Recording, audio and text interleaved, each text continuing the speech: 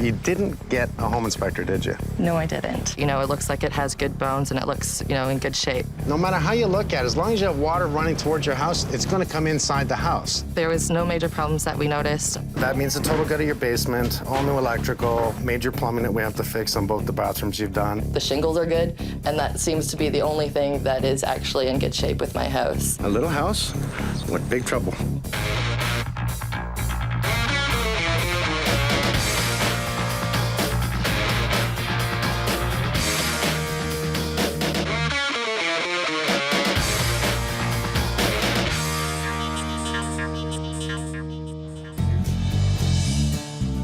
Jessica was looking for a small, affordable home in her old neighborhood. She put in an offer. It was refused. So she put in a second offer, a little more money, and she removed the home inspection. Not smart. You know, it didn't take long for things to go wrong. It started leaking from the chimney into the house, the driveway into the basement. I'm here to ask questions, get answers, and I'm here to do a Holmes inspection. And I'm gonna make it right. This house is a perfect first-time buyer house. I'm a single girl, so it has 2 bedrooms, which is perfect. There's 1 bathroom when I first moved in. I've recently put in a new bathroom downstairs. The basement rec room is a wide open space, so it gives me a lot of storage area. It was very clean inside. It seemed like it was taken care of meticulously. The yard was very big and barren. There was no gardens back here, so it was a sort of a fresh slate for me. I made the initial offer as soon as I saw it because I didn't want to miss out. I have a lot of handymen in my family, and they sort of gave it the once through and said that, you know, it looks like it has good bones and it looks, you know, in good shape. So that's basically why I didn't get a home inspection. Hi, Mike. How you doing? I'm good, how are you? Nice to meet you, too. So, you know what? This used to be my neighborhood. I used to live around here, so Oh, I know really? these houses very well. How long you been living here? Just under 2 years. Under 2 years. You like it? I love it. Issues? I love it. I do have issues. Tell me some of the things. I have water issues, kind of, with the basement foundation and the chimney. After I moved in, the first thing I did was paint the upstairs. That's when I noticed that the lath and plaster wall in the dining room had started to bubble. It's kind of damaging the walls inside a little bit. Is it? Yeah. Shortly thereafter, I removed the carpet that was downstairs because it was a little bit old, and in the back closet area, along the subfloor line against the foundation, there was some definite water damage marks. You got a couple of brothers, is that right? Yes, I do. Okay, and they've come and helped, and they've done a few things? Yeah, they Now, have. what have they done? They've patched up a bit of the drywall in the dining room that's been damaged from the chimney, and they've cut out some of the drywall downstairs where the water damage was from the foundation. Okay, so just to it's see the open problem. so I can see it. Yeah, yeah. We just cut out some of the subfloor and part of the drywall to see if we could identify the problem in the foundation or where the water was coming in from. About 3 weeks after that, I had mushrooms that started to grow in that back corner, and that really made me quite worried because mold obviously is a big issue, and it's something that I'm also allergic to, and I was starting to get worried about my health living in this house. Right away, I see your chimney. Why would someone cover this up? Was it leaking before? Possibly yes. Why did they cover up? That's probably because something was wrong with the area. Was it falling apart is the question. I see efflorescence building up right across here. Right. You gotta love this. Not only is efflorescence here, which means we have water wicking, it means we're also possibly touching electrical with the water area. Okay. Did you do anything about this downspout here? Yeah, that downspout was going right into the driveway. So when I first moved in and saw the problems downstairs in the basement, someone suggested that we just cut that off and fill her up. So that's what happened, and as you can see, it's kind of... But the problem is it's still cracked, and right. water's still gonna come down, and it's still Okay. gonna get in and bleed in. So I'm gonna assume you're still leaking. Yeah. These are all problems that a good home inspector could have pointed out. You didn't get a home inspector, did you? No, I didn't. Do you think you should have? I think I absolutely should have. I definitely do regret not getting a home inspection. I don't think that having one, if they had have found those problems that I have now, would have prevented me from buying this house, but at least it would have given me a bit more leverage to lower the price maybe, or get some compensation from the homeowners to fix those problems that there are now. The driveway is old. It looks like we have grass growing through it, which means they just wasn't laid good enough, obviously. Who built the shed here? My dad. Your dad? My dad, that's for my dirt bike and Your my dirt street bike? bike. Yeah. You're a dirt bike rider? Yeah, I am. And one of my biggest passions in life is dirt biking. I race them. My parents actually got me into it, so we have a good group of friends that go out biking almost every weekend. You still do it? Oh, yeah, I race too, yeah. You race? Yeah. I like you more. You're all right. Also, recently, I bought a street bike. You have a street bike? I do, a sport bike. A sport bike? Yeah. Man. Okay, we're gonna get along just fine. Perfect. Thank you. We have a leak here. That's where the chimney is? Yes. So I see bleeding on this side and bleeding, oh, heavy on this side. Yeah, so this is where the patch job was. I patched up the water damage that was in the dining room upstairs with some new drywall, and shortly thereafter, I noticed that it had just started to spread around that new drywall, so obviously the problem is still there. What we don't want to do is allow the crown molding, which is all plaster, to get too wet because it's almost irreparable. We're gonna have to take a look at that. It's a nice, small, comfortable home. How many bedrooms? 2? 2 bedrooms. Yeah. Okay. And you bought it with a finished basement, yes? Yes. Oh, Watch your noggin. Yes, I can tell that very much so. That was the thing about the old homes, is watch your noggin. All right. Do you do this? This is new. That's new. Somebody's done a subfloor, and I'm hoping it's underneath the wall, that if any moisture does come in, it's allowed to wick underneath the subfloor and find the drain. All right, here's our chimney. You have stuff in front here. Did we have evidence of water coming in on this wall right here, which I see? I'm seeing that fluorescence, right? Right. I'm seeing the bottom see that really nice and dark at the bottom of the wall there? Mm-hmm. So we see the rust right there, and that's coming from that plate. At one time, we had water coming down the chimney and sitting in the bottom, because that's your clean out, right? That was to clean out the chimney. Oh, okay. So why did they put a wall here? I don't know. Storage space? Well, not really. They wanted to close in around the furnace and the hot water, and unfortunately, they've closed in a window here, sorry. And I don't like that they've done that. We have all kinds of signs of moisture. You can see that the paint has flaked off the wall. Mm-hmm. So it shows, much like you said, that wall was really wet on the outside. That's bleeding through, and that's normal in an old home. It's when you close it in that it becomes abnormal. But all the signs here... This is where the mushrooms were. Well, you know what? It's not a surprise to me. You know, your basement floor is not thick. Somebody's put down an adhesive directly to the concrete and then put down a vinyl tile. Now, we're going to check to see if this vinyl tile, see whether or not it contains asbestos. I really hope that there's not asbestos in the tiles downstairs. I know how dangerous it can be, so hopefully it's just, you know, regular tiles or whatever, something that does not have asbestos. So we see the metal fittings, see how badly that's rusted out in the corner? It shows that a lot of the water has definitely come down in this corner and has bled underneath the floor. You know what, if anything, this has helped save it by putting in the subfloor. But we do have some definite inspections to do here. I'll finish this, I'll bring it back and tell you what I found. All right. And what I have to do to fix it. Then we'll go for a ride on your bike, is that the deal? Awesome. Okay. Thank you. Thank you. I like that. A dirt bike chick. Yes, of course. I love that.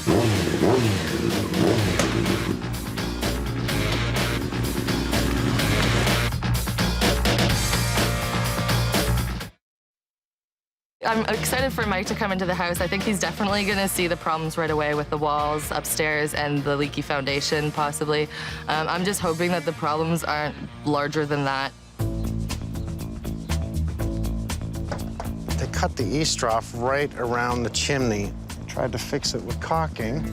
So it shows it's been bleeding like crazy from the eavesdrop back into the chimney. And you can see that the water's even got behind it, froze it, pushed it, and broke it off. It's actually cracked everywhere, even on the side here. No matter what, it's definitely wicking into the house. Jessica knew there was water coming into the basement. They opened up the wall in this area, and they showed. Well, they thought it was coming in from the bottom of the window. More than likely it was, because this was a divot within here, and then in rainwater, it's leaning towards the house, both at where the downspout was, in this area, and this corner right here. Of course the water's gonna come in and get into the basement. I'm definitely gonna have to pull up this driveway. You can see how much it's sunk everywhere. Even it was brought up to the concrete step before. That was not graded that way. This is the driveway dropping. You can see it's even dropped around the perimeter of the home, dropped in towards it, like the driveway used to be here. That's dropped an awful lot. It's dropped so much that it's running towards the home. No matter how you look at it, as long as you have water running towards your house, it's gonna come inside the house. Run it away, you don't have an issue. Same thing in the back here.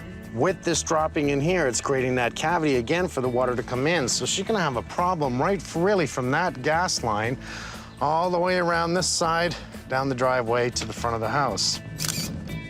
This is rather low. Let's see if she wants to take it off. There was no way this was done this way years ago. Again, the patio's dropped enough that they actually picked this up and put a piece of 4x4 under it, and it would appear they've gone right over top of a patio stone. And you know how I see that? It's either a patio stone or concrete. Here's the line here. As it follows across, comes back this way, and it looks like something was at the door before, and they just buttered right over it and then pounded it down. Okay. What caught my eye was the vent here. Normally, you don't vent underneath the porch if it's just exterior. It's going to be cold. It's not an issue. We would only vent it if it was a cold room. And do I get a funny feeling? If there's not a cold room downstairs, maybe they hid, they closed it in. Maybe there was. That tells me there was. It is a charming home. It's still in really good shape, other than where all that moisture has come in. As the moisture gets in here, it actually is absorbed in all that plaster and holds it so much it starts to flake and just fall apart. And that's when it gets really, really weak. But solve the problem on the outside, fix the inside in that order. Don't do the trailer before the horse. Unfortunately, there's 3 layers on this floor. Here's the original right there. That's the one that actually concerns me. It could be asbestos tile based on the year. Then somebody went over it with the peel and stick years ago. We can see what type of tile that was. It might even be a glue back. And somebody put down some wood and some peel and stick on top of that. If it's asbestos, get rid of it. Bring in the professionals to get rid of it, then put in a new floor. Spend all that money for a new floor, and in the long run, if it bleeds asbestos all over your house, that's not logical to me. Get rid of it.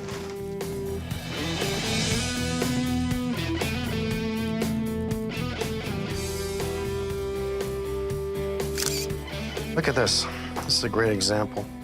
This is just bleeding dirty water right from the furnace into the sink. Now, if that's not a bad sign, here she was afraid of mold, and she has it right in her sink. All from a drip, drip, drip. I love they put the subfloor in. This subfloor, all throughout the house, is put underneath the walls. So the big problem is, if this continues to come in and just continues to wick up through the floor and it molds everything there, how do you pull the floor up without taking the walls down? That means getting the whole basement to solve a mold problem, all because we have water coming in from outside because the driveway's leaning into the house. Nice home. A couple of problems covered up. Could cost an awful lot of money to fix. Oh, we got some great insulation. Oh, no. Oh, no. This house has really opened up into problems.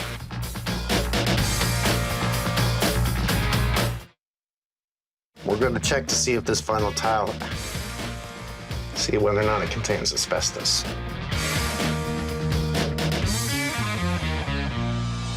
I love little bungalows. This shouldn't be too much of a hard job. There's a couple of possible problems that I'm worried about. Look at the scaffold set up. We're going to take the stone off the chimney today. Okay. So we have about 8 things wrong with the plumbing. Martin's already checked it. Right. We have a cracked clay pipe vertical on the breather on the outside. All the taps need to be replaced. Nothing shuts off, nothing does anything, and improper venting within the 2 bathrooms. Frank's guys were in, and there is nothing that's grounded on the first floor. Thank God it's a bungalow. We can easily do a retrofit of electrical in the house. You were talking new electrical?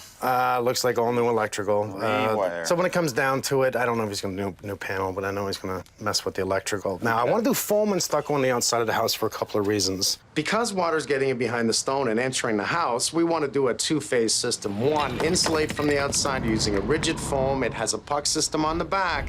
If moisture gets in behind it, it will travel down to the bottom and wick out. Okay, thanks. You know where to find me. Thanks.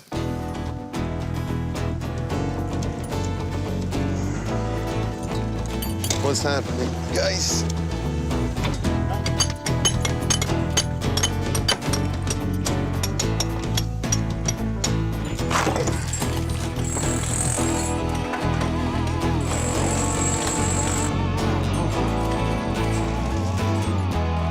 Basically, what happened here is we opened up a can of worms. We were originally going to take off just the stone facing, but after removing the stone facing, you could see that all the bricks deteriorated. Part with my hand. What we're going to do is we're going to knock it all down to the roof, rebuild it back up again. Is it clear? Yeah.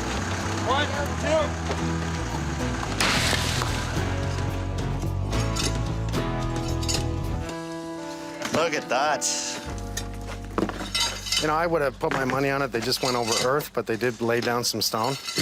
Yeah, you think that's what's under here, right? Well, you can tell. What are you hitting here? Is that concrete? Seems like it. It's concrete. It's not patio stone. Not the way to actually lay asphalt. And you can see that it's not working. I've got a big problem with this. Not only do we have issues over here by the window. Yeah. Look at this. Oh, that's a hole leading right inside the house, right? Yeah. That's where the hot air was coming out, melting the snow. Letting it leak into the house. That's sweet. We'll just put that back to keep the critters out. Oh, come on, go back in. There we go. It's just like a puzzle. Yeah. Yes. Okay, I have other issues, Damon. All the way around the house, we're gonna have grading. That means the air conditioner's gotta come out. Yeah. We're gonna have to just redig everything, and unfortunately, we're gonna be laying new sod. Yep. Unless you can pull this up and roll it, I doubt it. Let's do this in coordination with everything. It's gonna be done last. Let them do the foam and stucco, let them damage the house, but we do have to grade this. Everything must grade away from the house.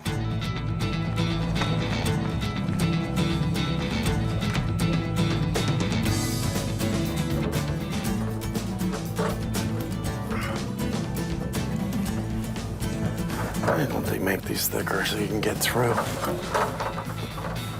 Oh, we got some great insulation. Had no breathability at all from the soffit, which is not a surprise to me. Okay. I love the old built homes, man. The structure's great. Here's the old plank boards that I always see. Fabulous, in great shape. Oh, no. We have vermiculite. Vermiculite looks like a kitty litter. It's kind of shiny. And what this means is, more than likely, 9 times out of 10, this is asbestos. This house has really opened up into problems. Way to go. Love it. I'm not touching anything else. Vermiculite's an attic insulation that was installed up into the 90s at some point. And there's one specific type of vermiculite from Libby, Montana that contains amphibole asbestos. What makes this different than most materials is that the asbestos isn't bound within it. It's kind of free as a contaminant. Normally it's bound within other products, but this, it floats freely within it. So when it's disturbed, it can create large airborne dust hazards from small amounts of disturbances. When you sample this, you have to get the fines off the bottom of the insulation. And it's often under fiberglass. Why does it drop down? Yeah, it tends to sift through. So when you sample it, you really need to get to the bottom to get the dust. And that's why you can see in here, there's a larger amount of dust within it. Right. So you took some samples of all the tiles. What'd you find? It contains asbestos. It contains asbestos. That was what I didn't want to hear. So it's not recommended that I go in and pull up the tile. That means guys in suits are going to do it? It's called low-risk work is what it is, or type 1 work. It's hard to make the tile friable and generate a lot of dust and crumble it into little pieces, so it doesn't generate a lot of airborne fiber. So the worker has the option to wear a suit and respirator when you remove it. Okay, now tell me I don't have a concern of asbestos in the plaster. That we'll sample and we'll make sure. Okay. Well, this is what I call a little house with big trouble.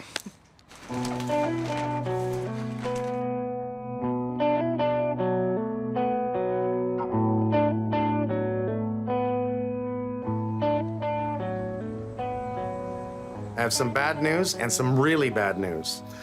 Remember I said about the tile? Yeah, That there was a possibility of? asbestos. It's confirmed. Oh, no.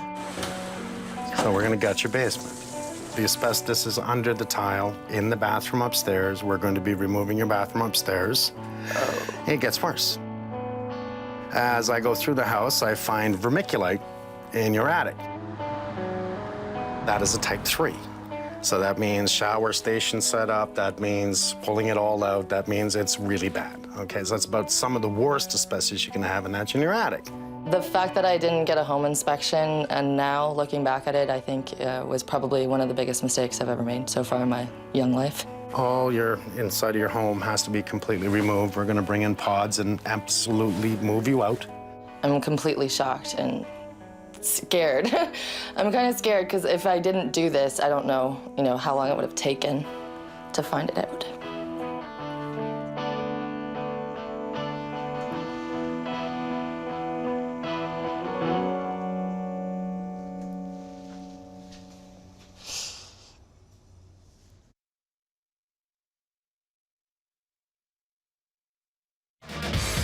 We're gonna gut your basement. We're going to be removing your bathroom upstairs. All new electrical, major plumbing that we have to fix on both the bathrooms you've done. Not to mention other points, all your shut-offs don't work, your taps all need to be replaced. Don't worry, we're gonna make this right. The biggest thing now that you have to do is get the hell out of the house. Okay. Well, you can see Alliance Environmental has ripped up the subfloor that was originally down here, and it's a good thing. You can see the asbestos tiles run throughout most of the downstairs basement here. So it's a type 1 removal, meaning that the asbestos is within the tile itself. It is not airborne. It's the safest kind. So what they're going to do is they're going to start peeling it up today. They have their negative air machine exhausting out all the air that's within here. When they start lifting this, the asbestos will become airborne, meaning they want to bring it through the filters of the negative air machine and exhausting it outside. They'll then bag it, get it right into a self-contained storage unit, and get it right to a safe location in a dump site.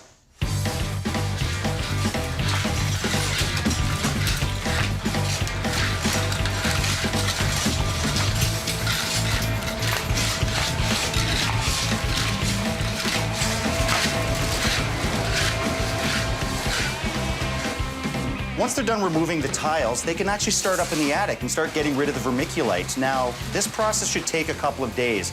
We have so much outside work to do, I'm not exactly worried about it. Before we can start the stucco, I have to get all the stone facing off the front of the house and finish up all the chimney repairs. Look at how wet that is. That is just saturated. Water was just soaking it, had nowhere to go.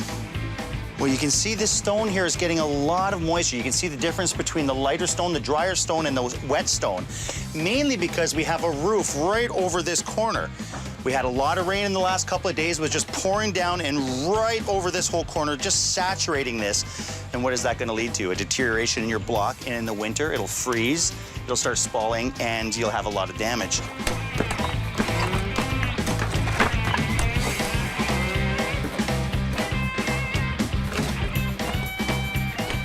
This chimney was fairly deteriorated. It looks like in part because they covered it up with some stone and the water got in behind and started to deteriorate the brick.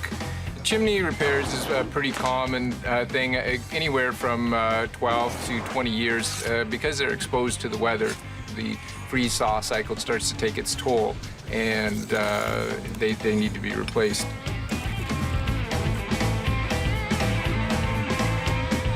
Basically what we have a big vacuum system, and what we do, we access the house from the outside of the roof. We cut a hole in it, then we put our vacuum line inside. We go into the attic, then we suck out all the old insulation in there, remove everything. Basically what the advantage is for us is that we don't have to go inside the house, track up the whole house with contamination, and everything's sucked out through the roof. And the whole process can be done in 3 to 4 hours compared to a guy up there with a shovel putting it into garbage bags, and it's taking 3 to 4 days.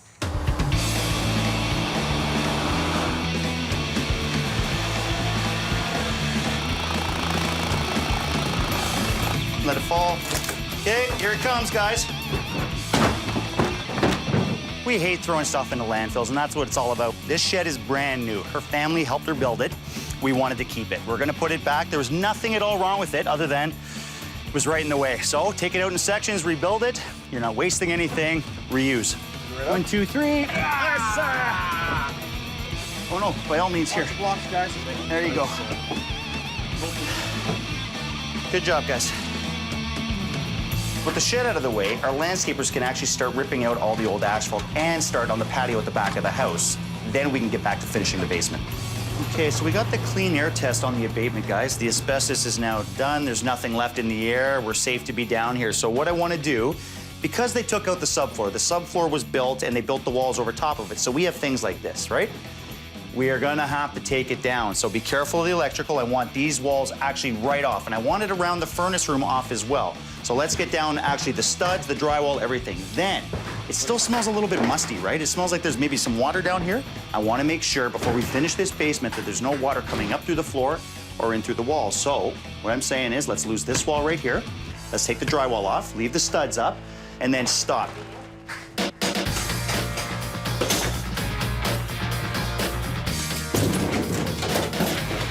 We have found a cold room that was hidden behind the drywall here. So Mike was 100% right on this, because usually when they vent them, that's exactly what's going on. And that also explains the smell down here. You can actually see the water stains all over the floor in here. Now, what was happening is the facing stone that was on that front porch was just holding the moisture in. The moisture had nowhere to go but in, actually, at this point. That's how much damage that stone was actually doing without them even realizing. Trying to perk up the front of the house didn't really work, did it?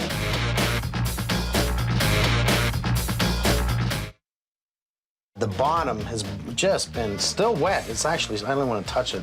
It's still wet across here, all because we have water coming in from outside because the driveway's leaning into the house.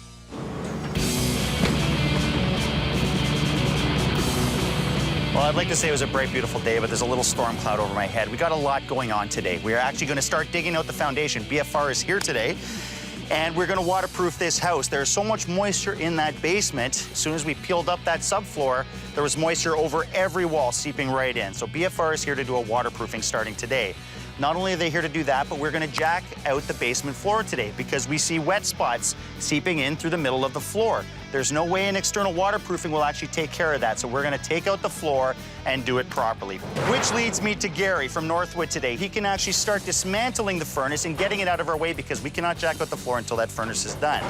Well, Solutions is here today. They are going to be causing a lot of damage. It's a full electrical rewire on the whole house, so they are going to start upstairs. They can't start downstairs because we're going to be jacking out the floor today. Last but not least, my guys are here today. We're going to rip out the rest of the basement. We're going to get the bathroom out. We're going to move the homeowner's furniture around the house. It's sort of like merry-go-round. We just got to move it where we're not working at the time and then move it again after.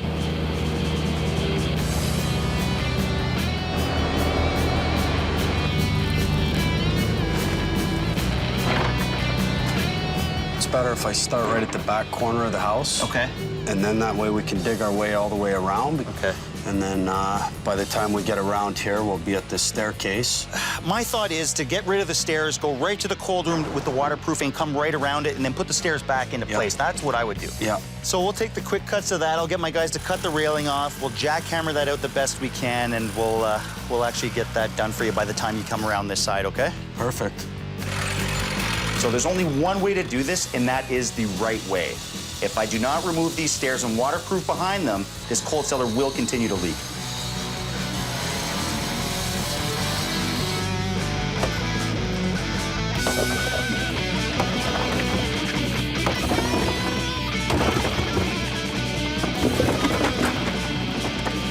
Come on, guys, clean up aisle 4.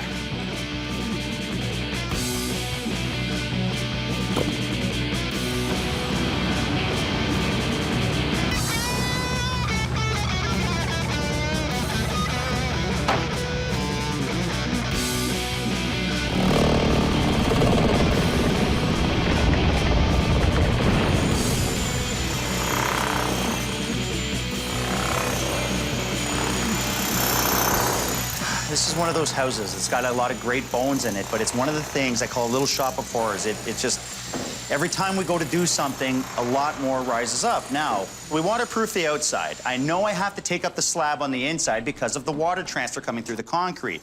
At that point, what do? We know the bathroom has not been vented properly. We know that there's other plumbing issues, so I wanted to take a look at the plumbing underground at that point. If we're gonna peel up a floor to make sure it's waterproof, don't we wanna make sure that the plumbing underneath is okay as well? Well, yes, we do. So we've made now the call to actually start fixing the plumbing.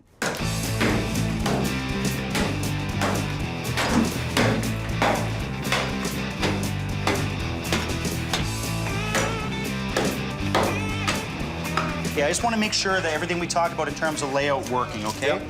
Okay, so this is my furnace room here, and I can see you're setting up for a drain right here. Yeah, this is going to be obviously the mechanical room, so we'll have the furnace. There'll be a condensation line for the humidifier, as well as the actual furnace unit, so the floor drain is almost mandatory here. And then that will be reconnected to the main sanitary line. Right, because this is basically our main coming right through the house. Yes. Now, the bathroom, I wanted to keep it somewhat of the same layout here, Martin. Yep. So I want the door over here. Basically, that's my laundry room still. I'm gonna close it off there, and my bathroom's gonna come here. Almost the same layout in terms of where the walls are going, but the bathroom is growing by almost a foot on each side. I don't see any issues here, and it's going to be a smooth sailing.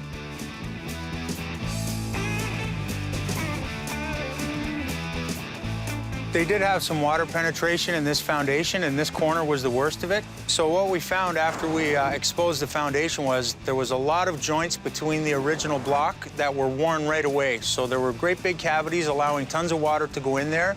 The original foundation coating has been on this house for about 50 years, definitely past its life expectancy, so it's wearing away. So what we did was we filled those cavities up with hydraulic cement first, and then we moved forward with the waterproofing compound. We finished the excavation and we left the original weeping tile in place. So you can see how the old system is. They're just clay tiles that sit right beside each other. And the reason they call it weeping tile is as water goes in where the opening is, it's supposed to weep out the bottom of that same opening as it travels towards its final destination. It's not necessarily the best system. It's all that was available at that time. It worked in that time, but as you can see, I totally agree that this is actually shifted. Every time you have a shift in soil or any kind of movement at all, they just disconnect. That's another drawback of the old system is slowly sediment falls through these cracks as well as water. Roots, everything. Exactly. So what happens is that pipe fills up, it doesn't run at capacity anymore, and here we are with a leaky basement. We're gonna take out this system, we're gonna install a new 4-inch PVC system, perforate it all the way around, and we're gonna envelope the system in a gravel bed and a filter cloth so no sediment will affect the new system.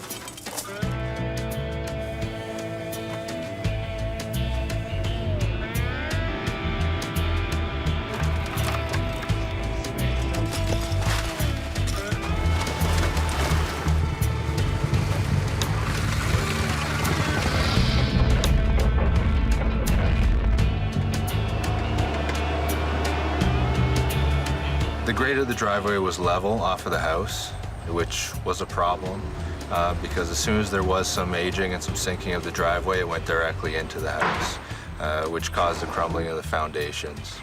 And now it's just gone too far for a quick repair. Now what we need to do is to do a 20-inch excavation for the driveway, get rid of all that material and start packing fresh, bring it up to our new grade. And that's it.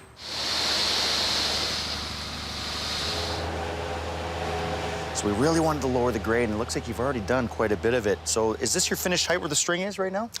String height's going to be finished height of interlock. And we have at least, what, 5 inches off of our sills and our curb for the door? Yes. Which is great. I'd prefer 6, but it's fine. 5 will work just fine. I mean, they had nothing before. I mean, the dirt was almost right up to the sill. So that's going to work out great. Getting the water off of this back area, getting away from that corner. I mean, we're waterproof now. There's no chance of water getting in, but still, want to slope it away from the house. Get the water away from it, right? Yeah, we got a 1-inch slope coming away from the house. Which is and fine. over 8 feet. It's great.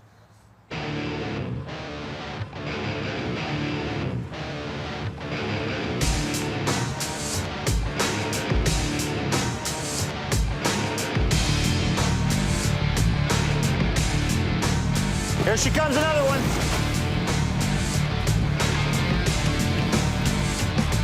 Okay, guys, let's get this rolled out real quick. We got concrete here in half an hour.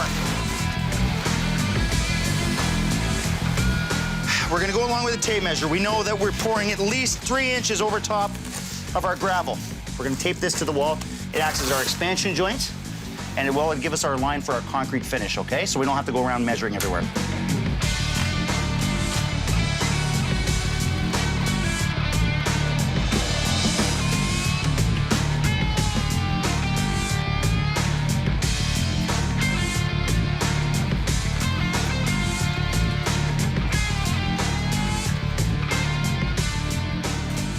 What a fantastic product. I mean, 15 minutes to lay our insole tarp, another 15 minutes to pour a perfectly level floor with a perfect finish. There's no fuss, no muss. You're not here till 2 o'clock in the morning working on it.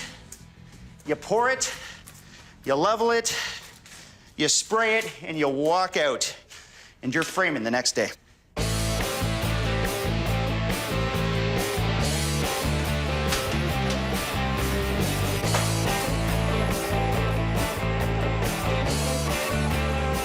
Okay, so we gotta finish off the framing ASAP today, guys. We have to get all the interior framing done. Frank is coming in at 1 o'clock, and I need everything up, okay? We have spray foam coming Friday.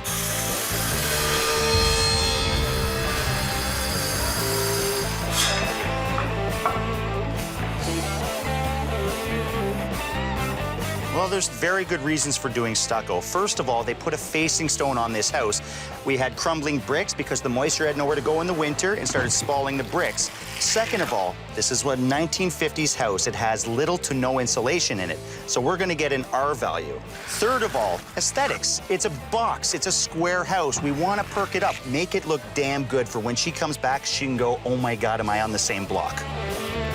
We're applying an air moisture barrier throughout the house to prevent moisture from absorbing into the brick if moisture does trickle its way in. Then we are going to clad the house with styrofoam, the puck system, which has a cavity in behind, so if water moisture does get in, it's gonna trickle through the cavity. Then we're gonna rasp the walls. Then we're gonna base coat, embed fiberglass mesh onto the styrofoam.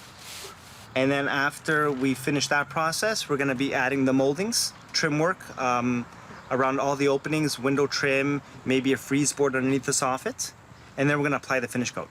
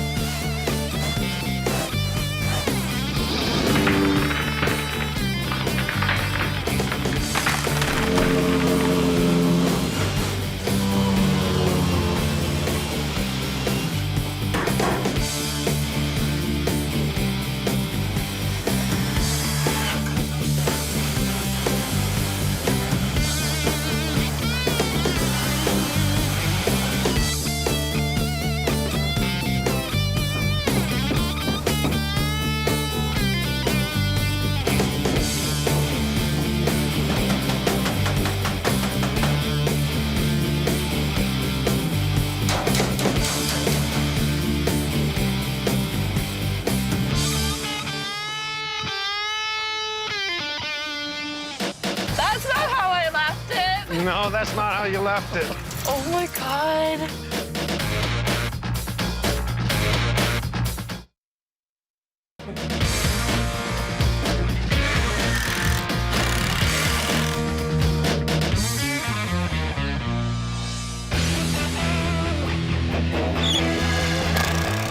Tell me when you're perfect, okay? It's gotta be perfect. Well, only a few days left, and of course, it's raining outside, but rain or shine, we're getting that porch done today. York Aluminum coming today. They're putting on the storm doors on the outside, both ends of the house, getting the outside finished today, which is very nice. Also, carpet's coming in today, finishing off the carpet, getting the basement completed. We have Craig Lowe painting the upstairs, finishing upstairs, working his way down. We have Suburban Glass putting in our shower today. We have the plumbers putting in all the final fixtures into the bathroom. Heavy, heavy day.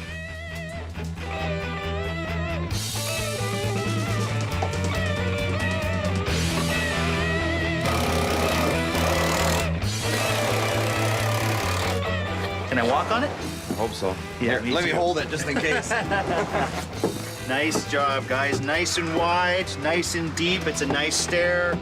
She's carrying food, groceries, whatever. Nice job.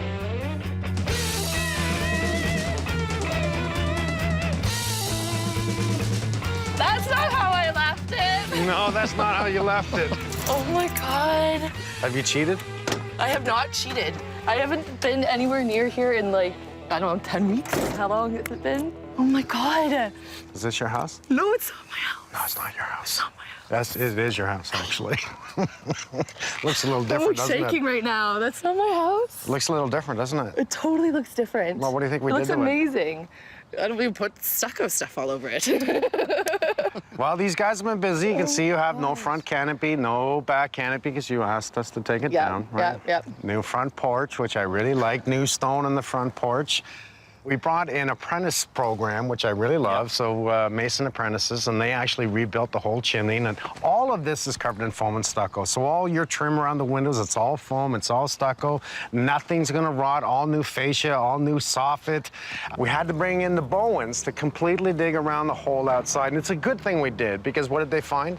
Well, they found where your downspout was going right beside your chimney. It was going into the underground clay. Remember? It was bringing to your weepers, but your weeper disconnected at the chimney and was disconnected to this corner as well. So all that water that was carried off this side of the roof into your downspouts was going right to this corner, and that's why you had mushrooms and Right. But it was the weeping tile that was broken. Weeping tile was broken, yeah. I love your back fence. You like your fence? It's gorgeous. Come on in. Yeah. Even looks good back here, right? Oh my God. I got a patio. That's awesome. You got it. We're gonna party on the patio. You recognize that? That's my laundry sink. That's your laundry sink. That is awesome. You like that? That is so awesome. I really love that. If you notice, we moved your shed back. The idea was to give you the patio, move the shed back where it should be, because you just didn't have the room here, right? Yeah. We didn't like what we were doing. Was like we fought over this, and I said, let's put it back behind the tree. Okay. Truth is, you open your doors, you open the 2 doors here, you bring your bike through, and you put it in. Yeah, for sure. When I left the house, I was, you know, I felt kind of okay because I knew it was in good hands. I think that the work I expected to go on was not. Like, it was probably 5%, not even, of what they've actually done in this house. I don't know if we finished the basement or not. Did we finish the I basement? left it kind of rough. You'll have to see it. See if you like it. Well, I gotta leave you something. Yeah, that's fine. All right, let's I go think you're inside. lying. You ready? We'll see. Yeah, I'm ready, I think. Let's go. I think. I have stairs that are carpeted. Oh my God. Brand new stairs. Oh my God. Oh my God. Oh my God. That looks pretty good, doesn't it? There's rooms down here now. That is amazing. And the ceiling, it's not drop ceiling anymore. No, it's all new electrical. Amazing little halogen lights and stuff. This whole floor was pulled up. What do you mean, like? Not just the floor. to dirt. Because after asbestos removal and all the tile, and we had to pull the tile in your bathroom upstairs, so you got a new floor in your bathroom upstairs. We pulled up all the concrete and had to do all new plumbing from front to back, all on the floor. Oh my gosh. So you really got all new plumbing throughout the house. Let's see. All new ductwork throughout the house, because the ductwork contained asbestos as well. Oh, really? Yes. What's that door? I don't know, more storage or something, or... It's a cold room. I had one? Yeah, you did. Oh, really? Yeah. The surprise of the cold room was amazing. I definitely didn't know that. I know that Mike was looking for it because he did punch a hole in my wall, but the fact that it's there now, I'm definitely gonna get good use out of it. You wanna see your bathroom? I really do, yeah. Take a look. What? Oh my gosh. That is pimpin'. This is amazing. Oh, this is a great shower. The whole system, I love the whole system. When we do something, we like to do it right the first time. And not only does it look good, but it functions very well. Proper venting, everything, proper drain, proper slope, proper kits that we use. I am amazed at the amount of work that's gone on in the house. Like, it's everything from the landscaping outside, all new sod around, like new storm doors, new electrical, new everything. Like, I couldn't even keep track of all of the new stuff that I have in this house. It's pretty much brand new again. And I'm just, like, speechless. I cannot believe it. Thank you. Amazing. Thank you, Enjoy David. it. No worries. I can't wait to get all my stuff back in here. Oh, look at this! Nice! My stepdad helped me out No with it. way! It's 3/4 inch aluminum. Look at that! That is cool. I can't wait to enjoy my little home, and I will for many years to come. I am so grateful for all you have done. Thank you for making it right. Thank you so much. Thank you, thank you, thank you. That is awesome.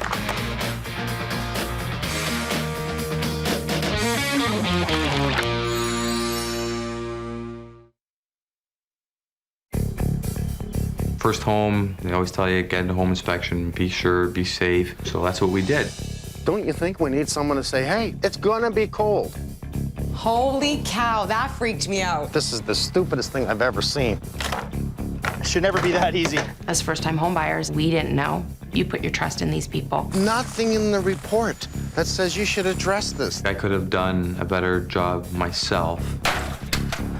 All right, let's take it down.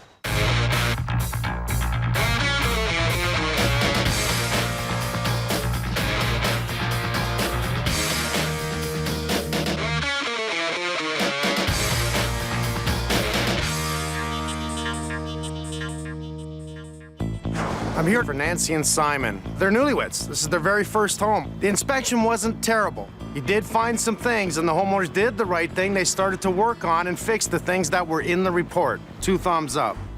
However, things started to go wrong. Things just weren't quite right. Why am I here? I'm here to ask questions, get answers. I'm here to do a Holmes inspection, and I'm gonna make it right.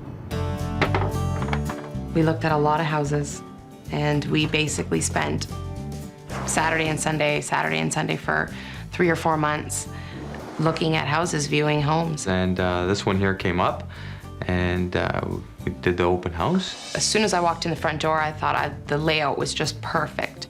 The windows were open and all the light was coming in, and then I kept walking and I saw the large backyard and the deck that was out there, and I thought, okay, this is great. As long as she was happy, I was happy. First home, they always tell you, get into home inspection, be sure, be safe. So that's what we did.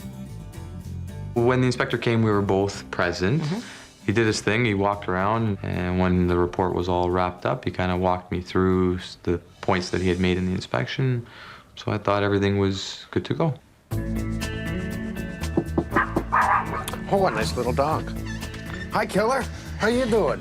Okay, you must be Simon. Nice to meet you. And you must be Nancy. Hi, nice I'm to Mike. meet Nice you. to meet you. I think being the first home that you go and buy, it makes it a little difficult because you don't know exactly what to look for, right? But once you settle into the home, you start to realize, well, how come this is the way it is, and is this correct or is it not? Right. And then you actually start to realize, well, how come the inspector, when we bought this house, never made a point of putting that in front of us? I think that he should have been able to find these problems that are now come up. He clearly missed them. So this is the great deck that we have that we actually didn't set foot on until we were kind of settled in. And as you can see, if you were to have a glass on there, you'd end up rolling down with it. Yeah. Oh, there wasn't much about that in the report. There was actually nothing in the report. That's what I'm talking about. The whole thing is dropped. I mean, look how drunk this thing is. It's right down. You can see it right on the rails compared to the fence, and the fence is running down. Yeah. But whoever built this, all they did was dug a hole, put a vertical 4x4 in the ground, no concrete, no nothing, and just over time it's gonna sink down because nothing's holding those posts. This is sunk so low that this 3rd step is in the ground. This used to be up high enough that there was a riser just like this here. That's how far it sunk down. They built on the back side of this, added another 2x2 with the clamp on the wall to help hold it. This at one time, here was the end that touched the brick. That's how far, just in this short span, okay, that's only 3 feet, that has moved out. That means it's moved out a lot to have a difference of about 2.5 inches. And the drop is at least 8 inches. Man, that is just a crappy deck, isn't it? Now it's a sound wall. I guess you know that, eh? Yes, indeed. That product is supposed to help with sound suppression. And it actually does. We're in the backyard, and the rain's coming down. We noticed that a lot of the dirt that is up on this hill keeps sliding down. Eventually, the lost soil coming down and that big wall we have in the backyard could come down. There is issues. What do we see wrong with the concrete? Anytime you're gonna have that concrete do this at the top, the frost will grab it, lift the posts out of the ground, and damage it big time. I think the only reason it hasn't moved is because it's deep enough. So this could become a big issue. We can easily fix it by chipping that away and stop that cove from coming up. And if anything, I want to see it coved at the bottom. Right, so it can't lift it up. It is beautiful. There's things that we can do. Let me see how I can stop that washing back in. This is actually where, on the interior of the house, where we have the crack showing. And you're leaking? And we are showing water. Yes. Yes. The first bell that went off was I found water in the basement at the area where the inspector had told me the foundation was repaired. And that was the first trigger point to say, well, this is huge. This is something that would have made or break the deal at the time of buying the house if I had known that this is going to be a fault today. Cracks don't bother me. It's whether or not, you know, they're Water leaking. penetrates. Okay, so what do we see? I see some sort of rubber system Somebody's that tried to repair it. That's Yeah. right. They just did a simple roof patch repair, and that's not going to work. So we have a foundation problem. How many times do I got to see this? Now we have a drip line. What's this drip line? It's not connected on the inside of the house either. That's a drip line. Maybe they ran something. I'm thinking of the old homeowner. Maybe they ran something, a water hose. But we do have a problem with the plumbing. We can even see the oxidization, the green on the copper. And that's simply because there's a break inside the wall from freezing, and there's a hole in the pipe. You know, we have better taps on the market. I'm going to make sure we put in a new one. They won't freeze. I see you've done some things, eh? I've done my best. What'd you do in the kitchen?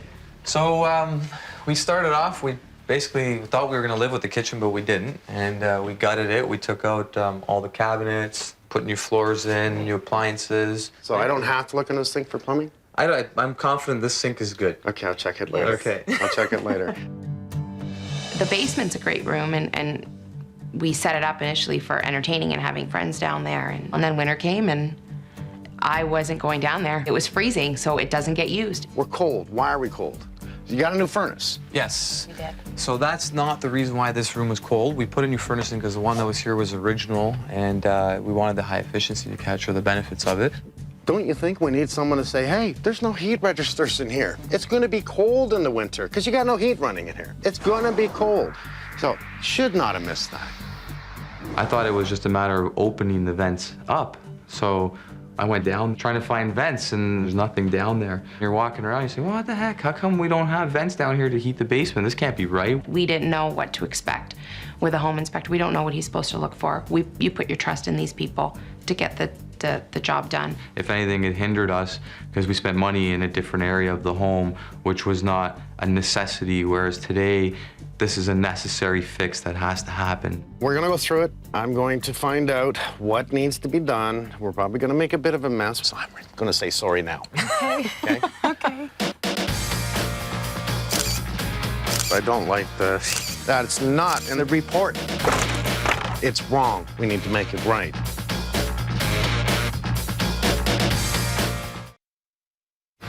Man, that is just a crappy deck, isn't it? If the inspection would have cost me triple the amount of money to be 100% certain that he is going to find issues that exist in the home, I would have paid it. Kind of drives me insane. This home inspector has missed so many things.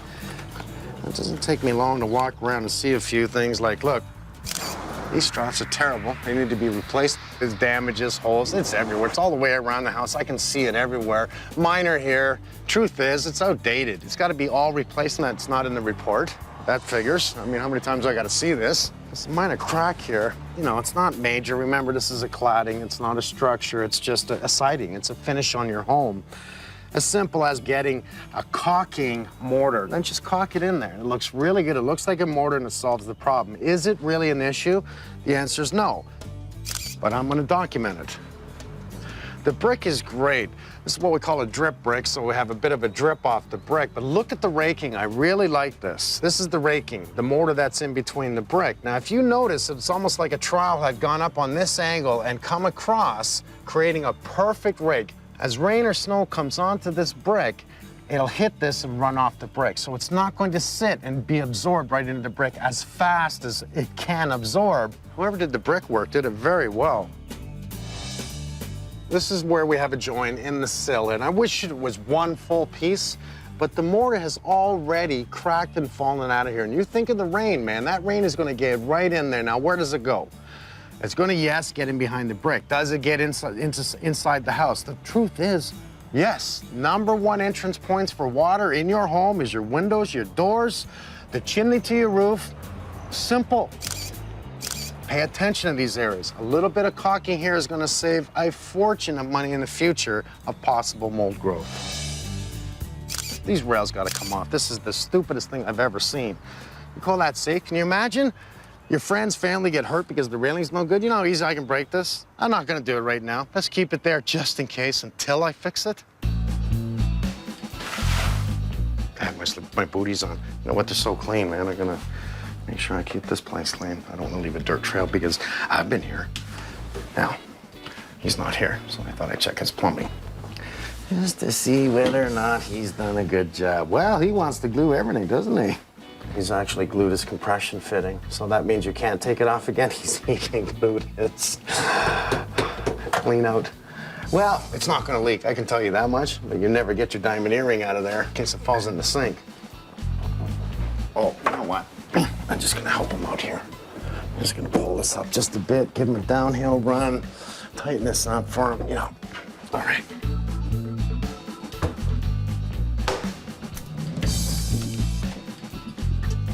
The little things that he did. This is a no-no, you know, I think he knows, and the truth is he said to me, he says, I didn't want to spend more money and buy a GFI, I bought a cheaper outlet. I go, because you tried to save money? Your hands are in the sink, you're near a plug, so, you know, if you want to save money that bad, it could kill you. Honestly, why risk it? You know, for any electrical or plumbing work, make sure you bring in a pro, get a permit, and do it right the first time. I just want to see your work there, pal. He likes glue. That's an awful lot of glue. I didn't chintz out on that. And we have all kinds of signs of the water coming in. Somebody has also done an interior purge on the inside, trying to solve it from the inside. Here's our crack that we saw outside, and that crack goes right down to the bottom, right to here. This is a minor crack, it's very thin. What I care about is if it's leaking through the crack. And it's leaking. So what does that mean? It means we gotta dig down to the footing. This is where we get into the nitty-gritty stuff. Okay. Definite signs of water. We definitely have mold on it, but this has been leaking for a while. So that means the foundation right there is dripping across the floor. And where's that drain that somebody's closed off? I'll find it. And I'll fix it.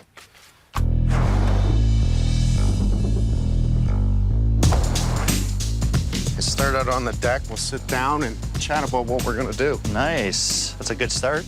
Yeah, you'll see. Take a look at this. Oh, I can see it from here. Oh, man. Little sinking, eh? Yeah. Look at the rails here. Oh, my God. Let me guess. No concrete on the posts? Do you believe this? Nothing in the report that says you should address this. This is an issue. Did he talk about this at all, the deck? No. Nothing about the deck? No, nothing about the deck. What looks like it's missing? What looks like it's missing? Ah, there's no heat. They move in and they say they're freezing in the winter. No registers. Not in the report. Not in the report. There's no drain in the floor. And what really drives me insane is well, let's step into the room here, I'll show you. Is there or is it buried, Mike? Well, I think it's buried. On the other side of the furnace is a little pump. Yeah. So that there's no drain. The furnace guys are gonna bring the pump and they're gonna run it through and they actually tied it into the bar sink. Okay, here's what the furnace guys did. That's the line that I saw. The pump's right there. I don't know, 2 feet away from my flashlight. So they make the pump into, this is a standard tailpiece that's for under a sink that you can put your dishwasher into. Now, I'm not saying that this doesn't work. What I am saying, this isn't really the way you should do this. If this sink ever backs up, that water will find its way back to the condensate pump and it will actually flood in the basement, just like the walls flooding, and these are things we're trying to stop. We're gonna get rid of the pump, run an underground condensate line directly to the floor drain. Let's protect the booze, take this, all that, put it in my truck. Okay. I know, I gotta get rid of some of this stuff. We're never gonna work.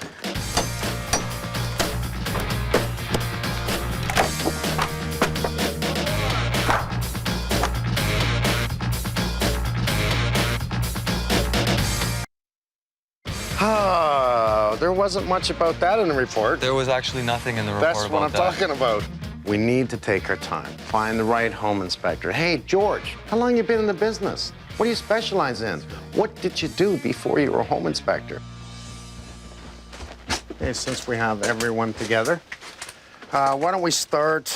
Mike, Sherry, you can be downstairs with me. We'll pull out the tiles. You guys step outside, start clearing the deck, actually start taking apart, see what you can find. And Sure. there's enough of us here. Let's just go at her. Guys, ready? Let's go. Sherry, just sit. Unless you're on a ladder, we'll get these, okay? Dad made me tall specifically for these kind of jobs. Yes.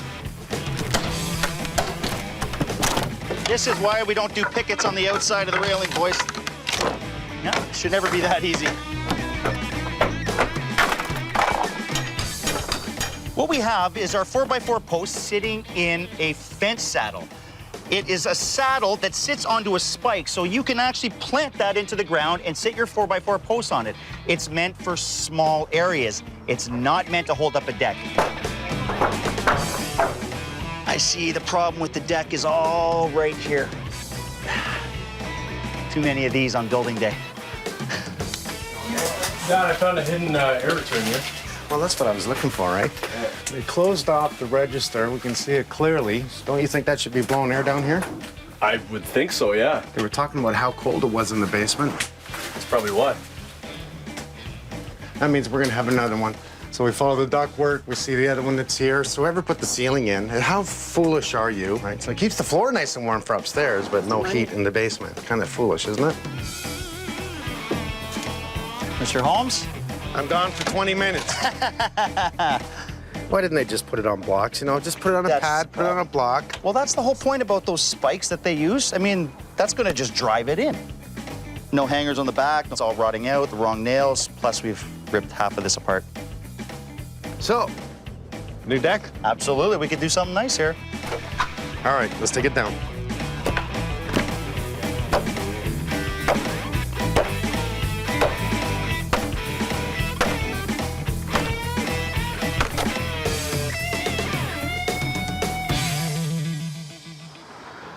Tail Lori, thank you so much for coming. Now, I want you here more than anything is how can we dress this up? How can we create water retention? You can see that area right there. We have a lot of bleed through. So what do you think? I mean, I like the stone. Do you want to build a pressure-treated retaining wall system and tier it to help retain it?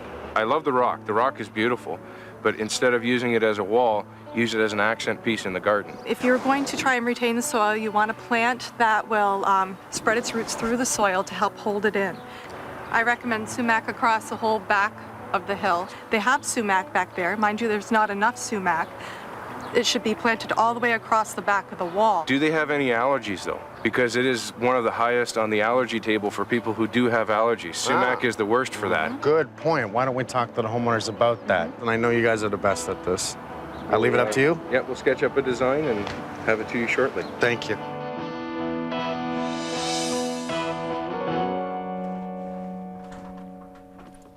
There's not enough insulation. And he should have got that right away. This caught me here. A little bit of mold we have on the board here. We've had condensation build up. You can see just little marks like this right here. Here's probably the issue.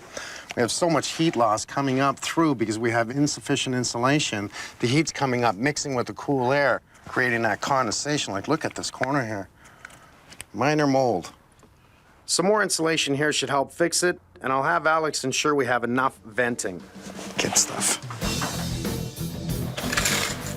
Yvonne or Sherry, can you start peeling that back as I go?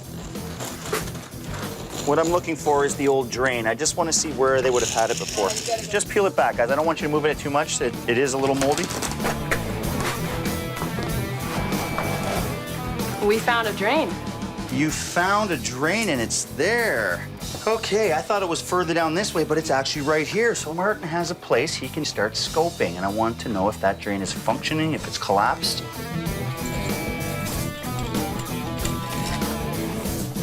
It actually has a primer line in it, and it's still got water in it, which is great. This is a functioning floor drain. It makes no sense to do another one, so let's just... Looks in a good shape, as the video camera indicated. Good news, buddy. All right. I'm happy.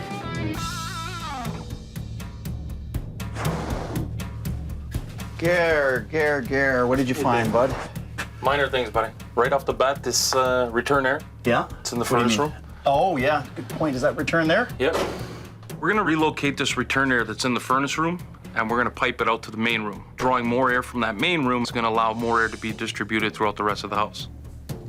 I got that. A couple runs inside the basement room here. Right, we just want to bring them down to ceiling height because we're going to keep the same height there, Gare. Okay.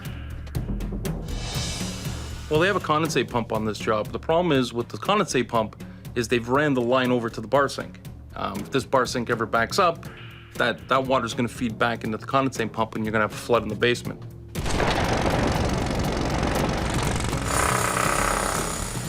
We're going to disconnect our condensate line that's running to our bar sink, and we're going to install a new 3/4 inch pipe and run it into our floor drain.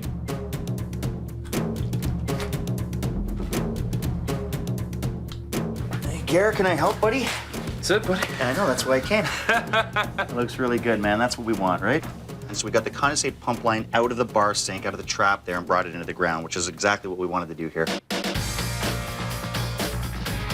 I have a challenge for you. I want you to design this. I want you to draw it out. Yep. Don't just do a rectangular landscaping deck. Simple, spectacular. Okay, I like a challenge.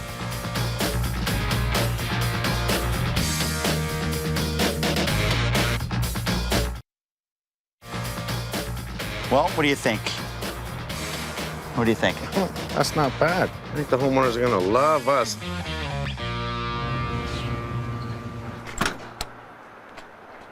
There's definitely water coming into the basement. You know, it kind of looks like somebody's tried to fix it already.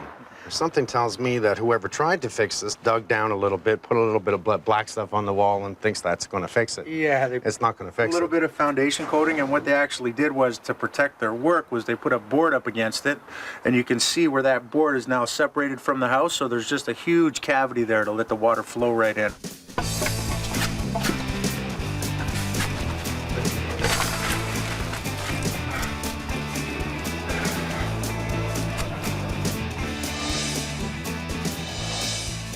Well, what they've tried to do here is they've just coated the inside of this crack with a light masonry coating that will never stop water penetration.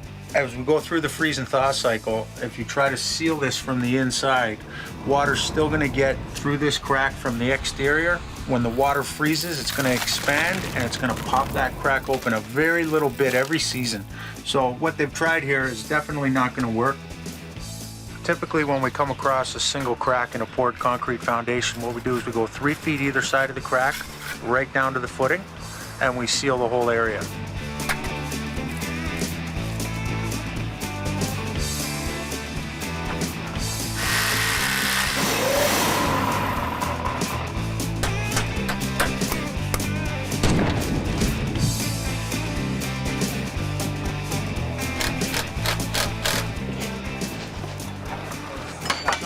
Okay, that's out on this side, just the bottom now. Reason we're taking out this part of the fence, a lot of it was built improperly. We had a gate that was improperly built. We had a fence that was falling apart. The posts aren't even concreted in. That's the main reason we're taking it out. The second reason being we need to get machines in here to do the amount of work that we have to do. We're now doing a landscaping deck. Can't do a lot of that without a machine. It's got to come out.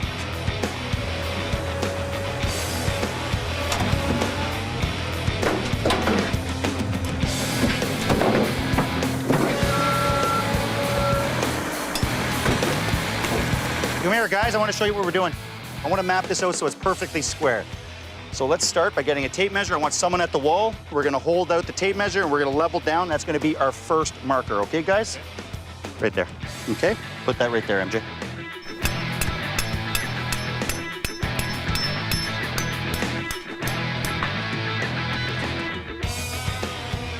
Right about there. Let's just string this right down here, guys, and then we'll work on the other section after that. We want to get our first straight line, okay?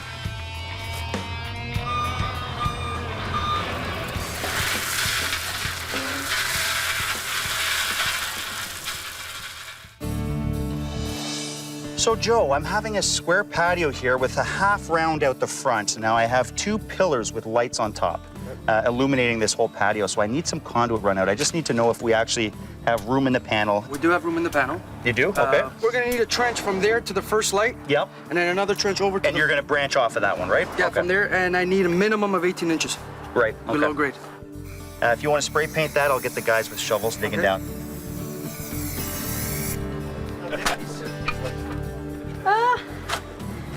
pretty heavy. Jeez. I don't really like digging it out. We'll break another one and take a shovel.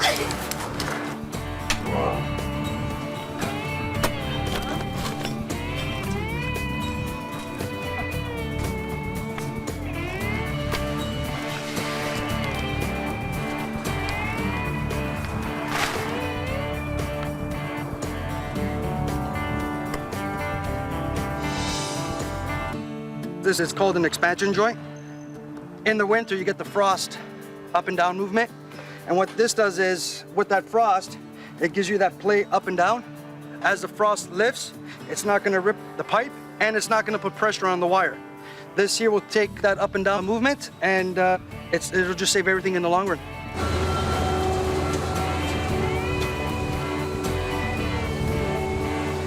Now that Joey's finished burying the electrical, we can actually start on this deck. Now, Teo is laying down a geotextile fabric that will act as a barrier between the ground and the crusher run.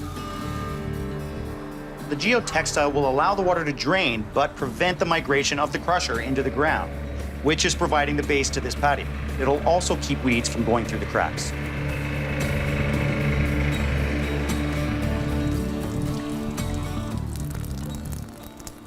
Steven, so this is our issue. This is the first thing Mike and I both noticed was the rust on the trough, and I know that's got to be replaced right away, including some downspouts, but was there any other issues on the house? The rest of it looks fairly good. It's not that old of a house. Yeah. It looks like it's been, fairly well maintained. Really, all we have to do is replace the eaves troughs with some new aluminum. That's good news. It's just trough and downspout at this point.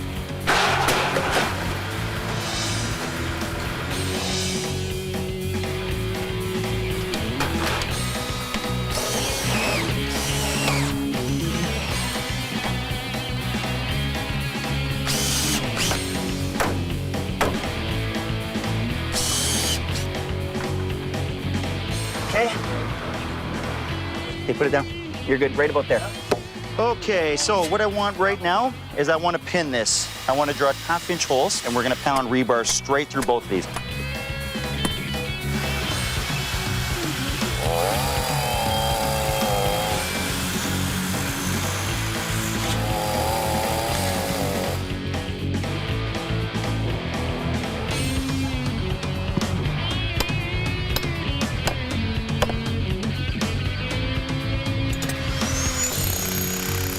Well, right now we're getting into the corners, and to tie the corners all in, we bring them back farther into the ground, drive them back, and we're going to rebar those in place, which is going to also help the wall from pushing forward against with the weight of the soil. Sherry, this is a 2-man. Okay, we've already measured. This is our first hole right here.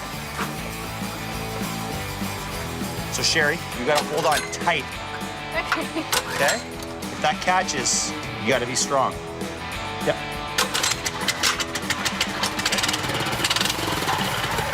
All you're doing is holding it, Sherry.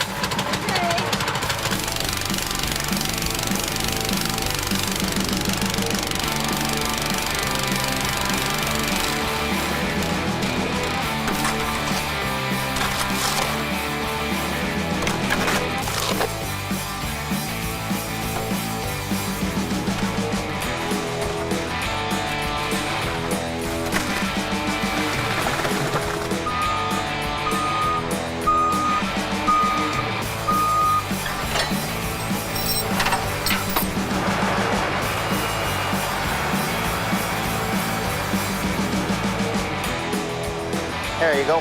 Nice, look at that. Done that a few times?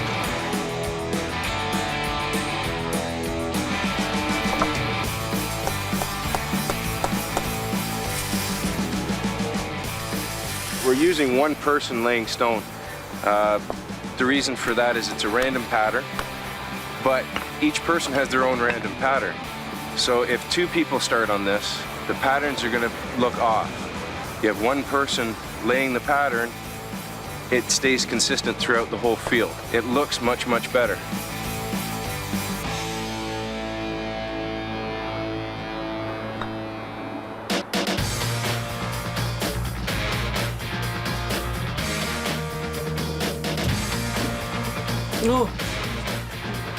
You You can see it's turned into a little bit of a bomb shelter out there. Just don't, like, step out here right now. Yeah, of course. Holy cow, that freaked me out.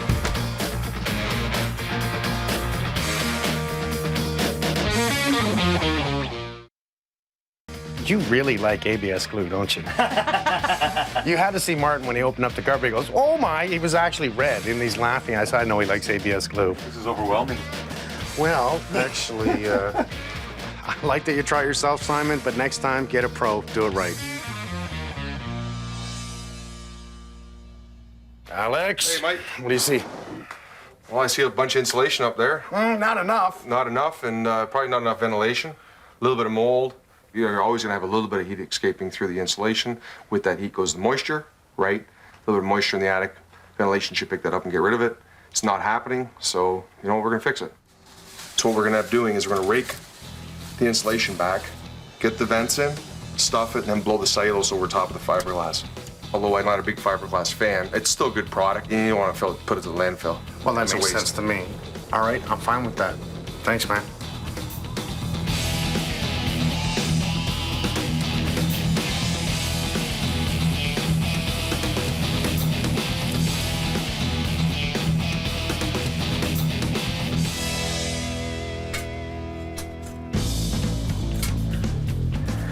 Garbage.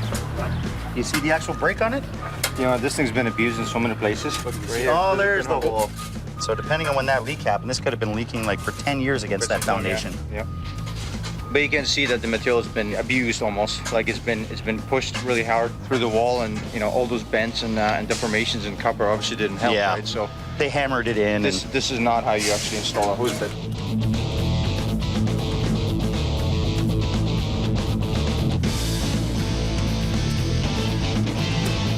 Typically, we put either 3-inch, 4-inch, or 6-inch drainage tile behind a retaining wall. Then we put gravel. And we're trucking all that gravel in, as well as putting textile over it again. So now we have it in one system. It's 100% recycled material. When buried, it will withstand light traffic, right? So you can drive over it. And you put this in, no gravel, no geotextile, no nothing. Well, it just takes some of the labor out of the labor-intensive job. And this will last a long, long time.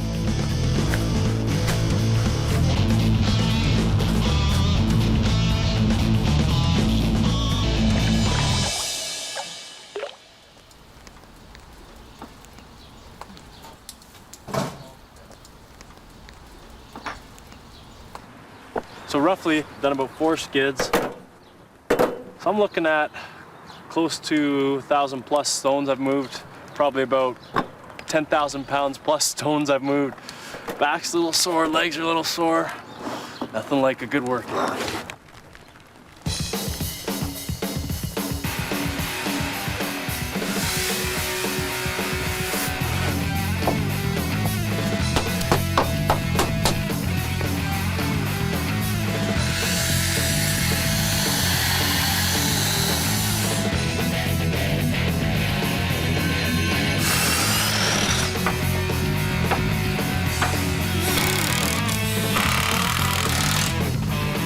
Guys, help me lift this rock. I gotta get it out of the way. I gotta till this area here. Let's just try. If we can't do it, we can't do it. Oh yeah! There we go. That's it. You got it? Yeah! Whew. One more. They will not beat us. 1, 2, 3, guys, go!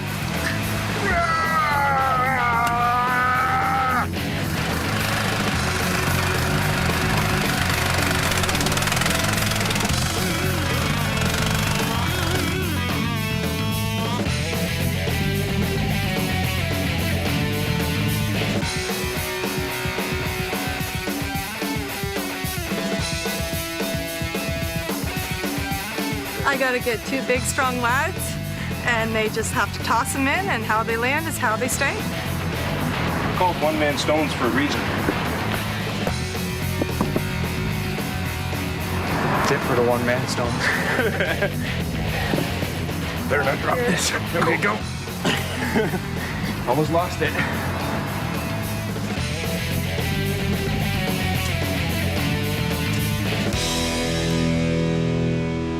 These are Japanese dappled willows, and they'll fill in really nice and create a nice big bush right here and look as if it's one huge bush eventually.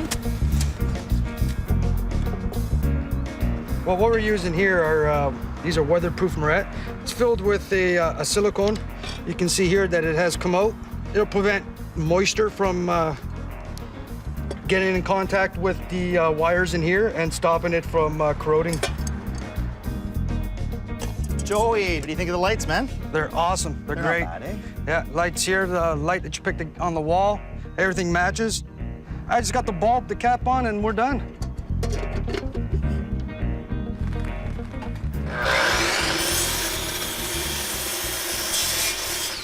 Now that we're almost done the exterior, we have to get started on the finishing touches in the basement.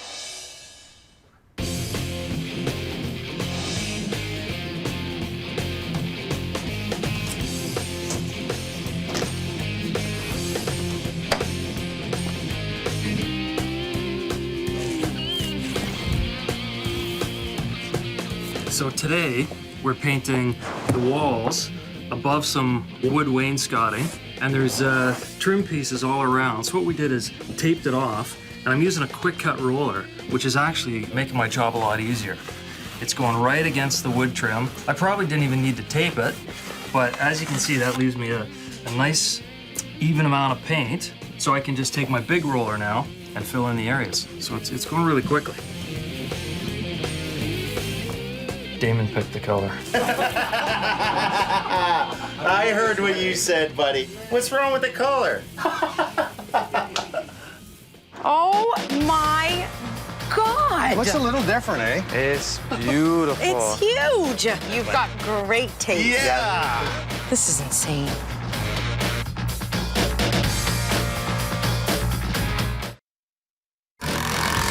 We don't really know what's gonna happen, but we have some idea that We have an idea Mike's that gonna, there will be something back there. and I'm glad someone's gonna be doing the greenery because I definitely do not have a green thumb Both of to us. take care of the back. No. Hey, guys. Hi. Hey, Nancy. Hi. Nice to see you again. Nice to see Simon. you. Mike, I heard you were Nancy. playing golf Damon. today. I got Hi. lucky. I did play golf You today. got Did to you? play Yeah. golf He while we were all golfed and I worked. sweating. It wasn't a great game though. So Then don't you worry. worked. Of course I work. Let's talk about your house since it is your house and we're done and we're giving it back. Absolutely. If you notice, you have all brand new eavesdrops and downspouts, which I like a lot. Yeah. Steve put in a smart screen, and I really like it because you will have a lot of trees around. You don't have to clean it anymore. It controls the rain and helps avoid ice damming. So I love that. I just like the part I don't have to clean it. And no cleaning. That's another win, right? Now you're getting more time for golf. Yeah. More time in the man cave. After you. Oh, All right. thank after you. Thank you. Thanks. Then I'll take you out back. You might not like it, I don't know. So let's take a look at the laundry room. The Yes. little things. We fixed the plumbing under the sink. We actually removed that receptacle and put it on this wall over here so you still have one. Thanks, Mike. That was just too close. The bros put in a beautiful brand new lint trap, and I love those things. If you notice, there's no screws in the pipe, nothing to actually grab the lint to create a lint blockage, and you have a lint trap, so that really helps. As we turn around, you're gonna see new floor. Yeah. Supplied by the homeowners, that was you guys. So you did go out and purchase laminate flooring, right? We did, but it's definitely saves me a lot of time that it's already on the floor now. Well, you can golf more. That's just true. I'm gonna ride you all night about this, right? Because I'm jealous. I haven't golfed since last year. If you walk over this way, you're gonna find the magical drain that none of us could find. Since we found it, we're gonna show it. We don't want to cover it up with the floor. Sure. We tapped in a line from the furnace and brought it right into here. So no more water pump now. No more That's water pump. Fantastic. Right. Now, all of a sudden, we look up. Vents. Hey, new ceiling. Look at that. Oh, well, and you know what? vents. We actually kept all your grid and we give you all new tiles, but there was vents up there. All we did was extend them down. So some yo-yo back a long time ago did the work here, put up the ceiling and thought, no, it'll still heat the place. Unreal. The guys in the attic made sure we had proper ventilation and added 24 more inches of insulation up there. R50, above code. I like to be above code. just dressed it up with a little bit of paint. I guess you can see the paint. Yes. Yes. Absolutely. Looks much cleaner Yeah, now. and Craig teased me about the paint color. Don't kill me about the paint color. I was just looking to spice it up a little Well, bit. let's ask. No, Do you it's like great. the paint color? Yeah, absolutely. There you go. Brightens it up. Craig, well, what does he know, right? Yeah, well, it's not quite yellow. It's almost got a tan in it. It's like a banana. And banana It's nice. goes with the drinks. No I didn't take you for that kind of a alcohol drinker. Well, if I'm in the Caribbean, come on. Now, let's move to the back where the inspector missed all kinds of things. All right. You ready? Yeah, Fantastic. absolutely. Okay, come on out. No more step. Just gorgeous. And we should get a patio and chair You out here. notice you look down, it just grades right to the center, runs all the water from the back directly out. Now, you remember the hole that was here. Yeah, huge. Yes, I do. Massive Yeah, hole. I remember. It was rather deep, wasn't it? Yeah. It's all fixed. It's completely sealed from the outside, which is the side I want to fix it by, not the inside. And something I noticed, somebody caulked all the sills. I took your advice. Okay, let me show you something. Come on over here. So this is your caulking, Yes. and this is our caulking. Oh, you did the whole thing. Yes. Now, which one looks better? Yours. Okay, did we teach you something new? Yes. Sorry, Si. Use clear caulking. Thanks, buddy. Well, it stands out. The good thing is you did something about it and stopped the water from coming in. 2 thumbs up on that one. So turn around, and I'll open the gate. Okay. Ready? Oh, it's horrible. Oh, wow. It's not actually nice at all. Wow. Oh my God. Looks a little different, eh? It's beautiful. It's huge. Look It how is, big the isn't it? Come on backyard out looks here. now, eh? Well, can I tell you something? The deck size is actually the same size as your other one. Really? It's not bigger at all. Like night and day. Yeah. This is in our backyard. So doesn't this work? You kind of like that? Look at how beautiful those You have a lights are, switch. guys. You have a switch on the wall on the inside to turn those lights on and off. I have outdoor lighting. What are they? What are they? I gotta steal It this. doesn't too. matter. I don't know what they are, but they're nice. Beautiful. Honest to God. Everything is just perfect. We have a level deck now, a patio where Patio. everything stays put and nobody rolls off the deck and And no one can fall off. absolutely. And it's safe. Yeah. And And it looks fantastic. with lights.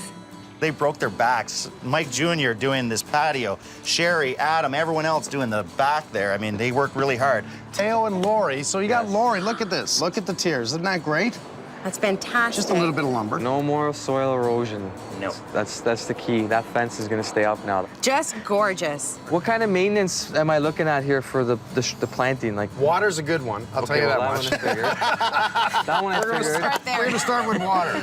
Because we have a lot of mulch on top, we actually really reduce the weeds. And keep watering this grass. Yes. This is going to take a lot of water. This is where you're going to spend your time. Until this grass takes, you've got to water it every day, okay? Slow down on the golf. Water your grass. I'll just go back here. Right here. Yeah, I'll set up a little mini putt. Cutting green. Sure, sure. How much money do you think we spent doing all this, fixing the inside? How much? The leak? Well, I have a rough idea, but I'd say like 60 to 70,000. You're right on target. That's a lot more than what we would have been able to do. This is your first home, isn't it? And it is. So as a newlywed, it's my present to you. This is It's fantastic, man. Thank you guys. I want to Much hug you appreciated. guys. I don't This is how we want get paid, you know that, eh? 100% Very blown surprised. away. Everything. The backyard is just incredible. The amount of stone that got put down, the fence, the lights, the New trees, grass. the retaining wall, the basement. I got a new floor. Did you say the fence? The fence. You said the lights? Yes. Gorgeous. Blown away. Yeah. Holy cow. Like, Yeah, it's seriously. beautiful, man. Oh, my God.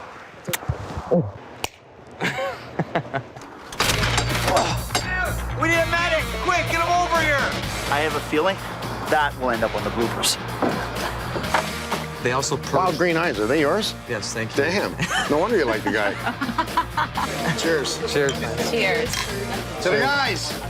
To the Good whole job. crew. Cheers, boys. Ladies, awesome job, crew.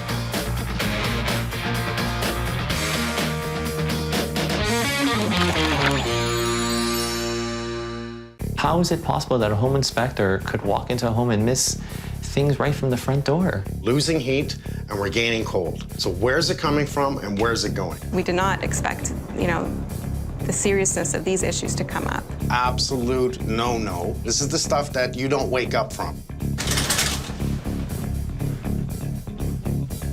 You didn't do that. No.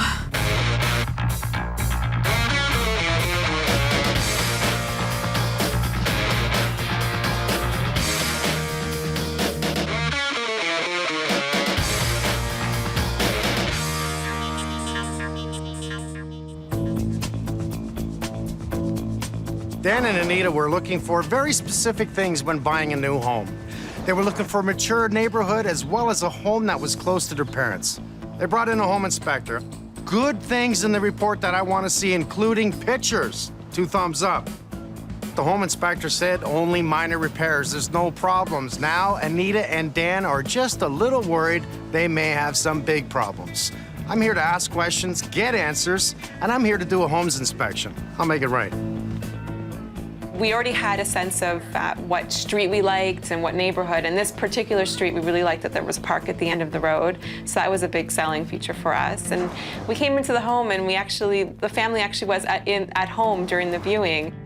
And they seemed like a very nice family. And they were sitting in the office, the mom and one of their kids was sitting doing homework. And we had a vision of, wow, that could be us one day with our kids sitting in the office. And they were at the computer reading a book. And it seemed, wow, this is great. This is a family home, and there's the family to prove it. It also was, colorful, and it was very clean, well kept, so that, made us feel like we had a very good feel. Going to the rooms, house. They've done some work on the home, and knowing that we could go into a house and not do too much work seemed good. We were told we had till 11 o'clock to put in an offer, otherwise someone else is going to take it. And we were told, if you want the home inspection, I have a home inspector. There's no one else to look for. Just use him, and he'll do it the following morning. Based on what I saw and what he saw, he really urged me to consider buying this home. And not really pressuring me, but that everything's fine. He was like, it's turnkey, Anita, it's turnkey, because that's what the inspector kept on saying. Like, it was just this perfect home, and there really wouldn't be anything for us to do when we moved in. You must be Anita? Yes. I'm Mike. Nice to meet you. Dan? Nice to meet you, Pleasure to meet you. We knew that the front of the home was some kind of done as an extension, and I just kept on asking him to ask the inspector, does it look like it's built okay? How does it look? And he kept on saying it's perfect, like this is done perfect and it's beautiful. This used to be the porch of the house. This was an outside zone. Yes. Right. So this is not more than likely insulated correctly, no heat. Originally, this was a porch, and at some point, it was closed in to make a foyer. Directly below it is a cold cellar, which should be vented outside. I was told by the realtor inspector, wow, come winter, how much warmer your house is going to be because, it's enclosed. And basically, it's the coldest part of the home. It's going to drive the cold in. I'll have to see more of the garage in a moment. I want to see under this right away. So this is directly below the old porch. Okay, this is your garage. Yes. Okay. We have a high vent and we have a low vent. This creates a natural airflow throughout your cold room. Love it. I absolutely love it. But somebody's vented it into the garage. Absolute no-no. Did the home inspector see this? It's not in the report. That line there draws the cool air down to the bottom. So if you have the off-gassing in the garage from your car, It's going to bring it right into your house. But you're saying previously it wasn't, somebody did that. Somebody's made changes. What I want to know is, did the inspector, you didn't do this. No. So the inspector should have caught this and red flagged it, big red flag, not a little tiny one, a really big red flag. Why did they draw all this? I'm sorry, anything I break, I'm gonna fix. Okay, there's your steel beam, and that looks like a really small beam, actually. Look at what's holding it. Bricks? There used to be some mortar, I guess. It's just sitting on it. So that, just caught my eye. Why'd they close that up? Because normally they don't. Now, a home inspector's not supposed to take off drywall, but there's evidence here. I can see the bricks. What's supporting this? Why is it covered up? What is that? We've been told that this is a ventilation for basically the furnace. Based on the inspection report, we replaced the furnace. We didn't want to wait for it to break down, especially with the young kids in the house. Don't ever install anything like this. One, plastic, wrapped around insulation, which we want to do from the wall out to about here. But don't leave the plastic where it's 1 inch away from the hottest pipe here. Let's go upstairs. Okay.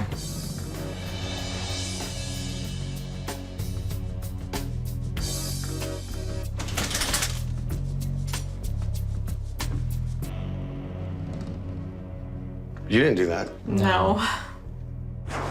Seeing the bathtub in the master bedroom bathroom was a surprise. Do you see how low that tub is? Yes. Do you step down to actually shower in there? Yeah, that's all. We only use it for a shower. I asked the inspector, is this safe?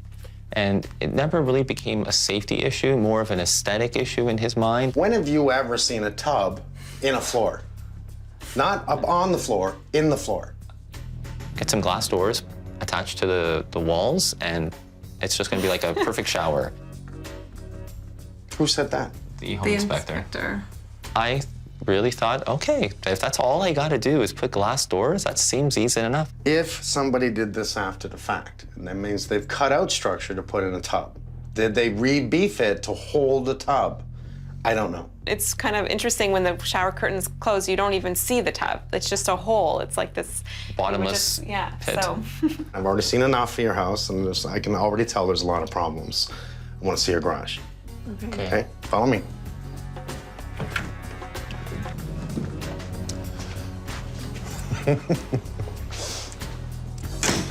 Whoever installed this door did it wrong. What did they do wrong? Well, you don't do it this way. They built the door out. This door must be within the wall. Look at any path of gases that can come in, not to mention your door moves. Any path of gases that come in, was this like this? Yes. You didn't do anything? No. Okay, were the screens there? Yes. Wow, you got a lot of leakage here. In the report, the home inspector said that you should close off the holes in the garage and plaster, and for the reasons of off-gassing. You should have done that. Because with the holes open, this is all the allowance, and never mind the vents that are right here to the cold room, all the gases from your car parking in it will be pulled into the house. Enough's enough. I'm gonna have to open up all kinds of things. I'm gonna check the structure of the tub. I'm gonna check the electrical. I'm gonna check everything to do with the off-gassing, both from the furnace and the garage. I'm gonna make a big mess of your home. Then I'm gonna pull you back. I'm gonna tell you what I found, what I have to do to fix it, and how we're gonna make your life better. You know, it's all about the subject of what's coming in from that area. Right there, those two pipes from the garage. What's the problem? Carbon monoxide coming in from the car. What's not here? A smoke detector, nor do I see a carbon monoxide detector.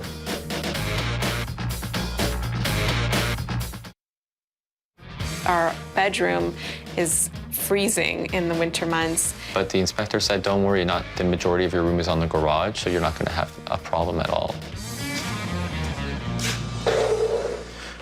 You know what? I love my job. Every time I come to a house, there's always something different. It's never the same. You know, people say to me, is there always one thing wrong? Well, normally if there's one thing wrong, there's a lot wrong.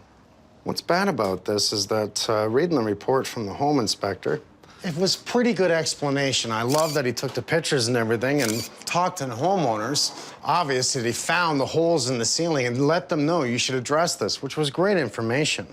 Totally missed the vents to the basement. Talk about a direct line to bring in the gassing from your vehicle inside the house.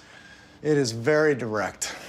Someone goes to the extreme of putting caulking around the light, which I want to see to stop the off-gassing, but minimum code says we must have 2 layers of plaster on the drywall that leads to the interior of the home. Why? It's to stop the off-gassing of vehicles from getting in. But if we look at the original things, the tape is falling off absolutely everywhere. If a car's running in the garage, the fumes are going to get in anywhere they can, not to mention cutting holes in the ceiling and not fixing it. This is a recipe for disaster. Someone's done all kinds of holes. And you know what? I want to know why. I really do. Oh, I know why. They're trying to insulate more. They're trying to stop it from coming in. That's why they broke it all. So, I mean, they try to solve one problem by putting in more insulation right underneath the floor to stop that cold draft from upstairs, obvious. Then they put up the drywall pieces that they put in, but they forgot to tape and plaster them to keep the off-gases out. Try to solve one problem, but create an even worse problem. Cold's not so bad. The off-gases will absolutely kill you. Now, could the homeowner had something to bargain with to buy this house? The answer is yes. You show problems. What can it lead to? How much does it cost approximately to fix? Do you want to buy the house? You know, it looks good. Somebody putting up a slate tile, tiling that front concrete, which is a great concrete edge, and they even tiled the concrete step that's around the corner. The homeowners showed it to me. It's never gonna work. Why is it never gonna work? Well, you need to use all the right products, all the exterior products. The moisture will get in the mortar and underneath the tile, freeze in the winter, break, push the tile off, much like we see. Looks good, doesn't mean it is good. We can see the soffit above this brick. This is a new brick. Another sign the home inspector should have caught. They've actually bricked this wall, and there's the soffit in the wall right there, which means they even left the soffit in place. I think they drywalled right over the soffit. So they had something to screw to, but it's not an insulated zone. Here's a perforated soffit where cold air is allowed to get in that attic zone that's above the door. And we want it in there. We want it cold. We want as cold as outside, not hot. Problem is, it's driving the cold air in with more than likely no insulation in here, especially if they drywalled right to the soffit. No wonder it's cold. Looks like I'm gonna be pulling down all kinds of things. The stone here, this is pretty sad, actually. This was all laid on earth. It needs to go on top of a pad. As we take a look at this, it waves every which way down through, and the home inspector did tell the homeowner about it. This area here is the bad zone, and it's been like this for years. Why is this falling down? Because water will make a path of least resistance. If this area is the lowest point, the water will continue to wash this out because it just keeps going in there. Think of a stream, how it eats its way out over years and becomes a river, becomes a lake, because it's running and it eats away the earth. Same way it's doing here. The biggest problem of all is we're allowing water to penetrate directly to the foundation. Absolute no-no. Someone put in new pot lights all around the dining room. Drilled holes in the ceiling to see where the floor joists were so they could determine where to put the pot lights. But go ahead, drill a bunch of holes. Where's the beams? Not just one hole. I do 1, 2, 3, 4, 5, 6, 7. They drilled through the floor joist to run the wiring for the lights. What a way to fix it, eh? I think I could have done a little better than that. See, here's how the pot lights should have been done. It's a low voltage, and what I really like is that it's just a nice little puck diameter, no holes drilled, which now we gotta question ourselves, how did they run the wires? Again, the pot lights in the ceiling showing a bigger escutcheon plate instead of just small. Is that ever strange? Every one of those are bent. That's metal. My worry is that it's not so much that it looks sloppy as the wiring correct. I don't know. I got a lot to fix in this house.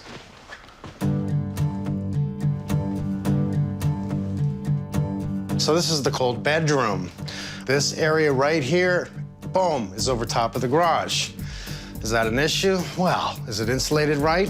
What's the biggest issue that I see? Look at this. I love my job. It's all for a reason. What's this? That's the register. That's required by code to be at the window to give us heat. The garage is beneath us. With all the holes in the ceiling and everything they have down there, it's just gonna bring all that gases. That'll be the first spot it comes through is the register. What's that? Their bed. This is the strangest tub I've ever seen. There's nothing against code in putting the tub in the floor. But let's think about it for a second. Is it smart? One, you're turning on the tap. Look at this. Way down here, you're turning on the tap. That's kind of strange, eh? Shouldn't the tap be up here in reachable position? Two, I'm going to get in the tub, not to mention hit my head on this one bar because it's obviously the curtains need to get to a certain distance. You need custom curtains. Once you step in the tub, that's why there's a slip mat in the tub. You step down and imagine water in here and you slip. You fall. You break your back, you break your rear totally by slipping and falling, and you have no choice but to get down in here to get a shower head. What morons does the plumbing here? Get that handle up here. If you choose to put the tub in the floor, get the handle up to reachable position. Get the shower head up a little higher. And make sure you accommodate a tub in a floor. Not something I would do. Oh, I can see that condensation big time. It's not just the condensation. It's a smart idea to put the exhaust fan in that column and pick up that moisture that comes from the shower, but it's not doing its job. 2 exhaust fans. Are they working? That is the question. Could be a whole bathroom job. Mr. Bennett, did you have a good weekend? It was an excellent weekend. Got a few problems with this house. Let's start in the front. Well, at least there's air conditioning. Oh, that feels better. All right. walk in the front door and you see An outside window. Yeah. So what does that tell you? That this used to be a porch. This used to be the front porch, which means this used to be the door, right? Right. So somebody's tiled the floor afterwards. It's cracked right along it. But I mean, I don't care so much about how they see that. Yeah. Home inspector sees it. What's behind it is the question. Not so much here. We know this is an exterior wall. They've made an exterior wall now. So this is a freezing area. Yeah. No heat, which has affected the cold room. Ooh. Look at the door. So somebody, prior to the homeowners, installed a door. Obviously, we know it's wrong. There's all kinds of leakage around the door, both the bottom, everything to do with, and installed incorrectly. Not to mention the holes in the ceiling? Yeah, now he did catch that. He took some pictures. He didn't really talk too much about the taping that was falling everywhere, but the holes he talked about, and they needed to be done. More than anything, this is an attic zone, and I'm not worried about it. I'm worried about where it attaches to the house. So this is huge. So let's start by, there's the two vents. Yeah. Absolutely. Yeah, Let's start by taking everything down off of here. All right. And then we're gonna open all this up. We're gonna have some fun. Let's get to work. Let's do it. All right.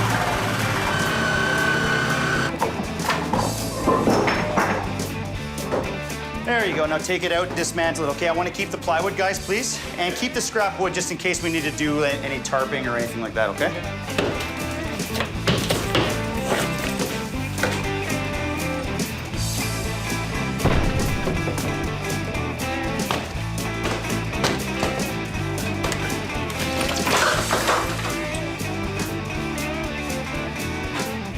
I saw the insulation. Yep. Now, was it filled right to the front here? No, it wasn't. There was gaps everywhere. Now, what they did is they just basically shoved it up there and then nailed it all in. Now, that's just done afterwards, right? Somebody was trying to add more insulation.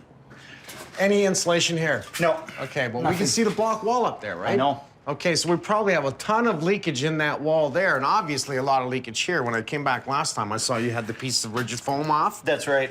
And I see nothing but a ductwork, That's right? Yeah. Slice it right across and open this all up. Right to the back wall. Okay, All right. so that wall, and right to the rafter. On it. Thank you. You need to know all the right information. This is the single most expensive investment of anyone's life, is buying a house.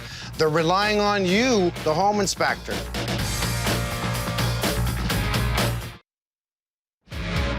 This is not a turnkey home. This home has serious safety and health concerns, and we're very surprised about that. I think it's just very hard for us to even absorb now.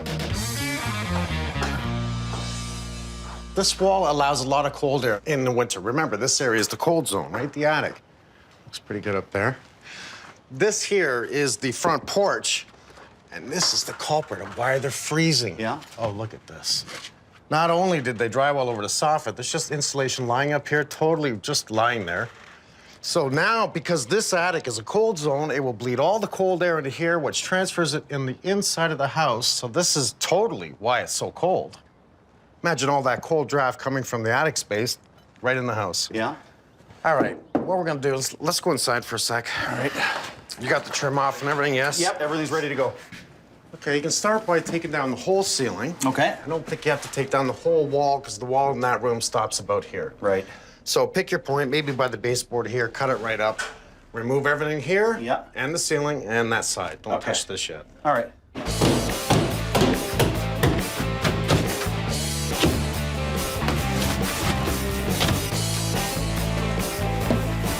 So Mike was right again. They left the aluminum up on the old porch ceiling and they screwed the drywall right to it. Unbelievable. You can understand why this was cold, eh, Robbie? Insulation isn't exactly done properly. When you have insulation just looking like this, I wonder why it was cold.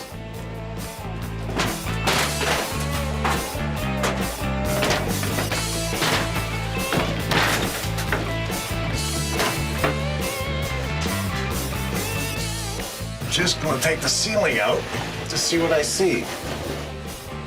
This bathroom is directly below the ensuite bathroom upstairs. I'm dropping the ceiling just to see how that sunken bathtub is supported. Guess that was a garbage dump. Okay, there's the tub. That's the standard tub. It's right in the floor. Below the floor. They did structure for it. So they do have structure to support the tub, but at this point it doesn't matter. It's all coming out and being redone.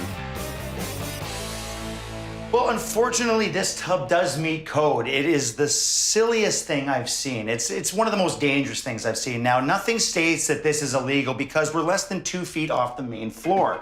But what do we have here? We have a major trip hazard right here. We do have a sunken tub. We have kids here with a wet floor. They take a slip on that floor, they're right in the tub, they're hurting themselves. When we bring this up, all of a sudden, my shower is up here. What's wrong with this? So right now, because of this, I have to take out this wall, this wall, this wall, some of the tiles around this tub, try and get this tub out, patch the floor, redo the walls, redo the tiles. It's a lot of work for a very silly and dangerous idea.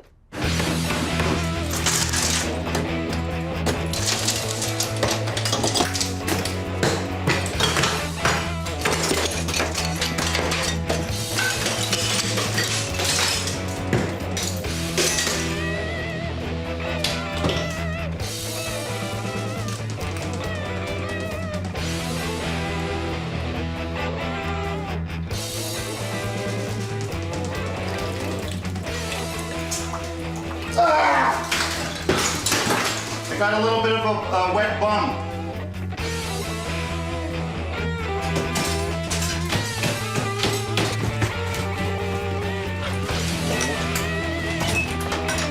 One, two, three.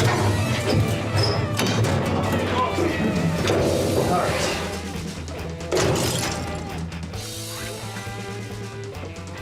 Hey, fence meeting you here. Hey, buddy. Well, they do a good job of tearing it out. Okay, so we know there's a brick wall here. Yep. Here. This is original. Look at what they buried. Look at the plug down there. Yeah, that's not allowed whatsoever. I can see the void there. Now, whatever reason they have the lintel up above the window. It's kind of strange, eh? But that's going to be a cold spot. Right. Here's the biggest cold spot of all. Well, and did you see the insulation? The insulation was just basically pushed in. Maybe I'll pull the roof, spray everything down here, spray the floor, spray all that, spray down. Right around it, but spray. And then put the roof back on and just put a vent in there. It'll be fine. I'm almost wondering if we should pull the drywall down on this wall and Just leave to an see? exposed brick wall. Do it, okay? All right. When you pull this door, we'll leave it up for today. All right. What I want you to do is I want you to start cutting blocking for all these. All right. And just get ready for spray foam, okay?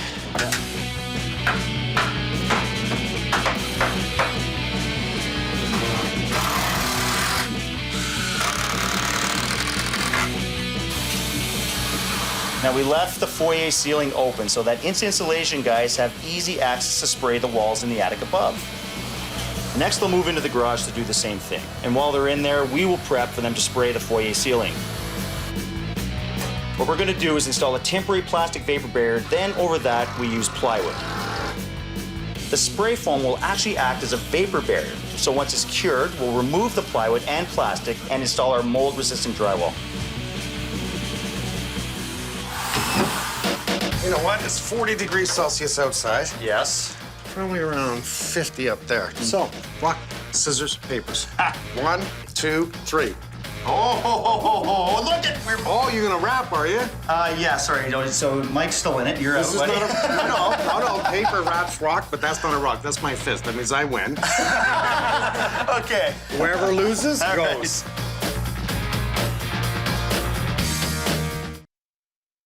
Did you go in the attic? Have you ever been in the attic? No. The inspector stood there for about 30 seconds, had a little flashlight, In the attic. and that's it. 1, 2, scissors. Oh! MJ, I'm sorry, my man. I already know the way this is gonna go. I had that feeling. Good luck, buddy. You're looking for insulation. You're gonna look at if there's any mold on the roof. Okay, you're gonna look for proper venting. Check to see if there's any other issues up there. Okay. Gonna need to strip down, so if I can get some privacy, please, that'd be nice. Look at this. It's dead. So there's, looks like 1.5 to 2 inch styrofoam around the window. So what'd you find? There's about 8 to 10 inches of blown in. Okay, so definitely not enough. We want to top that up. There was 3 vents. 3 roof vents. Okay, so we'll talk to Steve about that. He might want to add another one. No baffles. No soffit venting. No sub. And it's blown-in insulation, okay. So what about mold, any signs of leaking? Never saw any mold, no really water damage or anything like that. Awesome. It looks like I found myself my mole. You're my man from now on. Yeah. Thanks, buddy. No problem. So Nicole, you can actually see this walkway is dipping right into this wall right here, the foundation wall, which we don't want. That's a major dip. It's getting a lot of water. I'm assuming it's from the eaves trough up here, which Steve is here to look at. I want to sort of fix this for them. Mike would like to as well. Just all the water's just sitting here like a puddle. So I want you to tear this area up right here, okay? Okay.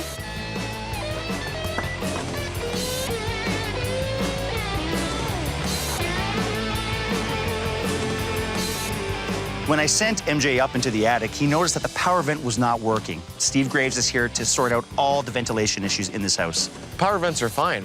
The thing is they're mechanical, right? Right. And if they're not on a thermostat, then... Because then they're always going. They're either on or they're off. Right. Right? Yeah. The other issue is having a regular roof vent nearby is that will become the intake source for the power vent. Right, because that's so strong pulling out, you mean? It's just going to use those? Yeah, so it'll as vent, intakes. it'll I vent see. from the roof vent to the power vent, and it won't necessarily draw from the soffits. All right, other than that, do you see a little bit of curling up there? A little bit, probably because of the venting issues. Just because the actual shingles are actually cooking up there? Yeah. It's just getting too hot in the attic. It's getting a little too hot in the attic. Now, they're not in terrible shape, but if it's vented properly, you get a lot more life out of the shingles. Right. So Steve's guys are on the roof to close off the two vents that are competing with the power vents. Now, they're also installing a new thermostat in the attic, so the power vent will only come on when it needs to.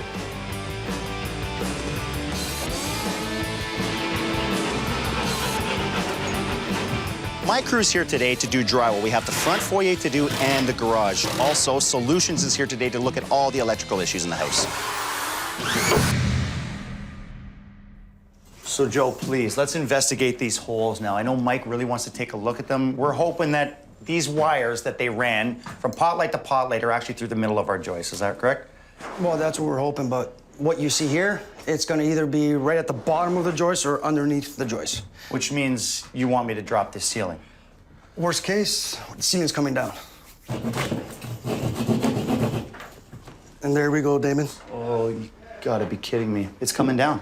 Yeah, I can't leave that like that. Code I can't says even fight you on this. Code says it has to be No, center of the absolutely. joist. I know it's a ceiling.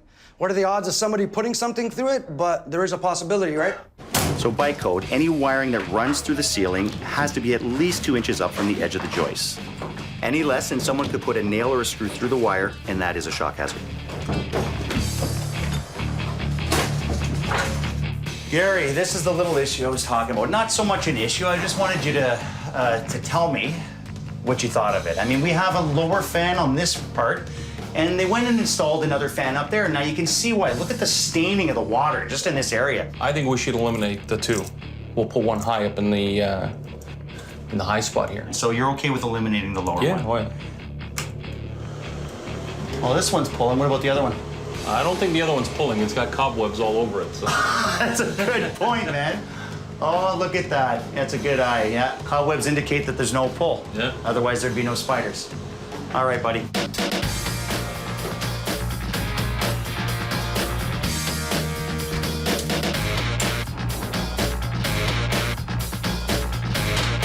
What's up? You know they've dropped the ceiling? They have dropped it? Oh, Jesus. Well, there's a big opening right above you. That means I'm dropping this damn ceiling. I'm dropping that ceiling in the living room. I'm dropping that one in the dining room. This is basically a gut. Yes.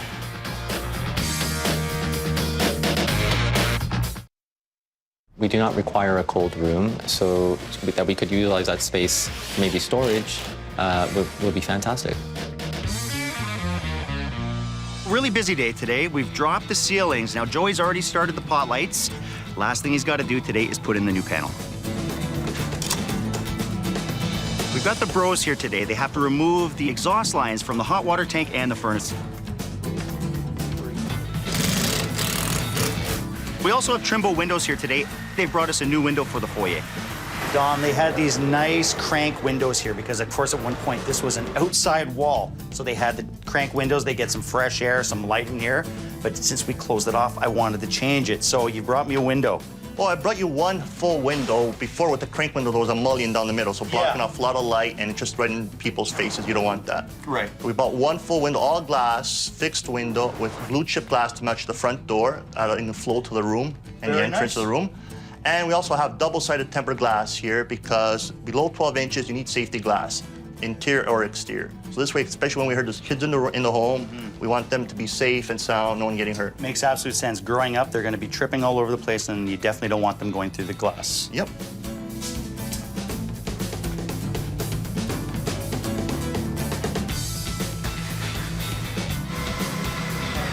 We have some loose brick that's supporting this whole column right here. This is a major structural beam. So what I want to do is I just want to get a jack post under it right about here, maybe even a little bit closer, so I can take this out and actually do a repair there. It's probably in pretty good, but we don't want to take that risk.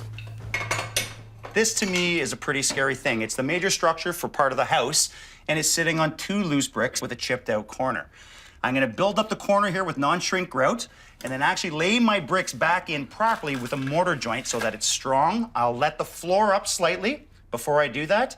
Wait for tomorrow, wait for everything to dry. Then I can set my floor back down knowing everything is dry, sturdy, strong, the way it should have been done in the first place. So Robbie, when I crank this, I'm not going to crank it very much. I just want to get it off the bricks enough. Tell me when they're loose enough. So I want you to pull these 2 bricks, okay? We'll work on this after this is all settled back in. But for now, let's pull this, and we'll set them in properly once I crank it, okay? So let's just be quiet for 1 sec so I can hear if anything's breaking upstairs. Okay.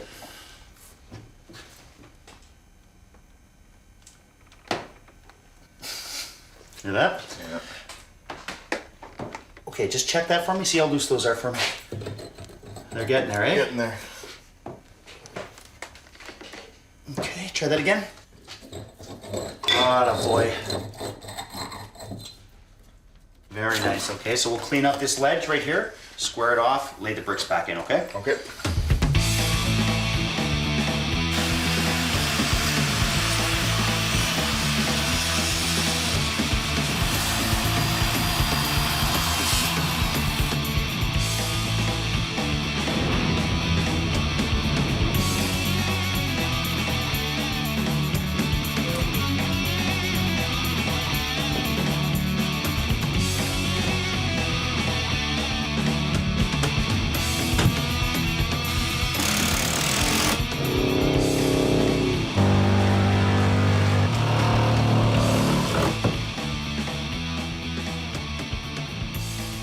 Got it? The little things we have to do in order to get a tub in a finished washroom. We have a 5-foot opening. We have a 5-foot tub. How else do you get it in? Come through the hallway.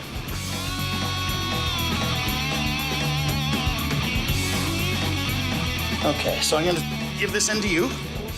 Do you have it? I got it. Just tell me when you got it, I'll go in. Watch the walls. Okay, well, that's resting on the fiberglass edge. That's okay, just hold it still. I'm going for coffee. Alrighty.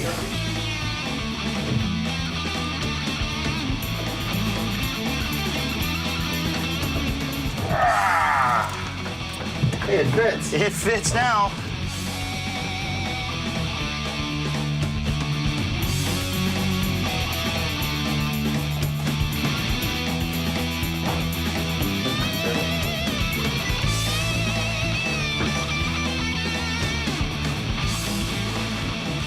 I'm gonna hold up, actually. I think, MJ, you and I are the tallest. Go back to back for a second.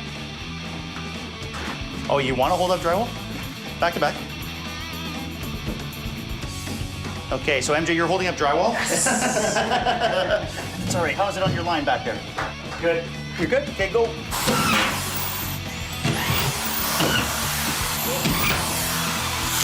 Atta boy. Yeah. I'm just doing the finishing touches here. Last mudding and taping. Me and Rob framed this room, drywalled it.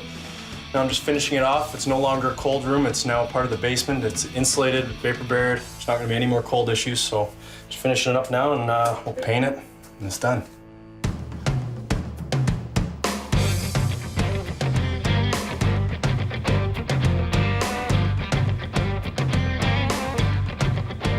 I'm just installing the edge banding around the perimeter of the walkway. The existing walkway didn't have it. You're getting those 1-inch gaps, you're getting the weeds growing through it, the moss and everything. It's just, this will help hold everything nice and tight, keep our joints nice, keep our edging nice, and just hold everything together.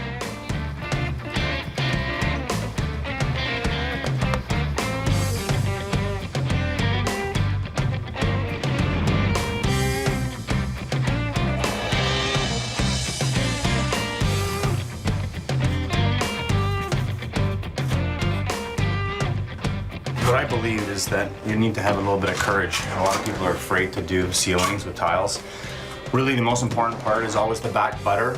That's the most important part. It has to stick.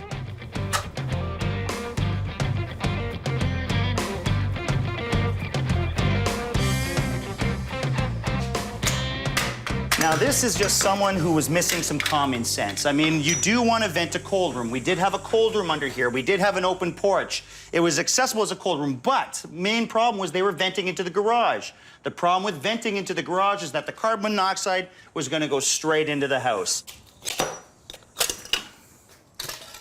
Well, I don't have to fill this whole void, but what I want to do is at least fill it with a little bit of insulation and fill the last 4 inches with a hydraulic, and that's what we're going to do here. Before I fill this hole, I want to use a concrete bonding agent so that the new concrete sticks to the old and no gases get through.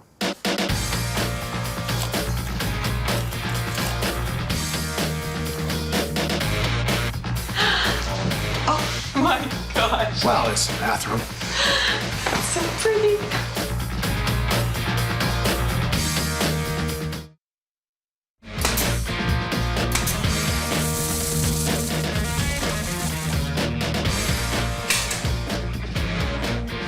Oh, yeah.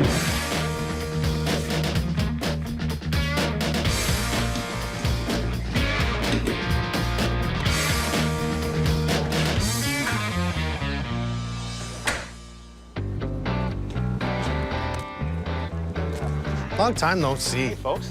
How are you? And you? Good. It's good to be back. Sorry home. you had to wait so long. I love this crisscross thing. We do this all the time, don't we? This is what happens when there's 4, right? Right. So you're ready to come home. We're gonna open this up, and we're gonna bring you inside, and we'll start in the garage. Very excited.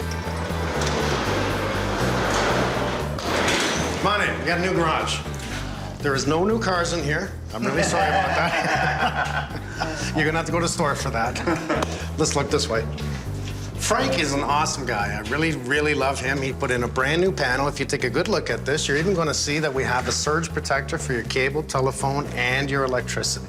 But let's look here. Wow, gosh. Well, you remember the last time we were here? Yeah, this whole area I remember was all open. So we with made sure holes and gaps. And... It was holes and gaps, but then we opened up everything. So we made sure that we put in the spray foam right across the front. We want to make sure that we have that buttered nice and tight to keep that warm air in the winter, cool air in the summer inside the house. Even the front face wall was a definite important thing. Brand new door, and most importantly, not only did you get a new door, you have a door closer. Right. For safety. For safety. That's fire and gas reasons. You want to make sure that door closes behind you. No vents, no longer into your cold room. So everything in here not only is airtight, don't worry about the gases now getting into the house. Mike's addressed all the potential health hazards and health issues that can be causing, any of us or the kids. It's just, you just know that you have a healthier home, and that's a guarantee that, it's very hard to come by.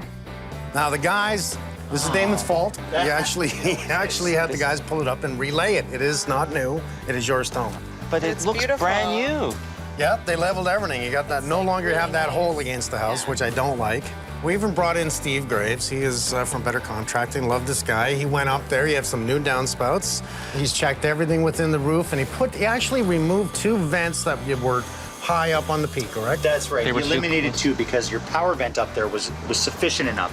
The other 2 weren't doing anything, and they were too close. They were actually canceling each other out. Oh my gosh. Okay, what's new? That's new. That is new. Oh, very good. And the brick? So how do you like seeing the brick? I like it. I like it. Because what it does is it creates a feature point, right? Here's your new glass, which matches. The door. I love it. I'm very traditional, and it's hard for me to visually see things before it's done, but now that it's done, it looks beautiful. So here's what we did. We know that they drywalled right to the soffit. We showed you that, right? Took it all down. They actually went in from this side because we had that open cavity within the garage, and they buttered the ceiling. So they spray foamed all the ceiling here, keeping the cool in the summer inside and the heat in the winter, definitely. Now, in here, this whole ceiling was unfortunately dropped. So you have all new electrical in here, all new pod lights.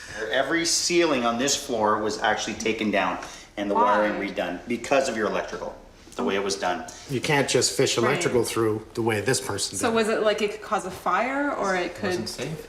It wasn't even up to code. Wasn't So up is to that code. safe? No. Let's take a look at the basement. Okay. You remember this area? We showed you this. The bricks, the 2 little bricks holding up. Two little bricks. It's all been redone, hydraulic cement. We bring in nothing but the best guys, my guys, okay? This one was done as well. So we know we're good here, and they even drywalled it back up. They didn't have to, but they did because they like you. Thank you. The bros came in and they removed the air vent line that really wasn't necessary, not to mention installed incorrectly. They also put in a new exhaust from the furnace and the hot water tank. This is actually a proper gas exhaust line that's put on here, and the other one was not. Okay, there's nothing special in here, let's be honest. What we have is just a finished room, and that's the way it is, properly insulated now, which is going to keep it warm upstairs. This is a storage room. Yeah, but I want to She put wants a shelves in. pantry I for all buy her a lot of cold like rice. dry food and Yes. beans, and I just can put it all in here. We really need storage space because we have, you know, we do a lot of the cooking at home, and we're constantly, we buy when we're at the grocery store and we realize, you know, you run out of space, so it's just a really practical space for us to use. Actually, I really need a pantry. Like, he talks about that all the time. Well, she has her food lying in bags around the basement, you know? Like, I like to buy in advance and whatever. I cook everything at home, so. Well, this is going to be a pantry, I can tell. Fantastic. Now, you're ready to see upstairs, the last thing. You gotta be kidding.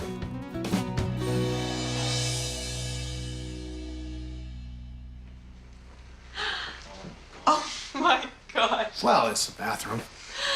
It's so pretty. Look at that tub. Look at the tub. Can I turn it on? Sure. It's all new, like a new tub, new tiling. It was an issue that we thought we'd have to live with. And We that- really, yeah, we were at the point where we're just like, we have to that's accept the way this it's gonna issue. be.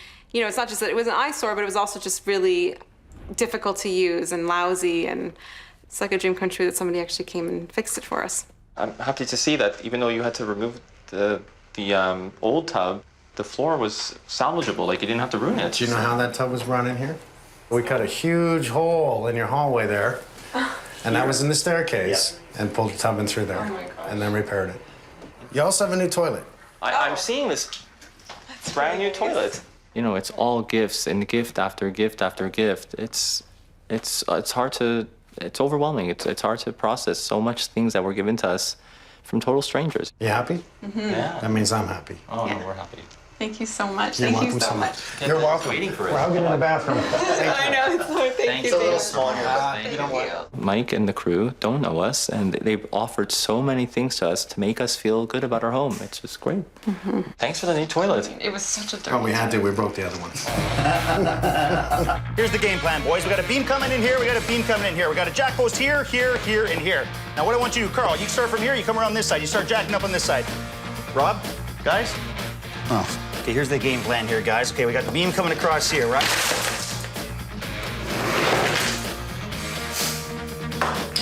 So much for the game plan. Back to square one.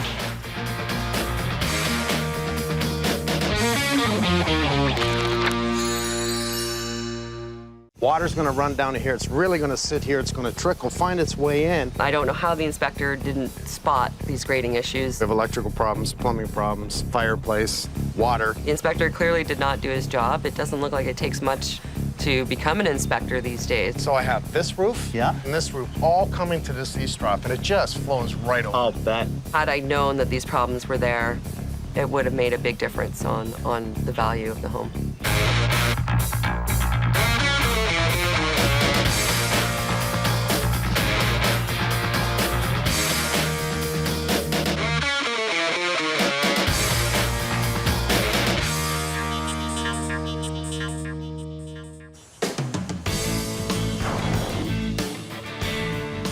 Debbie and her son Dylan wanted to stay in the same neighborhood that she was brought up in all her life. Found the right house, got a home inspection. Obviously, there's problems. I'm not just gonna do a home inspection, I'm gonna do a Holmes inspection, and I'm gonna make it right. I grew up in this neighborhood, and very familiar with it, feel very safe in this neighborhood, and it's the perfect size for us. I took a look at it and was really happy with the layout and the size. This house backs onto a green space, and there are schools that are within walking distance for my son, both junior and high school. There's creeks and a toboggan hill, soccer fields. Everything that we need for him is within walking distance through this path out our back gate. The day that we were going to do the inspection, I was running late, so I called the inspector and said, we might need to postpone this because I'm not going to make it on time. He said that was fine. He would come and he would start without me. So he started the outside without me around, and I was about half hour late. And by the time I got here, he'd already completed the outside. And then I joined him, and we walked around the rest of the house. You must be Debbie. Mike. I'm Mike. Very nice to meet you. Absolute pleasure to meet you. If you don't mind, can we start on the outside, since I've heard so much in the report that the problems are outside? Yeah, come right around. There didn't seem to be any major issues. They were all very small, not in terms of financial costs. There really wasn't anything of significance. Oh, I don't like seeing this. We have bad grading. Yes, it swamps right here when we have a lot of rain, or even just a small amount of rain. We get a lot of water build up right at the bottom here of the step. And that makes sense. Somebody's pulled out the downspout from the weepers. Good. The problem is that it's only a short distance away from the home. But do you have any flooding issues on the inside of the house right there? I have, yes. All the water from the very back of my yard, side of the yard, from the house, all runs to the same spot, which is underneath my dining room. And there's a crawl space down there, and the water is penetrating the crawl space wall.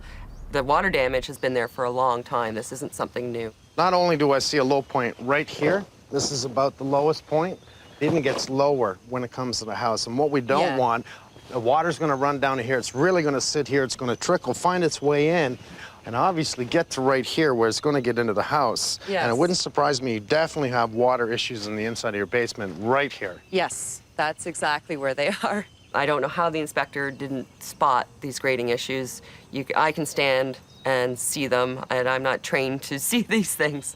I don't like the way this peat roof comes in and creates a very low slope roof. I did not read that in the report. When we do have a heavy rainfall, the downspout can't manage the amount of water that's coming to it. There's pitching roof lines that all lead to one spot. So I get a bit of a Niagara Falls coming over the dining room window. So my first winter here was full of surprises. The first thing we noticed, my son and I, is that our living room is freezing. I looked in the attic and discovered that there is no insulation over my carport, nor is there any kind of barrier wall to prevent the cold air that's rushing through my carport from getting into my living room. Do you know if the inspector was in both attic zones? Because right now I know there's two. The inspector was not. Why? I do not know. The second attic I noticed shortly after moving in, and I do remember thinking to myself, I don't remember this in the report. So this is a this one needs a lot of work. Have you stayed in this house at all? Yeah, it's... I didn't read anything in the report about this. No, it's just a shed. It's I wouldn't think but they'd this even is look an at that. issue. All the kids want to come play in here, but I just don't think it's very safe. And it also gets hornets and wasps that go into the roof, so it's Probably when I'm just doing under the stuff with the rotten pool, I shingles have here. to walk through like this. That's usually not good. Let's go inside. Well, as it turns out, it looks like there's water issues and critters. Right at that point? Yes, It's not absolutely. a surprise to me. Raccoons, once they live in there, they want to go back in there. Your pool water is really bad. Well, yeah, we haven't. I'm kidding. We haven't done that yet. You haven't got it ready for summer. No. I'm just kidding. Come in here. This is where the roof meets your house. Yes. Do we have any water issues here? I see a slight crack here. Yes. I came home one day and there was a stream of water running into my dining room. There's a huge puddle of water on the floor here. So I got out the buckets, opened the yellow pages, and called a roofer. So he did a quick fix for me, broke up some ice that was up there to stop the water flow. He also noted that the water was actually penetrating on the wall in my dining room as well. Obviously, water issues, which were probably not present when you saw the house, and I'm going to assume the inspector. Again, I don't know if that was there or not before, but I'm guessing it wasn't, because it was freshly painted in here. Well, I see a new roof up there, right? That's a fairly new roof. Yeah, So that which tells... was a selling point. So this was all like this? You didn't make any changes? Exactly. Nice fridge, Just nice some stove. cosmetic I did, but... So you're just like a little designer, aren't you? Yeah, right. You are. I like this. It's a very cozy home. Yes. Unique, though, eh? It's like our basement here. What's under here? This is crawl space. Crawl space. Can I get to it? Yes, there's access Because I to the read crawl space. nothing in the report about the crawl space. And I know I can remember standing right here with the inspector and talking about the crawl space and asking him specifically if he saw any water damage down there. Okay, and he said? Nope. Well, that's not in the report. Looks fine in here. Looks fine Okay. down there. Let's go take a look at it. Okay. You know what? I love crawl spaces because they just give you so much storage. Yeah, it's I thought it was great that I had all this extra room down here. So we definitely have a lot of signs of water coming in here, and the reason it is dirt. And we can see because the water will always grab the dirt. So this is signs here, signs in the corner here. Now, is it a foundation issue? More than likely right now, I'm going to say that this issue is from grading, and it's allowing the water to penetrate and hit the foundations. The first thing I would say is let's address the grading and see whether or not that stops any water. But we'll reverse. Let's beep, beep, beep, beep. Any problem with a crawl space is that's what you have to do is crawl. Yes, you literally have to crawl. Yeah, we have The family room downstairs in the house has a gas fireplace. That electrical line that leads to the fireplace Yes. is wrong. One day I discovered in my storage room, which adjoins the fireplace, that there was something plugged in there, and the wire was running under the wall. Turns out it runs under the wall to the fireplace. It's exactly what it does. I could tell it was an extension cord that they put into a box to run the feed in to power this up. So you can see the extension cord? Yeah, look, right here. Amazing what happens when you look for something. You been down here? You see it right there? Oh, wow. The fireplace has a fan on it, but the only time the fan works is when you're actually pressing the button. Truth is, this only requires about 25 watts for the fan. It doesn't require a lot of electricity. But if it's not wired correctly, can it create a fire hazard? Yes. Yes. Yes. I have had situations where the pilot light has blown out and the gas is on. It's a family room. It's where kids come and play. And the design of it is not a safe design. And the inspector never noted anything about the dial being broke, about the wire running through the wall, about the fan not working. Hey, hold on. You have a flex gas line that runs through the fireplace.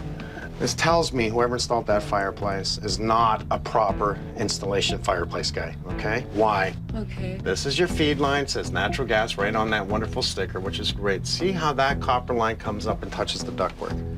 Oh, yeah? Now, because they touch, the two metals don't like each other, okay? And you don't touch copper against this ductwork because it will interact and cause a problem. The last thing you want is a hole in this copper pipe because it has gas in it. I don't like this. I'll tell you right now. Keep the electrical away from gas if you can. You know, let's not have the metals touching. All right, I mean, this is all done properly. We see the trunk that's from the old furnace. It's done properly and ties up. And here's our T for the hot water heater. And I do not like this joint here, and I definitely do not like this joint here. Because if for any reason off-gassing comes back out of here, it comes into your house. Okay, you have a gas dryer. Yes. I think that line's too thin. I think that's too small for your gas dryer. How's your dryer working for your clothes? For a new dryer, I have to run it a couple times to dry stuff. Maybe it's not getting enough gas to fire what is needed. Now, I'm going to bring in the right people, but because I see this, I would have put it in the report and said, bring in an HVAC guy, make sure all this works, double check the gas. I read nothing in the report about the gas, about the exhaust, about the gas to the fireplace, the electrical in the fireplace. I expected Mike would come in and see that there were some of the issues that I have noticed since I've moved in. I really didn't anticipate that he would find what he has found, and he hasn't even done his inspection yet.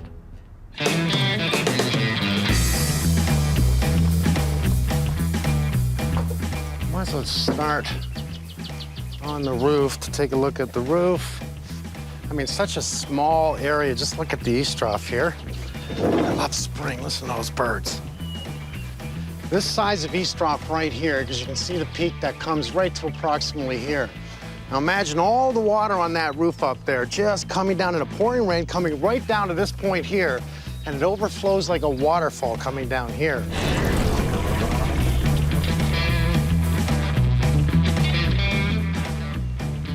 It's not a bad job, really. The roof, you can clearly see the elbow right there on the bottom of this eavesdrop here, and it's just really diverting the water across here, which means all the water up here, this roof and this roof all come right to here. Not the best valley. I wouldn't have done it this way. If you can see, they did this roof first and then this one. The problem is a lot of the water's gonna hit here and come rolling this way. With this slope of roof, in this case being under a 312 pitch, it looks like it's around a 212 pitch, meaning for every 12 feet is 2 foot rise. So 2 foot at that end, 12 foot run. That's what we call 212, 312, 412, and on. If you shingle a low-pitch roof, you have a greater chance of ice dams. It says right on the bundle of shingles, do not use on a slope under a 412, minimum 312 pitch. In winter, melting snow refreezes near the eavesdrop, creating an ice dam. Any moisture behind the dam backs up under the shingles, and it'll find its way into the house. Which means, really, we should have a roof-rolled membrane. The other problem up here is raccoons. Getting in where the soffit meets the roof, and somebody's bent some metal to try and stop them, but it doesn't look like that's doing anything. Obviously, they were trying to get in underneath here, where there is a vent in the soffit.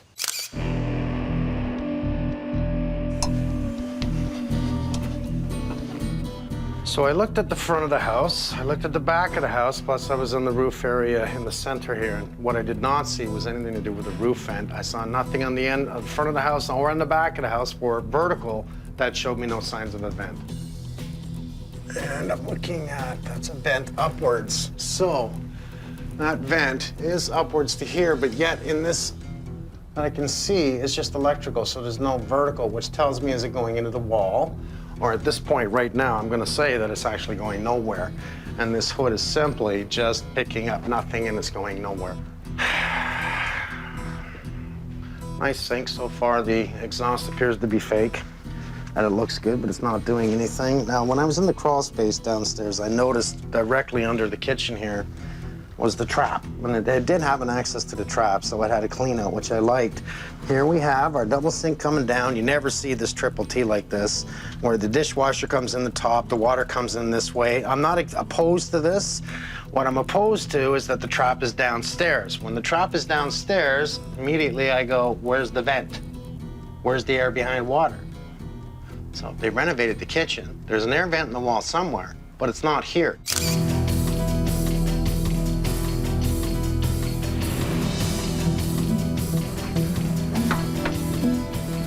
Carport is right in this area with no insulation. We can see all the blown-in cellulose throughout the roof. Directly over there, I see a vent from the kitchen. It's been insulated, unfortunately not right to the roof line. This is a semi-detached home, and it's nice to see a brick firewall separating the two houses. That's a big plus. Okay.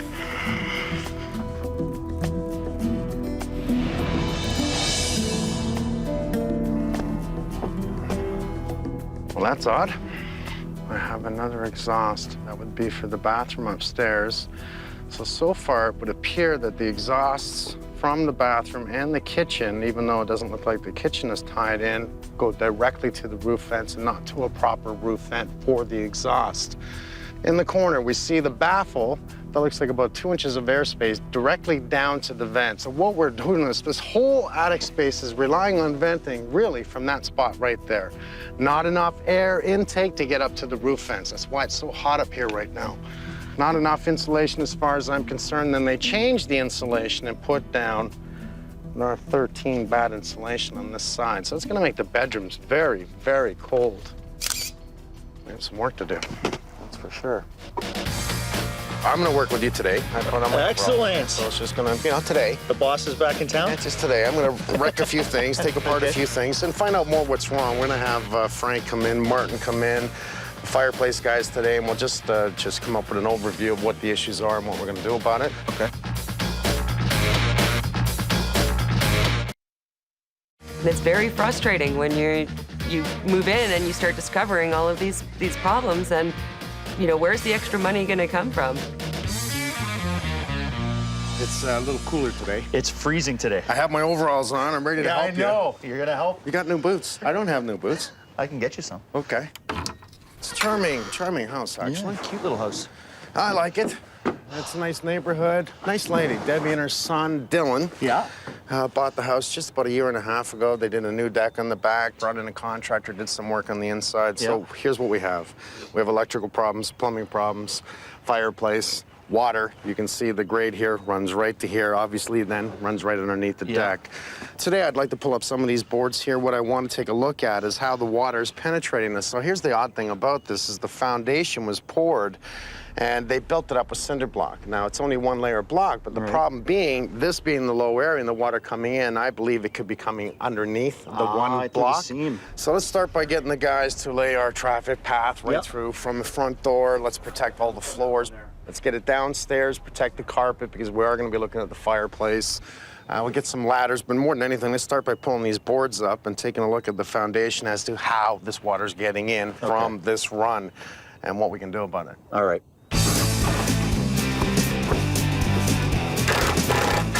Where's everyone? Come on, give me a hand. What is that? I'm doing this myself? I'll be on one side, I'll be on the other. All right. I think you're done.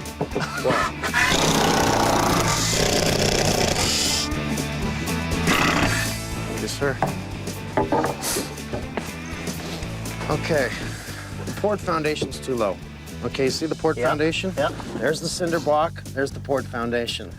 So all they did was do a spray coating or a rolled coating on top of it, and it's not even gonna make it watertight. It should have been parched. Right. Definitely let's get the Bone Brothers, okay? Gotcha, okay. Not only is this the lowest point, this pitch roof, look at how they have this pitch against the house. So I have this roof. Yeah. I have another on top pitch roof in the center in between the two houses and this roof, all coming to this eavesdrop, and it just flows right over. I'll bet. We'll probably have to take that deck out, pull the sidewalks up, build up grade, pour a concrete deck or a landscape deck, and regrade this back this way. It's the only thing I can think of. We've got lots to do, buddy. I agree. Lots to do. Debbie does not want this thing anymore. It was in an awkward spot. It was taking up a lot of room. It really helps me. I have to take this fence down. I have to get this dug out today. The Bowens have an excavator here. The only way to get that machine in is through here with the shed up. I couldn't have done it. So Debbie asked, I happily obliged, and here we go. I like demo days. It's fun to break things. I'm trying to salvage everything on this deck, Mike, because we're not sure what we're doing here yet. I might reuse this deck. Yeah. So let's take the boards off carefully. So in other words, don't grab my crowbar. Don't grab your crowbar. I left it there for a reason.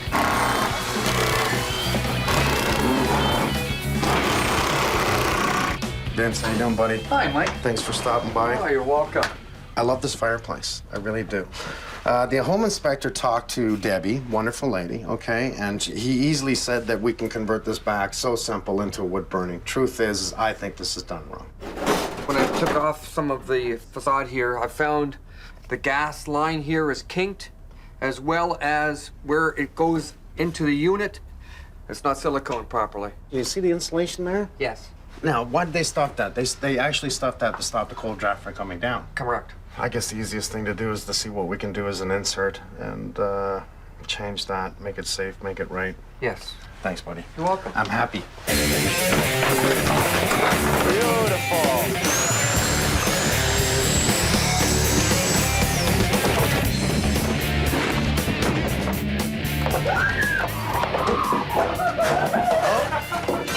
Sherry found a spider. It's on my hand. Was it? You'll be okay.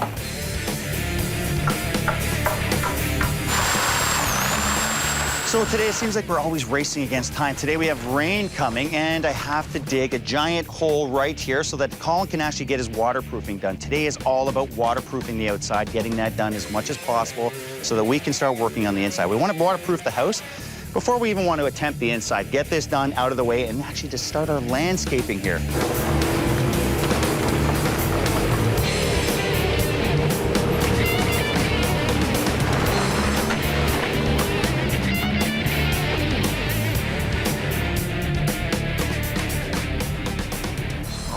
down a little sooner than we thought here. Hey, Colin, what do you want to do? Since we're over the 4-foot mark, we're gonna have to step this trench back because the rule is 1-to-1. Every foot you go down, you gotta be off the wall by a foot. Right, because that's going to soften this bank up, this rain, isn't it? Exactly. So we're gonna put up a lean-to just to keep this area dry so it doesn't get all muddy, so it's not dangerous to work in. Good timing. Okay, if you guys can start trenching that back, I'll get my guys working on the tarping system. Okay, great. All right, man. How's that? Good, actually. Perfect. Now, we built them a plywood lean-to keep the water out of the excavation. We want to make sure that the foundation is dry and clean to ensure a good bond with the waterproofing.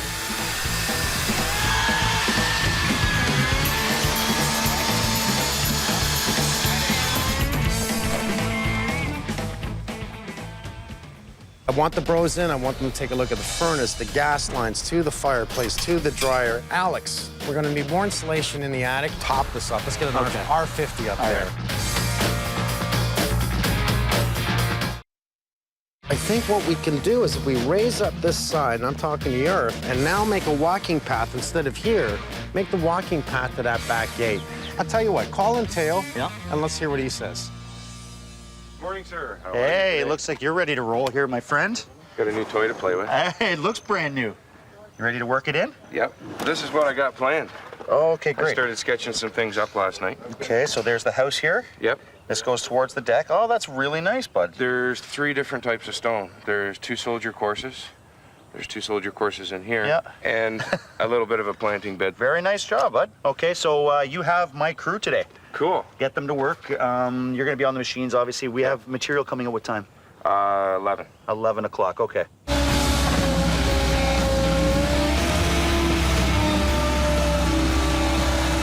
I gotta get rid of all the grass from where the patio is going. Get down to clay base. Yeah. Can't have any organic underneath it. Right. We've got a settlement issue here. We've got an area that's been dug up, so we're gonna have to pound the crap out of it to get it nice and compact.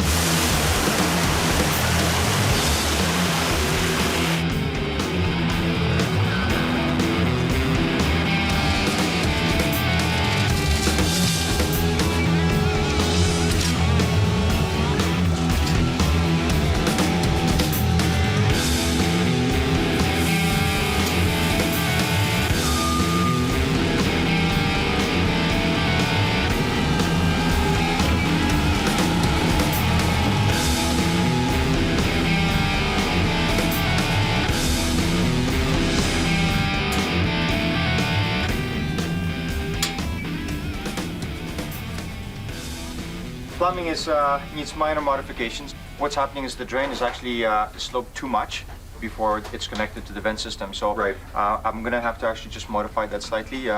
It's on a pretty steep slope, isn't it? It is on a pretty steep slope. So what I'm afraid of is once that water runs, let's say if the dishwasher kicks in, the volume of water will pick up too much of a momentum, and it may suck the water out of the trap, and then the homeowner will get sewer gases in the house. Right. The trap is in between the floor joists, but it's within a reasonable distance, so that's fine. It's just the way they connected the fixture outlet pipes from the 2 sinks.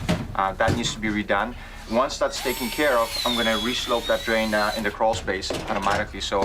But it's not a big deal, considering that I'm going to be working upstairs in the kitchen. I'll be redoing all that plumbing, so all those little adjustments can take place at the same time.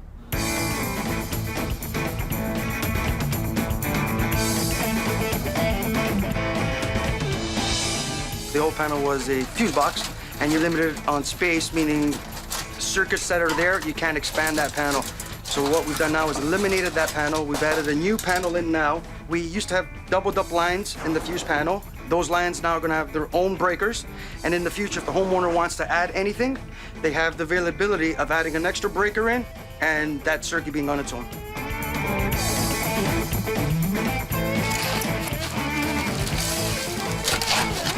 You guys ready with that? I've got a level. I don't want it above ground share because what it'll do is it'll create a lip. If I come above grade, the concrete will pour over, creating a lip. If that ground ever sinks, frost gets onto it, it'll want to heave that whole thing. Once frost gets under a lip of concrete, it gives it strength to actually push it up. And you're good. That's it.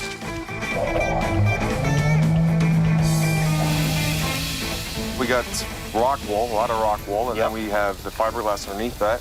Probably best we just suck it all out. Yeah. And then even help the electrician, right? He's going to go up there. He's got to do a little bit of remedial work, right? So it'll clear everything up for him. He's not searching for wires. Right. And it'll expose any electrical problems that are buried that he can't see. Before we blow new stuff in, we're going to spray foam. Okay, we're going to air seal that whole attic up. Right. Oh, so you're talking about buttering it first and then adding on top of that? Then adding on top of that. Ooh, that's interesting. And why? Okay, explain that for me. Yeah, 40% energy loss. Yeah. Due to air infiltration and exfiltration. Okay, so that acts like the vapor barrier, like it's supposed to do. Yep. And then you get your insulation value with that. Air seal it, a ton of insulation on top of that, bring it up to an R50. Right. And it'll be better than it ever was. Ooh, and that'll stop any moisture from getting in the attic. Any kind of mold issues will stop that. We have about a 212 pitch on this slope here. This is where we have issues with ice dams. Poor roof design, too low of a slope. Probably lack of any preventative measures like ventilation and no iso rock marshal. coming up the wall. So that Exactly. one point right there, that's why I'm having so much water reach the basement. Yeah, absolutely. Well, this looks great. We're gonna use I love wood. that idea. If you like this, you're really going to love it, Sam. All right, we're done. We're done. Good job. Excellent. Thank you, sir.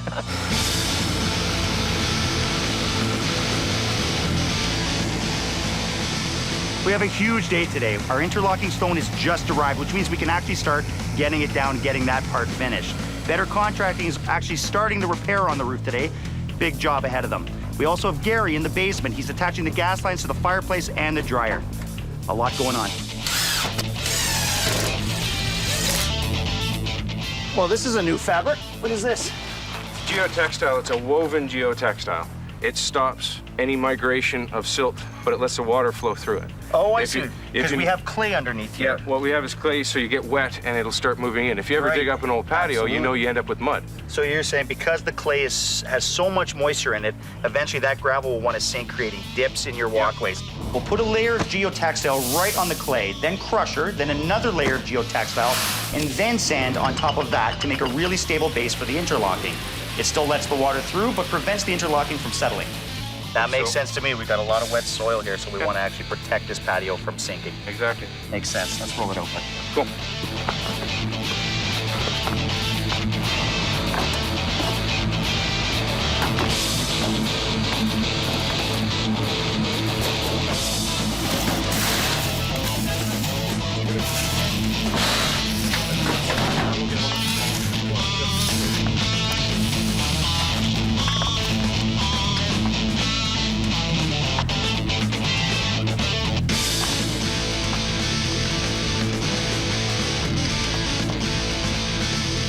Hey guys, the biggest problem with this area is I need 3 feet by code in front of my panel. Easiest way to do that is by getting rid of my shower here.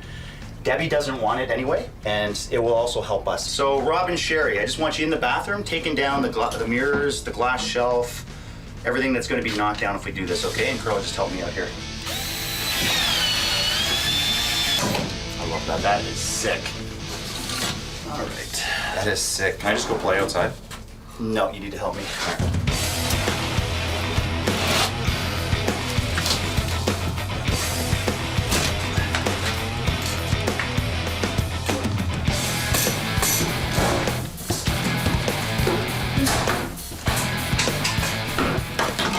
I love when people build things poorly. It makes it much easier. I think we can just dismantle this right here and get Martin to cap that drain. We can bring that wall right across in the inside, and look at the room it gives us now. It gives us perfectly 3 feet.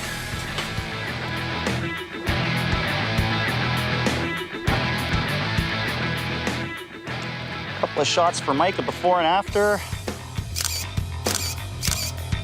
You know what, Cher Bear? Your dad thought this would be really fun for you to play with. You know what I mean by playing with? Fixing it. Which I think is a really good idea. This is going to teach you a little bit about structure. I mean, this is a really cute little thing. She loves it. It's like a little bit of the country in her backyard here. You can see the roof sagging because these posts are sinking right through the floorboards. It would never went right into the ground or onto a beam of any sort. So we're going to start by just ripping this all out, guys. I want to support this on either side, put them onto a patio stone so we can start dismantling this. Okay, guys?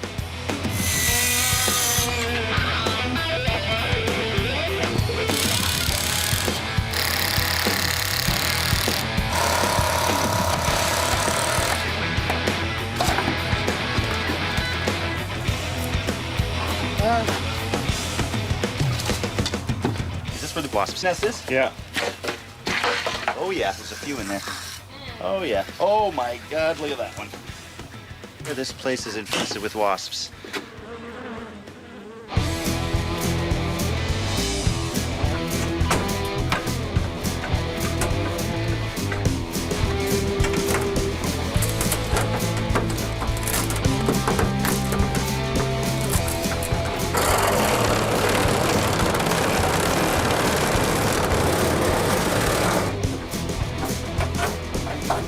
How you guys doing? How you doing? Hey, buddy. Good. Very nice. You got the what? Oh, buddy, I'm replacing this. I'm reinstalling this. Are you kidding me? I did not want you to cut that out. Oh my God, I'm just kidding. Thank you very much, sir.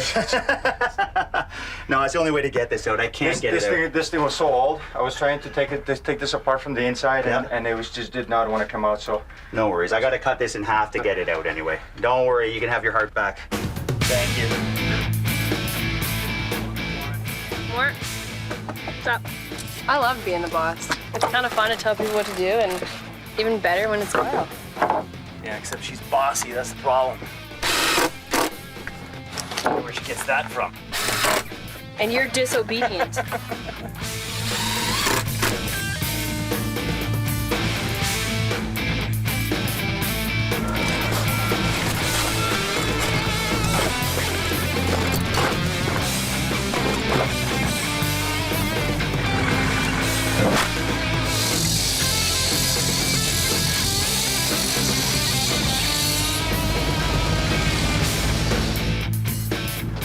Hey, Stevie, I just wanted to talk to you about this. I knew this was ice damming here because of the two roofs coming down. It isolated the little middle roof. It was totally isolated on its own, and there was absolutely no insulation on this. And that is why she's got peeling paint inside the house here. Yeah, absolutely. We've got too low of a slope here for shingles. They did a preventative measure here with ice and water shield, but as you can see, it transferred a leak to the fascia board, rotted it out. And if you look at the nails even, you know, they're rusty. So the water was getting underneath the shingles. Well, there was absolutely no insulation in this one area right here. So all that heat all winter is just coming up here. And think of this, all three of these roofs emptying into this little 3-foot trough. That amount of ice in that, and then that heat hitting it, it was just, this probably was soaked all winter. Yeah, and probably, 6 inches thick of ice throughout the winter. Right. You know, transferring all the way back up the slope as well. So. Absolutely. Well, it's a good thing we uncovered it, man. Yeah, so yeah, with the added insulation, we're gonna get some ventilation in this area to help breathe this section of the attic, and then treat this roof, this low slope, like a flat roof.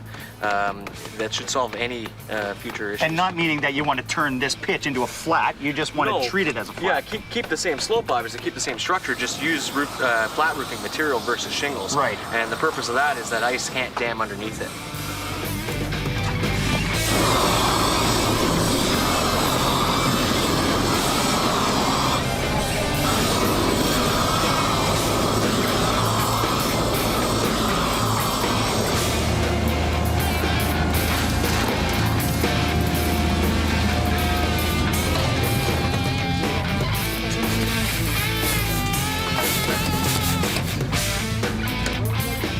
You know what I like best about laying sod?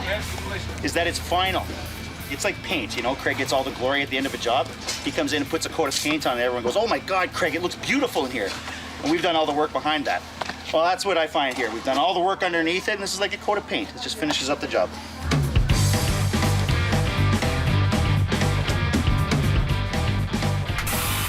The guys have removed the old fireplace insert, leaving exposed brick, meaning we had to repaint it. While I'm here, Damon asked me to give the room a facelift. You can see they've got a pretty drastic paint color. They want a hard green and a bright white. So what we want to do is just warm up this room. We're going to use some taupes just to make it more appealing, less of a contrast between the two colors. So we're going to use dark color on the bottom, 50% of that color on the top. Then we're gonna go over the high points, the stucco texture, just with the glaze. Give it a bit of texture, and it's gonna go pretty quick. We should be done in a couple hours.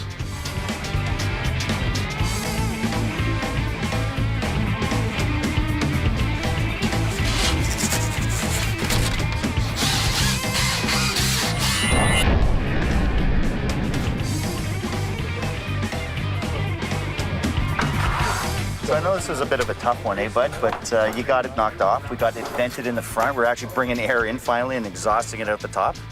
So what did you come up with on the peak there? Well, we've added some vents. It's a little undervented, so we've basically increased some exhaust there as well. This gable vent's actually going to act as an intake. Which is brilliant, right? You get a good breeze in there. Well, yeah, the problem here is just the nature of the design. This is going to allow air in and sort of get exchanged with the roof vents, which are up higher on the roof.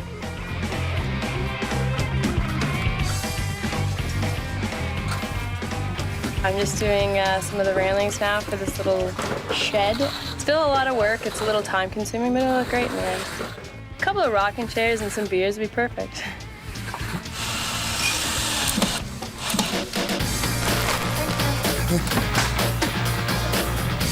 Where are these going, buddy? Wherever the missus says. I knew she was the boss.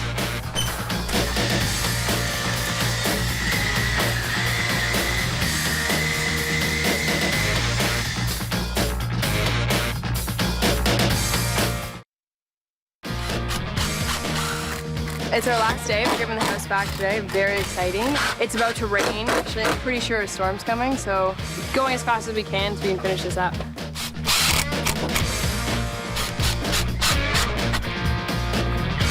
Hi, Kitty. Nice to see you again. Wow, What have you been it's doing? good to see you. Thank you so much. This looks so great. I'm getting paid early. Yes, you are.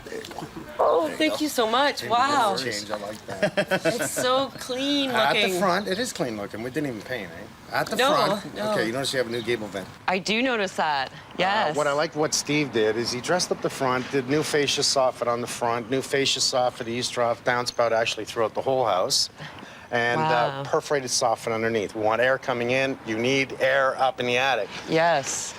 He did strip the back area. He did put up the valley roll that we love to torch down. And he actually, where the Okay. area the critters were getting in, he's boxed that out completely and solved everything to do with problems on the roof. Wow, that's great. And you notice you got a new fence. Oh, it looks beautiful. It looks really great. I love cedar. It smells so great. It looks I great. can smell it from here. Can you smell it? Yes, yes, I can. Well, let's go inside. Okay, sounds after you. good.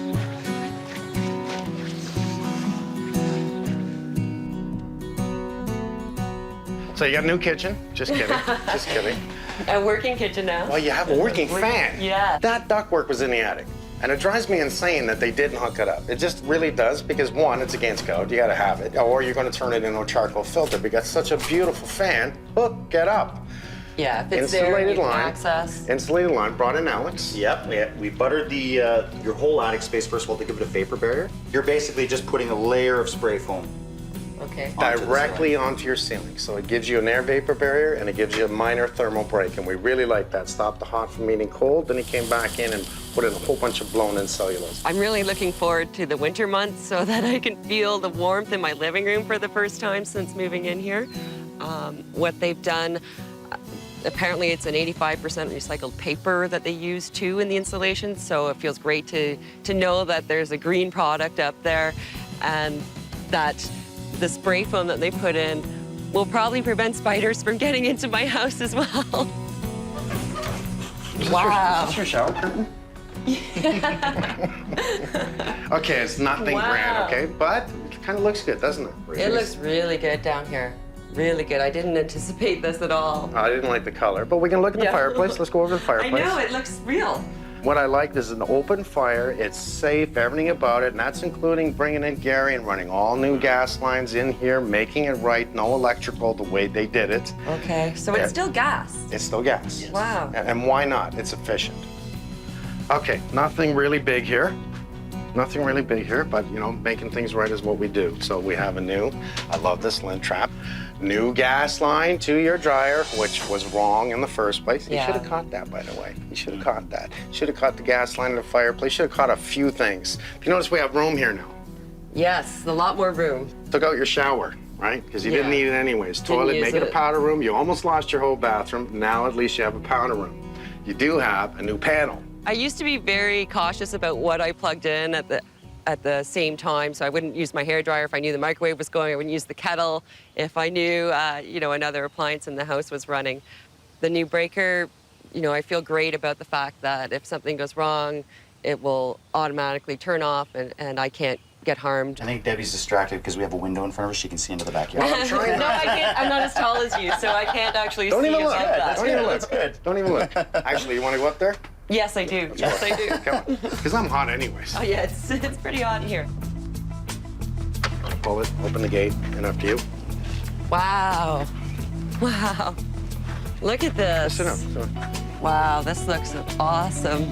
I am speechless for what they've done on this patio. It really blows me away. I really didn't anticipate something like this. You remember how it looked before? Everything drained this way.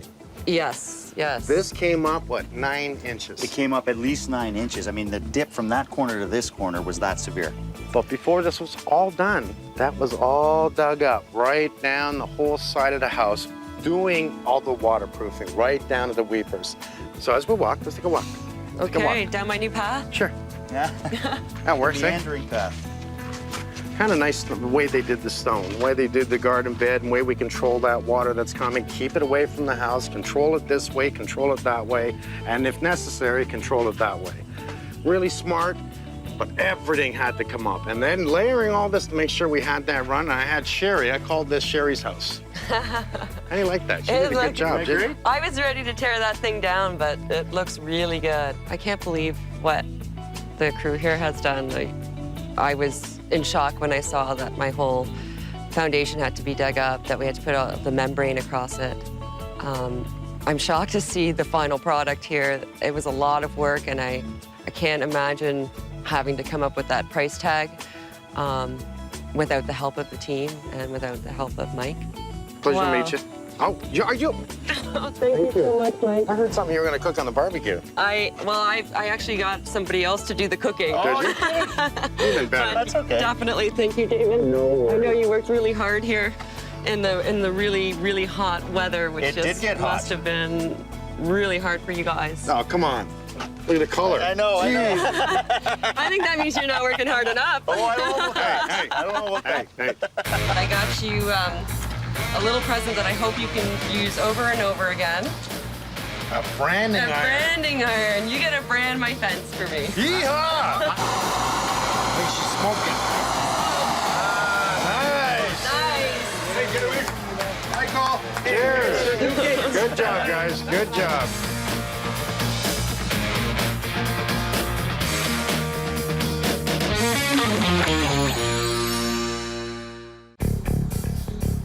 Well, when we hired the inspector, I assumed he would inspect the home, would take care of our best interests, and he didn't do that.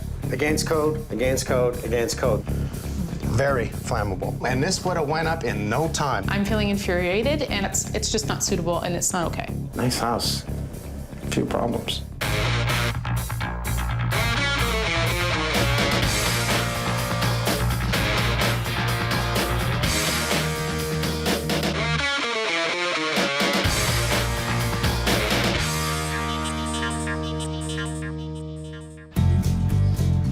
Sean, Francesca, and their 2 beautiful daughters. We're looking for a home on a nice, quiet street. With a growing family, they found their dream home right here. They even got a home inspector to verify that there were no major issues with the house. A few things a little sketchy within the report. What did he miss?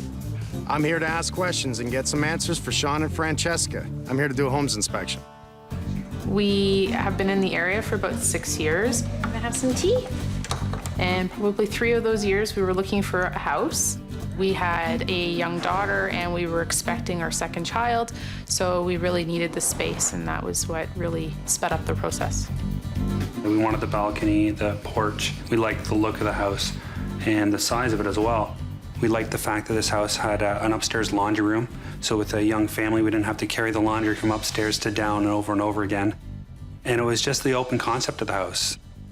It gave us all of the things that we wanted in a larger home. When we found it, we jumped on it. Our realtor recommended this home inspector. It was a home inspector she's been using for years. He seemed very nice, very knowledgeable. On the morning of the inspection, the inspector started at about 9 in the morning, and I'd say he was done before 11. He checked the plugs, he checked, the obvious things, looked at the windows, didn't really open and close the windows or anything like that. He didn't really go like page by page through the inspection with me, just kind of, highlighted some notes. He said that nothing, would deter us from buying the home by any means. He said himself, go ahead, great house, so we felt confident.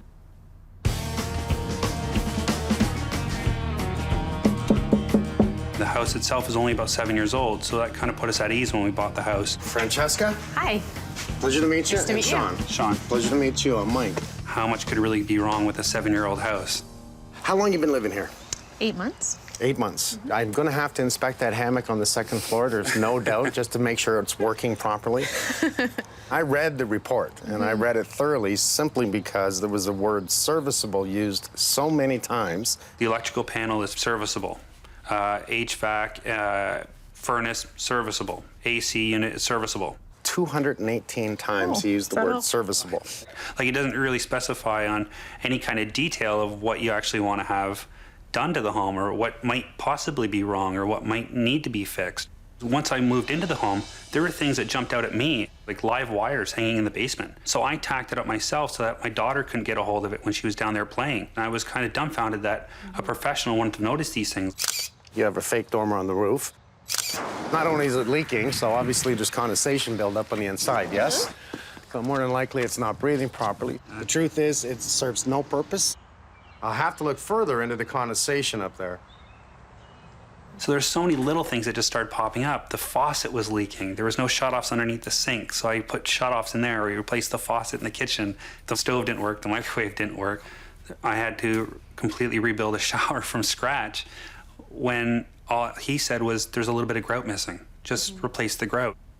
And it just seemed like within the first week or so, it just kept getting worse and worse. So he came in the garage, he took a look, and above the garage door, you can clearly see we have mold growth. You can see that clearly, even your tape is falling off. I have definitely one leak. We have another area that's been obviously touched. And then you have a stain sealer right there. See that stain sealer? And we use this spray sealer normally on knots for pine. We'll seal it so that when you paint it, nothing bleeds through. But what we're seeing underneath it is mold. So here's one more spot that we're leaking, and I'm gonna assume that this is right underneath the wall of your house. So you have 1 spot, 2 spots, 3 spots. If we follow over, there is minor signs here, and then we start to see more here. We see mold right there. This is where the wall actually goes up the side of the house. So something's leaking good up there. And the inspector should have actually made notes about it. Now, you notice that that drywall was replaced at the wall. And that is definitely a replaced piece of drywall. Are you cold upstairs? No, it's the... Just in the front room, our eldest daughter's room's cold, but not near this area. So this side? Yeah, right up where the hammock is. It's above the playroom, dining room is her room. The second bathroom actually starts back here. Ah, maybe that's why that drywall was replaced. They had a leak. Let's check out that bathroom.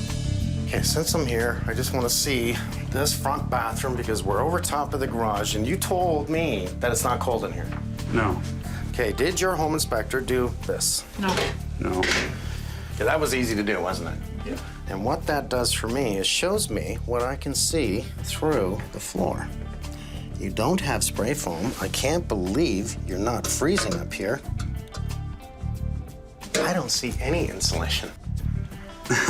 Zero. I see nothing. Got me really curious. And if I was the home inspector coming through the house, I see no insulation. You need to bring someone in to inspect this. That's when I'm going to say it. You need this looked at. Let's go look at the laundry room before I leave you. In the report, he said there is no exhaust fan in the laundry room. Evidently there is. You didn't put that in, right? No. Did this guy go through with really dark sunglasses by chance? It said no exhaust fan in the laundry room. You have an exhaust fan in the laundry room.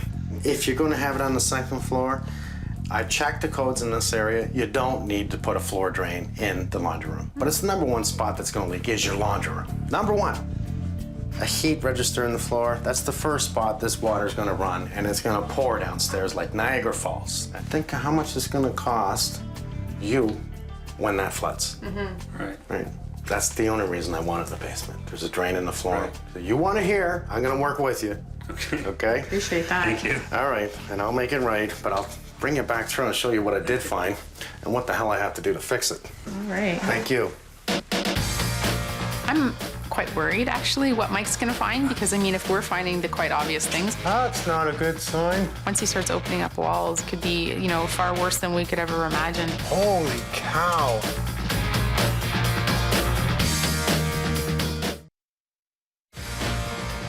Even though the house is beautiful and it looked great and everything else, I didn't want to be here anymore because there's so many things that just kept coming up. It wears on you after a while when it's like one little thing after another, especially when you ask somebody to look at these things to make sure that these things aren't going to happen. And they did. This is a busy street. Neighbors across the way are building a deck. I'm noticing all kinds of work happening. All right. A couple of smart things, gloves, eyeglasses. Actually make too much of a mess of this, just, ooh. That's definitely been wet. So this is a replacement piece. You can see that it's not only molded on the bottom side, but it is on the opposite side. So this is a small amount of mold. This is the things that we need to be concerned about. That's not a good sign. I have surface mold right here. It's on this side. What's on the other side? What's on the top side where it's going to be more wet than it is here? It's allowed to dry here because that air dissipates the water. But where it stays wet is going to mold more. That's why we see more mold on the back of the drywall than we do on this side. Ass backwards. So what they've done is they vapor buried this side of it. So remember, the rule of thumb is I don't like vapor barrier, but it goes on the warm side. In this case, it's on the cold side. Not good. Will create even more condensation. We have upstairs from this, the bathroom. The register's approximately here. We had a bathtub right here. Is it wise to put a bathroom over top of the garage? Bathroom and laundry room further back? Yes and no. I mean, I say yes because if it ever floods, it floods into the garage and not anywhere else in the house. That's the bonus here that I kind of like. The no part is that if it gets freezing cold in here and freezing cold up there, what do you have in there? Plumbing. So it's gonna break. As I walk throughout this house, almost every single floor register I looked at was not in front of the window. Now, am I being too picky? I don't think so, because I know it's supposed to go here. The reason we do this is because the glass itself is only about an R1 if you're lucky. It's usually under that, when we have an R20 in the wall. So this is going to be a cold penetrating point. If we have the register in front of the window, it blows that hot air up in front of the window and it stops the condensating on the glass. But why the hell do it here? Sloppiness. Okay, so it's actually sucking something. It's not the best exhaust fan, but it is taking it out, and I like that. This bathroom's great. It's a nice size. It's in the perfect location in between the first floor and the basement. Really like that. Not too often, I actually see the drain by the furnace. And I even have a drip line in the floor. So that drip line in the floor, you see that drip line right there? There's two of them. Where are you? I know you're there. That drip line in the floor is supposed to be for the furnace. That way it's not running on top and rusting out that grill. Look how rusty that is. And where is that? There it is right there. There it is. Now, had they have taken this, see this drip line here, and run that right into here, that would eliminate this. Minor, not intelligent. Ooh, boy, is that ever bad. Both of them, holy cow. I'm just taking a picture so I can put it in a report for the homeowners. Real simple. I have one round pipe, I have another round pipe. They're supposed to be touching. It's doing this. So you have major bleeding. If we see a lot of this throughout the house, we're gonna have quite the imbalance of putting air to where it's supposed to go, especially in the winter. That we're not having that warm air to an area that needs it, such as the kids' room. I'm just gonna place down my CFM reading. It gives me cubic feet per minute. What I love about this is not only does it read the temperature of the air, I'm also looking at airflow.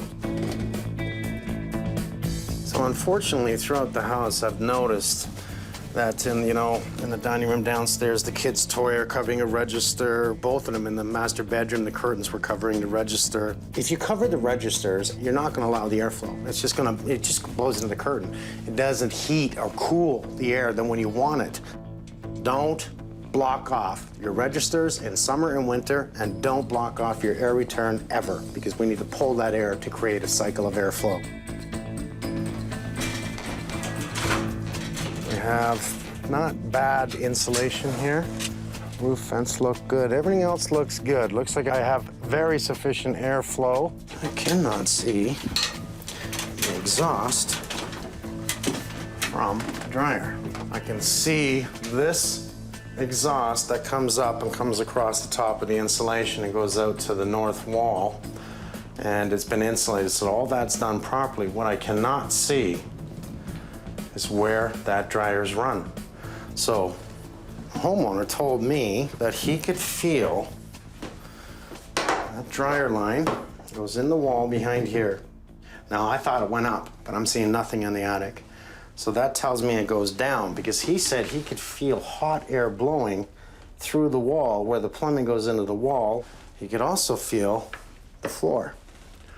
So I'm exhausting into the ceiling of the garage with no exit.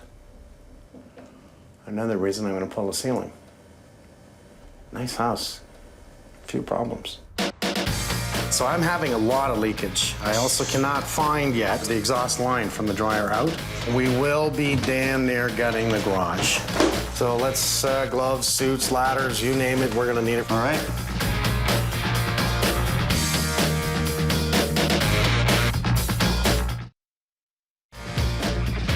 The house looks beautiful. It's got great curb appeal, but there's so many other little things that are wrong. And then Mike comes in and he starts pointing out so many more things. You know, you're laughing and you're kind of fighting back tears as he's telling you all these things.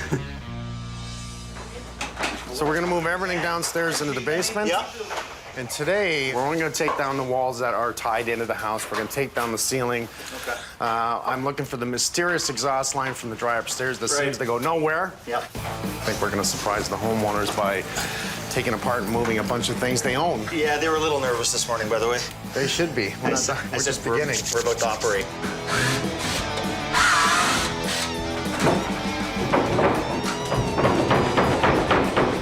Do you guys want a hand with that? Okay, now you can take it out. Good job.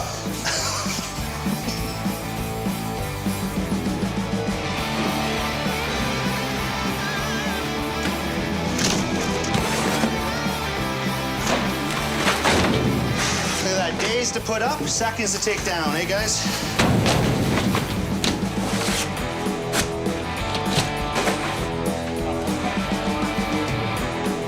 Heads up. Oh, that's coming down way too easy.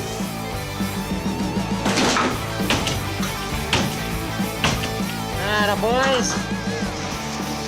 That's mold. Here's our bad insulation, right? And by code, our vapor barrier, which we see here, is on the warm side, so it's on the inside. If I have plumbing in here, by code, that vapor barrier must come around, same as the HVAC. That vapor barrier must come around with the insulation here, must come around and blanket that and keep the ductwork on the warm side. Same thing as the plumbing, because it can freeze. This is a cold zone. Very sloppy connection. Nobody gives a crap anymore because it's allowed to bleed 15% into the house. And that's what they say. Oh, it's okay, it's gonna bleed into the house. Well, where the hell's it bleeding? It's bleeding in the void. It's not actually getting into the house. But if we tape that off and seal it, it's gonna push the air that needs to go there. We're not even doing minimum code. We're doing sloppy. Unacceptable. The house is 7 years old. We have leaking everywhere. We're gonna have to do a comb from the outside. See where the water's coming in. You can't really see much from here without getting on it, so. We have a lack of slope in the eaves trough. With the lack of slope, this eaves is filling up very fast. We're getting some spillover. We're getting leakage behind the eaves, on the face of the eaves. You can see a lot of water staining. This downpipe is then collecting that water, bringing it down onto this lower roof, where we can see a lot of premature wear in the shingles in this area. Really, this downpipe should be continued all the way down to the lower eave to minimize any wear here. We also have a leak below that could be this could be the source of that leak, is having all this concentrated waterfall onto the roof. You can see below the shingle we've got signs of dirt. This is where water is tracked into the shingle. You can see a bump in this area, some rusted nails. So, you know, we've got water entering this area. So not only premature wear, but potential leaks. So we've got some thin craft paper here. We like to see Typar or Tyvek, house type wrap. Doesn't seem to be any moisture getting to that area. Looks like most of the water staining here is coming up and over the eaves troughs. So it doesn't look like any water's getting behind the wall in this area. Because the homeowners are talking about it being cold in, we'll call it their older daughter room. She's still a baby to me. Yeah. I'm going to assume it has a lot to do with the ductwork. As I looked at the breaks that we had downstairs, I've looked at a huge amount of connections, looking at the garage. From what I've seen all the way through the whole house, it needs more air on the second floor. So the whole system has to get balanced completely, especially this room, because you have 3 complete outside walls. We only have 1 register in this room, and that's probably why this is probably the warmest room and the coldest room in the summer and the winter. The biggest issue is trying to push the air where we actually need it. Which would explain me taping ductwork and making sure we put it in the direction and change minimum code on this. Yep. Okay, this is becoming a house of missing vents. I asked you to check out the vent for the stove. What'd you find? So I had this running, and I actually located it underneath the siding. Where? Straight ahead, right out this patio door. Okay, turn around. Look at that, see it. You know what the issue is here? I don't think they cut that open because it's near an open door. So if the door opens, the vent's on, it's sucking it out, it's just gonna bring it right back in again. So, out of sight, out of mind? Great, this is gonna be a wonderful fix.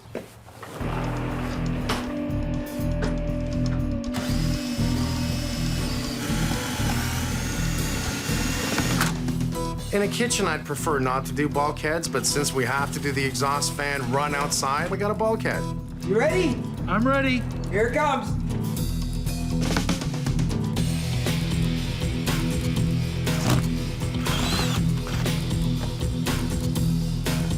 Oh, geez, Mike, were these lines always like this?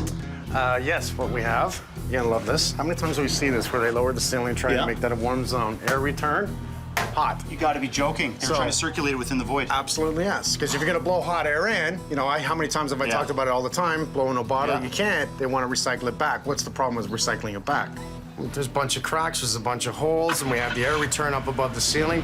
That's just gonna pull the off-gassing, which is the carbon monoxide from the cars, to the furnace, back into the house. And that's not good. Well, I'm gonna let the home inspector off on this. It's not like he can see through the walls, but I am gonna fix the heat runs on it and the air returns, insulate it properly, and make it warm and safe up there. It's a lot of leaking, eh, man? There's a lot of leaking. This is a brand new home. Do you believe this? 7 years old. Like it's so moist here that we can see it's rusting the beam. Yeah, it's completely rusted. Let's follow the puck. Look at this here. It's all wet, even in the beam here. Like that there is a fresh leak to me. Look at how black that insulation is. So that's air movement, right? Now let's follow across. What do we see here? Why do we have so much water coming right across? See this line that follows? If we look up at the plastic, we can see it's been so wet, it's actually almost misting, right? Look at the white on top of the plastic. If we come over to here, we can see through the plastic to the floor joists, right? Come back to here, we can't see through it. Why? Well, there's something missing in the equation here. I haven't found the exhaust to the dryer yet. What about lint? What color's lint?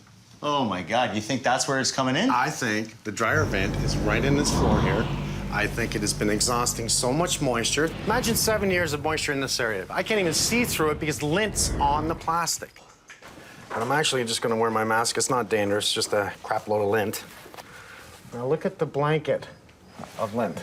That's a whole lot of lint. So, where's the break?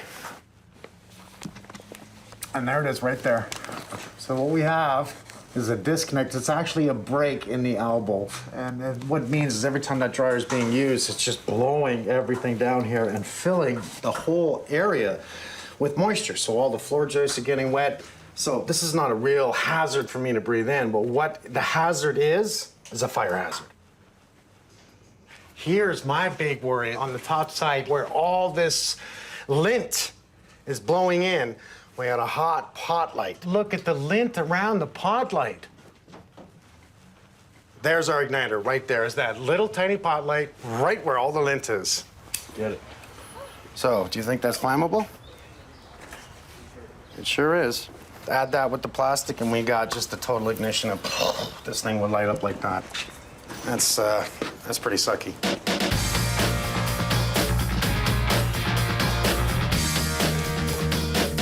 You can see why Mike wanted to check this.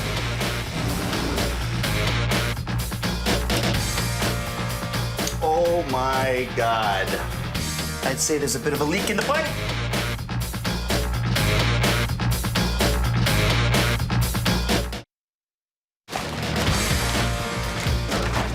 Here it comes, Sheriff. Let's clean this, so let's vacuum it all out, get it away from the electrical, and just do a really good cleanup on the whole thing, okay? Hey, Sheriff.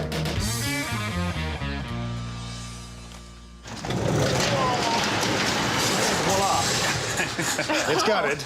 Let's look up for a second. See, that's your dryer line. Okay. You're attached. So all this time you've been here, this has been blowing so much for so long that all that hot, humid air, it created moisture. This was so saturated with lint. How much do you think lint is fireproof? Very flammable. Pretty flammable. Pretty flammable. Very flammable. Like that is just negligent. You're just so lucky you didn't have a fire. You have no idea.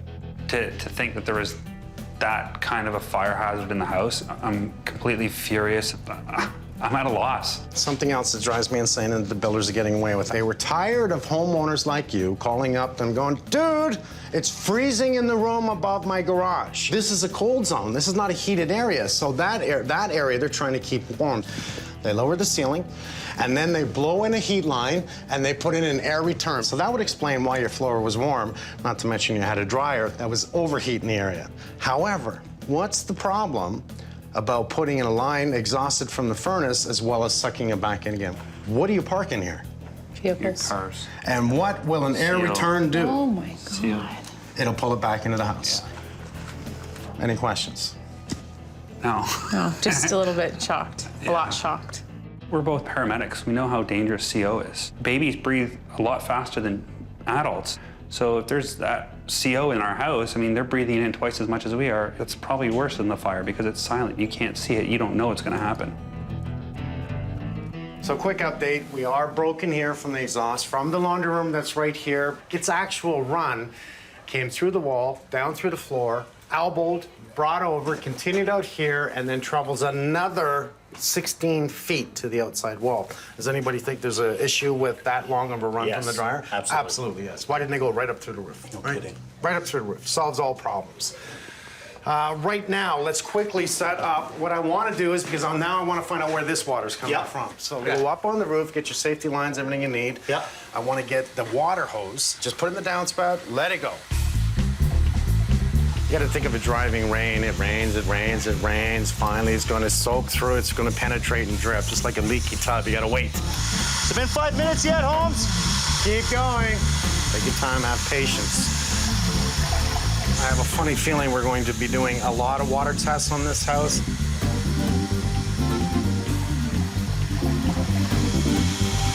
Homer, it's got to be 5 minutes, bud.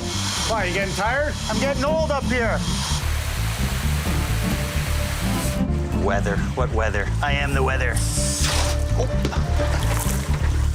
Okay, where does water start? At the top. Yeah. Hit the top. Do you see anything coming in yet? No, when it comes in a large amount. We did all our water tests. I mean, we soaked the roof. Right now, I know it's not leaking from there. All right. I'm starting to think this has nothing to do with the siding and nothing to do with the shingles because we watered the hell out of it. Let's do one last test. Let's open up a window on that one of the walls on the outside. So I want to see an exposed window.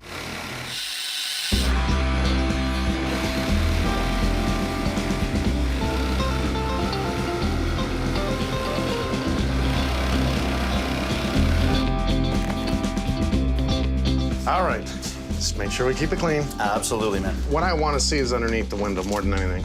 because this window here has all that flashing that I'm slightly concerned about. I'm feeling better now that we've done the water tests. I don't see any air movement. I don't see any mold yet, which is a good sign. I don't see anything. It's awesome. I'm happy. It's a shame we had to cut this open. As far as I'm concerned, this eliminates anything to do with the siding. It doesn't appear to be leaking. Yeah, okay. Yeah. Am I lifting all the weight? Putting a laundry room on the second floor is never, ever a good idea. But the homeowners really want it here. They have 2 kids. It's easier for them. Almost there. I think I'm losing circulation in my fingers. It feels like we just walked around the block with this thing. It feels like it, doesn't it? Put it down. What we're doing is we're just cleaning out this room. I know Martin and me have to take a look at whether or not we can actually run a drain in this. I know that Gary has to move that vent up into the wall if we're gonna do any kind of drain system here. Oh, yeah, watch that noggin. Okay. I want the room emptied so we can take a good look at it, because I know eventually I'm ripping up these tiles.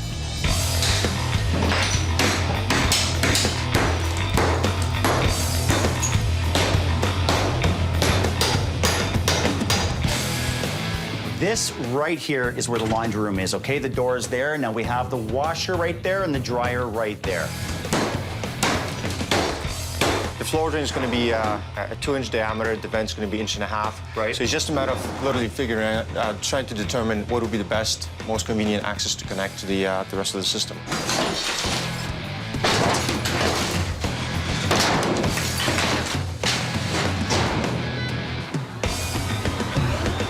I'm roughing in my 2-inch floor drain right now for the laundry room that's going to be on the second floor. I got a stack that's in a pretty convenient location, so I'm branching out with my line, and I'm going to come around the corner here and then install my trap, as well as my trap seal primer, which is required for the floor drain.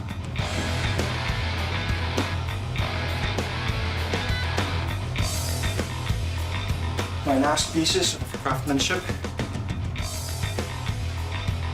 What I've done is the trap obviously is in between the floor joists down below, and then the vent for that particular floor drain for that trap comes off, and then I have to bring it into this area, into this room, and then reconnect it to the vent stack.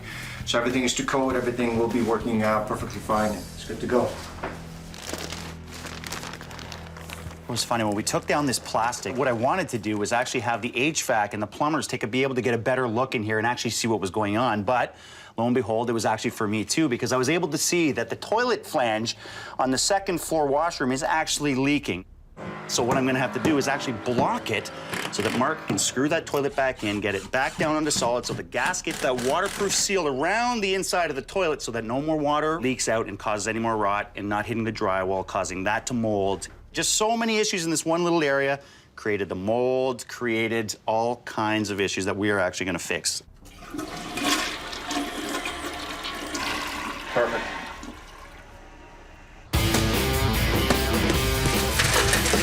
Well, it's not plexi. So this dormer serves absolutely no purpose, and the homeowners aren't big fans of it anyway. I'm gonna need a Sawzall, guys. Mike does feel like at some point this will become a source of water leakage, so we might as well get rid of it. Mr. Holmes, I do see signs of water, and it's quite a bit. Yeah, I love this place. It's starting to give me a headache.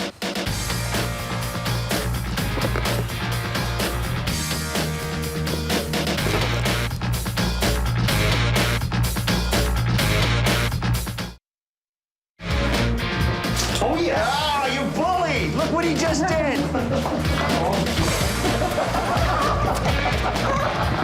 Hey, make sure you do your laundry. Well, it's a good day for this, bud. It's supposed to rain this afternoon, though, so I really want to get going on this. So let's take it off carefully. We'll start with the shingles, start ripping off the roof, take the sides down, the front face, the whole bit. Mike wants it down, so off with its head. Everyone away from the bottom, please.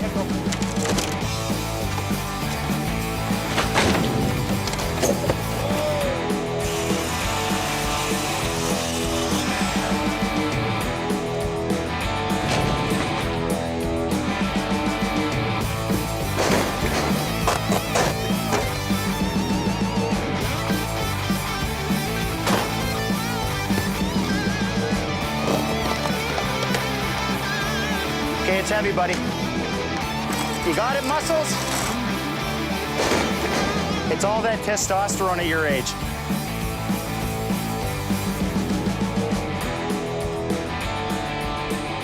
In order for us to finish the laundry room, we need to get that dryer vent run properly. Now, there was a break in the line, and it was allowing all kinds of moisture to escape, as well as dryer lids.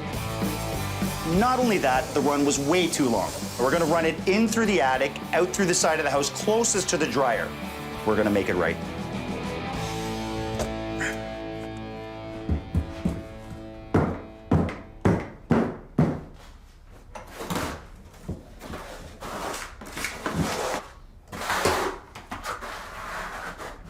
So basically right now what we're doing is we're putting some modified thin set down to the OSB. We're gonna lay down the Petra on top of that, and then we're gonna start laying our tile.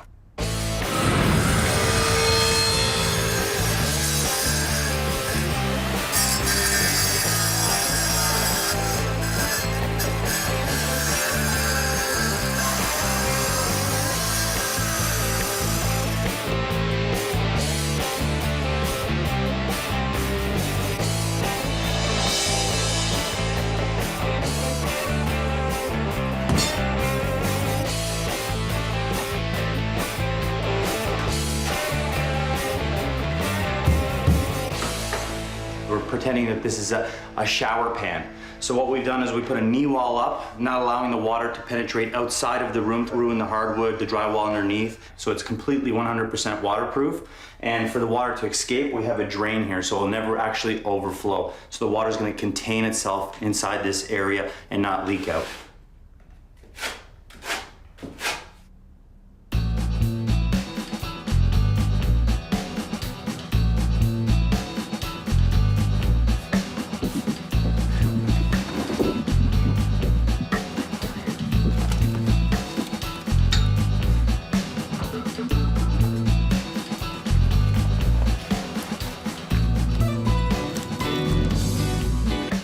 Right now, I got the guys getting ready to prep. We get the floors covered, we do up all the doors, make sure we do a good, clean job. The benefits of the wall-tight eco is that it gets into all the nooks and crannies and makes a complete seal. You put bats in, you always have little spots where air leakage does happen, and it occurs all the time. Insulating the garage itself. On the exterior walls, it prevents any of the cold air from getting in, and the ceiling, it stops gases and cold air from getting into any areas. It makes a perfect seal and prevents all that from happening. With a case like this, what we're doing is leaving the vapor barrier on. The guys can spray foam on top of it. That way, in the future, if the homeowner has to change it in the drywall or replace it, has a hole or something like that, it can be done without losing the value of the insulation that's in behind it.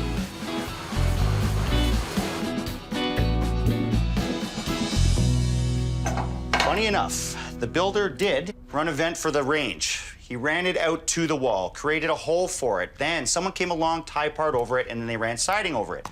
It never vented outside, so we had to cap it. We re-ran it, put it into a bulkhead, ran it out the side of the house where it should be. You don't want it over a door. And what I want to do, really, is close off the hole to the outside. We don't want insects, mice, anything getting back in. So I want to put a piece of plywood, insulate it, vapor barrier it, close it off to the outside.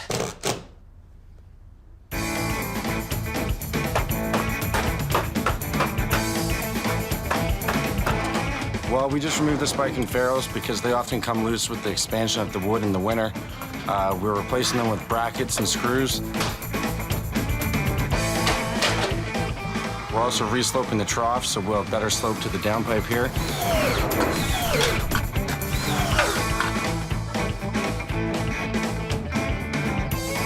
We're gonna put on a bigger downpipe to allow more water to get down off the roof. So you're gonna put a vent in for me today? Vent and a little bit of shingling. Yeah, because now that we've closed that area off, it's an actual attic now, isn't it? Yeah, we're gonna treat it as an attic. Getting a roof vent in there for exhausting any air, just to vent it like a traditional attic space. Absolutely. These are very rusty nails that I'm pulling out, obviously showing that water's gotten to them.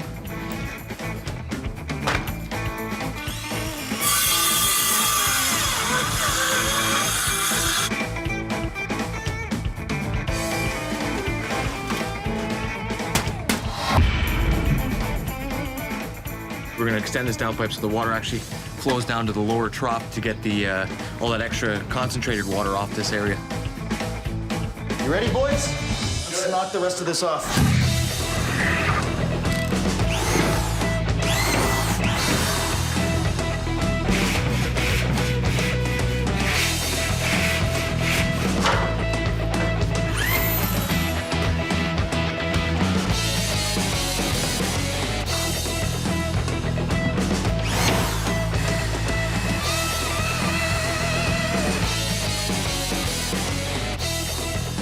So we have everyone pitching in today. We've got mudding, we've got grouting going in. Everyone's tying up all the little loose ends, and it looks like we're gonna actually make it on time.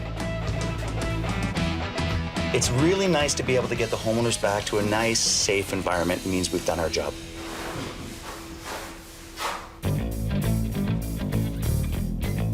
We basically tried to balance everything off, so everything should be pretty close. We've sealed up the duct in the basement, changed some heating runs, increased the airflow.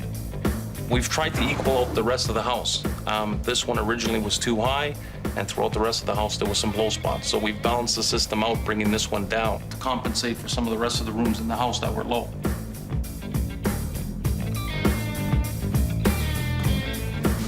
So I'm installing this last piece. This is a drain for the washing machine, the good thing about this actually is there's a clamp that I'm installing which will hold the washing machine hose very tightly, and it will prevent any accidental slip and potential flooding of the laundry room. So additional safety device that will actually protect the homeowner.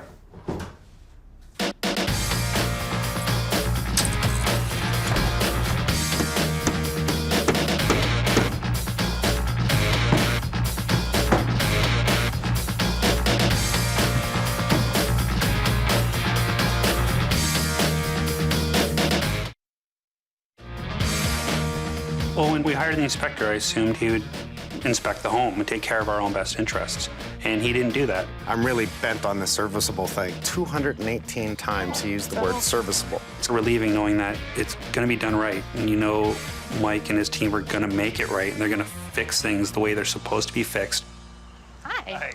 Well, long time no see. Yeah, it's been a while. Well, it has been for me. I think you're seeing him every day. No, we didn't peek at all. It was hard. It was really hard living here and not peeking. We're going to start outside simply because I want to tell you about a lot of things we did here. You can see there's no more dormer. It's gone, right? The pimple got popped. The pimple got popped.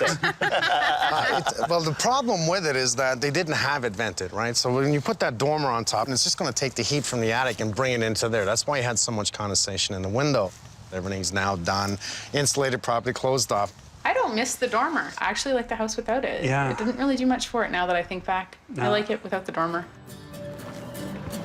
So we have bigger downspouts, while making sure that the downspout just doesn't drip onto the roof. It actually goes down to the eavesdrop, right? These are corners that are cut that end up being a problem for you. When they first came in, they kind of had an idea of what the costs were going to be. I mean, there's no way we could have come up with that cost. We just bought the house. We win the Mike Holmes lottery. Yeah, actually, it feels like you're winning the lottery. I don't mind the bulkheads. I don't mind them at all. I'm not a big fan in the kitchen, but you have tall uppers. And with tall uppers, it really works with the bulkhead, giving you the new lights that you wanted, right? One over the island, which is beautiful, and the pot light there. Why did we have to do it? Because they came up, you remember, right across the ceiling and did not exhaust it outside because they never would have been passed had an inspector come in. We're going to drive it that way. It's exactly what we did. It looks good. It looks like it was always there. It does, doesn't it? Mm-hmm. That's what we want to hear. Yeah. That's, yes. You did a great job. I like that. I'm a happy camper. These guys did good work. Let's show you the garage. Okay. Come on in. Can't believe your house didn't burn down.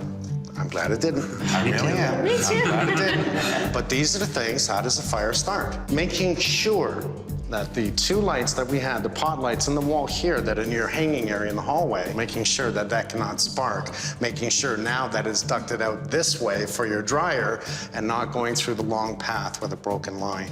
We're safe. We're not going to allow any carbons from the car, so any off-gassing from the cars are getting into your kids' rooms or into the, because we had too many spaces here that they could get in, not to mention the freezing cold.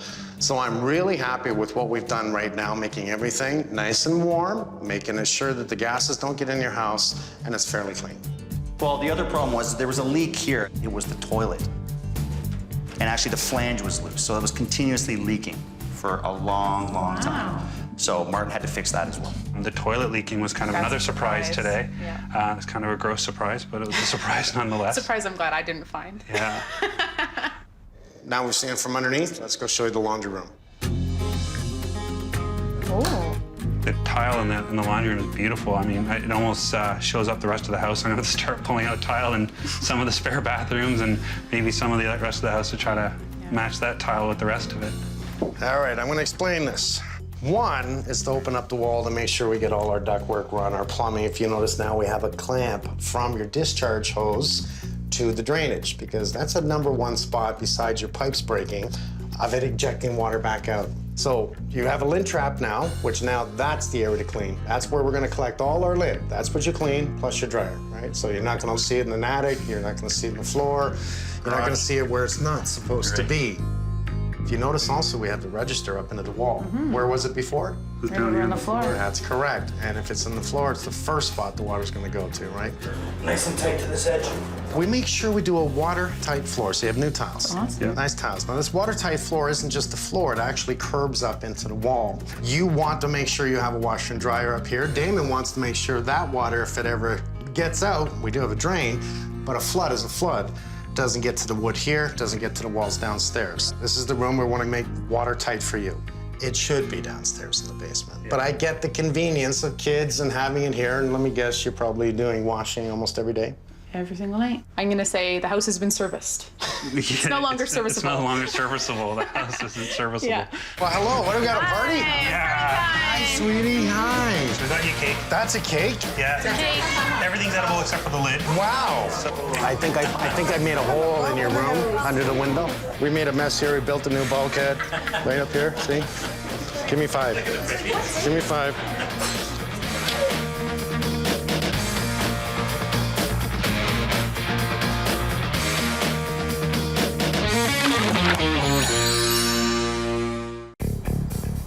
The inspector came in and took about 3 hours, walked through the house. And he didn't notice this? He didn't mention it at all.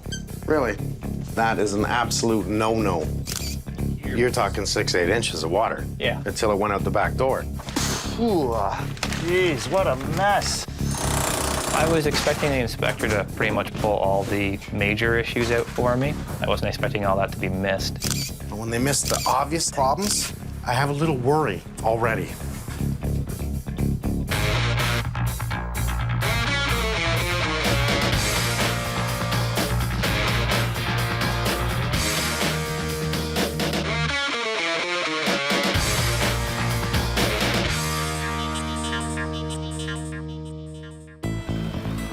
Dan, he's a young guy, 25 years old, looking for his first home.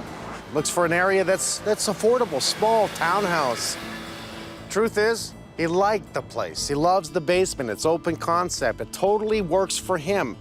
The idea is that he can fix it up along the way.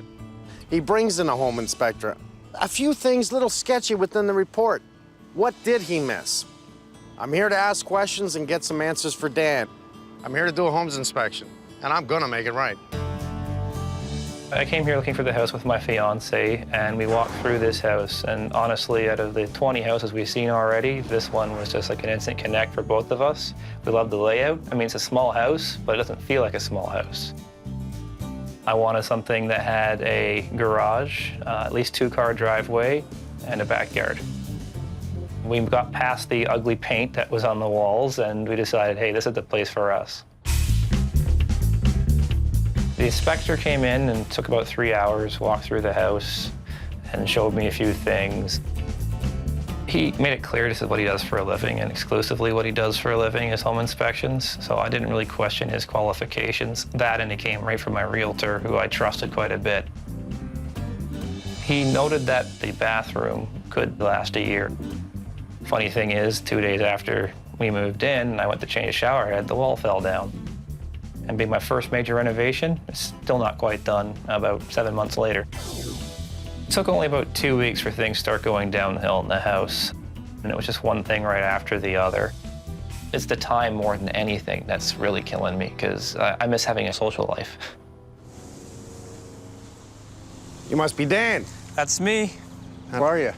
Pretty good. Thanks for coming. Hot day. So when'd you buy this? I bought it in September.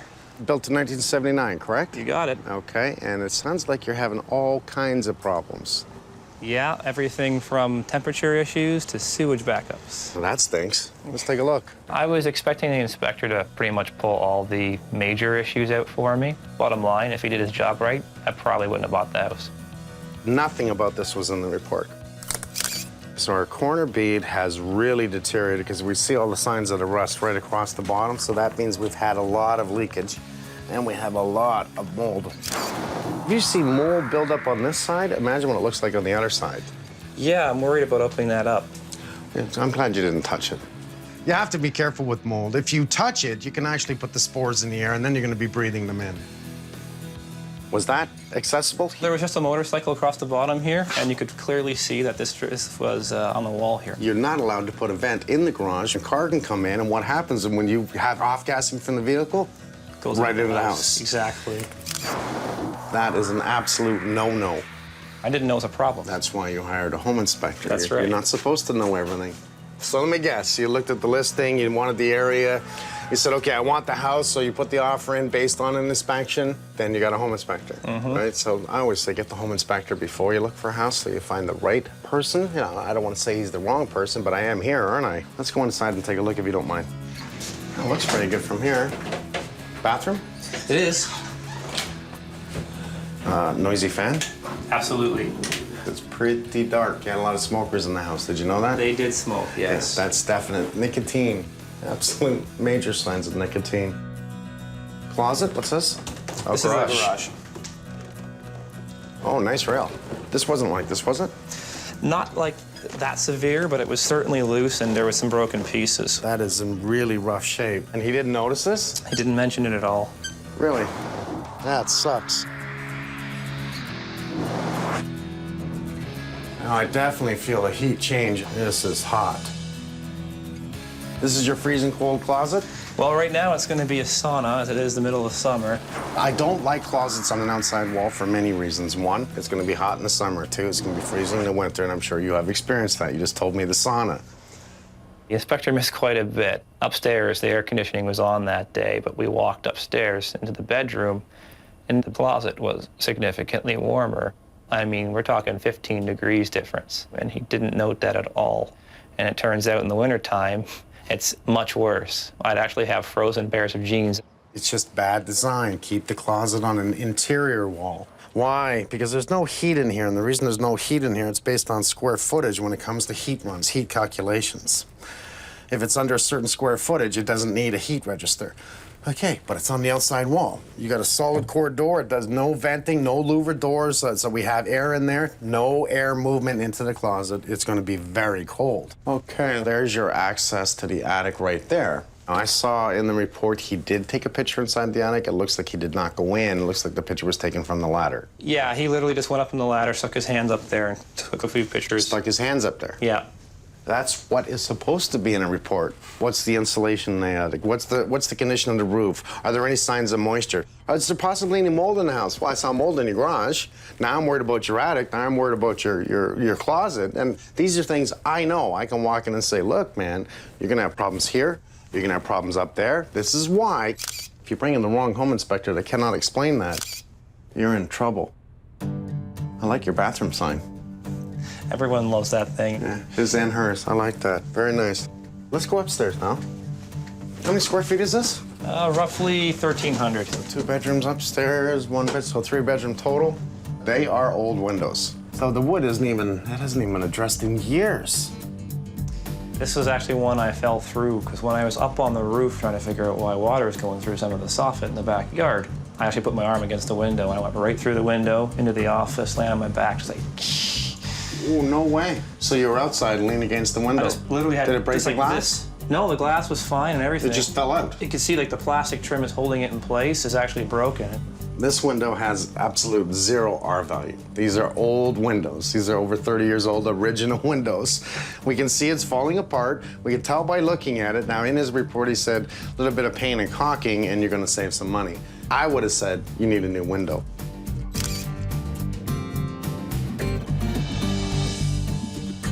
Where was the drain that flooded?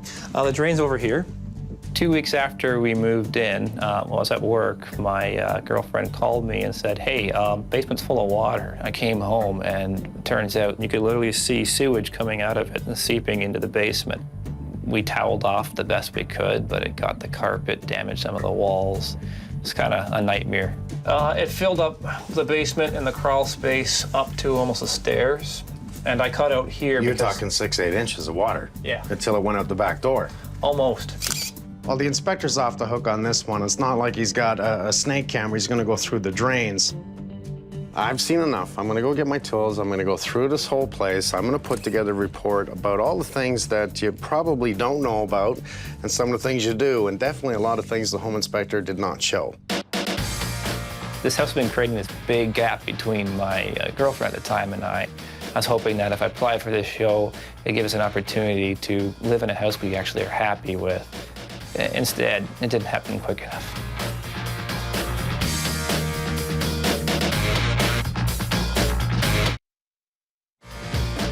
I feel far better with Mike's inspection because even in the short time that he walked around my house, he was able to find more things wrong that was missed by the original inspector when he was here for 3 hours.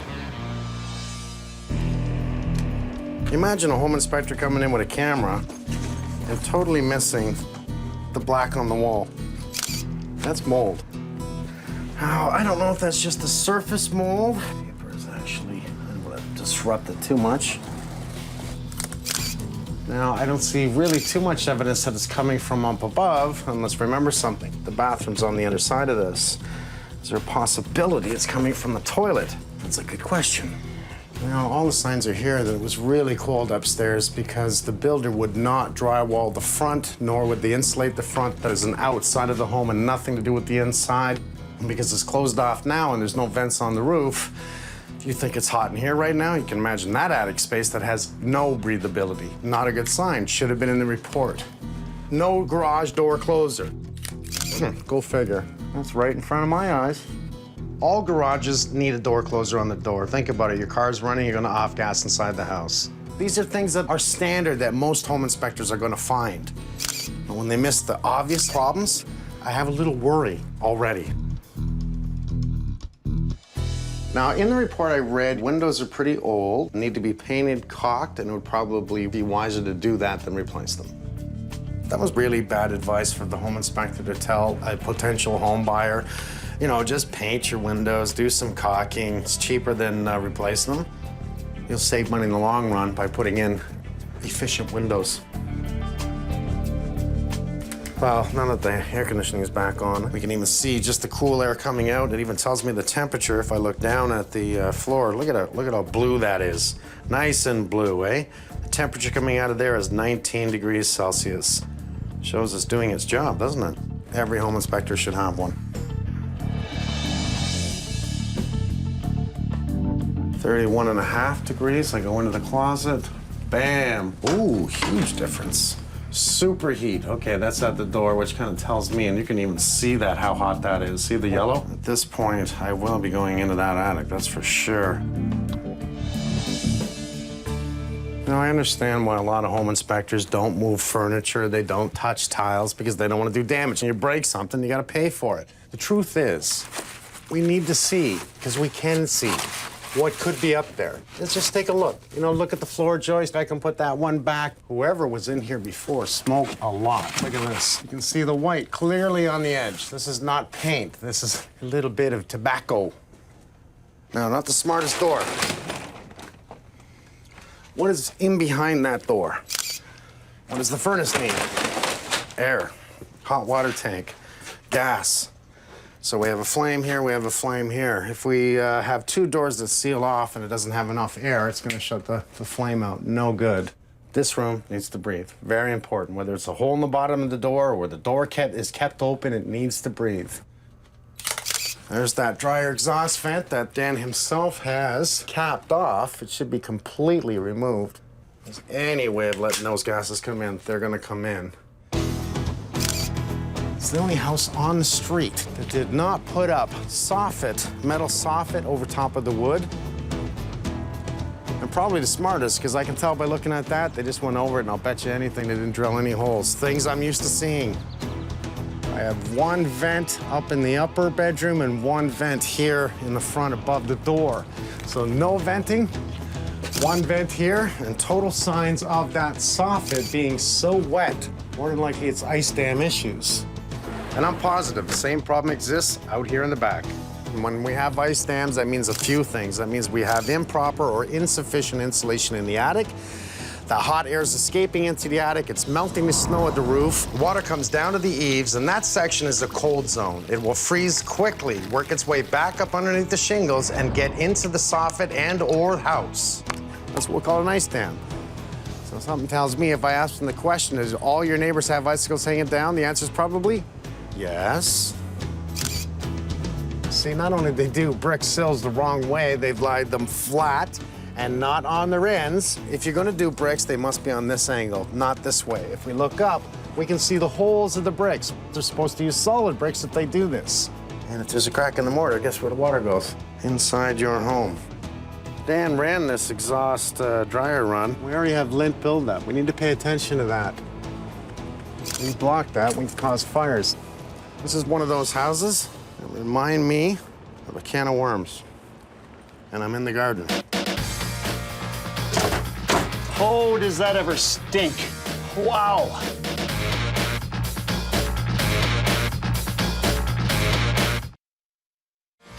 You think you hired the right home inspector? I just went with what the real estate agent suggested. I just didn't know any better, to be honest. Man, why don't we always learn from our own mistakes? How's your forehead? Does it hurt? A little bit. It's just from banging it? Yeah. You didn't cut the grass? No. Looks like we need some gardening. He's freezing cold. We have water issues. We have electrical issues. We have drain issues. We have issues. Look at the mold zone. Yeah, it's funny, eh? Like, I can't figure it out. There's no moisture on the walls at all, except for just the last 4 feet.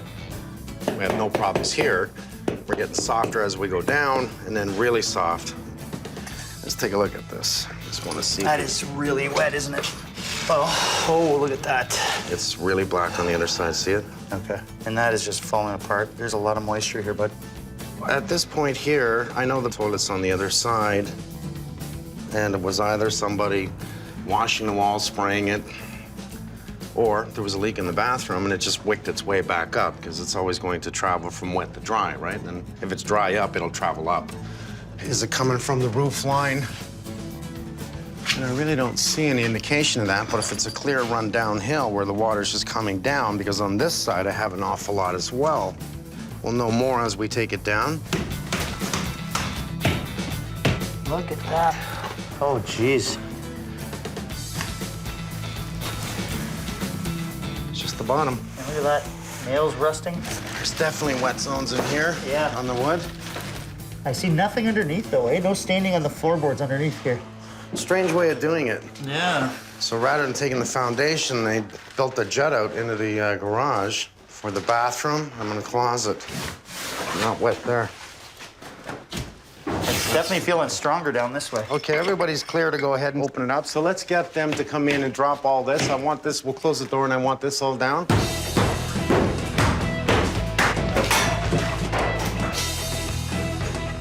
Sherry, what do we see here? What am I looking at? Filthy insulation. Why? Airflow. Correct. So that's filtering the air. This filters the air, so you're not going to breathe the dirty stuff. The filter goes here. So the insulation is acting as a filter, and that's why it's dirty. Bat insulation, and I don't like it, should fit loosely. So it should fit just snug in place. Don't bend it, don't crank it, nice and loosely. And whenever we do insulation, you see it just looks like carpet, right? Mhm. That doesn't look like carpet. It looks like mountains, actually. Mhm. You see the ends here? Mhm. All that does is allow air movement through the ends. You see that black spot right there? Yeah. The air's coming through it instead of being resistant, which is our value, on the outside of the insulation. So you're gonna go ahead and do what? Take it all down. I love you.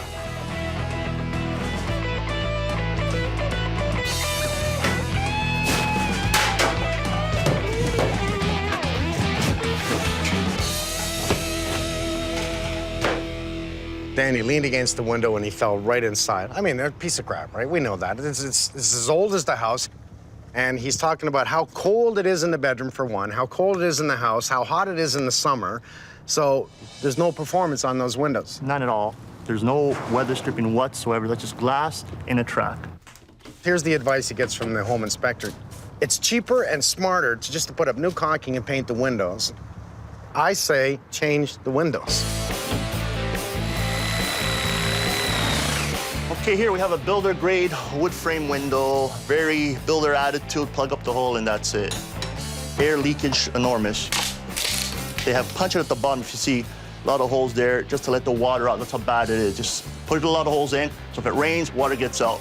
But also means a lot of air is getting in, so not energy efficient whatsoever.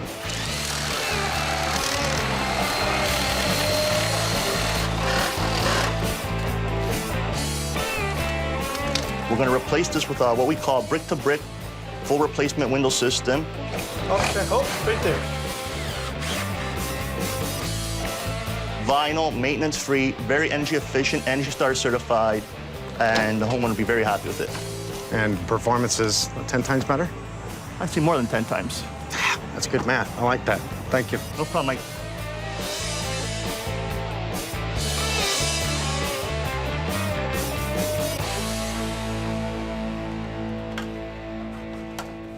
I see all kinds of really dirty insulation, which tells me we have a lot of air leakage. You can see it in spots everywhere. No insulation whatsoever across this wall here. And in this wall here is another bedroom where it steps up to the next level, so it's like a back split. The problem being is that's going to be extremely cold. The funny thing about it, this is the front of the house, and he says this room is cold. Everything up here is going to be cold. The inspector should have caught that.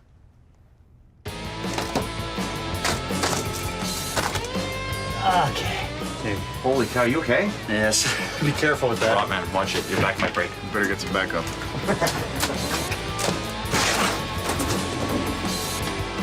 Well, this is an outside zone, so what we want to do is spray foam this. This is a closet above, and we know that the closet is absolutely freezing. Well, if it's anything like the insulation that was done in there, it's probably the exact same here. So when I spray foam the garage, it makes sense. Spray foam right in through here, get every outside zone as warm as possible. Scalpel.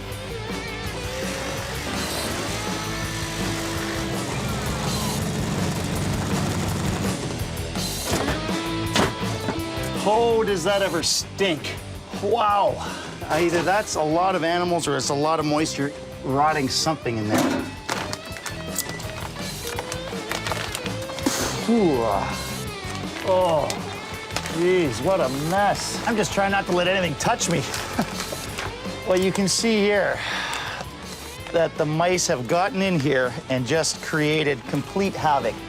Not much R value left in that thing. They're ripping at the insulation, they're pulling it apart, they're breaking down the actual R value. I mean, the insulation wasn't done very well anyway, but looks like the mice had an access point through the garage to actually get up in here to the warm side, because that is the inside of the house, that's the floor. Oh, they just tore this to shreds, wow. Mouse Hotel, boys. It might not be too bad. I don't see signs of it in the house. I mean, he does have 2 cats here. Doesn't look like they're actually doing their jobs. As Carl says, that he thinks they're vegetarians, so. Mice are always going to be a problem at some point. You have a house, they have access points in, they're going to want to get into your house in the winter months to stay warm. But if they really get into your house, they can cause electrical issues, which you really don't want. They can cause insulation issues. They can actually do damage to your home. They can end up costing you a lot of money. What happens when you eat through your insulation? Cold areas in your house. That's what's happening.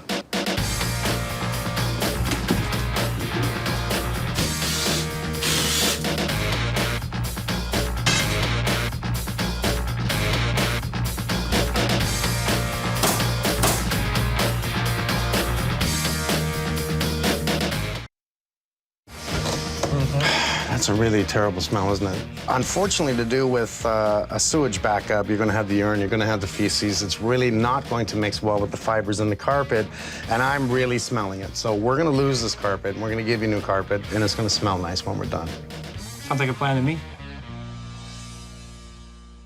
Now that we have the garage opened up, it gives us a better picture of what's going on here. I mean, look at this. They've used the wall cavity as a return air duct to feed the furnace. Here's my whole subject about using the inside of your home as an air return. Look at all the crap in there. And you're breathing that in every single day. Not to mention having this open cavity can draw the off-gassing from the vehicle right through the furnace throughout the house.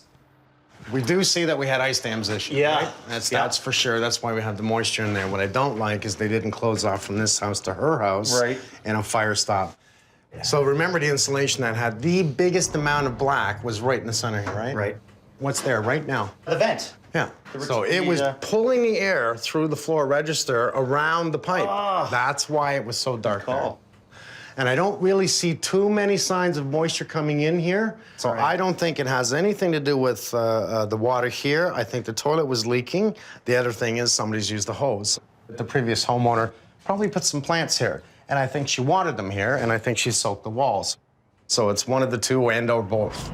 Grew a lot of black, just enough that we could do it ourselves and not call anybody else in. This is some of the drywall we took off the ceiling now. Again, here's what I love about this. You're seeing dripping marks. So these are all dripping marks that just dripped with a little bit of water because this is all so dirty, right? It's just gonna pick it up and it's showing the drips, but this became a puddle. So the ice dam built up, you're thinking, got to the warm air, started melting it, drip, drip, drip. That's what I think. Okay. And it's probably not gonna help it that there is no ventilation whatsoever in that. So we need Steve to come in, look at the roof and all the vents, escapes, and we need him to also look at how we're gonna vent this. Well, we have the same issue on the rear of the home. We have plywood soffit, under-ventilated soffit.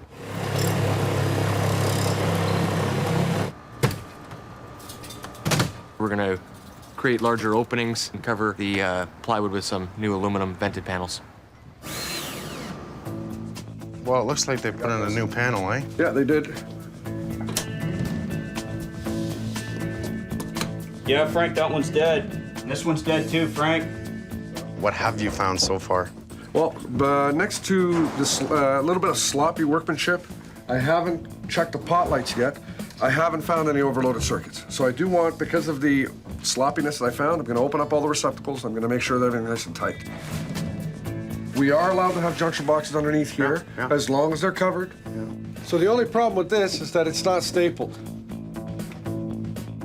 The whole reason that we've got the jack chain holding the pot light there, they've actually done a good job from not having the pot light coming crashing down on you. So you want to make sure that they're jack chains, so they stay in place and they're safe. So they did that part right. This is loose, it's not even attached. Those conductors right now are open to being hit by anything. We need to fix that. No glue whatsoever, and no glue, no glue.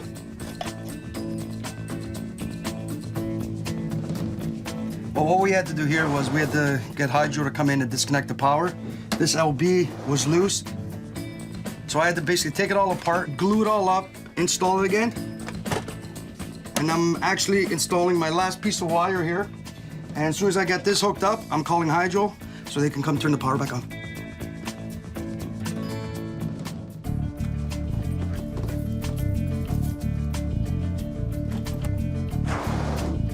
Couple little things I'm seeing right off the bat. Very sloppy job, a lot of air leakage.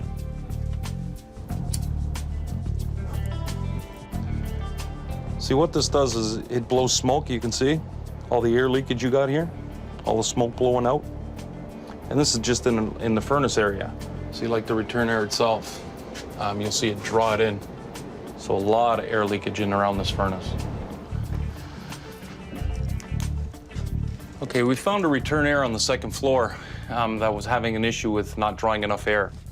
And there's just a large cavity that was drywalled in the front here. We removed the drywall. Problem is, this void is just too big. You got a lot of air leakage that the cavities, you know, they nail in the wood, a lot of air leakage in between. A furnace can only deliver as much air as it's supplied. Since we're not getting much air from the second floor return, it's causing poor circulation up in those floors.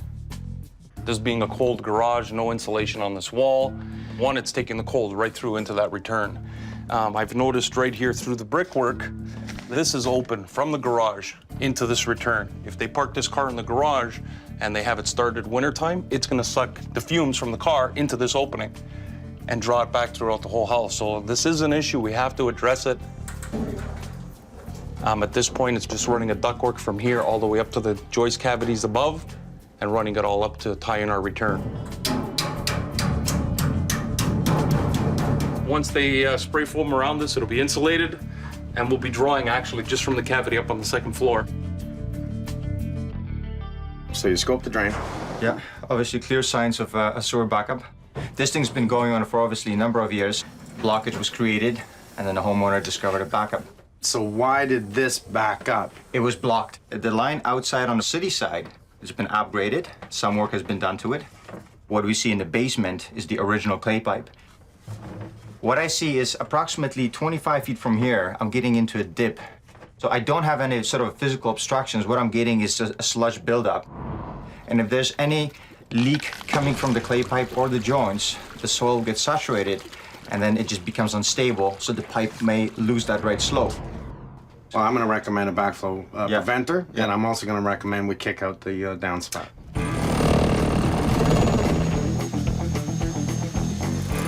Well, we know Dan had a problem when he had a backup in his basement. We know that it was on the city side. The city side allowed sewage, raw sewage, to actually back up into Dan's basement. So what we have to do is dig down and find the connection to the city side. What we're going to get Martin to do is install a back water valve right here so we never have any issues from the city side backing back in here. All right, we got this thing all excavated and exposed. We found some surprises. It was actually a leak from a sanitary line caused by pretty much a little bit of a tree roots as well as a poor connection between the plastic and the clay pipe. So it's actually a good thing that we dug up here. We will be able to rectify that. But the main reason is to install the back water valve. This device will protect the house from any backups that could happen from the outside of the house.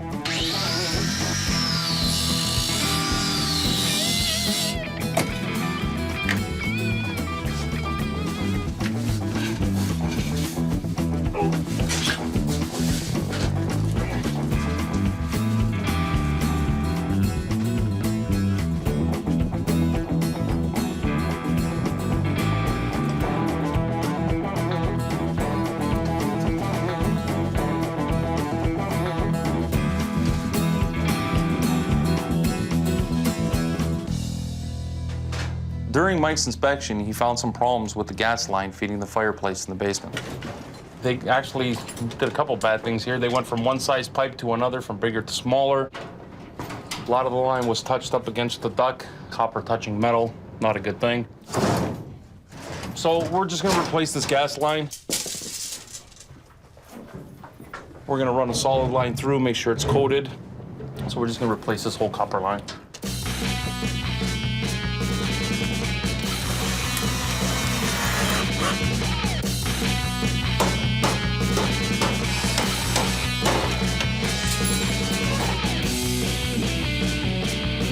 Well, we replaced the front eaves trough across this lower roof, basically for one main reason. Both the neighbor's home and the home we're working on, the downpipes went into an old clay weeping tile. So we've redirected the downpipe to the middle. It's going to drain out down between the driveways, basically to eliminate any drainage issues or a wet basement situation. Our air volume, our CFMs, is reading it's anywhere between 480 and 485. My temperature is actually high. I'm in at about 25.4 degrees Celsius. So once we start sealing up that ductwork, sealing up our supply, sealing up our return, I want to increase our air volume, our CFMs, and I'm hoping to drop my temperature. Right now I got a lot of air, just my temperature is really high. So we're going to try to improve on that.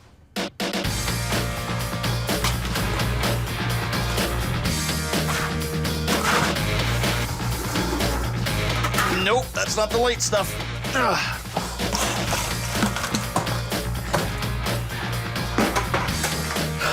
This is gonna take a while.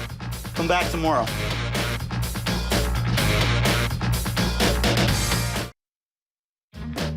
Hi. I wouldn't want to be having a beer down there when the exhaust was running on his bike.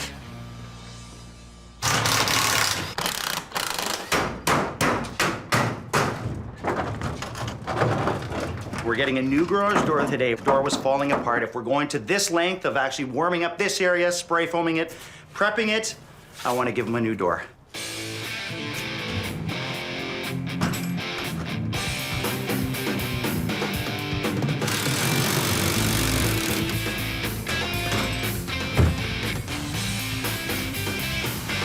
Dan did call us about a lot of problems with this house, one of them being that he had a cold room. This is Dan's bedroom right above the garage. He was freezing. We always know what it is. It's a lack of insulation or improper insulation. This is why we spray foam garages, and Dan will no longer be cold.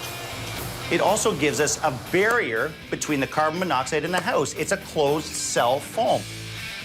We had issues with the jut out of the bathroom. They did cantilever this. We don't see this often, but we had to take care of it, meaning we had to insulate underneath the cantilever and come up around the plate. It's what we have to do to make sure Dan is warm. The existing trough here is in great shape.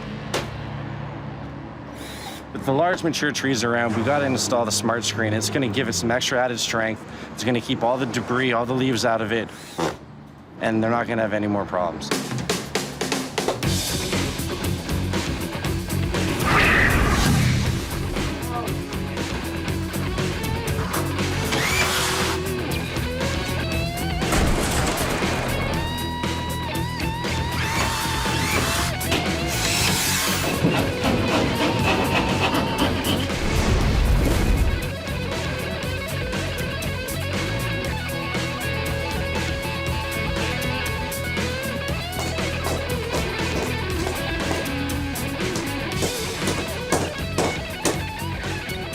This is a new type of underpad. It is called EcoFoam. It's especially designed for basements because it is waterproof and it's also breathable. So in case you have a leak or anything on the basement, this underpad won't suck the water at all, so it will stay under the concrete. It will dry out eventually.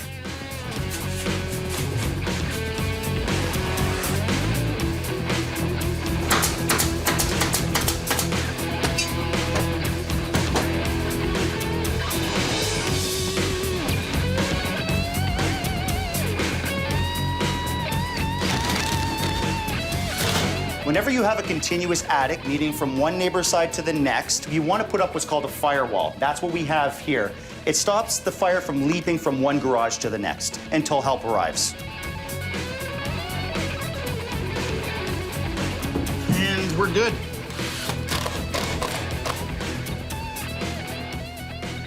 I'm doing one last piece of a plumbing job here. I'm replacing a hose bib which was in the garage. Old standard hose bib. I'm installing a frost-free unit, which gives me a peace of mind that in the winter, if the temperature drops, if the garage, for instance, stays open for an extensive period of time, I'm not going to run into a risk of that line bursting if it freezes. So frost-free hose bib, and then bring it reconnected to the rest of the system, and I'll be done.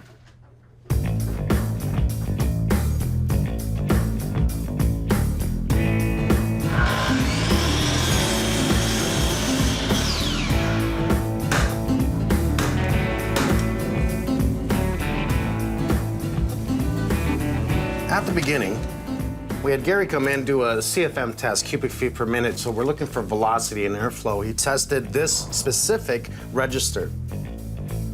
He had 480 on the CFMs, and he had a temperature of 25 degrees Celsius. So since then, we have insulated underneath, completely re-drywalled, and he has taped all the main trunk downstairs so we don't have any air leakage. So what I'm doing is I'm just gonna run my tester over top of it to see the difference. 671.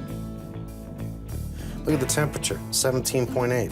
So that's about a 30% improvement to the temperature and about 40% more airflow. That's a huge difference. The furnace no longer has to work as hard to cool or even heat this house. Man, that's money in the bank. Little tools all home inspectors should have, let me tell you. I'm sure when Mike's through, it's going to be a safe and clean home. I'm going to be able to breathe clean air. I'm not going to have to worry about a sewage backup, which is going to ruin the air again. And I'll be happy to actually live here instead of just dealing with one problem after the other. Maybe have a social life again. That'll be nice.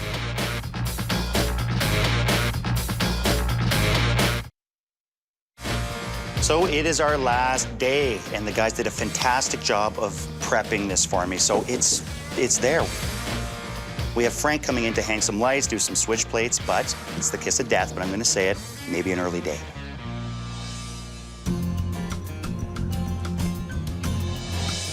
Dan the man. Mike. Damon, thanks, nice to see you. You got a new door. This is a thermal broken door. The reason we want to do a thermal door is to stop that major cold air from coming in and affecting the ceiling. You have a nice little keypad here, so it's great remote control. And on the outside, we had Steve Graves come in. You have all new soffit throughout your whole house because we want to make sure we ventilate your attic space.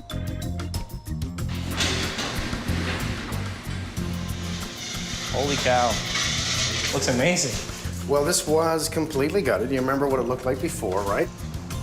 It was opened right up. We made sure we had a firewall between you and your neighbor. This wall here, everything's solid. Studded down to the floor, insulated completely underneath, filling that void and then coming up the wall. We fixed your neighbor's wall as well, and we fixed the east troughs and downspouts at the front of the house for you and your neighbor. That's awfully kind. We had the brick wall here, and we had a studded wall. So they spray foamed all of that all the way up, sealed off everything else of all the problems that we had of gases coming in your house. All this in the drywall here is mold resistant because it's what we use. And it looks good, eh? It does look, it looks fantastic. Mike's come in and completely redid the entire garage, way beyond my expectations. It looks fantastic. It feels fantastic and warm in there. Now that everything's sealed from the garage, I'm not going to have any of that carbon monoxide coming in anymore. It's just going to be nice, clean air throughout the house. It's not bad. Now take a deep breath. Smells clean. It's because you have new carpet. We pulled out your moldy, musty, kind of wet carpet. New carpet, handrail on the stairs, which is provided by minimum code and courtesy of Damon, Bennett, and the rest of the crew putting it in. Thank you, sir. Just No playing with you. problem. New trim, new doors. We want to make sure we do louver doors, right? So these are actually quite wide doors, both here and in that location over there. I'll just open this one for a second so we can talk about this. If you were to look in, and go ahead, you can. Looks like the floor has been dug up. Dug up, let me see. That was minor jackhammering, pull the concrete. By digging all that, throwing in a backflow preventer, new piping, what this is going to do is save any issues of a backflow coming back in again. That's fantastic. It kind of saves the carpet, we do. I like what Gary did. He first did an air test with CFM, the little toys that we have, the meters. He did his smoke test around the furnace, major bleeding of air coming off your furnace and the main trunk line. Since then, we have taped everything up, siliconed the furnace. By doing all this, what you're actually going to do is now use your furnace at full efficiency. You're going to save money, have more airflow. You're going to be cooler in the summer and hotter in the winter. I'm feeling much cooler right now in this house. That's making me feel pretty good. With the air conditioning on, which isn't even running right now, and it's just steady temperature. I can tell you before, that air conditioner never turned off. Now, something I like. Wow. Something safe and secure. Now, we did not. Isn't that pretty good? It's beautiful. Remember the other one? Yeah, the one that was falling off every time you went to put your hand on it. If you look in the back, what do you see? I see 2 giant new windows and a painted wall. The inspector said that if you just do a quick paint touch-up and some caulking, you're going to save money more on putting in new windows. Here's why I'm going to disagree. With the thermal pane glass and an airtight window that performs better than your older windows, once again, your furnace is going to run less. So we're trying to save you money here. I think we're doing pretty good. Oh, they almost look bigger, eh? They do. I don't know why, but when I came in, I said, did we make them bigger? And I know we didn't. Well, for one, you can see through them and they're crystal clear. Maybe that's it. Now, you remember we talked about your closet in your bedroom, right? Now, your closet was hot when it was not supposed to be, and cold when it was, because you actually had frozen clothes in there. I did. Okay. Remember, I told you we were going to take down the soffit outside the door. So we insulate the floor. That was your main impact.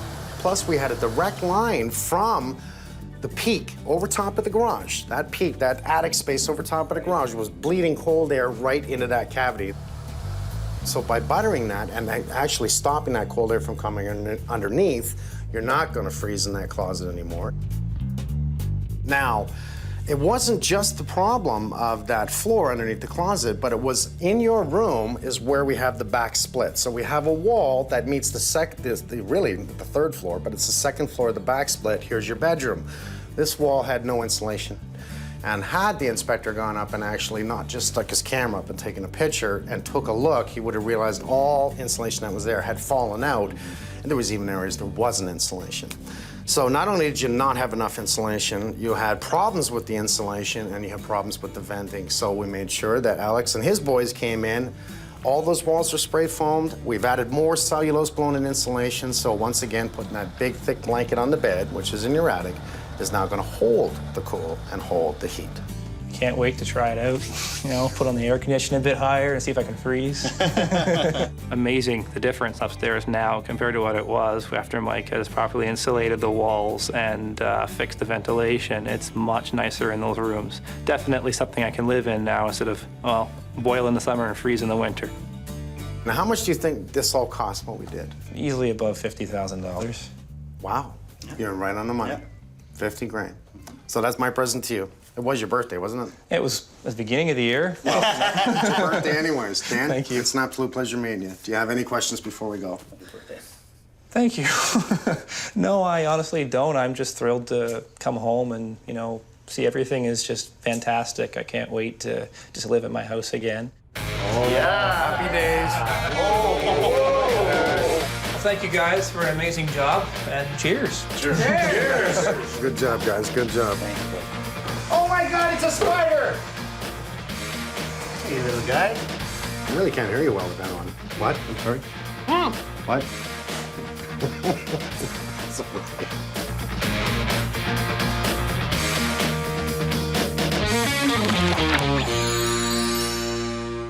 I think we would have let it go if the home inspector was thorough enough. How much water sits here? We're waiting for the big rain for it to come rushing into our basement. The longer we live here, the more stuff we find. The bedroom is directly above us here. They're talking about it's cold, it's freezing. If there was a lot of money to be put into the house, we probably would have opted out.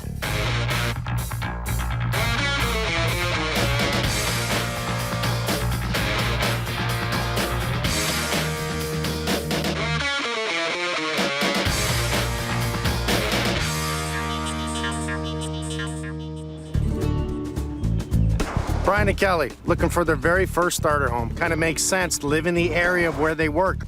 Everything's around here. Great for Hayden, their young little baby. They do the right thing. They bring in a home inspector. They walk around with him and ask him questions. What did he miss? I'm gonna do a Holmes inspection and I'll let you know. We were looking for a house with a backyard with enough bedrooms to cater to our growing family. One of the big things was that this house was a shorter commute than living outside of the city, which is what a lot of people do. We found this, it was just on the border of the city, close to, you know, public transit, and just seemed amazing to us. So it's a nice sized house, and upstairs there's 4 bedrooms up there, which was surprising. I thought it was 3 originally. And the basement was already finished, and I was like, oh, this is great. I can, you know, our little son can play down here. I can put my guitars and my music over there, and, you know, it's just the layout of it worked out really well. We were both at the inspection. We went around all the different parts of the house. The overall rating of the house was above average, so we figured, oh, the home inspector gave it the thumbs up, so let's buy this house. It is a hot day. Looking back, we see that there was a lot of stuff that was missed. As first-time home buyers, we didn't have big bags of money going in or anything like that, so we wouldn't have bought the house if we had known that there was all these extra things that we would have had to invest in. We would have looked for a fixer-upper in that case. Brian. Brian. I'm Mike. Nice to meet you. Kelly? Hi, Mike. Nice Pleasure to meet you.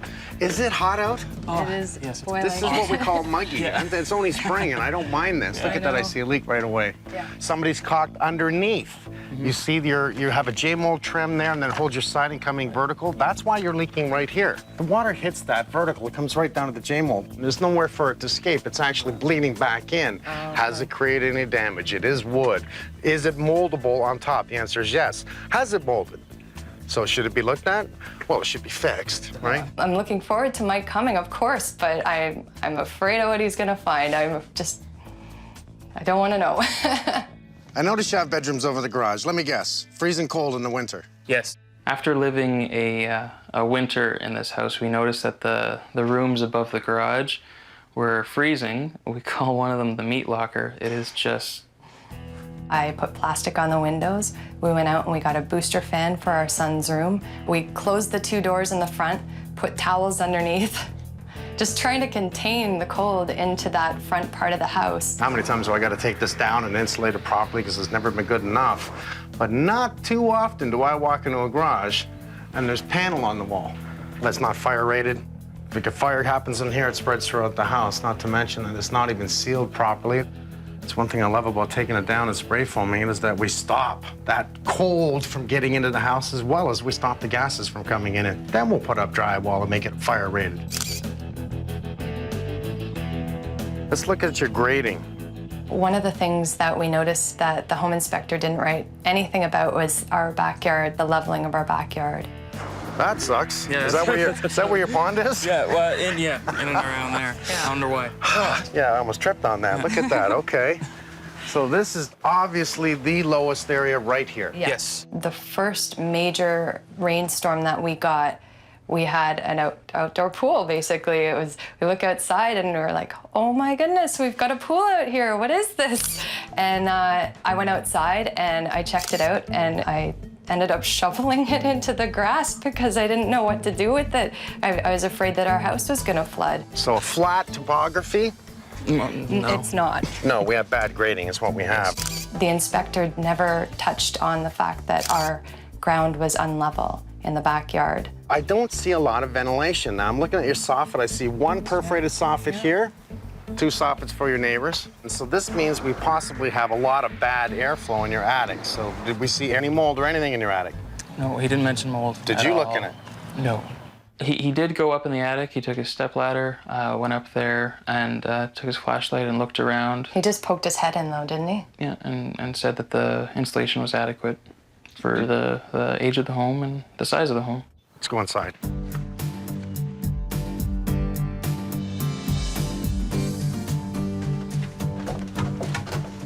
Okay.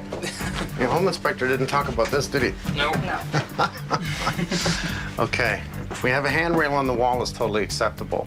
If we have an open area right here, this now becomes a guardrail. And a guardrail must be 36 inches, must have pickets, so follow all the rules that, so when somebody finished this basement, they didn't do it properly, and this is incorrect and should have been put in the report. I read in the report, plumbing, no problems, in big words. This is a bathroom sink, okay? There's nothing that says you can't have it. Here's where the washing machine drops itself down into the drain. How interesting is that? What size is that pipe? 2 inches, right? Okay. Goes down into a beautiful big trap that ties right back into 1.5 inches. So we can always actually start with small and go to big, but you can't go from big to small. Because what that does is like the highway, it's we look at it as a bottleneck. It starts to back up. Okay. Same thing here, and especially for a washing machine, you don't want that. As soon as the washing machine is dumping into that drain, and then you try and turn on that sink and have water drop down, it's gonna have a competition of water, and that's gonna back right back up, and I'm surprised you haven't flooded from this. So, plumbing, no problems. We're not sure if we have a drain on the floor. Well, you have a drain somewhere. You have a drain somewhere, but I see carpet everywhere. Where the hell's the drain, right? I'll see if I can find it. Pretend it never happened. We'll go upstairs. At least it's louvered. I'm gonna go through the rest of the house. I'll show you what I find. I'll fix it. There's a hole here, and something tells me this hole right here used to be an exhaust fan to a dryer, right? Because of the size of it. No one's gonna drill a hole that big to put in PVC, right? So that's an electrical line. Mike's inspection went into the things that we never would have thought of that a home inspector should know, but ours obviously didn't. You know, it's funny, I look around these houses, and what do I see? Minor crack, wasn't in the report easily. It's minor. Everyone panics when they see this and they think, oh my God, the house is falling down. It's not an issue. We'll just do some caulking and fill that area just to stop the water from getting in. The biggest problem that I see, and probably the one that's responsible for the break, both on the left and right-hand side, is the siding. Since we know that water's coming in and it's directly responsible for how the siding and J-mold is, water's gotten into here. I'm gonna pull this down. It's gonna serve 2 purposes. 1, a full inspection to see what's up there. Again, to show me where the water's coming from within the inspection. 2, I can now insulate that area because I am going to gut the garage and put in spray foam. So now this allows me to insulate here, which is also underneath the bedroom above. How far do I have to go? Will I have to take the siding down? I'll know when I pull this down. It's obvious the grade was brought up over the years, including the driveway that's old. And that's why I mean over the years, because if the driveway's been done and I can tell this is old, it's been brought up over the brick because for many years now, this being approximately 40 years old, that water on that side of the property is going to bleed in and hit the foundation. Now this is supposed to be the vent for the central vacuum. I don't think they need to run the muffler out of this side of the house. The problem that I'm seeing is that the vent is so low to the grade as snow gets in, what does it do? Snow gets in, it melts. Same as the dryer vent. The problem, once again, is that it's too low to grade. This hole right here used to be an exhaust fan to a dryer, which told me somebody changed downstairs. Wash and dry used to be here. That leads to so many other questions: electrical, plumbing, what was closed in, how did they close it in? And it's not the best way to actually run wire across the wall and then tie it into a second light. They have conduit, why didn't they continue? And it's a shame, really. This will be the area that possible water has penetrated. I'm going to take down some of the ceiling in here because it's going to show me some of the things they've done.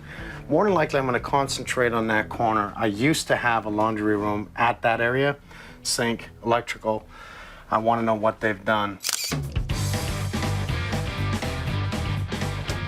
Mr. Bennett. Yes, sir. What do you got for me? So the inspector comes in. Yeah. No problems in the garage. What does he say? I need a door closer on the door. Right. It's an interior door. Yeah, well, they tried to put a door closer on the door and it fell off, right? Yeah, It's not biting It's into hollow. anything. It's a hollow core door. Yeah. Worse than that, here we have a 3/8 of an inch drywall, right? Because of the joints, because of everything else, it's not fire rated, it's not proper. We're going to have issues of off-gassing from the vehicles coming in the house, and guess what? Spray foam. Freezing cold on the second I'll floor. bet. Simple things. I'd like to pull all this down. We're gonna have to find a place for it to go because I don't like it this way. I'd You rather sure? have shelves across. Yeah. No, don't do that. I'm underneath it. Okay. It's only held by a few screws, dude. Okay. It would easily pop that down. Other issues I have is the central vac. We have a muffler line that runs through the house and up the other side of the house. Okay. I haven't gotten in the attic yet. The last time I was here, it was blistering hot. Yeah? Oh, yeah. Here we go. I'm gonna do this. You don't even have to. You can just tell me. Okay. Heads or tails? I'm gonna go heads. Gonna go heads? Yeah. Oh! Tails. Oh! That means I no, win. I know. That's tails. Does that mean I'm going up alone? Yes. Damn. Okay, we have a rail. At least we have a rail. Problem is we have an opening and now we have guard issues, right? Right. So we see a beautiful little laundry room here. Mm-hmm. Totally wrong. Plumbing, electrical. Interesting. Everything. And as a matter of fact, the home inspector didn't notice anything about plumbing. Really? Yeah. I mean, take a quick look, right? Oh, a 2-inch wow. line running into 1.5 inches, and it's a T. So here's what I want to do. We're gonna probably open up this wall, do washer and dryer, okay, and change the door, and then we'll do a laundry tub. So try and fit this up. Deal with Martin. I've already talked to him about it, and maybe the washer's here and the dryer's here, and the sink is there, right? Still leaving a little bit of storage because there is a door or two underneath the stairs, right? And maybe just moving the door. We'll address everything else. I do want to pull this down. Now, with the grade being high, it tells me over the years they had water coming in. Look at the corner. I know, I just saw that. Look at the mold. That's where there's a pond in the backyard. Right here. Now also, the dryer used to duct out right here, right? So is water coming in there? Now, if this is showing on this side, it's the other side I'm worried about. What's happening back there? Okay.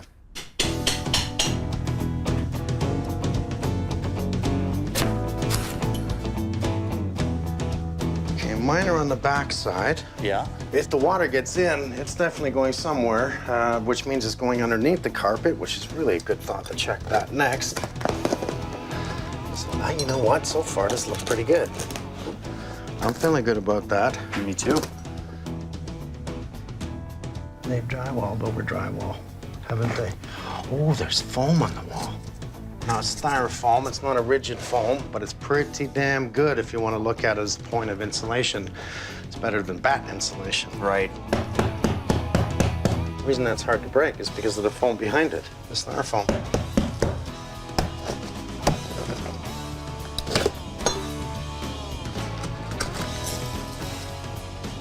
Nothing on the back side. That's what I wanted to see. Well, I don't think we have a problem on the outside walls. Let's pull the baseboard across the back and take a look, just like I did here. Just as, if you can see the same thing, we know the walls are fine. Right. Let's go ahead and make the call to pull the ceiling. So pull the ceiling right around the room, cut the seams all the way around, and stop at that wall, the laundry room wall. Yep. Straight across. Okay. Mike thinks the laundry area has been moved from the back of the house to the front of the house. So, we've already found a lot of plumbing and electrical issues. We want to drop this ceiling to make sure there's no hidden problems here.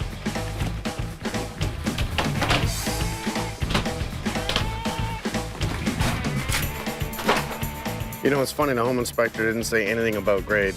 We have a drop to the front. I really like the way it goes down. They've picked up the side. You can see how they followed the brick all the way up. Actually, we do have a poured foundation, so they've come up over the brick. Now, by code, we need about 6 inches of foundation and then brick. Obviously, I can't drop this down because I'm gonna have a bathtub here, right? Especially the backyard area. You can see this one spot here. So this here just fills with water right to the wall. And it makes total sense. We got higher grade there, higher grade here. Here's the bottom of the bowl. The problem with this is someone has brought the whole corner of this property up and created the bowl. The fence all the way along it, they've built it up along the bottom. The tree's not helping. No, the tree's not helping. It's lifting the earth up there because I can see the rundown from this side. Good meaning people, they put in a garden, don't think of where the water's gonna go, and they capture it. Everything is stopping right here. Then if you come out into the back, you can actually see that pitches down over there. They've got huge grade issues all the way along this back corner. That being common area on the other side, we can trench a weeper through it. Okay, make it so. All right, thank you. Okay, Carlito, you got the ladder in here? Yes, sir. So, call it. Heads or tails? It doesn't matter what it is, I'm going up. Not necessarily. All right, I'll go with heads. And it's tails! Oh, let me see. No, it's tails! I would have rather spent a bit more money on the home inspector and not invest in the entire house and find out all these different problems later on. Well, I didn't find a lot, buddy. I did find some stuff. Nice and neat. Yeah. Hidden junctions. Yeah, we just got one here, open face, right? And against code. Another one there, yeah. Now the plumbing. So we had no vent upstairs, and here's the other hole they had. Yeah. I got a funny feeling that in behind the sink, it's there. Yeah, so somebody put in the new sink. Whether they capped it off or not, they closed it off. There's a vent. I know there's a vent. That flex line is probably for that register that's in the floor, and they couldn't squeeze it in. We're gonna see that better once you drop this side. Okay. And we're gonna get Frank to check the electrical. We'll get Martin to check the plumbing. Gary is already here looking at the furnace. When I drop this ceiling, he can do a full HVAC inspection, especially the duct lines going up to the second floor. We got a big issue with this hot water tank venting. This one is not even connected. You got a big opening in this pipe. It's a 4-inch pipe that's going from 4 to 3 inch. Incorrect venting. I cannot leave this like this. These people can die in here. You're having carbon monoxide spilling from this venting, let alone you got a big opening gash that looks like it's never been patched inside the supply air, so you got a lot of air volume getting lost in this room. Whoever did the home inspection here should have caught this, definitely, if they even looked at the furnace for that matter.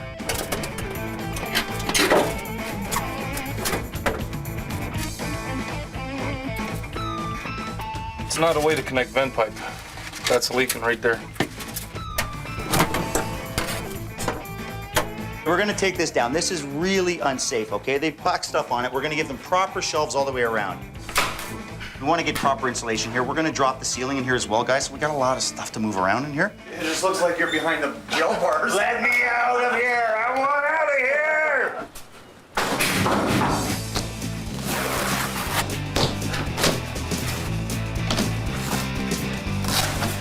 The fact that we see black on pink insulation is just meaning that there's air circulation behind the wall.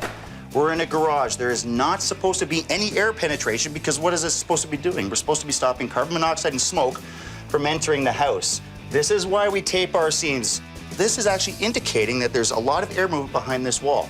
What does that mean? Smoke comes in here, this fills with smoke. It's going to be doing the same thing, getting behind the walls and getting in where it's dangerous. Mike thought there was a vent stack in the kitchen, and he was absolutely right. Instead of tearing out all the cabinets to actually get at it, Martin has come up with a better plan. I've actually dropped the trap from the kitchen sink down into this cavity. Yeah. I'm allowed to do that because I have a vent that I found in the basement that I've utilized for this particular trap. So I was able to solve two problems within pretty much one exercise or one task. Clean up the kitchen drain and inside the cabinet, as well as be able to connect the trap to the venting with an allowable limit and meeting all the code requirements. Very smart.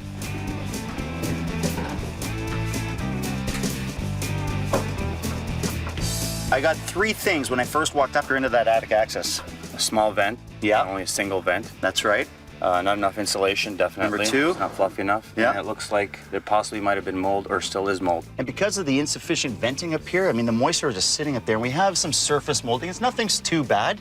I'm not too worried about that. It's not like it's black and hairy. It's just some surface molding. So I think we caught it in time.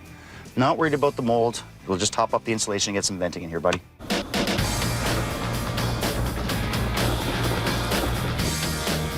Well, it's definitely leaking, but it's not leaking tremendously. It's coming in here. I don't think it's penetrating the house. We see no signs of water damage on the inside of the house, which is good news for us. So it looks like we just have to tackle this area, figure out something to stop the water from actually getting in. The thing about the laundry room is it was one of those things of, oh, that's weird. Oh, well, we've been living in an apartment for 6 years and have to go down to the basement. Laundry! So we have a laundry room now. Okay, yeah, fine, I'll deal with it.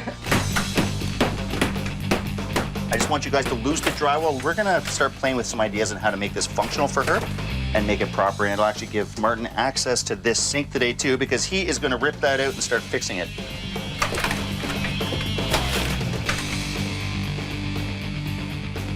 Bruce, what'd you find, man? Some issues with the piping, tees in backwards. Right, it's just like plumbing, right? You want it to flow like this. You don't want it to have to come back all the way to this part and then you have to go flow back into the unit. Exactly. And then we've got some short tees, just basically clogs waiting to happen. Right.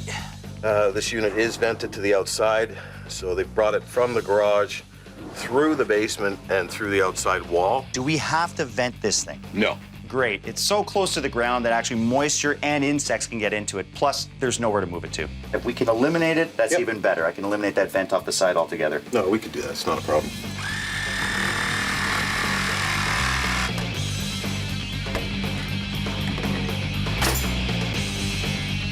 So besides you taking that out, one thing I have to do today is find that drain, and I know it's under this carpet. Even if I run the camera from this clean out, it will take me out to the street. Floor drain is just a branch line which ties into the main line, so I will not be able to get physically access to it. Only if you had another stack. Exactly. That, right? Yeah. So this carpet really, even for my plumbing purposes, may have to be pulled up just so I can find the floor drain. So it's amazing, eh? We're looking for a floor drain. We moved some walls to make this a functioning basement, and look what we got to do. We got to lose, like, what is this, a 5-year-old carpet? Pretty much, yeah. It's a shame. Yeah.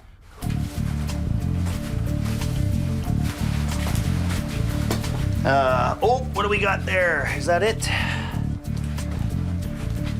Give me your quick pick, please, or is that there? I've never seen an electrical plate over a drain. There's the drain. Martin, see what floor we found? drain. Yeah. Now, this is why we didn't find it, actually. They had, like, a metal cap on it. Yeah. And they used floor level here. You There can go. actually see it, so they answers leveled that, it out. That's Yeah. why we couldn't Yeah. find it. So, I think we should scope it. I want to know if there's any problems with it, obviously. It definitely is original piece. It's a clay material. Yeah. So the video camera will actually give us an indication of what condition this pipe is in and there are any issues. Right. As you can see on the screen, we do have a piece missing. Oh, right at There's the... actually a section of a clay pipe that is missing. Is that what I'm looking at right That's here? exactly what you're looking at, yeah. There's a piece missing, and if I pull the camera back a bit, yeah, you see that crack actually continues farther up. Oh, so what this allows is literally soil to get in. Yeah. And as I was trying to push the camera farther into the floor drain, it's just completely blocked. You know, this can only last for so long. We're fixing the drain. That's what you're telling me. Yes.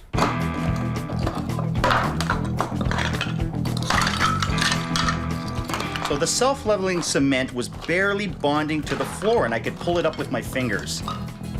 So once that was up, I found the furnace drain line hidden under a strip of metal with some duct tape over the sides and silicone down. Unbelievable. That is unreal.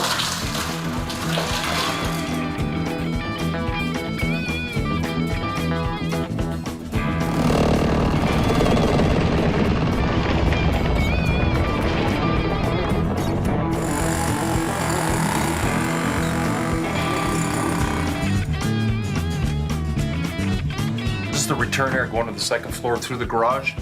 So I'm basically sealing up all the joints. There was a lot of openings in here.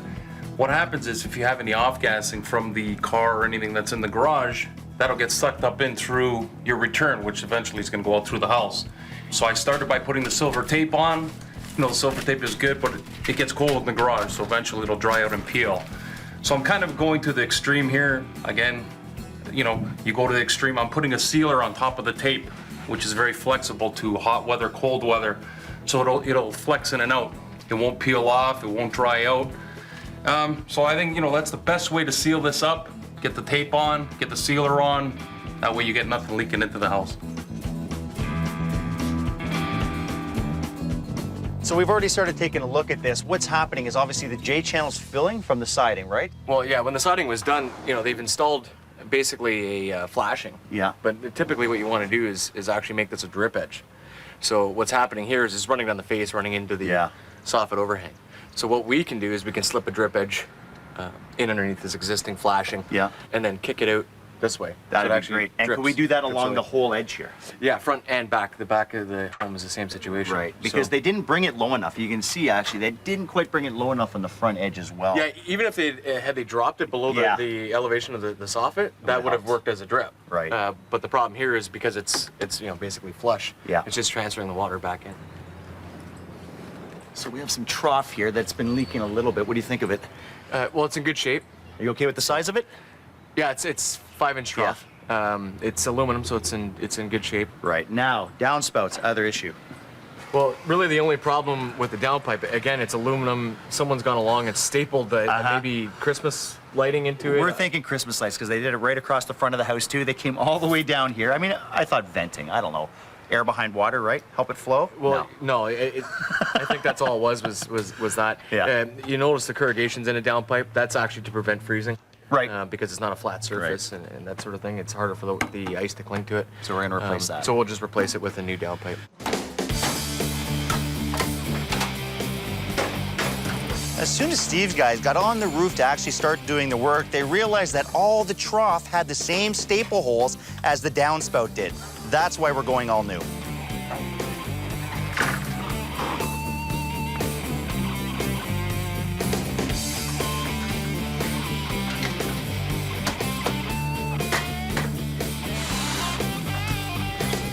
So when you dug this up, this is what you found? You found this PVC pipe? Pathetic. Someone has taken about a 3 or 4 inch PVC pipe here, drilled some holes in it, and has actually connected into a hole. He's created a hole into the clay drain pipe. And that is what has allowed this thing to crack. And I don't want to just yank it out. If it's tied into the weeper on the outside, I don't want to just yank that out and I have a hole in my weeper on the outside. I don't know what he did. So let's break it up, dig this part out carefully, get the guys going on it, and let me see where this is going before we go any further.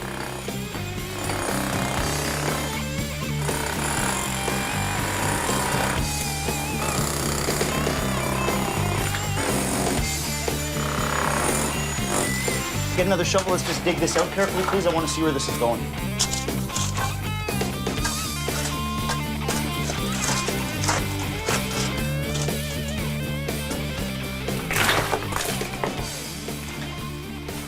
Well, it's not that big of a deal, actually. It's actually better than I hoped, because this isn't actually doing anything. At least I know now I can do this and not have to worry about it. Somebody has tied this drain into the weeping system downstairs, into the homemade weeping system. It was bringing a lot of water into the house unnecessarily, and you can actually see the amount of water that's actually come in here today by looking at the corner of this patio.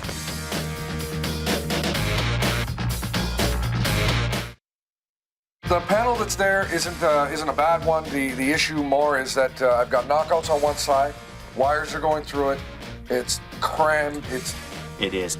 It's really tight in there. What I was thinking for you guys is actually eliminating that furnace wall there, just studding out that back wall, insulating, and just doing a basic electrical panel door for you guys. Really busy day today. We have installation coming in today. They want to spray foam the garage and the small area above the front door. We also have Adam and Martin in the basement today, and they're fixing the drain problem. Now, they are calling for rain, which is actually a good thing, finally. We have Teo coming today. He wants to see where the water collects so we can actually finalize and fix our problems. Lots of work going on.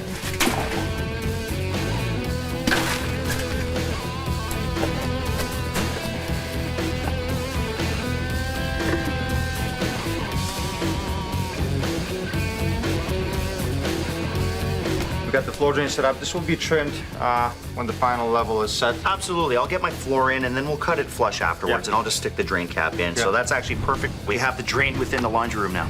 That's awesome. Now we have one last drain to take care of. That's the one we're installing in the backyard.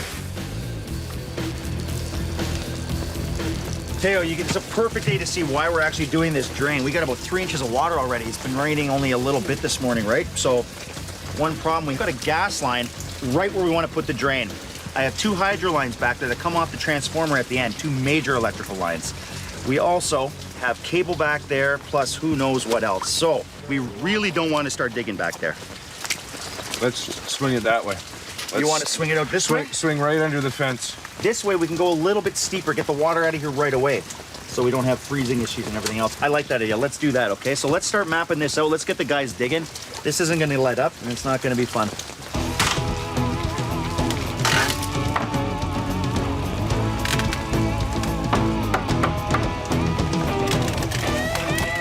Guys, I want to leave the gas line where it is so we always know. I want you to just peel up this corner of the patio stones right here.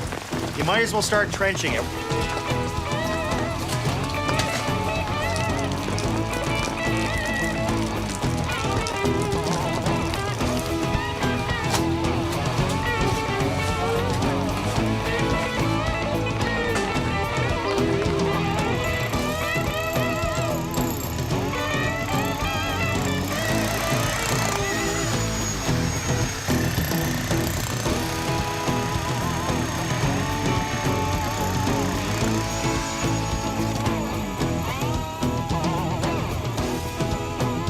This will drain, no problem. I like the leaf catcher idea, so even if the leaves sit on the bottom here, water can raise up and it can still make its way in here. It's smart. And the other thing is too, it's got a sump in the bottom, so there's a space for the homeowner to get in there once a year, twice a year, to get in there, clean all the debris out of the bottom of the unit. Which they should do on a regular basis, at least, twice a season. You don't want any contamination getting into the field. Right. Pitch on this. Your pitch is pretty good right now? Yep.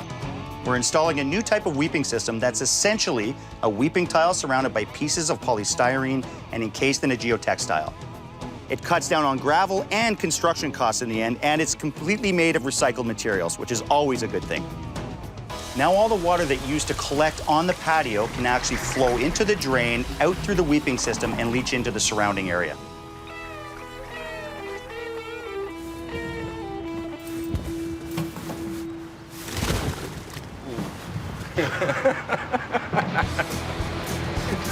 Thanks, Adam.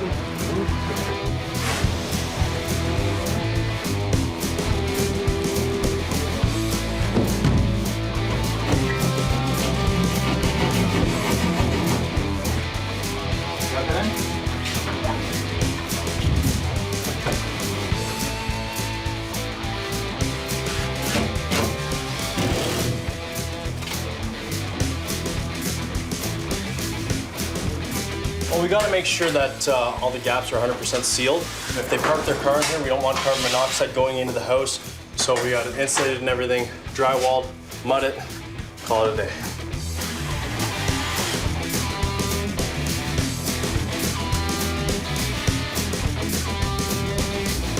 Okay, so what we want to do is we're ready now for drywall on the ceiling, guys. I just want to insulate the back plate. That's the outside wall. Get that done, okay? So get a piece of insulation in each void. So we'll get some drywall down. Maybe someone can jump on that. Okay, and let's get it done today.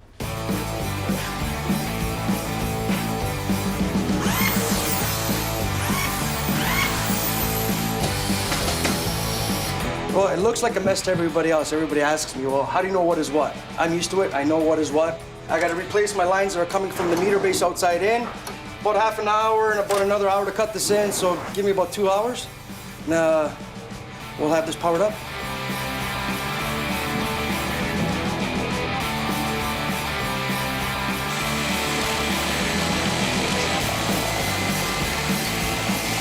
So the existing issue with the attic on this home was that it wasn't vented properly, both with the roof vents as well as the soffits not being open enough with the plywood coverings. We're gonna cut large openings around the perimeter of the house to allow the cooler, fresh air into the attic as an intake.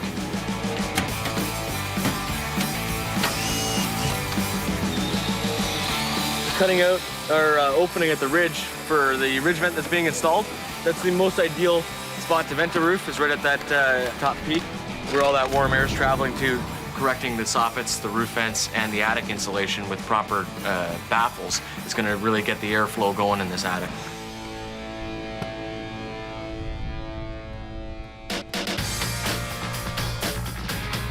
We did not peek at all. didn't look. We came by to pick up our mail from our neighbor, but even walking by, I'm not looking.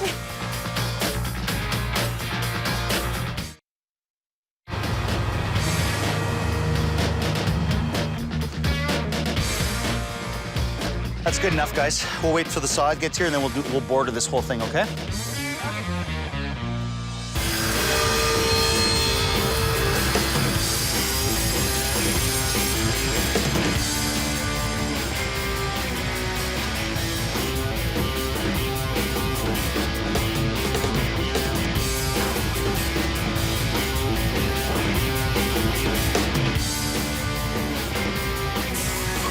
So what we're doing today is we're priming bare drywall in the garage. It's about 2 to 3 times harder than priming over painted or primed drywall. It sucks it up, it's very porous. So what a lot of guys will do is they'll thin the primer down so it spreads a little easier, but by doing that, they're killing the durability and the adhesion qualities of the primer. So what I'm gonna do is spray it on full strength, back roll it to really press it in, and that'll leave a smooth, even finish on the wall.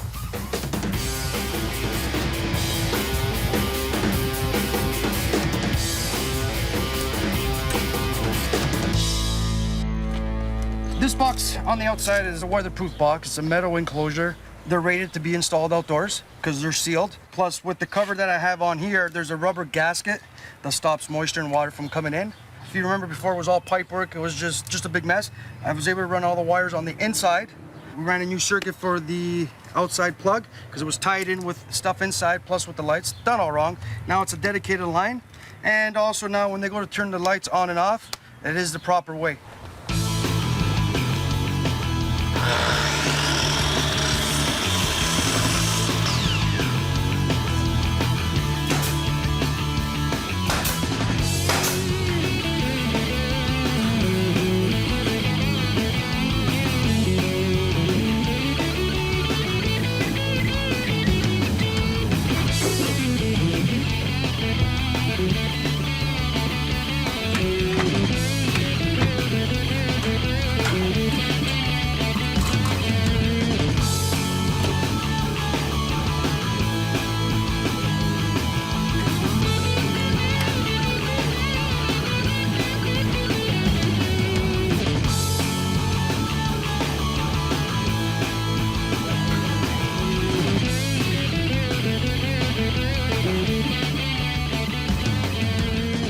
Sorry for taking so long. We had to clean up the driveway and make it right, make it look good. Nice to see you. Look, I love this part. We always do this. So, you know what? We built you a new house. You know I'm kidding. Yeah. Come on. But the garage looks nice. Well, it's actually somewhat new, somewhat clean. Yeah. This is actually a nice steel insulated door, done properly, opens in, not out, but not that the other one did. It was just completely all wrong. Yeah. I love this. We brought in a specialist when it comes to the central vac, and if you look at this, he laughed and said some elbows were wrong, some fittings were wrong. We removed the vent, which I'll show you in the side of the house, but you have a brand new one, by the way. And actually, top of the line, you're really gonna like it. Does it actually suck stuff up? Yes, it will actually suck stuff up. We had the central vac system, and I was using a regular vacuum for a lot of the house because the suction wasn't there. So to have something that actually works is so cool. Nice and clean, good electrical, everything's proper. I'm happy with it, and then Damon did the extra little... That's great. Well, I really love the little shelves you guys had hanging here, but you know, I was afraid of killing him. I almost killed him on the first day. But that is not a shelf to use. The way that was put together, I'm surprised it never came down on your car or you. That's right. This whole wall, this whole ceiling, that whole wall is completely insulated. And I absolutely guarantee it won't be cold upstairs. Again. Let's walk around the front. All right. We also pulled down the front soffit here and made sure we insulated that, put in a nice perforated, makes it look clean. It's totally insulated. If you notice, you have a new piece of aluminum across there. So now it's completely caulked across the top. You'll have no water penetration at that point. I'm happy. And notice there's no vent here. Where's the vents? Yeah, they disappeared. it's gone. That's because both were removed. We brought 2 high vents up here, which is the proper way of doing it. I asked Damon to put in a gable vent, and that's in your attic space, so that gable vent will now bring in the fresh air as much as on the roof. Brought in Steve. He's got new east troughs, downspouts. I don't know if you noticed. Oh. And on top of your roof, not only do we have a gable vent, but we put in a ridge vent. New soffit vent underneath, ridge vent on top, gable vent. Now we're gonna have that air pull through the area. That is very important. Not to mention there's about an R50 of additive in your attic of insulation. Was it like our 20? It was about half of that, yeah. Remember that big waterfall of water that came a pond here? Well, now you have an actual drain. We dug a trench all the way over to that side with a big pit, so this gets picked up. We had some heavy rain in the past couple of days, and this took it. A wonderful new weeping system that we put in place. It's like a big sock. And all it is just really, it's like a white foam pebble. Does not let any dirt in. No stones needed. Directly out to a big pit that's out there, completely sealed. Good. Let's take a look at the basement. Oh my God. You got new carpet. And I'm wearing booties so I don't damage this carpet. Yeah, really. And you have handrails. Oh my God, it looks like a real basement, like a nice, beautiful basement. New handrail. We brought in a professional to do this, and actually he did a really great job on it. Spindles. We want this safety. You have enough room to bring things down and bring it through, so I made the call and said, go ahead and put it up. This is cool, having the railings and stuff going down, because before we just had the one single rail going all the way down, and now it's got the spindles and another one on the other side. So, you know, Hayden going down the stairs or any other, our niece and nephew going down the stairs, they're safe, they can hold on and get down, and it's beautiful. Look at it. Door number 1. Yeah. It's just under the stairs, but there's now a wall there, and it's now turned into completely just storage. Wow. Door number 2. Where did all these doors come from? Oh my God. Yay. So you have a proper laundry sink. Let's go to the other doors. Because everything was so tight, we wanted to make sure that you had it proper. Yeah. Washer and dryer's now plumbed properly, electrical. Damon even pulled the drain that was over here under the floor, brought it in to the washer and dryer area, and now from the furnace is channeled line to the drain. And then now the drain's on the right spot, because if you have a flood there, you don't want to ruin your new carpet, right? Yeah. So you have pretty well a lot of new drywall. The ceiling was dropped, new pot lights.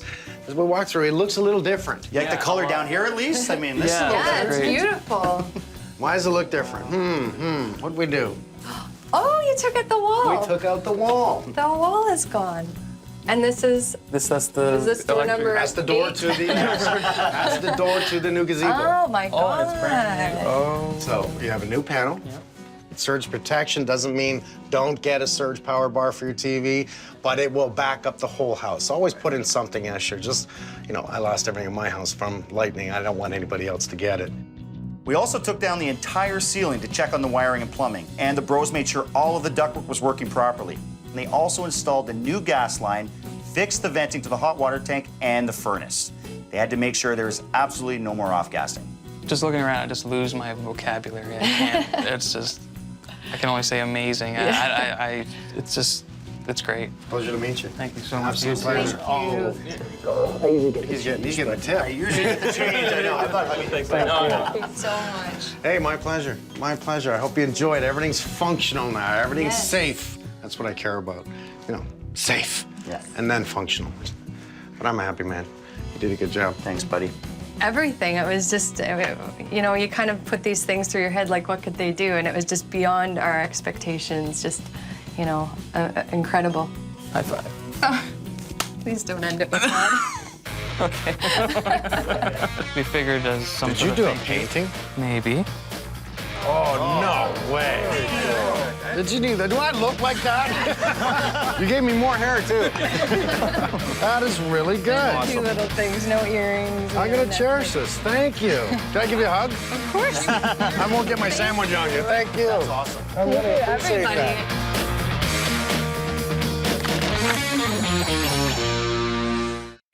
The home inspector didn't find any major issues except the ones we already knew about. Clear. And he was very, very impressed with geothermal pump as well. It's really a badly crippled system, you know, as it's sitting right now. The house was constantly cold, 14, 15, 16 degrees. Problem is, whoever touched this house contaminated it to the point, look what I have to do to fix it. We are tired of this winter. We are tired of our problems. You just need the system to work.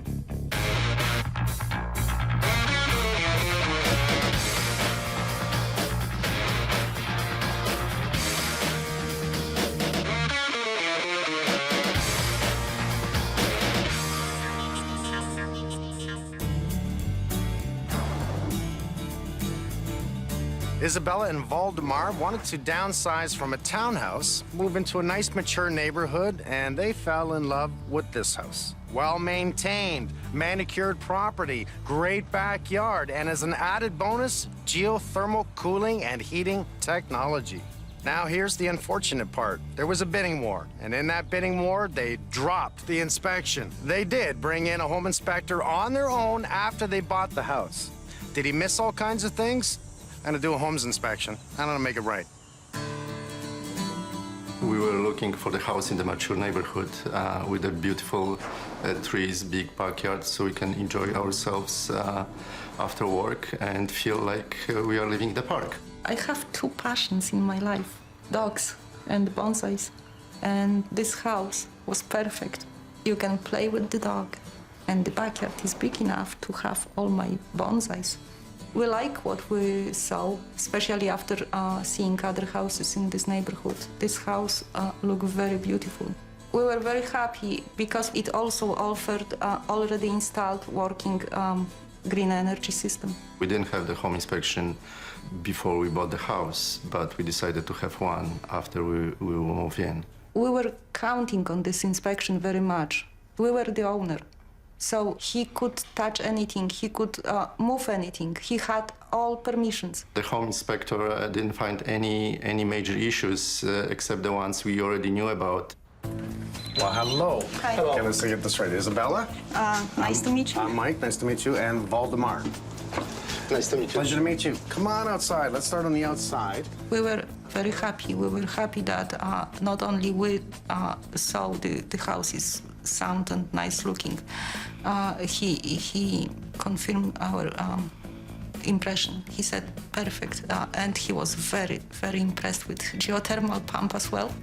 I've read you've had all kinds of issues with your HVAC, heating, ventilation, air conditioning. Yes. The pump started breaking circuit breakers, tripping circuit breakers.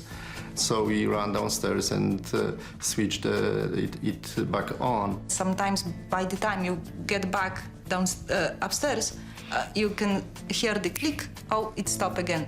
So welcome to our house. Thank you. We were desperate. We were trying to do whatever to keep us and the house warm. So, you're freezing in the winter and you're hot in the summer. Yes. Despite all the blankets, additional blankets that we bought, we tried what we could, you know, and you're still freezing. I'm gonna take a look through everything. I'm gonna tell you why, okay? Because I got a bad feeling, but that's just, I already looked at the paperwork.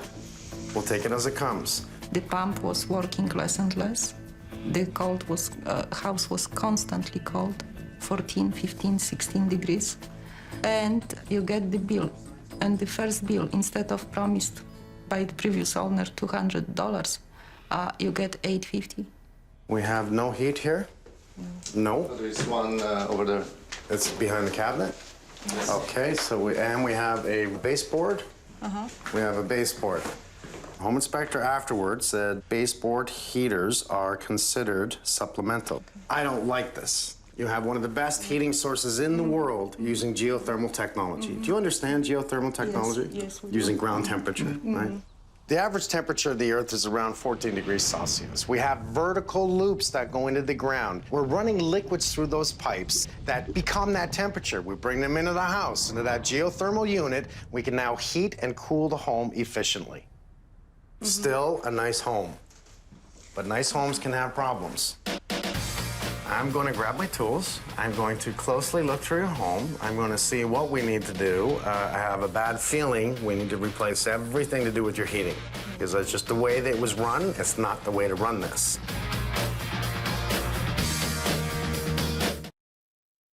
We were very much concerned about the ducting system going through the attic, but he said no, it's perfect. It's not a problem, you just give this more insulation. Amazing, eh? They get a home inspector in here to take a look, and what do I see? Here we have some electrical that's been done. You see the two wires here. We have a very, very loose box here, which I don't like, but what happens when we look here? It's tied into an extension cord. Extension cord comes down to the switch. Totally against code, which I did not read in the report. Other things we don't do is take a Romex line like this and just clip it on around, especially inside the garage. The pro about this is it's up high. You can't hit it, and as long as it's at a certain height, it should be a BX or an armored cable, just for safety purposes.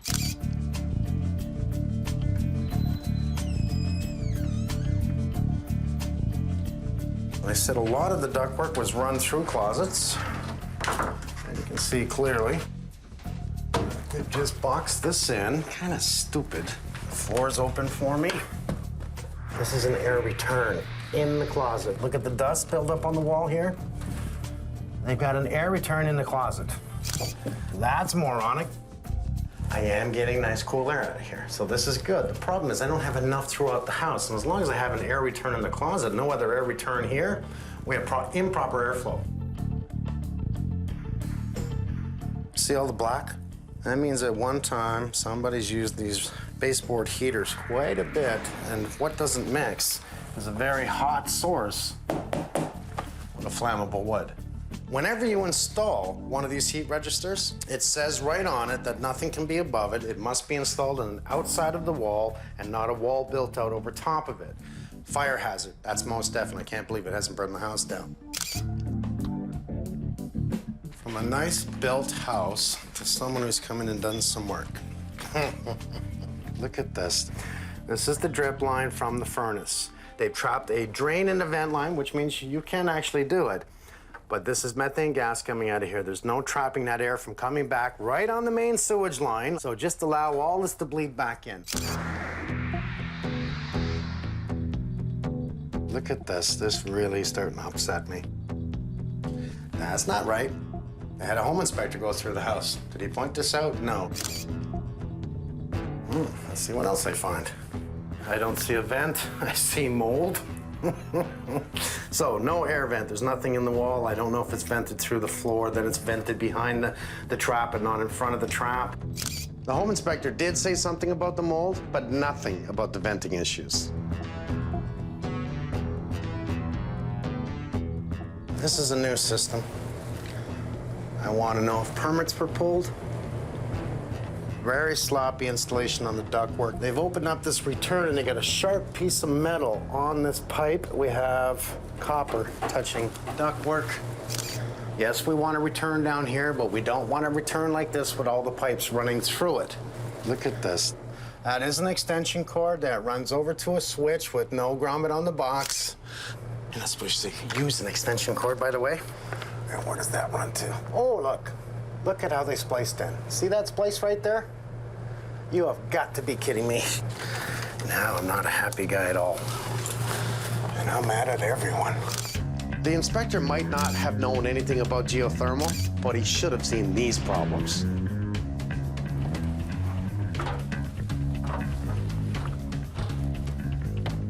This is not the way to insulate an attic, I'll tell you right now. They've insulated in between the ceiling joists, and then they insulate over top. So one to run one way, one to run the other way, and they'll sandwich it. The problem is that all your edging is going to allow bleeding out. So no matter what, the heat loss is going to be large in here, so they're going to lose heat in the winter.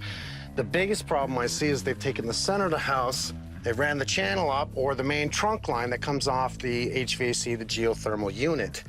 They brought it up into the attic and dispersed their hoses out and dropped it back in the ceiling. So we're gonna have a reverse effect here. In the summer, when you're trying to blow cool air into your attic, it is so hot like it is right now that it's competing with hot air. This is a hot zone. In the winter, it's a very cold zone. And the problem with that is it's gonna compete with the cold. By the time it actually shuts off, it's not gonna be so warm in the house. I wanna see Damon. There's no information, there's no documentation whatsoever about this geothermal. Where's the wells? How many wells were dug? Yeah. You would think if you're going to sell the house and do this, you want a report to go with it. The problem was nobody wanted to come. Nobody wanted to come. Everybody would say, what kind of system you have? Sorry, we are servicing only systems that we know that we installed. I was called in because they have a geothermal heating cooling system. Love it. Yeah. There's no information, there's no documentation whatsoever. I'm bringing in the geothermal guys. Yeah. So what we want to do is find out where the hell they dug the wells. We're gonna have to talk to them first because I don't want to just dig blindly and say, you know, hey, look, we found worms. Yeah.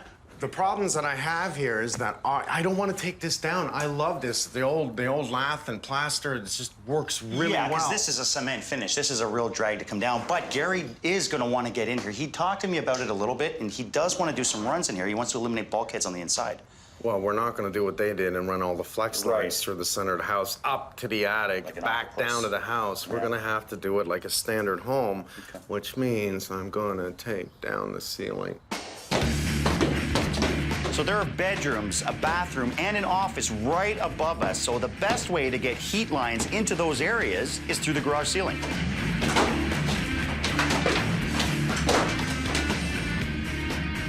Geothermal systems, the way that you really benchmark the piece of equipment is based on what's going on in the actual loop itself.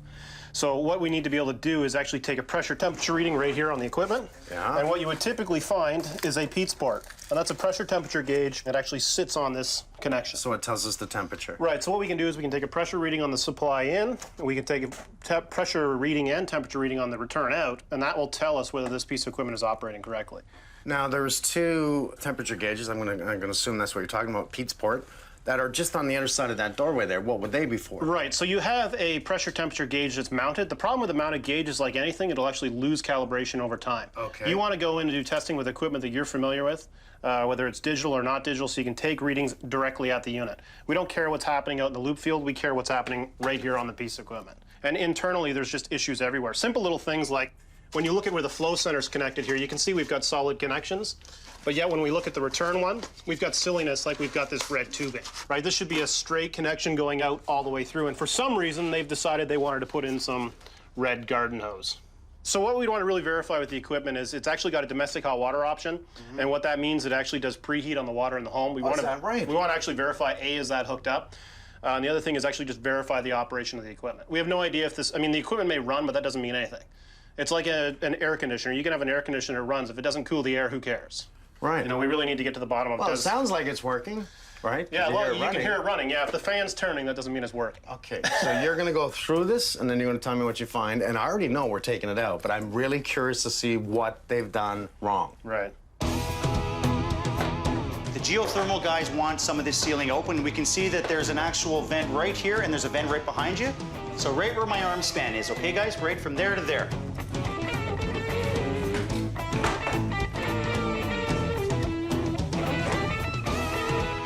You're gonna pop the rest of all these tiles, these ceiling tiles, in that room, this room, and you're gonna come in here, and I want this drywall just on the bottom of this room down, okay?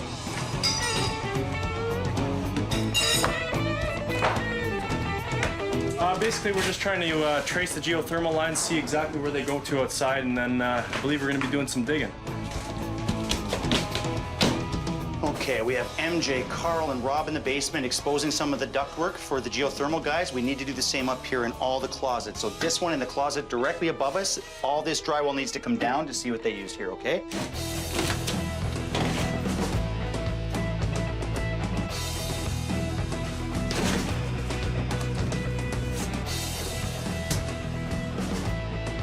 This is a big job. The old duct used to run up into the closet, used to go all the way up to the second floor, and then distribute out into the attic. Not every floor, not every room had returns. They had one in the closet that was kind of basically your main one for the second floor, and then they had one on the main floor. Not enough return, supply distributed unevenly, a lot of cold spots in the house, a lot of hot spots in the house. Distribution ductwork was terrible here. So for us, it's a lot of work. It's ripping out all the old stuff and completely installing new stuff. New ductwork, new heating runs, new returns in each room. Massive job.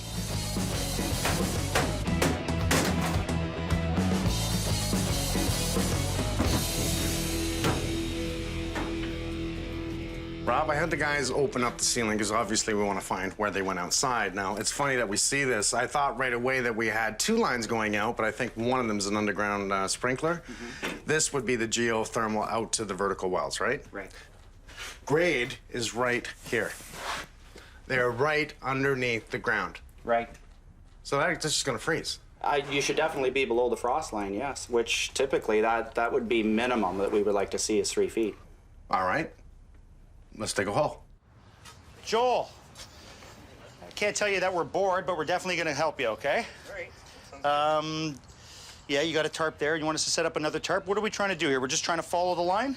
Yeah, we're just trying to find the entry point, which we suspect is only about 1 foot to 1.5 foot down. Yep. Just trying to find where it goes in, see what's happening. Okay, well, let's get these guys involved, too. Let's get them all digging here. Sure.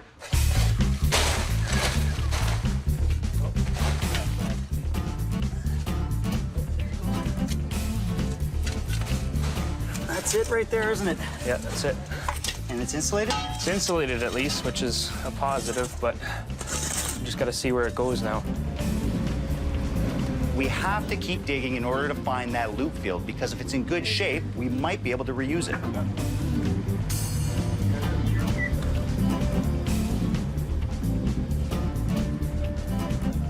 Everything we've seen so far is a little messed up, isn't it? One thing that was, I think, of real concern is the fact that the lines were buried so shallow. What are we at, about 1 foot, 1.5 feet here? Yeah, generally we looked at the whole site, and that's about what everything was buried at. It's just about 1 foot below ground level, which kind of sends up some red flags. The other thing that's of real concern is that all of this is right in the tree roots. Anytime anyone ever does anything on this property, if they go to dig in another tree or a shrub, or if there's any utilities, Good point. they'll be right into these lines. I mean, isn't this sending up enough red flags that we stop here at this point? I think so. I think we wanted to make sure that either we were 100% good with reusing it, or if it made a case for replacement. Which what you're saying is I don't think you want to attach to this. No, I think we've seen enough to know that we're probably uncomfortable with doing that. I think that's the best call. So now that we've decided that the loop field is not reusable, the geothermal guys can fuse the old lines together to make sure nothing leaches back into the ground. And while they finish up, our guys can gut the entire basement. I mean, there was electrical issues, off-gassing issues, there was no plumbing vents in the bathroom. I mean, a lot of problems. And at this point, it's just faster and cheaper to start from scratch.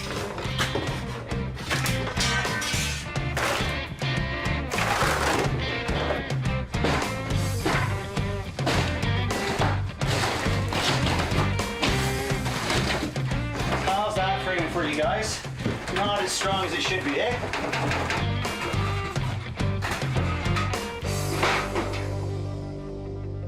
So what do you see wrong with the unit? You know, a couple of the complaints that the owners had were in regards to the noise, for one thing, and also the high utility bills that they were experiencing. And one thing that we're seeing here is, as far as noise go, it is quite noisy when the unit is running. Why is that? Is that Well, the piping has been run directly from the machine, which there is a certain level of vibration that is created by the compressor in this. And they were attached like right up to the floor joists of the house right above this. Oh, okay. So as soon as it's vibrating the house. Right, so the harmonics would go right up through the floor of this area that's right above us here. Another thing that we did find, though, when we ran the thing through the performance check was that it had a bit of a problem. Probably a mechanic that was working on this previously overcharged the system with refrigerant, so that may in fact have damaged the compressor, so the output is not where it should be. Another thing too is maybe just grab onto that line right there, Damon. Oh, is that ever hot? Right, and that this machine hasn't run for several days, and yet you can feel how hot those lines are. So this heat is actually convecting from the electric water heater that this is attached to. So that could explain some of the high utility bills that they have, because actually it's taking heat from the hot water heater and running it the opposite way. Instead of using the geothermal, it's actually running off that. Right, yeah. This is contributing to the heat output of the machine. Again, because primarily of the damaged compressor that it has in it right now. So how are we going to get this unit out? Or how are you going to get the unit out? Well, we'll just disconnect all the lines, and I think we can slide it over there to the opening, and then we have a cart that we can load that onto and get it up the stairs. 1, 2, 3, 6.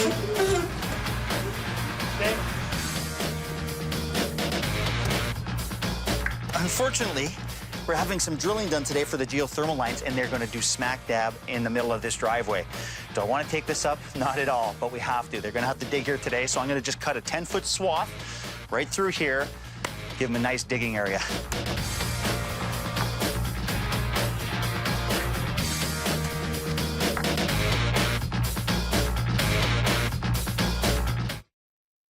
You're already going to do new east troughs and downspouts, I can tell right there. Probably wouldn't hurt to put some smart screen on this side of the house, maybe the back side as well due to the trees. New soffit vents, probably remove the old louvers. They're probably packed with, insulation, dirt, and and such. So remove the existing ones, replace them with new, and then add additional soffit vents. So really busy day today. We have the new geothermal unit here, which means we can put the house back together, get the homeowners back home. Okay, guys, if you actually want to spin in here, this is the home of the new furnace room right in here. Now, we're going to install the unit in a new utility room that we built instead of the crawl space where the old one was, and this will make it easier to install and a lot more accessible. My guys are actually framing like crazy. We're just trying to keep ahead of all the HVAC installation that's happening today.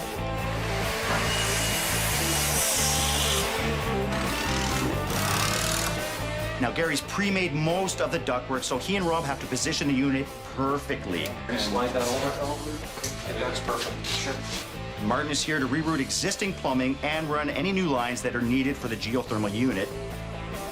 And last but not least, we have Frank here today. He's going to start rewiring the entire basement and make sure any changes we need for the new HVAC system are in place. 2 lights. I'm thinking one about here. Yeah. Because there's going to be equipment here. Yeah. And a second light around here somewhere. Okay, but you're going to have ductwork coming right through here, right? So I'll talk to Gary, double check where that's going to all end up, and then I'll center off another light.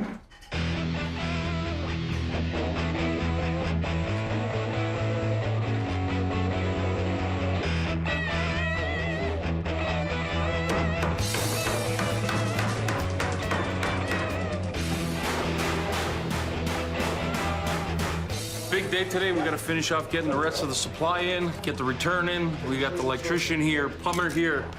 So we're all trying to work together to get our jobs done. So today's a big day. Got to get a lot of the duct up, get a lot of the rough ends in. That way everybody else can keep going.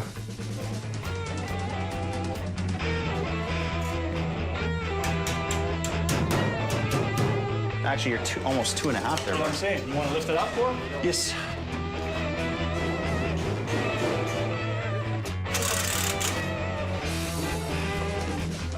Well, the piping that we're putting in now, we're just making sure that the pressure drop is minimal, trying to keep as few 90-degree elbows as possible between here and outside.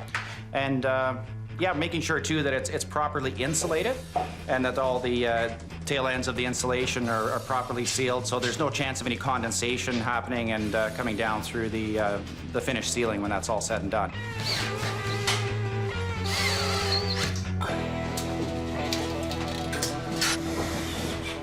Okay, he's doing return. Where does he want his supplies? Well, he's got 6 lines coming through, including the return air lines, and he wants to 4. come through the wall here. To return 4 feeds. Okay. We don't want to come under floor joists at all. I don't want to restructure this. I prefer we go through the floor joist. Let's go inside. That's why I was calling you in. I didn't want to do that until I talked to you. Cut open the ceiling across here.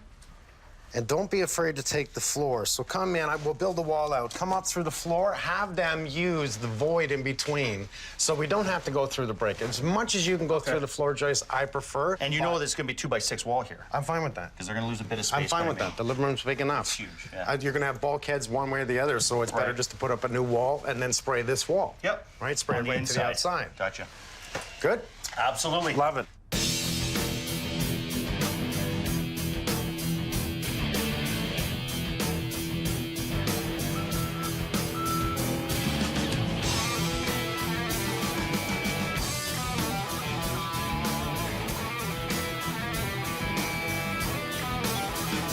We're drilling geothermal heating. We've got 6 holes to do at 135 feet. We're expecting mostly sand and clay here, so it should be pretty easy drilling. We stick 10 feet apart always per hole, just to get the heat out of the ground properly. If they're too close together, the system's not going to work properly. Now, a rotary drill is used to bore into the ground 10 feet at a time. Water is then fed down the center of the pipe, and this forces the earth from the hole up to the surface. And then that basically sits in our pan here. We dig it out with a shovel and then put it on the ground, make a big mess. And then at the end? And then at the end, we get it all vacuum trucked up. You'll never know we're here. That's awesome. Yeah, we've got a 10-foot length of drill rod on there. The bit's attached to the end of it. We're ready to go, pretty much. Just gonna mix up some mud and let her fly.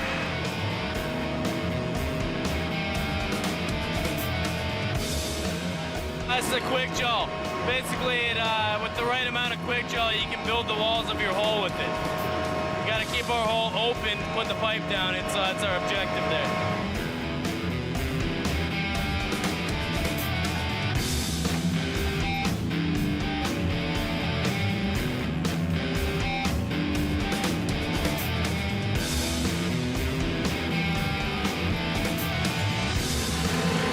We're down about 7 feet and all we're hitting is clay so far.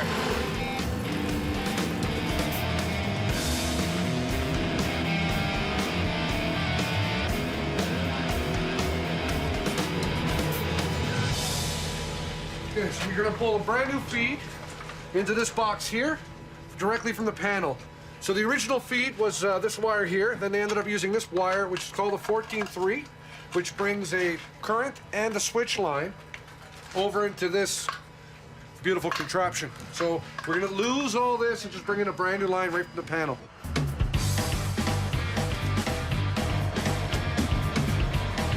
It was mostly smooth. We hit a boulder on one hole, slowed us down a little bit, but it's better than most jobs, that's for sure.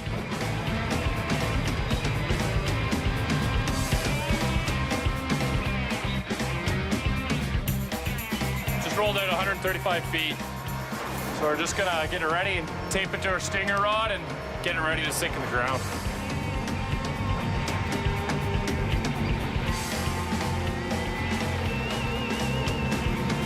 This is the bottom of our loop, a 3/4 inch loop. And this is the end. We'll tape it to our stinger rod here. And then when we put it in the ground, the stinger rod's just gonna help us push it in the ground.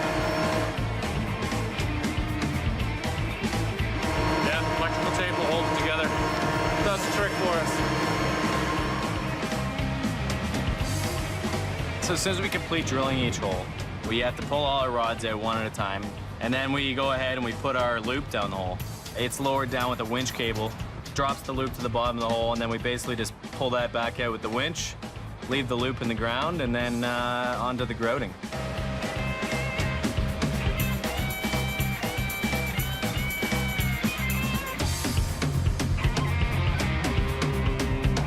So although this house has a multitude of problems, we're here to solve a couple on the exterior. We've got some soffit louvers that are quite jammed up with dirt and debris. So we're going to be installing some new vents themselves, upgrading the eaves troughs. They're older 4-inch troughs that have sagged and lost their flow. So we'll be removing those and installing a 5-inch seamless eaves trough and installing smart screen to keep all leaves and debris out of them. The other issue we talked about with Mike on the soffits here, you'll see a lot of this mold or mildew kind of starting to appear on the soffits themselves. Again, due probably just to venting, poor lack of venting in the soffit, potentially ice dams and such, because the air wasn't being able to circulate up through the soffit into the attic and then carried out by the roof vents.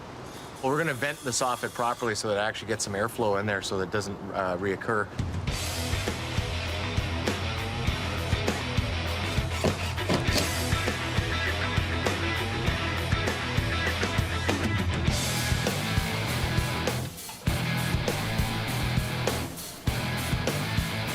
So Jeff, what's the process? You have a grout truck coming and a vacuum truck? Once we finish our holes, we move our truck out of here.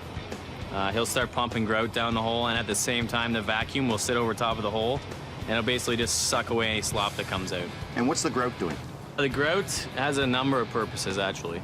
It provides a good thermal conductivity for the hole, which means that the heat transfers better through grout than it does through the water that would be down there. Right, so it'll lose heat if you don't encase it. Exactly, Right. exactly. It's also to prevent what we call hole sink. And hole sink's just a dip that you might see later on down the road from the hole caving in on itself. Right. Another purpose would be so that the surface water doesn't contaminate any ground drinking water or something like that down there. Okay, after all this, you're gonna spray foam drywall? Mm-hmm. We're almost there. End of the week, we're spray foaming, drywalling early next week. And all mold-free drywall, yes? Absolutely. That's what we love.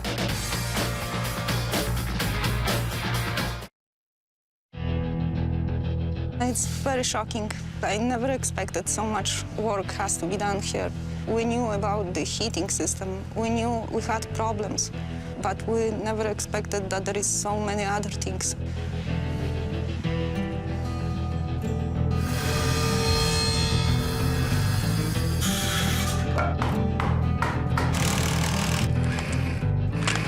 Oh, this looks fantastic. Okay, we're finally ready.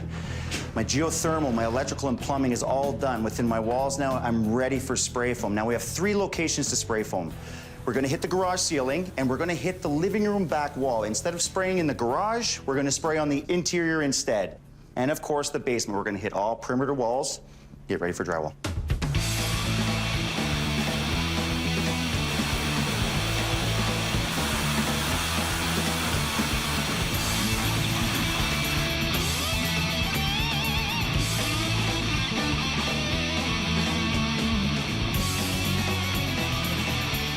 So what are we looking at in terms of days here? It's a day job pretty much. I bought 4 guys in to make sure I got it done quick so the tapers can get started. I'd say you And guys not hold flew anyone on up. this, buddy. Like, there's a lot done, so this is great. I can call my mutters in almost immediately. Like, we had spray foam yesterday. You guys are already drywalled 90% of the basement here. Yeah, it's moves fast when you got good guys. Absolutely.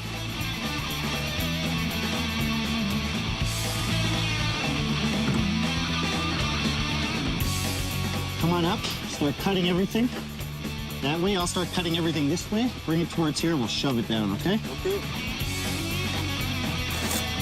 All the original heat ducts in the attic are connected to ceiling vents throughout the house. Now, we have to remove the ducts and plug all the holes because we do not want cold air or hot air, depending on the season, coming back in.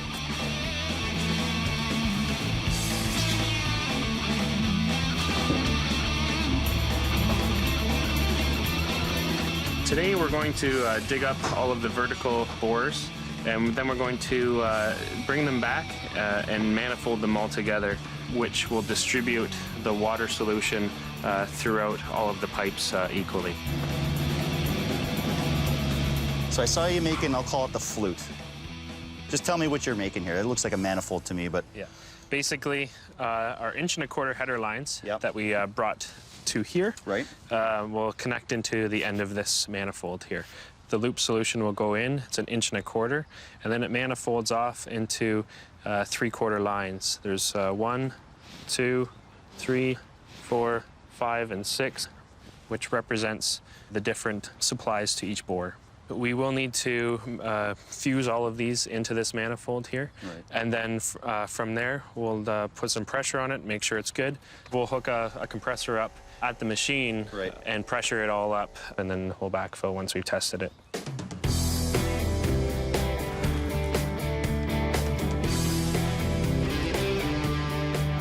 big day today. The geothermal is actually done in the yard. We have Rob from Buchanan and Hall today actually coming to turn it on. We have drywalling happening. We have mudding happening. Doors are going in today. All the last little finishing touches, plus turning the furnace on. The end goal today would be to get the unit on. We're going to do our final tests to make sure that we have proper numbers going through the machine, and basically we want to make sure that the machine's taking enough heat out of the water to make sure it's operating the way it should. We can also adjust fan speeds to satisfy the customer's comfort level.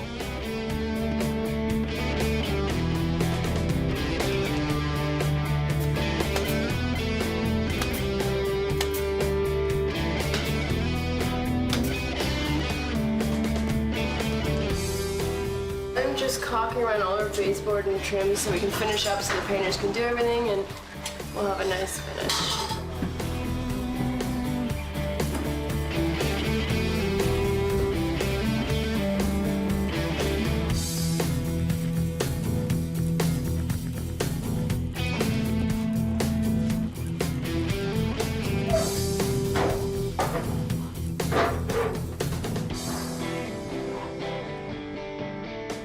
I just want to know a couple of the differences between what was here, what was stuffed under that crawl space, and what the new unit's doing for us. One of the major complaints was in regards to the noise, and when we did run that unit, there was a lot of noise and vibration that came from that, and that resonated right up through the floor and into their living room. Right. As you can hear, this one is running quiet right now, Yeah. and that's running full out, and we're able to have a conversation, and it's it's almost Right. about as quiet as a good quality refrigerator, really. Right. That's about all the noise that it would make. One of the other complaints they had was that they didn't know who to contact about any of this. So when they needed to fix it, there's nothing here. The paperwork's been lost over the years. They had nothing. And what you're telling me is that this system will actually tell them what is wrong. Your number's on the inside of the thermostat upstairs, and it'll actually read it out to them, and they can actually go over the phone and tell them exactly what is wrong with this unit. Right. There's diagnostic lights that are right on the front of the machine down here, and those lights read, again, if there is a fault, it will read here, but it will also read what that fault is up on the thermostat, Right. and it'll store that there. It even displays the type of machine, the model that it is, the serial number, all of that information is right there handy for them. If it's done properly, I mean, they're a great system.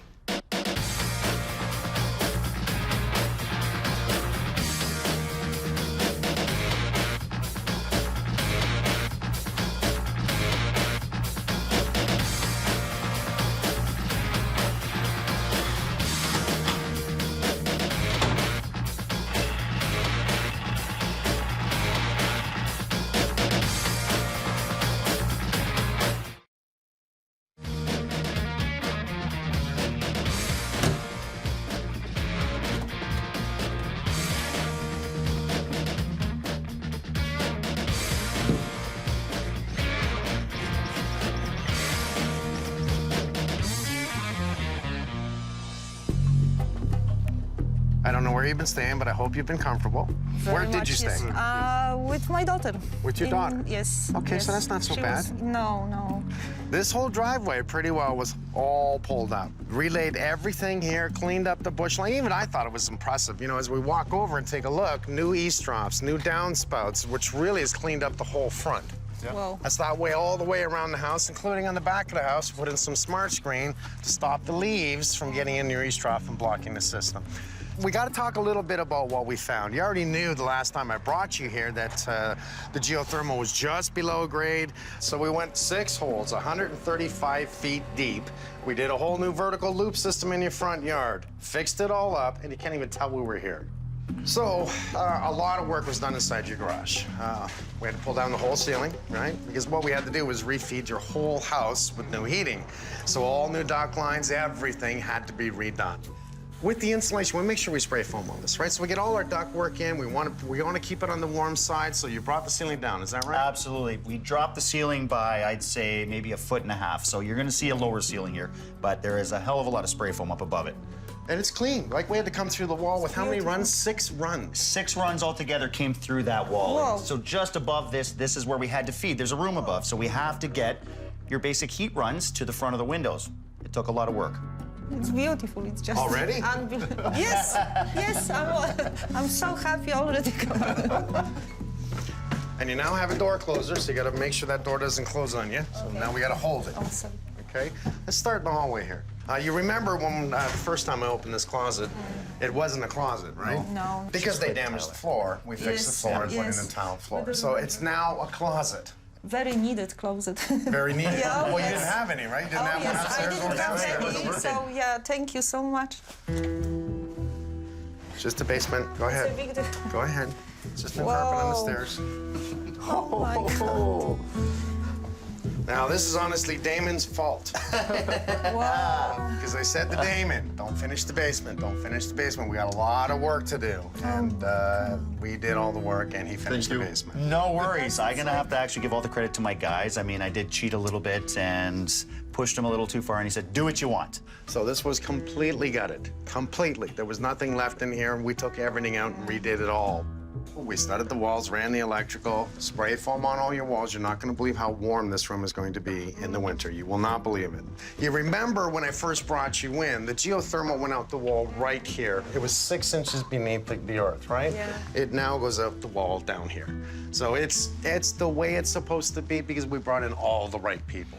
With the design, we make sure we do proper bulkheads, nice and high, covering everything in just perfectly. Works out nice, you know, lights throughout, they're all matched, everything's nice and neat, and everything about this is the right way. Every single product is mold resistant that we use, the drywall, the carpet, everything we use. I'm happy. So are we, come on. I told you we were gonna lose your bathroom and you're gonna lose your kitchen. Right? So you lost your But kitchen. that's the most beautiful part of my house now. Come on. This is? Yes, So you yes. move downstairs and rent out upstairs. So you have some work to do, my friend. I'm kidding. We took out your kitchen, but we did give you a bathroom. So let's look at the bathroom. Wow. You go ahead. You just walk around. Is there a bathroom We'll follow here? now. Whoa. Beautiful glass shower stall. New toilet, new everything. Nicer bathroom all around. No, Happy? but more than happy. Come on, it's like it's enormous job, and we never expected such a beautiful things. This is enormous. We were hoping seriously that perhaps we will get a little bit of patching here and there, perhaps a little bit of shine to it, but we never ever expected that we will get a diamond. Nobody can do this, but you people. Come on in to see your new utility room. So go ahead. Whoa. Whoa. We want to make the utility room exactly what that means. That's going to be our laundry room. That's going to be our furnace. Our electrical panel in the corner, which was completely redone. I love Frank and his boys to all the work they've done. We took out of the crawl space that unit that was there. We put in state-of-the-art. This is a beautiful system, and you can see how professionally it's installed. I think it's a great idea that everything was moved from the crawl space and put here. I think it's a much easier access and very easy to use as well. Yes. By the way. What I love about this system is that we are taking Earth's natural temperature and we're raising it by a couple of degrees, putting it throughout your house, so it doesn't cost a lot to do it. At the same time, as we're heating to 140, we'll put it into a holding tank. Now, this holding tank, instead of wasting it, because we are cycling, think about how that water goes, this now assists your hot water tank. This is one enormous team. Those people will never fail in any corner. It's no matter what they promise to do, they will always deliver. And that's what they say. You are the most lucky people because that's Mike Holmes with his team fixing the house. And this is things that no money can buy. Are you happy? Yes, we are yes, happy. I'm more than happy. Come on, it's Then I'm like, happy. yes, Then I think we did our yes. job right. Thank you very much. My pleasure. Thank you. How a person can say thank you, for this job that you did and the most beautiful present we ever got. It's thank you is not enough, but. Oh, you don't have to hug me. You can hug me. They left here some parts of their lives. They worked very hard, and I think it's important. It's quite possible that all of us will stay in the basement now. Yeah, oh boy. I think I'm gonna like this. Thank you. Thank you, everybody, once again. You are so welcome. Did you make this by chance? Oh, yeah, you bet. I think it's also my son is speechless completely. I guess this would be a good time to tell my parents that I'm moving out of the top floor.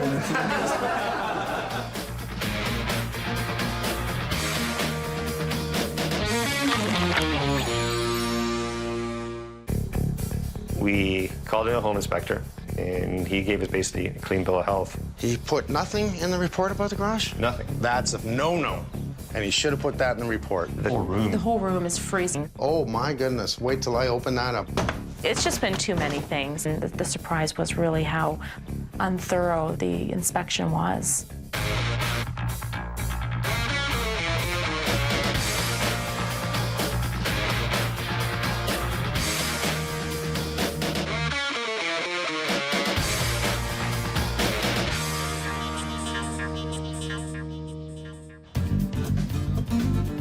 Stuart and Kim bought the home from the original owner, kind of like that. They bought it big enough for them and their 2 dogs, with an unfinished basement so they could see what the house is built like, where the wires run, where the pipes run. Smart.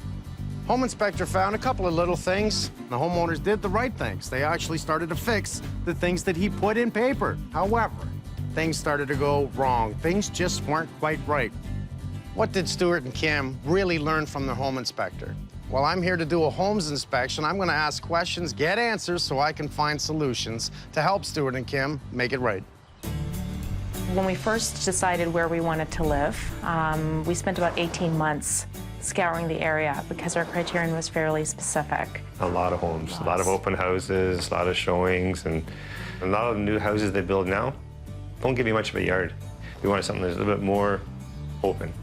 We were looking at a home that was in well enough maintained shape that we wouldn't have to do any serious renovations when we came in, but that still had the potential that we wanted in terms of beautifying it aesthetically. So when we found this home, we were really excited. We thought we had found our dream home. We called in a home inspector, and he gave us basically a clean bill of health on the house. Nothing's wrong with it, just minor maintenance. Recommended having the furnace and air conditioner replaced, which we did. He also recommended re-insulating the roof, and so we did. It was only when we started having issues that we went back through the report to see if those were captured, and then the surprise was really how unthorough the inspection was. Wipe your paws.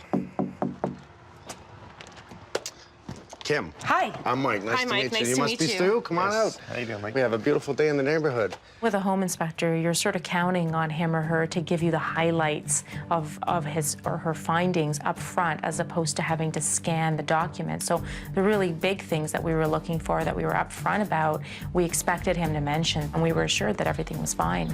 All right, if it didn't look bad, he's not going to see anything. Why do we have a mesh on the gable? Squirrels. Squirrels. Did you put the mesh up? We did. Yes, we did. The trouble started, we're upstairs and we hear scratching in the walls. We're saying, well, what the heck is this scratching in the walls? And we realized it was squirrels getting into our house. We were outside one time and we were watching them actually go in and out of the roof line. Wasn't too impressed with that. The inspector doesn't notice, looking at the vent, that there's a hole in there, you can get rodents getting in there. Do you have leaks in the bathroom? This is your bathroom up here. There is moisture around the side of it. Around the skylights. Around the There's a little skylights. rust in that. Okay, and did you talk to the inspector about this? Didn't see it there at the time. Yeah. it Okay, wasn't. and he didn't say anything? Nothing. He put nothing in the report about the garage? Nothing. Okay, look around the door. See the gaps? Yeah. Okay, that's the first thing that caught my eye, and then I looked down. What do I see when I look down? It's exposed. It's all exposed. The problem is the wall is not sealed to the foundation. It's not sealed to the door. And what do you put in here? Cars. Cars, right. What comes off the cars? Exhaust. And what comes into the house? Carbon monoxide. That's right. How could he miss this? So that's a no-no. And he should have put that in the report. Stuart has a snowmobile that he often runs the engine just to make sure that it's tuned up, and he runs it in the garage. We never gave any thought to that, but now with the fumes entering the home, that's a huge issue. That's a very serious miss. Look how neat this is. Look how proper this is. And we have the ESA sticker, so I love that. So they came in and checked it all. We had to change the electrical panel as well because it was actually, there were too many circuits loaded on the original panel. And that was something that the home inspector did not tell us, that we actually had an overloaded panel that needed to be changed. I would imagine a home inspector should be trained to determine that.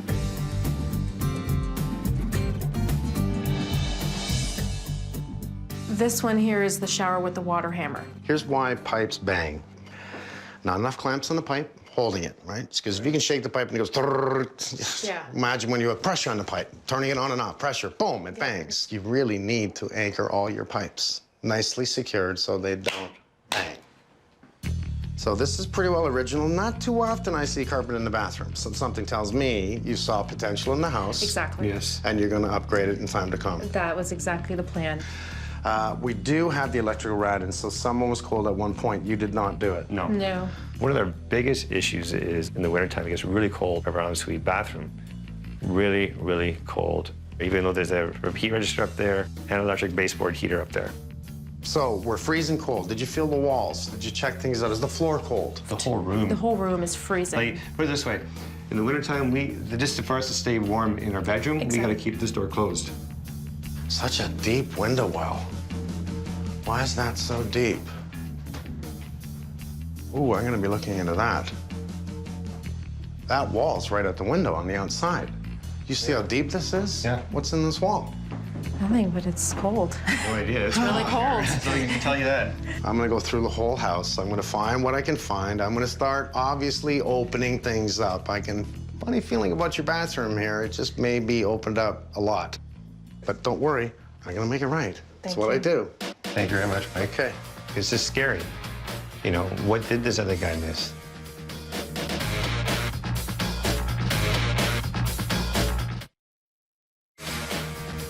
Mike's already found far more areas than we expected, so I think we're both a little concerned about what other things he's going to find. It's a little bit scary.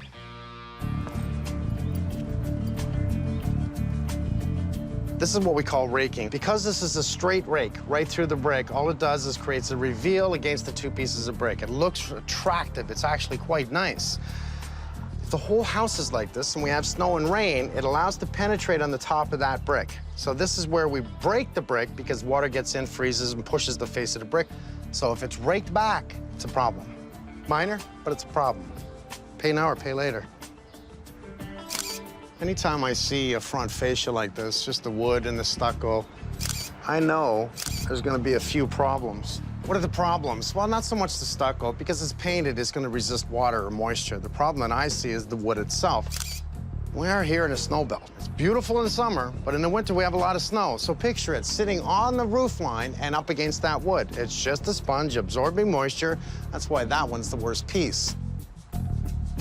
When I was on the inside, what I was looking at was that void, that window well. So we have the front fascia here where the window is. As we continue to go in, that void was probably open up in an area of, I'd say 32 inches deep.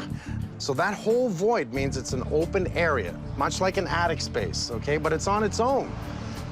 Is it breathing? Is there creatures in there? Is there problems? It's freezing cold in the bathroom. We have an issue.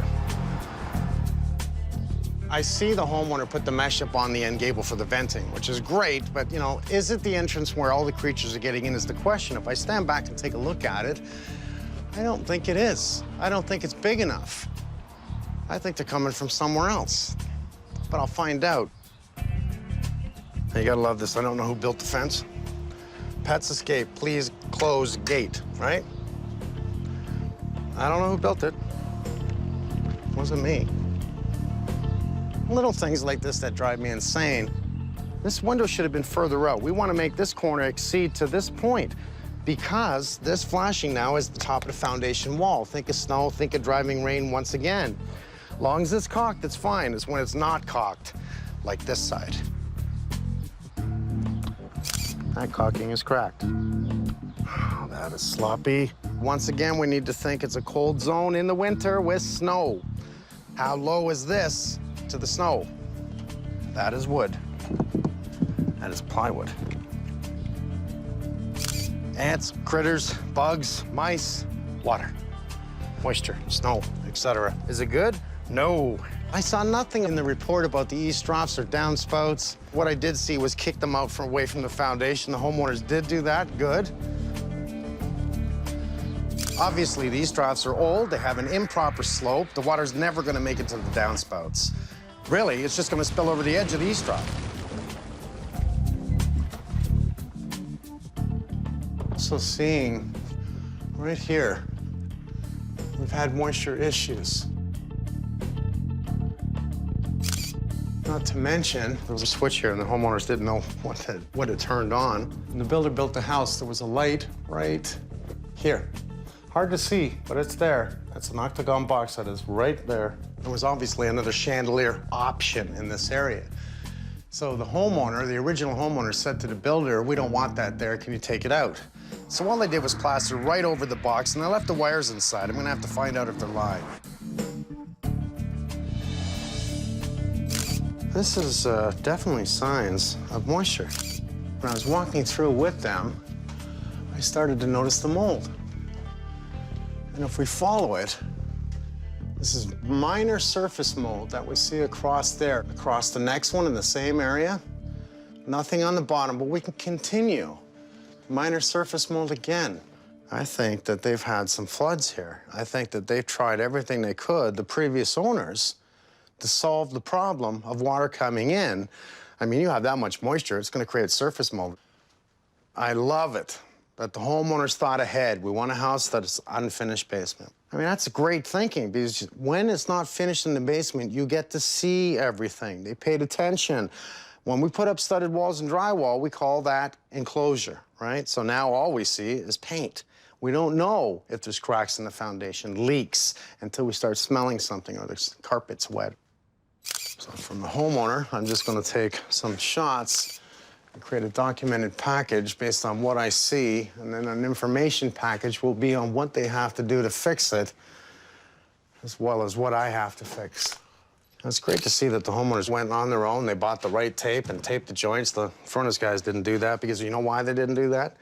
Because they don't have to do that, right? Only the good guys do that. Only the good guys that have integrity come in and do the duct mud or the tape. Only the good guys do that. Good guys think it's their home. This is one of those mind over matter theories. It's not mine, so it doesn't matter. I think the next thing I'm going to do is put on my overalls and break some holes. Because I got a funny feeling when I get into that bathroom, I'm gonna see a whole lot of things done wrong. And more than likely, a whole lot of wonderful creatures that just may surprise me.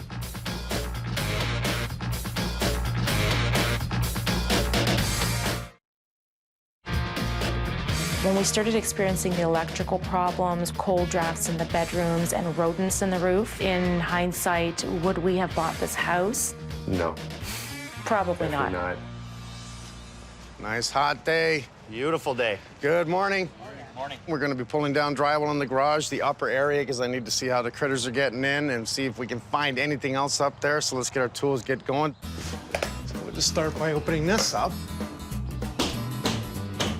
I think that's the first time I've seen you use a hammer to punch a hole in the wall. All right. There you go. Interesting. What do you see up there?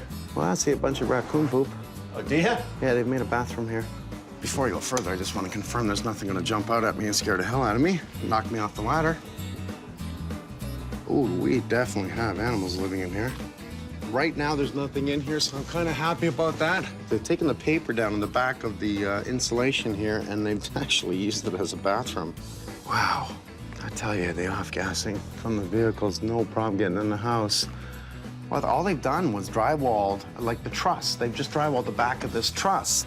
That's why it's so flimsy here, because it's like drywalling the back of this. Why didn't they go directly to the house? I don't know. This is really strange.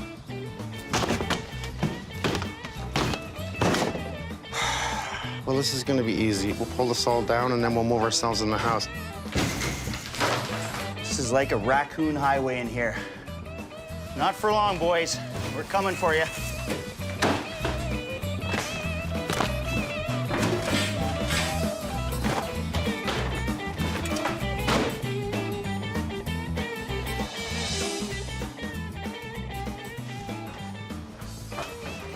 Whoa, is it hot. Wow, we have plenty of insulation. No signs of mold, very good. I got venting. Right now, there's no critters up there. There's no real evidence that they're going through the attic. As you would see, the paths of them going, up and down like the kids playing in snow. Good sign up there, I have to say. It's a good sign. I'm feeling a little better. Maybe it is the front that they're coming in. Okay. Okay, so what I want to do is I just want to peel it up around the corners here, guys, but we're going to have to cut this into sections. I don't want to carry this around. The most moisture in your whole house will be right in your bathroom. Moisture and carpet don't like each other. They will start to mold. Also, you do not want carpet around your toilet for obvious reasons. You actually put the toilet on top of the carpet. You've got to be kidding me. Yvonne, are you wearing gloves at least? Half glove. You're a brave soul, my friend. We're gonna rip this out. We are gonna give them some tile in here. Help with the smell, help with the bacteria. I'm seeing signs on the inside of moisture, and I think the weeping is blocked on this side. The way to get in, I see, is the window well. There's a vertical weeper. If you can get your snake and camera down there and just take a look to see what we see, maybe you can find another route, and then let me know what you find. No problem. I'm getting a whole lot of moisture down here. On the floor joists here and across here, we're seeing surface mold. So it's one of a couple things, possibly from the water coming through the floor due to a possible blockage in the weepers, and too much moisture in here. Maybe from the humidifier, but please look. All right. Just in case it's possibly the HVAC. No problem. Thanks, pal. Humidifier being located on one side of the plenum, you're basically putting more humidity on one side of the house.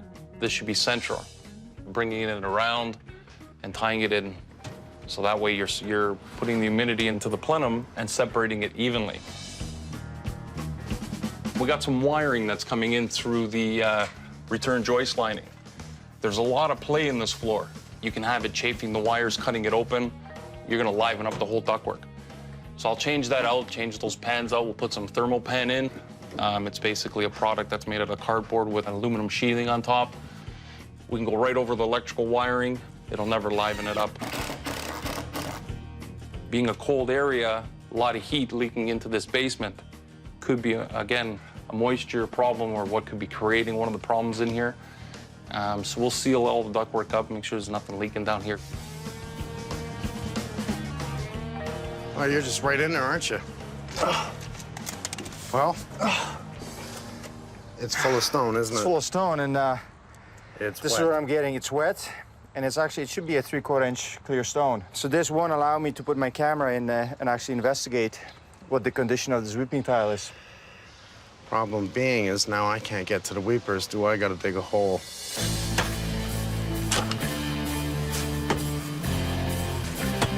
Are you guys done yet? Well, another 3 to 7 feet. You have half an hour.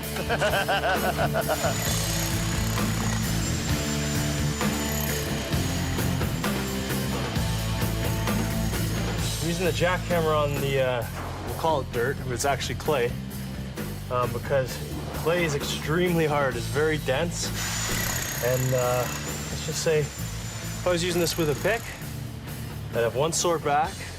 I'd probably be sleeping over there by the end of the day. So this just makes my life a little bit easier.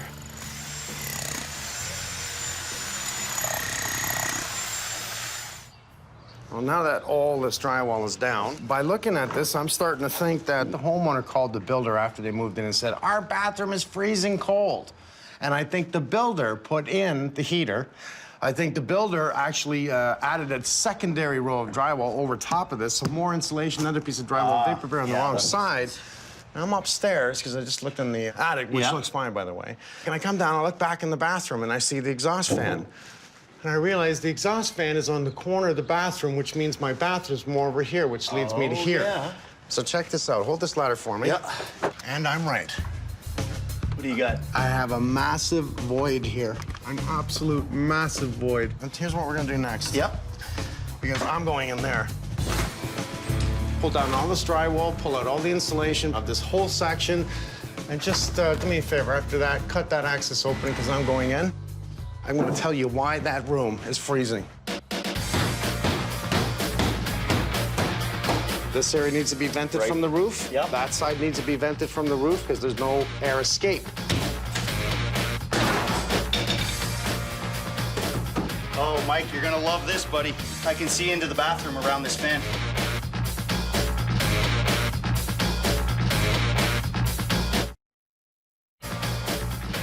Now, once this is all down and I get down that side, I'm going to show you why it's so cold in that room, how it's coming up through, how the critters are getting through, and wait till you see that side. I'll believe you. Okay, keep going. I'm excited.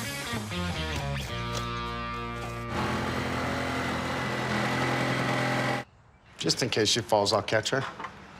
Or pass that to me. Okay, thank you. So, Sherry, since you're here with me, let's take a look here. Okay. So we see that that's the bathroom right from that edge right across to this edge here, right? Yeah. We can see the exhaust fan is wrong. It shouldn't be in the wall. It should be in the ceiling. It's ducted wrong. It's a 3-inch line. Let's change our ladders so we can get up there. Okay. If you want, you can come in with me. You're gonna love this. You can come see it, and I'll explain why it's cold. Come on in. This is the bathroom, right here. So the question is, why is it so cold in the bathroom in the winter? Remember, this little attic space is freezing cold in the winter. Freezing in here. Look, we got gaps here, right? Yeah, so That's the inside wall. That's the, right there. You see that? There's the inside wall right there. What's that? That's the floor. So none of that's protected. They stopped the insulation from here, didn't protect the floor. This is just poorly done. Like, this is not going to work. Obviously, for 20-something years, this bathroom's been freezing. Not insulated enough, too much home for a critter to get in, evidence that they've climbed the wall and now gone up. And that newspaper up there's got me a little curious. You can tell what year it is. 2008. 2008. So maybe the critters brought it up. That'd be kind of cute. Yeah, use it as a buffer. Who knows? It's their insulation. So that's the window well. Do you see any insulation at all on the bottom? No, there's nothing in here. That's such a cold zone. It's just going to keep driving the cold in. I think I'm going to strip everything from the outside and spray it. And all we have to do is spray all this all the way down and cover it, hit the bottom all the way through, spray all this wall. And we're going to have to drop the ceiling in the bathroom so we can spray the ceiling. And we're going to redo this, and I guarantee you, by the time we're done, that will be the warmest room in the house. You think they at least tried, though? I think they tried, but I think they failed.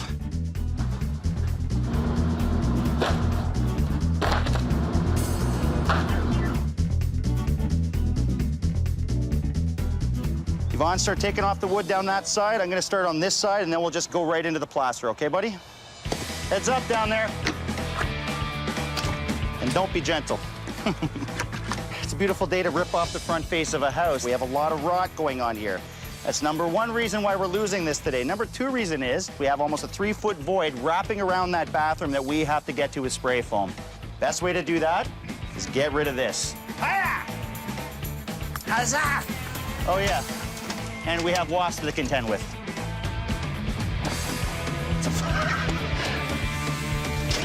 I mean, I hate killing them, but it's them or me at this point.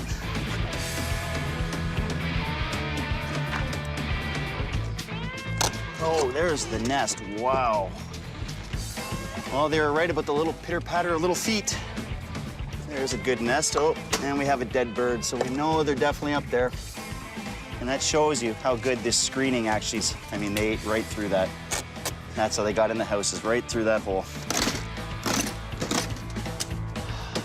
Now, I'm going to assume that this hole is for the venting that the builders would have done, but these holes here is all from animals chewing right through. You can see right through here. They started through here, started through here. They've actually found their way in behind the screen, up into here, and just made that a really nice warm home every winter. I mean, I would have done the same thing. This is survival.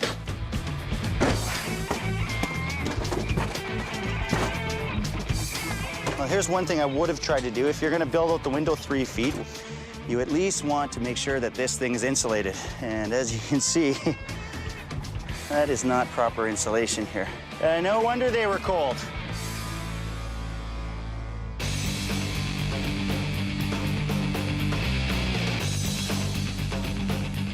So what I've done is I run a video camera from this point around the corner to the front of the house. The weeping tile is clear. All I have is just a small, sort of a muddy buildup at the bottom of it, which is natural, typical, as the soil penetrates the weeping tile through the holes. But I don't have any tree roots, I don't have any blockages, so the weeping tile problem is out of the question. Everything seems to be working fine. Now, I want to eliminate any possible moisture issues within this basement. The good news is that the weepers around the whole house are clear. Bad news is that the troughs are all clogged around the whole house. They've been improperly installed, and we have to redo them.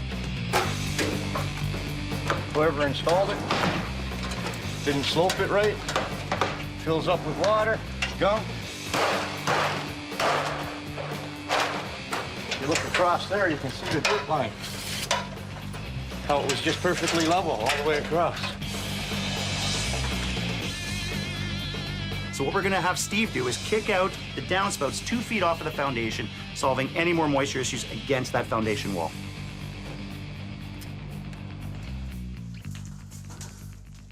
Nah, no animals in here. No, just be nice. Oh my God, we have a tree. Hey! Yeah, and you can see they've eaten right through this. So we definitely have an infestation. And you can see they've eaten right through that insulation. Assuming that they were in there in the winter, they were within the void trying to get to the warm side. That's why they come to this surface right here. They get right in. They didn't do the insulation very well, and that's why they had to rebuild on the outside. You add rodents to the mix that are tearing apart your insulation, and this is gonna be one cold room. Oh, and there is a dead squirrel here.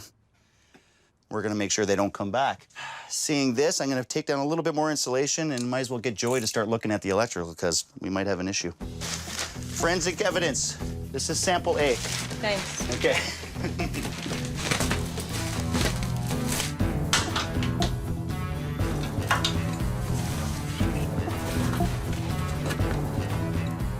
I just checked over all the wiring. Made a bit of a mess. The wiring's all fine. Damon, I think, will be happy.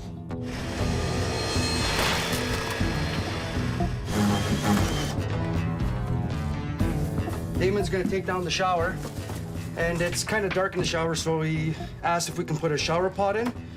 The circuit in the bathroom is overloaded, so I need to bring a line up from the panel up into the bathroom here just to pick up this one light that's going in the shower. So there's my outside bathroom walls, Stevie. So venting, pretty straightforward here.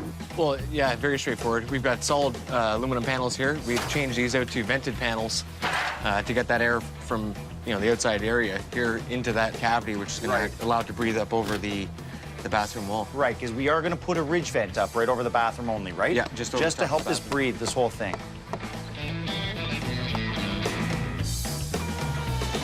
So Alex, before we spray foam this ceiling, I just want to create a void to help exhaust out through the ridge vent. So if you want to vent it, right, the ridge vent would be the proper way to do it. Run your baffles from the soffits, collect the air from the soffit, run it up to the top to the ridge vent. Without that proper air circulation in that void, moisture will get caught in there and eventually rot out that roof. Okay, let's get the baffles installed, guys. With that taken care of, now we can spray foam.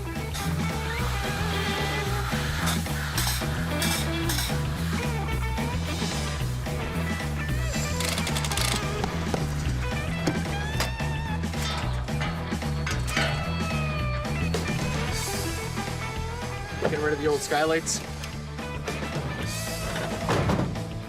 Putting some new glass skylights in. This particular unit, the lenses are starting to cloud over. The seals in the skylight itself are starting to wear out. So now's the appropriate time to change them. The advantage here, we don't have to throw this material out. The aluminum and the acrylic's both recyclable. So we're gonna take it off to the appropriate place.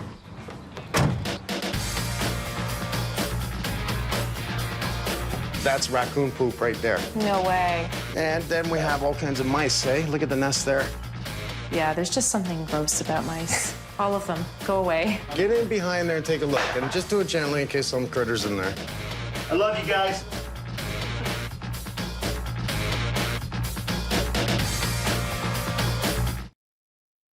Now, the home inspector's not going to see this, and that's the issue. He can't see through the wall.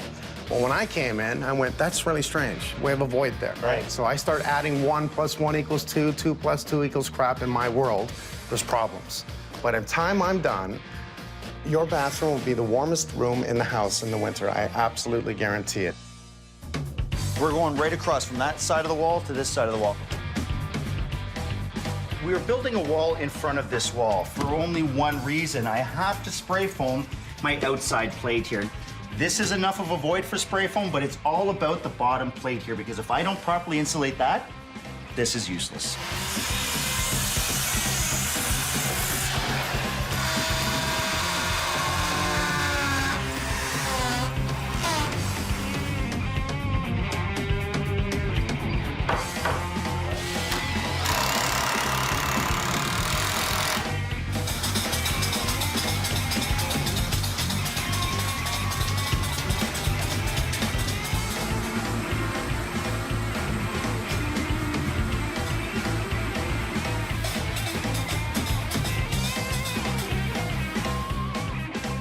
There was a switch by the front entrance that wasn't doing anything. Talking to the homeowner, he ended up finding out by making a few phone calls that there used to be a box here for a light fixture. So what I've done is I've actually scanned it with a scanner that picks up metal, and I think I've just found the box right here. Stupid things. They've buried this box that was here because nobody wanted a light. And what they've done is, this was live, no moret. So this could have been shorting out on the box. We'll put another light here.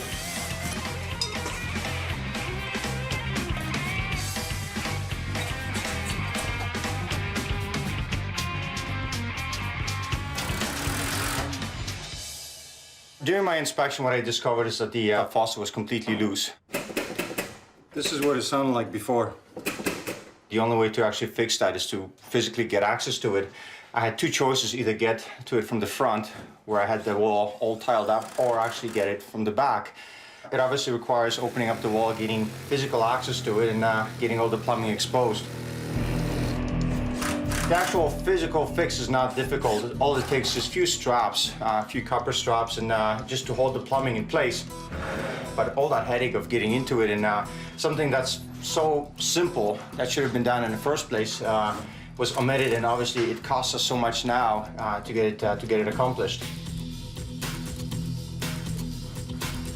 Right now we're putting in this 300 CFM fan, replacing the 80 CFM fan that was mounted in the wall. CFM stands for cubic feet a minute. In other words, amount of airflow. Usually fans of a washroom are usually between 50 to 150 CFM. For this size of washroom, you need a pretty big fan, and we're mounting it in the ceiling between the joists, so we're gonna run the duct out and through the roof. It's taken a lot of work to get here, but we're finally able to close off the house today. It's amazing how such a small job like a cold bathroom can turn into this massive project.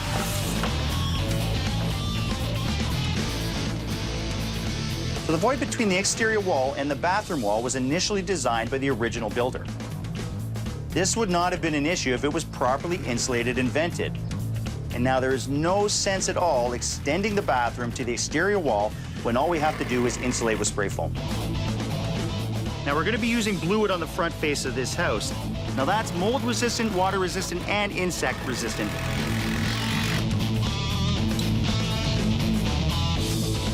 There is absolutely no way they will be cold in this bathroom this winter, and by closing off the front of the house, it eliminates the animal highway.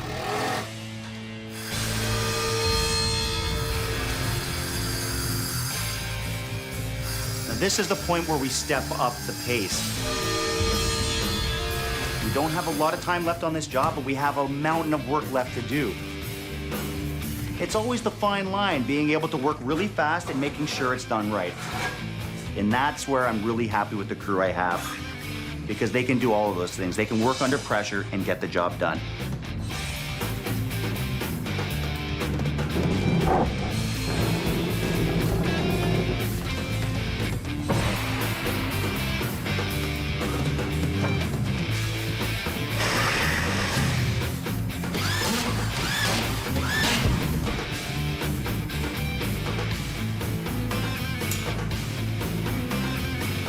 Here I come. Ready? 1, 2, 3, go.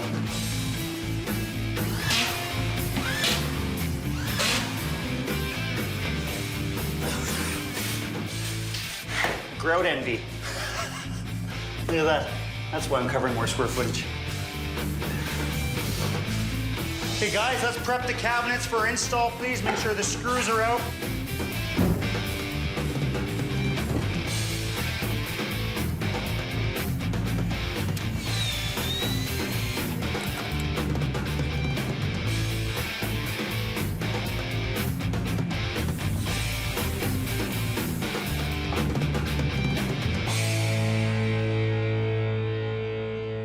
Now, I really wanted to give them the Tudor style back, but instead of replacing it with wood, we wanted to use stucco, which is low maintenance.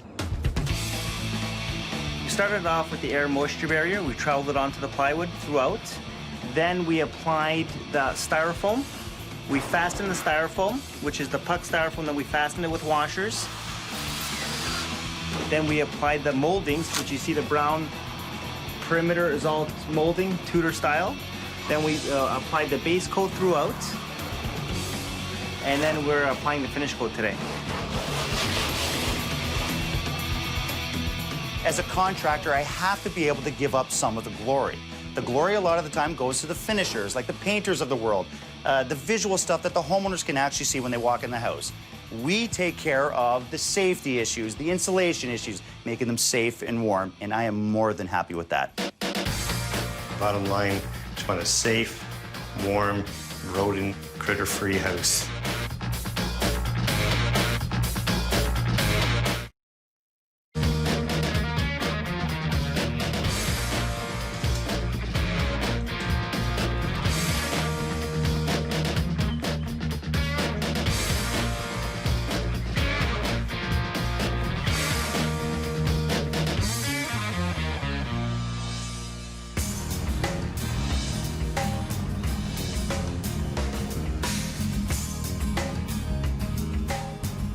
Stuart.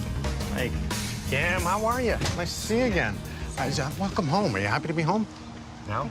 These guys are working a little hard.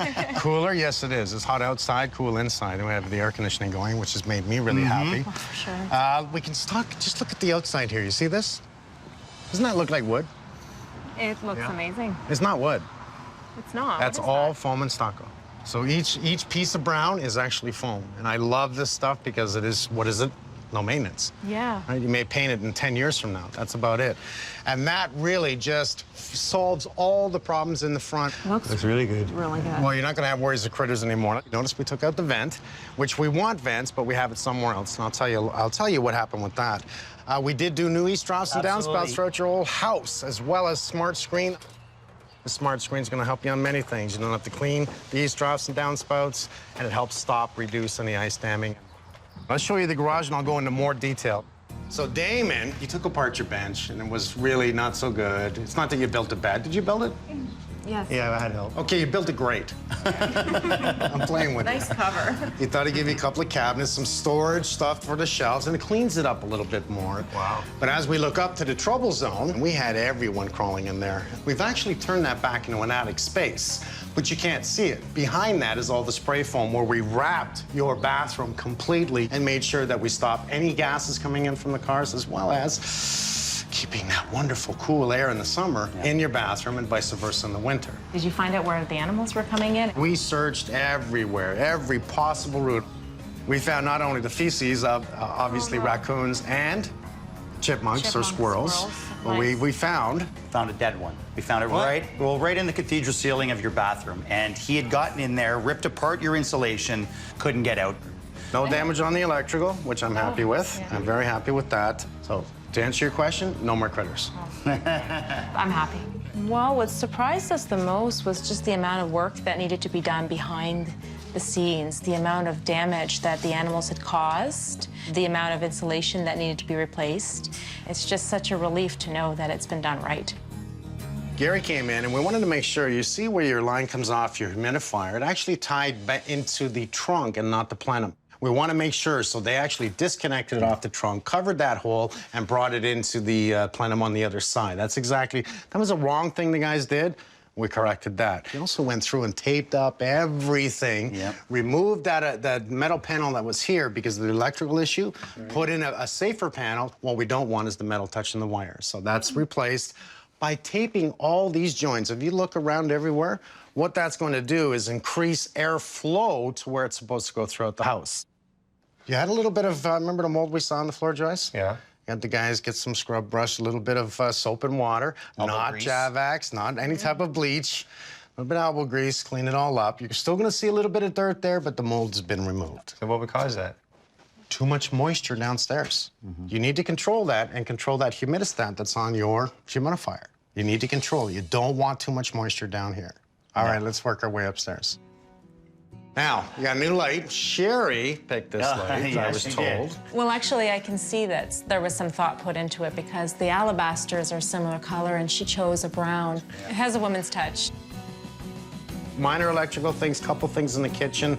He did a couple extra things for us upstairs, as well as working in the garage, and installed all the lights for us. Gotta love these guys. And you're lucky. I mean, one owner before you guys, there was no renovations done here before. It was brought up to minimum code when the house was passed. So, I mean, there wasn't a lot of electrical or plumbing issues, minor stuff anyway. Now we're gonna show your bathroom.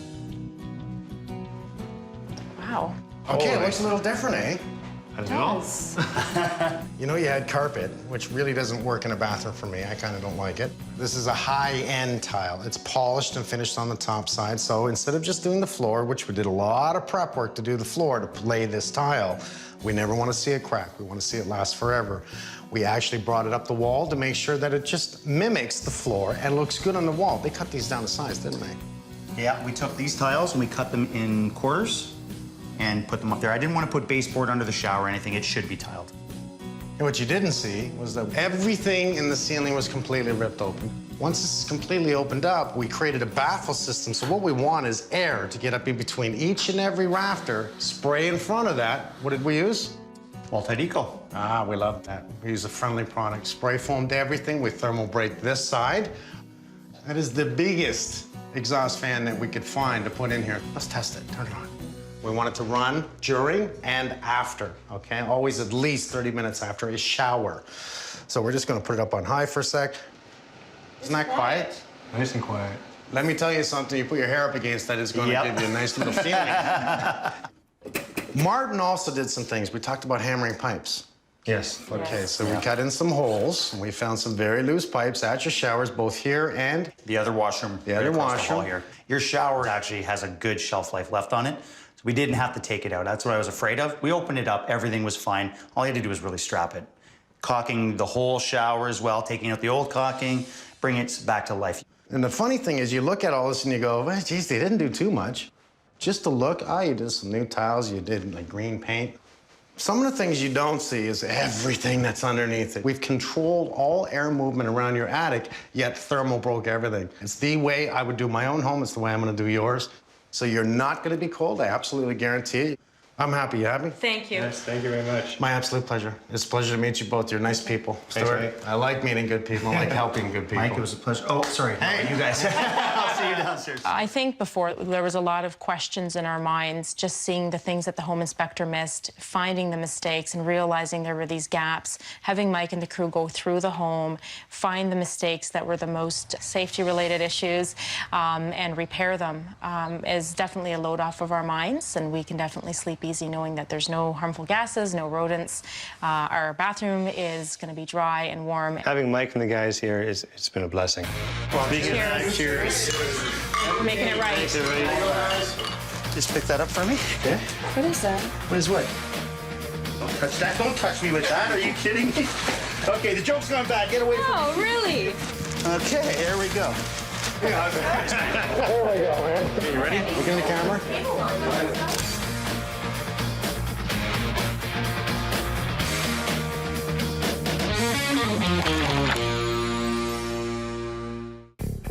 This house came with a house inspection previously done. It had nothing major that needed to be done. You know, let's move in the whole stairs. It was almost immediately after we moved in that we noticed things started to turn south. Oh, look at that. So there's one bad sign. Oh my gosh. I don't like that.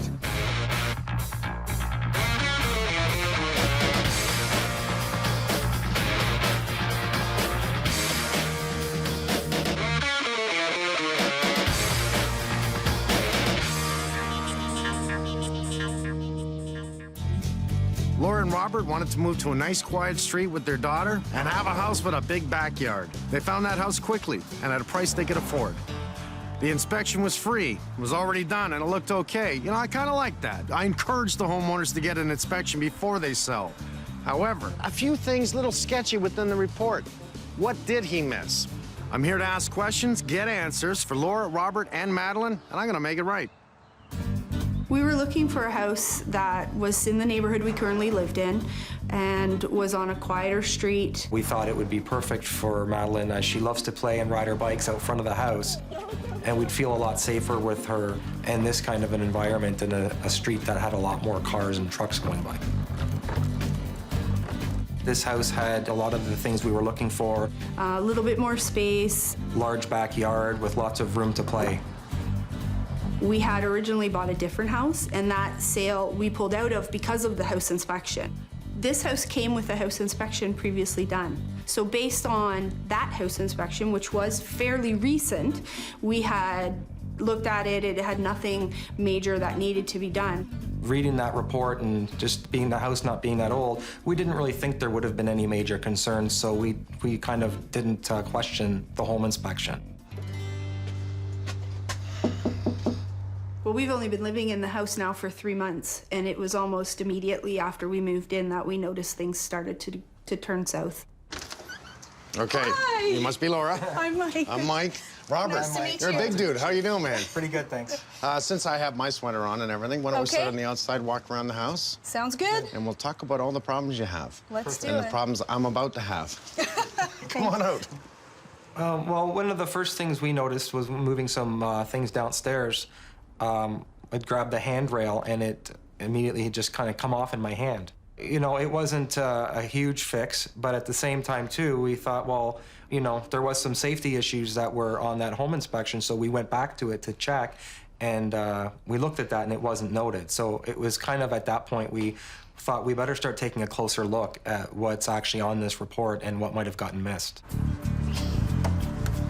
Tell me about your deck, even though I don't like it by just visuals right away. I looked at the home inspection. It said it was structurally sound and it was in good shape. But I noticed a problem. One day I went out and I went to walk down the stairs and I started to lose my balance because they're a little wobbly. And I went to grab one of the baluster railings for support and it pulled right off in my hand. And I just thought it just didn't seem right. There's no rail here, and we need a guardrail here. Yeah. And that's a safety concerns issue? me because I'm afraid of my daughter falling It off. should be a guardrail. That's a very high rail. You know, let's moving the whole stairs, right? It's moving everything. Make that strong. These are people going up and down stairs. People party on the deck. Make it safe. Our ledger plate that's against the house is something I don't like. It's supposed to be bolted. So no bolts. I don't see any bolts. I do say hangers, good. And that tells me that there was never a permit pulled because it must be bolted. If I'm gonna come back here, I usually go out the front door and come down the side. I don't like anybody up on the top. We go out to barbecue and that's about it. That's a pretty good built house. Yeah. That's we built that. Did you? I hear that you have adopted a wonderful little baby girl. Yes, 3-year-old daughter, Madeline. Yeah, she's Good for you. love of our life. Well, I can tell you built her own little house. This is a nice neighborhood. I like it. All right, let's go up there and take a look. Do you mind? No. Okay. I'm going to assume you have snow build up there in the winter. Well, we haven't been here in winter. Well, we do have water come in when it rains. Door itself is in rough shape. It's as if somebody just primed it and didn't do anything else in 9 years and have completely left it. We're seeing all kinds of deterioration on the door on each side. Here we have a seal on the sill, and even that's going, but no seal here whatsoever across the bottom. And think of that driving rain coming in, and then we do this. There's no caulking here at the ceramic tile. Well, it meets the door, so that's a problem. That driving rain comes in, it goes down underneath the tile and actually affects the floor. What I may have to do in this case is actually open the ceiling in the basement to take a look up to see what damage it has done. And that's something I would recommend to someone. 1, get this fixed. 2, take a look downstairs to see if it's molded, it's rotted, it's done structural issues. I think we're gonna have to address that. Okay, may I? Yes, go ahead. Thank you. Want to go downstairs? Let's go. You have a kitchen downstairs. Yes. Yes. This was a in-law apartment. Look at that, no clean out, and that is totally incorrect. Now, this was not in the report, and I tell you, that should be in the report. So whoever did the plumbing here does not know what they're doing. Oh my gosh. So there's one bad sign. Oh my gosh. So they did a dishwasher directly in, so that's illegal. That dishwasher must go before the trap. This must be vertical. Since I'm here, I'm actually going to, because I know I've got to look at it.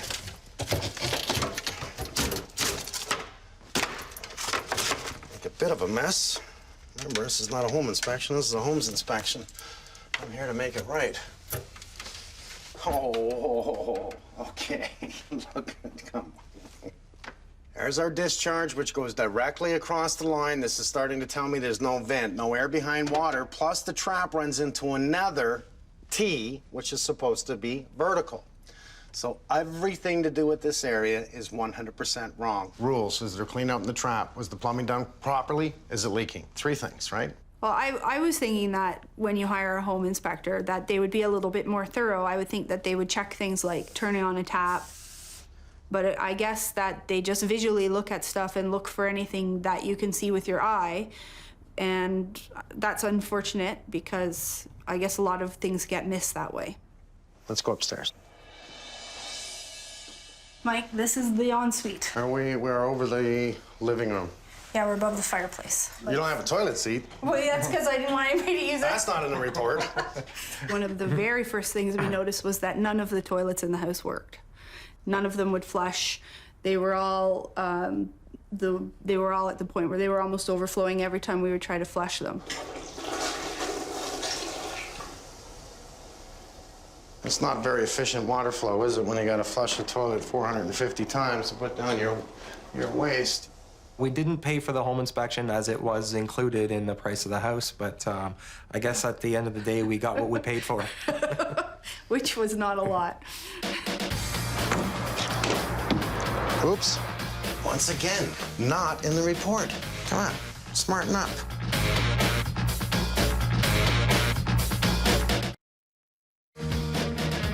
It's been quite a disappointment to be living in the house for only 3 months and have many of the features that we bought it for to be inaccessible or unusable. It's just a constant worry for me. I can't believe that a house that's only 9 years old would have this many issues in it already. In the report, the home inspector said the landscaping minor repairs needs to be done. Well, I guess it does. It slopes every which way you don't want it to back towards the foundation. It is the garage, though. And that is definitely, you don't want that. That's why we use PL Premium. It glues it down.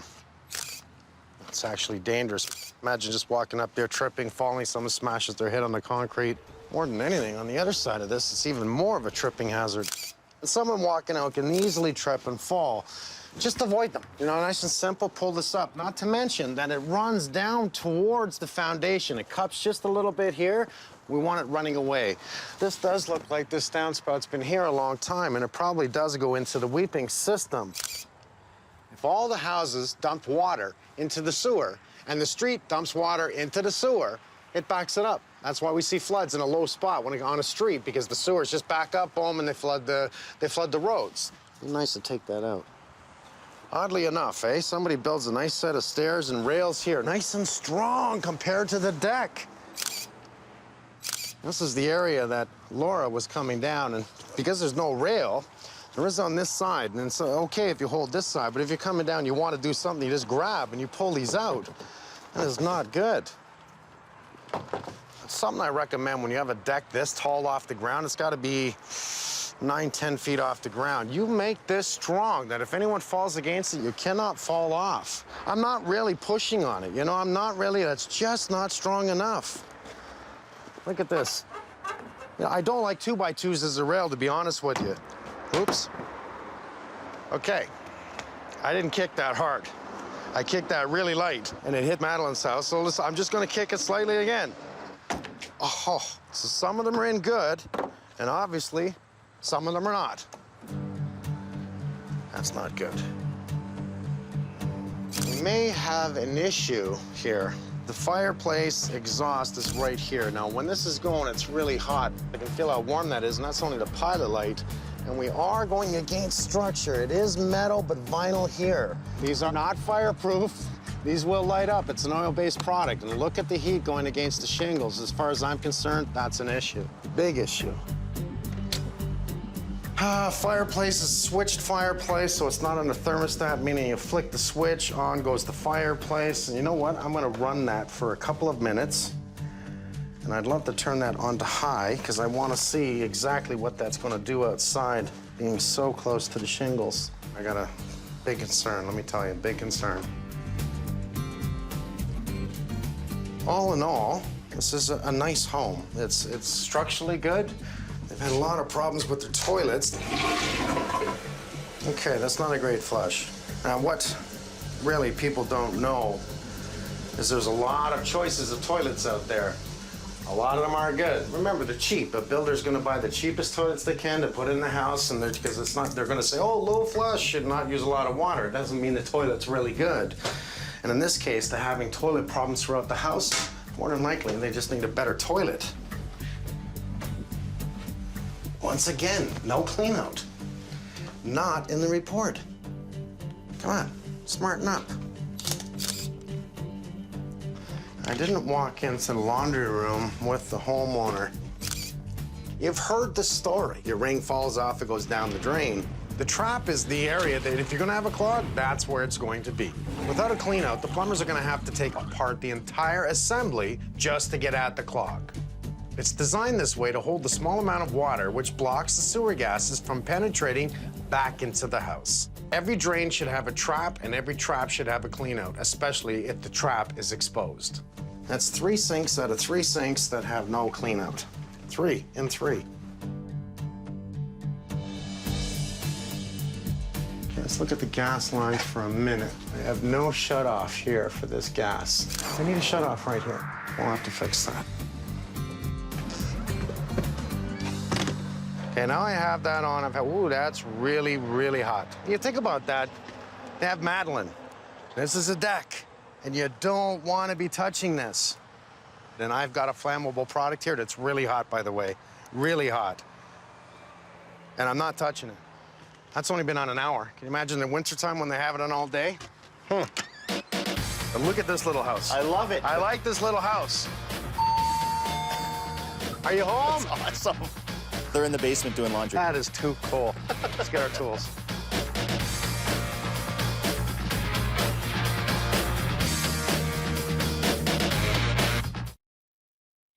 Well, it can't be that bad of a house. Someone gave it a star. Well, they did, too. Yeah. Yeah. A couple stars live here. It's not us. Unless they put that up for you. It wasn't for me, buddy. Yeah, it was probably for you.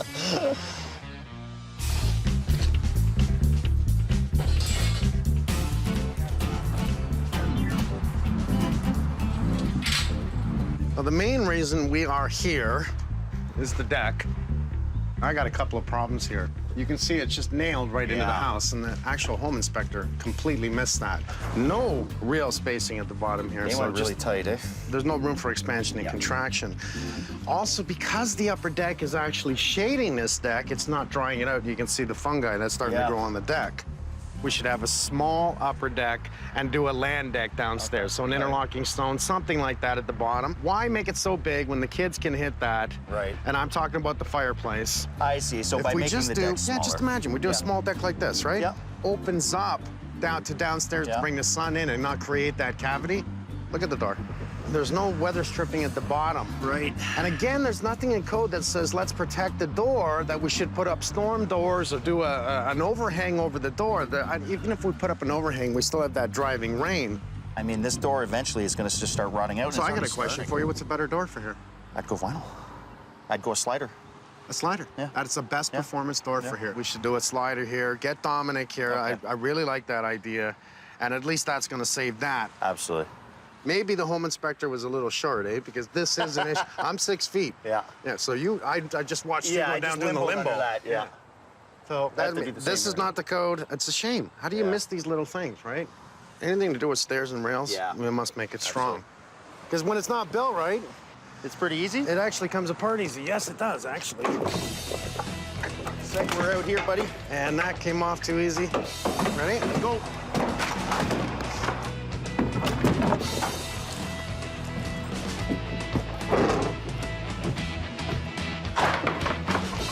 Well, the fact we took that off in less than 60 seconds tells you everything about the safety of this railing.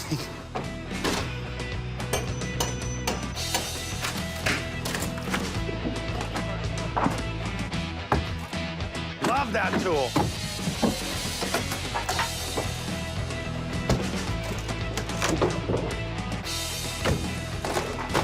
He's this far, and these two guys, look where they are. Yeah, I put my money on him. You know what? Adam, my money's on you two. Finish.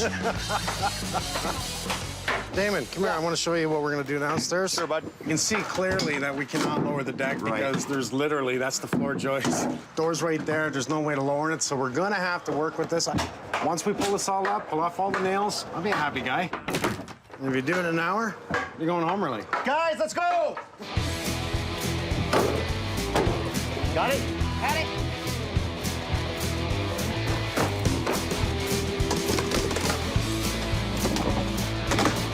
You know why they're coming up so easy? Because they're wet. You can see all the verticals here. These are just sitting on the ground. If they're not into anything, there's not even a patio stone underneath it.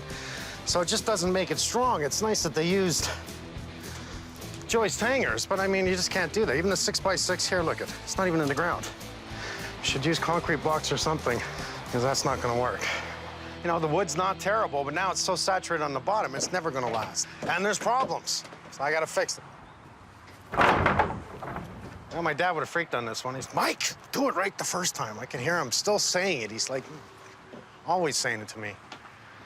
Well, he's right. You do it right, you don't have to do it again. But we're gonna do it right this time.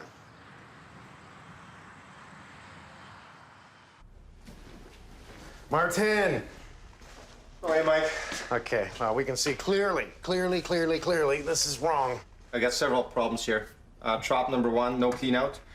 This TOI being completely incorrect, so this would all have to be redone. Then as we go into the wall, it actually wants to drain upstream. And we don't have the dishwasher before the trap. Exactly. This dishwasher right now is exposed to all the sewer gases because it does not have a trap. It's just completely incorrect. It is actually common in kitchen sinks, especially kitchen drains, to pull out all kinds of debris, from spoons to stir sticks. The trap will actually capture most of that stuff, and then that will obviously create a chain reaction, and other debris will be able to accumulate on top of that.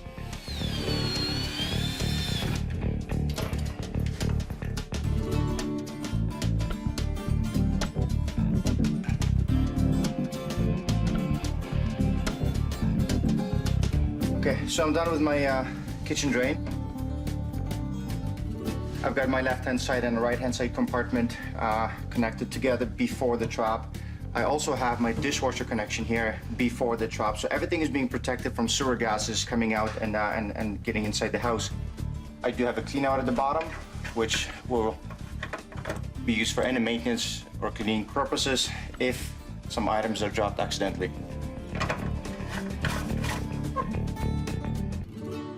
Adam, just stop right there, bud. That is unbelievable. Do you see what I'm seeing? Yep, everything. They took off the siding right under this whole door. All that water that was sitting on this deck and this ledge was getting right in there. You know what else I want to see? How come we're not seeing damage in the house here? Oh, we are. That's why. Look at that. Soft? Oh, my God. Look at that. I'm going to show you something. Look at how wet that insulation is. I just pulled out right now. Look at this.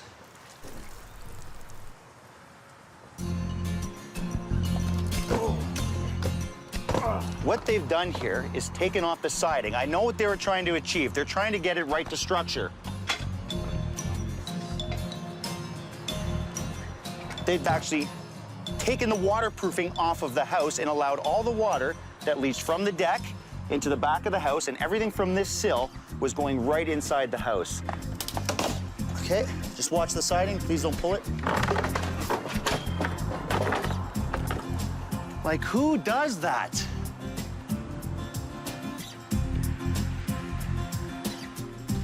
Let's just see how much damage this has done. Oh my God.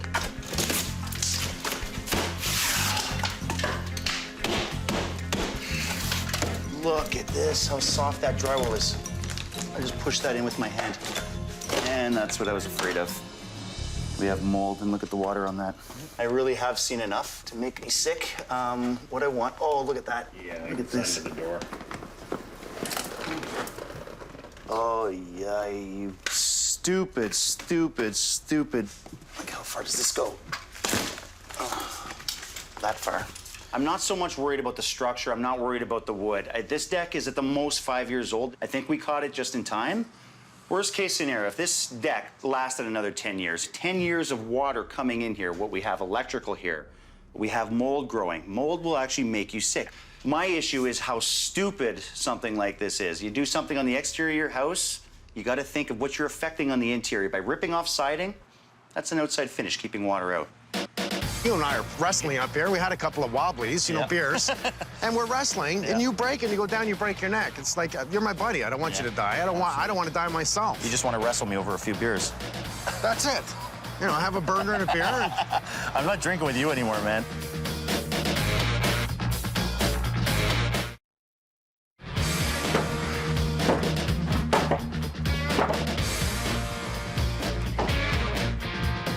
One, two, three, timber!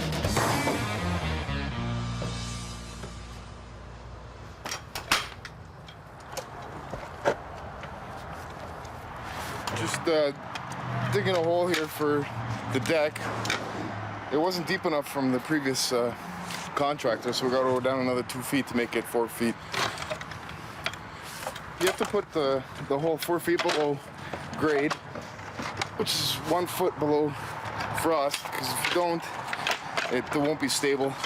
The structure will move in the winter when it freezes.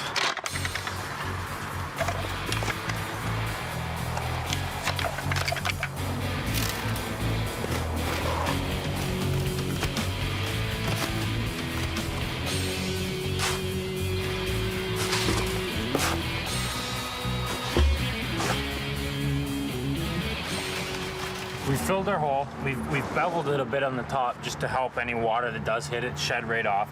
And now we're putting our saddle in, which is going to hold our 6x6 post. It'll allow us to bolt through and hold it nice and steady. It will sit up above the water line now and won't rot out like the previous ones did.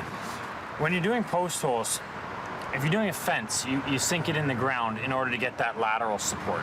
When you're doing structured things, you put the sonotube in to give yourself a footing, to give you the vertical support, to hold the weight load of the deck.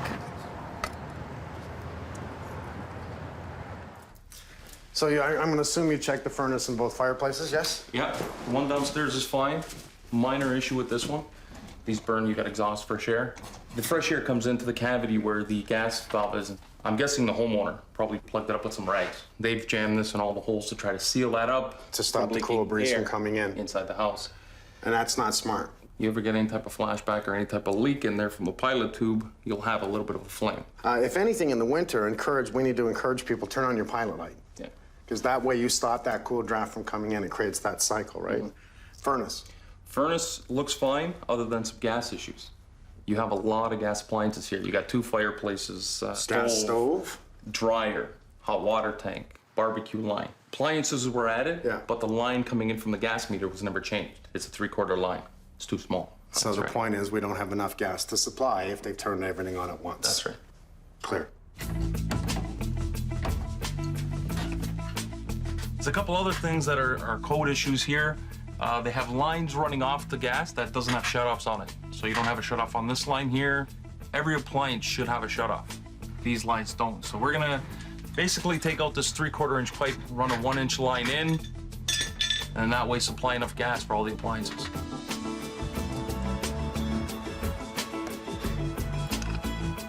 See, that's the fitting that comes from the utilities, from the gas company. It's 1 inch. When they build subdivisions, what they do is they run a 3/4 line and they'll reduce it. So we're gonna bring it back, run a 1 inch in. That way we got enough for everything.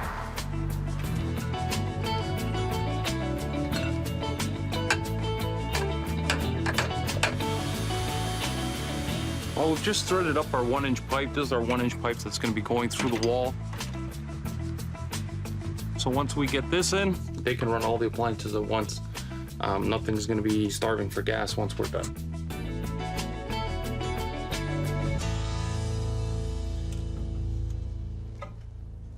During my plumbing inspection, I discovered that all 3 toilets were not working properly.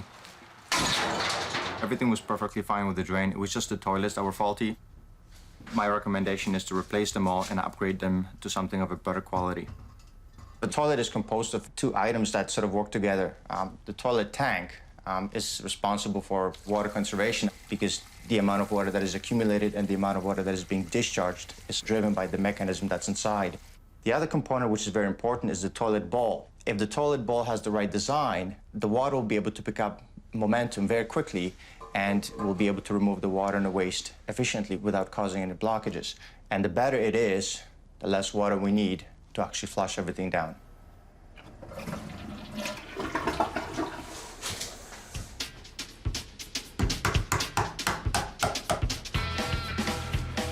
Well, we're just taking out the old doors and we're ready to put in the new ones today. We have Dom from Trimbo Windows coming in to actually install the door.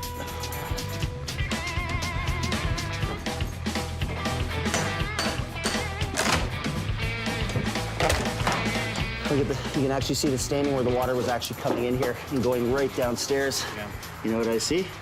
Not 1 bead of silicone underneath this door.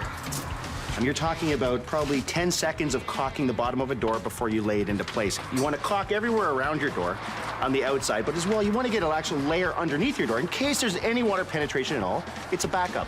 Why not do it?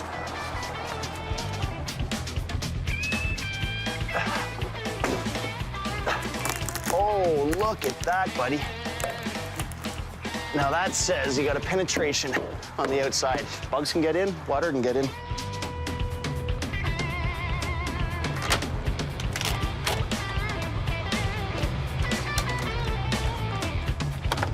We can see how much water's actually gotten behind this siding due to this beam being just sort of nailed or fastened right over top of the existing siding material. We've got some rot, we've got bugs in here. You can see the rust on all the nails. A lot of water been getting at this wall. So we got to get this material moved away. Hey, Damon? Oh, man, look at that. That's a little moist. That was in behind the sheeting? Yeah.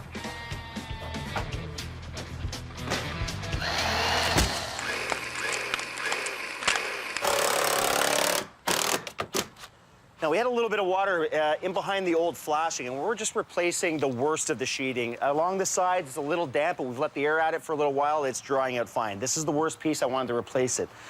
What am I going to use? I'm going to use blue wood on this only because it's water resistant, it's mold resistant, and it's insect resistant. So that's what I want to use in the outside sheeting here. The wooden doors, the way they finish at the bottom is relying on a gasket around the door to keep weather out. They fail. You're allowing weather to get in there constantly. So that type of door just doesn't work on a patio.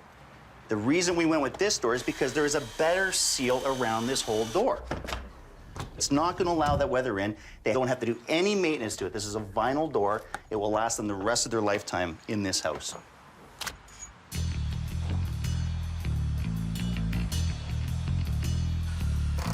This ledger plate is really just going to help us keep water off of the house, snow, everything.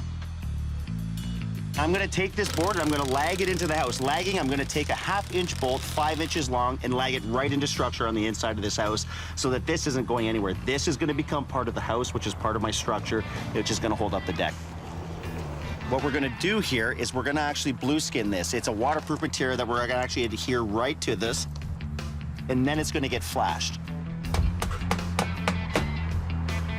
And then we're going to put our outside framing over top of that, on top of spacers. You know what? We're actually perfect right there. So just hold the line.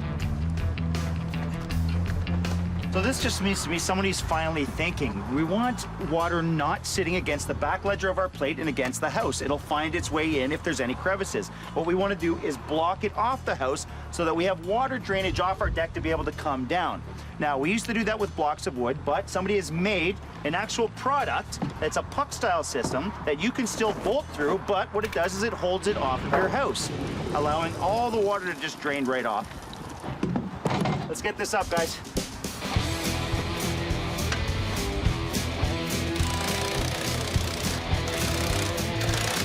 All right, I'm gonna work my way down, boys.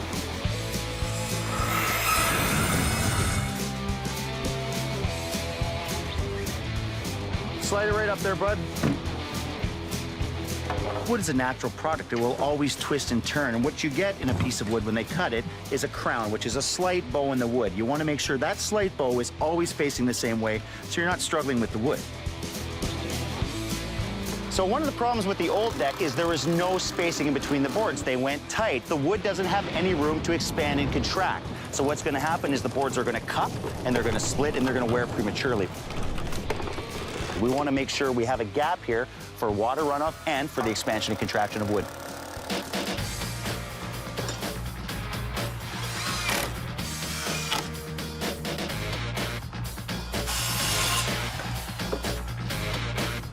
Oh, you're lightweight. I thought you were going to be heavy.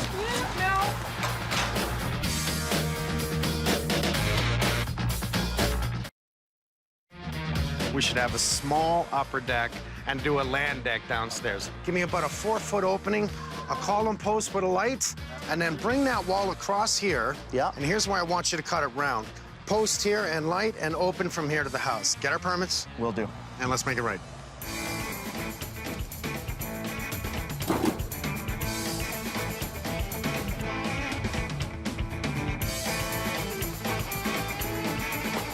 Well, we have all the guys here today. We have Steve Graves here today. I want him to finish off the siding.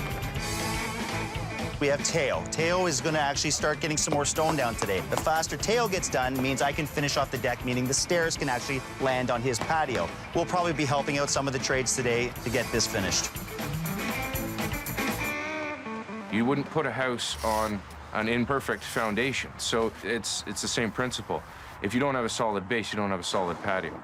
So things are going to move, and you don't want them to move, or if they do happen to move, you want them to move together. So we start off with the geotextile, put our first couple lifts of 3/4 crusher on, and we put another layer of geo down, and then we get up to the last layer, which is the sand, which is a bedding course. It's a whole process all the way down, so it makes a very stable platform to put the pavers on. And we've got a patio that will last 50 to 100 years. Although this looks like a reclaimed brick, this is brand new. It is manufactured like a brick. One difference, it's compressed. What it does is it makes this 27 times stronger than a concrete paver. But it is 100% clay. And it just brings that old world feeling back of the old clay pavers, but it's not a reclaimed brick that will disintegrate over time.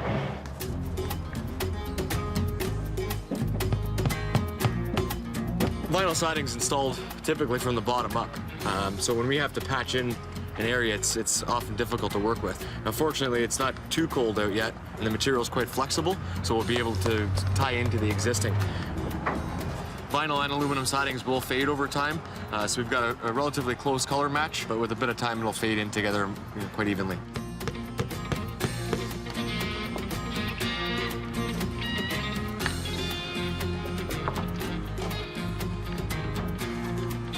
The original railing here was just balusters and 2x4s. There was nothing to it, no strength, no corners, no posts. What we've done now is we've incorporated 4x4 posts, locked them in everywhere, screwed on our new balusters, which will give it that extra strength. No one will be able to go through it. The railing is solid now with our top cap.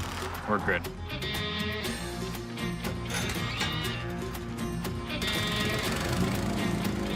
So the problem with the original walkway is just the way it was laid. We had sloping coming into the house, so all the water that was hitting that stone was actually being driven right into the house, and it was just falling apart. There was no border holding it into place. It needed to be fixed up, and that's what I have the guys doing today. Just ripping up the old, regrading it, sloping it away from the house, and getting it back down.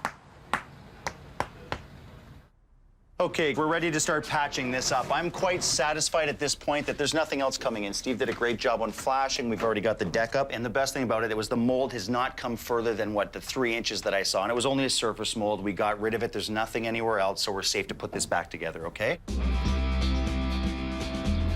Get the rocks all nice and tight, nice and snug. I want spray foam all above this door here. Insulate, drywall, mud.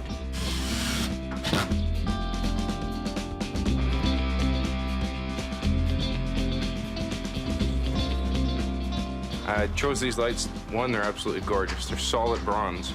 They give a nice little glow. It's not an overpowering type light. It's a nice glow in the backyard. They take 10 watts of power, so this all combined is probably running about a 100-watt bulb. That's about it. The pillars have been glued from bottom to top, as well as the coping. The normal procedure for building some of these retaining walls is make sure you adhesive it. Now, the manufacturers always say adhesive the cap. I go one step further. I do the whole thing. So even in landscaping, glue it. It's cheap insurance, and you know it's not going to move. It's not going to fall over. So why not just use it?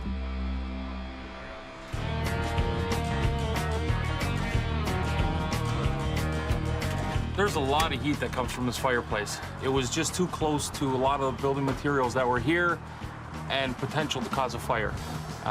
They had shingles and stuff here.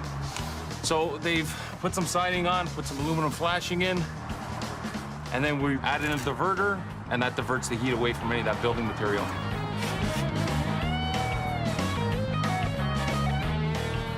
Mike was a little concerned because it's very hot. You got a lot of hot flue gases coming out here. This gets very hot, and this is a traffic area.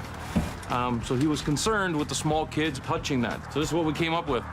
It's just basically a cover to protect somebody from touching the hot element in the back.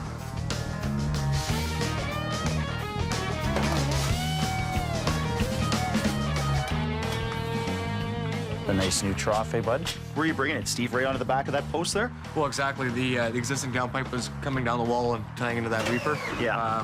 You know, we didn't really need to replace the trough, but instead of patching it, it's such a short section, we're just putting a new piece in. That's smart. But the downpipe will come down this side of the post and kick out past the garden away. Very nice. I think MJ's already patched up that hole. Actually, I know he has. I watched him do it. He filled that hole with non-shrink grout. So at this point, we're almost done here. Nice job, Stevie.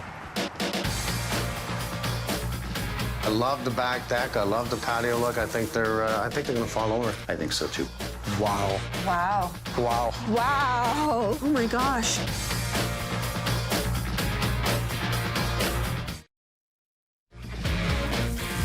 I appreciate all the professionalism and the expertise that Mike and his team bring to the table. It's like a stamp of approval that's 100%. You have confidence, you know, that it's going to be done correct.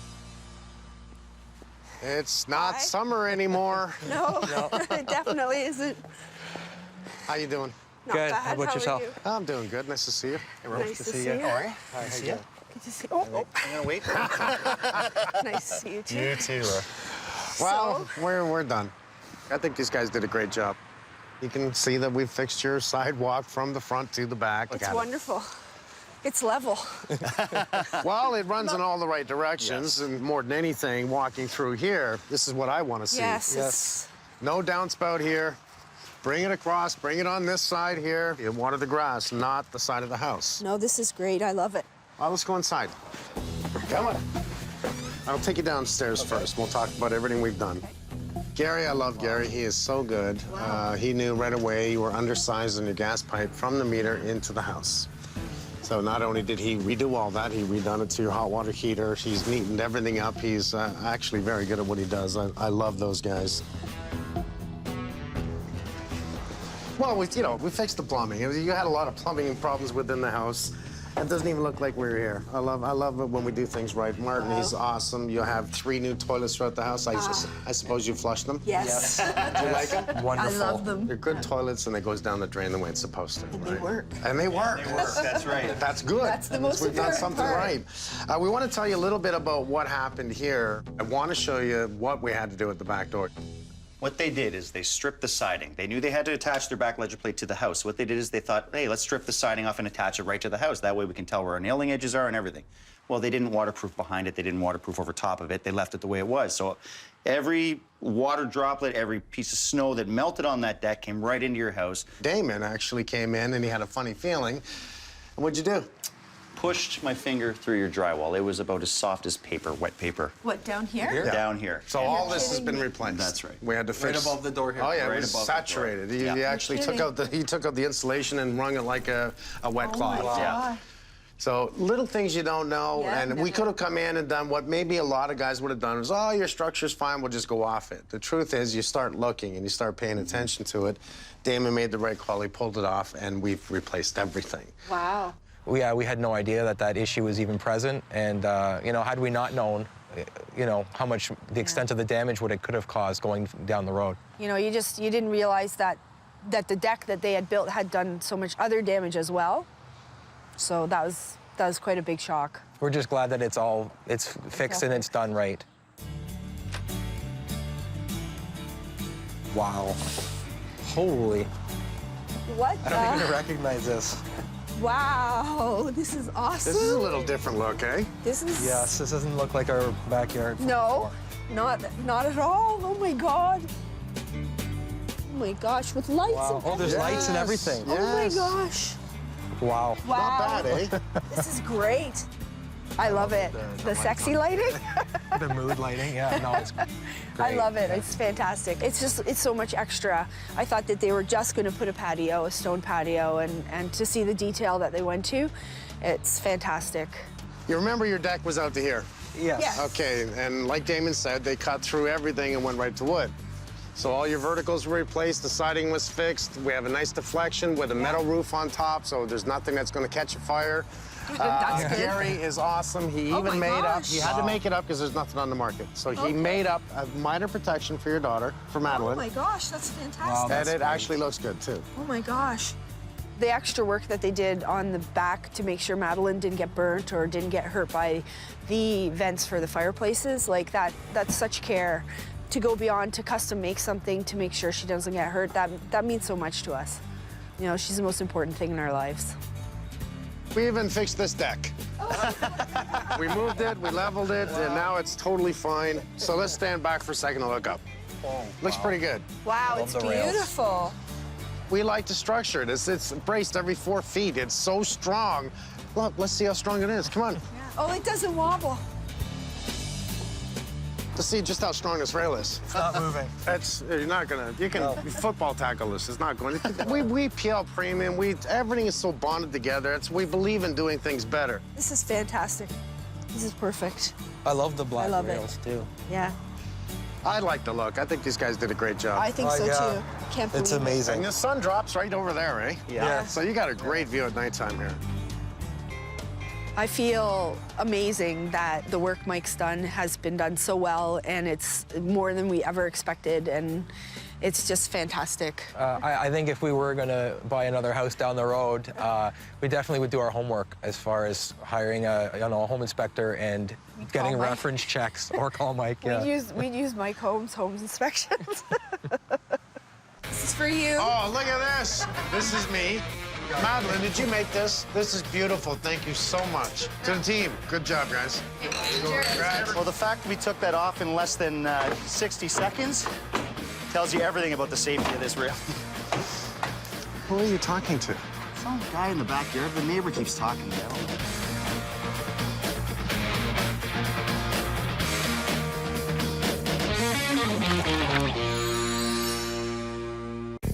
When the inspector came in, he went through the whole house. The home inspector doesn't see the signs that I see. They're in the wrong business because all the signs are here. We got only information of $300 repair. Like, how can you not see this? Which we could figure it out by ourselves. Mold. Oh, that's not good. It's scary.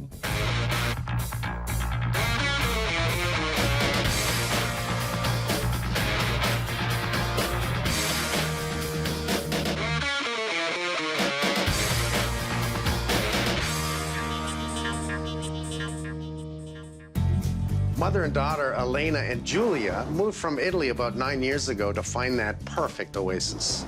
Within the last 2 years, they bought this beautiful little house on a cozy street. Got a home inspector, good advice. But did they receive good advice? What did the home inspector catch? And what didn't he catch? That's my job. I'm gonna come in, I'm gonna do a Holmes inspection, I'm gonna open up, and I'm gonna show what went wrong, why it went wrong, and what I have to do to fix it. I was looking for a house for just a few weeks. We wanted to have enough space for our books and with some yard, because I like gardening a lot. When I walk in this house, the thing that impressed me most was this living room because of the wooden beams. They reminds me of home back in Italy, and I love it. It looked quite different than what you see now. It was all pink and yellow floors, so it wasn't quite home the way I would define it. It was just ugly. A little bit, yeah, weird. I would define it weird, but she saw the immediate, I saw the potential. It was a very nice space, and the bedrooms were quite big, which was really important. So whatever she was happy with, I was happy. For me, it was the first time I was buying a house by myself, so I had no clue what to do. A house inspection was conditional to the deal because before coming here, I wanted to make sure that at least visibly the house was a place where we can live safely with no big job. I was here when the inspector came in. He went through the whole house. He advised me of some little problems. Interesting. We didn't get any useful information. We got only information of $300 repair, which we could figure it out by ourselves. Right. Well, hello. Hi, good morning. How are you? Mike, Nice to meet how do I you. pronounce your name? Elena, my name is Elena. Welcome. Elena. Elena. Ah, okay. And Julia? Nice to meet Pleasure to you. meet you. I'm Mike. He never at any point sat us down and said, this is what I noticed. It's not really urgent right now, but you may have issues in the future. And maybe doing that would have helped us understand more so what the report was all about. Yes. And then we could have taken more prompt actions or just stayed away from the house. The biggest problem I see is everything drives towards Yes. the house. Yes. So you have a huge grading issue. You brought in a home inspector, yes? Yes, we did. And? And the problem was that was January. A lot of snow. January, so okay. We really haven't realized how bad was the grading. Okay, I'm only going to believe that if there was 2 feet of snow on the driveway. No, the driveway was clean, but we had like 4 feet of snow. Okay, as long as the driveway's clean, I can see walking up here, everything runs towards the house. So you Yeah. have one huge issue. Somebody's raised your driveway. I want to see your garage right now. Do you mind? Well, we have an indoor pool if you want. You have an indoor pool? No Yes. surprise to me. Yeah. Like, how can you not see this? It's lower in the garage. Not only are we high on this side and low on this side, they Yes. try to create this Yeah. little bit of a Yes. stop, which the only thing it's going to do is if it rains too much, it's going to go that way and eventually get in. Yes. And you're going to have a little pool in here. That happens to be the foundation of the house. So if this gets flooded and it works its way over, it gets into the basement. Was that wood on the ceiling? Yes. So right away we have a fire hazard. This is not how we install a fireplace. And there is water coming through Oh, so there. yeah, I guess there is. Look at it, just like saturated, absolutely soaked. You see that right there? Oh, boy. Absolutely soaked. You know, they haven't dropped the ceiling, so this is the height. But, you know, that should be drywall. You don't want a fire hazard in here, especially Yeah. when you have a fire hazard within a fire Already there. hazard. Yeah. So normally what we do, and it is in the report, by the way, is to have a fireplace specialist come in and take a look and make sure that it's usable, it's safe before you light a fire. That would have been highly recommended. See in the corner right there? Yes. Well, that it's still- shows water leakage. Look at how black that is across there, and then look at that one spot that is just saturated and completely molding. So, do we have water coming in? Yes. Do we have to address it? Yes. Should have been in the report? Yes. This is no snow inside the garage when you look inside. I don't care if there's a car. You look around the edges. Oh, there's wood on the ceiling. Oh, it's leaking from the ceiling. Look at the window. You don't want a window right at the ground at the lowest point. All that water's gonna drive this way and get inside. And I'm gonna assume you got an awful lot of water downstairs in this area. Just a feeling. Was March when all the snow melted that we had the spring right below here. So we had a huge lake inside the house. I freaked. Really, I started freaking out. We have definite signs of mold here. This is actually right where that downspout is. This carpet's wet right here. Now tell me, the home inspector doesn't see the signs that I see, because all the signs are here. First thing I walked up, I saw all that property coming to this corner. Check this corner, come downstairs, take a look up, see if water's coming down. Look at the baseboard. You can see it's been saturated for years. Look at the wall. Oops. fix that. Oh, yep. So what do you see? Mold. The more you have water coming in, the more problems you're gonna have. It's gonna rot your carpet, it's gonna rot your walls, and if you don't fix it fast enough, you'll be calling in a mold abatement company instead of me. I'd like to see the electrical panel. This is the electrical panel. Okay. Wow, a licensed electrician who would have put in a brand new panel, you think they would have labeled all of this, which says maybe it wasn't a licensed electrician. Looks like somebody's moved this, which they have. So the panel, I mean, the inspector did catch that this is where the other panel was, and then we had funky wiring running to the lights and the shower. Like, this is just ridiculous. You know, I can sit on the toilet here and I can wash my hands. It's ugly, it's wrong. I'll tell you right now, that's coming out. When you see visually things are wrong, now imagine what's wrong behind it. But don't worry, I think you got the right contractor in. I'll make it right. Someone was drinking because this pole's on one hell of an angle. And, you know, is it actually supporting? It's moving.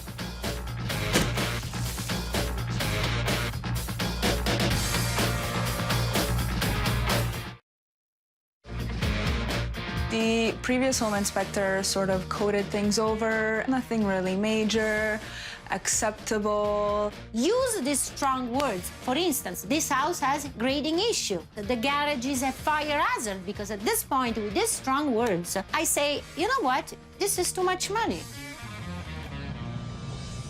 And there's a lot of water issues to this house. Let's start with the front. Water always shows its signs. Look at the paths on the wall. Over the years, the brick is going to absorb a lot of moisture and dirt. Why? Because if it's wet, it attracts dirt. It just attracts it. So the dirt actually gets embedded in the brick. It stays there. As the water's coming down, it's like bleaching. It's actually washing the brick. So we're seeing where all the water has fallen down the brick. What's funny about this is, you don't see it out there, but somebody builds a cover over the porch and it's leaking down where it's attached to the house. Odd? Yes. Was it in the report? No. So we've got the flat roof with a possible scupper, what they're calling a scupper, picking up the drainage of water from the flat roof down into here. But they're also picking up the rest of the upper roof, tying back in, coming across here, which I've never really seen it done this way before. And it's existing. This is old, I'll tell you right now. That's old ductwork. That's old downspout that's put into the old cast iron with a clean out, and then they just cement the top around it. So it's old. In the reports, the home inspector should say, all downspouts, pull them out of the weeping tile and drive them 4 to 6 feet away from the house. All home inspectors should say this. What's with this wood, okay? Everything's brick. So from this point, they built this to close in this ugliness to do with the downspout. Then they closed up all of this, probably because they've changed all this. So as far as I'm concerned, I want this all down. I'm gonna take a look at it. I know this is all wrong. I look at the electrical in the ceiling up here. What do I see? All the signs are here. I don't care how much snow was here. That's why I asked them right out. Was the driveway shoveled? Yes. Okay, I can see it's all driving that way. That means you're gonna have water problems in the basement right there. That's why I'm here. They have water problems in the basement right there. Go figure. My God. The brick wall out front is leaning right out. Clearly we see it. Why? Well, there's nothing really holding it. It's on its own. Things I gotta fix. Let's look at this roof. Oh, isn't this beautiful? Let's start with this roof. I don't really care that the home inspector was here in January and there was snow. It's visual signs that you can see that the front of this is shingled. It says right on the bundle of shingles. 312, 412 pitch, I don't care. It should be a 412 pitch, but not, you know, that's like this. That's a 412 pitch.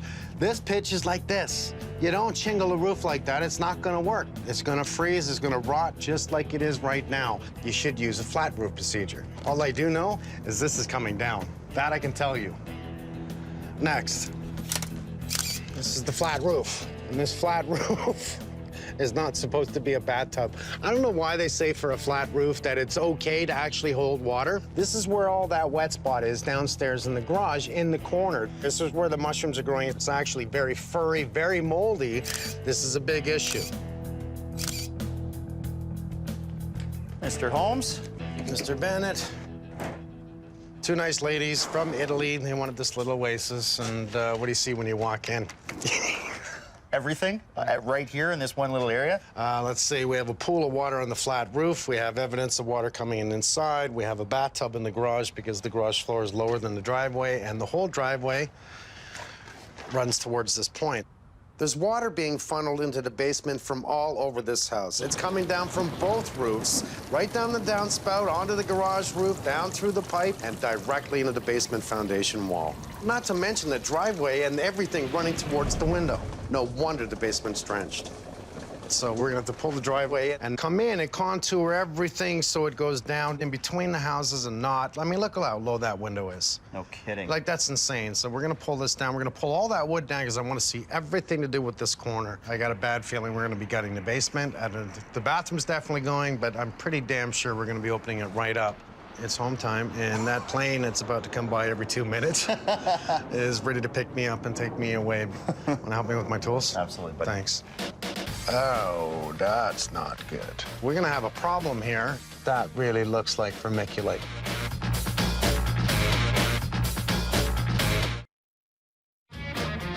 So, beautiful day, and we're gonna need it. We're all outside work today. We have Teo coming. He's gonna peel up this whole driveway. We have to start grading it. Today's a really good day for it. Also, taking down the eyesore today, that's the only thing I can call it. We have to take this down in order for us to do the rest of the work here.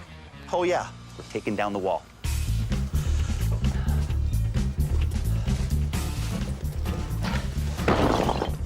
That was way too fun, man. Okay, let's get the wheelbarrow, boys. So as fun as that looked for me to push over, I knew that I was totally safe. I knew there was no one behind the wall, and I knew it was gonna come down very easily. Can you think about the kids in this neighborhood and how unstable that wall was? Now, that wall was unstable from day one. As you can see on the footing, that mortar never bonded. If you can push down a wall that easy, and if you could take mortar and do that to it, I could basically salvage these bricks, which is not a good sign. That wall had to come down.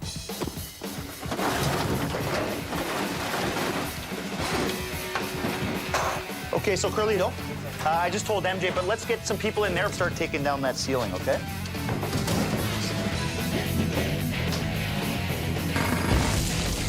We're also gonna get up the slab. I wanna get up this concrete slab that's in the garage. We have to get that repoured at some point, so why not start it today?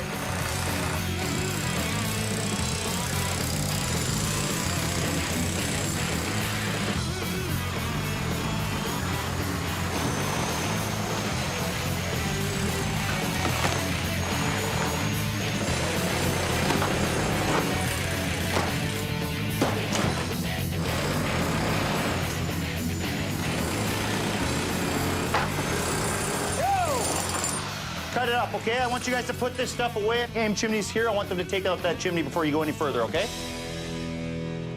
So AIM Chimney has now confirmed what Mike's worst fears were, that this fireplace is not functioning properly. It's a disaster waiting to happen. The homeowners don't like it, so now we're gonna get rid of it. Hey, Vince, how's it going? Oh, very good, Damon. How are you? Is that thing as scary as it looks? It's scarier. The proper cap is gone. There's supposed to be right here, there's supposed to be a cap come around and over. So that keeps out the rain, the weather. Not that it's gonna make much of a difference on this one. It's already rusted out. That's why it's coming down. This weighs about 20 pounds, but you could see right here, because it doesn't have the cap on, that the water will go in here and be absorbed by the insulation, thus making this sometimes twice as heavy as normal. So is that actually soot in there? No, this is not soot. That's the insulation factor that's supposed to be between the inner stainless steel and the outer stainless steel that's not there. Oh my God. So this inner stainless steel liner, you can see how much corrosion has happened. Yeah. In a perfect world, if this was a new chimney length, there would be a 2-inch clearance to all combustibles. When the inner layers have become separated because water has gotten in, made the insulation heavy, which makes it, by sheer gravity, it will drop down. So there's no insulation value up here. So instead of a 2-inch clearance to combustibles, the wood is touching. One good chimney fire could have ignited the wood. It was a time bomb. So it's extremely important to have annual maintenance. There you go. Thank you, sir. Welcome.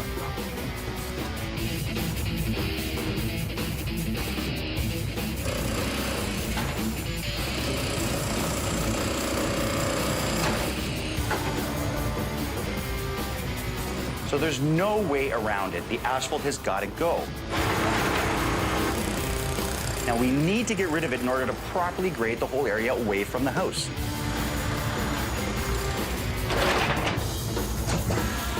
Let's start getting all this asphalt into the bin, okay?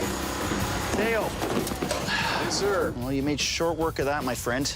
Not much to it when you start peeling it up. That's good enough for now. I want Mike to be here for the rest of this to make some decisions on the rest of this driveway. We'll just clean this up. Excellent. Nice job, buddy. Thank you. Not a problem, sir.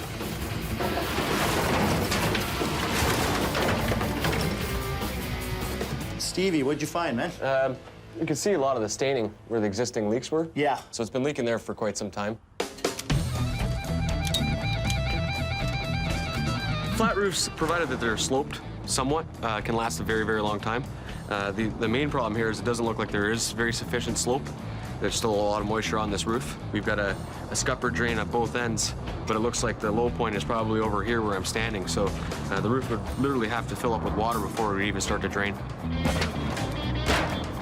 Just an old roof that needs to be replaced. You can see it's probably been leaking for quite some time and it's had multiple repairs.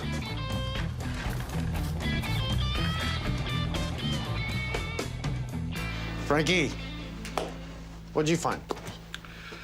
Not good news. Clearly, there's major indicators here that there was no permits pulled. So that means somebody that had a little bit of knowledge came in and did some of the work. Someone came in and moved the panel from the bathroom, which is obvious that it's not a good idea to have a panel in the bathroom, but better yet, let's not put a bathroom near a panel. I would have said that in the first place. So what I don't like is that there's a very bad kink here. They could have simply just bought a 45-degree angle or heated it properly. And the electrical panel's loose on the wall. Like that panel could fall off just with a small little tug. If they did this sloppy, what else did they do? What other corners did they cut to try to make a little bit more of a profit? Or is it someone that just didn't know what they were doing? We have 10 15-amp breakers. That's doing the entire house.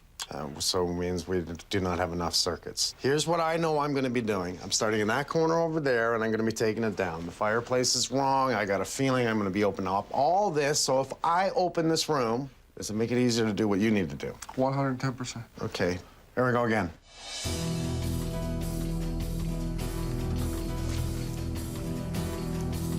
Ah, this is a really hard attic to work in. There's not a lot of room. At least there is plywood on the roof. Oh, that's not good. That looks like vermiculite. It is vermiculite. There's even some of it here. Within code, as long as it's in the attic space, you can keep it. Oh, I'm gonna have to call on a specialist on this one. Damon! Hey, what'd you find? Little pebbles there around the blown in, a little bit of bad insulation. I know what you're gonna tell me. Vermiculite. Asbestos. So here's the bathroom, everything from this point right through the front, which is the kitchen. This is the cathedral ceiling. Right. Is full of vermiculite. Just look right over here, bam, there's the vermiculite right in front of my eyes. Let's close that up. Nobody goes up there. Let's Brian do his thing and we'll concentrate downstairs, but that's an issue. Come on down, guys. Okay. Before we go, there's been quite a few problems, not only with the fireplace, with plumbing, with electrical. I was up in the attic, I found some asbestos. Now I gotta worry. So I don't want to touch any of the ceiling, any of the plaster, because I want that tested too. So what we're going to do, where our leak is from the corner here, and I know now that I've got the whole basement. So let's just start by opening up. Gloves, mask, please, and don't touch the plaster, just till we know. We're going to take the panel pieces down. We're going to lose the bar. But we don't have to go crazy. The day's getting old here, and time is moving on. So let's get done what we can get done and get it out to the bin, and we'll continue tomorrow. Jump for the slam dunk, baby!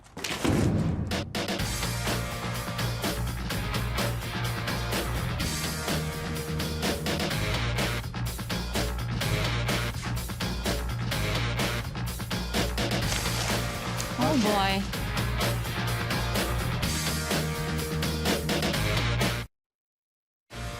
After I looked in the attic, I went, we have some problems here. So we have it in the plaster. As long as you're not disturbing it, it can remain for forever, really. As long as it's undisturbed, it's not a problem. If you're going to renovate and you're going to disturb it, you got to use proper procedures. Come on in. Watch your step, please, because I'm going to stop you from going in and out the door. This is just for today. Come on in. Oh. Thank you. Okay, what do you think we have here? Okay, I see asbestos. Asbestos. Where did you find it? All over your house. Everywhere? Well, based on the age, and again, the home inspector and most home inspectors are going to cover themselves and speak generically. It may contain asbestos. It's out of our realm. We don't inspect it. The truth is, based on the age, you look for certain key items, which led me to the attic. I went downstairs and I said, I don't like the plaster, which led me to look under your floor in the basement, and I found vinyl tiles that contain asbestos. So you have 3 different types in the house. Okay. It's a mess. Not knowing makes me feel very mad. Okay. Boy. So in truth, as long as we don't touch anything, it's not bad. But when you touch it, you have an issue. And, you know, I don't want every home inspector to scare homeowners, but I want proper advice to give to you. Yeah. What would I have said to you? Was that predictable from For me, it inspection? was. For me, I would have said, you got a big red flag here. I need you to have it checked. Could have been the best house, the best place in the world, but with all these issues, and especially big issues here, I would have never bought a house. Knowledge is a powerful thing, isn't it? Yes, yes. Give me some time. I'll make it right. I had no clue, and having all this in one day, in 10 minutes, for me, it's really a little bit too much. You know, it's a little bit, it's scary. We got asbestos here in the stucco. Therefore, this is a type 3 removal. They would have a stucco, and what they did, they put the asbestos in as a binder to make it more textured. And a lot of times they mix paint with it. So when they put it on, it gave it texture, made it stick to everything, and gave it that fireproof quality as well.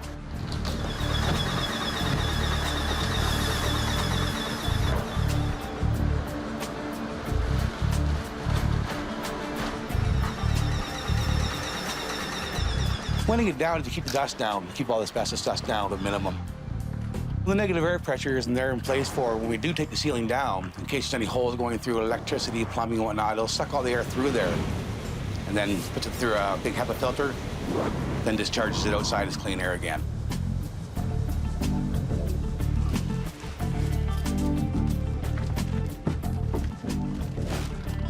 So obviously we can't be working inside of the house today with the remediation with asbestos happening. This allows me to work on all the problems on the outside of the house at this point, including water penetration. Well, good morning, Colin. Here we go again, buddy. Yeah. Well, this is the only issue really I want you guys taking a look at. Now, we have a lot of water penetration right here. I want to get this one section waterproof and actually give it a window well, as you can see. I mean, we're basically right on grade here, right? Yeah. We'll excavate this area, open it up, and see what we find.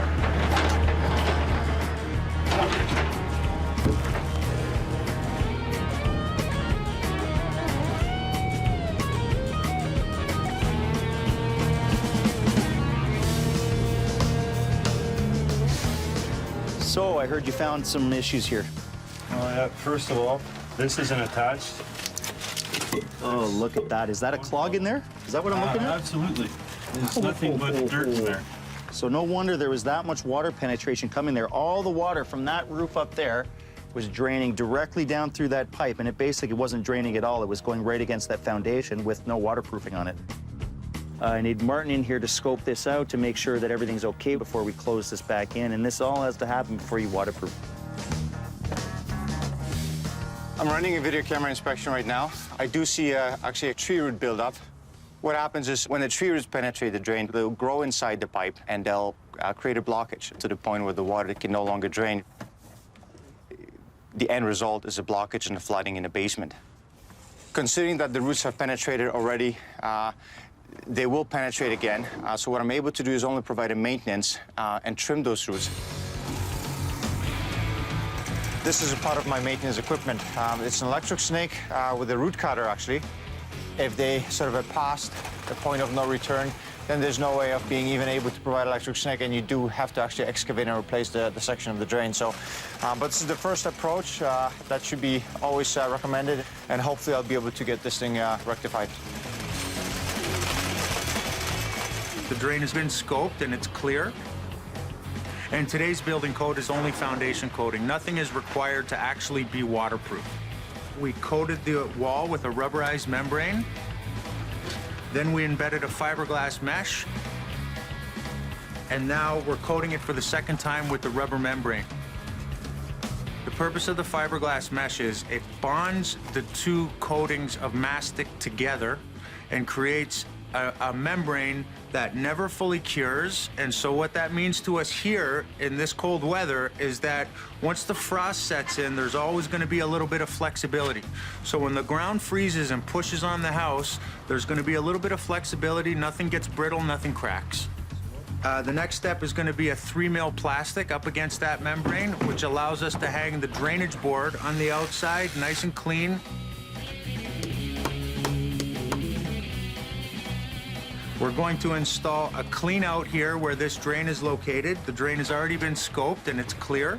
And we're going to tee our weeping tile into that drain as well. And we're going to envelope the gravel bed in the weeping tile system with a filter cloth. That wall is going to be sealed for a long time.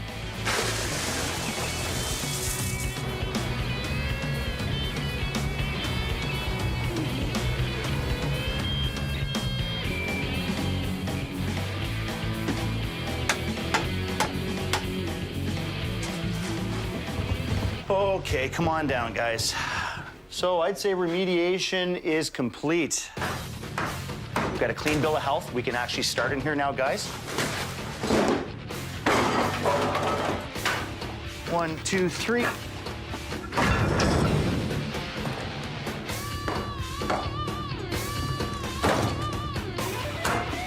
I don't think they strapped it to the wall at all because it's moving. And you think that was waiting to come down or what? No brick ties into the concrete. It was just floating there. Okay, clean up aisle 4.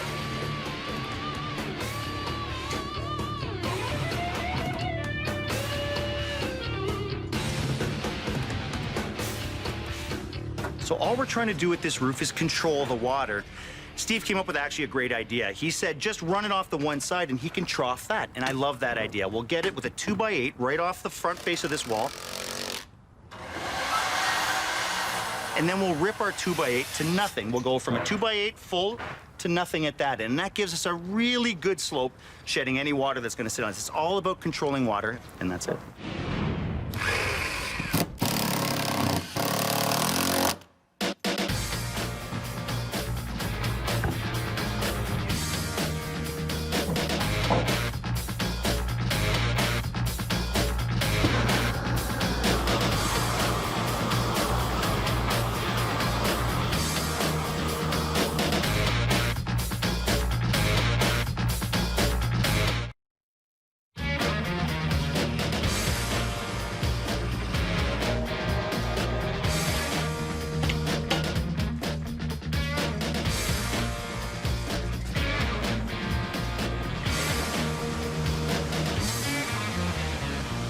So today we have a concrete pour happening. We also have all 3 trades. So we're gonna get the garage poured first, and we're gonna all jump downstairs and help the trades out. We have electricians, we have plumbers, and we have HVAC coming in. It's a good day. You ready to go, brother? Yeah, I'm ready to go. No time like the present. Here we go. Let's get some rakes and some shovels getting into the back here, guys, please. You guys ever have food poisoning? I'm gonna start in the back corner here, Carl. Okay, we're gonna start spreading it this way, work our way out. We're not doing level, we're actually giving it a slope from the back of the garage right to the front. So in case of snow melting in the winter, washing your car in here in the summer, you want the water to be able to come out. Well, it's really nice to have the concrete done, especially at this time of the year. We have hit some cold temperatures, so we've had to add some additives to the concrete, which made it a little bit tougher to work on. There you go. We've got to let the concrete set up a little bit. We'll use what I call the helicopter, and we'll give it a nice polish on this floor.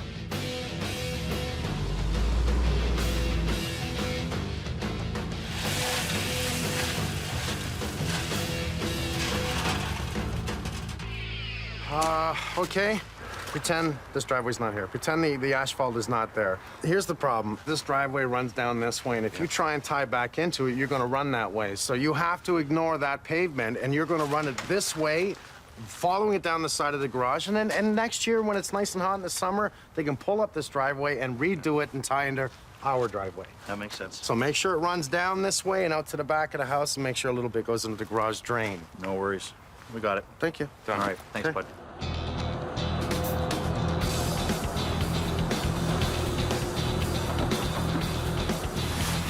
So now that we have our garage height set, we set everything off that and we start pitching everything away. To make sure that we have our base material at the right height, we have to put the drain in first, then grade everything to the drain and away from the drain. So I've got to cut into the weeping tile that Martin put in so that anything that comes flowing in here is going to go somewhere. We pitch away from the front door, from the side of the house, make sure that there's no water going to be sitting up against the side of the house. So you pitch everything away, keep the water away from the house, unlike before where it was pitching into the house. Pretty good. Now that all the heavy lifting is done outside, it allows me to actually start working on the basement. Now, Martin has found a lot of problems with the plumbing. We've already dug it up for him, so now he can actually start the work on the plumbing. Mr. Martin, so what are we looking at here, man? Well, we're looking at a mess. I'd say. That shower was never vented. Yep. It was connected actually on a T. So that water, as it was draining from the shower, was splitting. Part of it was going towards the toilet fence, part of it was going towards the stack. The clean out, is that what I'm looking at there? Yeah. That's the clean out? This is all in pieces. Oh, look at that. This is the original clay pipe. It is broken. The good thing is that now that we have everything excavated, we'll be able to tunnel underneath, replace it with a PVC, bring the new clean out to grade, and then give them a new bathroom. Slope has been improved. Everything's been done properly, so it's ready for gravel and backfill.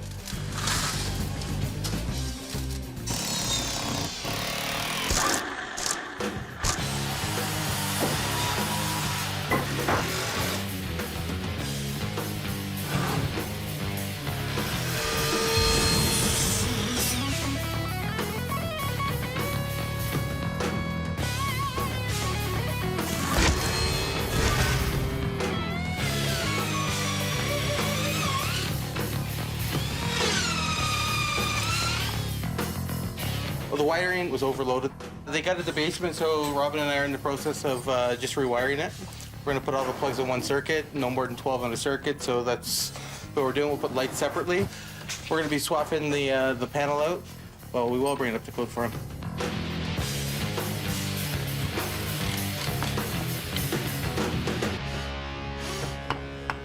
The cold isn't good, because what it's ending up doing is it's freezing our sand. We're using a heater on the sand to keep it warm so we can keep using it and trowel it out and level it out. And we're trying to lay it in sections so that we're working it as the sand starts to freeze up. It's getting close to the end of the year for doing this stuff. So we got to get this finished so that they can come back.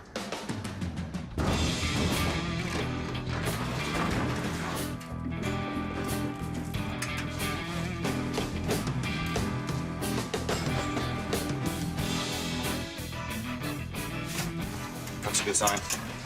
This is not wet at all. That's a really good sign. That means the window well is doing its job, not to mention fixing that pipe. That's really good. You know what we're ready for now?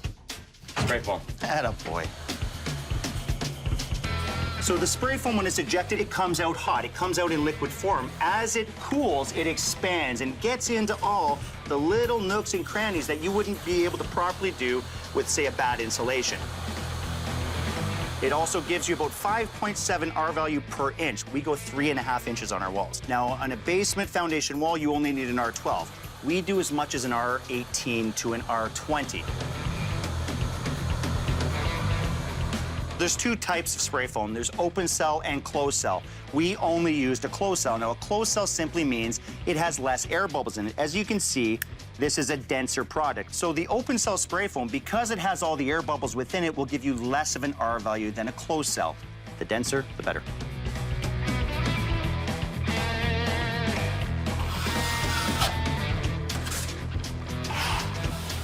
We have a corner applicator who does both sides at the same time, but it's always nice to do it by hand because by hand we don't have to sand it that much.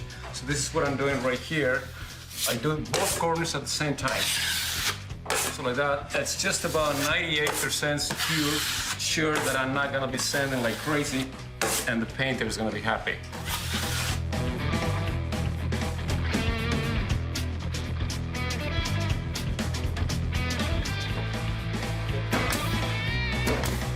We had a pole here that's a structural pole. So Damon came up with a great idea to build an entertainment system. And since they love reading, he wanted to give them another bookshelf downstairs so they had something in the basement. Yep. I hope the homeowner really loves it because her large living room upstairs is just full of books. So this will just give her another excuse to buy more books. Oh, wow. Oh, my God. Oh, wow. Oh, beautiful.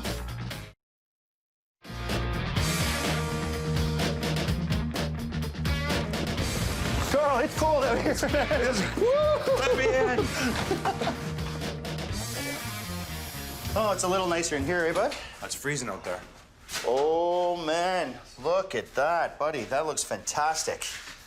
Look at that. Look at the routering you did and everything. That looks really, really good, man. Very impressed. So this is what we have going on today. We have Frank putting in all the lights. He's done everything at the panel at this point. Tiles. Let's get Sherry to grout right away because then I want Craig to paint after that. We also have Martin, obviously, finishing the bathroom. We have York Aluminum here today putting on a storm door. Carpet's coming in. Let's stay out of their way.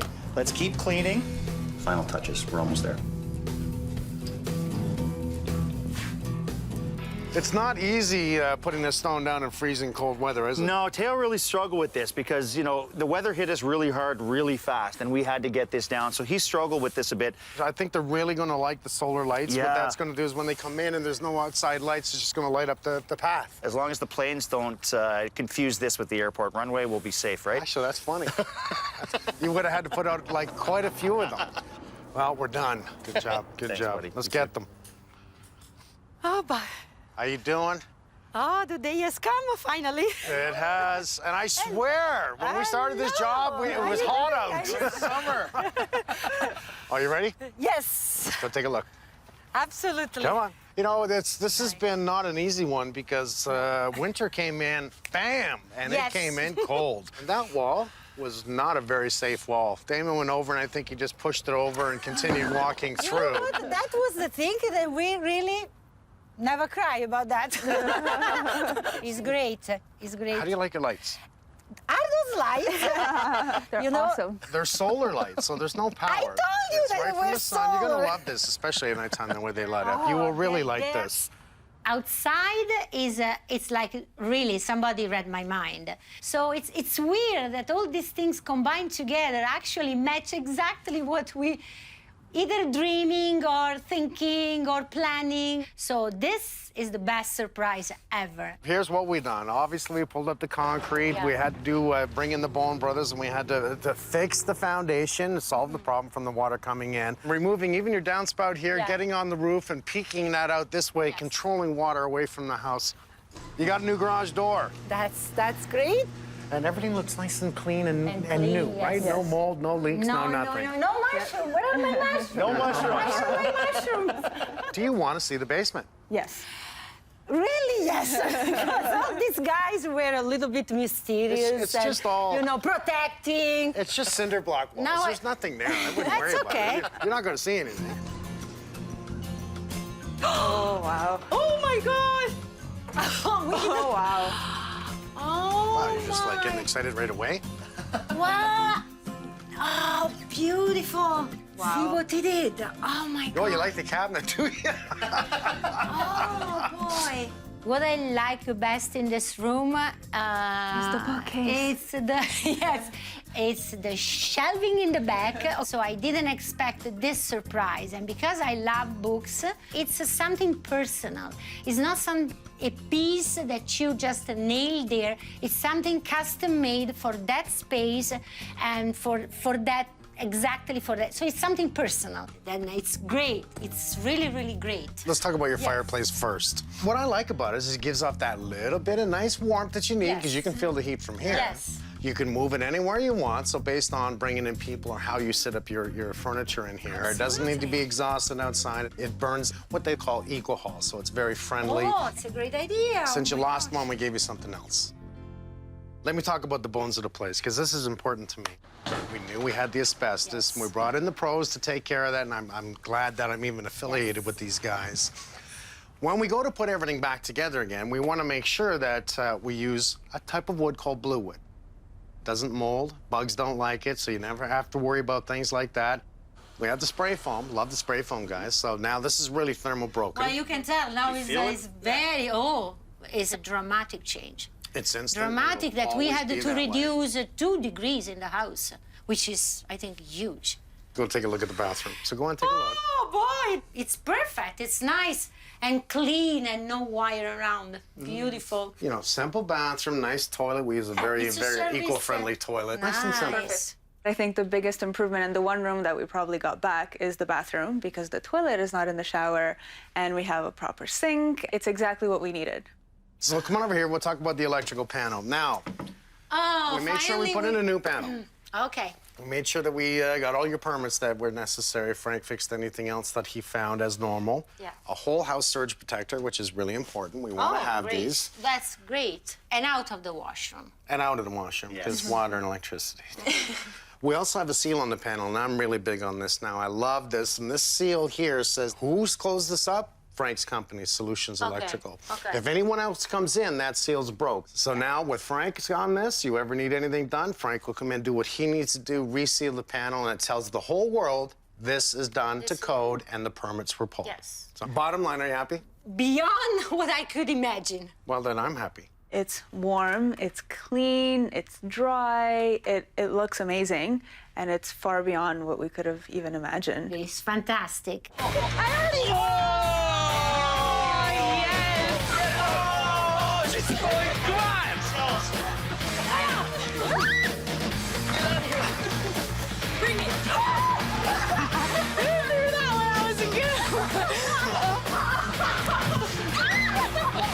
Hey, finish up and let's go back to work.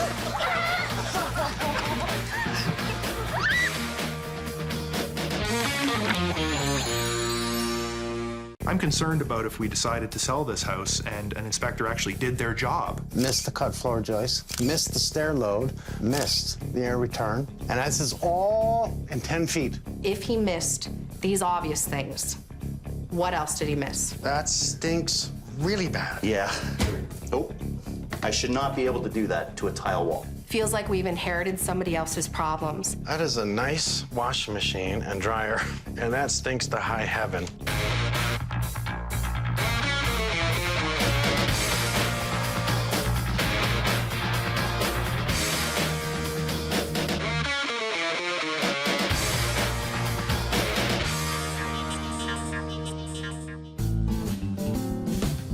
Scott and Deb decided to move from Boston, came up here to the city. You know, they found a nice place. Townhouses looks really good. You can see the street behind me. The appearance is wonderful. The home inspector said only minor repairs. There's no problems. But it didn't take too long till things started to go wrong. I'm gonna ask some questions, I'm gonna get some answers, and I will make it right.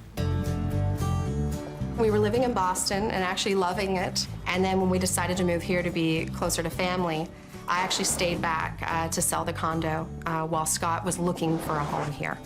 We really wanted to have a yard. We wanted a place for our dogs to be able to run outside and our son to be able to play. We both worked downtown, so we could get to the train. It was close to all the major highways. For me, it was a very comfortable location because I grew up literally about 5 minutes down the road. The first impression was really, it was wow. I mean, you walk in and you got the split level, you've got the really nice dark hardwood floors, you got a really interesting layout, it's visually appealing. Bedroom for our son. It really seemed like it had everything we were looking for. And really, when we compared this to the other houses in this same price range, it really had everything we wanted and more, and certainly had that visual appeal that a lot of the other places lacked. The day arrived at the home inspection, so I met him here. We walked through the house. You know, he pointed out a couple of small things here and there, you know, made a couple of suggestions for things that we want to look at. But, you know, really, all in all, the impression that he gave me, both on the day of the inspection and in the report, was that really there was nothing wrong. Scott.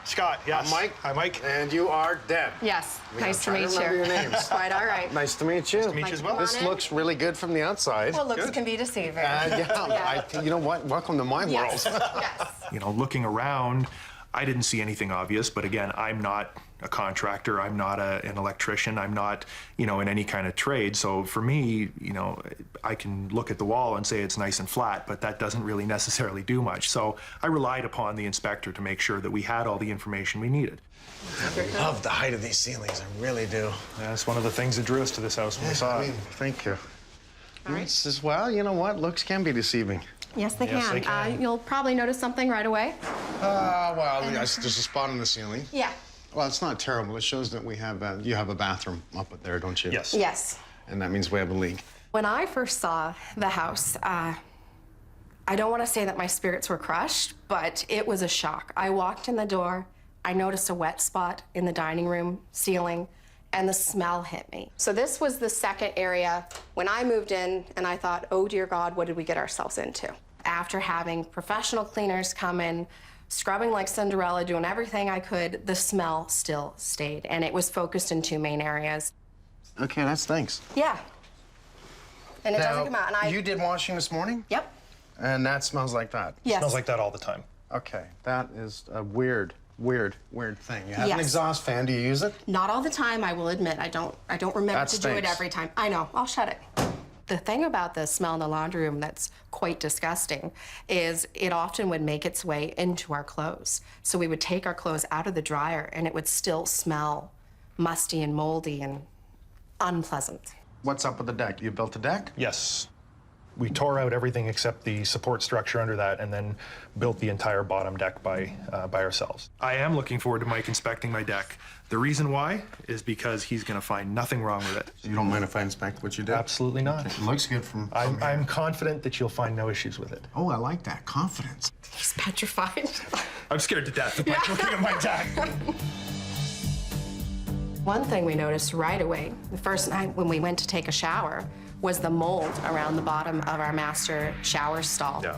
And no matter what we've done, we can't get rid of it. Yeah. Even hired a cleaning company to come in specifically to clean that shower stall, and they couldn't get the mold out. It's the wrong caulking on the shower stall. Whether or not the builder did it, and I'm going to say it's the builder because it is the only layer of caulking that I see. And all the caulking in the house is this caulking. Around every sink, you'll see. And you're having mold buildup? In the kitchen, there's a little bit. In the Yeah. kitchen, around this sink. I'm concerned about if we decided to sell this house and an inspector actually did their job. Would we have difficulty selling our home? Well, the answer is probably yes, without some significant fix work. I'm going to go through everything. Let's take a look at your basement. Okay. Thanks. So this is our storage room. And utility. Utility, yes. Has this always been here? Yes, I hate this. There's a sink smack dab in the middle of the walking path. Okay, that's rather strange. Yeah. It's just odd, you know, it's not something that I ever kind of said, you know, Like a wow, red flag this or is a red anything. flag. It just seemed like a strange place to put it. Oh, there's a mistake. Your floor joist is completely cut out to run the toilet there. Oh, wow. Yes, it is. That's a structural, not a major issue. No, but it's stupid. Well, it's not allowed. Yeah. And your vertical support does not come underneath your stairs. So it's 1, 2, 3 to 4 steps is not vertically held. So he's already missed a couple things. It's always the guts that are important, right? We have to screw up the finishing to fix the guts, in most cases. Now, I'm gonna have to inspect that wine, you know that. Yes. Yeah, I figured you would, yeah.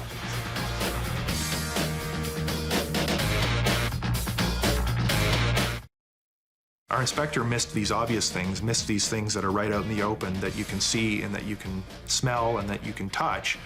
You know, what's under the surface that we don't know about? You know, the house really does look good from the outside, but I'm going to point out a few things. Now, when I look at this beautiful stone front, we see that the flashing is capped, and you can actually see the cap sitting off the brick. Now, that's not a good sign, okay? Because what's going to happen is any driving rain or snow coming from this side is going to get underneath that right in front, get down and behind it, and that can leak where? On this case, it's on the outside of the house. So, is that bad? It's not gonna leak in the house, but can it rot any of the structure inside the opening foyer? The answer is yes, it can. So, was that caught by the inspector? No. I could see it. Stone looks good, foundation wall looks good, everything's fine. I'm kind of, I don't like such big holes here. This is our weeping system within the brick. If any water penetrates, which it's going to, simply because we have cracks in the mortar again.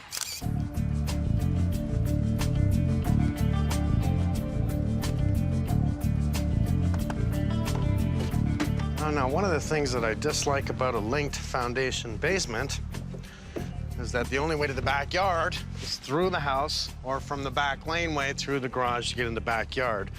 So the homeowner has built his own deck. It looks like he's done a pretty good job. We have a lot of strength in the rails. I like that. His level of the bottom deck exceeds the window here, okay? What happens when the snow comes in here, not only is he gonna sit here, he's constantly gonna have to shovel this out. That's why this is supposed to be at least a foot down underneath the sill. But we also have the same problem. This precast sill here has mortar in it with no caulking. That's gonna be the first penetration point right there, which this basement is lovely finished now, and this will become a big issue of snow penetrating. Now, the home inspector, I'm gonna give him an okay on this because this deck supposedly wasn't like this when he comes see the house. There's the dryer line. Yep, that's really not exhausting hot air from from the dryer. It's actually trapping it and bringing it back in. That doesn't explain the smell. I really believe so far my feelings are telling me it's the washing machine itself that needs to be replaced. I'll look further, but that's not a good thing.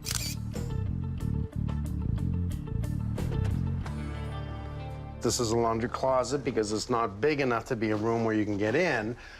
Definitely what I want to see is because of a small room, I want that exhaust fan working. When I was outside, all I saw was the exhaust vent full of lint. That was the dryer vent. Now, inside, I could see an exhaust fan. Question is, where does it vent? And now, my personal feeling is...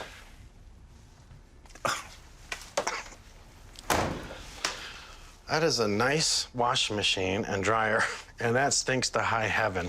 I have a funny feeling that water, for whatever's, there's something wrong with the cycle of the washing machine. The water's sitting in the bottom. It's not being completely pulled out or siphoned out through the drainage function of the washing machine. And if it's constantly sitting in there, it's going to stink. Now, this caught my eye as soon as I met the homeowners and came in the house. It's the things I see immediately was the air return. What can I see? Wow, I see the basement. That's usually not a good sign. Why? This is an air return that should be closed in that pulls the air from the hallway, the bottom of the stairs is where it's supposed to be, to pull the air through to the furnace, recycle that air movement. But when I see the basement, that means this isn't closed in. That kind of sucks. Minor. Missed. Again. I'm just gonna go right in here.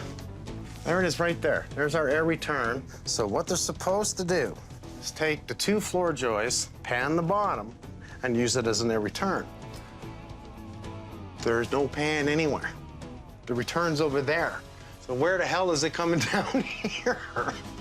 The home inspector missed the air return, missed the cut floor joist, missed the stair load, and this is all in 10 feet. It's all right here. So, carbon monoxide detector. Well, that works. Sorry about that. You know, they're seeing caulking that is actually molding in this one. You can just see right now, and they've had this cleaned, it's just starting to build up again within the caulking itself. You see that? They're not getting mold on the tile. They're not getting mold on the ground because it's not a product that mold loves.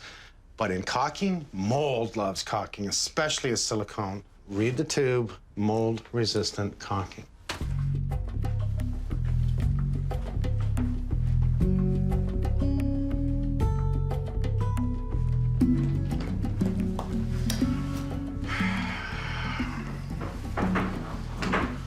The toilet's not loose, but the toilet seat's loose everywhere. That's every one of them, actually. Simple screwdriver, I can fix that. Now, that's usually not a good sign. You know, all the wrong caulking was used in this house. All the wrong caulking. The caulking around the tub, around the shower stall. This caulking around the sink is not the caulking that's going to glue down the sink to the countertop. Like, I can literally pick that sink up. I don't know, should it be in the report? Yeah. All right, that's pretty sloppy. What am I looking at there? Oh, I see. Ooh, God, you ever want to know what's down your drain? Okay, that is really ugly. That is in really rough shape. If you notice, a lot of the caulking around the perimeter is peeling away. That's just going to allow water to get underneath the tile and be absorbed by the concrete pad and just trapped by the membrane. This silicone is not only molded and ugly, because, again, it's not mold resistant, but this is all wet. So one thing's for sure, this is coming up. Mr. Holmes! Timing's everything. How you doing, Mr. Bennett? Pretty good, buddy. Let's start in the morning by, obviously, tracking in. Let's cover the place up. We're going to need, let's get Gary in tomorrow, Martin, Frank. We have loose toilets. We have floor joists cut above the toilet. You're kidding, how old's the Leaking house? shower stall, molding, 5 years. 5 years and that many problems already, eh? Oh, there's more. Great. There's more. What's that smell?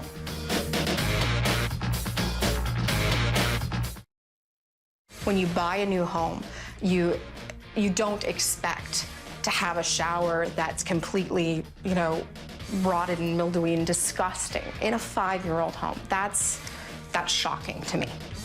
Can you ever smell it?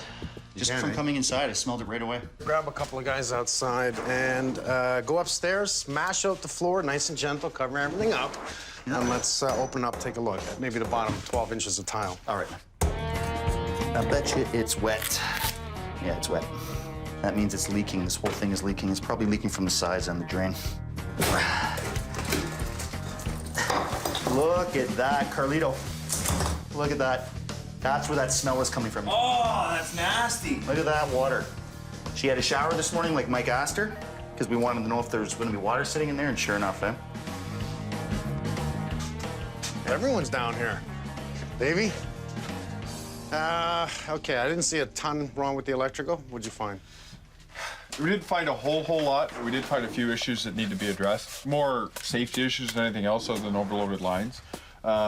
Example would be that furnace switch there and this light switch right here all have plastic plates on them. Yeah. They need to be steel plates because right here, somebody comes walking in not paying attention to what they're doing, they can grab this plate and rip this right off. And a perfect example of that is the ones in the garage. There's a couple switch plates that are already broken. As long as there's no drywall. Exactly. If there's drywall, if there's drywall, then the plate will the plate's sit against the wall. Exactly. It'll sit flush against it. There's no hazard of it breaking. Okay, lights. The two lights that are underneath here, they need some sort of mechanical protection around the light bulb. Don't take it off with your hand. Exactly.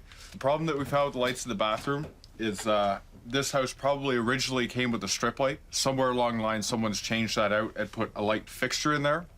When you install a light fixture, 99% of the ones that you're going to find will need a box behind it to support that light fixture. An octagon box? An octagon box, exactly. That's not there. So what they've done is they've just screwed the bracket for the light fixture straight onto the drywall and passed the wire through it. So we have minor things to fix and things that I can let the homeowner know. And more than likely, it was a homeowner that changed that light. It's a very good possibility. A homeowner or a previous homeowner, but yeah, I don't think it was installed by the builder. I have some questions for you guys. Okay, we know the homeowner hired a supposed licensed gas guy to do the stove. We're hoping. We're hoping. So what are you doing? You're just gonna check to make sure everything's fine with it? We're gonna test it. So we'll test it, we'll tag it, we'll take responsibility. Now, what I know is that the microwave is a little low off a gas stove. It's 18 right now. Oh, it's really low. Yeah, it should be 30. Okay, so it's 12 inches too low. Yeah. So I'm gonna have to do something about it. Yeah. The first issue I'm having here is downstairs in the furnace room, mechanical room, there's a shutoff for the gas line. Up here at the stove, no shutoff. Code states there should be a shutoff at appliance. This is the appliance. Second issue I'm having is the gas line coming through the floor is not a solid pipe. You need to get behind the stove to work, so you need to have enough room to pull it out. That flex line coming through the floor with the sharp edges from the tile could tear into it. So you want to put a solid pipe through there and fasten it so it's not going to move.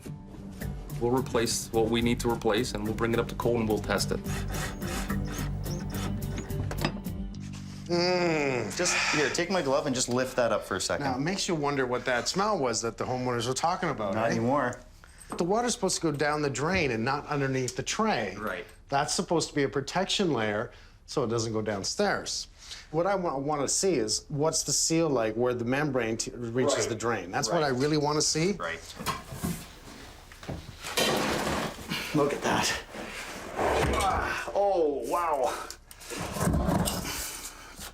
The black we're seeing right across the side here in the corner in the back, that's definitely mold, but that's not a surprise. Cut it right from the side here through to the center drain. Once we've seen that, just cut it right across, pull up this side because I want to see the floor. Wow. Oh, look at the water. Wow. Wow. You got that? Yeah, I think I'm gonna need your help on this. Okay, here. Grab a side. Holy cow, that's saturated water. Let's take this right outside. Okay. Go right outside with it. Man, that's heavy. It's saturated with water.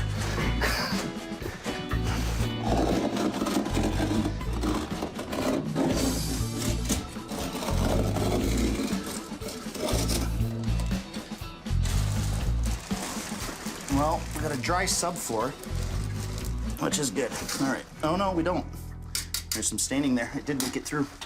Do me a favor, pop down the bottom row, right from the middle there, right across to this side. And just you know what, I don't even care if you do the whole back, because we see the crap that's there, it doesn't matter. Do the whole back, take it down, let's see how far it goes up, let's see if it's penetrating, we have mold going up the wall. All right, bud. And it's really spongy at the bottom, so it looks like we might be replacing a little bit in there. Oh, surprise. Yeah. Look at that. So Mike was absolutely right. Water was getting in around the pan. Now, where the first installers went wrong was they built their walls first. They tiled their walls all the way to the floor, and then they built their pan. And that allowed the water to wick up the drywall, rotting it out and creating that funky smell. I'll bet you, because this one's like this, with all these issues that's happening in this 5-year-old house, you can imagine the 20 on either side of us are dealing with the same thing. Oh, I should not be able to do that to a tile wall. That just shows you how far that water is penetrated up this wall. It's like a sponge. I'd say clean it up, and the smell is evidence in itself. Yeah, it's all over the house now. And you may want to take a shower. Not in this one, I'm not. Seriously.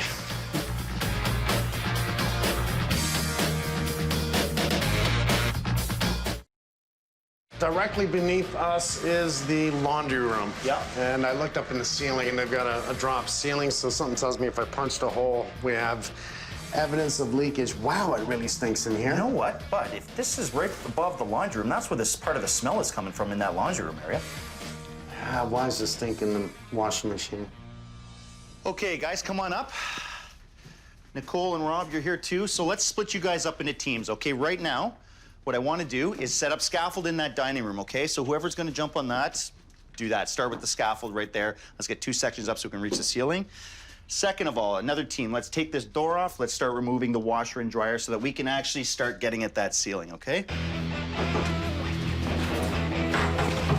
Got it? So the main reason we're taking down the ceiling is just to see if the shower above is leaking. Plus, Mike doesn't think the fan is properly connected. That's what ridge pipe does. This is why you want to use straight pipe. Look at that. Just catches on every ridge.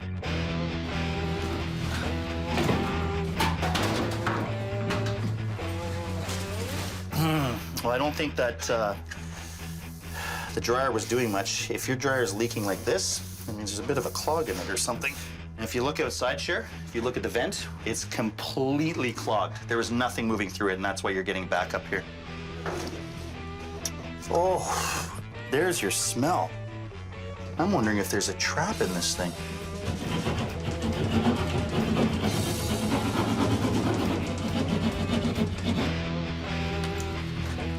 We have a trap. Why does this thing stink so bad? I'll find that stink yet.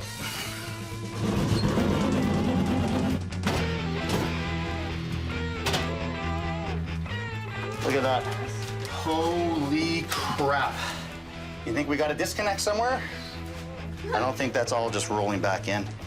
I think we have a few issues here. It's a good thing we took down this ceiling.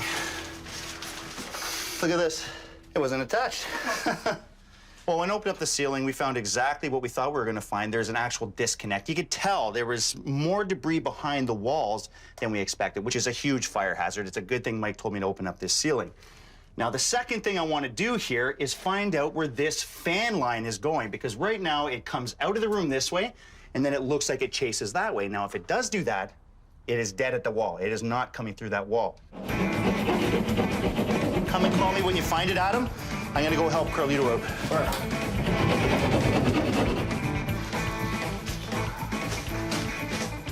So I've traced out where that stain is, okay? So I'm just gonna cut open that hole right there, and hopefully we can see where that's leaking. I'm thinking toilet, but again, it could be a caulking issue, right? Because they used the wrong caulking, it all shrank and created some gaps.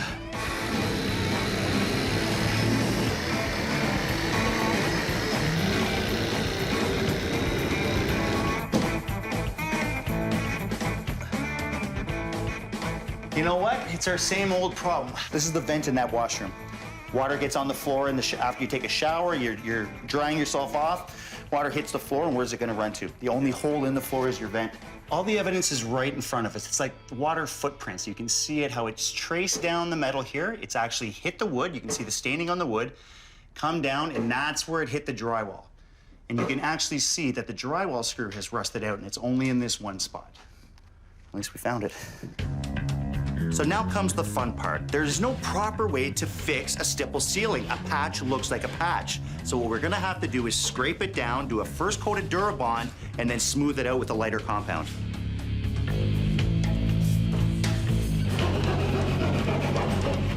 What'd you find? It's insulated. It's insulated the whole way up here. So for the first 4 feet? But it ends right there. I need to get up there. It runs into the wood's cut. Every piece of the wood's cut. Oh, yeah. This is brick on the outside. I'll bet you any money the bricklayers went over the hole. So that's where it should be popping out. It should be popping out right beside it. So what happened is they did run it. They even cut the sheeting out. And when the bricklayers came, they went right over top of it. They didn't mark their holes. If you look at the rest of the houses, they all have them. This is the only house that doesn't. And at this point, we at least know where it's gonna go, and we can just actually pop a hole right through the brick there. It's easy Bob's enough. your uncle, you have your fan.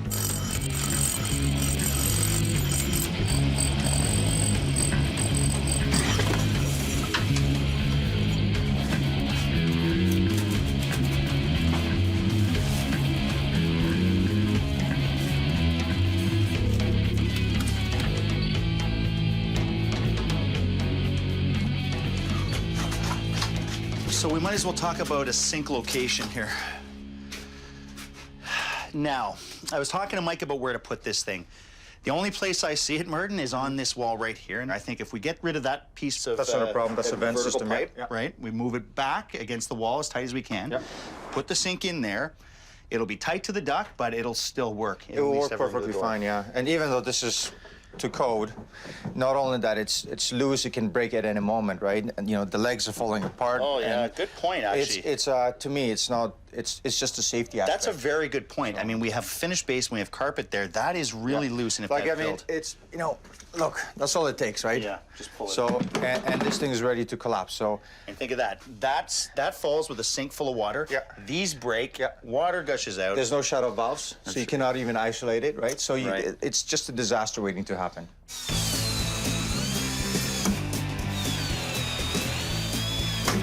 Now, Martin's gonna take out the old sink and put it in the proper place, but before he does that, my guys have to reframe and drywall an area for him. So while Martin's finishing up, we are actually gonna go on, we're gonna re-support the stairs and fix the cutout structure underneath the upstairs bathroom.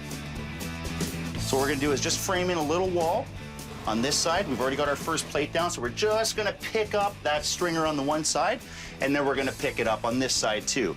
The only thing I want to do here, guys, is leave an access, like a door or something, that they can utilize this space.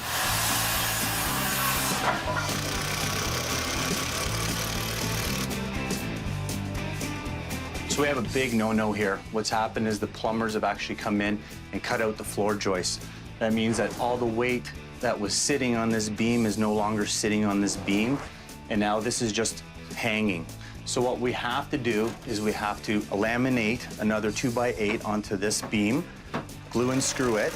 What we're gonna do is we're gonna get another two 2x8s, glue and screw them, and we're gonna set them into place here, which will pick up the weight of the toilet, the water, and whoever else is up there.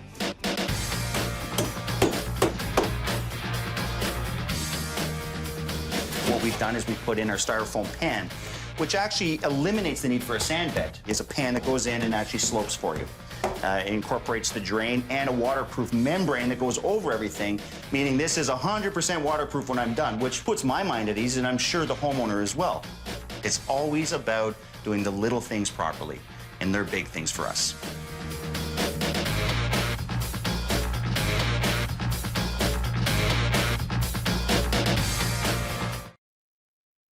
Look at that. That is level right there. So that's 1/4 inch and 2 feet. Everything is coming in towards this. So as soon as they step out of the shower, water's hitting the floor and running right to there. So you know what's going to solve this? You throw a $10 bath mat on this floor. I guarantee there'll be no more staining on that ceiling downstairs. Yep. Unbelievable, eh?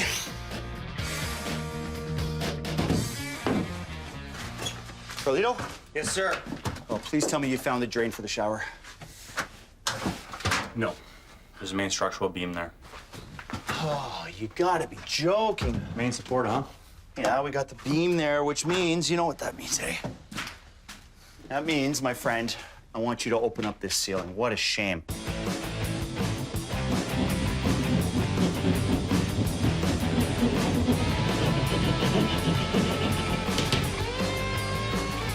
There's a lot of construction debris actually from when the house was built, and we have a little bit of everything: silicone, grout, just construction material that was just left behind. The lines were never cleaned and maintained over the years, so it just adds up. It just adds up to an overall problem.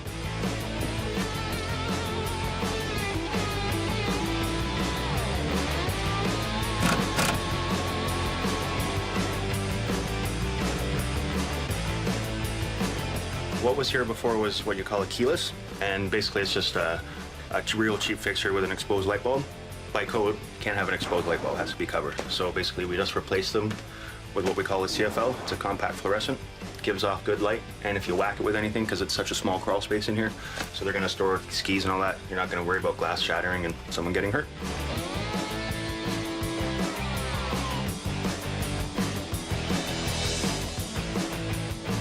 Well, this is actually one of the hardest tiles you'll ever want to lay. Each individual tile wants to sink on you. These are what I would say 1/2 inch by 1/2 inch tiles on a mesh pad. So when you put them on wet mortar, they're going to want to sink. So it's a lot of work, but at the end of the day, it's the wow factor. When they walk in here, I want them to go, oh my God, that looks beautiful. I'm never leaving this bathroom. I think the hardest part of this tile is cutting it. It's glass, and trying to have big fingers and trying to cut a little tile. Bigger hands, bigger fingers. But try to cut these tiles and hang on to them while you're cutting it with the wet saw. It's almost impossible. They're binding, they're folding, they're breaking. It's glass, so it's really time consuming.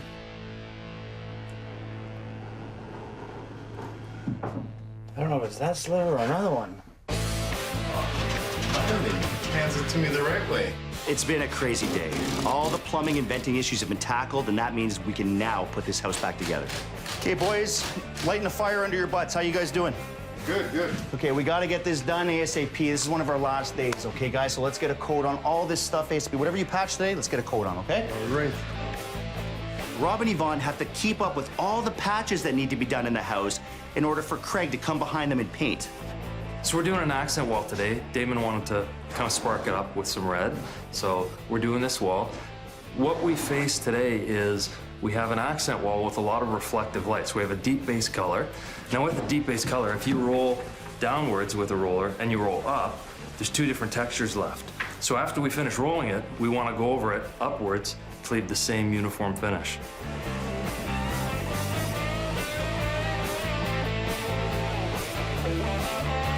Frank has now installed the surge protector not only on the panel, but also on the cable TV.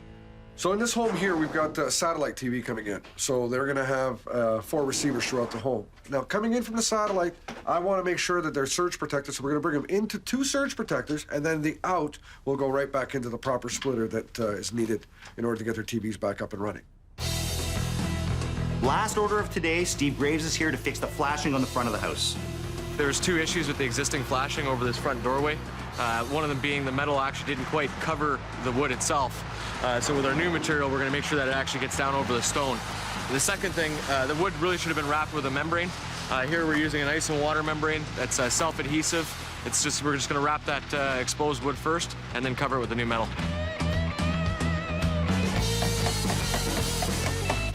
The family spends a lot of time in the kitchen, and Mike thought a facelift was in order in here, so he thought a backsplash was a good idea, which I think is a great idea.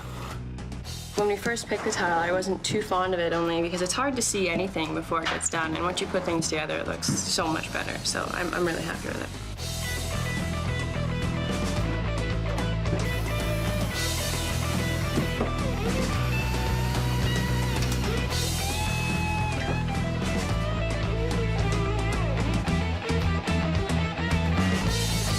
Well, when we first got into this house, when I first met Mike here, the smell hit me right away. I knew there was a smell in here.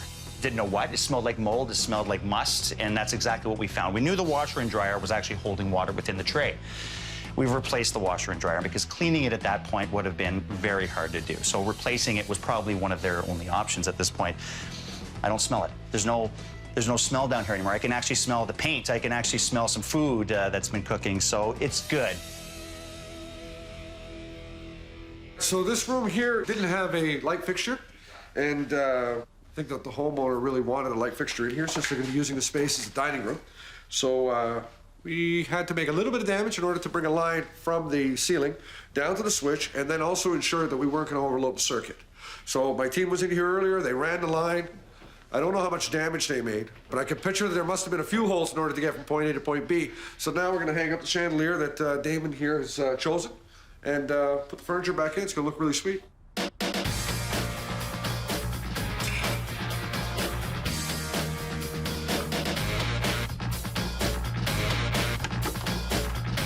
Oh, wow. Oh, wow. That is beautiful.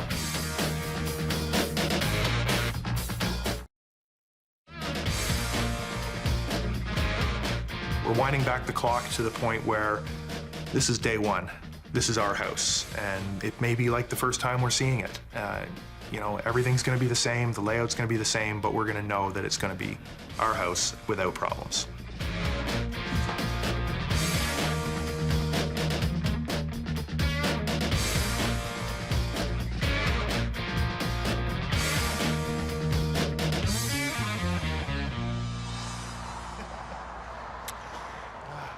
Deb, Scott. Hello, hello. It's cold. It's very cold. Today's Hey, winter. folks. Yes. The true meaning of winter. That's when the ears start to, like, are they red? You're not even Because I'm wearing wondering if they're gloves. there. Yours are red, and mine are a little pink, too. I think I need some new flashing like you have up here. Beautiful. Isn't that the way to do this? That's much better. I love Steve. You get out in the freezing cold, and he knows how to make it right. He actually brought the flashing up and over now instead of before Yeah. when it was just basically capping just the top piece. Right.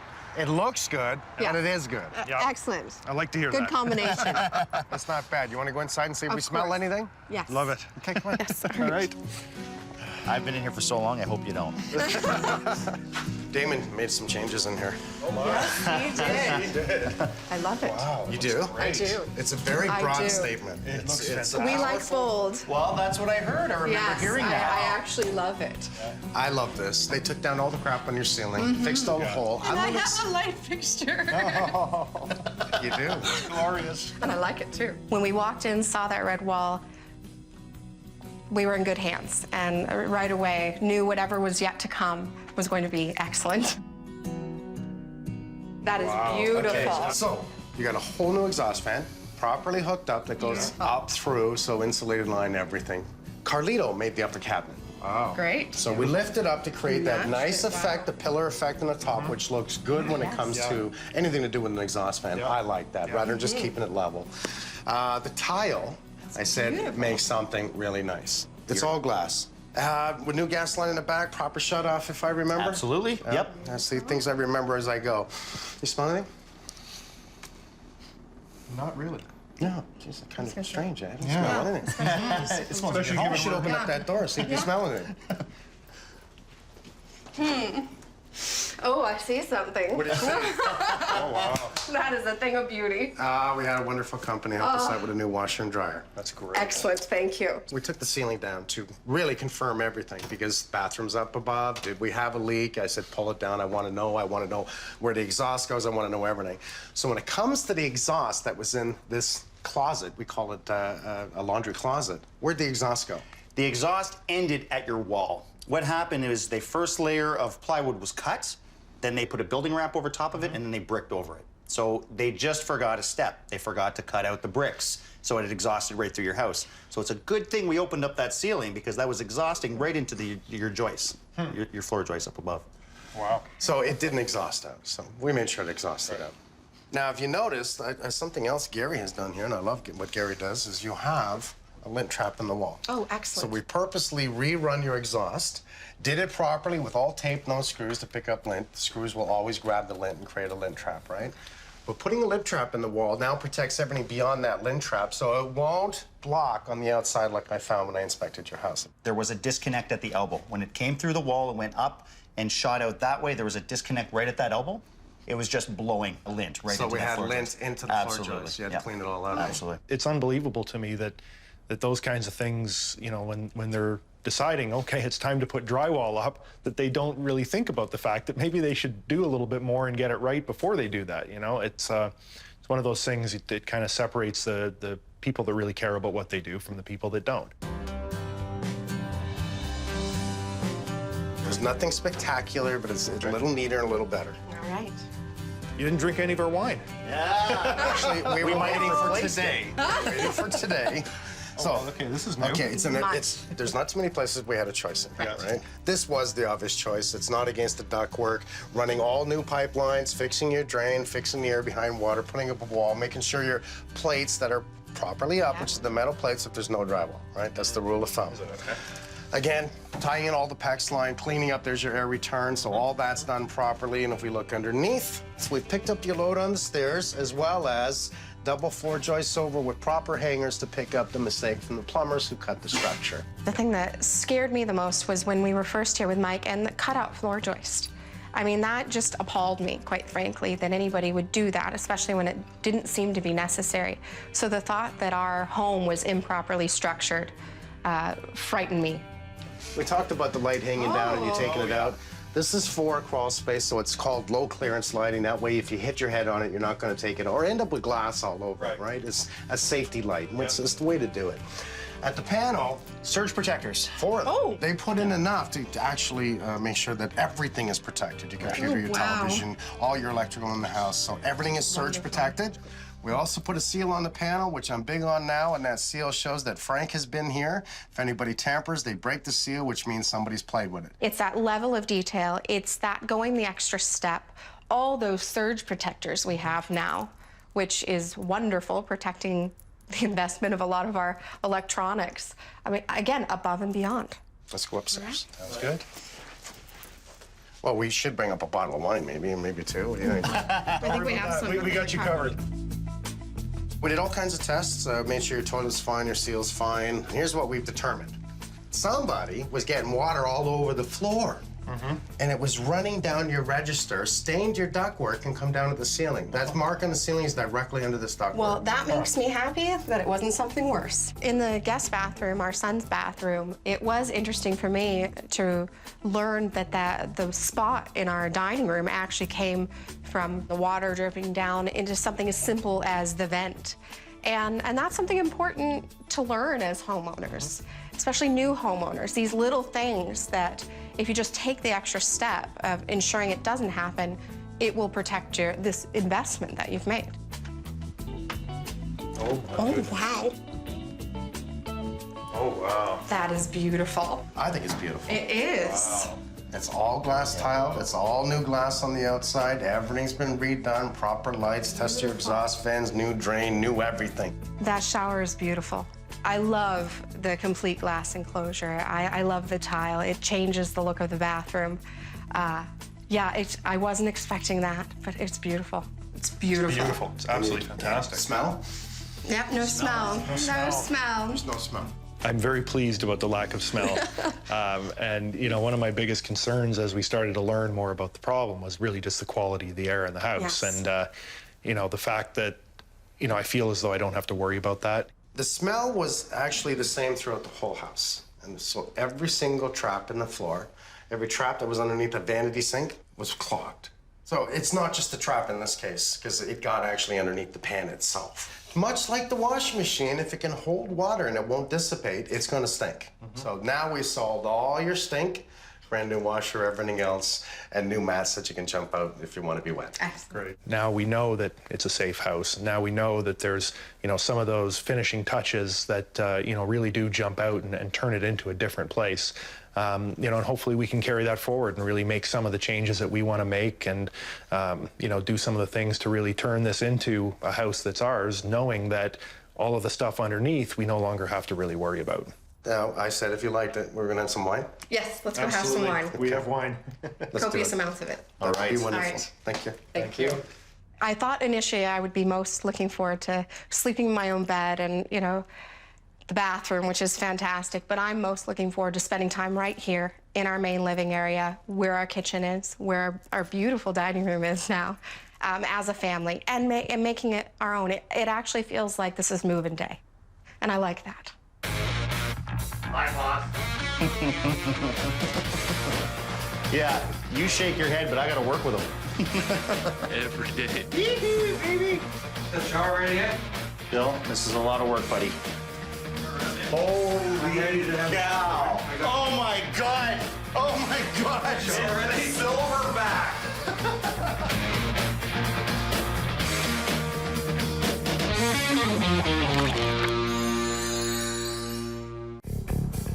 The home inspector said it's a great house. You're getting a great house. Did he even talk about this? Cosmetically, it's great. Oh, wow. Look at that. It's what's underneath. You have a hazard home for you and your family. So you have a lot to worry about. I'm worried. This is going to be a very big job.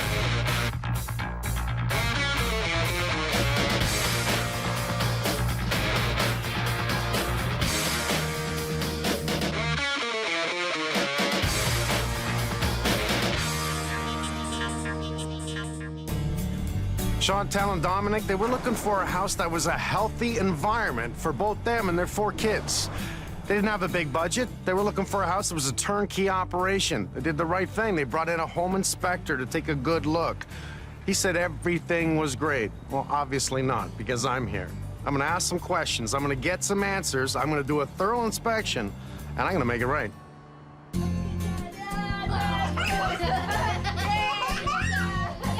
So we have 4 kids at the ages of 17 to the youngest is 2 years old.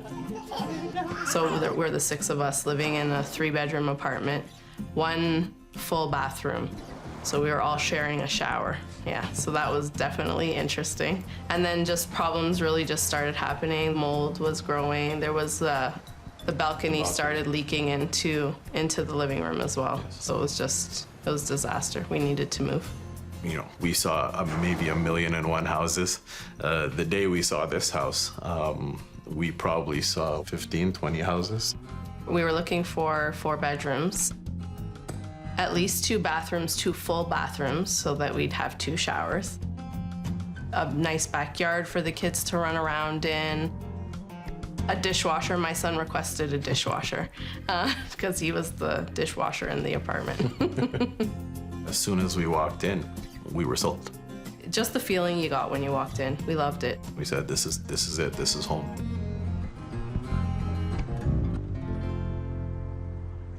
The home inspector that we did choose for the house was actually through our realtor. It was July. He came in and he was here probably about half an hour before we got here. He seemed to have done a thorough job.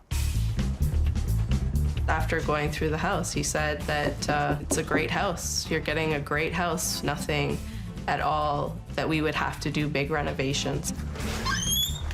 You must be Chantel. Yes. I'm Hi, Mike. Mike. Nice to meet you. Nice to meet Dominic. you. How you doing, man? Good to see you. I hear you're a soccer guy. Yes, I am.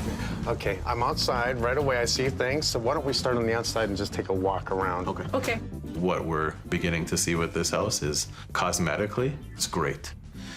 It's what's underneath. It's what's actually in the body of the house that's, those are the concerning things. Okay, so you have a carport that appears to be running to the house, and right away I can see the downspout right here, and that is a new extension. I don't think that was ever there before, because there's no evidence whatsoever of any type of a scupper drain or any drain here at all.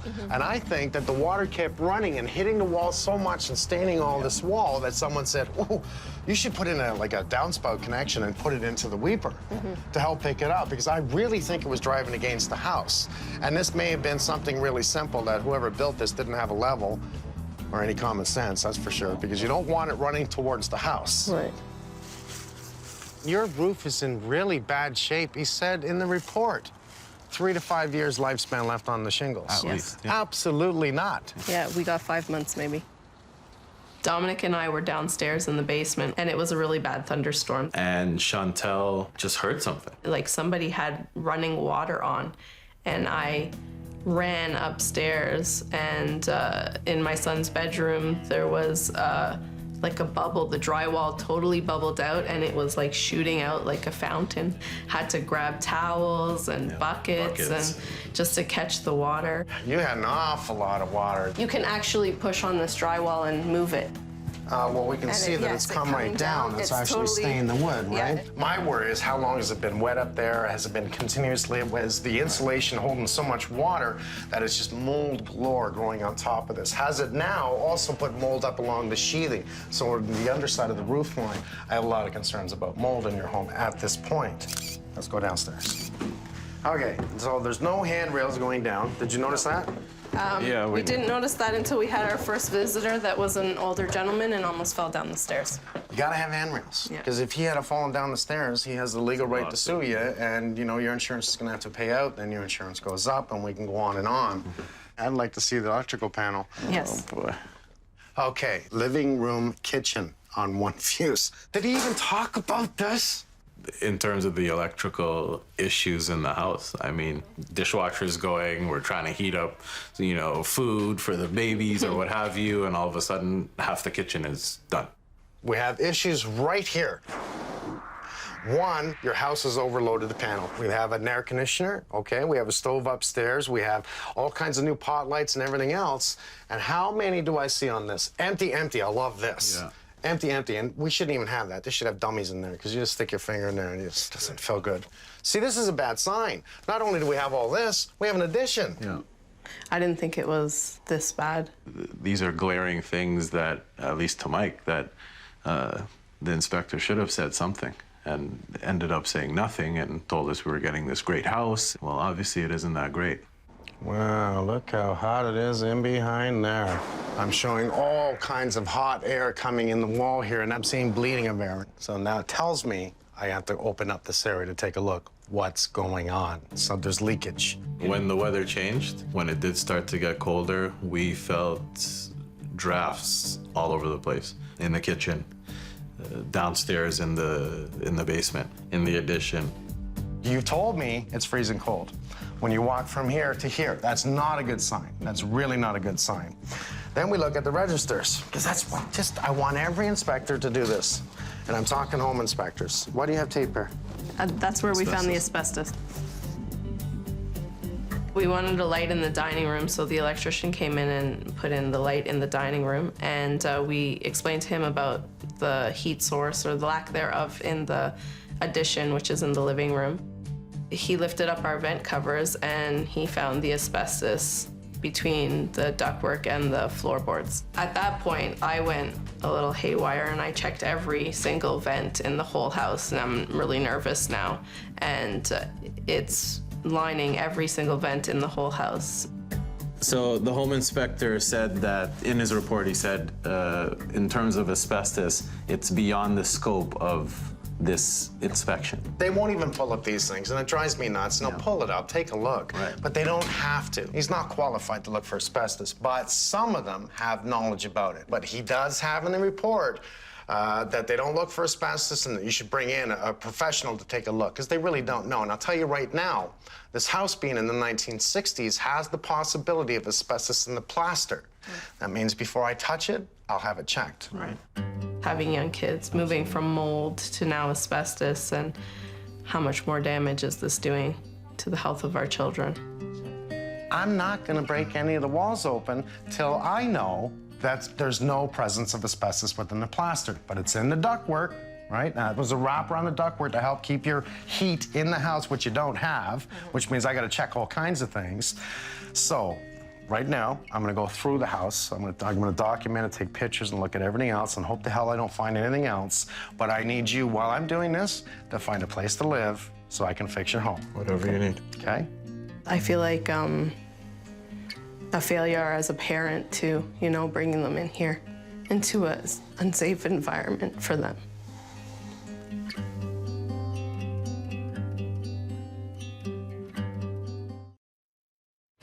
Waking up in the morning, and the minute you know, come out from under the covers, I can almost see my breath. That's how cold it is, you know? And even in the babies' rooms, we have to, you know, bundle them up to go to sleep at night. You can barely feel the heat getting up there. You know, these are one of these houses that just buy an illusion, man, where it looks good. I love the area, and then you start to find out what's wrong with the house. I'm worried. You know, I'm worried. This is going to be a very big job. I saw nothing in the report about the flat roof here, and the only thing about the roof was visible by binoculars, and roof is 3 to 5 years. There's all kinds of rippled shingles right here, all kinds. And no, this doesn't have 3 to 5 year lifespan, that's for sure. We're seeing all the shingles are cupping. When they start cupping, it means the shingle's old, needs to be replaced. Great sign to look for. So for the home inspector that had binoculars looking at the roof, you'd think he'd see that the roof needs to be replaced. And no venting in the soffit whatsoever. Really bad sign. Really bad sign.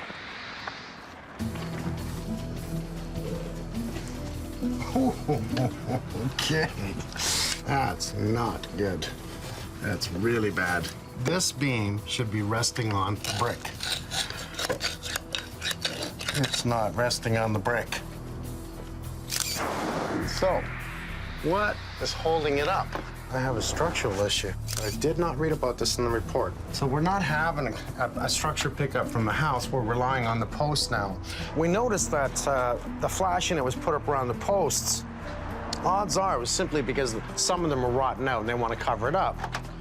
And once again, a home inspector is not going to do this, but I am. Let's look at the structure. As we go up, there's no angle ties from the post to the beam. They're not lapped in or notched into the beam to hold it. So as I look all the way around, there are no angle brackets. So how well is it secured from the beam to the post? If it's not properly done, can this come down? The answer is yes, it can come down. It's not rotting totally. It is rotting, you know, because that's a dry rot. It is falling apart. This is a simple 4x4 post with a 1x4 cladded on this side and on this side to make it look a little bigger. Okay, that 4x4 is just sitting on what? Actually, that's not a good sign. So it's the angle that's holding it, but there's no vertical support. I'm gonna go to the furnace room. We have the meter on the inside of the house, and it's a new meter. Normally, we want those on the outside of the house. In this case, they now got to come inside to read the meter, which I'm sure they're not too happy with. I'm going to use the IR camera. I want to see just how hot the box is. Ooh, not a good sign. The IR camera is telling me that these two fuses right here are really hot.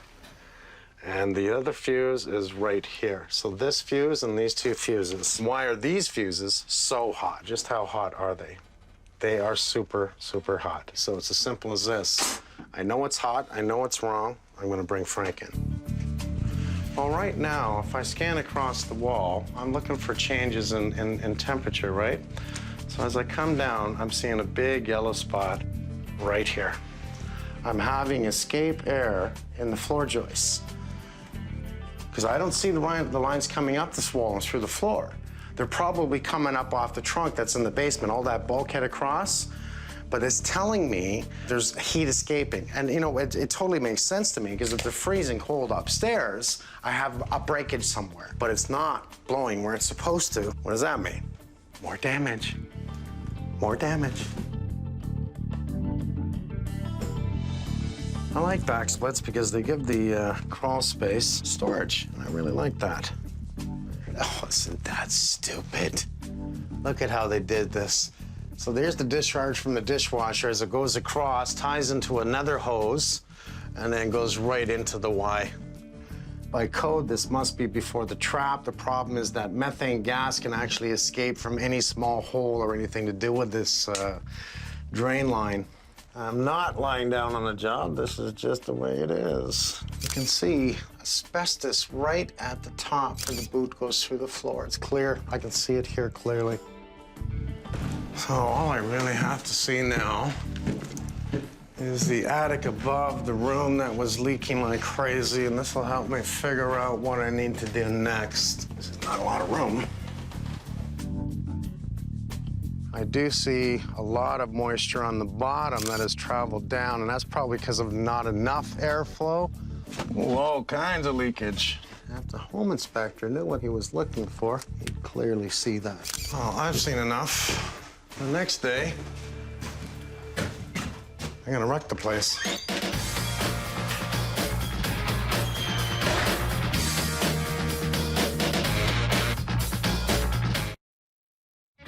I think from his report, having him say it's a great house, I think put our mind a little bit more at ease. Okay, now I'm gonna tell you, with the asbestos and with the electrical, you have a hazard home for you and your family. So you have a lot to worry about. Oh, Yes. I'm glad you put the tarp up on top of that roof line up there just to save it. We've got leaking issues. Yeah, it's a quaint little house. I'm glad we're all ready. Put down the cloths and we can walk around. I just want to show you a couple things. It appears we have all kinds of air leakage in this area downstairs, which possibly we're getting in the basement. We'll see. Okay. Now, this is the one room that has posed the big problem and why we had the tarp up on the house. You can see all the, we had a massive leak. We're gonna pull down as much as I think we need to. Will be about here. Yeah. And more than likely open up this wall right across. That way it'll show us whether or not we gotta play with the other bedroom. Just to give us an idea of what's happening behind that leaky wall. Yeah, right? bit by bit, we'll start opening, see what we have to do. I'm not gonna let them back into the house until it's safe for them.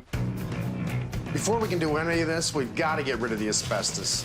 Pinchin found that it was only around the registers. That's it. It wasn't in the vinyl or the tiles. It wasn't in the plaster, and that's great news.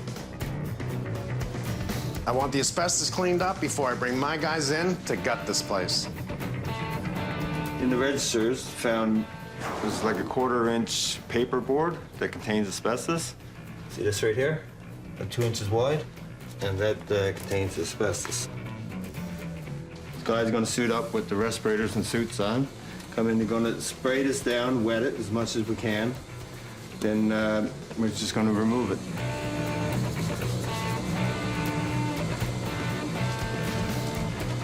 Vacuum everything up, and then spray our lockdown solution on it.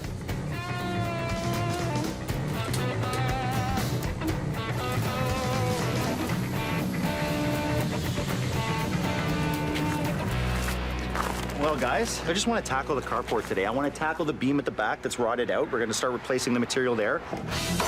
Oh, wow. Okay. I don't think that beam's doing much anymore. Take a look at that, Yvonne.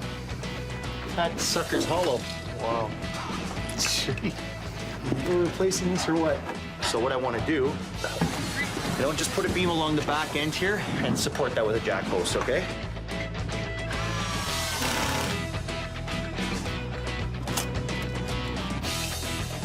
It's all just rot from water. It's working its way behind the flashing that's up there, so it's been just dripping in behind this whole thing for a long time, and that's why it rotted out here.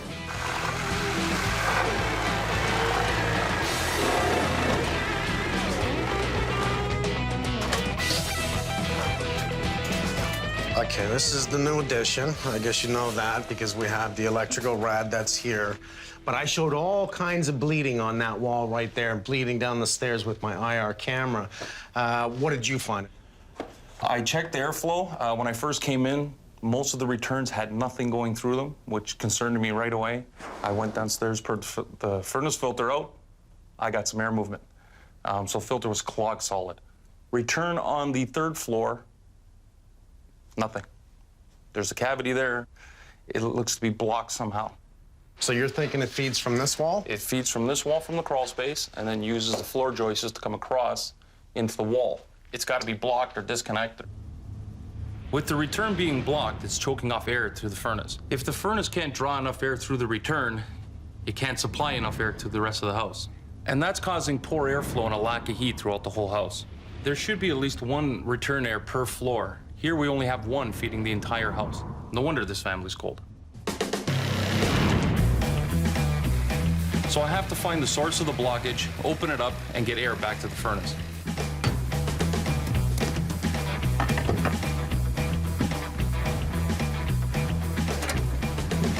Mr. Gary, what'd you find? Not good things. Oh, I'd say a little undersized. A lot undersized. So it's not feeding enough air to draw from upstairs down. We got a triple there, triple beam that's headed, it's run across.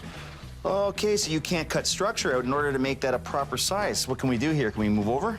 I can't move over because of where the next joist is. Then we don't line up upstairs. If we can maybe cut some of the floor out, and then I can come up in 90 in. Elbow it back in. Yeah. That's a great idea, buddy. So we're gonna divert our return air from the 3rd floor down into this duct, and then use the full cavity. Below the floor, we're gonna end up having to jumper box it, meaning put another piece of duct in to move it over to the next joist cavity on this side.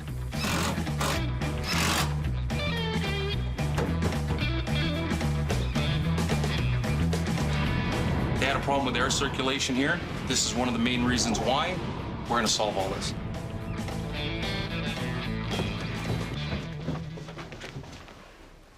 Frankie. Hey, Mike. Now, my camera, I put the IR camera on it. We had these 2 fuses and this fuse here that was hot.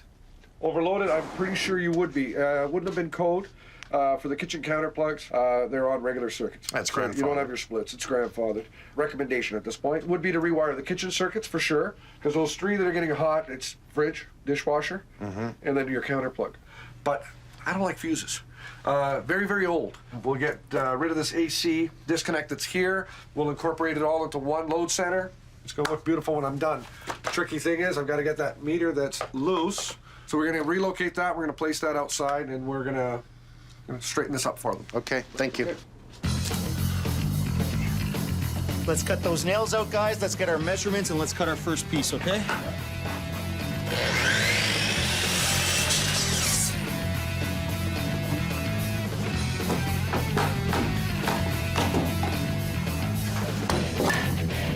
Nice cut, nice cut.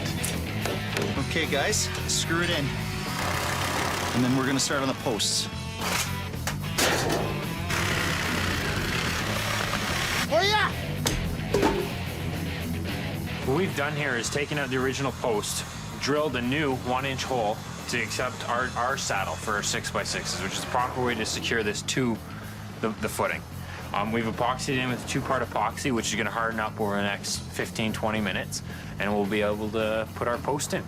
Right there, buddy. This saddle will not only lock it in better, but it also keeps the post up off the ground and out of that pocket of water that's going to sit there and slowly rot it over time. Okay, here it comes. Final leg of the journey. So when we first started the project, this corner was high. Everything was sloping into the house. By shortening the posts on this side, we've now channeled the water from coming to the back of the house this way and to this corner, because what we're gonna do is drop a trough down this post and kick it out to the side, getting the water away from the house and out into the yard. Come on up, Mr. Belanger. This is the room in question, okay? As you can see, we have a leak here, right? Yeah. We already know we've tarped the roof. We're keeping the water out as much as we can. What I'm looking at doing here is removing this ceiling to about here, just before the light, okay? If it keeps going, obviously we'll take down more as we go, but I think it's probably gonna stop right around there. So we do have mold on the actual drywall itself, so we're gonna lose that, okay?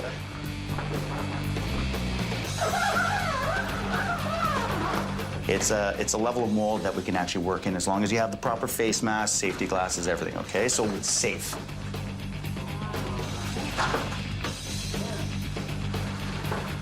Take your time. I want you to plastic and seal this room off completely with you guys inside of it. Get your tools going. We'll bag it at the very end, bring it all out in one shot, so we're not dragging open bags through the house.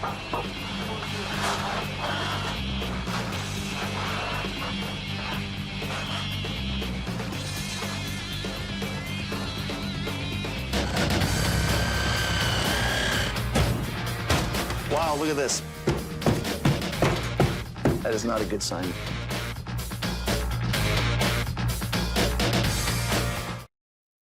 I can only assume you had a crap load of water come in here. Absolutely. I'm really gonna have to look through your home and beyond all this illusion of beautifulness, because I think it's a complete cover-up, and I think it may have been covering up a whole lot of problems. Oh my gosh. Okay, so we've opened this. Wow. See, these are all your rafters. Yep. You see the moisture? Yep. Okay, and it's on every single one of them, right? You really didn't have a lot of venting in the soffits. So since it's not breathing inside, we're leaking hot air into the attic space, and it's cold in the attic space in the winter. What do we have? Condensation. So we're having so much condensation, I'll put my money on this, that in the deep heart of the winter, you have frost galore on all your plank boards that are there, all the rafters, and it's slowly drifting down and coming in. So we have more water signs from there than we did from the leak. The leak was just found a spot and it came in. So we need to pull out your insulation, really, because I don't like what you have in here. They have batt insulation, a little bit of blown in, so you don't have enough. We're losing heat. So we need to vent all the soffits. We're going to put in proper air vents in the top of the roof so we create that air cycle and get that hot, moist air out and stop the heat from rising up there. No, we do have plumbing, electrical. We got to replace your whole roof and your whole flat roof, and we're talking lots of money. I do feel robbed. Our initial home inspection was a joke. It was a joke. It was comical. You know, Mike actually educated us on quite a few things, and the home inspector just, you know, kind of went through his list as quick as he possibly could and grabbed the money and ran. Come on down, guys.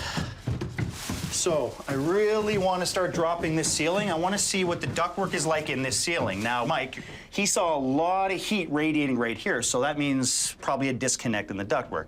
So let's try to find it. Let's start dropping this, okay?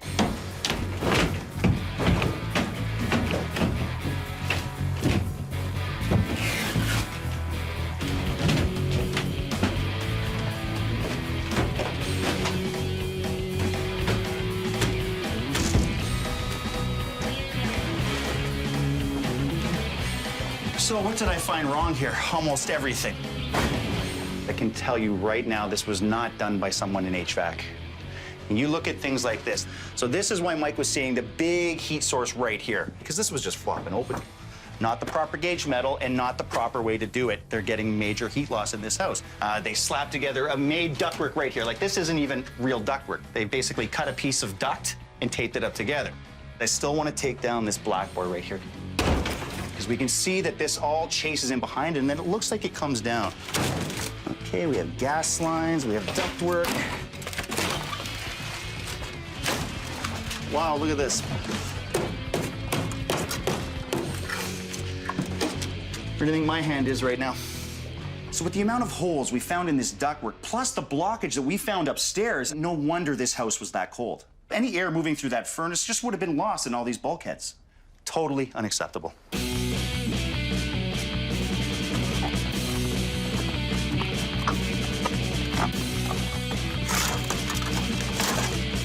Well, I think this roof's seen better days, eh, buddy? I can see it. This is just basically disintegrating. This roof needed to be replaced probably 5 years ago, at least. That's actually probably some of the worst shingles I've seen in a while. Yeah, I mean, this is pretty far gone. At this point, we're losing a lot of granules. It's just really exposed to a lot of leaks throughout the entire roof.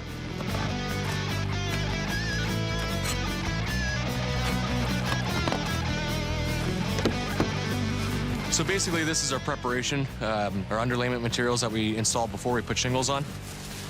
What you're looking at here, that this black or sort of charcoal gray colored material is like an ice and water membrane. It's an asphaltic material that adheres to the roof deck, and when we do nail through it, it actually seals around the nails. And we use it in perimeter areas or any really vulnerable area to snow or ice or wind-driven rains and such. The light gray or white colored paper is a waterproof underlayment, but we use this as a roof covering in the less vulnerable area, in other words, the balance of the roof.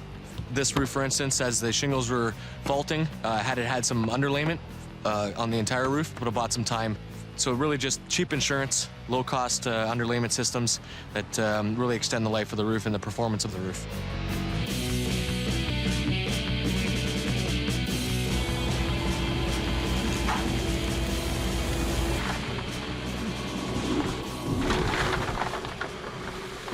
The attic beforehand was kind of a hodgepodge of bats, rocks all in, some blown. The proper R value wasn't there, so we pulled it out. We're gonna spray foam the knee walls in here because we don't want any heat loss coming up, creating ice damming or anything like that. And now we're ready to put cellulose back in. For depth, we're gonna put in about 13 3/4, 14 inches, given our 50.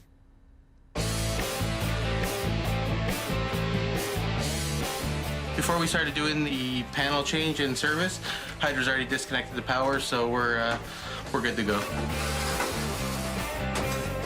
It's barely on the wall, this old panel board. We're barely even moving it, it's popping right off. This is a fuse panel, and we're putting in breakers. It's easier for homeowners to operate. It's just on-off.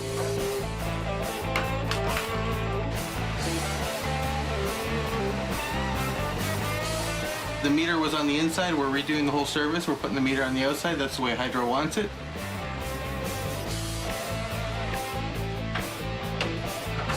Good. Good, thank you.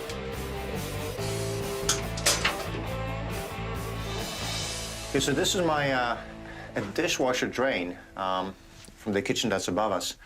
There are common mistakes that people make, but then there are also the dumbest, and this is one of those, connecting your dishwasher fixture right into your venting system where you have, you know, your bathroom connected to. So every time somebody flushes a toilet, the sewer gases have absolutely no restrictions. They'll just come right up to the dishwasher and get into the kitchen. In my opinion, this is a basic plumbing error that was missed. Okay, I've reattached the dishwasher properly. That solves all the problems related to the kitchen. It's connected properly before the trap, and everything is taken care of.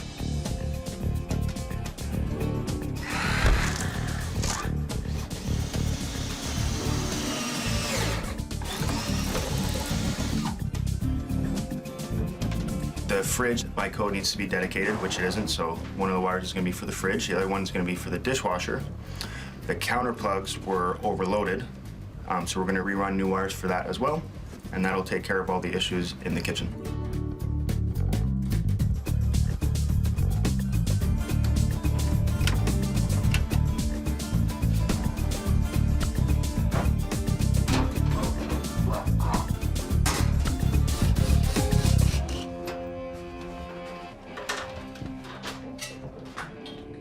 Today we got a little bit of work here. We got to patch up these holes. We found that we're leaking in the bulkhead. We've reattached the patch to the duct. They had one here existing. What they did when they put it on was they just taped it on. They didn't put any screws to it. So we've put some screws to it, taped it up. We're putting some sealer on each duct connection. Basically, it's gonna eliminate any leaks that are coming through these connections. We don't want that leaking into a bulkhead. Let's utilize it, get it up to some other rooms instead of leaking in a bulkhead. We also got some heating runs that we need to change. Just shoddy work. So we're gonna repair those, get those done.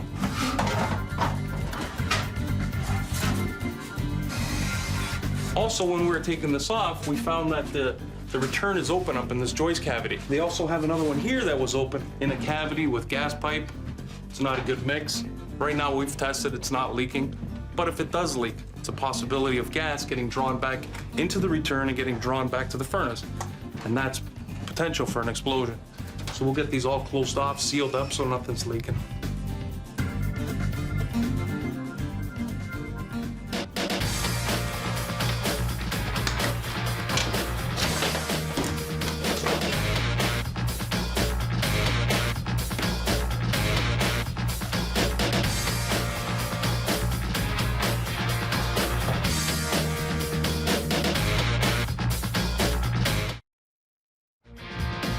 To have Mike come into the home and make things better for us and for our family and me as a father allows me, Peace of mind. yeah.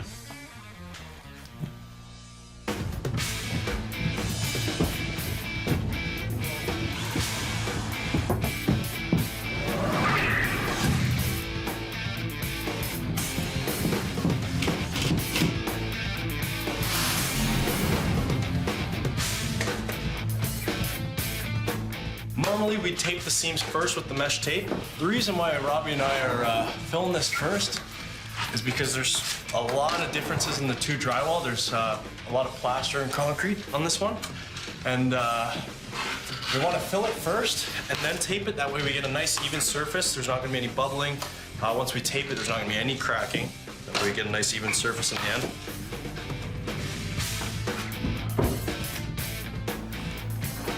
So right away we know that these windows aren't working.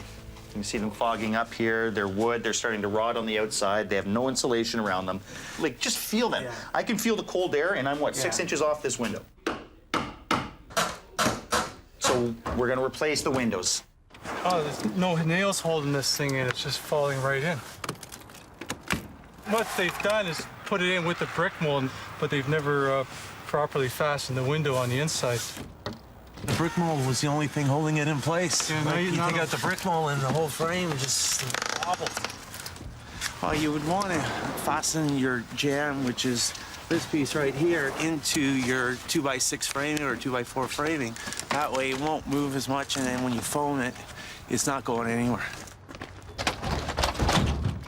The insulation is compressed too, so it loses its effectiveness when it's compressed like that.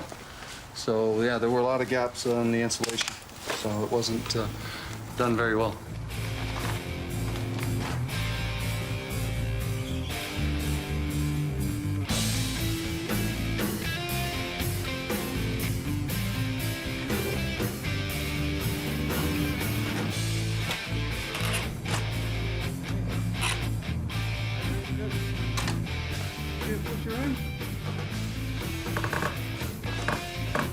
Well, it looks really good. Nice windows, guys. And you've spaced it out perfectly. Lots of insulation around it. Yeah, lots of foam. Well, this would make it a lot warmer than it was, guys. Thank you very much.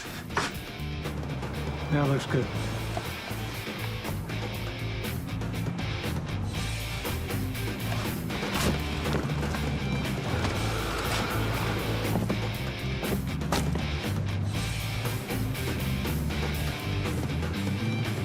Along with getting rid of the fuse panel, we had to redo the service. We had to relocate the meter here to the outside. Installed a brand new 100 amp box. As you can see, brand new pipework all the way up and over. The only problem that we have here that we can't fix is the fact that there was a split service that comes to the home next door, and from the home next door, then they picked up this home here. They don't do that anymore. Local utilities nowadays want a separate run all the way through, so they're gonna have to come in and run brand new line from the pole directly to the new overhead service. We now have power. We're loving it. We're at the tail end. We're out of here today.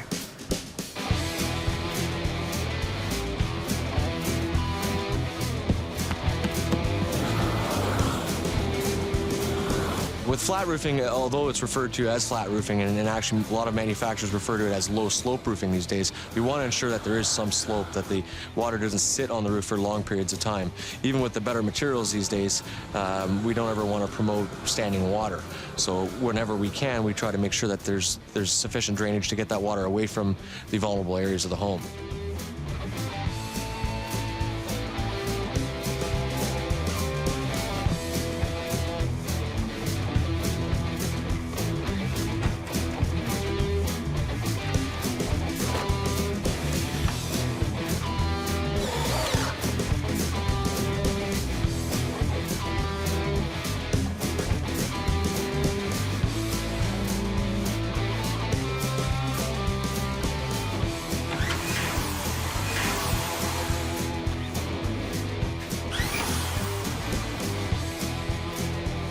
I'm actually using a magnetic-based primer. It's going to go underneath the chalkboard paint.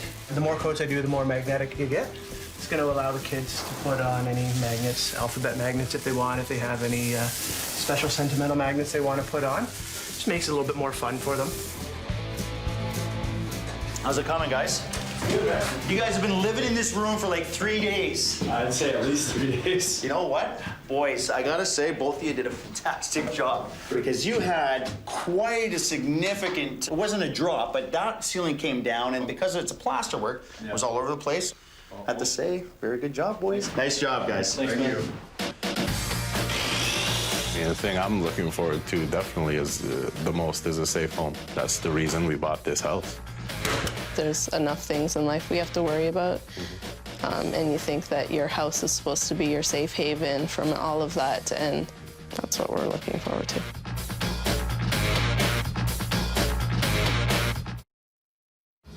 Okay, guys, last day. We got carpet going on. I'm really excited to get these people back home, okay? Let's have a really good day. Let's get them back home ASAP. Clean, wipe, just keep going.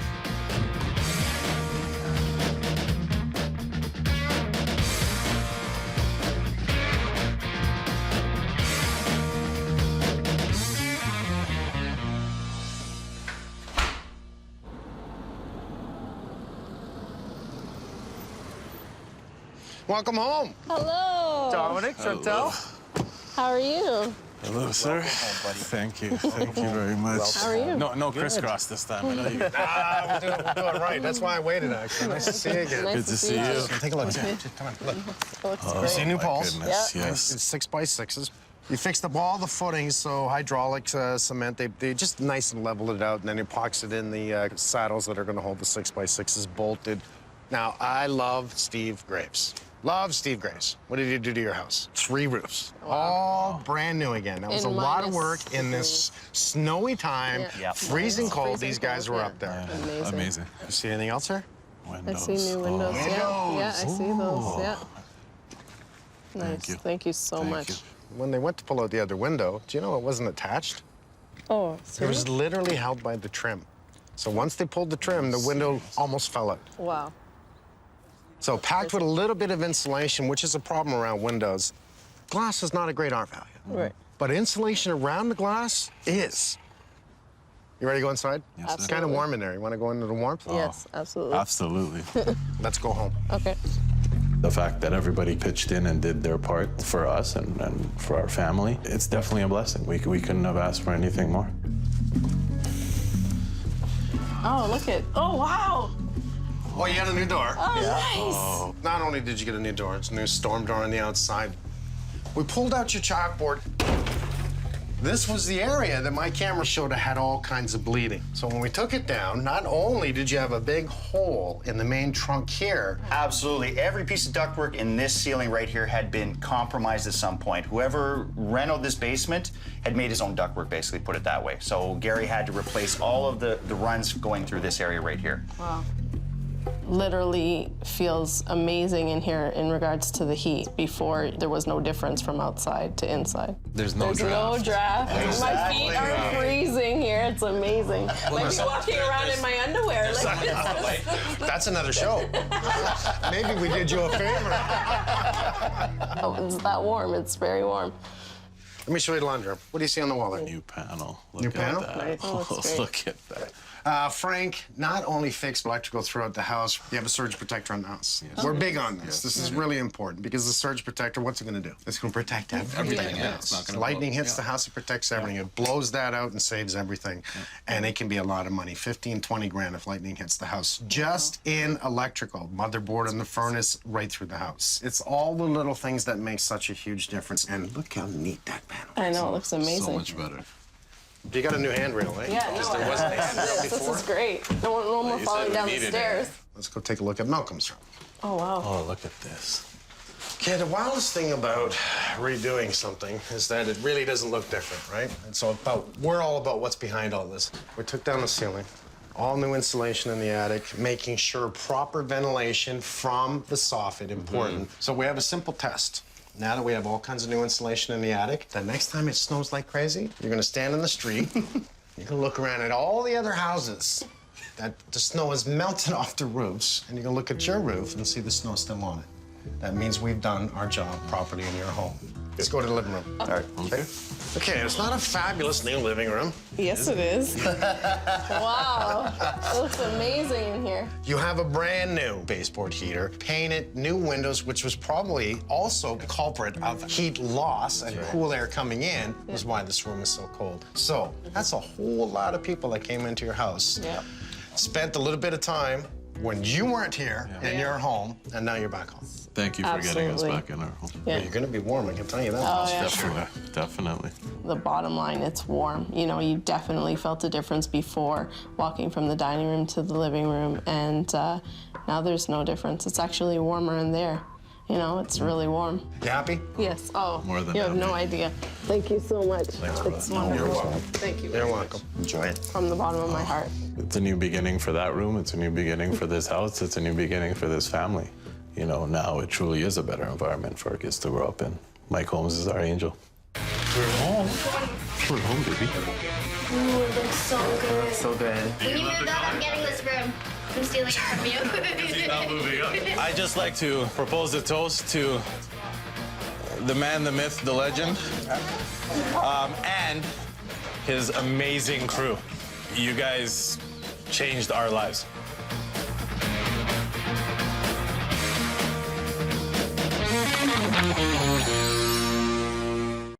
I can make an observation. I'm expecting a home inspector to roll up his sleeves. I need to drop this whole ceiling. I need to drop everything in this area. It's a blow to your ego. Like I say, it's a feeling of being cheated. Take that wall down, take this wall down, take absolutely everything out. It's the last house I would raise my family in. Leave that like that. That's enough. You're gutting the basement. It's very, I think, beyond frustrating. It's infuriating.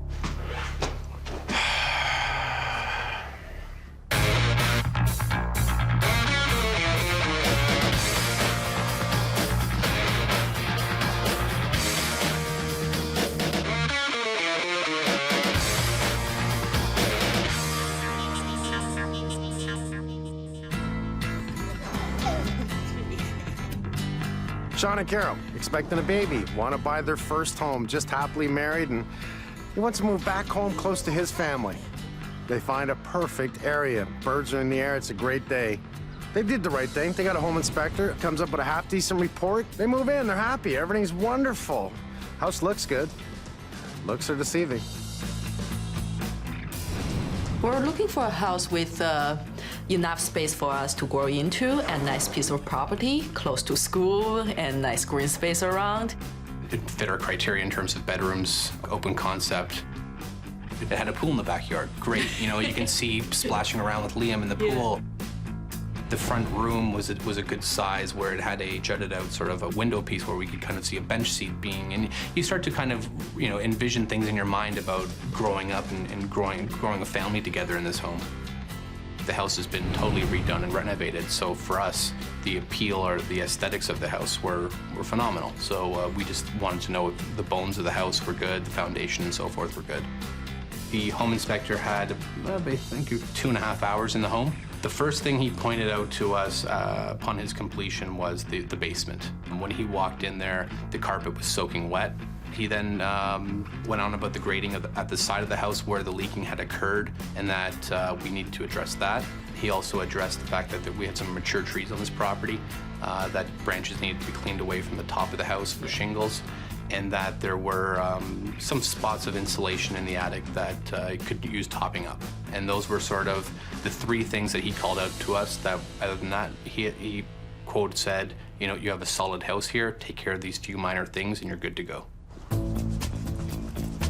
Within the first, 30 to 45 days, we had all three things that were major issues that needed to be immediately addressed. We had them addressed. Mr. Holmes. Must be Sean. I am indeed. I'm Mike. Nice to meet you. I'm Carol. Nice to meet you. Nice to meet you. Nice smiles. I like that. Well, we're excited. Well, it's a bit of a crappy day. It's supposed to be really nice, but it'll be nice tomorrow. Do you mind getting your coats and coming outside with me? We'll take a look on the outside first. Sure thing. Okay. I'll see you in a sec. Okay. After we moved in, I found the insurance company tried to update our house insurance. They asked us a list of questions. One question was which year was a hot water tank Then I went down, checked the year, and insurance company said, I'm sorry, we can't fully insure your house until you replace your hot water tank because it's just too old. So that was the first time we realized, oh, the home inspection report didn't really cover everything. We stand back a bit here. You notice the one on the very left-hand side, you see the darkness within the shingles? Yes. Yes. Okay, so we're on our vertical wall, almost vertical. It's on an angle. This is a barn-style roof. I really like it. It makes for a lot of room inside. Those shingles are so old that it's just soaking up water like a sponge. And I'm telling you, in no time, it's going to come right into the house. In the fall, I got up on the roof to do the Christmas lights. When I first got up there, I noticed a lot of cracking on the shingles and noticed a large patch, probably 2 by 3, maybe 4 feet. When neighbors come by to say hi, one of our neighbors said last year they saw a raccoon actually just went into our roof. So then we figured out, oh, that hole, the big patch, probably is where the raccoon went in. This is the freezing cold room. Yeah, meat locker. The room that we had earmarked for Liam's nursery was not getting any airflow.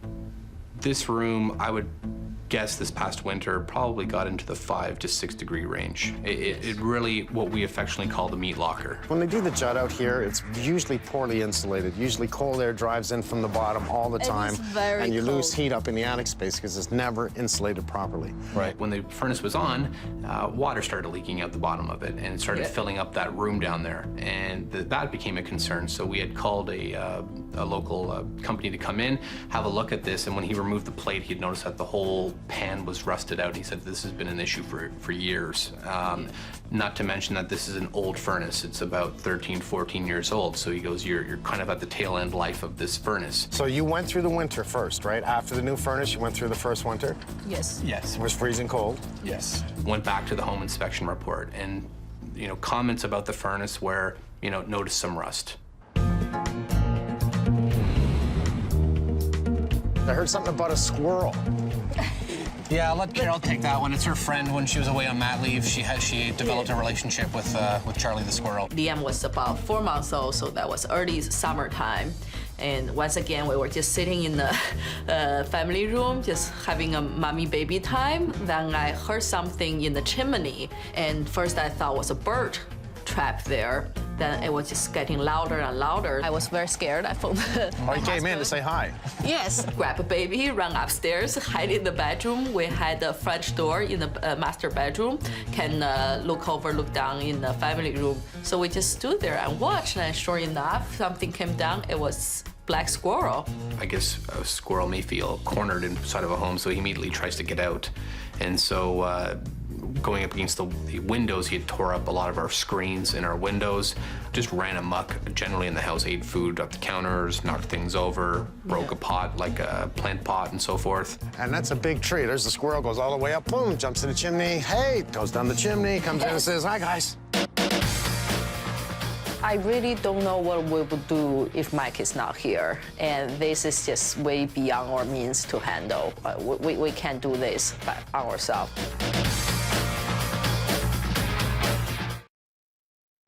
We've put a lot of faith into what people are telling us, believing that it's the truth. And we're finding out later on the hard way that things aren't what they appear to be. Your air return.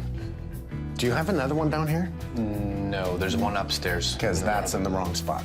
Now, we want a high wall upstairs, but downstairs, we want it low.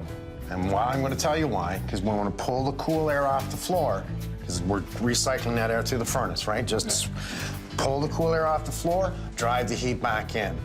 You have it high up there, it's not pulling the cool air, it's actually pulling the heat. And your furnace guy should have told you that. Let's just take a quick look in here. This is one of the big misses that we had found from the home inspector. Did not have this in his report at all. We had a lady actually stay with us when Liam was born for the first month to help with Carol take care of the baby, and she used the upstairs bathroom. The first time the lady took a shower, I was in the kitchen. I heard dripping and came to the dining room, which is directly below the shower. It was dripping. It was raining down like waterfall. That was first time we paid attention to this ceiling and noticed this patchwork. Which means it leaked before. Yes. It was an existing issue, but that wasn't pointed out in the home inspection report. This is our laundry room. And I'm just looking at your drain. I just made it race around the track and turn a big bend when they could have actually done a different plumbing. So it tells me it's an amateur plumber who did that. The GFI, even though it's a GFI, that's way too freaking close to water. That wire's practically hanging right in the sink. And, you know, not to mention the plumbing, no one does plumbing like that. I'm not even gonna look at anything else here. I wanna see your basement, if you don't mind, okay? Yep.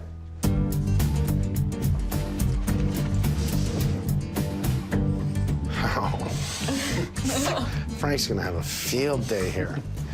So, pot lights, pot lights, pot lights, pot lights, pot lights. I don't see electrical issue, he says. I don't see electrical issue. I'll bet you we've got a lot of electrical issues. So, they're making this an access to that octagon box. There's more in the other room, though. You One are over there. correct.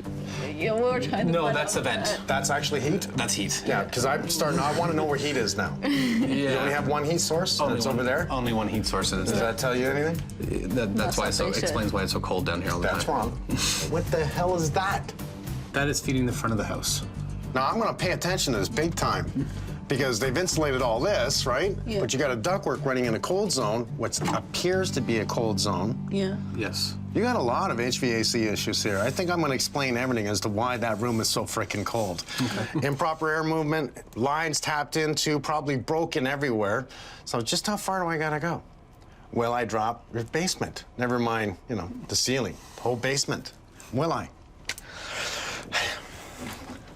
All right, I have not walked through your house. I have seen enough. Okay. I'm gonna grab my tools, I'm gonna go through your house, and I'm gonna pull you back, and I'm gonna tell you what I find. And I just think I'm about to surprise the living hell out of both of you. Well, the first thing I wanna do is to power up my IR camera. About a half an hour ago, I cranked up the heat. And what I'm looking for is I don't have a direct sunlight coming down hot on the roof. So what I'm getting is if any heat escapes, it's gonna be yellow. So, wow. Wow, okay, that's a picture. We have a lot of heat escaping that house. Now they have added more insulation. Look at that yellow. That's massive heat loss right through the roof line. So you can even see it if you look on this side of the roof here, how yellow it is. So not only are we losing it there, but the whole room is losing it. The whole upper part of the house.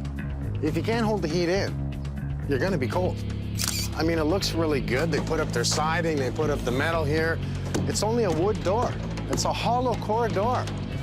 Put in a thermal door. Stop the cold from getting in the garage, because what's above the garage? A bedroom. Bulkhead. Bulkhead. I know there's ductwork that comes up here. I know the ductwork's coming in here. I know it goes across here, and it's feeding the floor. It's feeding both rooms. This is a structural beam here. I know because I built.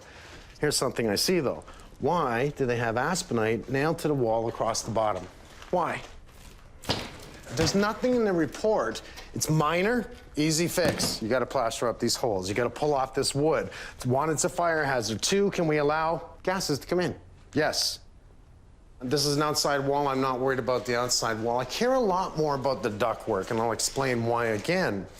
If we have an air return that runs upstairs, it's going to run through this path. And we have hot lines that's going to run upstairs. In this case, we're going to have at least two. They're going to go up and feed the two rooms in this house on this side. One here, one here. So with a return, if any carbon monoxide from the car is just dispersing because you're just warming it up to get it out the door, it's going to stay in here. Holes in the wall right there, it's going to come in. You think it's not going to get behind that wood? Of course it is. And there's another hole. There's a room directly above here. That is a huge no-no to me.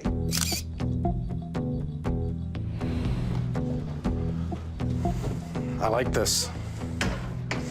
You know, it's just that look that you have, that tall ceiling, and you can come out and you see the kids in the morning and the fire. To me, it's a Christmas, you know, a really good setting.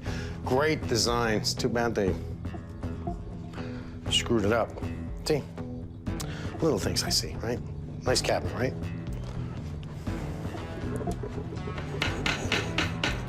I can feel the floor shaking. Why do you think that happens? That's kind of weird, man. That's really bad.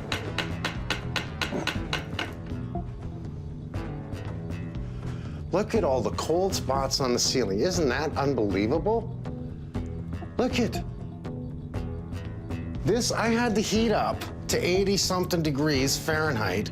That ceiling should be hot, not cold. Look at how hot it is, and then there's my laser. So we go from hot, that's warm, to cold. Such a variance. I thought they added insulation in the attic. You gotta be kidding me. How many times do I gotta see this?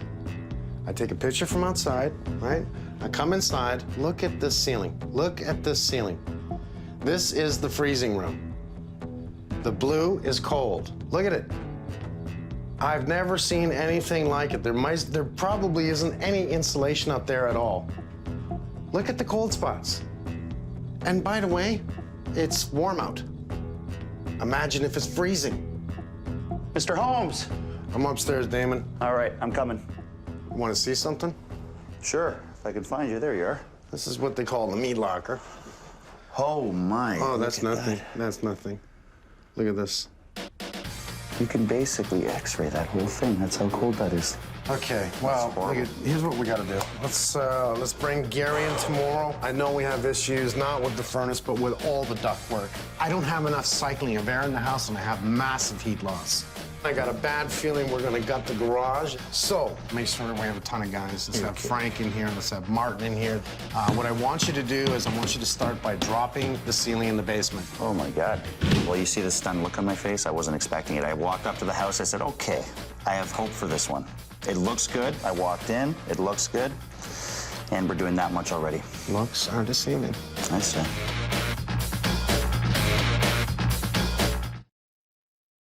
I spent the morning with the homeowners in the basement, spent the afternoon going through the rest of the house, and I'm not going back downstairs. There's no reason to investigate. I'm just gonna wreck the place. Simple as that.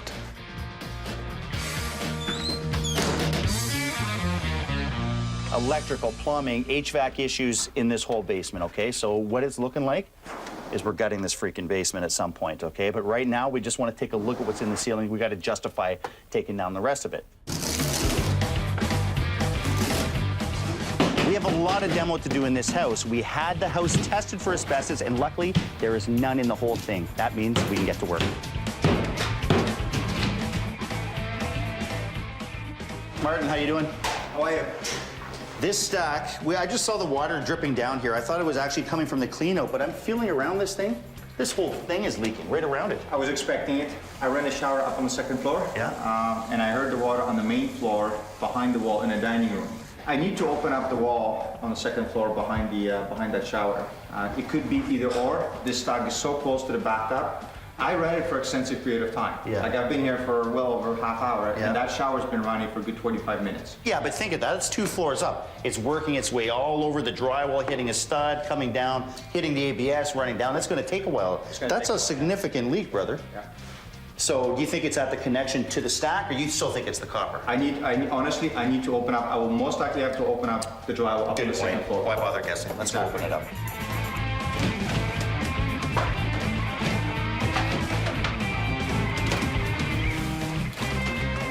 What we ended up doing is we did our test and troubleshoot, and we did a couple spot checks by pulling the pot lights out through the holes, because these are retrofit pot lights. Yeah. And we just wanted to make sure that the proper connectors were on. So we pulled down, I think, 6 of them, and we were fine. We ended up with, making But here's a fair what I saw. assumption. We have how many pot lights in the house? Umpteen of them. As I look at the panel, I can tell the way the wiring's done. Somebody's upgraded the panel. I don't think they pulled a permit.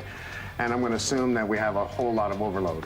Yes, and you'd be absolutely correct. So the panel was done mid-'80s, didn't find any permits on that.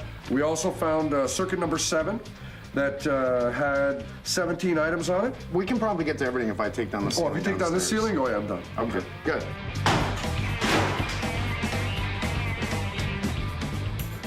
Anything wrong with the furnace, hot water heater? Hot water heater's vent, aluminum, and they got an opening in there. You can't use the aluminum. No. Anything wrong with the furnace? A bunch of air leakage in around that plenum connection where they tied the Right new there furnace. especially, look at that. I see that clearly. One thing I do know Yeah. You have that much open up, it's just gonna bleed out here and it's not gonna push to the front rooms that we wanted to upstairs. You're gonna love this because the homeowners hired someone to put in a new hot water heater. The homeowners hired someone to put in a new furnace. Let's see, who else they hire? It doesn't matter, whoever they hired didn't do their job right. Steve, thanks for coming. Here is a little bit of a mess. This is a bad design as far as I'm concerned.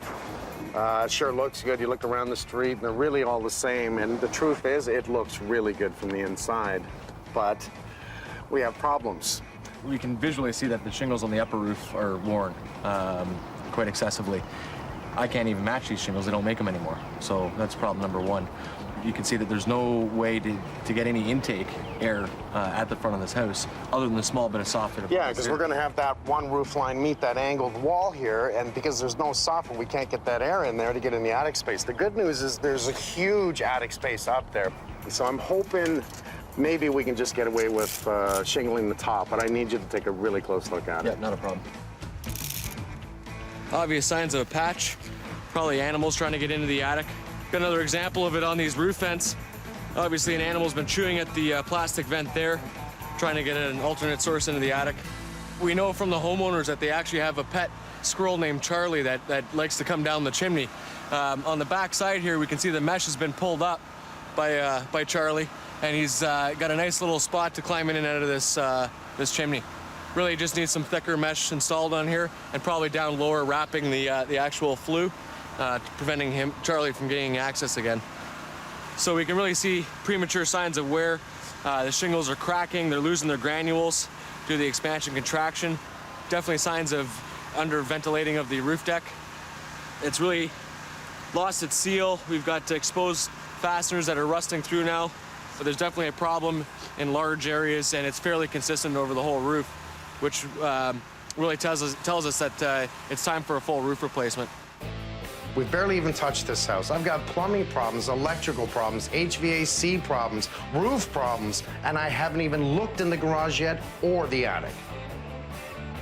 Now, downstairs, right at this location, was the ductwork that I said, that looks like it leads into the garage. Right. And the insulation was all dirty. So we're gonna be opening this up. Do me a favor, start taking off this board and we're gonna take a look. This one right here at the bolt? Yep.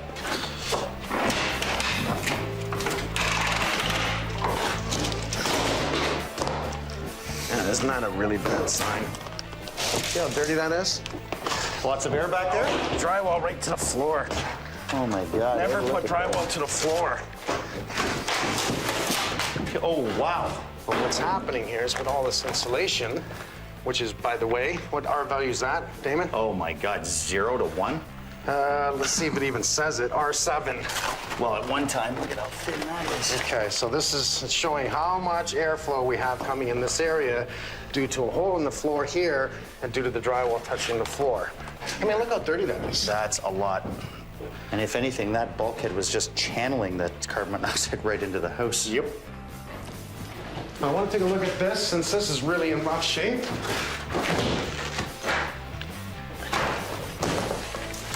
Well, that was easy. Now, first of all, if there's any squirrels up there, I'm coming up. You think it's funny, eh? Is there someone else up there first? They got a mad squirrel in the house. They think it's a friend, and he's wrecking the place. Okay, there's the jet out of the house. Man, right in the cold attic zone. You know, the jet out for the two windows over the garage? Okay, that sucks right there. They literally cut out all the trusses. They went in and just with a saw and cut out every single truss. So, guess what's next? I'm gutting the garage. You are gutting the garage. Holy crap.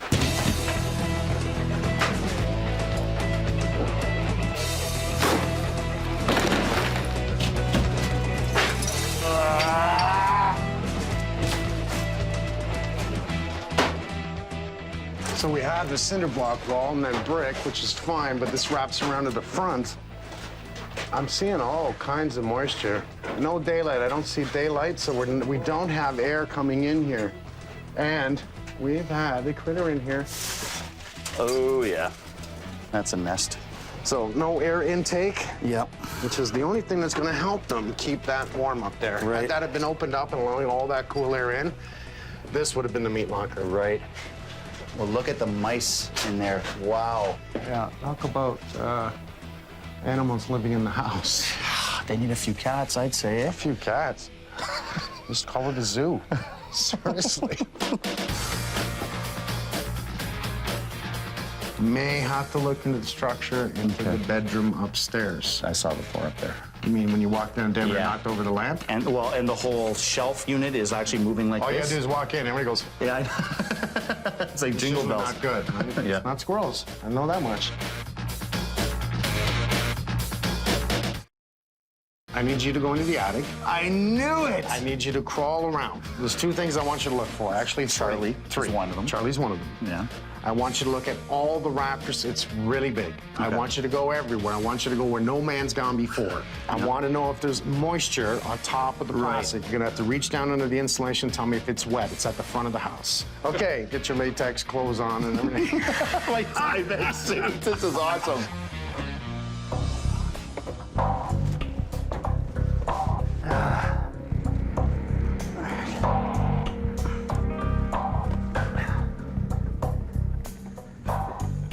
It's really strange, but they have 3 different types of insulation. There's one, here's the second, and here's the third. It was almost like 3 different people have been here at different times. Okay, here I go. I don't see any signs of moisture. I just see a lot of really, should I say, little to no insulation. It looks like it was wet at one point here. Oh yeah. This is just compacted beyond compaction. I see tons of signs of animals. I see a nest. If I see eyes, you're gonna see a diamond-shaped hole in this roof. This is actually where I can see everything. This is right over the bedroom that Mike showed me on the infrared that was totally cold, and I'll tell you why. There is no insulation up here. It is actually vapor barrier. I can see right to the drywall. No wonder that room is an icebox. And on top of that, I found the access where the animals are getting in. Now I can see daylight right through. It's big enough for a squirrel to get through. They have an infestation problem in here for sure, and I am probably gonna have to call an Orkin at this point. And it's so bad, they've chewed right through a main wire. Now when I say chewed through, they've chewed right through. Well, did you find Charlie? Well, I found Charlie. I think I found his family. I think I found the access point, his front door. I think I found some chewed wires. I think I found no insulation in the first 5 bays in that room. Absolutely nothing. I can actually see drywall and vapor barrier. What we need to do first is get Alex in to suck up all the loose fill. Yeah. We got to get out all the pink insulation. I'm talking the bat. Get it out. Yeah. I started thinking about how loose that floor was upstairs. Yeah. And I kept walking around, and I've noticed everything is 12-inch on center, right? I said to the guys, grab me a stud finder. They find a stud finder, and I want to know which way the floor joists run. They run this way. The bed's right here. That thing at the end of the bed is full. I went to pick it up. It's so heavy, and all that weight is in the middle of the floor. We need to know what kind of structure's in that floor, because think about it. The floor could sag, the ceiling could crack, and I'm telling you, that will lead to extreme issues. I need to drop the whole ceiling in the kitchen. I knew you were gonna say that. I want you to pull the laundry room out. We know we're gonna put it downstairs. I need the whole ceiling in the laundry room pulled, and I need that wall to see what they tied into for plumbing, copper pipes, etc. I need that wall dropped.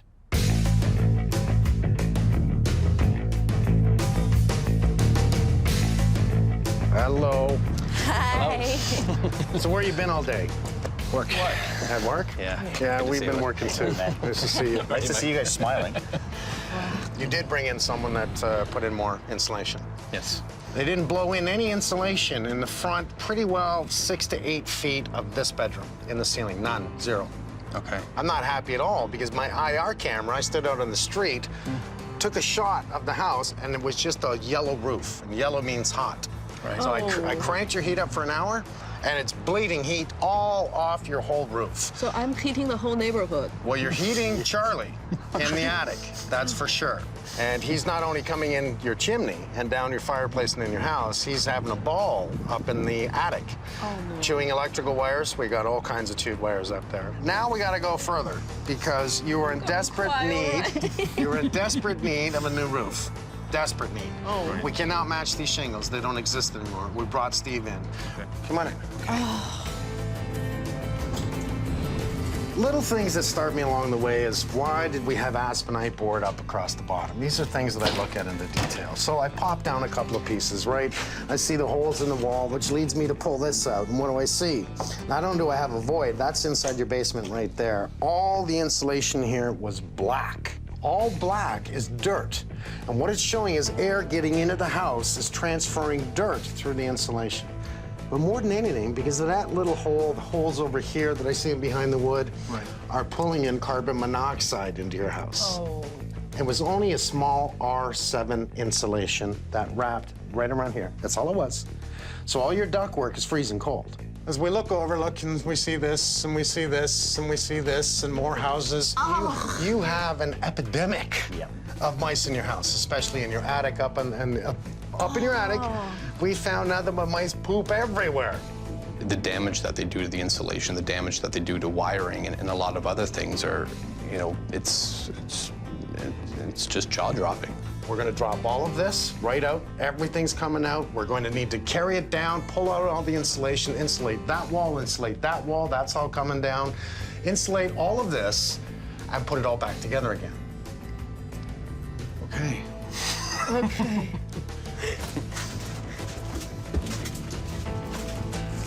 Oh. You know, I'm just doing sample testing. I just open things up here and there. But we want to open up things like, because I need to take a look at the ductwork. The problem is we have too much heat loss throughout your basement, and they went and drywalled it in. We're not getting enough push to upstairs. I said Frank was going to have a bit of a fit. He was rather nice about it. He walked in, he goes, we have all kinds of overloaded circuits, your pot lights, well, they're pretty good. They do have the proper clip at the bottom for the wires. He says, but we got to change the panel, and we got to rewire everything in the basement. I got Martin in here, and he's doing a water test, and all of a sudden we got water coming across the floor. Now, why do I have water coming across the floor from that location right there? Now we need to look in both your bathrooms upstairs. We're gonna have to pull some walls down there to fix the plumbing problem, put it all back together, which leads to tiling, which leads to, right? Quite frankly, it's a money pit, you know, and it's the last thing that we thought we were getting into. We were looking for a mature house in a mature neighborhood that had been recently renovated, and that's exactly what this house presented to us. It does look, to the layman's eye, it looks phenomenal. Here's what I did find out when I walked into your bedroom. Your floor went boom, boom, boom. Yeah. You almost knocked over your dresser just by my own weight. Yeah. Right. Now I know you got a structural issue from your bedroom to your kitchen. And you got one big heavy cabinet at the end of your bed, plus your bed, plus you guys. One day, your bedroom is gonna be in your kitchen. I need to drop this whole ceiling. I need to drop everything in this area, all in this area, and see what they did with the structure. So now, you don't have a bathroom, you don't have a kitchen. I'm gonna be all over this house. You got one hell of a mess. Guess what next comes? You gotta go. And I hope you got a place to stay. Anger. I'm very angry right now about all the issues we found. We knew we're having a lot of issues, but now on this scale. Oh, God.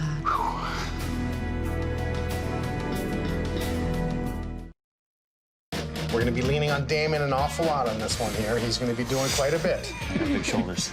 I'm not gonna tell you what I'm gonna do. I'm just gonna wreck it, and then I'm gonna make it right. So there's so many issues in the basement already that we've decided just to gut the whole thing, and that way we're starting with a clean slate, and we can lay it out however we want. I want to do the laundry room downstairs, and I still want to give him a small bar area, and we got to make the furnace room bigger. The bar is in the corner, the furnace room's in the center, private room in the back. That's not so bad. That isn't so bad. Unless we can make the laundry room near the electrical panel. Laundry room back there, bar this way. And then you have all this area open for entertainment, right? Or you do laundry room here. Or you do laundry room, yeah. Either or. This is we're breaking the floor Which anyway, might right? not be so bad. We do the laundry room here. It's separate from that area, right?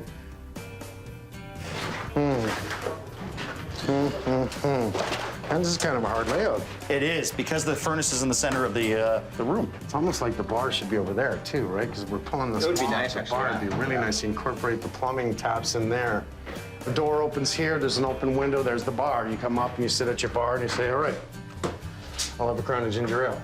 I'll double, please. The idea here is simple. Open concept, separate laundry room, separate furnace room, and we'll build a bar to complement the basement. Are you in? You in? I'm in, man. I'm in? Okay. You like the layout? That's why you're right. Now, it's gonna take most of the day just to gut the basement, but we still have all this work to do in the rest of the house. I have to open up the upstairs bathroom wall in the main bathroom.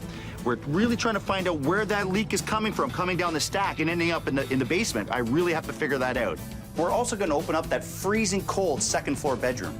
So we call this room the meat locker. This is the coldest room. Now, we're gonna solve a lot of those issues from the garage, right? Because there was a lot of cold air getting into the garage and following that chase that came right under here. But we also know that there's probably little to no insulation above this window. So what I want you to do is right now, I just want you to open up the bottom of this bulkhead.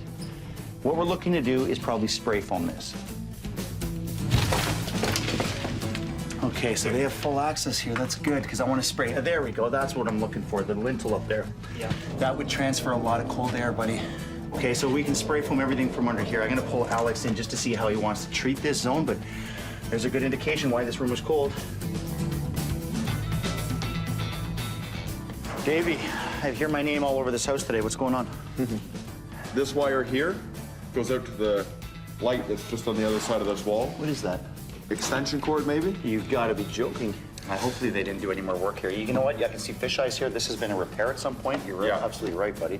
I mean, if they opened up this high, why didn't they just run new? Well, I still have yet to figure this one out, the mystery wire. This doesn't come out in the basement, nor does it come out in this plug. So I'm not exactly sure where this one goes yet.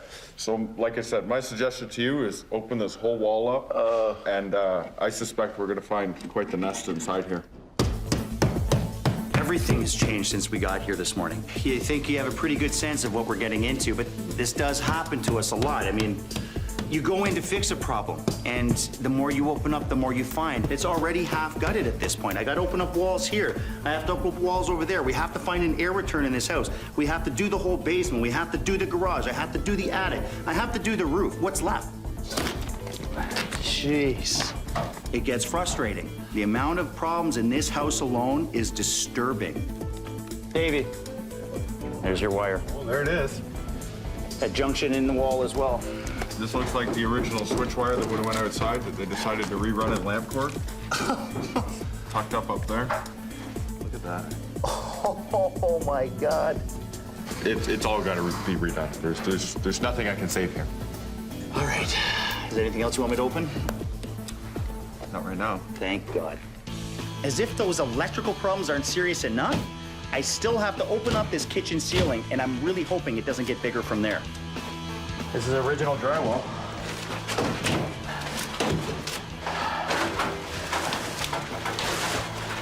Oh, look at the mouse poop. Oh my God.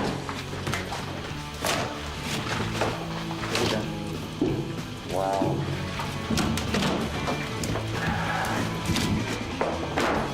There he is.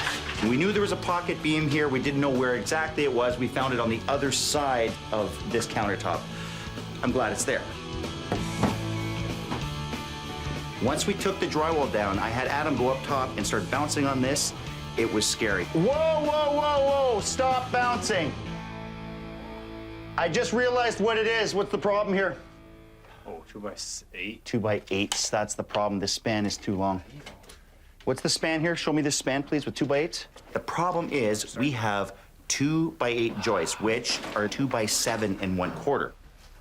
13.3. That's huge. That is a huge span.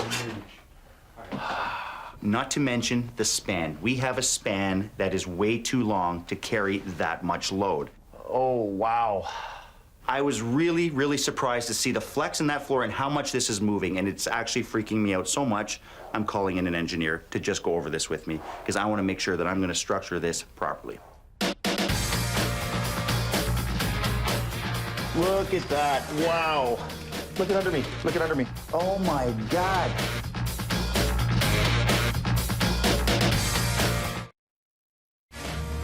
When we moved in, it was full of optimism. We had a lot of pleasantries to call the different various spaces in this house, and then slowly the nightmare began. And I'm hoping today it stops.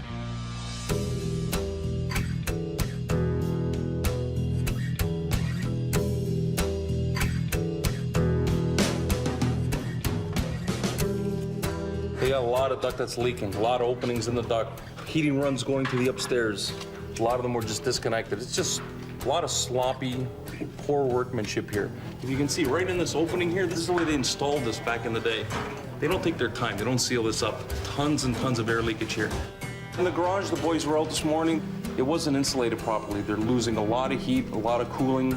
So we're gonna insulate it, and then they'll spray foam underneath. They'll be really warm in that room above the garage. Okay, Cliff, right here. So I had Adam seal this area off because I wanted to contain them so you could see this. So let's just get into it. This was an infestation here yesterday when he peeled this off, and you can actually start to see it. Now, I don't see them. They probably crawled back upstairs when we did the demo. So I don't really see them here, but Adam said this was covered. He said the ground was actually moving here. So, Cliff, let me tell you a little bit. Oh, there we go. Look at that. There they are. Look at that. Wow. Look at under me. Look at under me. Look at the floor here. Yeah, that's brutal. Oh, my God. This is a major infestation. Yeah, definitely gonna have to find the main colony. This is probably what you call a satellite. Okay, it's a satellite nesting inside, but normally they're on the outside.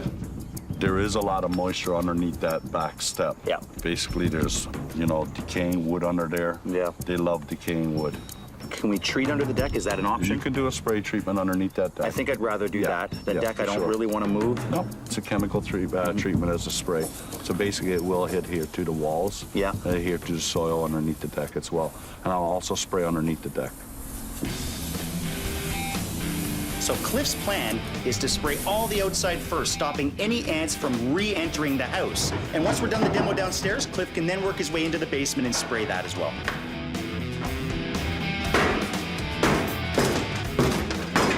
You have a lot of anger. Okay, easy.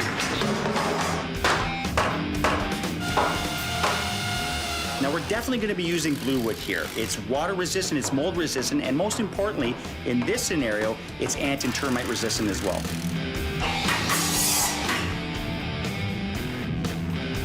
Now it's great to be finally putting this house back together, but the news I'm really waiting for is how to fix this sagging ceiling in the kitchen.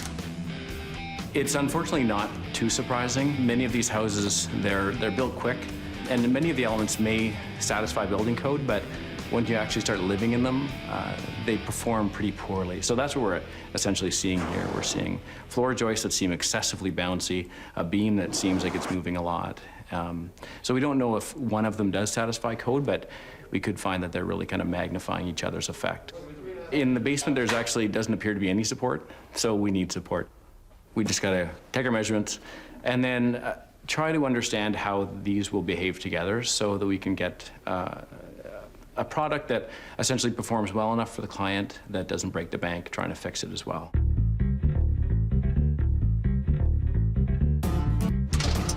Well, come on in, man. So, had Ethan come in from Blackwell Bowick? Yes. Because when we started looking at this, it was actually pretty sketchy. It went the wrong way. Well, look at the span. You got over a 13-foot span. Now, 12 foot, I think it was 6, is code, but we're about almost 10 inches over it. Was there insulation in there? No, there was a lot of mouse poo. No insulation? Nope. Plus the wiring is bad, so we're changing all those lights. But this floor bounces like a freaking trampoline. Yeah, I know. That's why we made that call. Yeah. But it's even worse now that the drywall's off it. Like, I'll tell you why. When I got Adam to bounce on this floor, that beam started shaking too. So that brought us over to the point load. That point load is hanging in midair in the basement. You're just waving in the air right there? Waving in the air right there. Okay, let's see the basement. All right. I need to see these two areas right here. Okay, come on. Show you.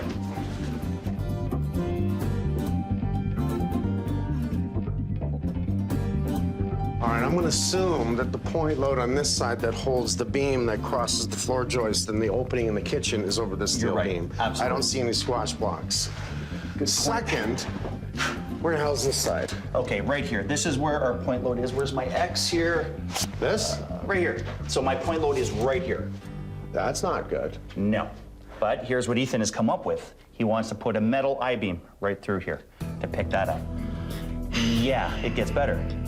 He wants me to double up all the joists from that side of the beam all the way through. He wants me to double all that up. I guess the job just got bigger. I'd say. Wow, looks are deceiving.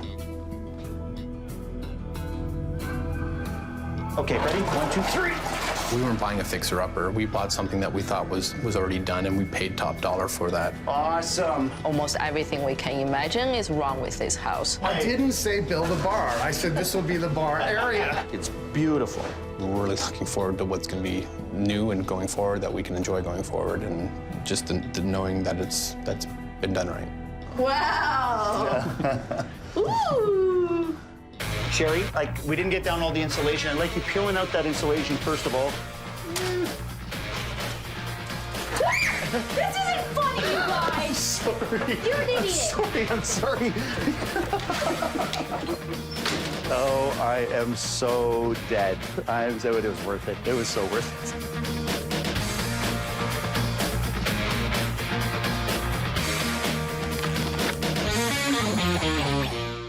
I can make an observation. I'm expecting a home inspector to roll up his sleeves. Leave that like that. That's enough. You're gutting the basement? With the money we paid for this house, we paid for it to be done right the first time. Guess what's next? I'm gutting the garage. You are gutting the garage. Oh, crap. If I knew all those issues, even half of those issues, I would have turned away. It's already half gutted at this point. I got to open up walls here. We have to do the whole basement. We have to do the garage. I have to do the attic. I have to do the roof. What's left? Look at that. Wow. Look at under me. Look at under me. Oh, my God.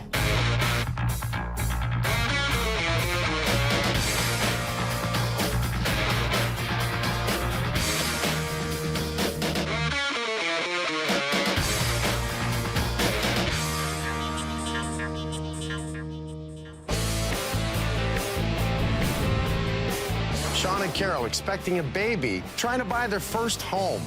Wanted to move close to his family. They found the perfect place. We're looking for a house with enough space for us to grow into, and nice piece of property, close to school, and nice green space around. The house has been totally redone and re-renovated, so for us, the appeal or the aesthetics of the house were phenomenal. You start to kind of, envision things in your mind about growing up and growing a family together in this home. They did the right thing. They hired a home inspector. He gives it 2 thumbs up. He, quote, said, you have a solid house here, take care of these few minor things, and you're good to go. The house looks good, but let me tell you, looks are deceiving. We gutted the basement, and I mean we gutted the basement. The electrical panel was overloaded. One circuit had 17 items on it. We had freezing cold rooms. Look at that yellow. That's massive heat loss right through the roof line. If you can't hold the heat in, you're gonna be cold. Plumbing leaks in the basement and dining room. Then all of a sudden we got water coming across the floor. Now, why do I have water coming across the floor from that location right there? Well, now we need to look in both your bathrooms upstairs. We're gonna have to pull some walls down there to fix the plumbing problem, put it all back together, which leads to tiling, which leads to... In the attic, we found areas that had no insulation whatsoever. Wires have been chewed by mice, squirrels, you name it. I don't expect a home inspector to be able to see through walls, but observational things, in hindsight, you think about it, he didn't turn the furnace on, he didn't turn, even go as far as to turn on faucets or flush toilets. So, those are observational things that I think as a professional he should have caught. In the garage, we found poorly insulated heat runs and all kinds of areas where outside air was coming into the home. But more than anything, because of that little hole, the holes over here that I see behind the wood are pulling in carbon monoxide into your house. Oh. We found areas that a lot of trusses were cut and more signs of mice and animals. Up in your attic, we found nothing but mice poop everywhere. Obviously, to the extent of what Mike and his team have found, he severely missed the mark. On the roof, we found patching, cracked tiles, and even more areas where animals were getting in. Almost everything we can imagine is wrong with this house. And I had to open up the kitchen ceiling because there was definitely a structural issue from the bedroom. One day, your bedroom is going to be in your kitchen. I need to drop this whole ceiling. I need to drop everything in this area. We've already framed the entire basement, and I may have to change that just to fix structure. It doesn't matter. I'm going to make it right. What matters is what I have to do to make it right. Oh, come on in, man. So, had Ethan come in from Blackwell Bowick? Yes. Because when we started looking at this, it was actually pretty sketchy. It went the wrong way. Well, look at the span. You got over a 13-foot span. Now, when I got Adam to bounce on this floor, that beam started shaking too. So that brought us over to the point load. That point load is hanging in midair in the basement. You're just waving in the air right there? Waving in the air right there. Okay, let's see the basement. All right. I need to see these two areas right here. Okay, come on. I'll show you. All right, I'm gonna assume that the point load on this side that holds the beam that crosses the floor joist and the opening in the kitchen is over this steel You're right. beam. Absolutely. I don't see any squash blocks. Good point. Second, where the hell's this side? Okay, right here. This is where our point load is. Where's my X here? This? Right here. So my point load is right here. That's not good. No. But here's what Ethan has come up with. He wants to put a metal I-beam right through here to pick that up. Yeah, it gets better.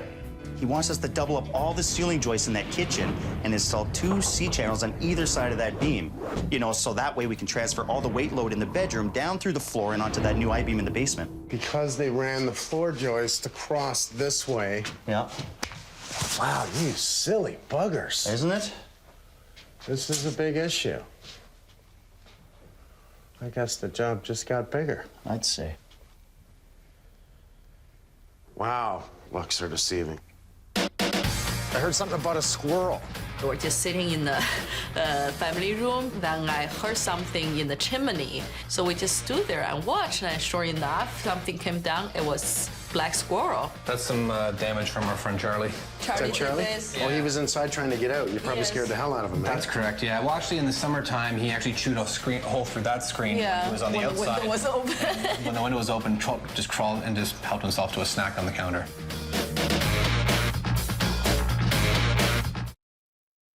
Now I know you got a structural issue from your bedroom to your kitchen. And you got one big heavy cabinet at the end of your bed, plus your bed, plus you guys. For 12-inch on center, there's no way I'm gonna have that kind of play on the floor. I know they did something. Well, this is an exciting day. We're actually getting the roof started today, which is fantastic. We also have my guys. We're starting structure today, fixing the broken bones of this house and getting it back together.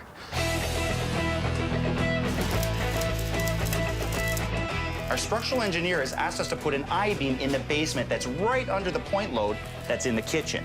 And the welders are going to add some metal plates under that direct point as well to stiffen the beam. You guys are just getting those into place for me? Yep. So the guys are in the kitchen right now, doubling up every joist that's in the ceiling cavity. What they're going to do is they're going to glue and screw them, and that'll really take the bounce out and help restructure that floor. There's going to be 2 structural C-channels that are going to sit right here on this side and right here on this side, and then they're going to be packed out with wood. The C-channel has to be bolted in place, which means we're going to drill a hole every 12 inches for a new bolt. Now, the steel is pretty thick, and it's a lot easier to drill them on the ground. So you guys go ahead and get these in. I'm going to get the guys going downstairs with that beam, and I'll come up and help you when I'm done, okay?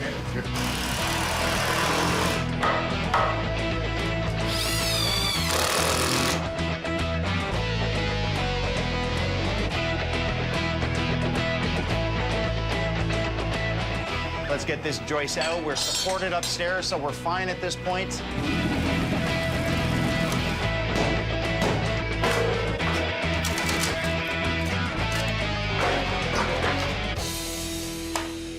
One, two, three. So, Adam, we're gonna lift it. Just gonna let her grab the block so you don't trip on it. Okay, ready? 1, 2, 3.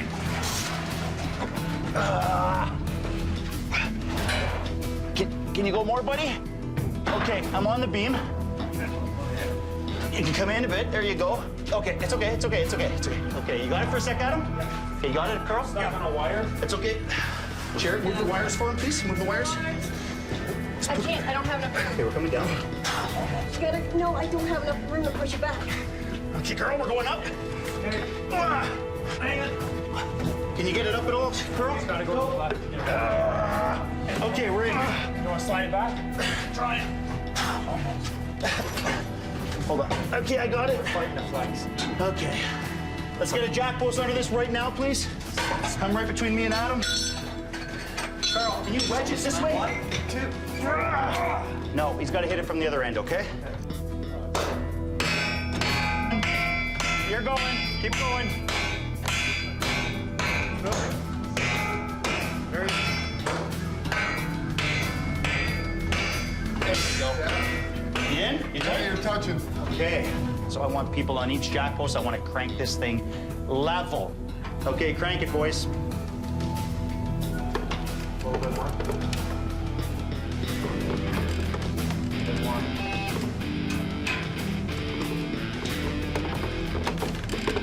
Stop. It's a lot of work to support that point load in the kitchen and restructure the entire bedroom floor. It's already dropped about 2 inches, and if it was not restructured properly, it could sag to the point it could become a concern. Okay, we're good.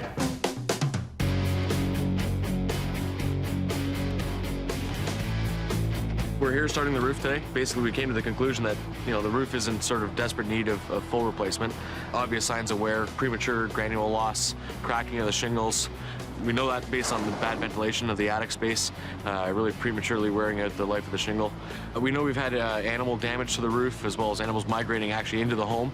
So a couple of areas, we're going to be eliminating the actual roof vents and installing a ridge vent, which is more critter resistant, and then doing some repairs to the chimney caps themselves.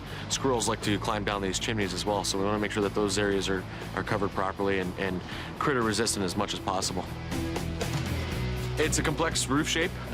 We've got low slopes, almost wall slopes, and then other slopes up top with a lot of hips and valleys and such. Basically, extra care and work in those areas. When it comes to leaks on roofs, the most vulnerable areas are the areas where there's protrusions, such as dormers, chimneys, and such. So that's where we're going to make sure that we do our best in terms of making sure there's proper underlayments installed and that they're flashed properly and that sort of thing.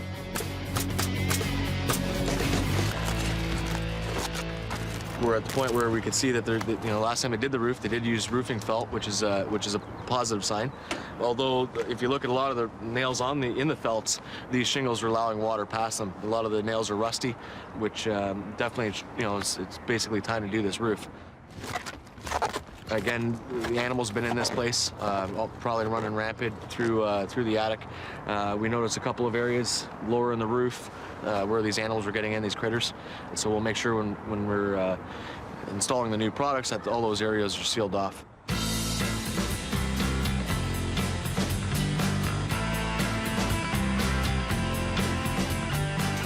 We have a panel swap happening, which means power's being shut down. We're on generators for the rest of the day. Okay, generators on.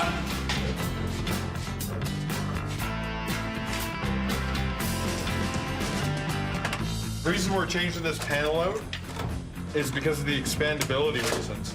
This is an older style panel. I'm gonna guess it probably about 20 years plus. Because we're finishing the basement and because we're gonna need more spaces for dedicated lines and just more general circuits, just for a usefulness standpoint, we're just gonna go ahead and change this out.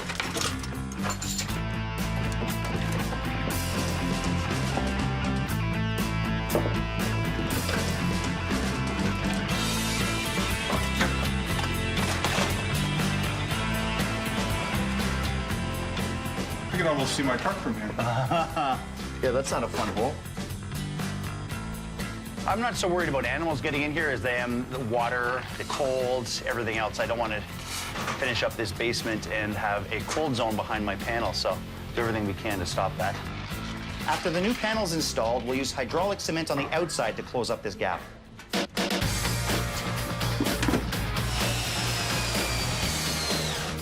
I ran a shower up on the second floor. Yeah. And I heard the water on the main floor behind the wall in the dining room.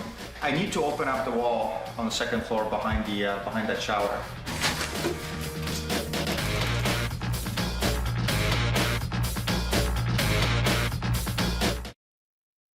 This is the freezing cold room. Yeah. The room that we had earmarked for Liam's nursery was not getting any airflow. This past winter probably got into the 5 to 6 degree range. It really, what we affectionately call the meat locker. All right, so Gary's gonna be here today. He's gonna fix that duct line that reduces for the meat locker room, okay? So we're gonna have to take out that bulkhead in the corner and channel that ceiling, which means you know what we're doing, right? We've already started plastering the floor, so.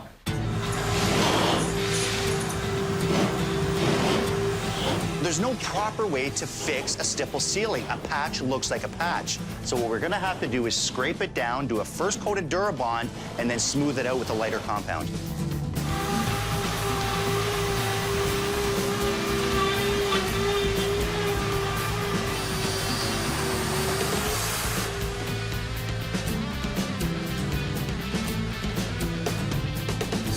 Well, what we found here is the run coming up to the bedroom, which everyone's referring to as the meat locker, was a 5-inch pipe running up the drywall box going into that room. So that was this one right here. So we've changed it, put in a 6-inch boot. We have the opportunity now to insulate that box. They're gonna spray foam around it. It's gonna keep it warm. It's a simple heating run, changing from 5 to a 6. You may think, what's the big deal? Well, it is a big deal. You're gonna bring a lot more air up there. It's gonna be warmer in the winter, cooler in the summer, but it created a lot of problems here. This was a stucco ceiling. They gotta now flatten this ceiling out, patch up these boxes, but it's about the homeowner. We wanna give them heat up there. At this point, we have our beam in the basement in place. It's the structure that's gonna hold the weight above my head from this room to the roof line. We do have trusses sitting over top of this room, which transfers all of that weight down to that one point load. At this point, what we have is a C-channel. It's an engineered beam that we actually infill with a piece of wood. A bit more. Okay, no up. Okay, I'm gonna rest it there for 1 sec. Push it in. There we go. Okay. Now, once everything's bolted into place and the joists are attached, it will really lock that floor into place and redistribute all that weight down to the I-beam we installed in the basement. I think I'm pretty good. We're good.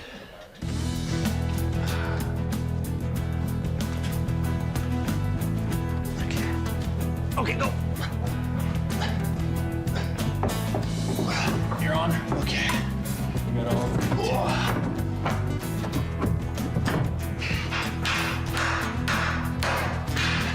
Can you take it down for a sec, please? Just a bit, just a bit, just a bit. Oh, yeah, hold on. Put it back up. Okay. Awesome. Okay, Mr. Boulanger, you want to drive your holes through now? Start drilling, then we can joist hanger this thing, put our threaded rods through, call it a day.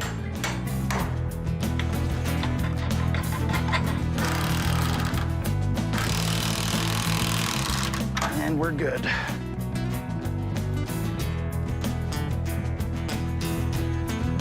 All the restructuring and framing is done except in the garage. We have to build new bulkheads around the ductwork and repair the trusses that were cut to accommodate the 2 roof dormers. The original builder cut out this half of the scissor truss, which severely compromised the strength, and they're getting a lot of sag and a lot of bounce in the roof above. So we're just gonna brace it back into the structure that's up here, glue it all, fasten it all together properly, and give it the strength that it needed before.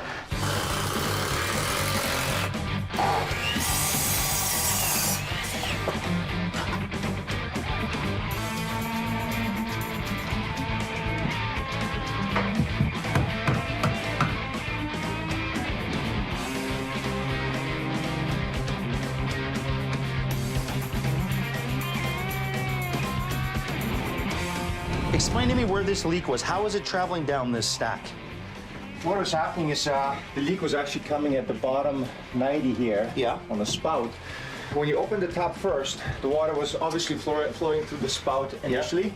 There was no evidence of any problems. Only when the diverter was triggered to redirect the water to your shower head, only at that point you started getting some water. And then that elbow opened up, that little seam, and allowed water. It was literally a very, very little tiny seam, and it was not a failure of a material. It was literally the copper wasn't cleaned properly. Before soldering. So it didn't adhere. Exactly. It didn't actually. So the solder didn't catch all around. It was just a little gap. Before I close this up, I just want to make sure that we've got the leak 100%. It's been tested, and that's the only signs of problems that I determined.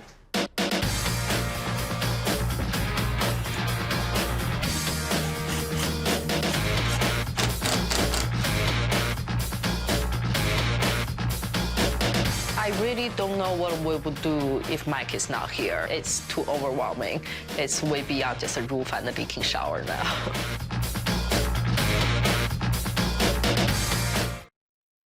I want to do the laundry room downstairs, and I still want to give him a small bar area, and we got to make the furnace room bigger.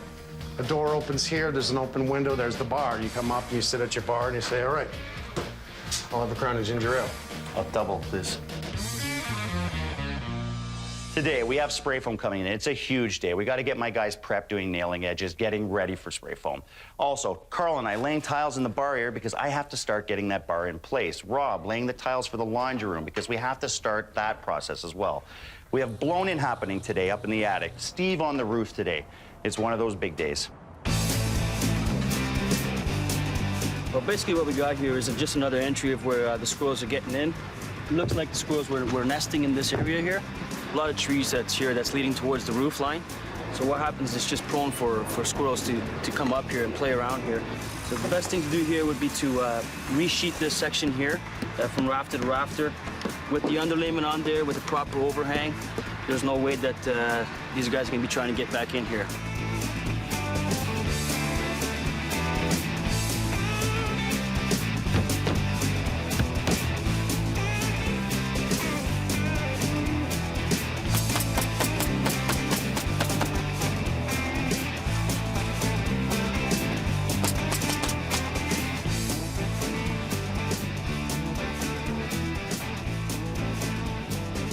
A lot of people don't realize how stressful tiles can be. To do them right, you know, caring about keeping it level, true. It's very frustrating. After a full day, you'll feel it in your back, you'll feel it in your body. Nobody ever pays attention to the guts of the project. So unfortunately, they never get to really see how hard and technical everything is. You just get to see a little bit of mascara, some lipstick, and oh, it looks beautiful.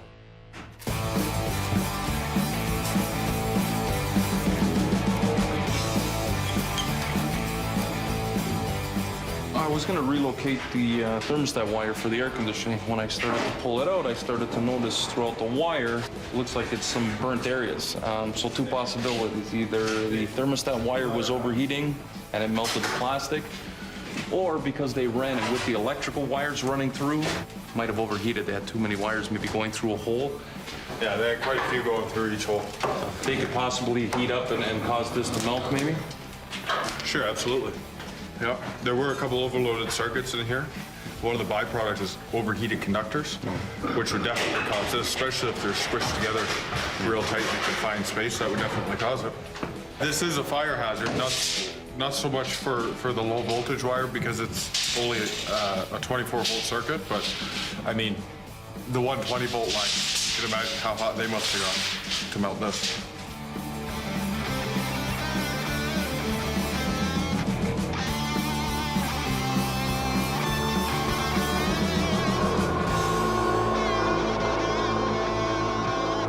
So we're gonna do blown in the attic. Now, have you taken a look up there? Yeah, we're gonna remove everything. Okay. And then you can take a look at the wiring, right? Because we've had some little bit of infestation of some stuff running around in there. And you get into those older houses that it's not uncommon to have that problem of having a rodent or a squirrel or something up there that's chewed the wires. A lot of electricians don't like getting up there, so it's always a good idea maybe to take out the insulation, especially if it's not very good. Take it out so they can see what's going on up there, and then have some peace of mind that moving forward, their health and well-being is going to be taken care of. Now, the garage. The garage is going to get a little tricky. Now, I'm going to build out some walls for you. As you can probably see, I mean, we have a foundation wall there that I want to spray. Yep. We can get almost an R20 in there. And it's a lot better than what they had. Plus, we're going to seal it up really, really tight, so there's no worry about the fumes. I'd say.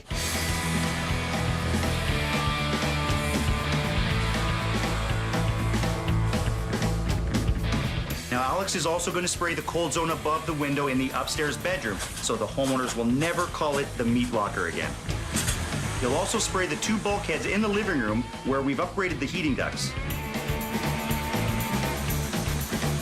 Now, our biggest job is going to be in the basement. We want to spray all the exterior walls to keep any heat loss to a minimum.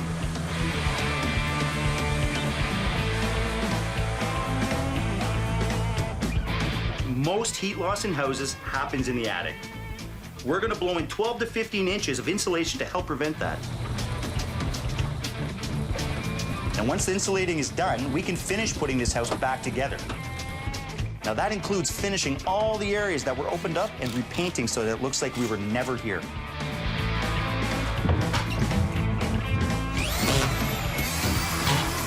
We don't want to have a tape seam all the way down, our butt joint all the way down, because it's just going to be hard for the taper to make it look right, and there's a better chance for it to crack. So for that reason, we offset it.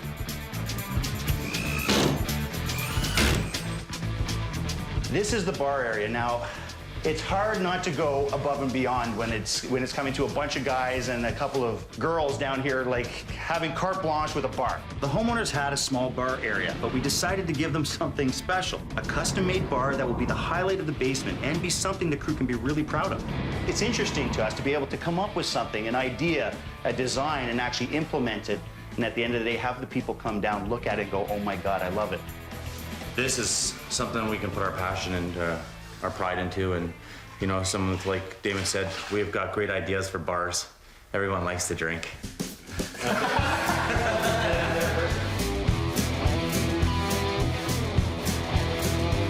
We're doing custom cabinets, and it all begins with the planning. If you don't have your plan in place, you're guessing at everything you're doing.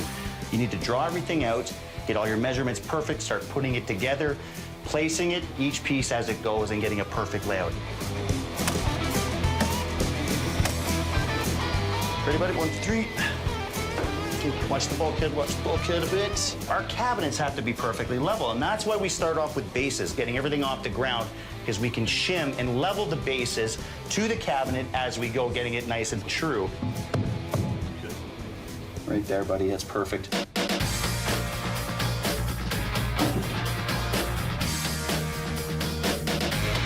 It's dead on the money.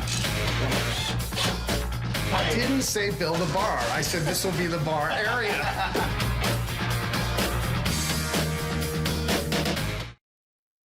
So we're just getting doors in today, trim. Peter's here, he's just finishing up the mudding today. We have the pantry going in upstairs right now. See the roof? Yes. Roof's getting done. Like, why didn't we just take the house down and build another kidding. one? How far did we go? I know. Yeah, we're almost there, man. This looks good. Lucky people. Yeah. Well, we've had Peter come in this weekend and finish off all the mudding, and just in time, because we have low painting in today to start painting the basement, which is fantastic. We have Steve Graves here for a little bit today, just finishing off the outside. Our guys today helping me with the bar, getting the bar done. Sherry doing some tiles downstairs for us today, and also the electricians doing last-minute touches on electrical. We're just on sort of the finishing stages here. We're coming up to the peak of the roof. The ridge vent's going to go in. Typically, ridge venting's better type of vent than on a traditional roof like this, a traditional slope.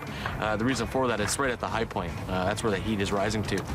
The other advantage of the ridge vent is it's cosmetically nicer to look at. We're using a designer shingle, so the ridge vent itself installs at the peak, and we actually shingle over it, so you see very little of the product. But definitely, in terms of performance, functions better because it's right at the peak.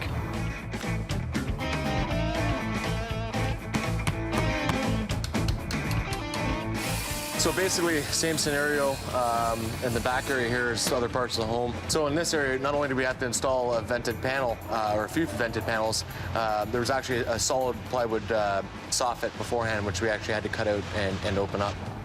And in this area, same thing, getting the air intake in at the eave area, getting up into the attic, the upper roof, and then exhausting at the ridge vent. Now that this is all vented, same thing, reduce any chance of moisture, mildew, or mold problems, and increasing the efficiency of the home again.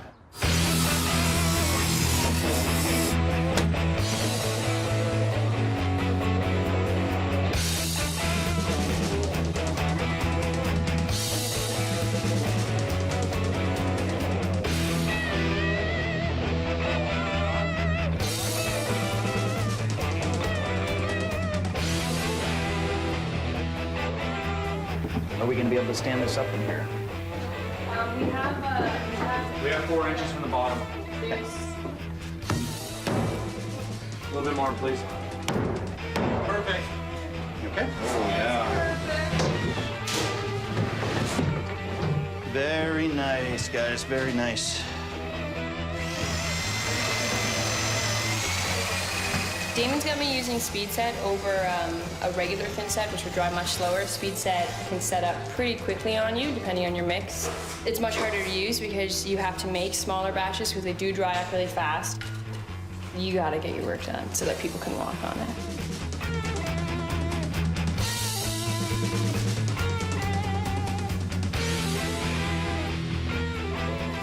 Well, there's a couple things with the archway. I mean, this is a big focal point, so when someone comes down here, they're gonna look at this. So Damon specifically wanted this perfect. He said, I want you to work on this, take your time, get it perfect. So I guess you got the right guy for the job. Well, I guess you got the right man for the job. Now, since we moved the washer and dryer to a new laundry room in the basement, we decided to use the space for a new pantry. I'm here to install this pantry to maximize their space, put all their canned goods, stuff like that away. This pantry here is adjustable. You can move things around. You can add to it. You can take away from it. It's very adjustable to your lifestyle.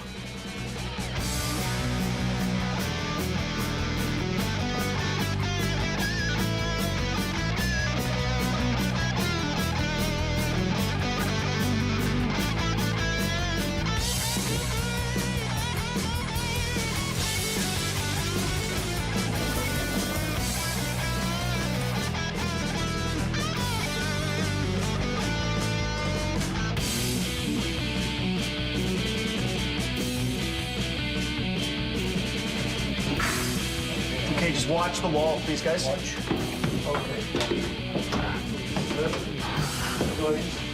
Okay. There we go. This is Caesar stone. Now, how does that differ from everything else? Well, as opposed to a natural stone, this is man-made. Right. So what they do is they mix 93% quartz, 7% resin, and a little bit of coloring, and they compress it into a slab. So as I say to people, it takes about 1 minute what Mother Nature took 1,000,000 years to do. Right. To compress Well it into said. a slab. Well said. And then they polish it just like they'd use a normal stone. 1, 2, 3, down, fast. Here they put in the patterning. But you can, I mean, if you want to have Holmes on it, you could have your logo on it. And they'll do that type of thing. And the slab won't cost any more. It's the artwork. He's gonna kill me for not doing that. You had to say that? Yeah. Don't tell him that. He's gonna want me to do it. Change it. So you can have any pattern. You can have any pattern, any logo, print? anything you want. Yeah. That is unbelievable. Yeah. That's really sexy. I really like it. If you had a restaurant, you could have the logo on Right. the table. You could have all those types of things. Hey, the next project. Yeah. We'll get his name up there. What is it? Damon's Bar and Grill here? I can't say that because I'm spending his money, right? So if I could at least put his name up there, I'll be like, okay, it's fine. Yeah.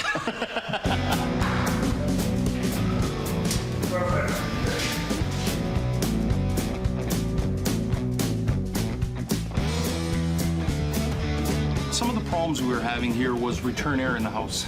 There's a big, large grill that's in the center hallway here, and there's a couple to the bedrooms upstairs.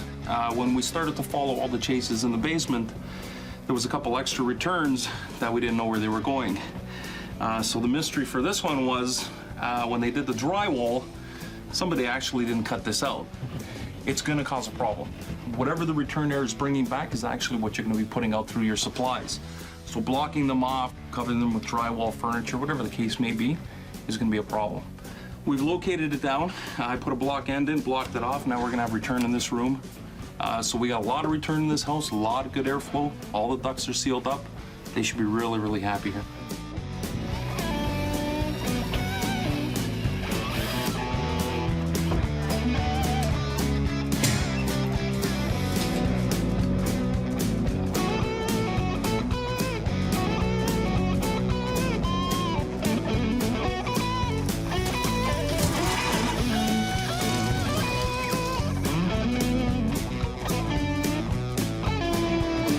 Before we finish this cabinet, there's a lot of things we have to do, a lot of prep work.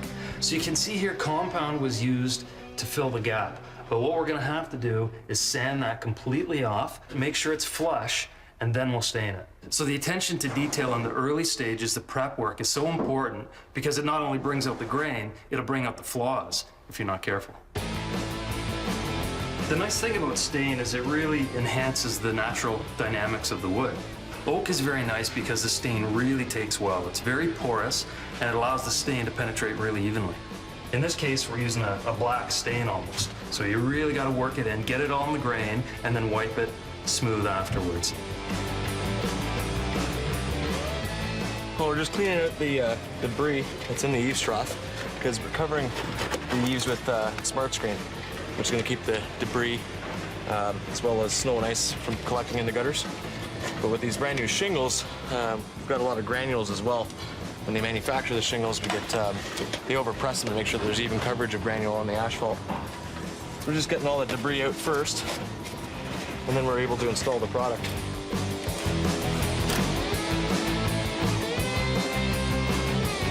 So we've gone ahead and replaced the rain cap with a new one. It's going to prevent any debris from going down into the flute. Also, main thing is going to prevent any animals from crawling in, which happened with the previous one. A squirrel actually bent the cage and crawled down into the house.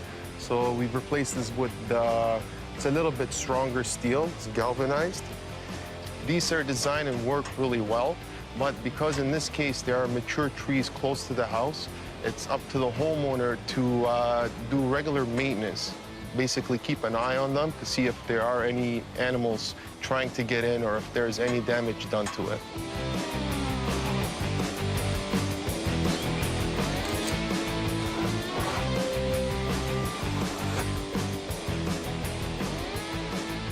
We're really close on this bar. I mean, what do I have left? I have to finish the tiles. We'll get that done tonight. Joey's gonna come in tomorrow, put some valance lighting in. We'll have to finish off a little bit of trim here and there. Craig Lowe's got a few more coats to do here. Some plumbing for the sink. We're gonna spend our next day here, then we'll bring them home.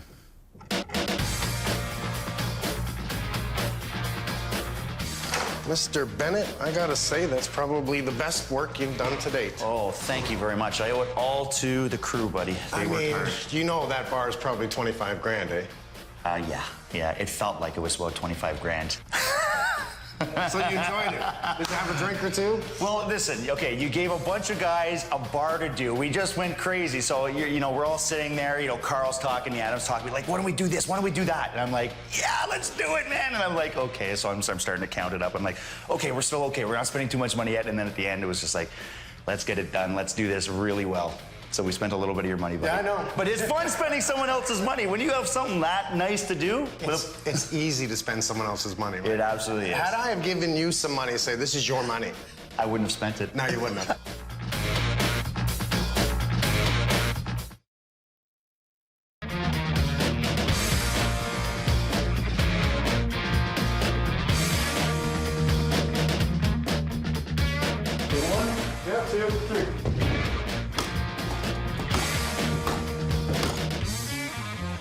Hasn't been that long, has it? Been almost 2 months. That's what I thought. Yeah, and that's been. See, for us, time flies, but it's funny how we got to go backwards. Yeah, Okay, when were we here? When were we here? John, how you doing, buddy? First couple months to do the crisscross. Welcome home. Exactly, that's right. I want you two together because this is going to be important. This is really all about you. We have a little bit of rain coming, and it's perfect because you have a brand new roof. Not only do you have a new roof, I love Steve Graves and his guys. You did all the sides as well, and all new siding around your windows. This looks so beautiful. We also did a lot of downspouts, trough, smart screen. You had a lot of trees in this area, so we definitely put smart screen all the lowers. So it's wild. You see the roof, you see the garage, and all of a sudden, it's all changed, right? Absolutely. We repaired all the ductwork that was allowing carbon monoxide to come inside the home. Blue drywall, insulation, not to mention fixing those roof trusses that were cut. They shouldn't have played with that. This was a job in itself, just your garage, never mind your roof. Remember the last time I brought you in, we had holes in the walls everywhere. Now it looks like your normal kitchen, doesn't it? It does. The whole ceiling was gone last time you brought us The in. whole ceiling was gone. Not only was the whole ceiling gone, man, we had to put in a whole new beam right across, doubling up every single floor joist in here, bracing it. Right. We had to pick up load in the basement, putting in a steel beam, and what that does is picks up load in that corner right on the steel beam. That's a huge weight off our shoulders, knowing that it's structurally sound and that it couldn't cause any structural damage or, you know, severe damage since it's on the second level later in the future. It's now been addressed and it's safe and secure. You want to open those doors? I'll let Carol do it. We turned it into a bathroom. Wow! Wow, that looks great. Wow, this is so nice! You know, it's only logical that it should be a pantry. Walk in there, play around with it. Well, do you remember where your old pantry is? This is a walk-in pantry. Oh, this is awesome! Oh my God! Oh, look at this! This looks great. See the little things, eh? Yeah, I love it! Oh, this is so good. We covered an awful lot of things in your house. Let's look at what we did in the attic alone. There was areas with no insulation. I could actually see your vapor barrier. Wow. We pulled out all the insulation that was in your attic. We pulled it, we vacuumed it, literally sucked it all out, making sure we had proper ventilation so that air comes in the soffit, escapes through the roof where it's supposed to in the right manner, and then putting an R50 in your attic, not an R40. Not to mention, when we pulled out all the insulation in your attic, the animals that had got in there chewed your wires bare. Frank's guys were in and they replaced all the damaged wiring. Now, we had to open up the whole ceiling in the front because within the HVAC, they came up with a 6-inch run and They reduced it down. They reduced it. The original builder actually, he was having trouble getting it up there. So what he did is he started reducing it. So it was an insufficient line going up. So what Gary had to do was turn that into a 6-inch line coming all the way up and through. Now that's partly why it was so cold in that room, but it's also because there was no insulation above that window. That's not good. No insulation, so you have heat loss, and you have a long run from the furnace getting up there, and insufficient piping, it wasn't getting enough hot air. So we're losing heat and not getting enough heat. That's why it was so cold. We moved the washer and dryer downstairs into its own laundry room. We even put in a brand new panel with surge protectors for the entire house. Also, we put in a ceiling fan above the dryer, and this way we're gonna remove any excess humidity. Now, what was leaking in your bathroom was just a little pinhole in the solder joint at the tap itself on the shower side. So if you ran the tub, it wasn't an issue, but as soon as you went to the shower, it put the pressure up and started to drip out. And what it did was, came down the copper line, then it hit the ABS line, which was running on an angle, followed across the ABS line, and then dripped onto the ceiling. Slowly dripped, slowly dripped. Wow. Let's take a look at the basement. Utility room. Yeah, this is right. Yeah. So furnace was moved, hot water heater was moved. That's right. Everything's done properly, exhausted properly. It's big enough, you walk around, it's right on the design. So now if we continue walking through, making sure we have a louvered door that allows that breathability in the room, we want that. We're gonna address to the right, okay? Just in the design alone, I said to Damon, all I did was I walked through, I saw this finished, told Damon what I wanted, and that's exactly what he did. As a matter of fact, this is one of the best he's ever done. So I'm really, really pleased. Look at the trim work, look at the colors, look at the... It's beautiful. Thank you. And Damon wanted to arch this to match the arch at the front of your house. That's a really nice touch. Yeah, that's a really nice touch. Thank you very much. So it leads us into this walking area that seems to, well, we had an idea. If it was our basement, this is exactly how we'd lay this out. Wow. Ooh. Sorry, I have to leave you. This is too exciting. We can carry this conversation on. Oh my God. This is incredible. Oh, this is so beautiful. Oh, it's way beyond my wildest dream. This is so beautiful. The whole experience is like, I don't think it can get better, but it does. It just keeps getting better. I thought the pantry was the best thing ever. Then I come down to the basement, oh my God. My crew alone helped and worked together, built all the cabinets, worked in design on how, taking the arch from the front, matching it in here, but yet keeping a nice straight bulkhead here to give you open window to the archway. Look at the tiles. Everything, that's stone. Wow. Yeah, that backsplash It's beautiful.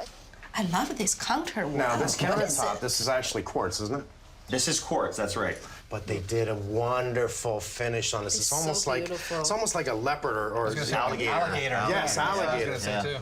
Everyone here was so proud of doing this. Absolutely. And then we've got our electricians and our plumbers and all, our painter, Craig Lowe. Everyone comes in and helps here.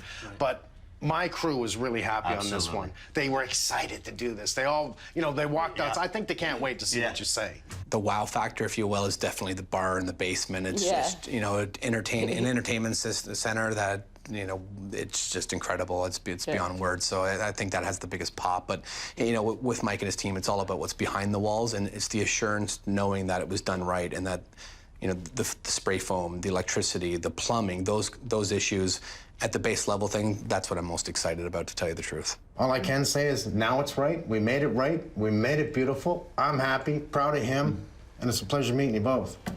Where's the wine? I'm going to load up that bar. After everybody's gone, I'm going to load up that bar and open a bottle of wine, and you enjoy it. Right. We can sit here. To my crew, you guys are awesome. You did a beautiful job. I just want to tell you before everyone comes downstairs, I'm very proud I have you guys around me. Seriously. Thank you very much. Love you all. The same way. Cheers, guys. You guys really raised the bar. No pun intended. Hi, Mike. Nice.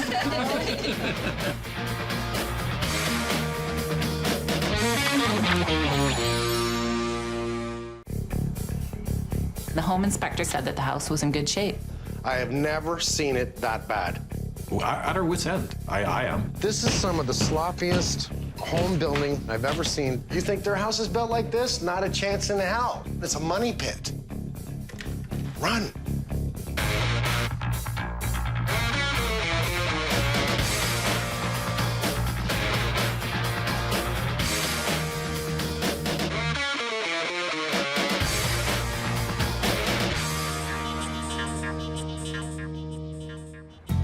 Sharon and Peter, looking for a bigger home. 3 young boys, I don't blame them.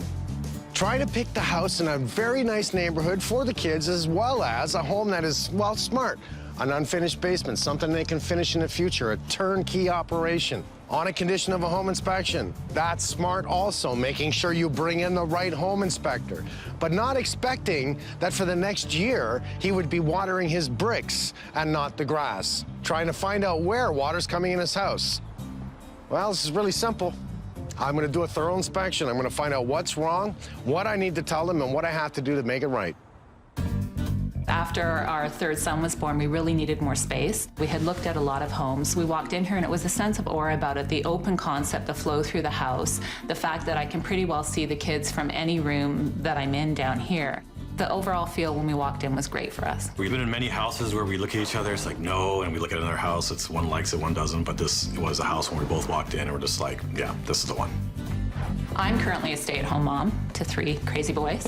Whoa, get under that. This house is my office, and I'm the CEO. It is so true. We love this community. I mean, it has great school system. It has a lot of recreational activities. And the fact that we can be outside and enjoy nature and the trails and the parks and all that, I mean, that's for our lifestyle. I mean, that's a must. We did get a home inspection. He did not indicate anything that would deter us from, you know, going through with the purchase of the house. I mean, he said that the house was in good shape. I had no reason to doubt him. For us, I mean, we were thrilled.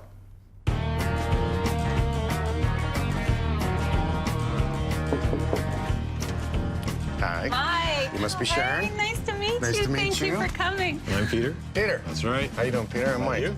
I'm doing pretty good. 7-year-old house, and we've got leaks everywhere. We Pretty well. certainly do. Our first Christmas in this house was a special one because my brother had come out with his family for a visit. I mean, the house was bustling with joy and everything, and chaos, but, you know, joy.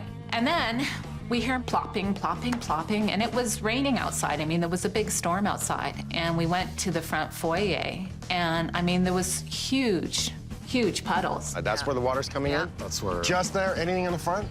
Not that we've noticed not that I've or noticed. aware of. Remember, water runs downhill. It can come in the front, it can find its path through and come to the side. But since it's just the east, it's mainly this corner. Correct. You see the holes in the brick at the top of the window? Yes. Okay, that's vent. We call that vent. As we drop down, you see the holes just above the flashing. Yeah. That is weeping.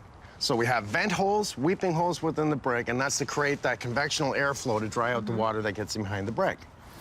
The problem here is they have nothing really to stop the driving rain from going in those holes. And it's supposed to be flashed in and probably meet plastic, and they plastic that area, so when the water hits it, it comes out those holes.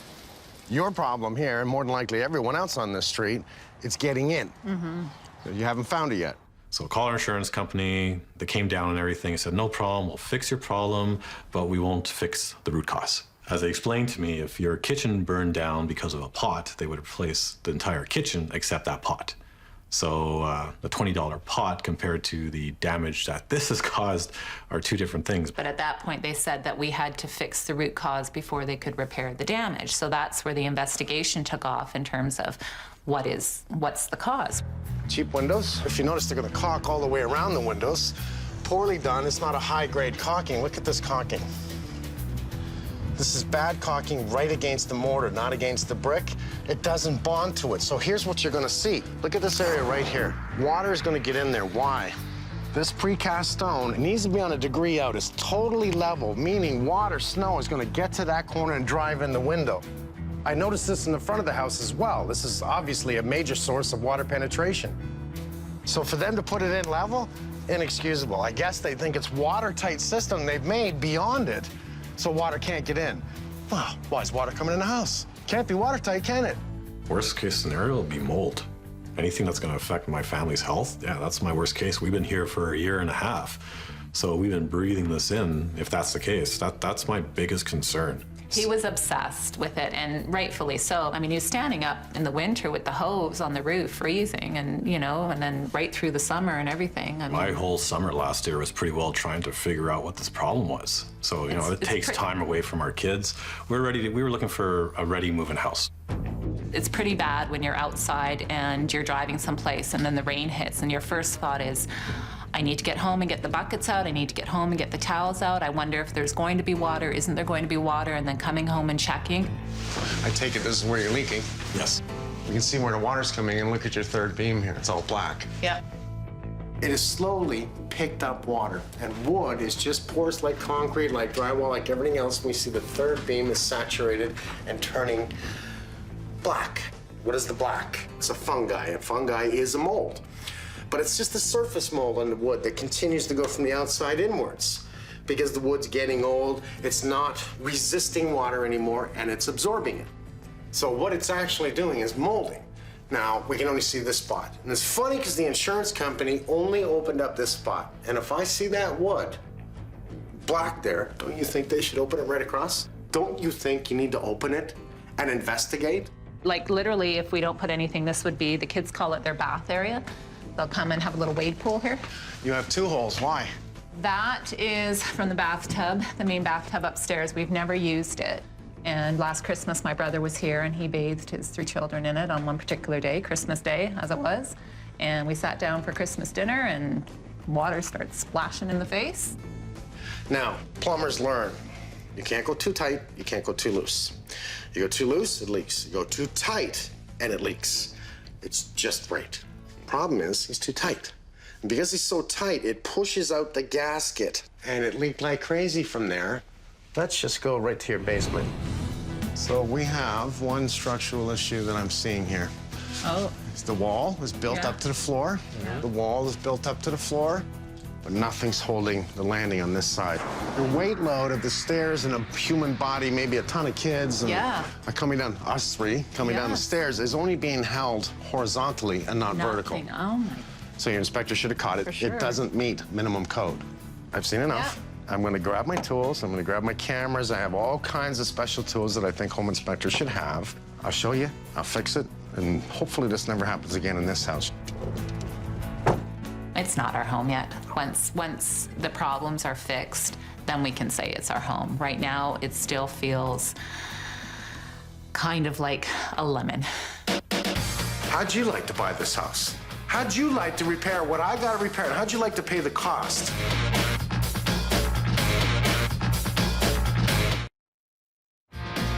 As much as I love the area and the house itself, I just didn't sign up for all these issues. We didn't sign up for all these issues. Knowing what we know about the house now, I would not have purchased this house.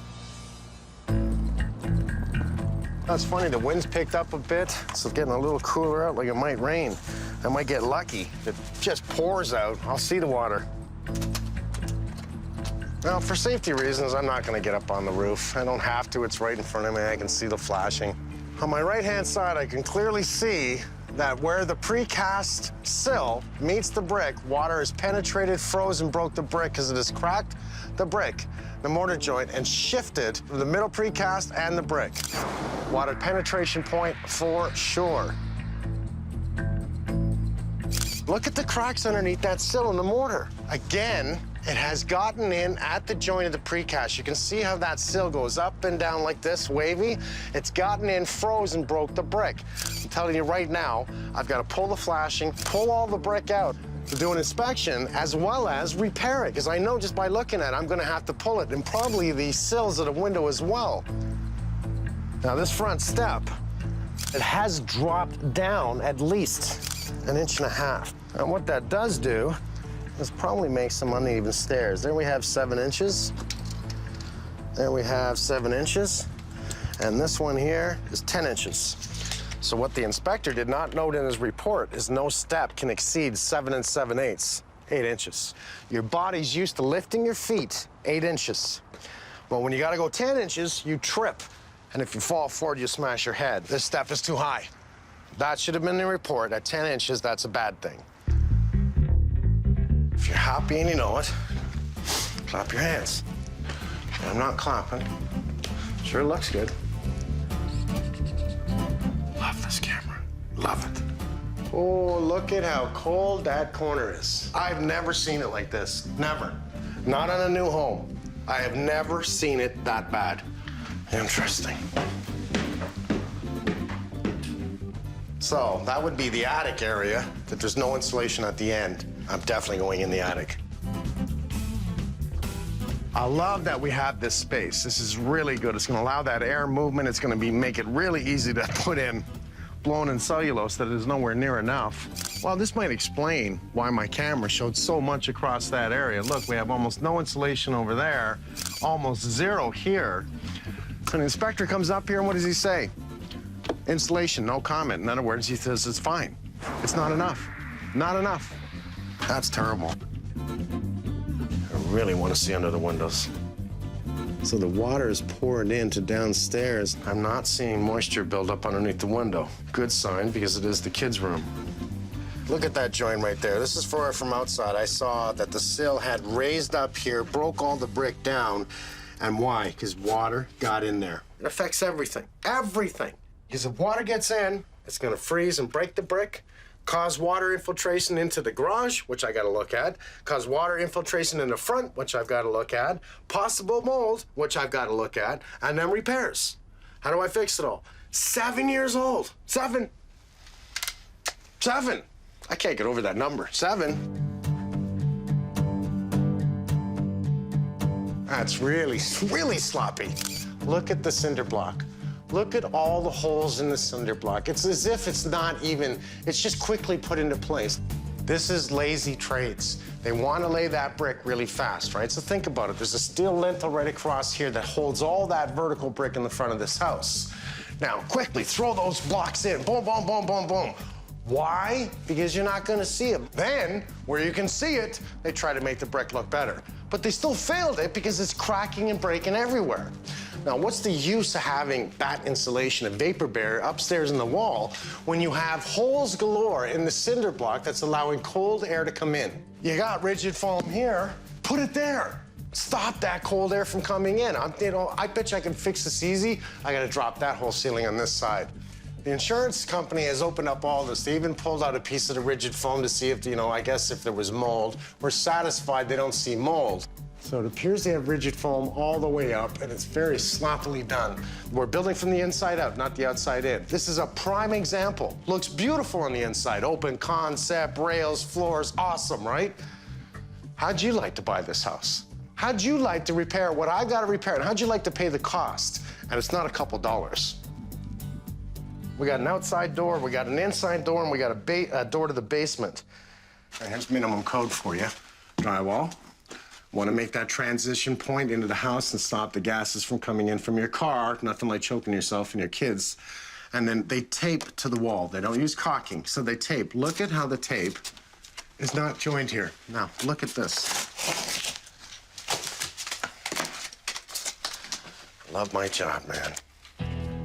Geez, I wonder why this house sucks. I have leakage galore. Look at the leaks. Look at how dirty this insulation is.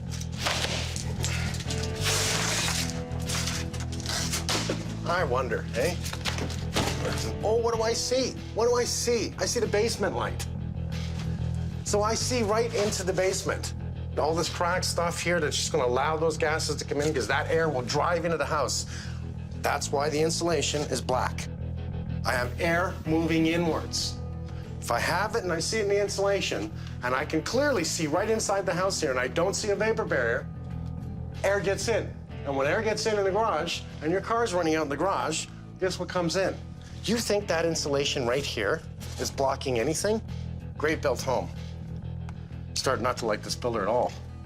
Honestly, a home inspector is not going to see what I just saw, but if he looked at the tape and did what I did, the tape was not bonded to the wall. I just pulled it aside, and I saw the hole. That's what led me to pull the tape, pull the drywall. Now, he's not going to do that. He just had to move the tape and go, I see a possible problem here. Nice and simple. And I wish he had a camera, because it documents everything he sees and puts it in the report. Not one picture's in the report. Bottom line, based on what I've seen so far, I would have said, don't buy this house. You're buying a fix-it house. It's a money pit. Run. Now I gotta fix it. Right now, I'm so frustrated, I'm actually gonna work out. Normally, if I'm this pissed off, I go home and beat up my drums. Works really well. After beating up the drums, I sweat. I feel good because I made some music. Gotta get one of these. 4 more.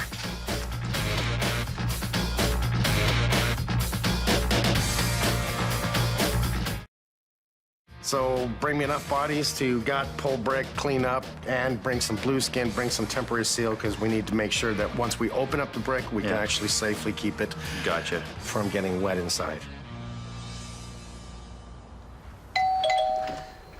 Hello? Oh, come on in. No, stay right there. Actually, there's no room. Am I wet? I'm just looking up. Yeah. And what I want you to do is just open up the whole front foyer here. I need to see everything in here and what they've done for insulation. See just how far we have to go.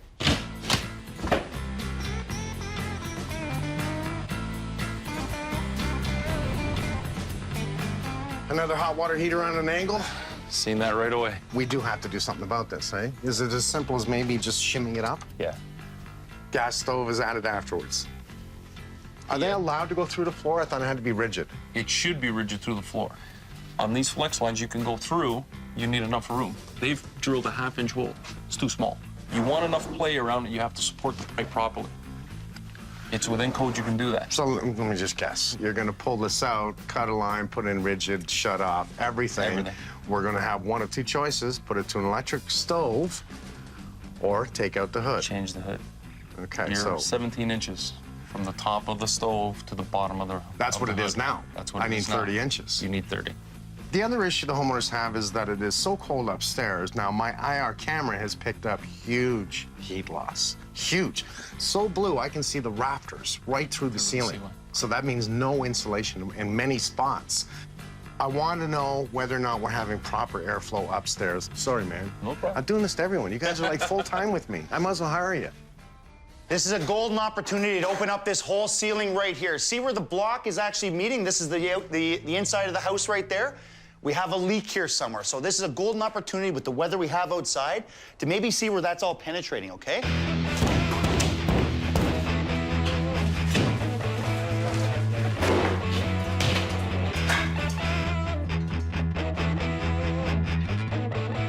Well, now that you've taken down the full ceiling, we can see the beautiful work on the cinder block. Talk about some of the sloppiest crap I've ever seen. I got some bad news for you guys. Looks like we gotta get some of the ceiling. Why? I just finished my CFM testing. Backside of the house where the master bedroom is, it's high.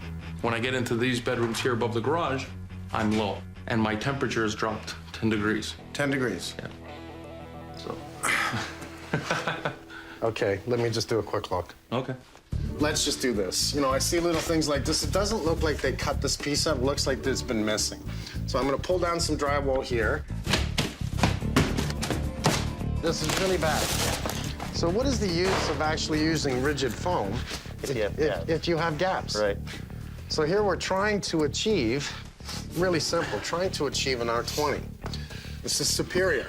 However, every single joint needs to be taped. Right. We don't have the tuck tape on it, so now we're losing all the heat loss in here. We're actually cold gain inside the house.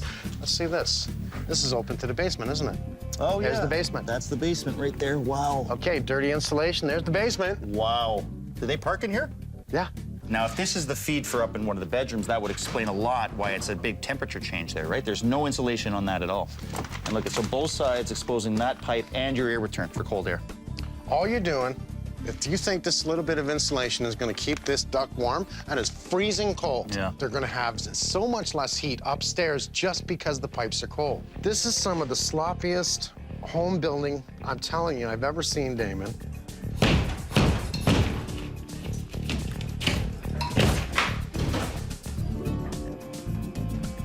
can clearly see the rigid foam on that wall's in pieces, much like in here. Right. Oh, I know what that means, buddy. All right, it's all coming down, okay? All right, man. All right. And I've so seen enough of this new house. I'm used to fixing old houses with this many problems, not new ones. 7 years. Did your inspector go in the attic? Yes. Well, watch this. You don't have nowhere near as much insulation as minimum code. Oh, my word. And he said in his report, insulation in attic, no recommendations. No recommendations? I would have said, oh, look, you got problems.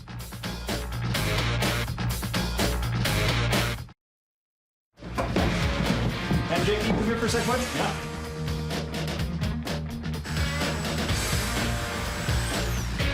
Timber. Nice. Okay, let's get the perimeter framing off and the rest of the drywall. So, okay, stop. Stop right there.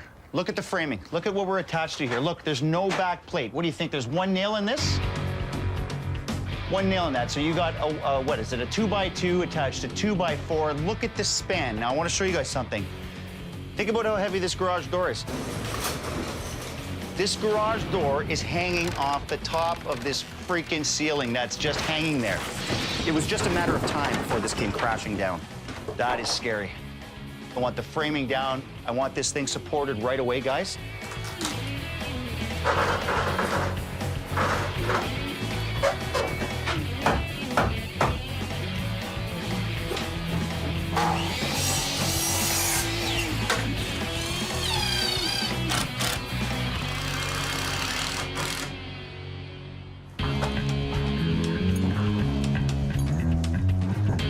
So, Yvonne, this is what I'm worried about. This definitely looks like we've had some sill movement. Look at this. Look at this. I just peeled the whole mortar joint out. So you think water's getting in there? Oh, yeah. And look at this. This sill is definitely moving. I could almost pull that whole thing right out. This caulking is horrible. Look at that. Look at that, because they brought the mortar right up to the top.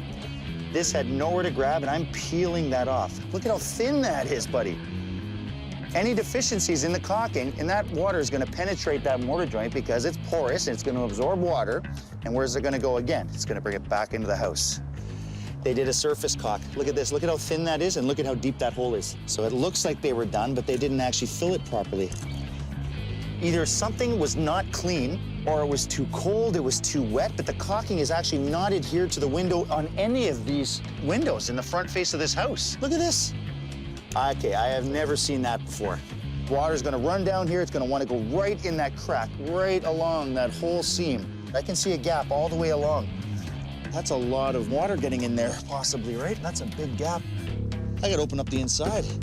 So I just wanna make sure that I have no mold growing on the inside of this house.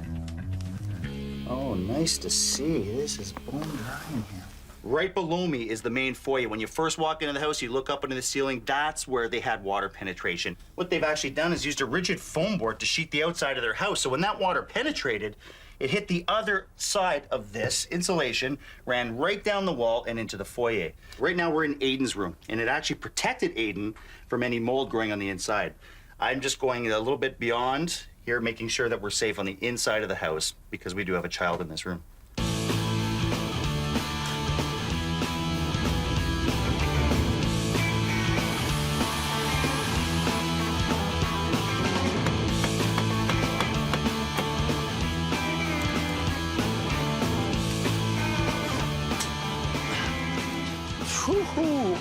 Correct. Thank you, sir. Well, I now know this is the main source of my water penetration into the foyer down below. When we got here, the plastic is like this, allowing the water to actually enter that caulking joint, get behind the brick, get behind to the actual styrofoam, and down into the house. And that's why we had a leak at the house. So we have a lot of work ahead of us. Yvonne, make a mix. Oh, sun likes it wet, eh? Yeah. So, Yvonne, does this mean I don't have to do bricks anymore? I love you, man.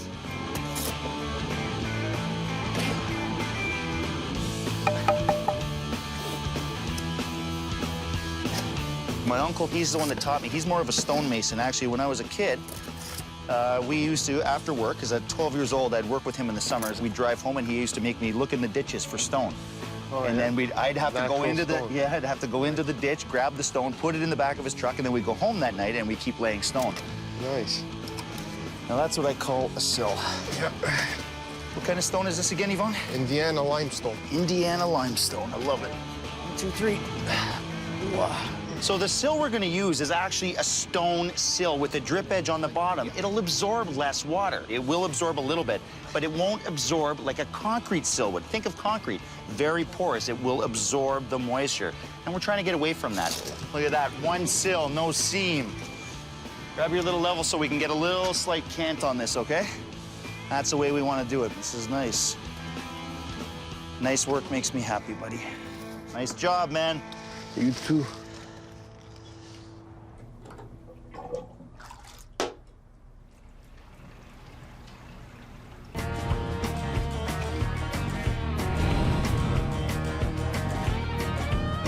Well, did you wet the floor? Yes, I did. We have evidence. It wasn't me. It was the actual plumbing that wasn't done properly. We're looking from the drain, and to be more specific, a connection where the bathtub meets the ABS trap, or the ABS Where drain. the gasket's on top. Exactly, yeah. Okay. Now, the most interesting aspect is you will not have that leak every time somebody takes a bath or a shower, only when the water is up to the rim, pretty much. It's all that weight that causes slight deformation, and only then you get a couple leaks. So it may not happen if someone takes a quick shower, or if the person is fairly light. Where there's not a lot of water. Exactly. It's if the person is fairly light. If the So person if is I'm fairly in the shower, it's not that good. It will leak. Okay. Are you trying to say I'm too heavy? Well, you will build. Okay. I am happy. Okay, so what I found is a gasket, rubber gasket, which was installed incorrectly.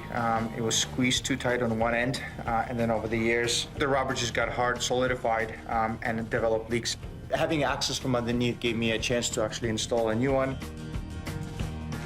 I'm going to fill up the tub just to make sure that the weight is putting enough pressure so I don't get any more leaks. It looks perfect to me.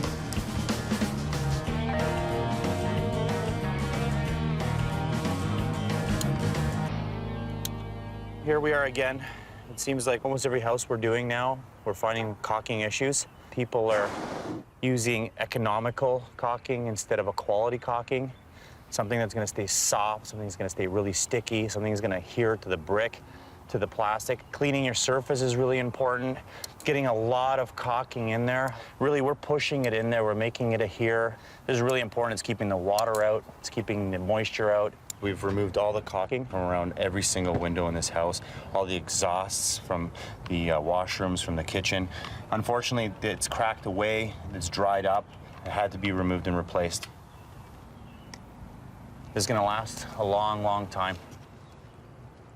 Now, before you start, I just want to say I've been around for a long time, and I don't like the way this is going already. Okay.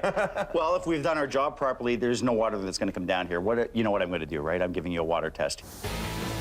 I'm going to get up on the roof with a hose, and I'm going to soak that window. This is kind of a double-edged sword. I kind of want to soak Carl, but on the other hand, I want to know that we've done our job here. So be careful what you wish for. I need you to really look here. Now, if we've done our job, you're not going to get wet. But if you failed anywhere up there, you're going to get soaked. Okay. That's why you're standing right here. So you can actually see where the whole thing started coming in, where all the water started penetrating through this block. So everywhere it's rusted on the metal lintel and everywhere where the 3-pack beam is of wood, it was completely saturated at one point. I have Nicole upstairs. I want her in that bedroom, just on that sill, because when I spray that sill, I want to see if it's coming in at all into that bedroom, okay? Nick, anything? Carlito, anything? No, everything's good. This is what we want too. You can see the actual sill is slanted enough that it's actually dripping the water, hitting the drip edge, and you can see all that drip is not going to hit that house and want to work its way down back into the foyer. Carlito, I can't hear you, man. Can you see anything? No. Okay. Get over here. Get over here. 10 years with you. You can't get me anymore. As your supervisor, I demand I get you wet. Okay, I got a second here. Yeah, we're good. So now that we have all the water issues solved on the outside of the house, it allows me now to come on the inside and solve the heating and airflow issues. Now, the Northwood guys have been downstairs in the basement taping all of the seams and all the ductwork, making sure that we have the proper airflow running throughout this whole house. They've insulated all the ductwork in the garage just to ensure that all that air being brought up and forced into the second floor is going to stay hot. Now, the insulation in the attic, we wanted to top it up and bring it up to at least an R50 to make sure that the homeowners are warm and they're actually going to save some money in the end. And last but not least, we've spray foamed the garage. That's going to ensure that in the summer, the house is going to stay cool, and in the winter, it's going to stay warm. And secondly, it's going to keep carbon monoxide out of the house.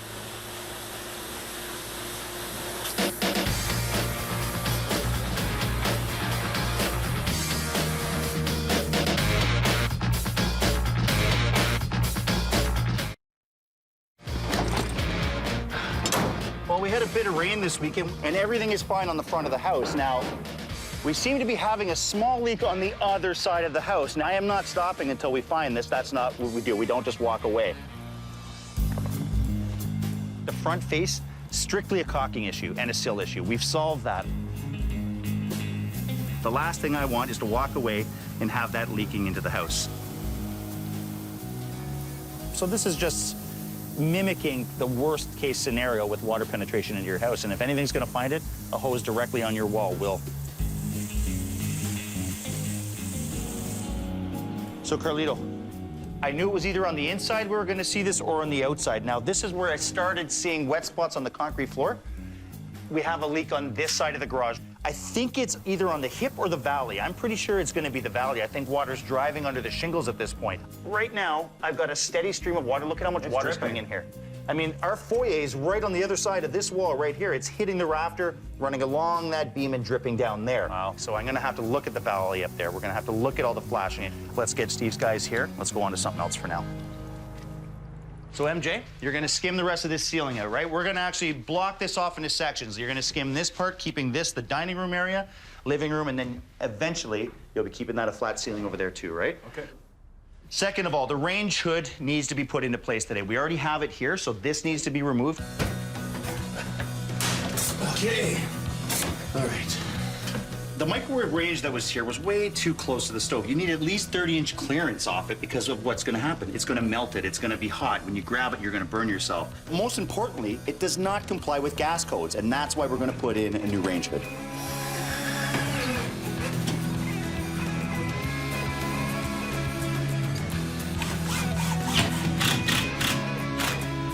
Well, first we had to scrape the ceiling down because there was a patch here we had to do. And tying in stucco to existing stucco is extremely difficult, and most of the time it actually looks like a patch. So what we want to do is eliminate the stucco effect here and just go flat. So I put 2 coats of Durabond on, a coat of CGC, a light sand, and now we have a flat section of the ceiling. And that patch is no more. Let me just show you what's going on here, buddy. This landing has not been properly supported. You can see what they've done. They put a wall here, they put a wall here, right? So they attach their stairs here, but they put their landing in between, no supports underneath. And if you look along the sides here, look at the nails they missed. Every single one. Almost every single one, right? You see this? Look at the gap above it. I can get my finger in that gap and here, right? So we want to re-support that, get it back up, glue it, screw it, nail it all back in. Clear.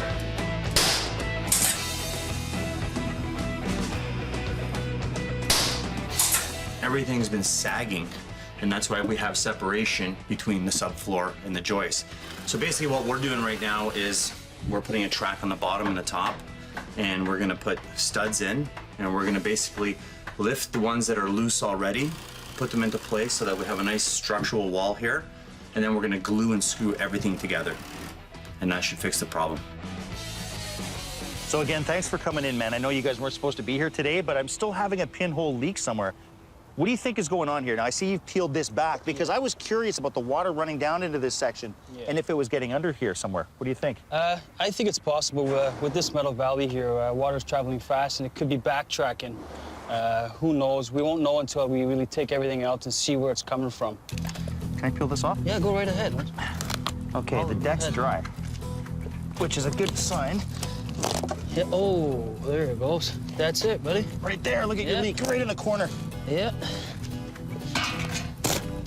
Oh, look at that. Look at that. That's a significant leak, man. That's indicating it's coming right in this corner. How is it getting in this corner? That's what I want to know. We know that this flashing is doing this and then stepping up in the back. Correct. So it's probably holding water, but if it's canted either way, it's going to bring water into the house. This can't be an issue that just started this year. We can see the way what's happening here, right? We can see that it seems like there's some moisture coming in from the flashing here. Yeah, it seems to me that like it's loose, and I feel like the water is getting in through there. Well, look at when you did that. Look at the water. Right. See, look at the water coming through there. You can see it bubbling it out. Here's what I don't like, Jeff. I can actually move that joint, that metal, away from the mortar joint. You see that? I see that.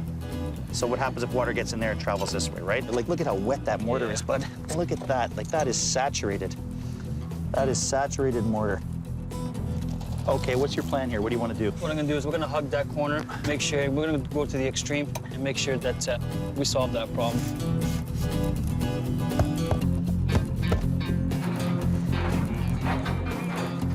This brick flashing is sloped back in here and creating a channel. So any driving rain or anything that's running on the wall here at all, I think it's collecting in here like a trough and running in at all the breathers.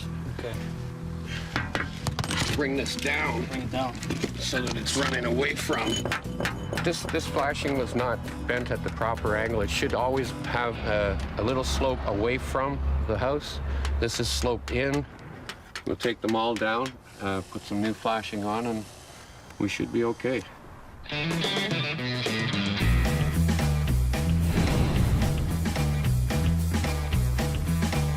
Problem was the tank when they installed it, the floor sloping towards the drain, and the tank's leaning. It carries a lot of weight. It fills up with a lot of water. It's heavy. It was very rocky when you touched it. They got small kids here, so our concern is that this tank, you know, the kids running around may hit it. If this goes to lean over, it's going to come right over. One, you're going to snap the water lines. Two, you may break the gas line. So you got a couple issues. We're just trying to level it off. We're using some steel shims, pushing it up, leveling it off. Then what they'll do is they'll pack it underneath with some quick drying cement, and that way it's safe.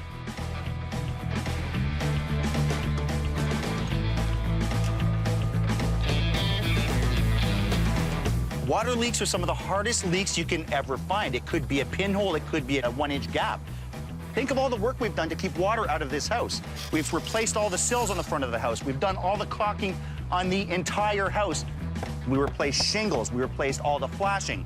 The last step we've done is an actual sealer. It's a brick and cement sealer, and it's a high-end sealer that'll still allow the wall to breathe, but will actually give it a waterproof coating.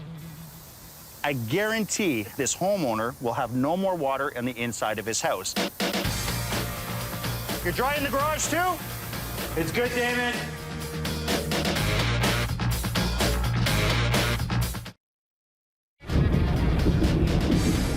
I'm most looking forward to having people over and not have our wonderful skylights. So I'm looking forward to having the problem fixed and not worry about, you know, when it rains, and just enjoy the rain and outside, not inside.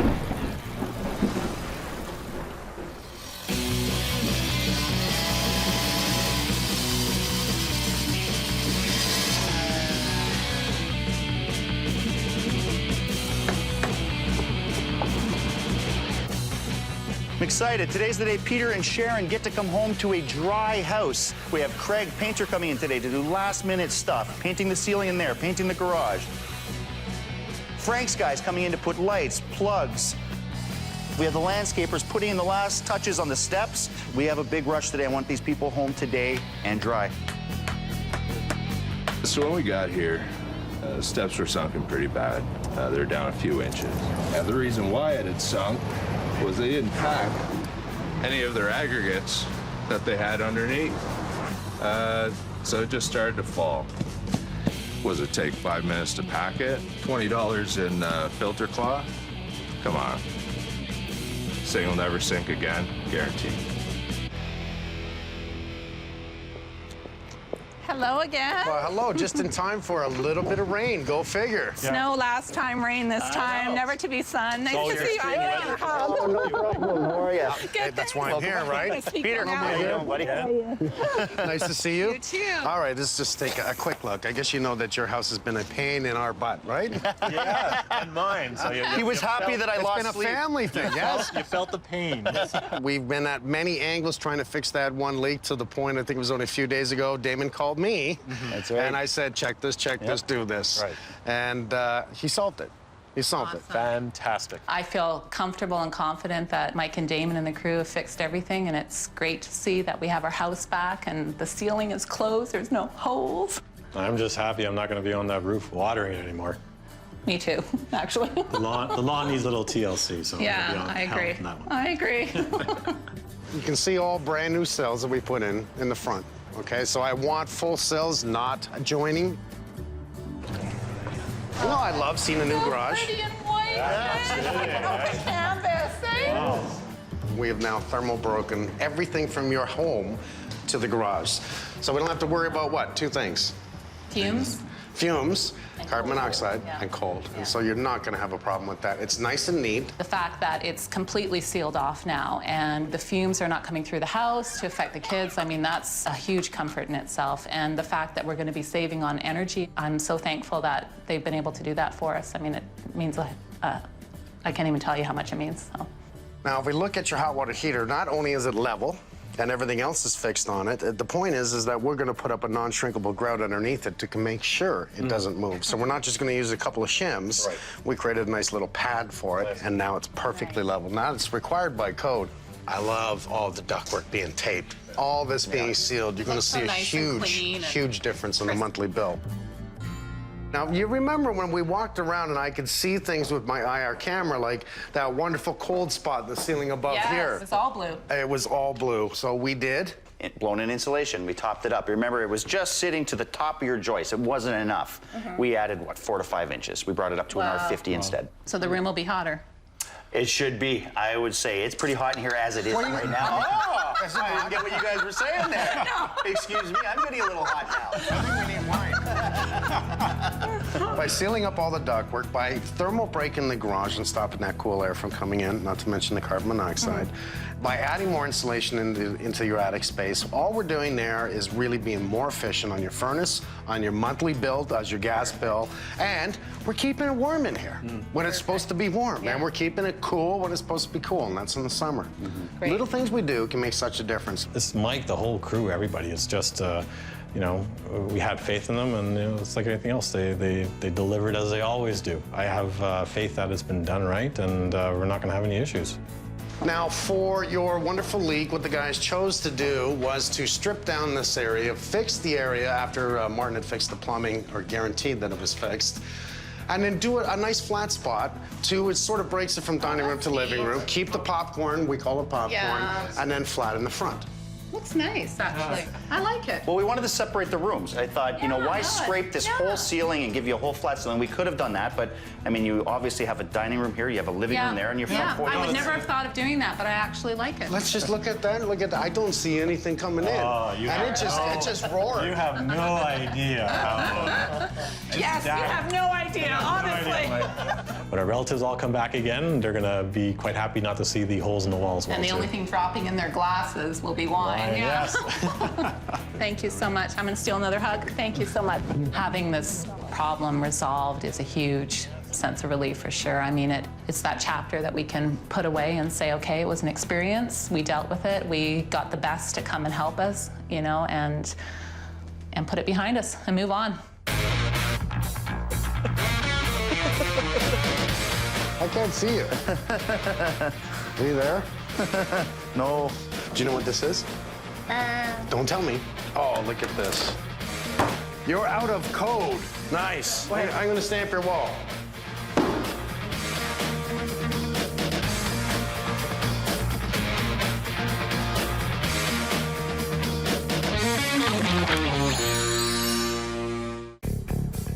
We really had total confidence in our home inspector for that house. Look at this. Oh, God. I've got a really bad feeling we're going to be opening up quite a bit in this house. The house of our dreams became the house of our nightmares. Oh my God! Oh, this is really not what I wanted to see. This house is everything we've worked for, and it's all of our money. And we trusted a man that let us down.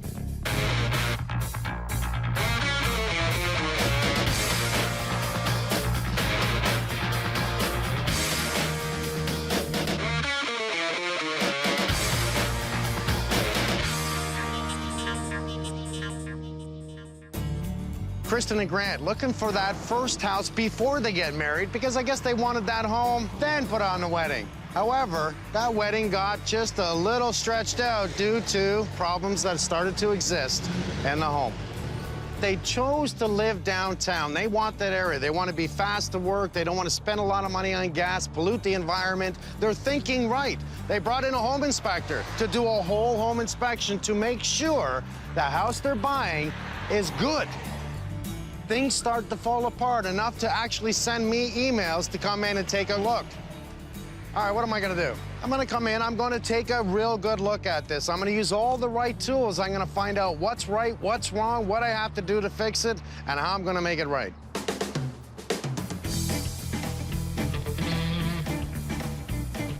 We met each other in photography school about 7 years ago. We fell in love over darkroom chemicals and film processing and late nights shooting products in the studio. We lived and we worked downtown, and we were very, downtown-centric. We don't have a car, and we wanted to be close to transit and restaurants and nightlife and all the things that we love about the city. When we started looking for a house, there were a few major points that we wanted to hit. Backyard was one big thing. Garage was a huge thing. When we first started looking for a home, wanted to get something interesting, and I love that it was a converted storefront. We just really wanted to own. That was the big thing. We really wanted to have a space that was actually ours. We were saving for two big things. We wanted to buy a new home, and we were also getting married. And, budgeted really accordingly, trying to be able to achieve both of these things. Our price range didn't offer, a lot to be desired. We saw a lot of really bad houses. So when we saw this house, it was like a shining beacon. It was this little gem, and we walked in and went, oh my goodness, it's fantastic. It's so much better than everything else we'd seen. We just fell in love the instant we walked in. So we got an inspection as soon as possible. When I was walking around with the home inspector, he didn't point out a lot of things. There was a couple holes in the back wall of the house out into the backyard where some cables and electrical and things like that ran out, and he advised us that we should spray foam it. So we spray foamed that. There wasn't a whole lot of issues with the house.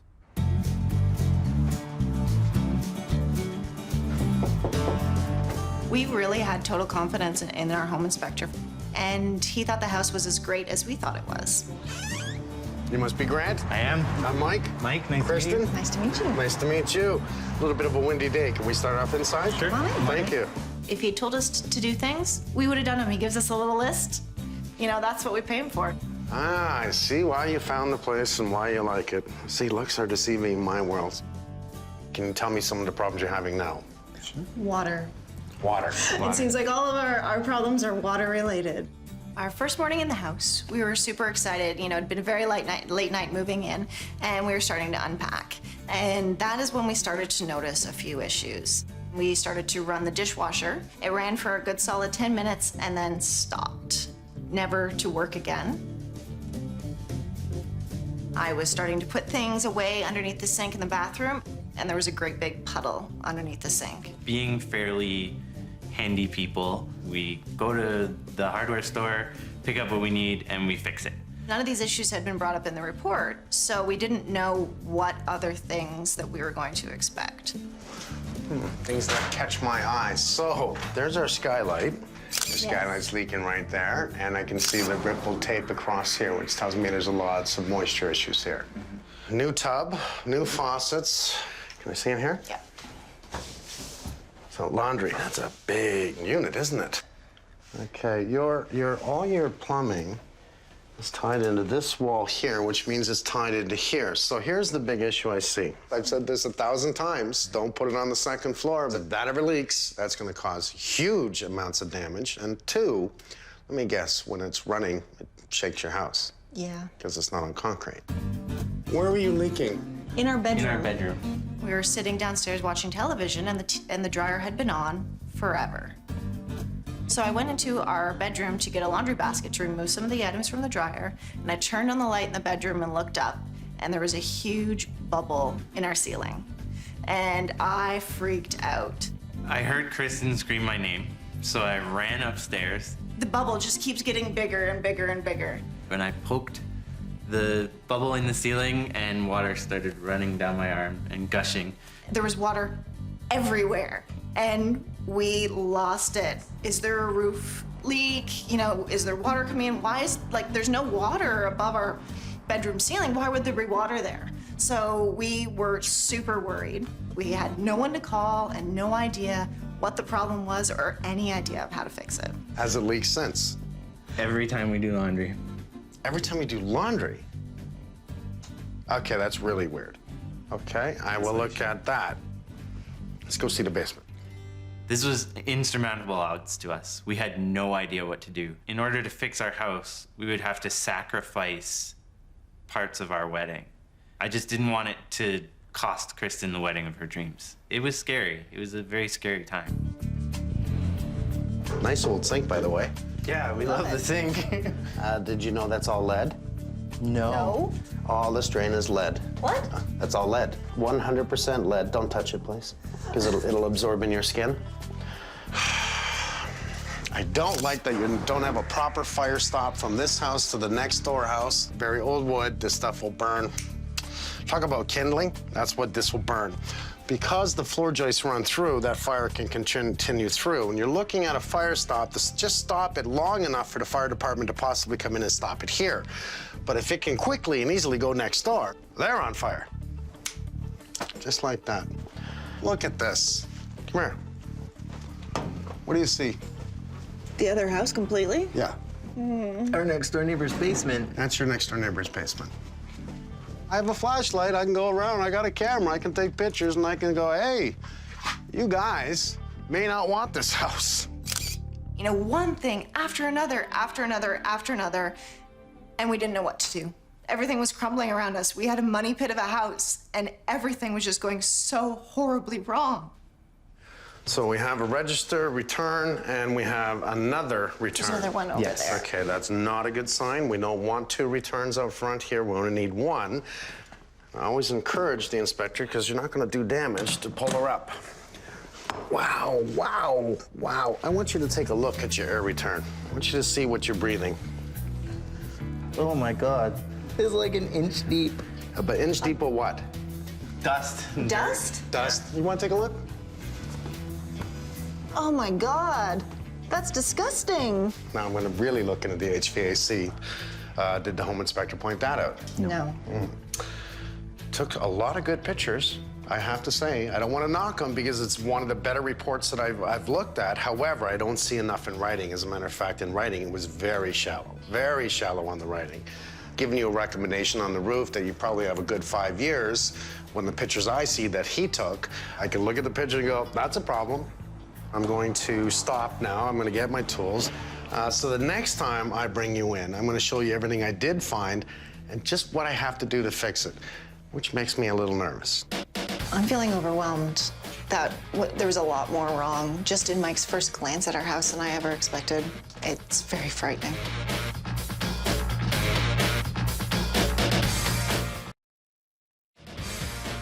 I feel like this house was really shiny and perfect, but underneath of all that, it seems like it was the lemon.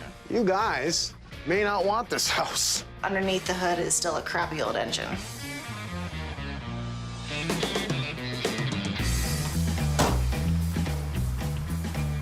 How many times do I gotta come in and look at something that looks so good and then just do so much damage to it to fix it to make it look the same again? All right, I'm ready to play. So what do we have? We have moisture here. Let's follow it over to the side. Boom, we see it again. Let's follow it up the wall. We see it, we see it, we see it. We know it's coming up from the top. We're seeing a lot of water signs, but as it darkens, this is an area that's starting to mold. And this was an area that they plastered, so we're gonna start, the plaster just loves mold. It just thrives on it. It's like, oh, stay, give me more and more. That's what plaster's like. That's why you're gonna see it more here. Now, real simple is, let's step outside for a second. I'm gonna show you something. Something that caught my eye walking up to the house is this is how the place used to look like. The before, after, before, after. But that corner right there is leaking inside. It's literally coming down right in that corner, right down all this new, wonderful wood and dripping in inside, not only in here, but inside on the other side of the window. Yeah, we have real good reasons to use this. So I pull out my IR camera just to do a quick look. Just gonna look on the outside wall. I have a very cold spot right there. That one is over here. And that's the odd thing about that. That is the joining. This is part of the other house. Oh, it's because he's renovating. He's got all the windows taken out and all the cool air is coming in, so I'm seeing that easy. Well, this is a semi-detached home, so there's going to be ductwork, electrical, plumbing for both units inside the shared wall. Depending on what we have to do, it may affect the neighbors, so we'll have to keep them in the loop.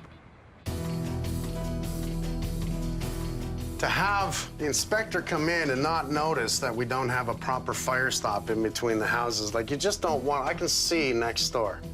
And then I look over and I see, not only next door, but I see the asbestos. And let's see just how clear my camera can take that shot.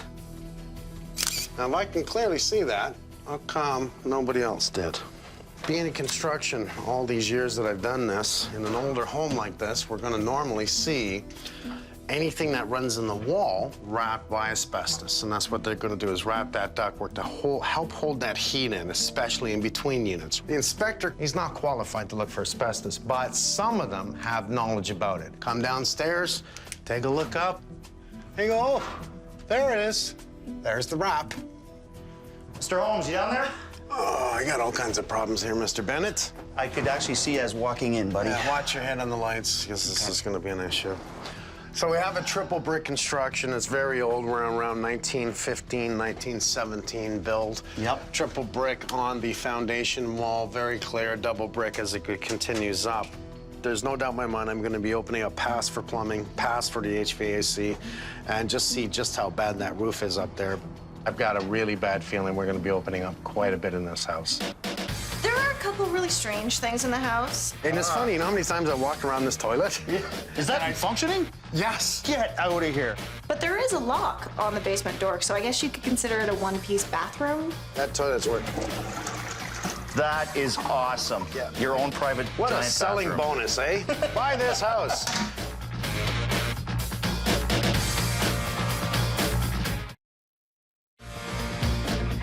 Something that just caught my eye. Yeah. You see right there? You got asbestos. I have asbestos. Oh, God. Yeah, so we're into a kind of a big one here, but let's bring everyone in. Let's get ready to go. I think we're in for one hell of a job on this house. Well, today's all about worker safety, really. We're removing the asbestos that's within these walls. This is the first thing we want to do, not only to protect my workers, but it's also the people living here. They want to hang pictures. They want to do a renovation in the future. We want to make sure that they're safe by removing all the asbestos in the house. We have Alliance here today. They're going to start removing drywall. They're going to actually do exploratory to make sure that there's nothing else within these walls. Anytime you see that there's paper wrapped around ductwork, leave it alone. Get it tested. You do not want to breathe that in, and you definitely don't want it in your house. What Alliance wants to do is remove the entire duct line. Sometimes what they'll do is they'll spray the paper down and start taking the paper off if they have full access, 360 degrees around that pipe.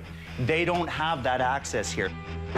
So Alliance will remove the whole pipe, ensuring that they're not leaving any paper on the back of it. Because they can't see through the other unit, how do we know we're getting it out? So it's the right call to make. They remove all the duct, making sure that any asbestos left on that is completely gone, removed properly.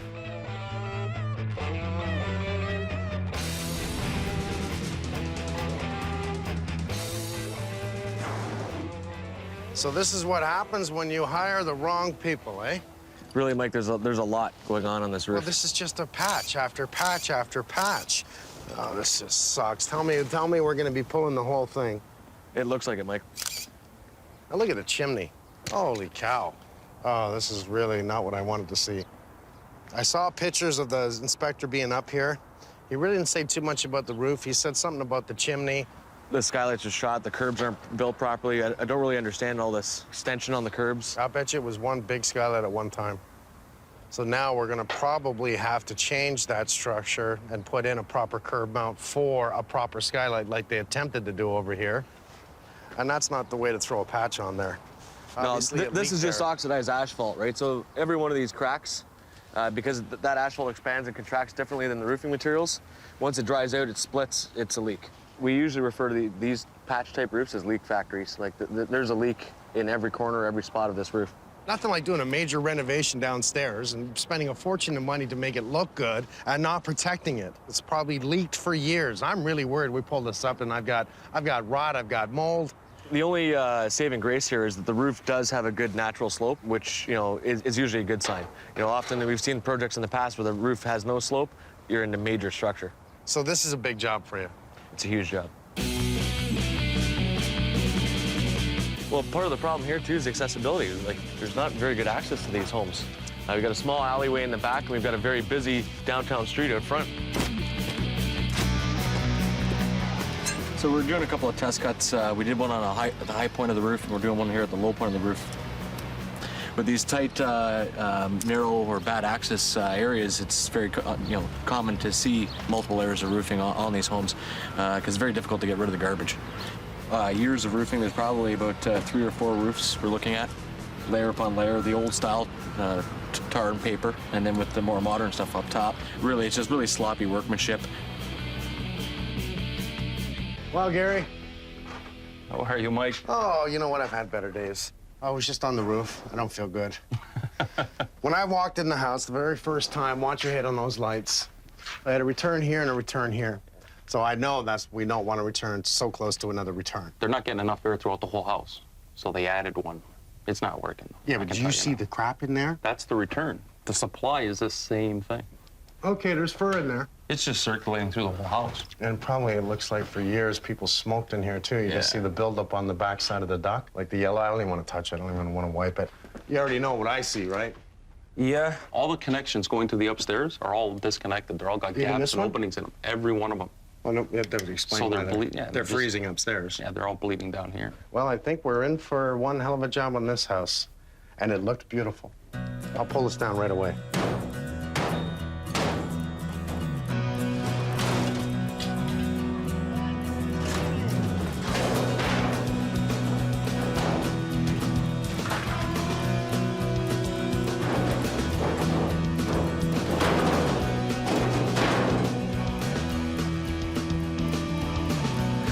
I'm looking for the dryer line. We can't see the exit of the dryer exhaust, so right now I'm just trying to see where the connection's made in this ceiling and see which way it goes. Every time they turn the dryer on, it seems like they had a leak, so we're not sure what's causing the leak. It was definitely water coming in here, but it's also something to do with the dryer.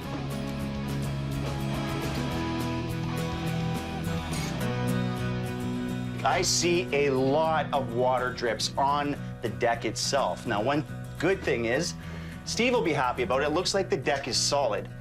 Looks like we're not replacing the deck, but you can see the water stains right here where all the water came down. You can see it on the side of the joist. You can see it on the deck. That roof, it's a good thing we're replacing it. I still have to find that dryer line, though.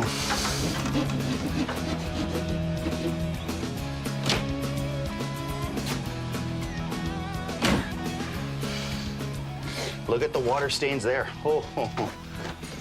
Okay, here's where we found the connection. It's right where the leak happened. You can see the water stains happening here, which means I know that from this connection, where it elbows up, I can tell with a measuring tape, that's where it ties into the old cast iron stack. Is it wrong? Absolutely. Look where it's going through the roof with the cast. Of course. She said it leaked every time she used the dryer. If it's on a down run, condensation is going to build up not only from that moist air, but from the hot and cold meeting. And that's just going to drip onto the drywall and slowly come in the bedroom. I'm moving the wash and the dryer to the basement where we have proper floor drainage, so we don't even need this vent here. I see they took the old duct out, which is good. Yeah, now we had to take out the neighbors too, because anything on this wall, it was covered in asbestos. All right, so you need to get into this wall. All our heating runs, all our returns for the upstairs are all going in these walls. So how much of this wall do you need down, brother? Well, we got to start over here. All right. So we're going to be right in this section here, and we're going to walk all the way down. All this. Okay. Now, if we can, we got to stop here, because this is obviously open, right? Yeah. And then we're going to start again here, and we're going to come all the way right to there. Is that it? Is that all we have to do? For this side of the wall. Okay, can you lose the spray paint? You're not going on that wall in the ceiling, are you? No, not going on that wall. Full height? Full height. Boys, we got some work to do. The reasoning why I'm asking Damon to open up this complete wall, we had drawings done. We had heat load drawings done. What was here wasn't sufficient for the furnace that we have. So it all has to be taken out and recalculated, and all new heating runs got to be installed. You guys ready? Ready. Dab. A little dab will do you. And don't forget, I'm always watching. Go get him, Yvonne. Oh.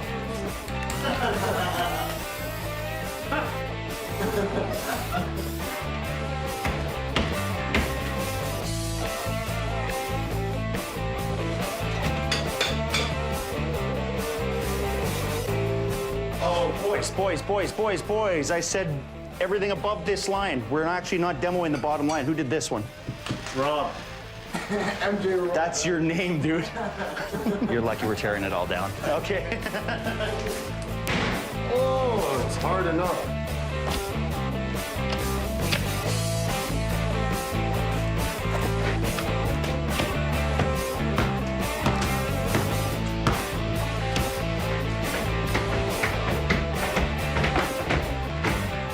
Okay, Damon, so this is what I found. Old original laundry sink. Lead pipe. Lead pipe. The vent has been actually eliminated. Yeah. Original cast iron stack. That has not been removed, which puzzles me, to be honest, because if someone did break this and made some changes here, why would they leave this, right? So I'm running a video camera from the original stack.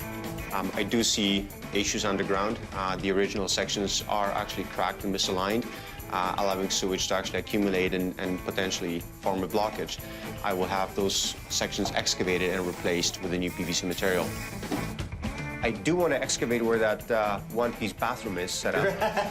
Don't lose that. That's my favorite piece in this whole house, is my own private bathroom down here.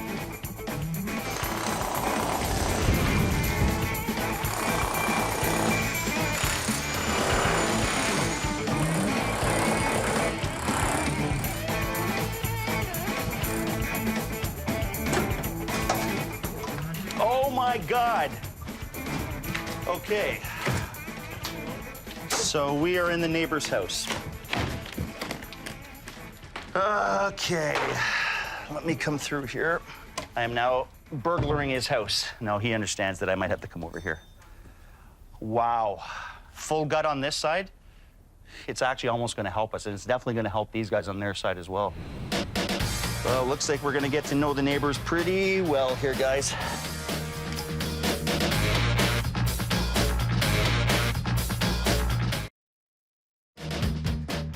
Now, we tried to protect as much as we could of your existing stuff, and we did have to take down quite a bit of things. Yeah. This is just the beginning. If we'd known now all the problems of this house, there is no way we would have bought this house. What is this? This is a hole in the floor. It's just completely overwhelming. Completely overwhelming.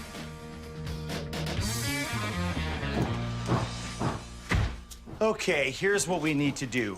We need to fire stop in between the two units. What we're gonna have to do, unfortunately, is remove everything that's already existing here. As you can see, this plate here, these studs here are on our side of the house. This wall here is the neighbor's side. I'm gonna have to frame the neighbor's side, which is actually helping him at this point. I'm gonna frame it 16-inch on center. I'm then gonna add rock salt insulation, which is a fire resistance as well. So at this point, we're framed. We have our insulation in. Now it's our 5/8 drywall. Now we can start framing on our side of the room.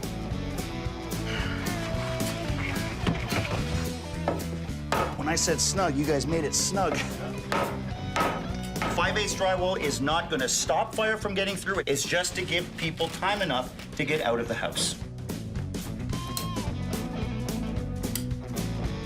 This is actually a fire-grade caulking. Oxygen feeds a fire, and by cutting off any access oxygen has to that fire, we're stopping it and keeping it from spreading between two houses. So once we get our fire stop in, Gary can continue his ductwork. But back here, we ran into a bit of an issue. It then turns into a single wall. So it's the width of a 2x4. When I build a proper firewall, there will not be enough room for the ductwork. I've talked to Gary, I've talked to the inspector. All the ductwork that originally went through this wall is going to be brought into the outside wall over on this side now. So at this point, I have to now demo this wall so Gary can reroute everything that was going to come up here, run it back over there, and back upstairs where it's needed.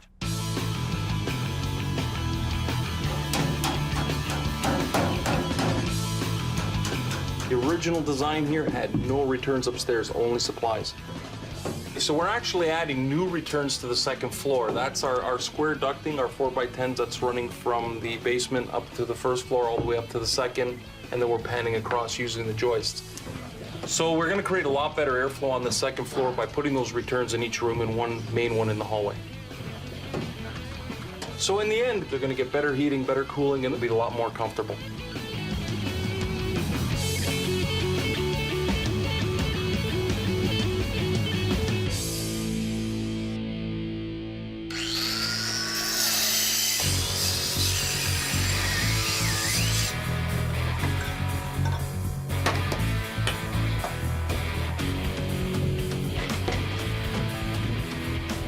So I've got all my drains excavated now. The reason, obviously, video camera indicated problems underground. So having everything exposed, I can replace the drains, upgrade them, because I did also have other issues, cracks in the clay pipe and misalignments. I'm also wrapping in a floor drain for the furnace. I will also have another floor drain installed at the back. So this house will actually benefit from 2 floor drains. 45? Because we're maintaining the original setup, the laundry sink and faucet stays, but the lead pipe that was underneath has been removed and we upgraded that to ABS. And because the sink and faucet is in a good shape, there's no reason to get rid of it. It's actually a solid piece of cast iron, so we'll maintain that. Come on up, Mr. Yvonne. Okay, let's go look at this chimney, buddy. Now you can imagine, over 100 years, no one has touched this chimney only to purge over it. And it is worse for wear. So what we're gonna do is we're gonna start taking this down brick by brick until you hit something solid, and I want you to rebuild it.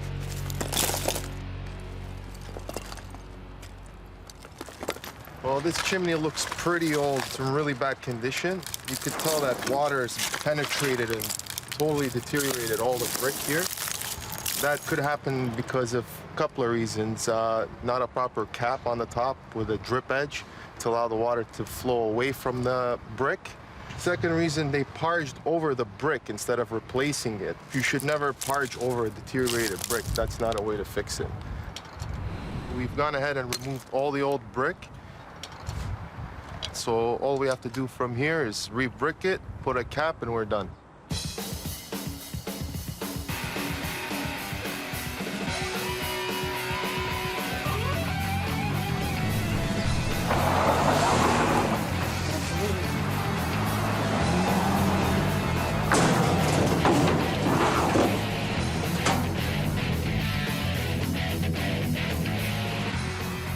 Well, for the next 3 days, I've got one word: roof.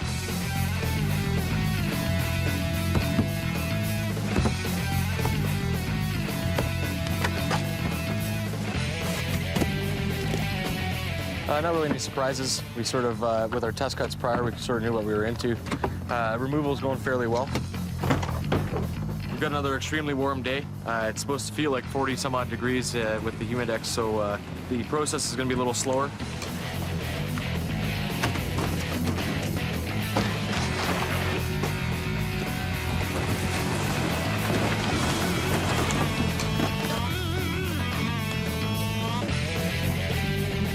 Once we finish up with the removal, Damon and the crew are going to get up here and start the framing work. So we're off to a good start.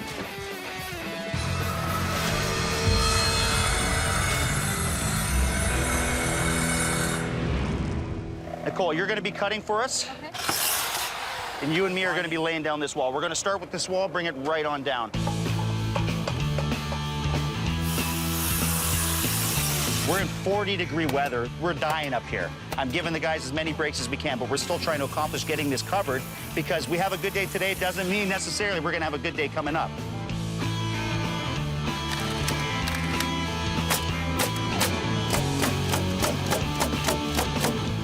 There's a really simple solution why we had to put up this knee wall. It's to separate the two roofs. Now there's some defined lines. We have our house on this side of the barrier and their house on the other. That thing is not going anywhere. So what's gonna happen after we're done the roof? So Steve has his membrane on, which is considered a vapor barrier. I then spray foam right to the deck. That is also a vapor barrier. Wood needs to breathe. How do you do that to a flat roof that's never been meant to vent? Well, this is what we're doing here. We're cross-strapping. So by bringing our first 2x4s perpendicular over our rafters, and then we strap the other way with our next row, we're treating this little space here like an attic, making sure it breathes. Venting at the bottom, giving an exhaust at this end with a pipe sticking out of the roof, it allows the whole zone to breathe. And that is exactly what we want, and that's exactly what we have to do.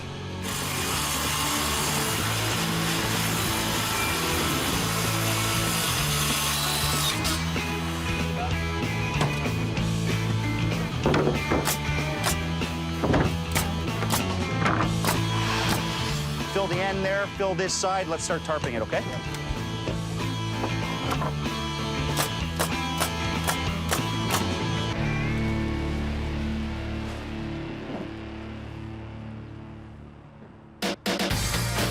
Don't walk in and go, oh, new kitchen, new bathroom, new. It's like, what they do beyond it? Take a look. Calm down. Oh, look, I can see the neighbor. Take a look at the ducks. Oh, they're really dirty. Go to the roof. Take a look to see if they protected what they did inside, which they didn't. These are key things that says everything that's underneath it is bad.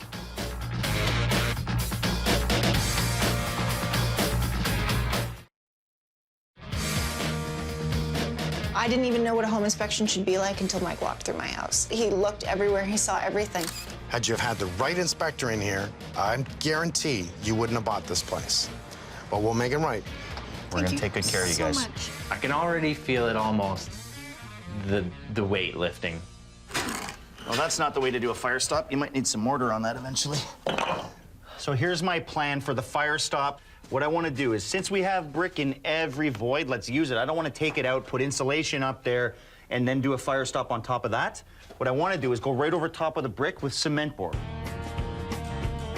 Take the cement board. I want it to cut per size. I want it to lap over the foundation here. We want to get by the wood, right? What we'll do is we'll use a fire caulking to go around it. What they did is they brought brick right up, which is a great surface, but you see gaps. We could see right into our neighbor's side. It's a complete void right through. It's almost like one open basement at that point. That's what we're trying to avoid here.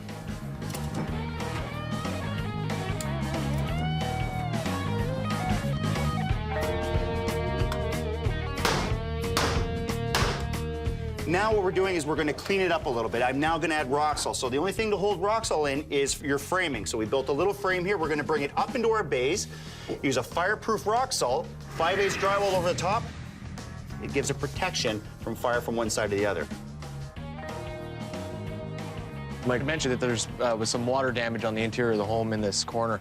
From the top of the roof looking down, we can see that there's actually a hydro mass coming through this little lower roof area. We know that the problem is localized around that post, so we're going to concentrate in that area, do some resealing or recaulking, and stop the water from coming in.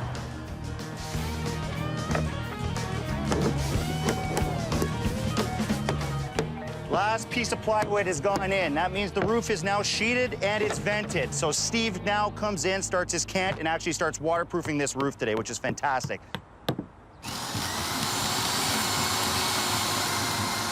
First thing first is Martin's here today. We have to bring our plumbing stack through the roof so the plumbing breathes. That's got to happen before Steve can start today. Here we go.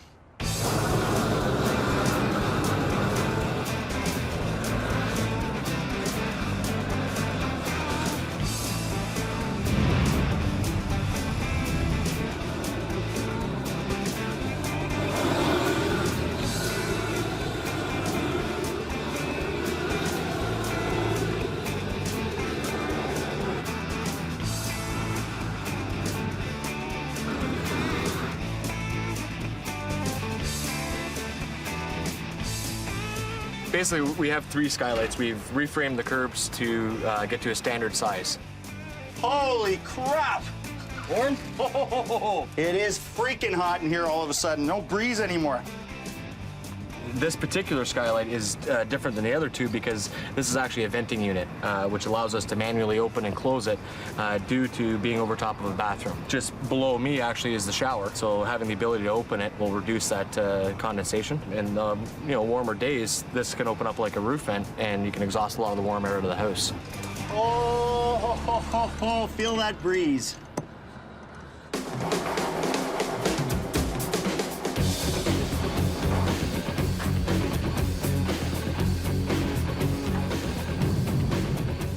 At this point, we're hanging up our main duct. This is our return duct, so we're getting this in. All our rough-in's done. Everything's brought down to the basement.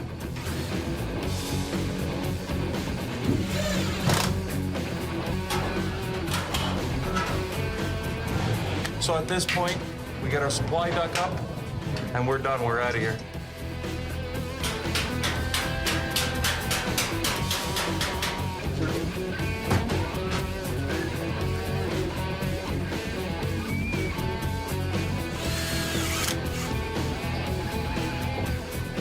I've never drywalled one wall so many times in my life. But this is what you have to do for fireproofing. At the other end, we had a double wall. We were able to put a firewall in between the 2 walls. This time, at this end of the house, we have a 2x4 wall. That means double 5/8, but it doesn't stop there. We had a jog in the wall. I want to build that out with a 1/4 inch. So we've used 1/4 inch drywall in between the 2 5/8 drywall that I need by code for fire stop to add in between. So that means 3 layers of drywall on this one wall. Last sheets are going up now. Push, push, push, push, push, push. You can do it. You got a 1/4 inch to go. You're there. You're good. Okay, good.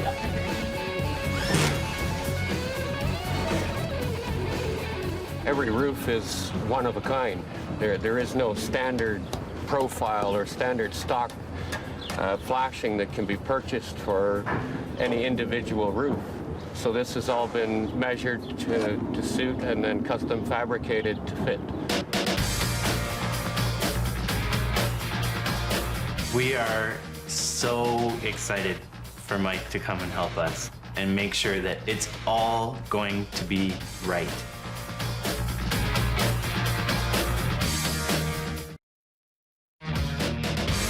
Mike's coming in and saving us. He's like a superhero, big time. Without him, we would be in big, big trouble.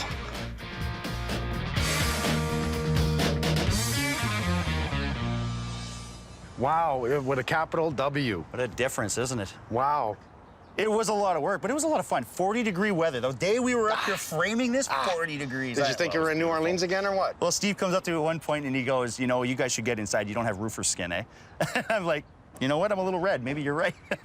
Look at the metal. I know. It's perfect. Good job. Thank you very much, sir. Good job. Well, I'm telling you, see all my guys getting so good. Makes my day. Oh, hello. Hey, guys. Hi, guys. Grant, nice to see you. Oh, see you, Mike. Oh, look at hugs already. Handshakes, it's hugs. How you doing, Kristen? Well, let's start outside. We know we had an issue with water coming down the side here. They threw the ladder up there and caulked everything in sight. It rained like hell in the last, 2 weeks? Yeah. It's not coming in. Any questions before I bring you in?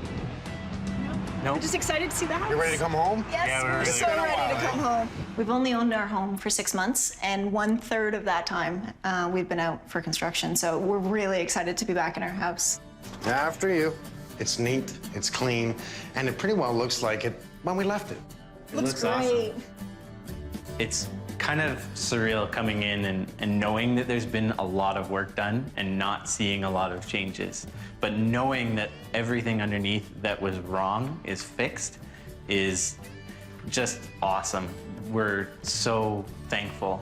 Now, these guys worked all weekend. Last week was a killer week for these guys. They really worked a lot of hours this weekend, so they're a little tired, but they love what they do, and they wanted to get you home. So if you want to give anyone a hug, you want to give them a big Oh, they're all gonna hug. Let's start in the basement and work our way up, okay? Sure. All right, after you. We have a laundry room. Yeah. And our sink's still here. Well, why not? There's nothing wrong with your sink. We love that sink. Yeah, I knew you would. I loved it too. That was in stereo, you know that? So you know that every single piece of ductwork was pulled out of your house. Never mind the asbestos that was in there, because remember, this story just started to pile up, didn't it? But I can tell you how much junk was in your other ductwork. I don't even want to know. You don't even want to see that. That's like the guys were gagging down here when they're taking it down. It's that. See, it's out of sight, out of mind, right? It's out of, you don't know it. Every single piece is new. Not only is it new, it is just completely sealed the way it should be. Oh, there's no hole here. This is above code. The scope of redesigning an HVAC system for a 100-year-old house to meet modern-day standards and modern-day code is incredible. I noticed there's no toilet anymore. Had to get rid of my toilet. I love the toilet down here. It was the biggest bathroom I could have ever wanted, but Incredible. It wasn't. He had his privacy. He was telling everyone, "I'm going to the washroom." Leave me alone down here. Now, for all your plumbing, we removed the lead. We've taken everything up to code, even above code, and that's what we're about. I hear so many people say, "Mike, you do too much." It's like, no, I'm doing it like it's my house. Mike and Damon and the crew are just little angels, you know what I mean? They've come in and they've pulled us out of this this slump and this giant heaping pile of mess and saved us and built everything back up and saved us from our house. They're actually really big angels.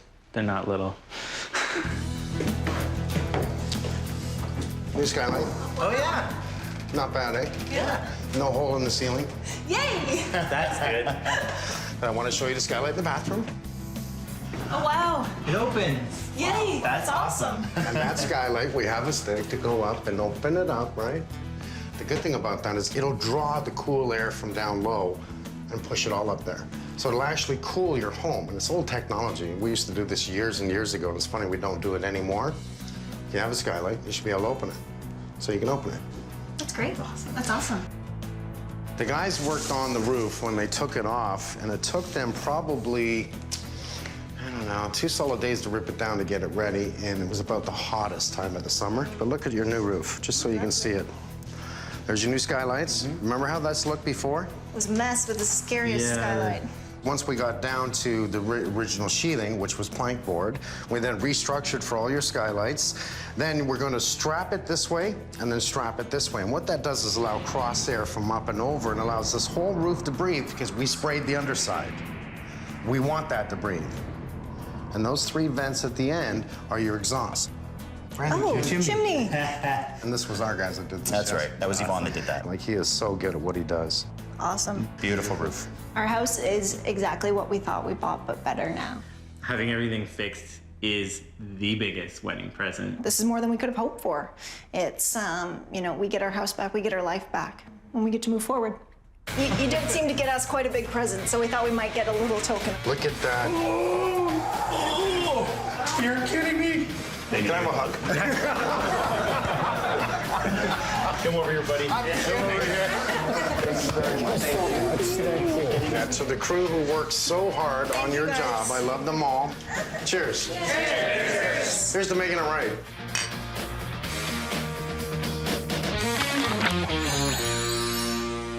There was nothing on the day of the inspection that gave me any indication that he was either A, incompetent, or B, just not really doing his job. Now this is telling us that we're losing massive amounts of heat. We just assumed that he was on our side and we bought the house. He saw this, right? Yes. What did he say about this? Because you were with him. Nothing. Nothing. What I think the inspector really was doing was nothing.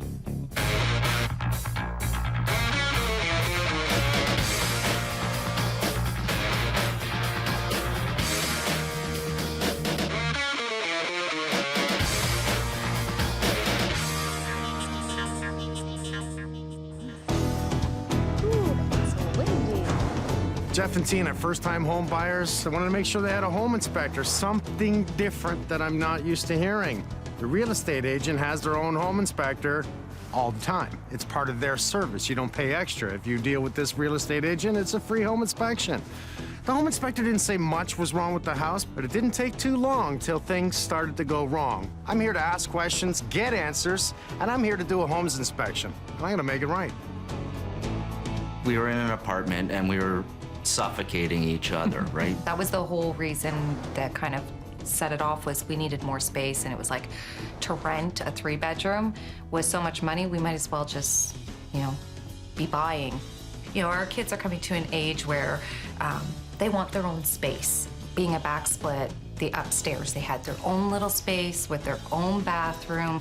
You know, they've got the YouTube on or whatever have you, playing their music, and they're making up dances. And then on top of that, we also had the finished basement.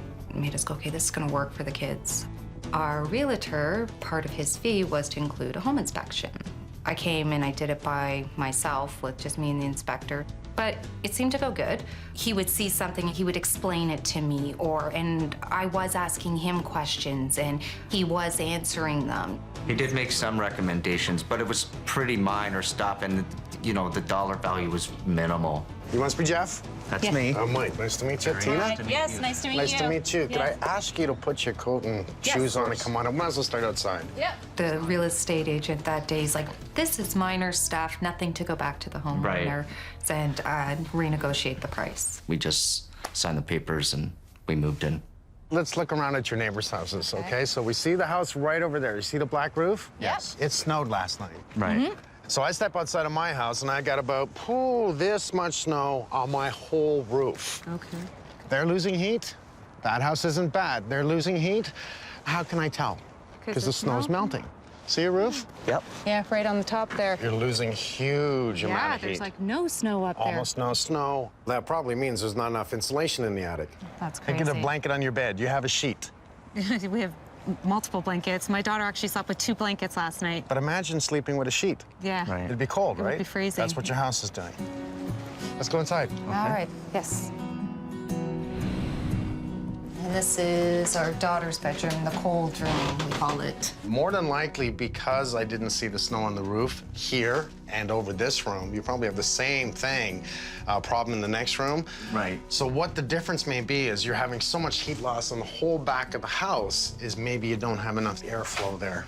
So now it starts to tell me about your HVAC, heating, ventilation, air conditioning that I need to look more into. And I'll see more when I get downstairs. Where's the access to the attic? Right The here front at the access steps. is just at the Oh, steps. right there. See, that makes it nice and easy. Did he go in there?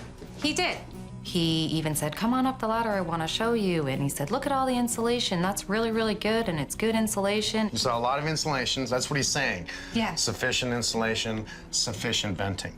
So I'm going to disagree with it based on what I see from outside. Totally until I see more.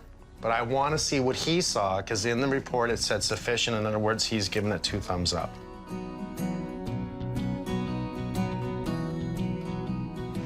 Your bedroom. Right. Somebody has gutted this room.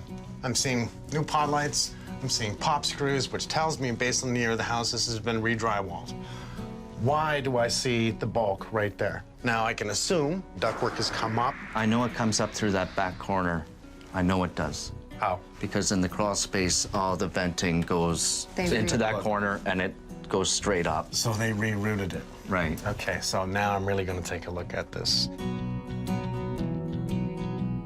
So you did the new fan in this bathroom? Right. I'm actually feeling that. Good for you. The inspector actually looked up in that one, took it off, and said, oh, it's not working, it's not hooked up, probably because it's old and noisy. And when we went to go replace it, there wasn't even a fan in there. Yeah, there was no fan in it. And both. So somebody pulled the fan out, the motor and fan is what you're saying? Right. Okay. First day that we sat down, or we moved in, I go to the washroom and my toilet bowl moved. I went to go sit on the toilet, I went, woo! It slid out? It slid out underneath me.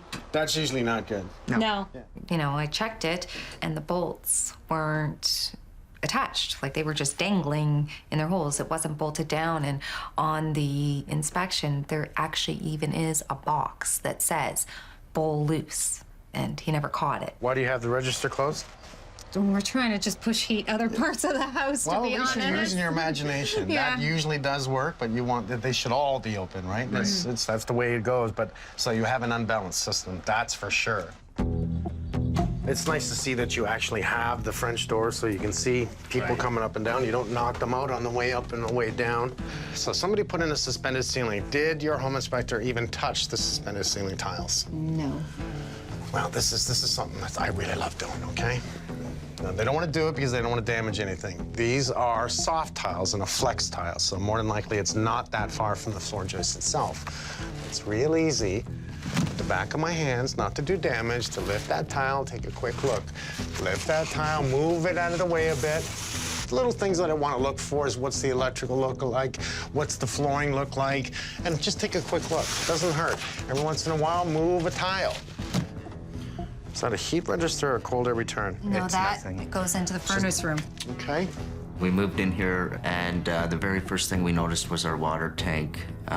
It was continuously running, and there was venting gases that you could smell, obviously, and they were just going around the house, and you could smell it, so we had to replace that immediately. How did he miss that our water tank was broken? It literally fell apart in the contractor's hands that we had in to replace it. I've seen a lot of tankless hot water systems. This looks pretty good. Where'd you tie into? Electrically, you tied into the furnace switch? I mean, we did actually have the cash physically, but we had paid off stuff, like knowing that this was the water tank was our honeymoon. So you do have plumbing on the outside wall. So somebody's cut strips of foam, which, by the way, if you have foam, it needs to be drywalled over. Was this like this? Yeah, this was we've done nothing. Okay, so that's another huge no-no, because you're in a furnace room. This is very flammable. He should have pointed this out right away. He should have said, get your freaking cold water pipes or hot water pipes off that wall, because it's right on the wall. Wow. Okay. Anything else to tell me down here? We had to pull the dryer out, and there's a hole in the bottom of the wall, and the dryer plug-in is lying right there on the floor, and going right past it is the drainage for the furnace. We bought these washing machines, and these pipes still came up, out of the wall the way they do, but they weren't tied down. That could have shorted, that could have killed my kids, you know? So that was when we really started going, oh my gosh. Okay, now. Right away in the back, I see that they changed all your ductwork, and no wonder it's cold upstairs. Winter came, and the girls' bedroom was freezing. There was no hot air in there at all. You know, they're snuggled up in blankets. There's the two boots that come off that'll probably get your, the 2 bedrooms upstairs, your kids' rooms. Okay. Okay, and they've changed it right from this point here. They put on flex line, which is a no. He saw this, right? Yes, yes. What did he say about this? Because you were with him. Nothing. He didn't say anything. Not a word. No. Every ounce of, extra income goes towards repairs. Not to say that stuff like that shouldn't happen, but it's just the stuff that he missed that really pisses me off more than anything. Don't worry. I'm gonna go through it, and I'll bring it back. I'll tell you what I found, and I'll make it right. You know, they're just little things, but little things add up, and we're afraid to, stumble upon that really big one that's gonna put us in some trouble. The initial home inspection was a redundant process and a complete waste of my money. I know what it takes to make $500. This guy came in here for an hour and influenced us in buying a home that we probably wouldn't have bought. Now, it's all perforated soffits, which is a good sign. The question is, based on the year, it used to be a wood soffit. Is there any holes drilled in there? Do we have air coming in the bottom, which we want to have, not like I'm seeing here with this. It's not how you do exhaust pipes. That's attractive looking in the driveway, isn't it? Don't like that gas line that goes across the ground, though. It's just too close to the ground, too tight, no room for an expansion and contraction. It should be mounted to the wall and so high off the ground. And here's something I've never seen before. Now, is it okay to have the electrical off the house and on the fence? That's a really good question. That means that line's run underground. How deep is it run underground? That becomes an electrical issue. The air conditioning itself, both lines are also under the ground. How deep is it? Where does it go inside of the house? I don't see it coming above ground again, which means it goes underground and into the house. Is that a penetration point for water? Yes.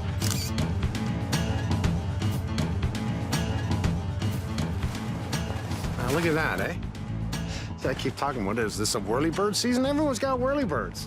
That house, this house, the next door neighbors. Must have been a sale on whirlybirds. There's our neighbors on the left. Almost all the houses in the neighborhood, including that house right across the street, all the snow is gone. We have snow on the roof on the left. We have no snow on the roof on the right, or almost no snow in the back of the house. So somebody's done something right on this side, somebody's done something wrong on this side. Great picture, actually.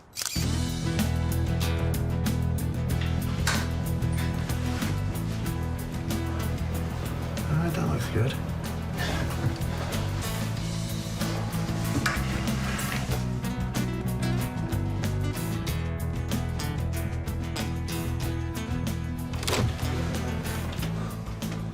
Bulkhead in the corner. That's where they've run the pipes up to the upstairs.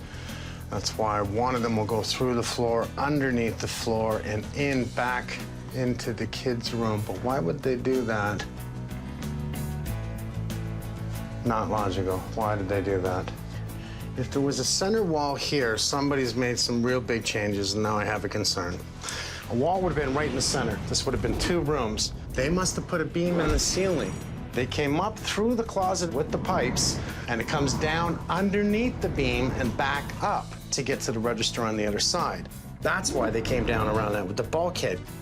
Now look downstairs, and now I'm going in the attic. So there's the 2 lines that come off the furnace. They even closed off one that come off the top of the main trunk line. The other 2 they picked up to go upstairs to run the 2 kids' rooms. We even have a kinked bend right there. This will go through the closet, the vertical bolt that I was talking about in the closet. All the way upstairs. One of them will run back, kick up in the room on the right. The other one will go over, comes underneath, back up through the floor, and exhaust up. So that means it doesn't get enough hot air. Second, if it's losing a lot of hot air to the attic, it makes for a very cold room. So here's the access to the attic. As our front roof ties into our back roof. So this is where the home inspector brought in Tina to take a look, and was really good because he's trying to show there's lots of insulation, but what do we see right from here? There's lots of insulation back there. There's not a lot of insulation right here. We could use a little bit of fixing of that insulation to equal it out. More than likely, this vertical wall right here is not insulated enough. We're seeing how much insulation is on the back of the door. This will be an area with a massive amount of heat loss. Like the biggest amount is in the back attic, which I need to look into a little more. There's no way this is correct. Any walkway, paved driveway, 7 feet above. Air conditioning running through the ground, electrical on the fence running through the ground. Line can run underground. It has to be protected. It's got to run in a pipe.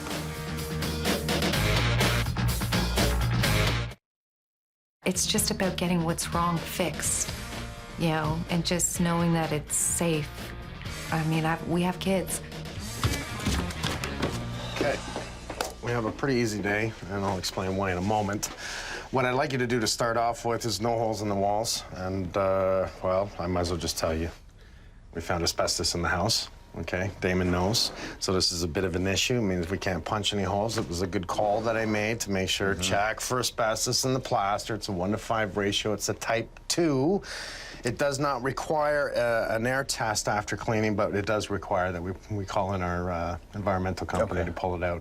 I'm going to have them do the full master bedroom, completely gutted, because I need to check structure and everything, which I'll show you more about. All right. I want you to take down the tile right across here. Let's neatly place them in a spot where we can put them back in. Just so we're looking at what we're seeing above the ceiling here, right? Yeah, let's pull down the drywall, because we can touch this. This is new.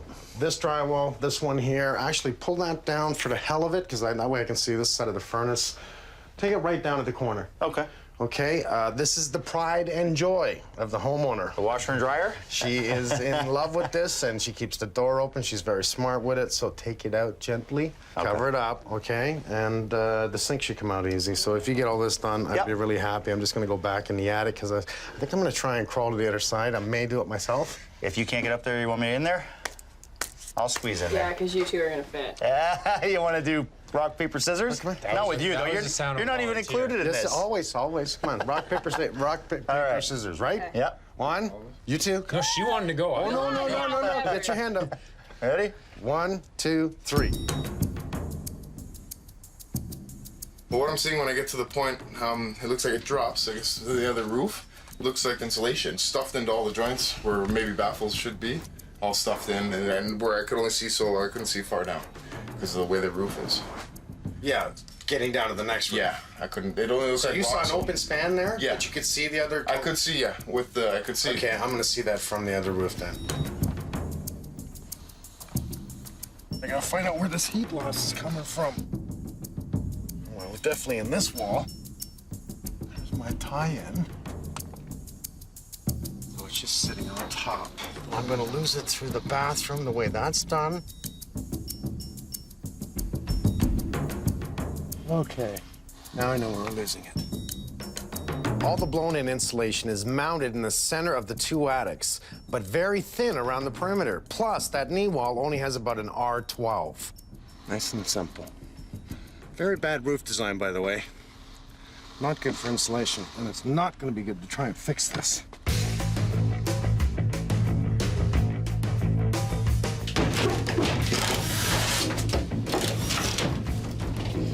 Oh, that's interesting. What a mess. Not the way to do insulation. Jeez. It's like peeling back layers of time here. Probably not the best time to come in for you and look at the roof in the freezing cold. But like I was saying to the homeowners, look at all the roofs here. Well, yeah, it's fairly obvious. The ones you can see that definitely have heat loss. Every single house in this neighborhood has the same issue, including this one here. I'm also worried with the age of the home that we have beautiful perforated soffit, but that there's wood underneath and is blocked off. You know, we want to make sure we got the area from the soffit into the attic open, whether there's brick or wood blocking that. So make sure that there's baffles installed, getting the airflow in.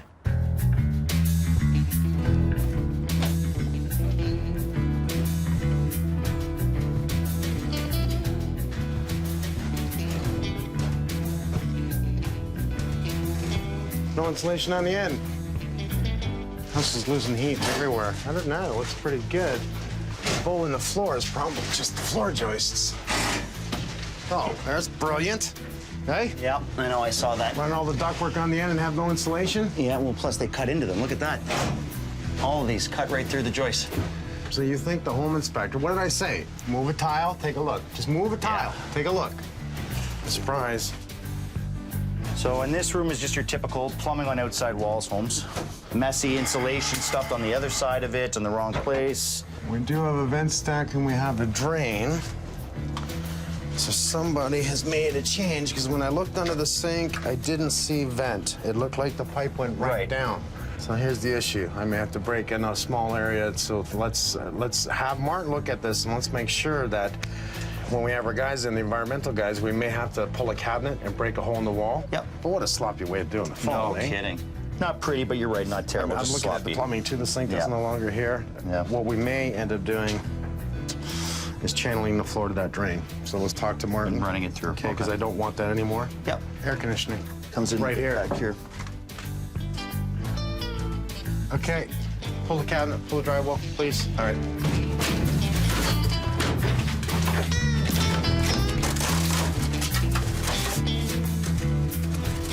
Wow.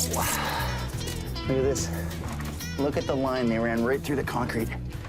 So the line has to be 18 inches down, and actually it's not. So this line has to be in conduit as well. Right, okay. But what Gary was saying, that this can be in ground, but it must be in a conduit line so the ground doesn't grab it, break it in a freeze thaw. Especially on soft copper. I mean, look at that. Yeah. Right. So it's got to be protected, and insulated wouldn't hurt as well. Right, okay. So one thing I can't believe is that this has not leaked into the basement. I know, I don't really see signs of it, though, eh? It's, I can see signs of leaking somewhere else, but not there. So here's the sucky part. Yeah. That's what we're doing. Tell me. I can guess, but let's hear from the horse's mouth. Yeah, I knew it.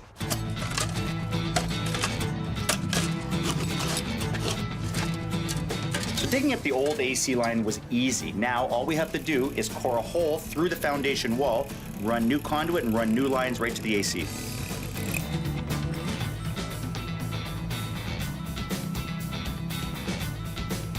Gary. Mr. Mike. How's this? Well, a couple issues. We got a gas flux connector that's in the furnace. It's an appliance connector. But the way they've put this in, I got a lot of vibration on that. And that's a flexible line. It concerns me because it may, it's only like a stainless steel type aluminum flex. It may break. Another gas issue I'm seeing here is the hot water tank or the tankless. There's no shutoff right at the appliance. There's one at the beginning of the gas pipe, but where they have it, it's very difficult to get to. You can't even really see it unless you're looking for it and looking really hard. Okay, you already seen all the leaks. There's probably leaks galore and everything. You saw the ductwork underneath the crawl space. Yeah. You know what you're gonna be doing. Yeah, I'll be ripping all that crap out. I need to get the whole room because I need to, inspect the structure to make sure it's fine. Okay. Here's my issue. Here's the problem that I have.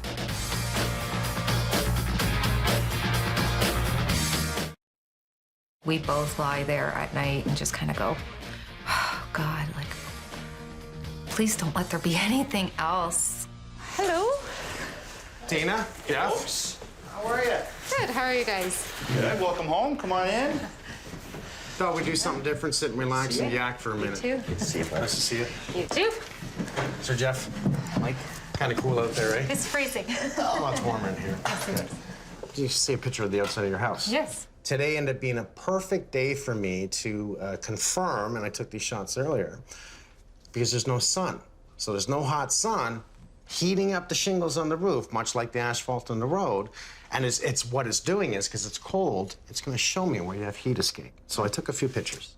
All yellow is very hot.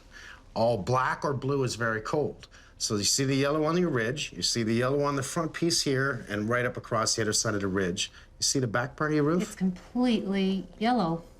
What does that mean? It's completely not hot. keeping any hot air in.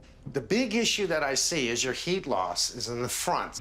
If somebody's come in with just a chute and fired up a bunch of blown-in insulation.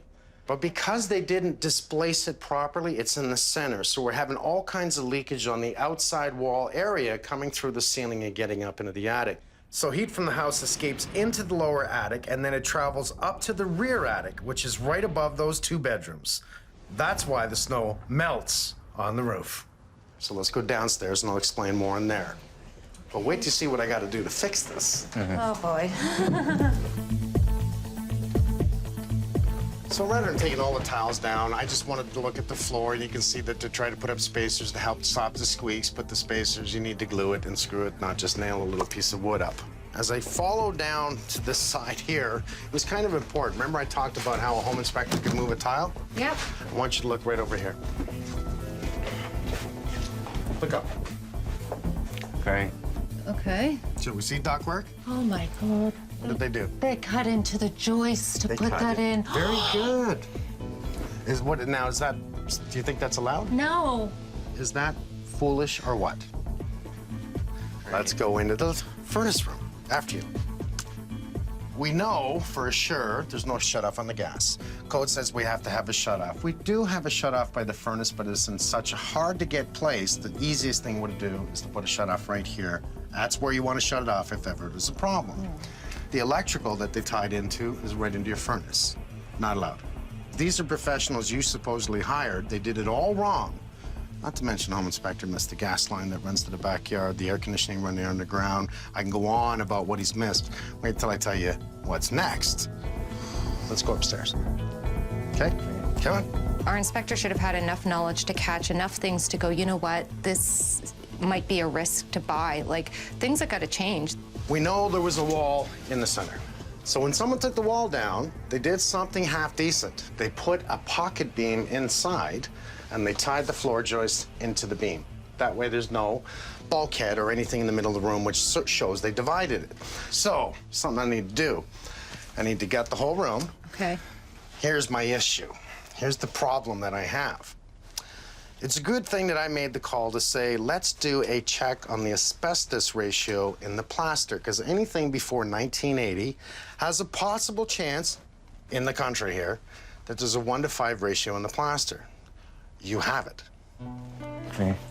Our home inspection was worthless, really. It was worthless, and I'm sick to my stomach, really. We're bringing in an environmental company. They're going to gut this room. It's a type 2. It's not a type 3. Type 2 is still bad. It means I can't touch it. It means it's got to be cleaned out by professionals. It's got to be brought to an environmental cleaning area. It can't just go to a dump. But it means now everything that I got to open, the kitchen, in here, and anything else I got to touch to do with the plaster, it's in the plaster. It's not in the drywall. They got to do. We both come from renting all our lives, and, you know, we wanted the kids to have, like, the backyard, the nice house, and because our inspector was not knowledgeable enough to, or whatever, to find everything that was wrong, we've been living in a house for a year and a half that's not safe for our kids. So.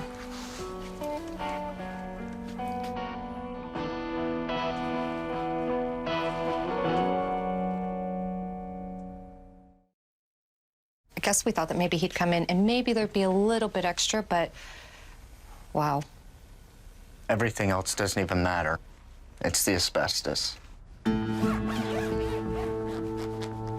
So, you're telling me we have a type 2 in the house? Yes, they found the asbestos in the tape joints here. Right, so we're just talking about in the joint compound, not in the drywall itself. No, the drywall itself has no asbestos. It's in the compound itself. Right, so just tell me the process. What are you going to start with? What we would start with is we'd go inside after it's all prepared. Yeah. We'd go inside and the guys would seal up any of the vents, get negative air pressure going, negative air machines, suits and respirators, and then go to work. We have a lot of work to do in this house, so we're only going to remediate the areas that we're actually working on. And in the future, the homeowners can have any other asbestos removed if they're going to renovate.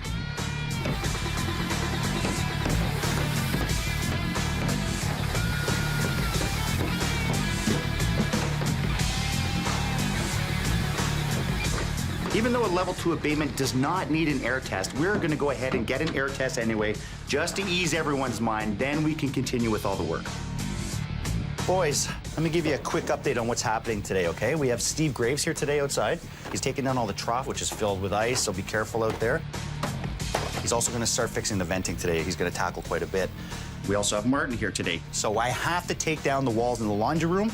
Martin has a lot of stuff to do behind that wall, so the faster we remove it, the faster he gets to work, okay? Right. For us, want to fix the structure on the floor today, where they ran the ductwork, so let's get your tools, let's move some stuff around, get trades in here and get to work, okay, guys? Let's go.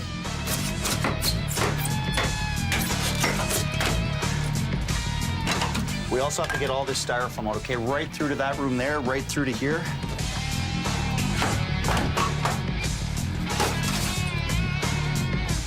So when I did my initial inspection, I noticed that the kitchen drain is going into the wall and then drops right down and towards the basement.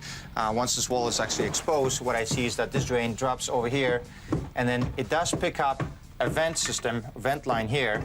However, that's not the code. That water from the kitchen drain will actually pick up substantial momentum through this drop, and before it hits the vent, it will have so much momentum, it may actually suck the water out of the trough. By code, what I should have is a TY that is installed higher. Obviously, I'm going to replace this universal coupling and make sure things are done properly, and I'm not going to get any more sewer gases.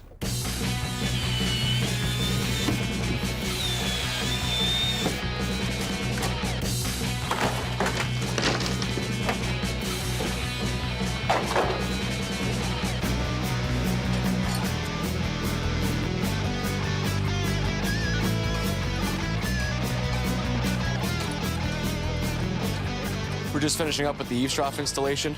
The existing eaves troughs were old, galvanized, starting to rust away, starting to leak. The original downspout location was here in the driveway, went tied into the weeper, so we've new seamless aluminum eaves trough, 5-inch. The original troughs were 4-inch galvanized. Being a larger size, much better for controlling the water. So we've re-sloped the eaves, and now we're going to drain out to the front, out on the lawn. Just better management of controlling the water. So 85.5 on the other one, okay? Next order, please.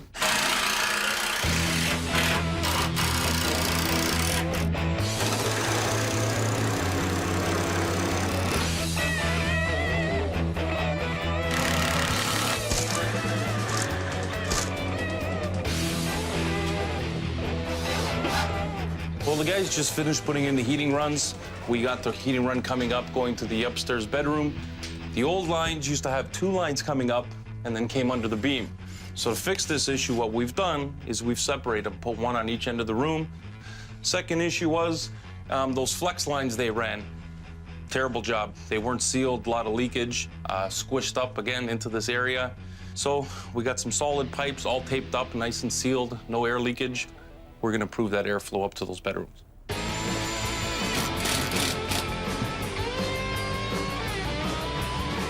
So we have a lot of work to do before Tina and Jeff can get back home. Right now, I have Rob and MJ laminating all new joists onto the old joists that have been cut out. We have Northwood in right now. They're doing all the new gas lines for the barbecue and for the furnace lines. And we have Solutions here, just finishing up the wiring. After this is done, we're ready for spray foam. Damon had asked me to relocate the dryer and the washing machine. The dryer was an easy one to do. Washing machine wasn't dedicated. So what we've done is I've actually eliminated it off the old circuit, ran a new line for my washing machine, and at the same time, because this is classified as a laundry room, I'm allowed to pick up the plugs that are in this laundry room off the same circuit. So what I've done is, this is for the washing machine, and I've added an extra outlet here for the homeowners, because they have to do any ironing or anything like that. The other issue was, Mike had mentioned that the tankless hot water wasn't on its own circuit. It was tied in with the furnace. So what we did is we eliminated it off the furnace, and we ran a brand new dedicated circuit from the panel to the hot water tank. We inspected the attic, found the insulation wasn't up to par, so we've removed that. The attic is a back split. The upper level is a pretty tight situation, so we've got the guys up there working rather diligently in the tight spot. Spray foam insulation in the attic will guarantee an air seal. There's no vapor barrier up there right now, so what we're going to do is we're going to spray foam the deck up to the venting and the knee walls to complete the air seal, so you got no air leaving the home through the attic. Once the spray foam's done, and get a complete air seal up there, the guys will come down. We're going to put R20 in the walls, air sealing in all the exterior walls in this room, and some of the exterior walls in the basement as well.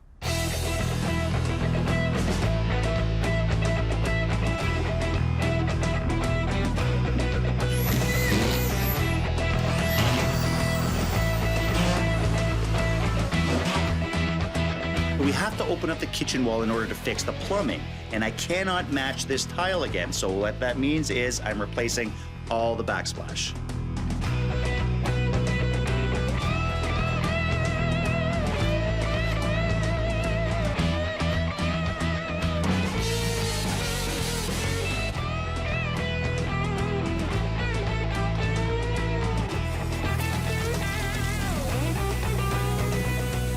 Downstairs, we have Martin scoping the drains and fixing the condensation line to the furnace. I ran a video camera through the sanitary line, and I discovered that there's severe buildup of grease and debris. It's caused by inadequate maintenance. Also, another issue I had was I had a condensation line from the furnace, which was actually extended to the floor drain above ground.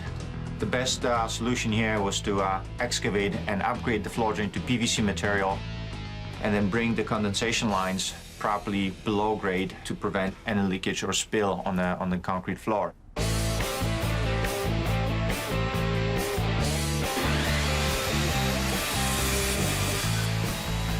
Damon had to come in because apparently this room was a disaster, so that the old floor had to come out.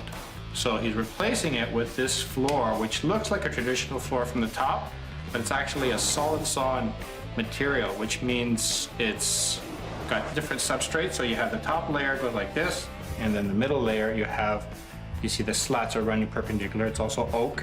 And then the bottom layer, it runs again perpendicular to the middle. So as it expands and contracts, it has the stability. So it's a really nice product.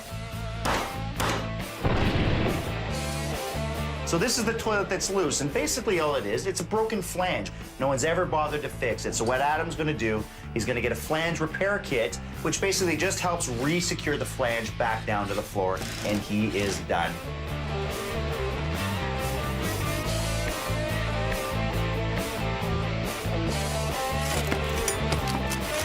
We removed the existing roof vent from this area.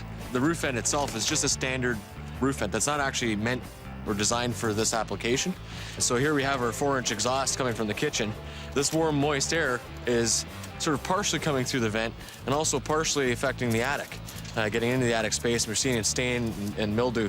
But the more permanent solution will actually attach and seal a collar to this pipe, and then using a proper exhaust vent, which actually has a damper or flapper in it, so that when the fan gets powered, this flapper will open and actually exhaust the air. When the fan's not on, the damper will drop and prevent cold air from falling down the pipe and entering into the house.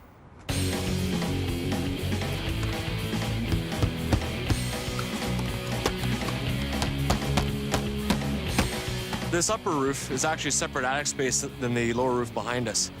So it's vented separately, in other words.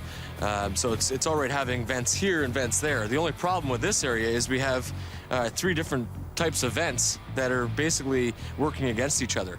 We have this turbine-style vent that's actually mechanically operated. The wind powers it and helps draw air up. The problem is we know the soffits are blocked for an intake. So where this vent is actually getting its air from is these other 2 vents. You're just circulating the top portion of this attic. We're not actually clearing any moisture or heat issues at the lower portions of the roof, and that's often where we'll see mold or mildew build up. So, removal of these 2 vents, replace some plywood sheeting, bit of new shingles, and making sure the soffits get opened up, this attic will perform properly. Joey, I heard you found something else here, buddy. Unfortunately, I did. What'd you get? Well, if you can see up here, you see where the lock ring is on that pipe where the service wires are coming in? Yep. Where you can see that somebody's taken the punch out one size too big. Oh, it's not grabbing the panel. So, we're gonna replace this panel. It can be as simple as me just popping that out, putting a couple of donuts. Basically what a donut is it's an oversized washer. Right. But the other issue we have here is we got too many circuits now in this house. Right. The best thing to do, we'll rip this out, put a new panel, make it expandable. We're at 0 hour, my friend. This, what, 4 hours is done. All right.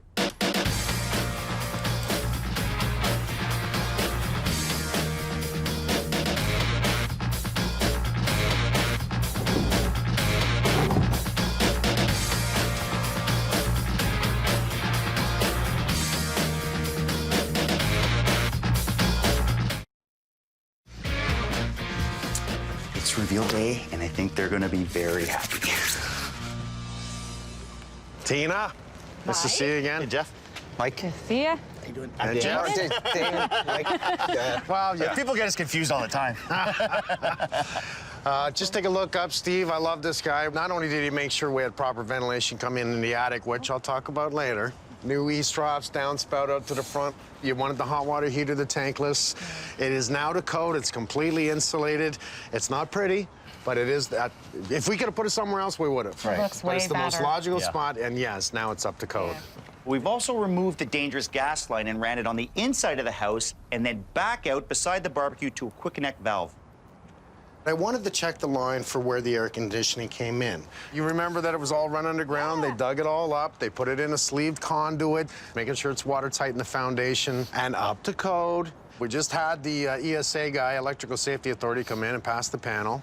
Oh, new panel? Let me show you. All righty. All right, let's just bring you into the kitchen. We'll talk. But you have a new backsplash. That's minor, but that's the guys saying, okay, we got to dress this up. Now, all this had to be pulled out. You know that. We had to bring in our wonderful guys from the abatement company to pull out the asbestos in the plaster because we had to gut things. This was another area they had to do. Okay. All the plumbing's fixed in here. This cabinet fell apart. You got a brand new cabinet, refaced it, new sink, new taps, new range hood. Yes, very nice. You know what? I'm really pleased with the finish. I'm more pleased about, because you know me, I'm about what's behind it all. It all looks good. You know, when it comes to the attic, it was one of the hardest attic zone areas we had to deal with.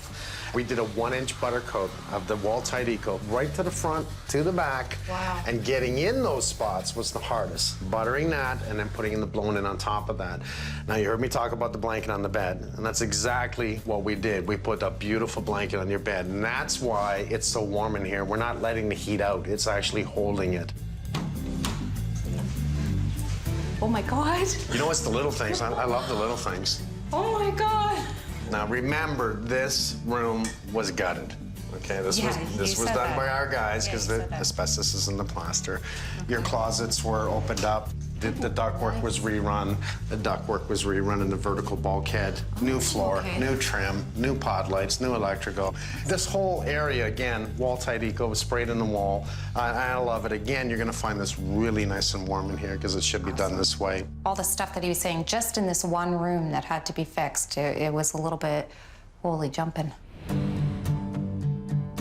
Nice and cleaned up. I made sure that I had them remove the styrofoam. Fixed up not only your vent lines, your exhaust, but all your gas lines, all the electrical problems that we had in here. Okay, So nice. with that, making sure like we did your bedroom, like we did the 1-inch butter in your attic, we did the wall-tight eco spraying across the wall here, close it all in using mold-resistant drywall. Everything we use is mold-resistant, zero VOCs, very environmentally friendly. And it's not just for the environment, it's for your environment. It's for you guys. Ooh-wee. All right, this is nothing spectacular, but it's about, again, what we did. Way prettier. We did not scratch or damage your washer and dryer. There was huge things that, if you notice, the draining floor is proper. Everything is run into it, so it no longer comes out tripping hazard, water hazard. All this wall was pulled, making sure that we use blue wood, that we use mold resistant, that we have spray foam once again. You gotta remember, all the plumbing was against that wall. He had to bring all that plumbing to the front of the wall because we spray foamed in behind it. So we actually have the plumbing on the right side of the insulation now. Okay. Yeah. You know, I work hard for my money, like everybody else, and I felt like I got shafted by my inspector. Mike made it beyond anything I could expect. I'm gonna have a good night's sleep tonight and gonna move forward from here. Think about the ductwork for a second. Everything down here had to be rerouted from across here, over and up, pulling out all the old. So not just look at that ductwork, look at this here, again, the exhaust and the pressure outside. Just HVAC alone was huge money. Yeah. Huge money. Can imagine. You bring them all in, they all care about what they do. They like you because you're good people, we like you. I know I am. Friends. You're in trouble. Oh my God, Mike and the crew are just amazing. There'll never be words to thank him and let them all know like how much we appreciate that they came and they helped us out. Like, thank you is just not enough. Thank you for dinner. Thank you. Thank you. Thank you, Mike. We're embarrassed that we're actually on this show. No, but I'd rather not be on the show. I'd rather have my inspector come in here and do his job and maybe have Mike come in here and say, oh, there's nothing wrong with this house and have the anticlimactic episode or whatever, right?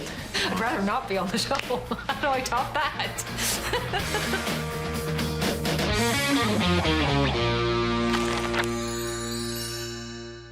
The inspector came in, did his round, and left with his money. Take it down, I'll take a look at it, we'll continue.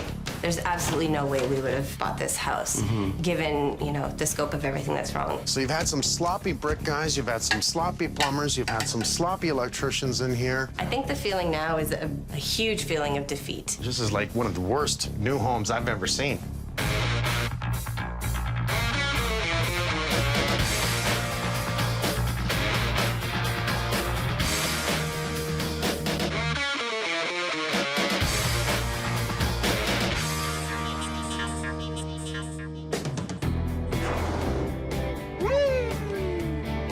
Resident Liz, good people. 2 young kids, boy and a girl. Buying their first house, really smart. Have a park in the area, really nice area. House is about 7, 8 years old. Hire an inspector, making sure they buy a house that doesn't have a finished basement. All kinds of things start happening. This is not good for the age of the home. I'm gonna open up. I'm gonna do a Holmes inspection. I'm gonna find out what's wrong and I'm gonna make it right. Where's the hammer? Hammer. Hey. The home, when we purchased the house, was 7 years old. It was the semi, right across the park, so that was exciting for us. A small backyard, but big enough. It had a patio in it and a pergola, and we thought, you know, the kids can run around, and we just thought it was a perfect size. It was just big enough for us that we thought we can come in here. It's more room than we need now, but we can grow into it. And we wanted a cozy home. We grew up being around, you know, a tight-knit family, both of us, and we wanted to have the same thing. We wanted to be all together all the time and hanging out and doing everything together. The home inspector was in and out very quick. He was here for about 45 minutes. He just walked through very casually for the most part of it, looking at things, glancing at things, and I was following him along and occasionally ask a question about this or that, and he seemed to know the answer right away, so I didn't get any sense that what he was saying should be questioned or he might have missed something. He seemed very competent. We also felt very confident about the fact that the basement was unfinished, and we had assumed that any apparent issues would have been detected by our home inspector because everything was exposed, which is, a piece of advice that we had received from a number of other homeowners. And at the point that you're ready to buy a house and you find a house that you love, everything's in place, you just need an inspector to tell you, that the house is in good shape. That's all you want. And when we got that, we were excited. We were thrilled to finally get our first home together, for our family to have more space. But then it very quickly dissolved into this feeling of, either this house is cursed or we're cursed. Hi. Liz? Yes. Yeah, I'm Mike. Nice to Great meet to you. You meet must be you. Rez or Reza? Reza. Reza. Nice Hey, to Mike. meet you, sir. Meet you. You know what? Since it's a little bit wet out, I've got my coat on. Do you mind grabbing your coats and come on outside and we'll start on the outside, work our way in? Yeah, let's do it. Thanks. We first started experiencing problems with our home in our ensuite bathroom. We had pipes freezing within days of first moving in. A typical morning, go get ready to take a shower, turn the water on, and nothing happened. So directly above us is a bathroom. Yeah. This is our other cold room. Had a family friend open the ceiling in the garage to realize that there was absolutely no insulation around the pipes. We took some pictures of it. It was amazing to see there was absolutely nothing around the pipes, not even pipe insulation. And we're not experts by any means, but we could tell just from looking at this that this was not right. One, we don't normally run copper pipes or water pipes in an outside zone. The inspector should have warned you that there's potential for those pipes to freeze. Two, they introduced spray foam, which I absolutely love. This is an open cell spray foam. It's not a closed cell. Problem with the spraying with the half pound is that it will actually shrink and crack. And based in this area, it's going to be an issue for cold air getting in against those water pipes. It's going to freeze and just turn into a disaster. We had some pink insulation stuffed in there to keep it from freezing again. Whatever is causing the cold to come into our bathroom and into the master bedroom is still there. It's super, super cold in that room. Now, who did the caulking and the brick up there? I did that.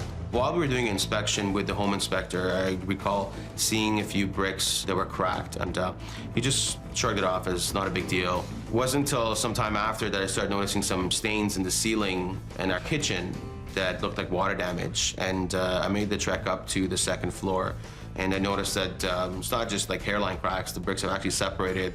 It's a good like quarter-inch difference in the way they're sitting.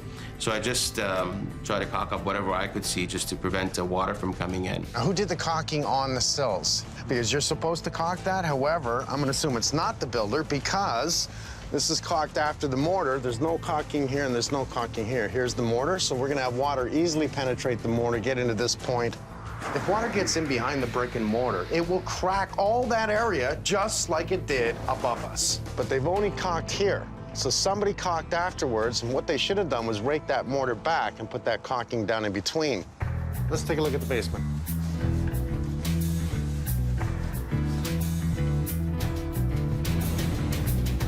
Well, so the inspector saw this? Yeah. Oh, yeah. Mm-hmm. This needs to be fire coded. It's a fire hazard, and I'll tell you why. If a fire broke out, the flames will hit that. We're going to have chemicals that come off it. I love rigid foam. I'm a big fan of it. I'm a big fan of spray foam, but it must be fire protected because if you're in the house, it's going to give bad fumes. It's going to knock you right down. You may not make it out of the house. He should have caught this. This is right away. You either take it down or you cover it up. Where's the receptacle in the report he said he wanted changed? And that is a problem. That outlet is too close to the sink. That should be GFI protected. He's right on that one. Good for him. He caught one thing. Not to mention, he missed this. This is your discharge for your washing machine. That is not high enough. Which consequently backs up into the sink, and you can see the outline of it. Well, come on down here with me. Why do you think it backs up into your sink? Is it sloped incorrectly? Backwards again. Isn't that freaking funny? Let's look at the cold room before I go. How many times I got to see this? They leave the form up. Let me tell you why all of this should come down. 2 food groups for mold. First one, hot meats, cold, moisture. We got hot meat and cold in here. There's no doubt about it. You said you saw frost on the wall. Number 2, organic product, live matter. Sapwood, young wood. So this is gonna mold. It should all be down. I'm cold. Let's get out of here.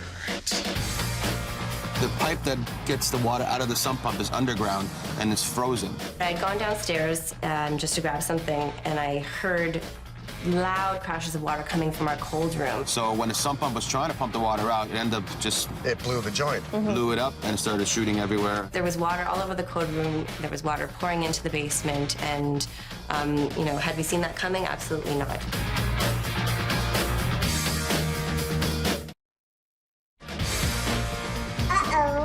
Well, it's encouraged our daughter to want us to purchase for her a little toolbox with tools in it, just from her seeing so much, you know, construction type stuff happening. She'll see me on the ladder in the back and, you know, what are you doing? And I can't explain to a 2-year-old what I'm doing, so it's always Daddy's fixing the broken. So that's become a big thing now.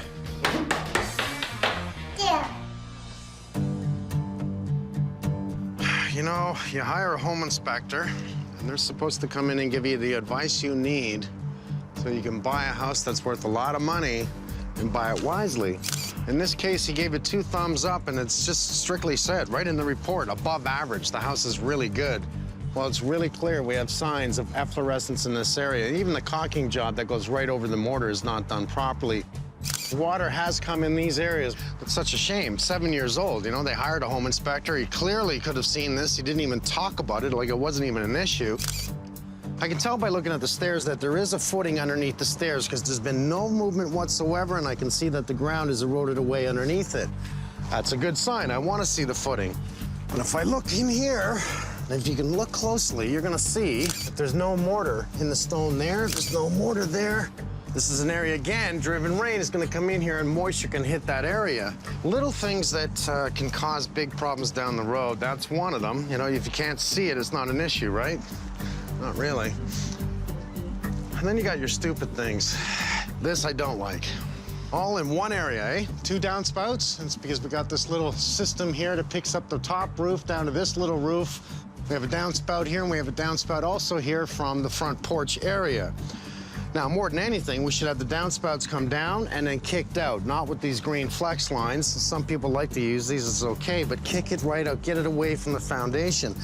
If you look, it's nice and wet here, but it's really mucky here because the water's staying here due to the downspouts. Now, not to mention, this dryer line is blocked by the downspout. So every time you use the dryer, it's not opening. I'm really disappointed with the exhaust system from the sump pump that's in the cold room. If we take a look at this, here's where it exhausts out. The problem is, in the freezing winter, it'll freeze that line. It won't come out here, and it's gonna break the line downstairs. It's gonna try and discharge water, but it's frozen, so it won't. That's exactly what happened. It snapped right at the junction point, and then there was water downstairs. The home inspector misses everything in that one spot, which was a lot. Missed all the efflorescence in the front, which was a lot. Comes to the back. Now, it was Reza who cladded this over, who put wood over top of wood because it was in bad shape. So the inspector didn't talk about the stairs unless he did it verbally, but it's not in the report, so I don't see it as a documentation. It's not in the report, nor is there handrails. Anything over 3 steps requires a handrail.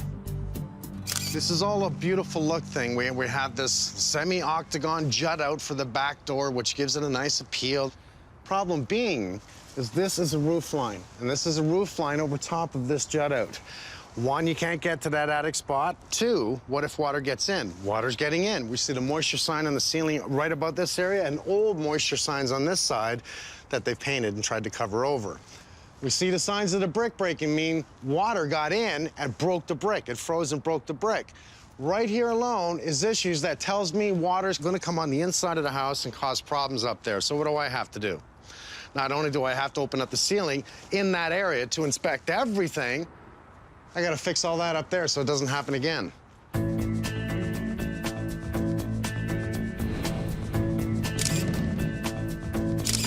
Sloppy, sloppy, sloppy, sloppy. So then I look at this drain. I can't believe they haven't flooded. That washing machine drain alone is only about 18 inches where the discharge from the washing machine comes in and strictly runs right uphill to try and get in. This is a drain. This is from the kitchen that comes down here, and you can even see the distance away from the floor joist here runs uphill. The distance here is really shallow. Didn't take me too long to look up and go, hey, there's an issue. Now, Rez was talking about the banging pipes. Probably sounds like that, eh? Think about it. Yeah. Here, you can see the duct guys did their strap, but it can't be touching that copper pipe. And it is touching it. The two metals don't get along. So had they actually stapled that, that wouldn't have made the noise. Just stapled that, it wouldn't have made the noise. Let's bring in Gary. We'll just have him check everything. Sure. Let's get Frank to look at the electrical. I've seen some electrical issues here. For a new home, this really sucks. Kidding. And plumbing. A whole bunch of water running uphill. You're kidding me. Yeah, and this house is 7 years old. 7 years old. Okay. There's a well-built house.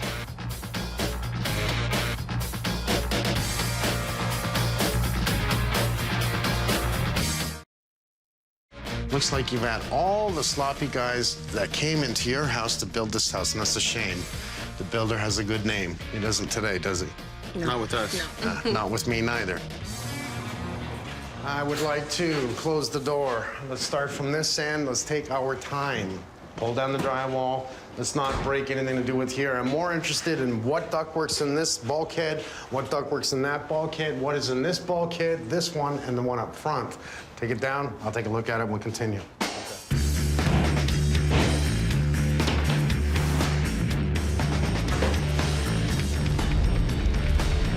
I think they're missing a bit of insulation here, even though they do have rigid in behind it.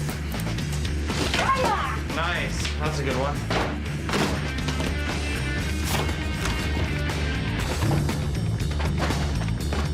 I don't think you can pull this off. Let's see how much power you have. Oh, now you gotta clean it up.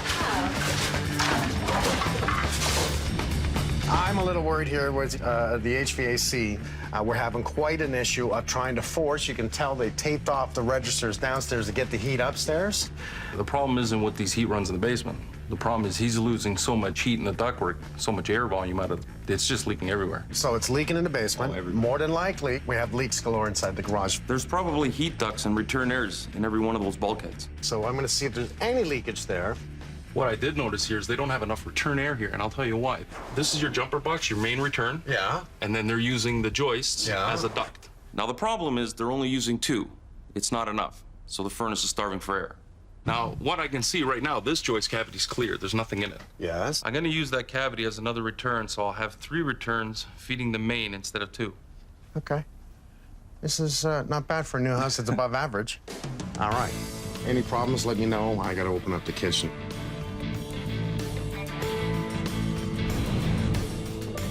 Make sure we plastic up, protect everything we can. I'm only pulling down a little bit of drywall, but we don't want to put it all through the air.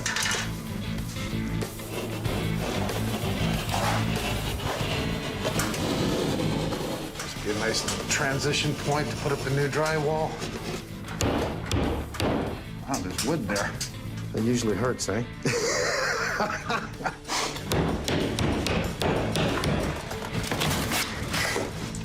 Hey, Homer, what'd you find? What do you want me to do? I just want to pull down drywall here just to expose everything. They got a ton of screws in this drywall. Jeez. They did something right here. Why am I on a ladder? Jeez. Look, I can see the water. This is all signs of moisture. Oh, geez, look at that. Oh, you have actually cut right here. Look at this. Yeah. Great joint, guys. Yeah. That vapor barrier should come back to here. Yeah.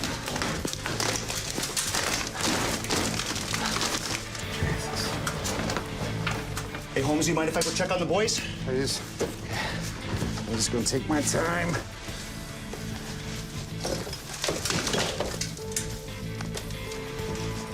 Now I can see. I see daylight right at this area. There's 1, 2, 3 small spots over here. That would actually explain my water right here. Because there it is, right there. No wonder they were up there trying to caulk the top of the flashing.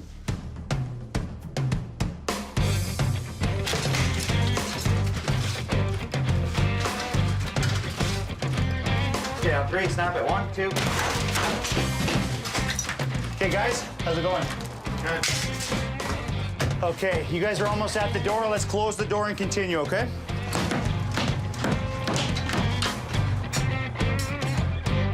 Oh, bingo. Trap. We're getting closer to the problem. 1, 2, 3. Are you just seeing what's in that bulkhead? Yeah. What is it, half pound? It is half pound, isn't it? Why did they build this bulkhead here? Do we know yet? It's a duct line. It's a duct line. That's why they built that bulkhead. They wanted to get an extra 2 inches of spray foam. So we do have a 2x4 structure. So much air leakage, especially in the bottom corner right there, is pulling air into the house. Right. It's called stack effect. If we have hot air escaping through the attic, it will pull cool air from a low area. Anywhere, especially in the area of the garage, not only will it pull in carbon monoxide, but it has the opportunity of pulling in the glass fibers that's in the insulation. You can see right into the basement here. Of course. All that air was just going right into this house from not only the heating runs, but we have return airs. We have access right into the basement. I love this because what happens here is the framers come and frame, right? So they go to the next house, they're framing. In comes the HVAC, electrical, rough, plumbing, everything. You know, start up the chainsaw. Exactly. Cut the ledger plate out, cut the ledger plate out. They know where they're gonna run all their duct work, which opens that wonderful cavity and no insulation here. Did you have any bad insulation at all? Nothing in there, nothing at all. Okay, so then they box this out, try and add more insulation to give it to that R20. It's all crap. But look what else they missed. I mean, they spray foamed this. They've left the traps exposed. That is from the builder. You can see that it's finished. They didn't spray right to the trap. I know. I mean, that's sitting water. I'm surprised that didn't freeze. And you have it there, you have it there. I bet you did. What the hell is that there? That is a trap from the tub. Okay, that's wrong. Here's what we're gonna do. I need you to find all the copper pipes. Okay. I want you to pull out all the yellow spray foam wherever there's pipes. I want you to pull out all the rigid foam, and then you're gonna build down the ceiling 2x4 across. Give me a cradle piece right across the front. Tag your 2x4 ceiling into that to give us strength in the center. Bring Alex in, spray everything, make sure the pipes are on the warm side, and I'm talking the plumbing pipes. Absolutely. How do you like this one? For a new home. For a new home, I hate it. From a quality perspective, I hate it. The inspector called it above average. No.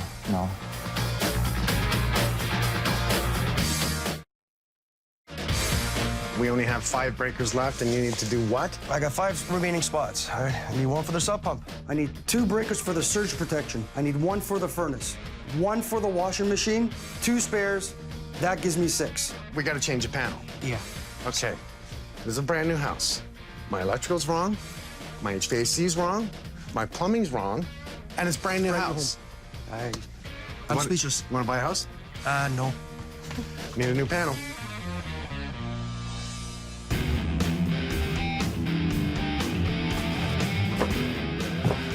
My guys have a lot to do today. We're gonna start framing the garage. We have the 3 big trades starting today. I have Frank, Gary, and Martin coming in to start all their work. Frank's already installed the panel, he just needs to finish. We have Martin in the basement fixing up some plumbing, and Gary's actually gonna start on the furnace today.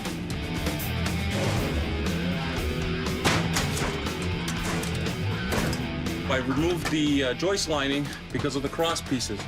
These ones here that are up in the joist, they're causing restriction. You know, you got a lot of stuff running through the joist. Obviously, you got some electrical runs through there. Anything you're gonna try to remove to eliminate any type of air restriction is your best scenario. This is the way they should have did it. They should have put this in like this when they put the return duct up, and I would have been happy.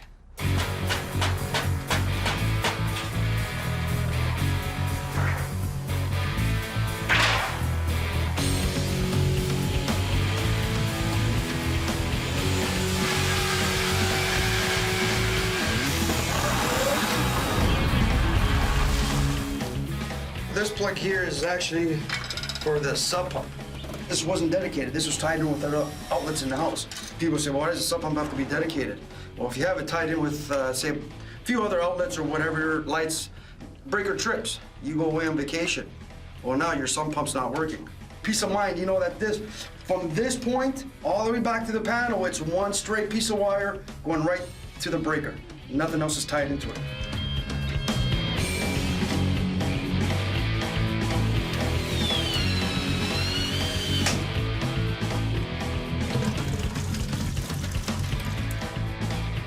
That's a result of inadequate slope. Also, other issues that I noticed here is the 90-degree fittings. Those are fittings that are typically used and implemented in a venting system.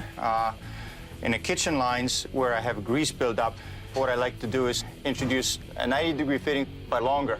This will allow water to drain faster, better, and prevent any buildup and problems to develop down the road. This is actually grease. It's been forming slowly, and as the grease gets older, it solidifies and it becomes almost like pieces of rock. Just fix it right and make sure all my angles are straight, my slope is done right, and that's how it should have been done in the first place. The previous contractor, when they ran these heating runs, what they did is they cut the joists out in the garage and ran the pipe through. The pipes are going up through the garage and then heating the rooms above the garage. Well, these two runs were disconnected. They were open. So it's probably one of the causes why they didn't have a lot of heat going up to the bedrooms, at least airflow anyway. Temperature-wise, it's the garage not insulated properly. That's why they're just taking the heat right out of the pipe. We're just fixing them up, getting them supported, screwing them together so that way they're not going to come apart. And then we're going to insulate the runs in the garage with a foil back and then tape up all our joints.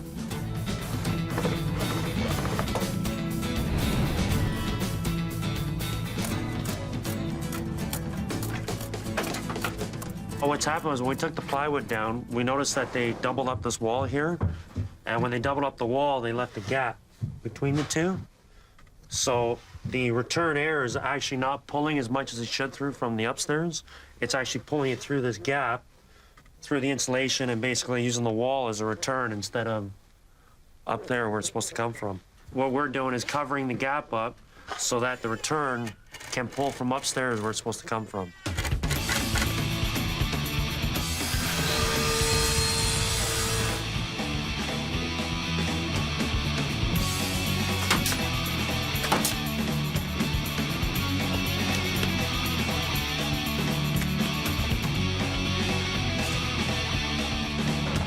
Mike has asked Martin to check out the old sump pump, and he's decided to replace it with a new, more powerful unit.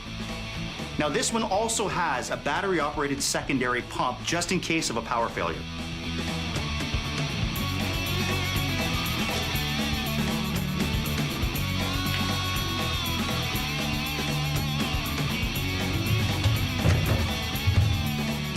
Now, the last thing for Martin to do is test the main pump.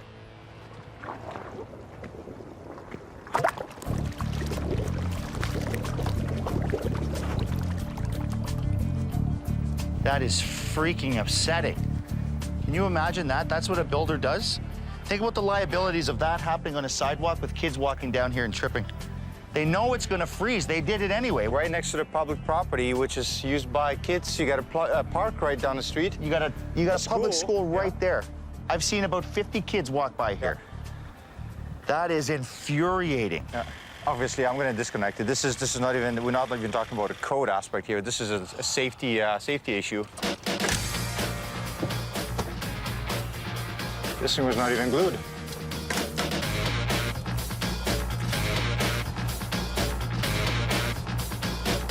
It's beautiful out, boys. Wow. It almost feels like summertime!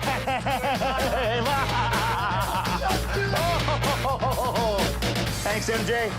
Go get him. Huh? Who wants it?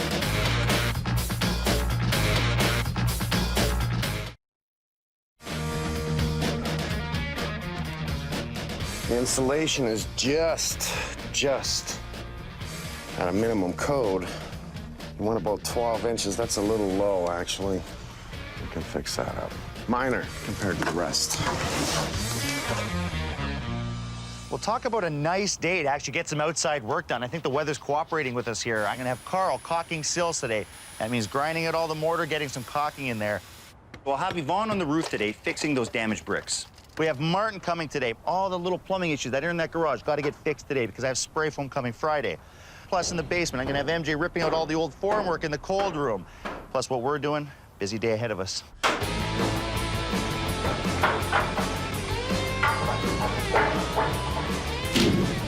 I'm ripping out all the wood here in this cold cellar. All the wood is sitting directly on the concrete. There's no sill gasket. There's nothing separating the moisture from the concrete and the wood. There's no moisture barrier, so I mean, it's not showing like it's soaking up too much moisture right now, but you can see here it's a bit wet. It's dirty. Over time, it's gonna create mold. There's gonna be a lot of mold in this room, and it can make someone sick if they're down here or spread throughout the house, get in the ventilation system. So we just want to take it out and make it safe. Can you ever smell the must in here now that you've disturbed it, eh? Absolutely. Moisture issues? I see a lot of moisture on that piece of plywood. And you can definitely smell it. And that, my friend, is way too much water coming into a house. Let's go check upstairs. This is right in the front doorway, so we know where it is. All right. See that gap there, eh, MJ? Yeah. In the front-facing stone, we might have to pull this back to get a caulking in there, okay? Because that's a stupid place to have a weeping hole, right at the top step.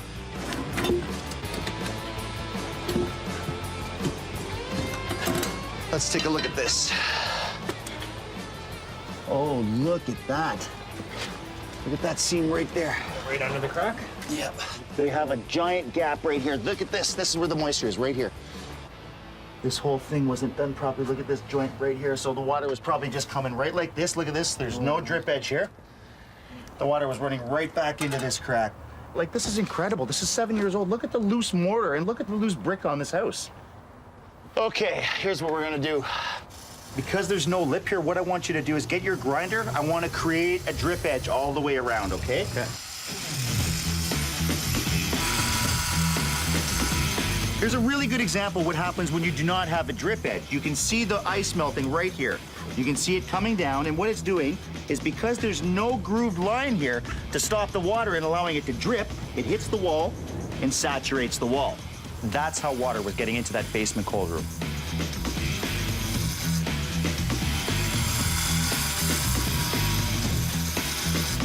So if you look at the same area, now that Carl has cut the drip edge, you can see that the water is actually hitting the drip edge, dropping right to the ground instead of into the house.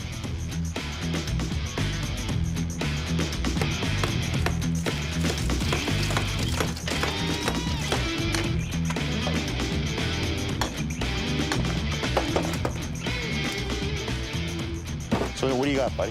One thing after another. It looks like they didn't put any wall ties underneath this window on the brick There's nothing under there for the next 3 courses? As you can see, everything moves. Ay.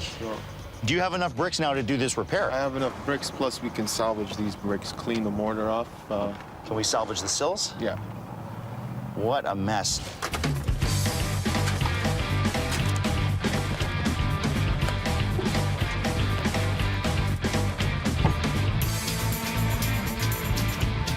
We've had to recaulk every single window in this house. We put a lot of man hours into redoing this. It's unfortunate that we've had to actually put this much time into something like this. So what we're doing is we're putting a much better product in here, which is basically going to keep the water out. And this caulking is going to stay nice and soft so that it doesn't dry up and crack away so that we have water issues and water damage inside.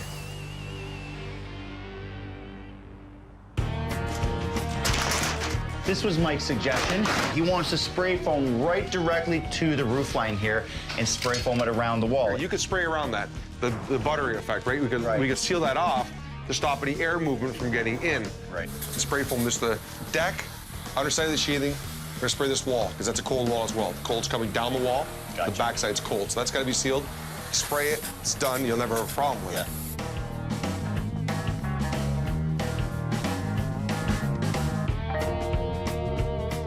All right, Alex.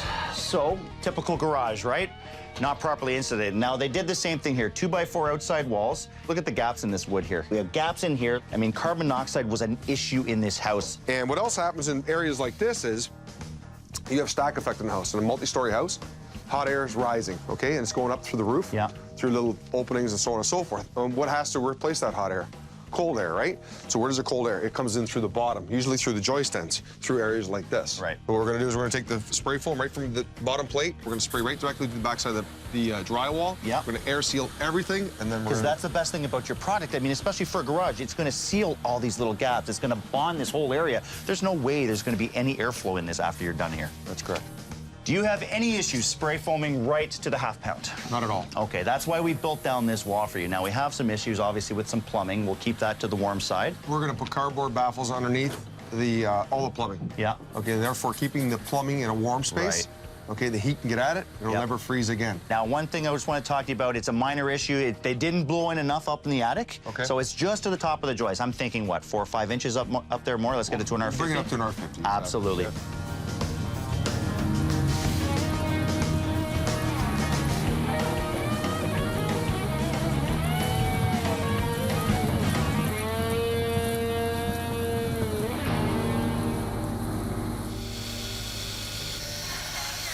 Last connection we're making is to our whole house HEPA. It's just a secondary type of filtration. It captures 99.9% of any airborne particles, dust particles, mold particles, any type of spores. It's going to capture it. It goes down to 0.3 microns. That's very small. That's the head of a pin. So it's capturing all that. It's bringing that fresh air back into your furnace. It's cycling back through the rest of the house.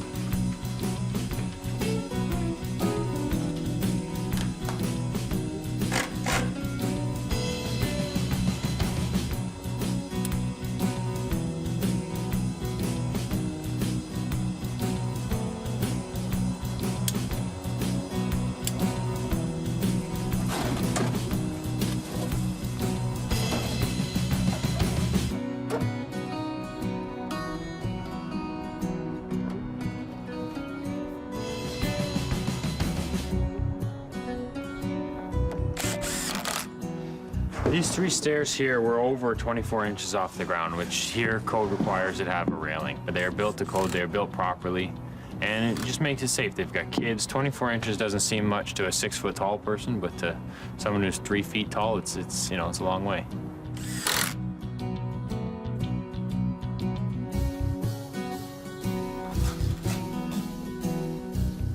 This is kind of a surprise for the homeowner.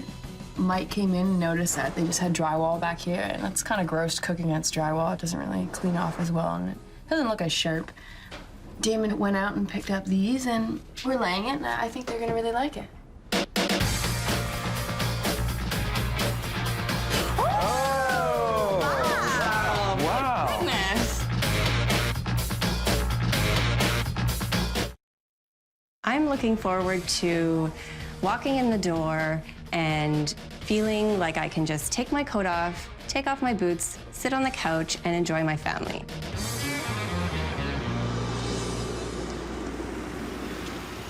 You guys are smart. Warm coats. Yay. Can you believe this weather? You do. Well, for spring, it's a pretty cool spring day. Nice to see. Oh, I'm doing your hug right away.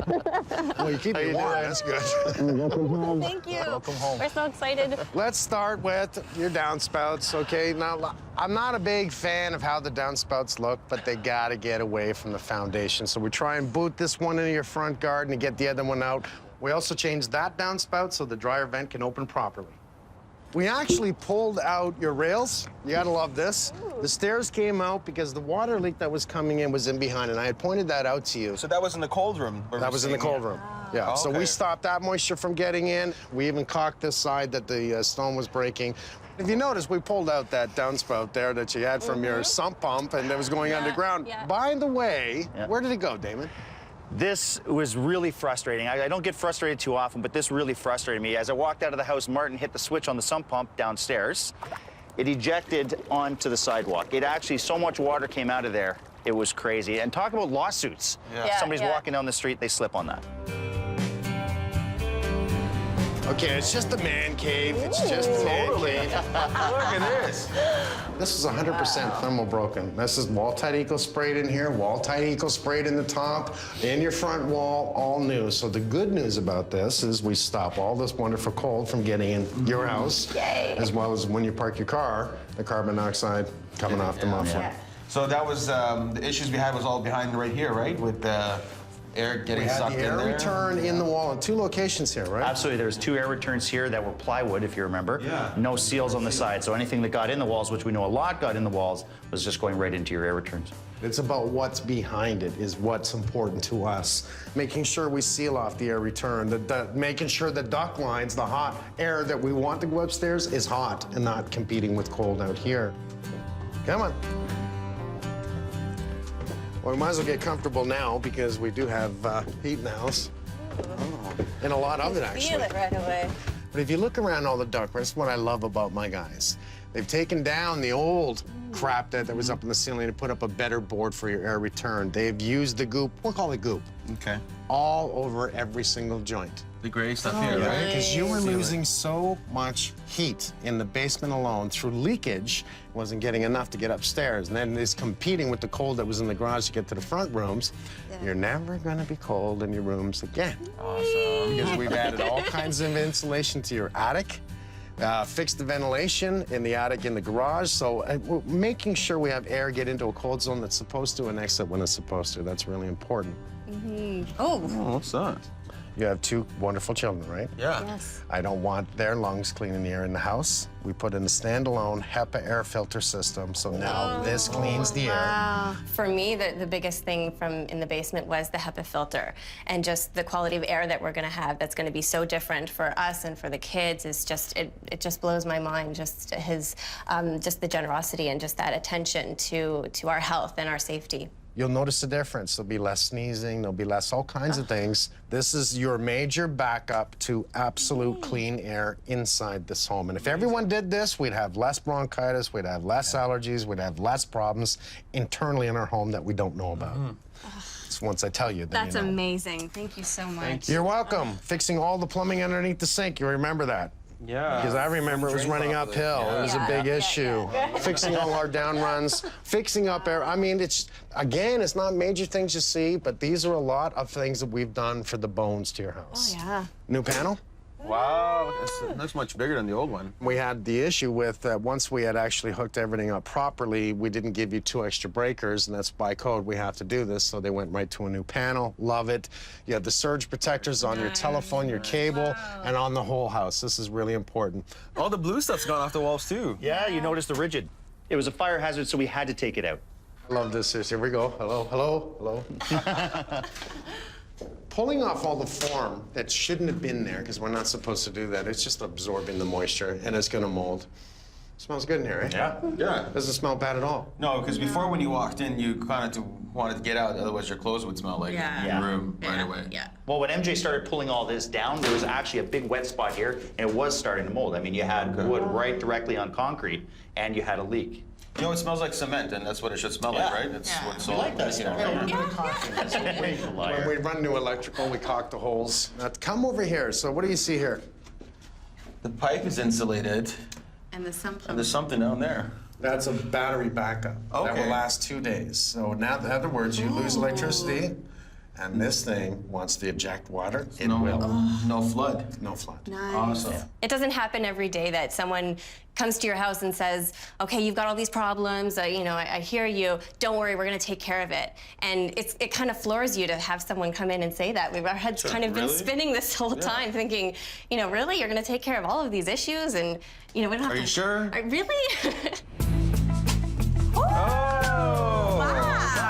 Wow. Goodness. You got ourselves backsplash in here. Lovely. Damon did this without talking to me, which I really liked, because I came in and went, wow, I like that. Yeah.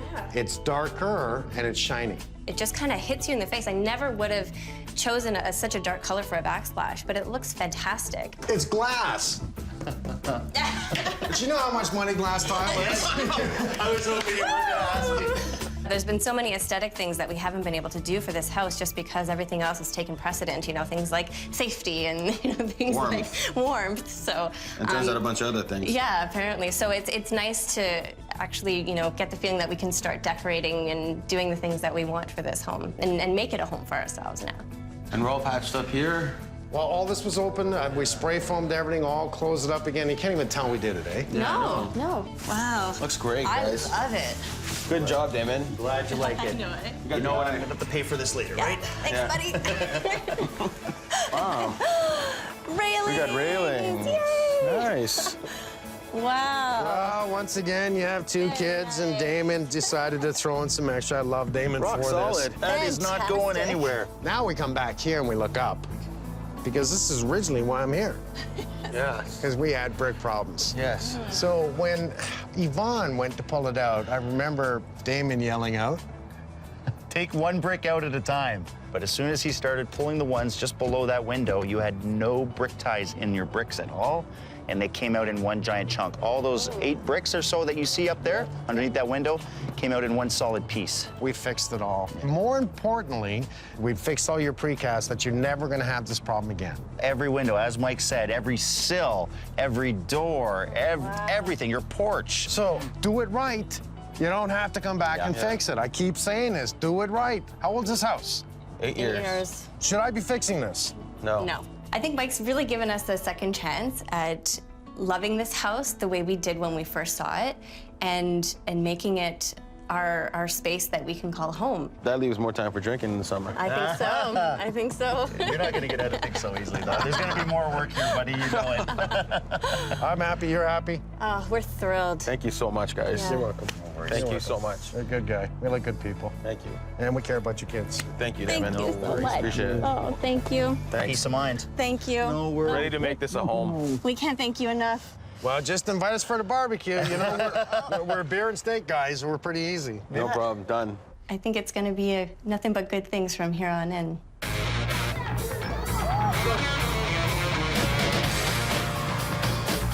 You think I'm gonna fit down this thing?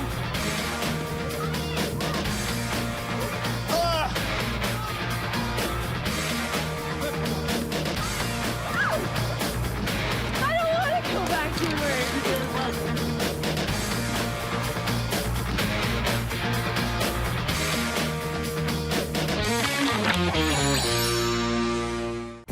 There was a contractor who was a former home inspector. He said he would come in and take a look at the house for us. That's bad. Oh my God. Get the hell out of the house right now. Yeah. Like, you shouldn't be in here.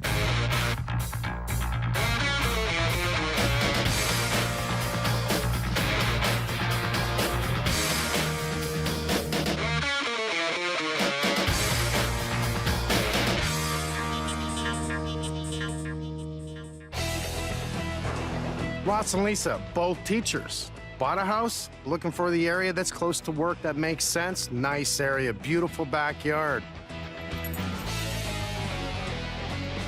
We both finished university, and we decided that once we got jobs, full-time teaching jobs, which was very difficult at that time, we decided to stay home both live at home for 6 months and save up some money and be able to make a down payment on a house, and ended up finding this place and for a great deal, and it was just in the location, the exact location we wanted to be in, and it was kind of like a dream come true. We know we always wanted a dog, so we wanted to make sure that we had something with a big yard, and we wanted to be in the downtown core, near everything, and a detached house, just so there was less, I guess, noise.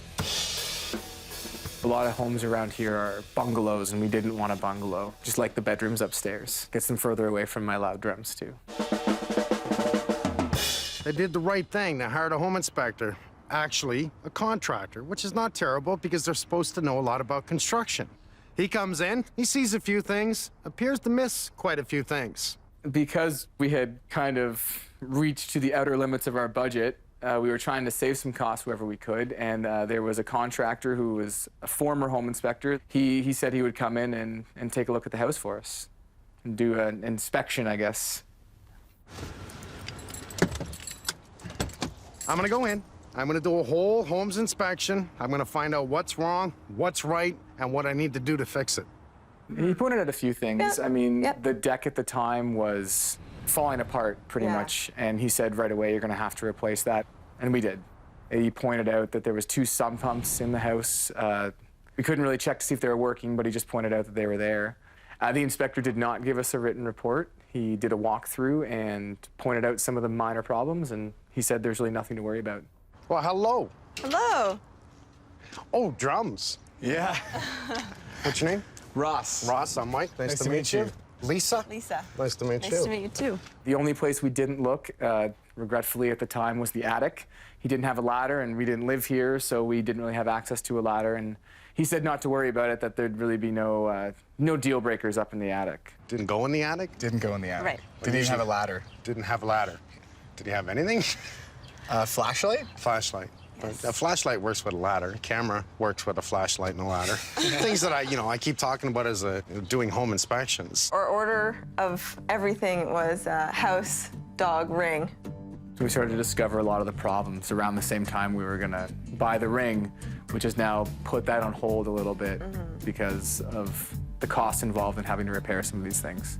We found mold in our bathroom, and right next to that we found mold in the spare bedroom lining the spare bed. It made me really nervous just because I do have a past with living in an apartment with a lot of mold, and it caused a lot of lung issues for me, so it kind of scared me, and we started to wonder, where else is it?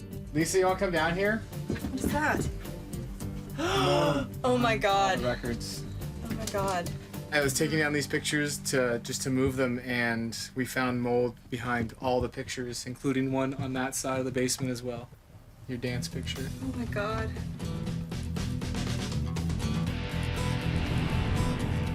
You see what I see?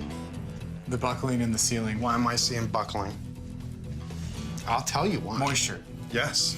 And it's not soaked. It means moisture's in the attic, and now it's buckling. Not a good sign. Okay, how do I get into your attic? Through the office. Office. Let's take a look at your office. And now you've set up a moisture meter and everything in the house. I'm glad you put this in. What's our moisture at? It gets as high as 70, but never drops below 55. 55%. That's too high. You have too much moisture in the air. You can feel how hot it is, and probably gets worse in the summer. Oh, yeah. Oh, definitely, especially this room. And again, I'm seeing it in your drywall. You have all kinds of buckling in your drywall. Okie dokie. That's bad. That's what we call fur. There's a whole lot of it. I know I have heat loss. I'm black on the sheathing. I know I have heat mixing with cool air in the winter. I don't like seeing the insulation that's all dirty. It's just showing air movement. It's all it's doing. This is getting really bad. But don't worry, there's not gonna be a deal breaker that's up in that attic. There's just, trust me, there's not gonna be a deal breaker. Well, let me tell you, there may not be enough insulation. There may be critters living in your attic. You may have improper electrical. You may have mold galore, and you may have moisture and structural problems. Look in the attic. That scared me even more because just like a little bit of mold in the bathroom I was worried about, and now it's really just in the basics of our house, the structure of our house. So it was really quite frightening to hear.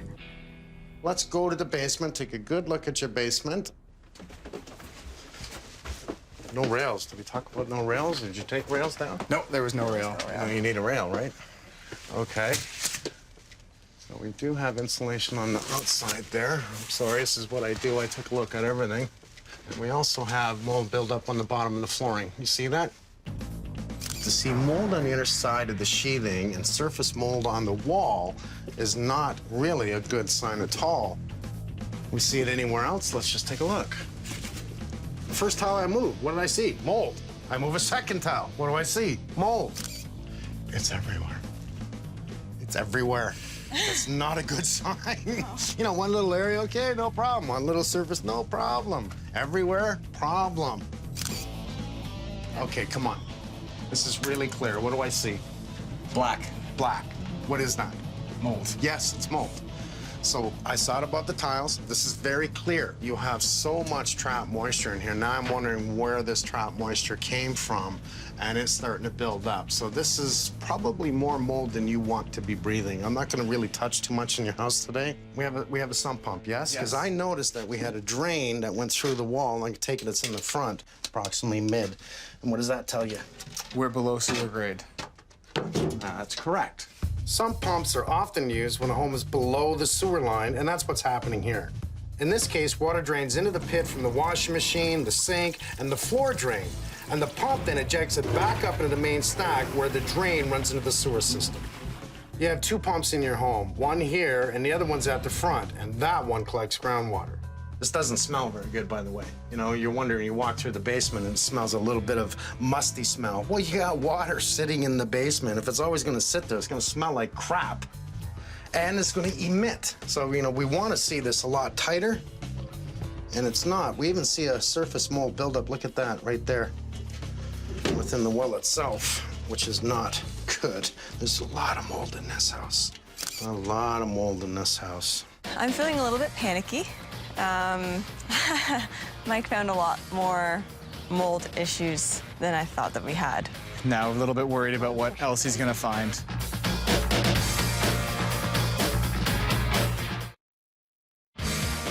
We've been saving up for a ring, like we are planning on getting married fairly soon, but obviously we can't leave something this dangerous. First tile I moved, what did I see? Mold. I move a second tile. What do I see? Mold. We started to think, you know, with how much all these things are gonna cost, is getting married even gonna be a possibility anytime in the near future? One of those houses that got me a bad feeling. I can feel the humidity in the air. It's really hot in here. Well, the inspector had a flashlight. Didn't have a ladder. Doesn't know anything about building. He's not a bad guy. He just doesn't know enough, and that's a problem. Most inspectors never pull up a register. They never take a look at anything.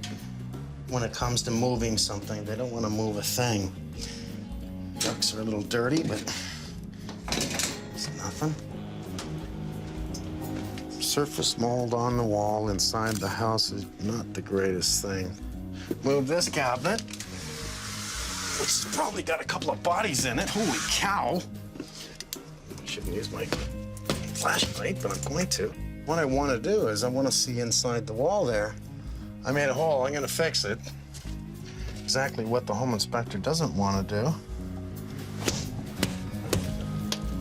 And it gives me the opportunity to also look in the wall to see what insulation's there. Is there vapor barrier? The answer is no. I do have a buildup on the tar paper here as well. You can clearly see that we have a buildup. Now also the insulation sticking to it, but it's showing that it's been wet. What are the key signs I look for? I come in, I see what's been done to the house. He's done some work down here. He's taken out this wall, he's got in 2 support posts. But for a home inspector not to do what I did, move a couple tiles, all right, you missed that one. Clear as day, looking in the furnace room, there is mold all over the floors. Did you miss that? Did you not look up? You had a flashlight, right? And right now, I'm pretty damn sure we have a possibility of a lot of mold spores in the air. So one of the first things I'm doing before I touch too much or not touch enough is to do an air test on this home to see if I got to get them out of the house. Wow, that was fast.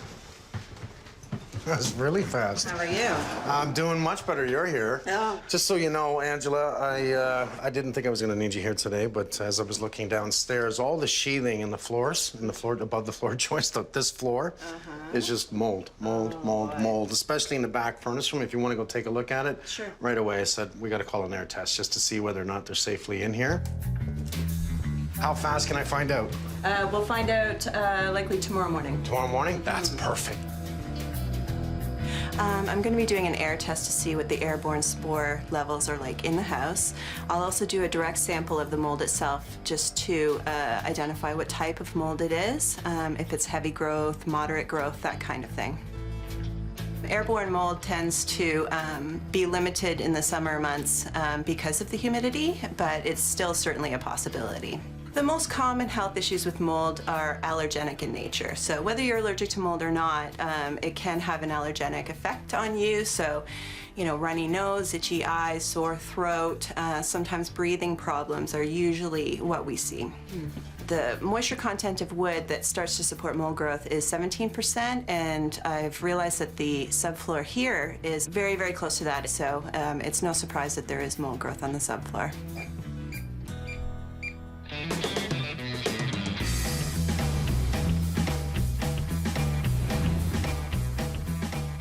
So normally, I'm going to use my IR camera in the winter, a cold day, a wet day, but it's so hot in the attic, I think I can use this to pick up any heat loss. And look how hot that spot is right there. Like, you shouldn't have a hot spot like that. That's huge heat. There's another one right there. I was called in because of the attic, and it's really clear as to why that's happening in the attic. Insufficient insulation in the upstairs, in the attic space, probably only this much insulation, nowhere near enough. Areas that it's escaping through. Now add that it's probably not breathing good enough through the soffit, so what's happening? Hot meets cold, creates condensation. Give it the second food group, which is organic, paper on the drywall, the lumber, you're gonna have mold. And this house has mold. With a capital M. Talk about this mold house.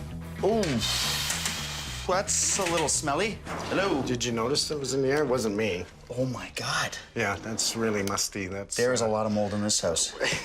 You don't even have to tell me. I could smell it. You got one hell of a tan, dude. I do. I'm molding. I'm molding. Organic, you are My live. God, I'm molding right here.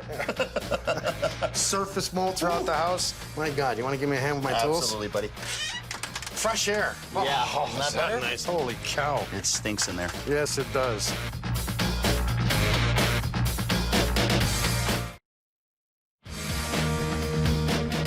The walkthrough we had with the original home inspector doesn't really hold a candle to the walkthrough we just had with Mike. He found 10 times as many problems in probably half the time. At this point, with finding everything out we found out, I'm not even 100% sure anymore if we would have bought the house.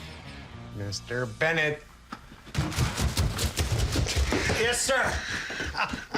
How are you? Would you set that up? Not at all. We were waiting to work. All right, a couple things here. This is funny because it hit me last night when I was dreaming. Yep. This is not a cold room, and right away when it's a cold room, I'm thinking steel door, insulated door. it's not. No, the actual under the porch is on the other side of the Oh, block you're kidding wall. me, okay. So here's what they did, and I'm surprised there's not a lot more mold in here. They put a steel door, turn it into a cold room. Right. It's not. It's part of the inside wall. Right. But the steel door actually blocks all this off. You've got your joist right here on this side. Yeah. No air's getting in, and all they're doing is the possibility of stale air being in here, water in the ground. Just sitting there. Yeah, mold growth on the tar paper. Right. You know, it's like the inspector didn't see that. He didn't look down, he didn't look up, he didn't look straight, I think. I don't know. And he couldn't didn't have a smell. ladder, he had a flashlight. Here's what we're gonna do. Really nice and gentle. Just draw a straight up line, Yep. 2 feet right across. Peel the drywall off nice and slow, gloves, masks, and let's take a look at what we find. Oh, there you go. You guys smell that now? Whew. Look at this. It's all over the tar paper. Smells weird, too. I've never seen this situation here. Where you don't see it more on the wood, you're seeing it Wow, mostly now on I the can really tar smell paper. it. You smell that? Now it's really starting to get strong. Look at that. I just think there's a high water table, hence the 2 sump pumps, right? I think they had a high water table here, and I just think it's bleeding right through this foundation right now. Hey, Holmes. Whew. Yeah, you smell that now that we've opened it? God, I brought my mask. That smells really bad, actually. We got a lot of mold, buddy. Yeah, You see a lot of surface, eh? Yeah, and it's on the tar paper, not the studding. Yeah. Okay, well, this is really simple. We're gonna bring the homeowners in. I'm gonna kick them out today. Okay. You know, the rule of thumb is 10 square feet. Yeah. You should bring in a professional, so we're gonna bring them in. Okay. Besides, it's all on the floor. This is gonna have to be Everywhere. ice sprayed. We're shutting it down, and we're going to the next level. Okay. All right. Ross, Lisa. Hi. How's it going? Have you met Damon Lisa? Bennett? No, we haven't met yet. How you doing, Lisa? Nice to meet you. Hey, Damon, how you doing? Good, man. Nice day. Really hot out. Really, even hotter in your attic. I'm sure you know that. It's just an oven. If you notice, I'm holding 2 masks. I have one for myself. I want to show you something, and I'm going to ask you to put these on. You don't have to do it yet, but when we go downstairs, you will. Whoa. Yeah, I think I was most surprised by the smell of, like, that damp smell that I said that we had originally smelled when we had moved into the house, but there was carpets. We thought, oh, it's just the carpet's damp, so we should not have carpet in the basement, and that smell kind of went away. But really, as soon as the walls got opened up, it was in there. So that was really quite shocking to smell. You were okay for the air, and I'll explain why you were okay for the air. The mold that's up on the ceiling now is moist. So since it's moist, it's holding it. But as soon as it dries out and your humidistat drops down or your humidity drops down, it's going to turn into a powder form and start to fall. And spores are going to be in the air, and that's going to be bad. Your home is in a low-lying area, so water will always find its way to your house. Unfortunately, that's causing a lot of moisture in your home. We're going to eliminate most of that moisture by waterproofing your basement. But first, we have to get rid of all that mold. Because it exceeds the rule of 100 square feet, anything over 10 square feet, we recommend to professionals to clean it up. But there's a real rule, 100 square feet. There's no choice. It's a level 3, which means today I have to ask you to leave your house. It's very worrisome to think of what could have happened and what is happening to our bodies right now because of where we've been living. This house has the most mold I have ever seen. You could smell it when you first walk in. So we have Brian's guys here today to start remediating. Dry ice in the attic, remediation in the basement.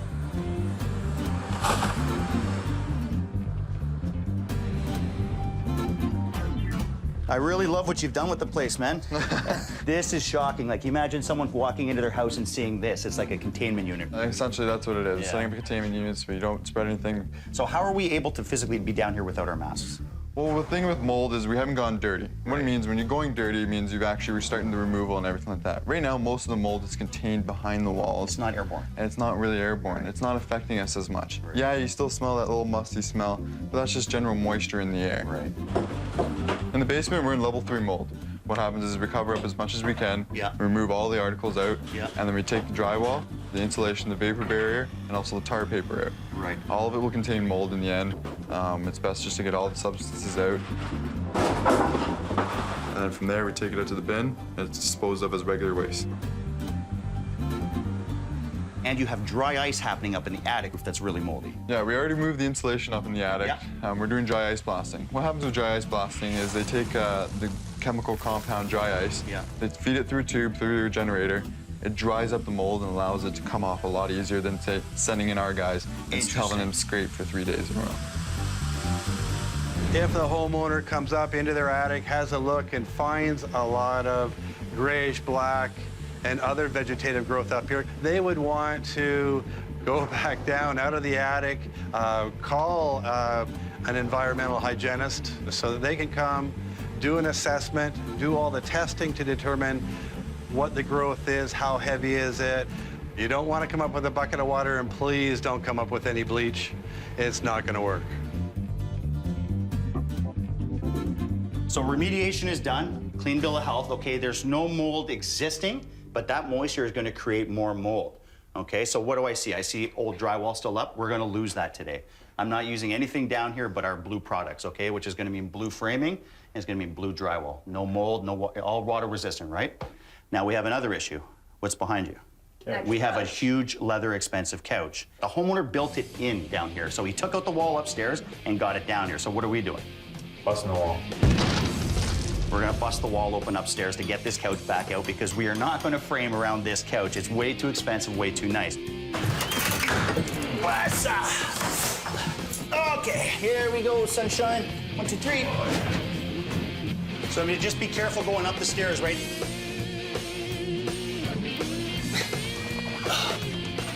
Drop my hand. Okay, you got the bottom now, MJ? Yeah. Oh, yeah.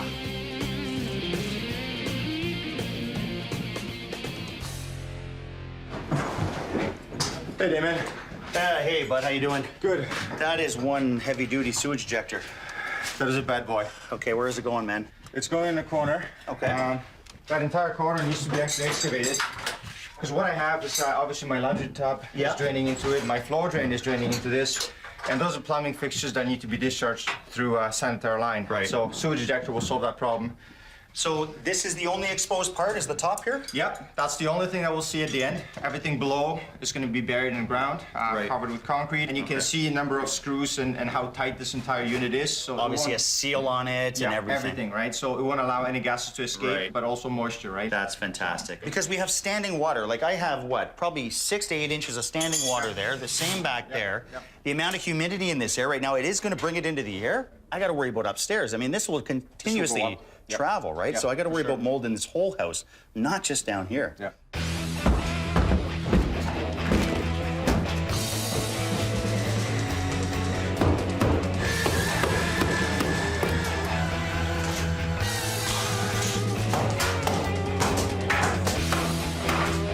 You guys ready? 1, 2, 3.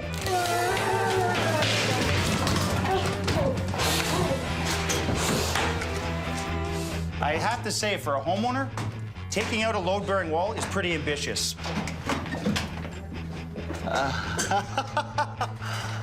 $12 in lumber is holding this house up. Okay, well, let's correct him a little bit. If you just stand back, you can see the deflection in that beam. That means this whole thing is sagged in the middle.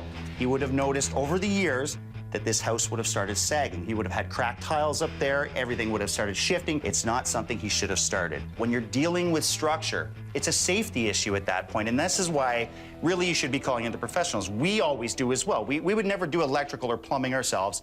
We know how to, but we just don't want to. We want the professionals to come in and do it properly. I'm extremely anxious about Mike looking at all the work I've done to the house. I've knocked a wall out, I've built a new deck. So I'm crossing my fingers and I hope that he approves. A little under the bar, maybe $20 in lumber instead.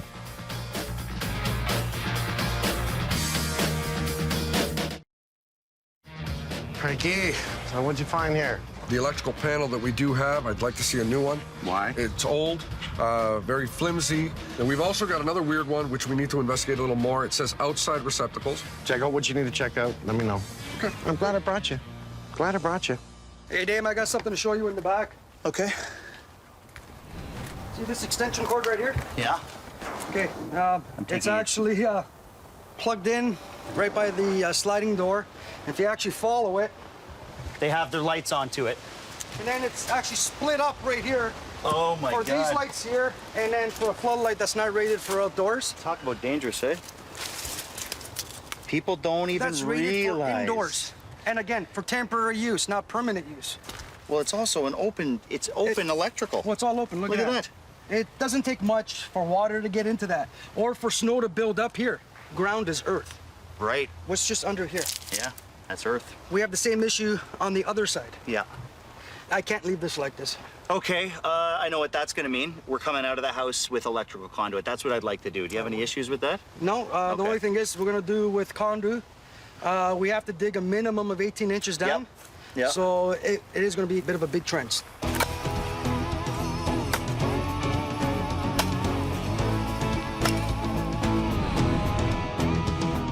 Oh my God. Look at the size of that hole. How far does this gap go, guys? Does it keep going this way? Oh, just block and rocks, like all under here, like 6 inches under the earth. It's all just the rubble from that building. Well, when we first got here, I talked to the owner up at the top of the street. In this low-lying area, it used to be a marsh, and after that, they built a factory on top of it for World War II. They made parachutes here. It burned to the ground. What they did is they buried the rubble and built the house on, according to him. Well, that's all speculation until we actually come across something, and this is the first evidence that that something actually existed here. Now, why is this important? Because what's happening is if that concrete, all that rubble is sitting under this earth, where is the water going? Well, we know where it's going. It's being absorbed into the house. We already have a lot of water in this area. We have a hill up this way. We have a hill up this way. Everything is draining into this house and the house next door. All that water is sitting under here. But what's worse about this, not only was it a marsh area, but we have that collapsed building underneath that's just retaining the water. It's just holding it in. The water has nowhere else to go. Water always goes to the lowest point. Unfortunately, we're at the lowest point. This is something I'm gonna have to give a pass on the inspector. How would you ever know? He's here to inspect your house and give you his best opinion on what he thinks is wrong with it, so that you have some knowledge walking in whether you want to buy that house or not, or negotiating rights at least with the owner. So there's nothing we can do about this. They actually built the house on top of an old rubble pile. What we have to do is waterproof this foundation to make sure the basement is dry and mold-free. You can feel the moisture down here, eh? Yeah, absolutely. As soon as you step down those stairs, it jumps like 20 points.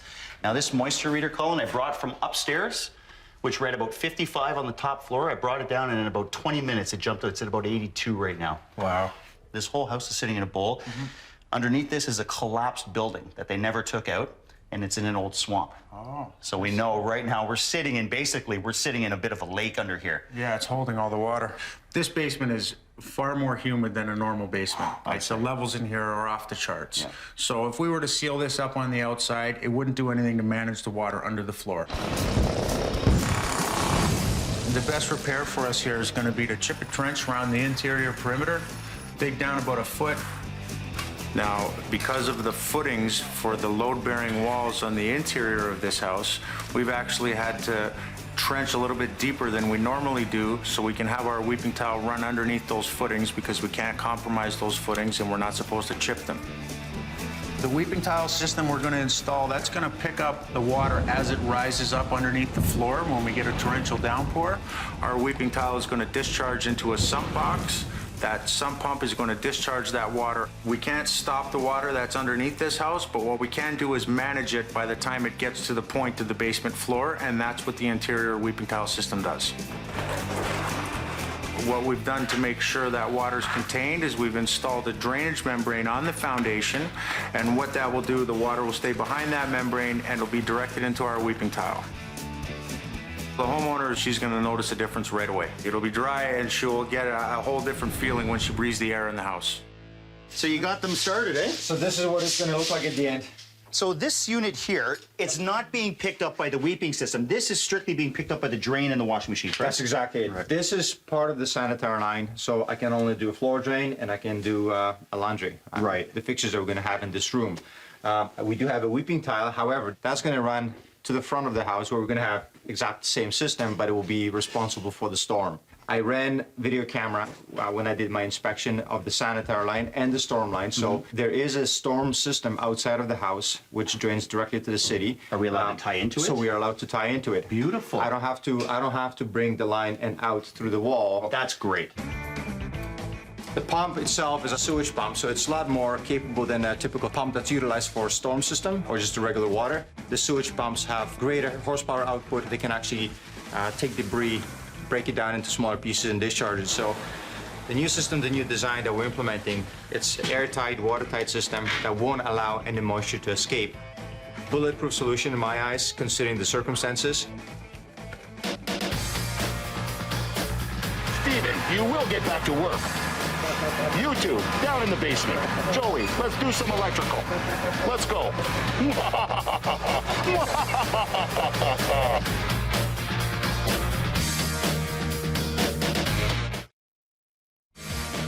The surface mold that I've seen inside your house is not good for you two.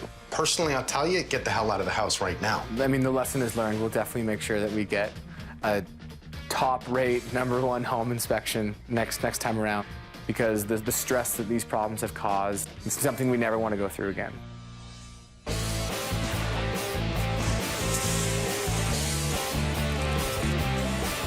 So by putting gravel into the voids, what I'm trying to achieve is water drainage. After I fill the voids with the 3/4 crushed gravel, would allow the water to just drain right to the bottom, because if I just fill that with earth, with all the pockets underneath here, that earth will continuously drain away. So before Joey lays his pipe, what I want to do is I'm going to lay some landscaping fabric under the existing geotextile that was laid just for the patio here, so that the earth is not draining through the gravel as well, holding in my earth, holding in my pipe, and we can actually backfill this, sod it, and this will no longer move.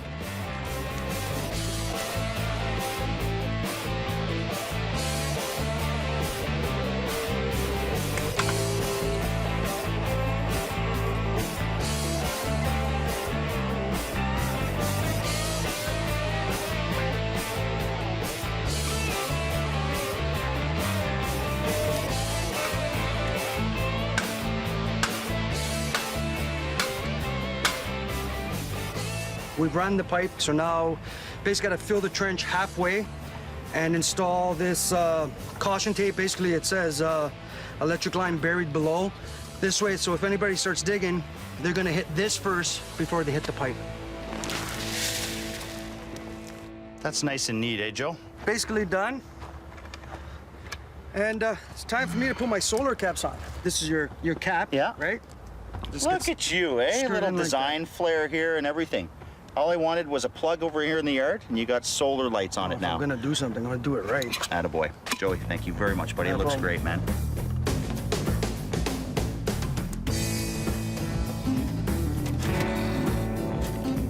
It's relatively small for us today. Just changing out some roof vents. The old existing aluminum vents were a cheaper, low-quality grade. They've been squashed down over time with the weight of snow. They're plugged up with dust and debris from the attic. The soffits were open, but without being able to draw out through the top, it was really choked up. So We're putting in new aluminum pre-painted vents that are going to perform a lot better, breathe a little bit better, and get that moisture out of the attic. Now, the mold that was originally in this attic was caused by a few factors, including improper airflow, which Steve has now fixed. The other major culprit was the moist air from downstairs escaping into the attic. So to resolve this, I've removed the old bad insulation and I'm going to spray foam the deck of the attic, which will give us a thermal break and a seamless vapor barrier. Now I'll top it up with some blown-in insulation and this attic will not mold again.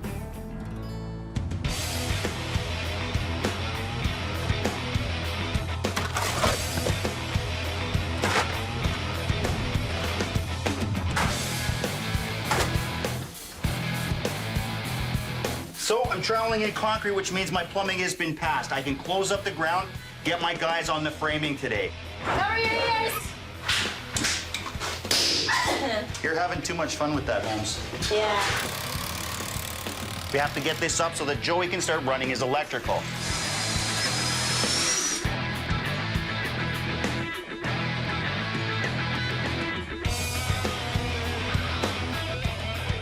Dom, thank you very, very much for coming in, buddy. Not a problem.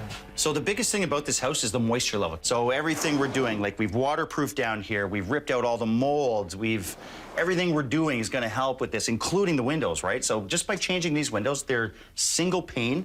And just imagine what that's leaking and bringing in, right? These wood windows here, single glazing, are just useless windows. Right. We're going to get a nice energy efficient window with strength and durability, so it performs. Right. And that's a combination you really need.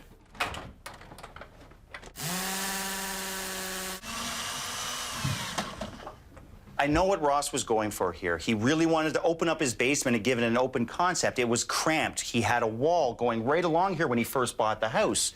It was tight.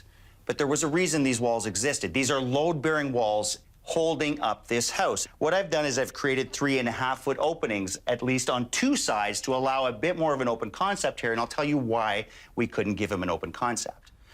Right here, we have the stack for the house. It's coming from the ejector pump at the back of the house, and it's also picking up another washroom being brought over to the main stack that then's brought out to the city.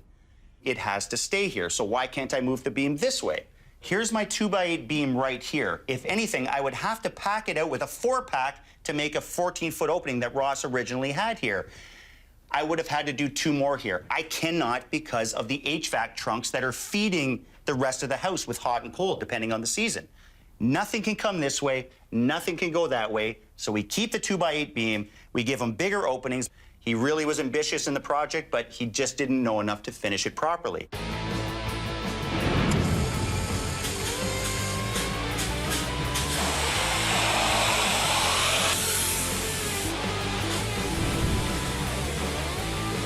One, two, three.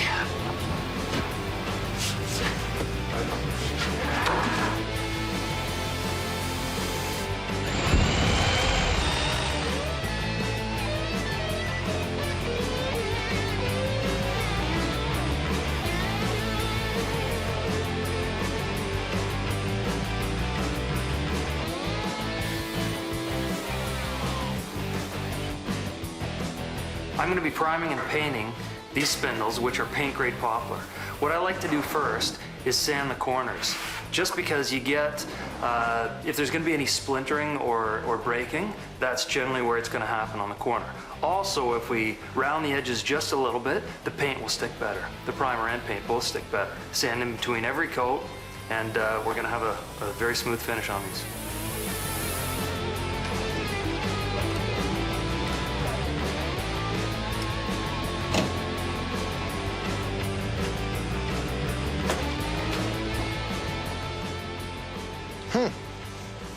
No wonder they bought this house. It's a nice backyard, isn't it? The house, you walk in, there's no smell hitting you in the face when you're walking. Remember the first day I walked in, I was just like, how is anyone living here? They're gonna walk in and say, is this the same house? Knowing that Mike is here to fix it is, I think, the only thing comforting us at this point. I would agree with that, Yeah. yes. Oh, God. It's gorgeous.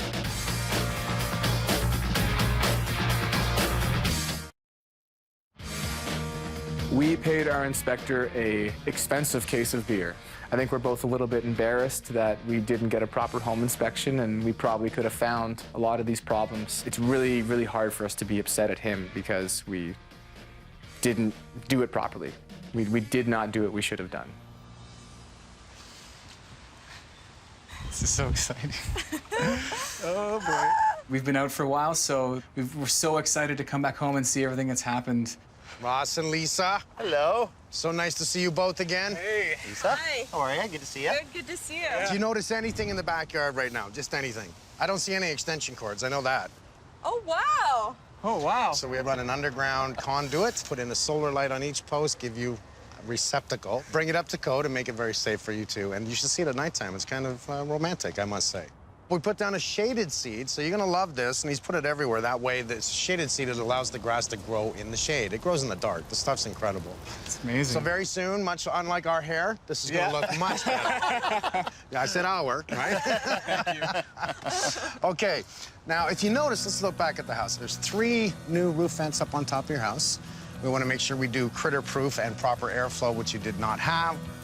We have smart screen on all your estraws, so this way, all the trees around your house, now nothing's going to clog or block your eaves or downspouts. No cleaning troughs. It's great.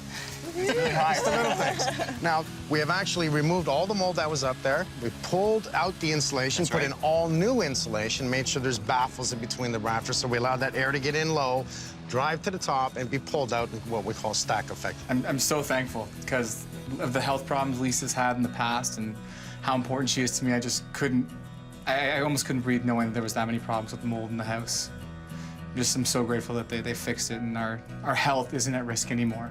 We've done a lot of testing in your house through everything we've done, and we've now got your humidistat down to 40. High 40s, 47. It's fluctuating between 47 So as long as you're in 49. between 40 and 50, we're all happy. Yeah. Wow. Okay, so that's pretty damn good. That's a big change, yeah. As soon as we walked in the door, you could notice a difference in the air quality. You didn't smell any of the damp or mustiness. So right away, I knew that they had fixed that problem. They had addressed it and done a great job. Now, Damon's done something here that I said was probably not the greatest thing, and that was really simple. He opened up this wall to pull your couch out, and I said, I would have told you to cut the couch in half. Yes, and he you're gonna did. have to buy a new couch. So you're lucky I didn't This tell whole him. wall came down to get it out, and then the good news is you got a new door. Yeah. Okay? You ready? Ready. Take your time, walk slow. Oh my God. You're excited easily. I like that. Well, this used to be wood paneling. Oh my God. Oh my God. It's gorgeous. The basement looks unbelievable. Like it feels so amazing. It feels more open. It felt like we were entering a room that was full of sunlight. That's amazing. First, you're going to be in trouble. Uh-oh. You put in 2 2x8 beams, right? Yep. Your span was too far, and you goofed up structurally. Oh, boy. Good thing is that we fixed it. We can only span it 3.5 feet based on your beam. Okay, so now you're gonna have a center post here and 2 doorways, which really opens it up and looks good. We made your beam. $12.50 in lumber? You wrote it on your Never worry, admit it'll to never something, make it. right? Unless it's done right. Okay, now it is right. So we have a brand new panel and very neat. Look at the electrical. I love my guys. You have a whole house surge protector. Beautiful. Okay, I we like love organization. that. When it's done right. This was an absolute complete gut. All new blue wood studding. Thermal break, that means we use spray foam in your whole basement. You're gonna love your lower energy bill that's gonna cost you in the winter to heat this house. You just won't believe the difference by thermal break in the basement. All blue drywall, which is mold resistant, water resistant, which we want throughout. One other thing we did here, an internal waterproofing. The floor was dug up all the way That's around right. your foundation. A weeping system was put in place, and then it goes to the pump. That's a completely controlled and closed unit, so we don't get any humidity coming up from water or moisture in the air, nor do we get any smell. Everything was fixed in here. Again, thermal broken in behind it, all new electrical in the basement. I know that you had some problems with molds in university. He talked to me about it before he left, and he said how important you were to him, and I know that mold was bothering you. So that was one of our most important things between Mike and I, is getting rid of the mold and making sure it's not going to come back after we leave as well. So that was something we had to do. And the carpet is what? No worries. Carpet's what? hypoallergenic, and it's also commercial carpet. So it means there's no organic products in it. It cannot mold. It's not going to be an issue. Just to hear everything that they did to protect us and our safety from future mold, it's just unbelievable. Unbelievable. I'm floored. I can't even believe it. It looks incredible. I could never imagine our basement could look like this. Go ahead. Whoa! Woo! Oh my God! So let's talk about what we've done in here. The windows. So the plumbing was replaced to make sure everything's right. Look down. Oh, covered somehow. Another closed unit system. And high end, this is what we want to see. You never want an open well of any sort inside your house. You can actually feel it in your house that the air quality is actually better in here. And I noticed... What? The new washing machine? No! It just looks new because we cleaned it. We cleaned it. Oh my God. That's hilarious. We can tell who's not doing laundry here. It looked brand new. Oh, boy. So, is that a little bit of hint for your future? Yeah, I need to do more laundry. Did I hear something? I need to do more laundry. My future wife. So you did ask her? I did, yeah. I couldn't wait. Thank you. You're welcome.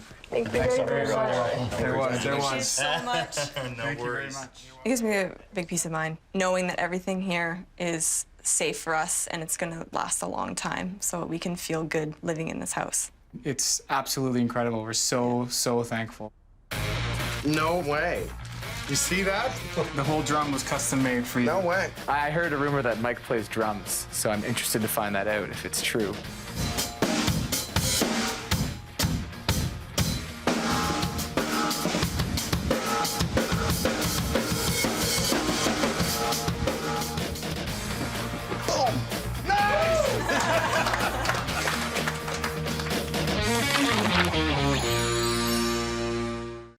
The home inspection needed to be right on, because this is where we want to stay. Your home inspector should have caught that. This doesn't even meet minimum code right here. Would I want that on my house?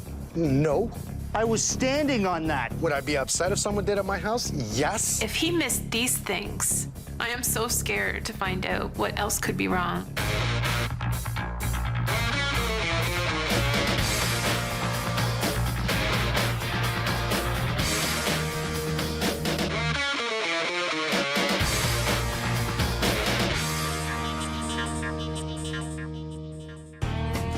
Two good people, Mitzi and Corey. Buying in a nice neighborhood. This is a really nice street. The houses are not too old, 7 years old. Hired a home inspector. Good call. He comes in, he sees a few things, appears to miss quite a few things. I'm gonna go through this house, and if there's problems, I'm gonna fix them, and I'm gonna make them right. Head on over to the park, okay? The reason we bought in this area is really because of the importance of family. We wanted something where we have a 7-year-old daughter. She's active. She wants to, be able to play and stay close to her grandparents down the street. Hey guys, I think I'll go on the swing. Okay, let's go. Yay! Well, we've been married 20 years, so we've been in numerous houses. Oh, she's going too high. We don't really have much time to work with things, so we wanted a simple house. We wanted large windows, the 5 bedrooms, and we needed a large enough home in order to fit our furnishings that mean so much to us. I sound like I want a lot, don't I? I wanted a jacuzzi tub. Corey and I have worked all of our lives, to purchase a home like this. And who's the best singer in the whole wide world? Barbra Streisand! Oh, that's my girl. I've been a fan of Barbra Streisand's, and my husband's been a fan of Gene Roddenberry's for 30 years. And never in my wildest dreams did I ever think that I would be able to own something that Barbra Streisand owned. It represents to me that anything's possible. The Gene Roddenberry dining room suite was housed in Planet Hollywood in Las Vegas, Nevada. We thought about who could have been sitting at this table. William Shatner, Leonard Nimoy, Jean-Luc Picard. Because anything's possible, right? So when we purchased this house, we really wanted a fantastic home inspection, because the home inspection needed to be right on, because this is where we want to stay. Hi. How are you? Welcome to our home. You must be Mitzi. I'm Mitzi. I'm Mike. Nice to meet you. Corey? Yes. Nice to meet you, sir. He took the time to go through and he was taking pictures, he was checking everything. But I think he spent more time on checking appliances than actually checking the house. If we had known what we know now and some of the things that we have found since his home inspection, I don't think we would have bought this property. I'm going to assume you're leaking at the corner here. That's right. That's my assumption based on what I'm just first seeing. And it's a really big crack, and it seems to have gotten worse over the winter. The reason you're going to see it get worse in the winter is it's really simple. Water gets in there, it freezes, it pushes, it expands, and then it's going to keep pushing it. I walked with the inspector. He did point that out. Like we said, okay, there's a crack here. He says, oh yeah, just put a bit of cement and you'll be good. Really? Yeah. But it didn't seem right to me. A little bit of cement. Yeah. So you think that's going to stop it from leaking? This seems like the weight of the house on there. Well, it is the point load to your porch on the second floor and to the roof line in the front. That's why we have so many columns, is actually to hold all that weight load. The problem with these columns is really at the base here, because this is the footing for the column here. It's just a nice little trim effect. This is what's going to take the structure. But we have water coming in underneath the caulking. Very clear signs. If it can get in underneath that, it's going to get in downstairs. If you look at the crack where it is and you go into the cold room underneath and you can actually see the water damage or the water buildup. Coming in. And it would have been, like, I don't think it's a simple repair. And I think the home inspector should have highlighted this. Say, by the way, this is not just a simple crack on the surface up there, but it actually goes down into your cold room and you're going to get water buildup or damage. I personally don't think it's something that can be fixed. That on the floor right there is what? Well, that's water and moisture. Is that water and moisture? He was here in the spring. And are you telling me that wasn't there last spring? It just happens to be this year?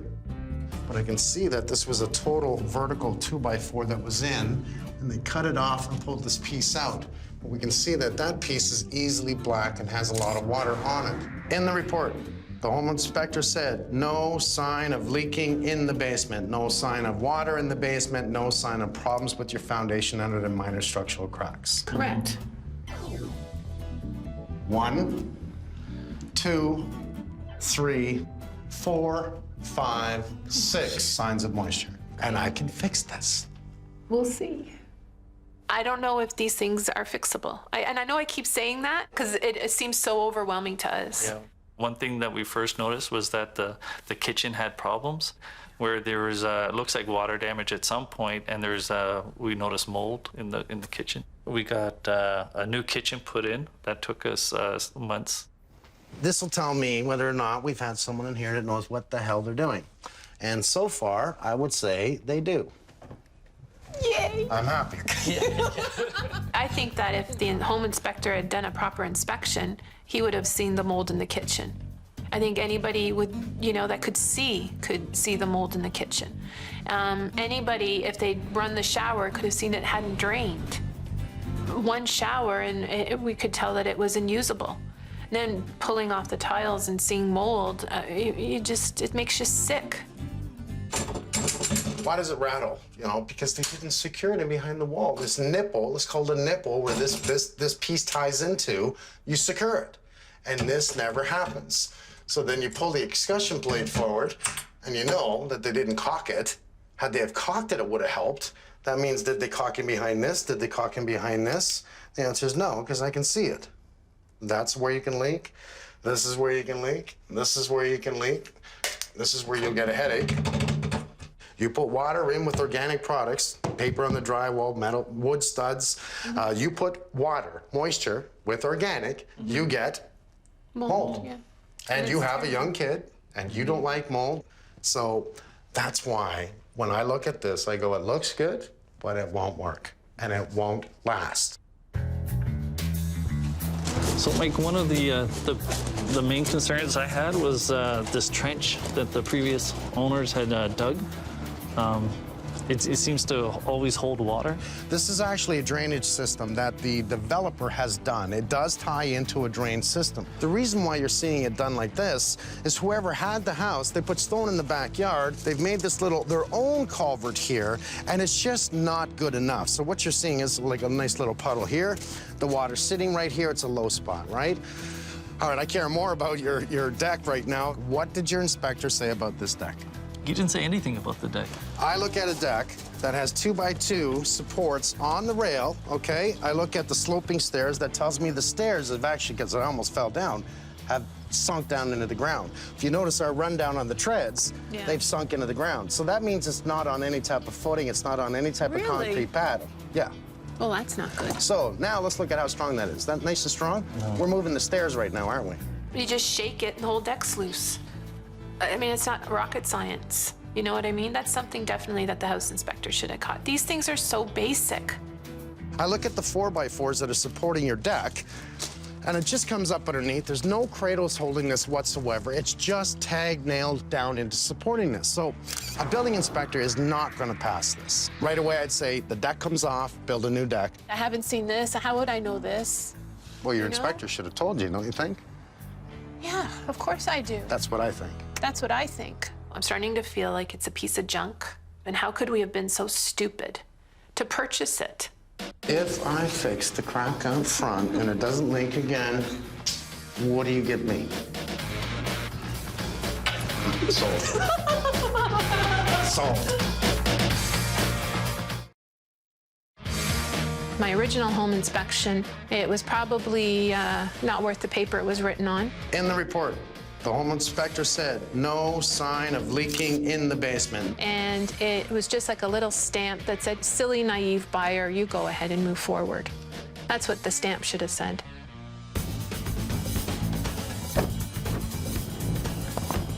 You know, it's funny, I look at these houses and I think, my God, stop building for just looks. You build up all this beautiful precast and don't caulk the center points that I keep talking about. When a home inspector comes to your house, his job is to walk around, do a quick little document, whether he's taking pictures or writing it down. I'm hoping he's doing both. He's gonna say, I see points that water can penetrate your house. When I notice, I'm gonna look right from this corner, and let's follow that corner all the way out. What do we see? The actual foundation runs down unlevel, and they had to build it up with broken pieces of brick to get it level, to brick over. But this is a quick fix, and putting in pieces of brick, making your brick hang over, which we want. We want that reveal, and then continue and do a parge effect across, which is now breaking and falling apart, just due to the water that's getting in here and freezing the area, which is one of the main reasons I'm here. The problem with these columns, if water gets underneath them, which we saw downstairs, like why a hole here like this? I'll tell you why. That's probably where one of the 2x4s are. We'll take a look at this and see what they've done. See, that's just not a good sign. That's really bad. Okay, that's ridiculous. By the way, that's wood, okay? This is a really stupid thing to do because that's a really good point of how fast it's going to track that water and bring it down, like the wood's falling apart. We saw the evidence down the wall of all the water coming down. There's our wick. We really don't want to wick it in. We want to wick it out. Oh, lazy. This is just stupidity. This is the people that don't care because the forms are in place. All they had to do is cut the top off. I can see it in the corner here. It definitely is. It's another vertical 2x4. It stinks, too. You walk in as an inspector, a home inspector, and you say, okay, why is the caulking so thick at the bottom of that pole? You don't have to be a rocket scientist to say they're covering something up. It's not a goof in the caulking, oops, you know, and you leave it, because everything's nice and neat here. Yet there's a huge goob here and a huge goob over there. That says something's being covered up. So what do? You just do a little bit more investigation. Common sense, remember? Go downstairs. What do I see? Oh, I see wood in the concrete. Now, is wood allowed to be in the concrete?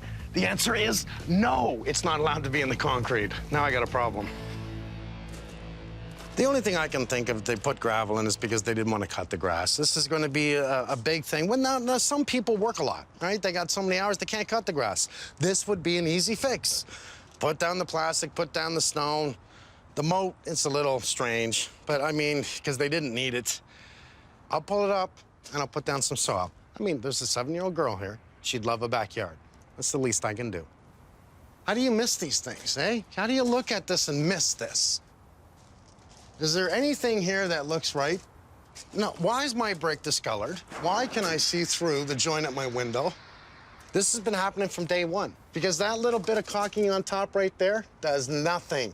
It's already completely cracked out the mortar in between the two sills. What's that gonna hold? Now, I get to pull out all that caulking and put in proper rubberized caulking, not a cheap 2-year caulking. This is a 2-year cheap caulking. Don't do this where it's gonna cost so much money down the road from water infiltration. The signs are there. I didn't build this house, 7 years old, wow.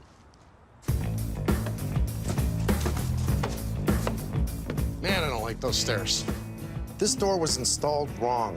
What they've done is put in the door first and then poured the concrete sill around it, which has created a vulnerable area for water penetration. Right here, the door is supposed to sit on top of the concrete and you caulk the bottom. The way it is now, the door provides direct access for the water to get in behind the concrete and into the house. And this will be a place that I look at in the basement to see how much damage it's already caused. So this area here is the door that's upstairs. Now, I'm gonna be one of the guys that pulls the plastic down, pulls the insulation out. What do I see? That's not a good sign, because that door has been letting water in for a while. It's black. So, once again, simple thing, knowledge. I look upstairs, I see a problem, I come downstairs, I want to see underneath it. I made a mental note, I want to see underneath the door. Take a picture, show the homeowner. That means I got to pull that door. Mr. Bennett. Hey, bud, how you doing? I'm doing pretty good. This is a nice looking house. We got some furniture in here from some pretty fancy people. That's some funky furniture. She's funny, because Mitzi, she's like, everything I said was, no, you can't fix that. you can't do this, you can't do that. I'm a Leo, you don't tell a Leo. No kidding, I know. I'm looking at all kinds of standard for a 7-year-old home, caulking on the outside of the windows, water infiltration big time. The shower stall upstairs that really is falling apart. They used it once. It's typical every time we come to these new ones. The home inspector didn't see it. He was blind. Yeah, you can't fix it. I'm not a Leo.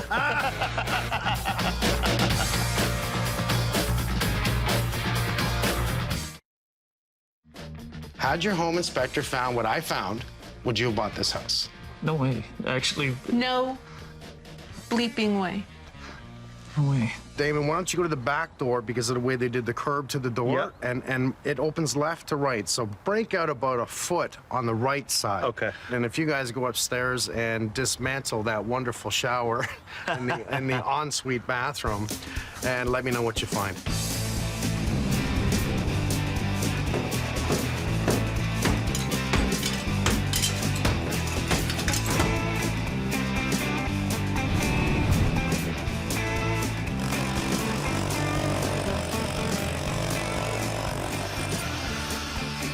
Ugh. This is an actual builder flaw, which just drives me crazy. If you look here, that is your subfloor. That's what's underneath your tiles that comes to the outside plate here. It is saturated. Oh, wow, that's really wet. Yeah. Well, the problem was that they poured this afterwards. You can see how all this is going to do is create a bathtub, right? The water's going to go down there, get in, saturate exactly what it did, because that's actually really, really wet. Well, now we'll do it this way. Order a whole new door. Before the door goes in, we're going to pour our own concrete curb. Okay. We're going to make sure that we really protect this. We'll wrap everything here. Yeah. Since we're pulling out, we'll fix it. We'll make it right. Okay.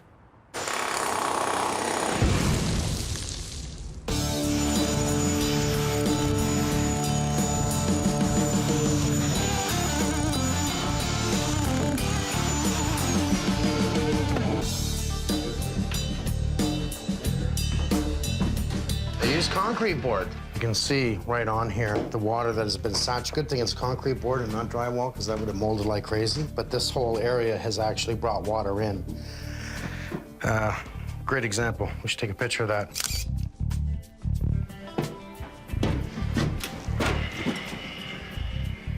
So I have drywall all on this wall, which was a mistake, because we do have surface mold on that.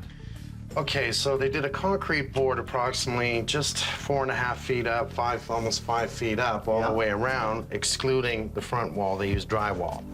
And this drywall here is not even green drywall. It's just standard regular drywall. So just got the whole thing go new. Okay.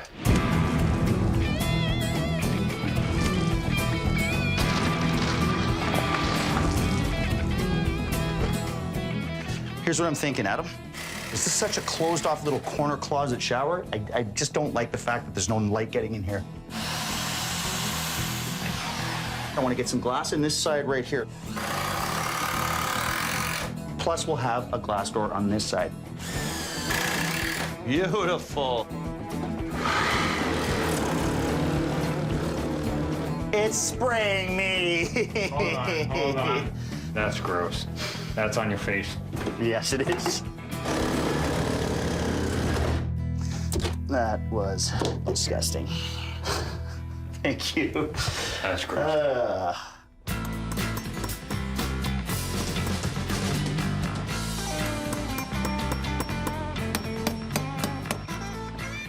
We're just replacing the caulking because it's an older caulking. It's starting to crack.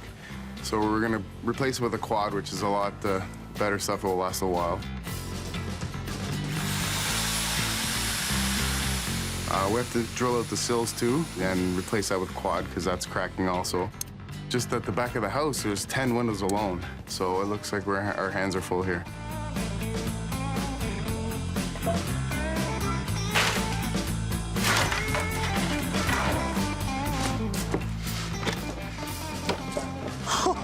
Oh, wow. These stairs are legal. They're safe. What I find unbelievable, this is from the builder. Like, I just can't believe how unsafe this is. The whole thing, first of all, should have been on a pad at the bottom. It's sunk over the years, which is going to eventually pull nails. I mean, it's almost funny if it wasn't so dangerous.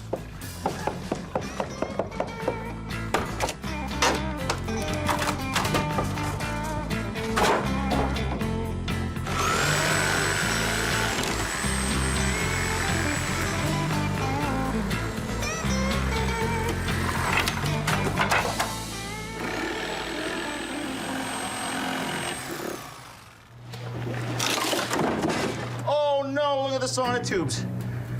They just put them on top of the earth. Oh my God, that's a lot more dangerous than I thought it was.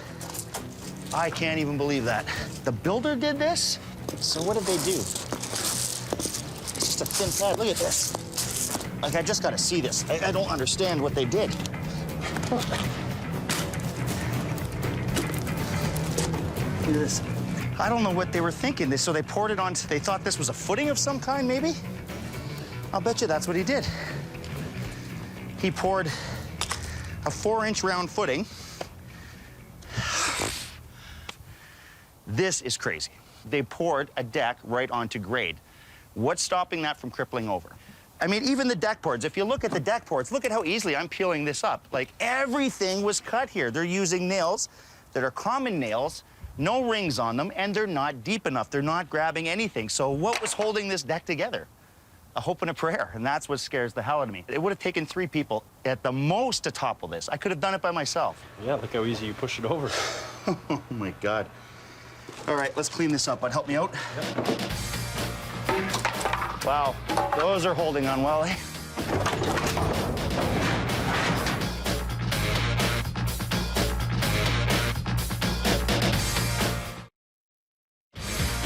Phone the recycled rubber company that goes around the pools, because I think we can clad over top of this with a watertight membrane and use the recycled rubber and to give us a nice footing over top. So in other words, great to walk on. Yeah. I got to make it watertight. Yeah.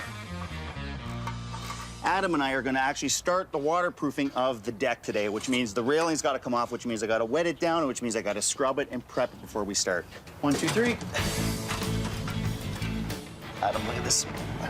Oh my God, what's happened here? Underneath this post right here, we have another 2x4 or 4x4 piece of wood coming out that was probably part of the forming when they did the concrete deck here. What's happened is because of the poor caulking job, water was able to penetrate in through that hole. Winter came, froze everything. This concrete slab was probably saturated and it just popped it. It's amazing what frost can actually do to concrete. The problem now is this. This is a much bigger problem than I initially anticipated. Give me a hand, please. 1, 2, 3.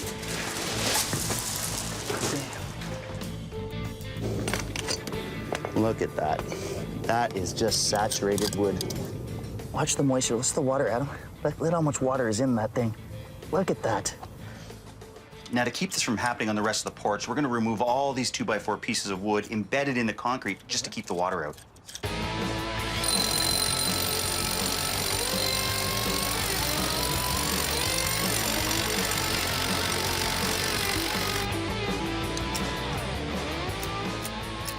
To rebuild this corner, what I'm going to have to do first is install rebar to strengthen the cement and help bond it to the existing pad.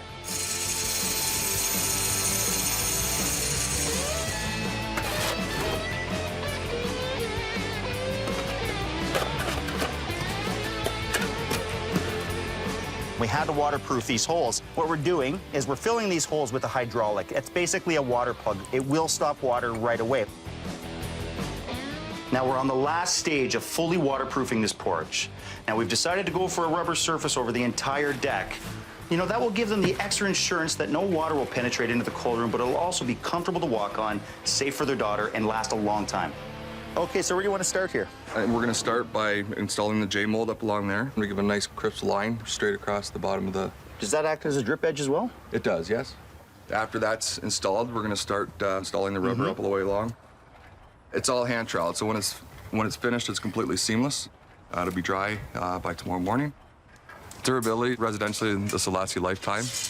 We guarantee it in 5-year intervals. After 5 years, we come back, we reseal the product, and guarantee it for the customer for another 5 years.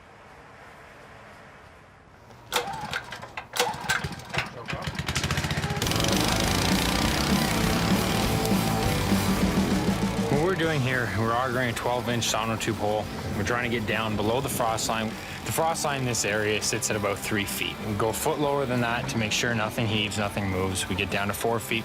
Our goal is to get down that way, probably 4.5 feet, put a little bed of gravel at the bottom for drainage, put our sonotube in, fill it with concrete, and the next day we'll epoxy our saddle in exactly where we want it. It'll give us a solid base, a little bit different than the one they had.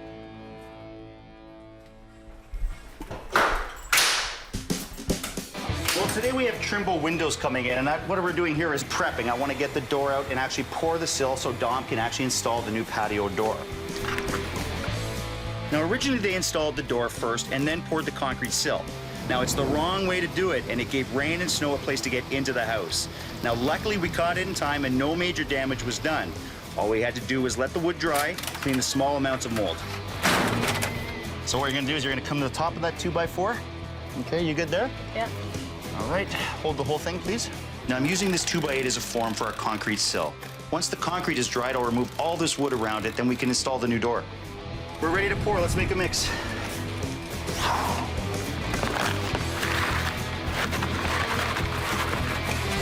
A little wetter, okay, Robbie? Just a bit. Well, the one thing what you want to do is when you're building an actual curb or a sill for something, you want to make sure, especially on the outside part of the house, you want to give it a slight cant, a slight slope. Just when water hits that door and hits that concrete, you want to be able to run it off. And that way no water hits the brick at all, no penetration into the house. That's better, Roberto!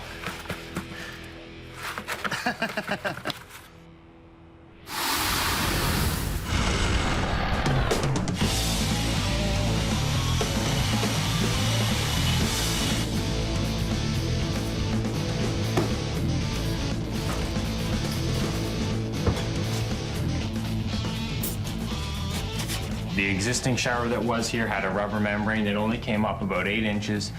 You get water above that, what do? What we've done is applied our 1/2-inch curdy board over the entire frame of the shower, the interior, which is gonna be watertight on its own. We patch all the screw holes in, we patch all the joints with the curdy band. We apply it down, we bring it all down into our pan. This gives you 100% watertight area.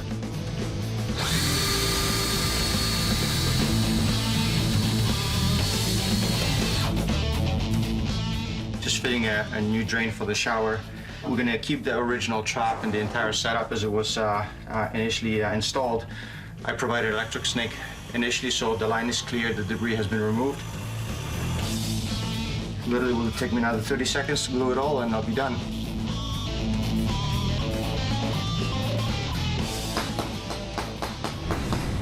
That's a big area. That's not good. That's a really big area. You just heard that by walking on it? I heard it by walking on it with my feet. Right, starting here? Right here. Very hollow. Solid. There. So it's following the crack. Look at the crack down there. Goes over here. It's wherever the cracks are, we've been undermining on the floor. What they did was they dug too far in the basement in these areas. Right. Probably threw some earth back in. They tried to tamp it down. You'll never, ever match Earth's natural compaction in a basement. So what's happened is the settlement over the 7 years, the ground has dropped due to digging too far with the excavation. The issue is... the furnace. The furnace. Hollow. So it does go under the furnace. Yeah. Now we're solid here. If the furnace ever drops even an inch, it's going to take a huge pull on the gas line. If it drops 2 inches, it'll snap the gas line, let off the gases in the house, and then we have another issue on our hands. Which we don't want. And I don't think we got to pull a floor. If it's only an inch or two, then we'll do some sort of injection, Right, whether it's something very liquid that will take that void up and then pick up the floor. Right. We know what we have to do. Yep. We have to make it right. And we can fix this. Oh, you can't fix this. I was walking on this with my bare feet. Were you tap dancing? No, actually, I'm just, I'm a bit of a heavy guy. You can't tap dance. You kidding me? You've seen me dance. I can't tap dance. I can't boogie. I can't waltz. Get up. Get down. I'm down.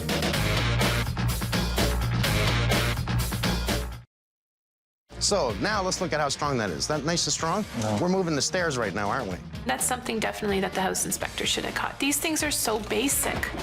Oh, no, look at the sonotubes. That's a lot more dangerous than I thought it was. Well, see, the problem with the old deck was that there was no proper footing. So what we're doing here is making it better. Build the deck strong enough to be able to support whoever. You can't guess who's going to be out here and what they're going to be doing out here after we leave. You have to be able to build this deck to code, above code, make it strong enough that they can enjoy this deck for years to come. Okay, there's a good candidate for my first plate. When you're tying into a house, we put bolts right through into structure. What does that do? It leaves an opening into your house.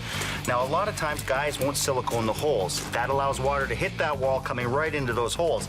These spacers allow for that bolt to still go through. We're still going to use silicone, but it leaves the plate off the wall. You don't get the water sitting. You don't get the snow sitting right against the brick. These spacers just allow water drainage. It's as simple as that.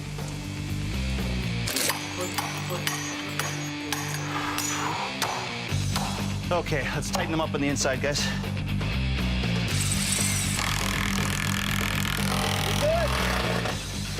Yeah.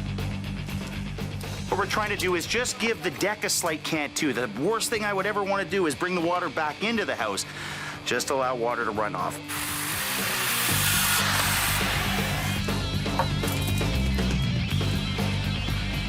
We're going to bring our deck 6 feet off of the house because in this city, the zoning bylaw doesn't allow us to go a little bit bigger, but we've made it wide enough at 14 feet that they can still enjoy this deck back here.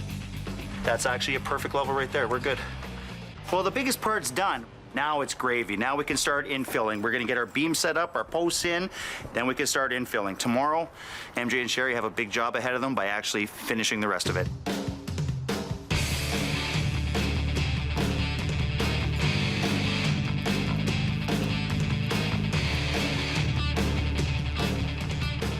Well, now we have the most important, what I call the key ingredient to any product, the installation.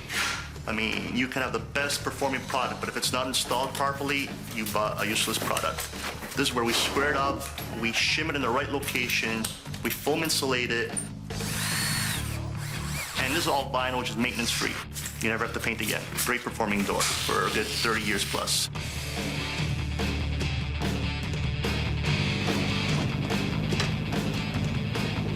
Okay, that's level right there. Right, so basically we put the lumber lock down, then we're slipping the 4x4 in. That way it ties in nice and tight once we screw it. The screws are just to tack it. We're actually gonna put some carriage bolts through after to really tie it in. You can grab them and shake them all you want, they're not going anywhere. So they can have as many people up here having a party and banging into the railings and they're not going anywhere. Not only was this backyard graded poorly, causing water to pool along the back, but all the gravel made it useless for the homeowners.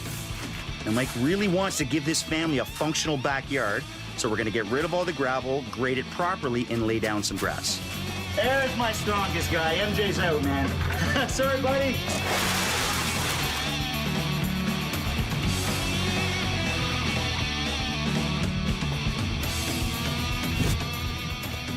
What we've done is all the subgrade we've leveled out. All the water can flow through the property as opposed to sitting. We've taken some of the plants that were out along the fence line and actually just moved them up against the deck area just to soften it up a little bit. I think the homeowners are gonna love it. It was a gravel pit back here. You know, the sun beating down the gravel, you couldn't be back here. Now you got a nice lawn, it's gonna drain well. They can sit back here, enjoy the sun all around, it's a good thing.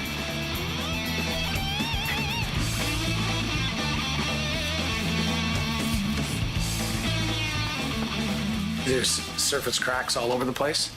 And when you're walking over the floor and that, you can hear a big hollow void. So we're gonna come in and drill holes through the concrete, and we're gonna pump a high density polyurethane foam underneath the floor, and we're gonna fill the voids and restabilize the soil underneath. Typically when we inject through a hole, usually 2 to 3 feet, 4 feet away, the material will come out the hole, and that tells us that that area is full. Basically it's restabilizing, as we've got approximately 1,500 PSI of air going down through here, which in turn allows our material to follow the air, and it shoots straight down, and then it starts to spread and it expands. It's like a foam pad underneath the concrete. Somewhat of a bonus of it, it could also be insulating as we're going along as well. This floor here is like 68 degrees. And over here, right beside where we injected, it's jumping from 75 to 76, 77, and we injected there half an hour ago. So it's eating up a fairly substantial amount where we have injected. So we're going along, restabilizing along the wall here, and we're going to head towards the middle.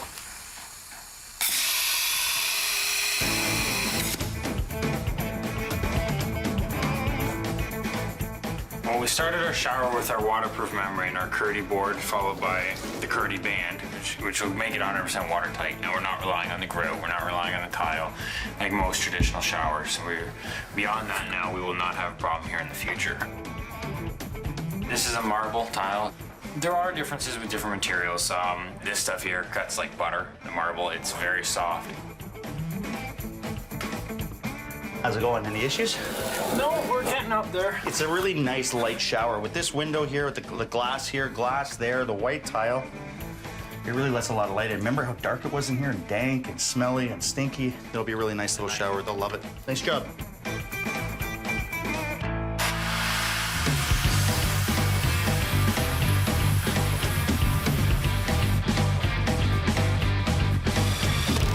Well, little things for us left to do. Finishing up the deck. These guys have done a great job on that. We have a little bit of caulking left to do. We have Suburban Glass coming to bring the glass for the shower door upstairs. It's a beautiful day to bring them home. Feel that. We did have some hollow spots, especially by the furnace, but this area, there's like 1 inch of concrete somewhere, some places. That's not acceptable. No, so what they did is they got under it and they filled it with their foam, the polyurethane foam, and they've strengthened this whole thing. I can feel it just stepping here. Yeah. Oh, they did out here too. Yeah, they went right into the column, because remember, it felt hollow in here too, but again, thin concrete. And it's rained like crazy, and I don't see any water down There's here. none. Oh, yeah, that was making me nervous. That porch looks incredible. It does, eh? It really matches the house. So you like the color? Yeah, I do. I do. Hey, good job. Thanks a lot, man. I think the homeowners are gonna love this. Here we go. Come on in. Okay. Oh my God, that is beautiful. Wow. What I'm most looking forward to is feeling comfortable and confident that the home that I am in is safe and that I'm able to stay here for a very long time. What a beautiful day. Now, I don't know about this. What have you seen? Damon came in one morning when I was sleeping. That was Adam. Not what Damon saw. What have you seen? Oh. That's cute. Sorry.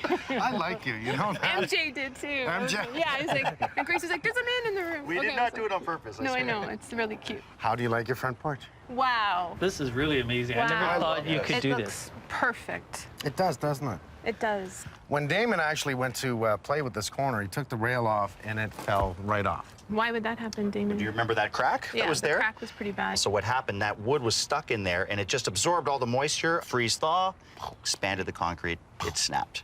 So the only thing that was holding that corner on was your railing, actually. Really? So we made a new piece, rebarred it. So now all that's joined, and making sure the whole key was to make sure it was watertight at the bottom of the columns.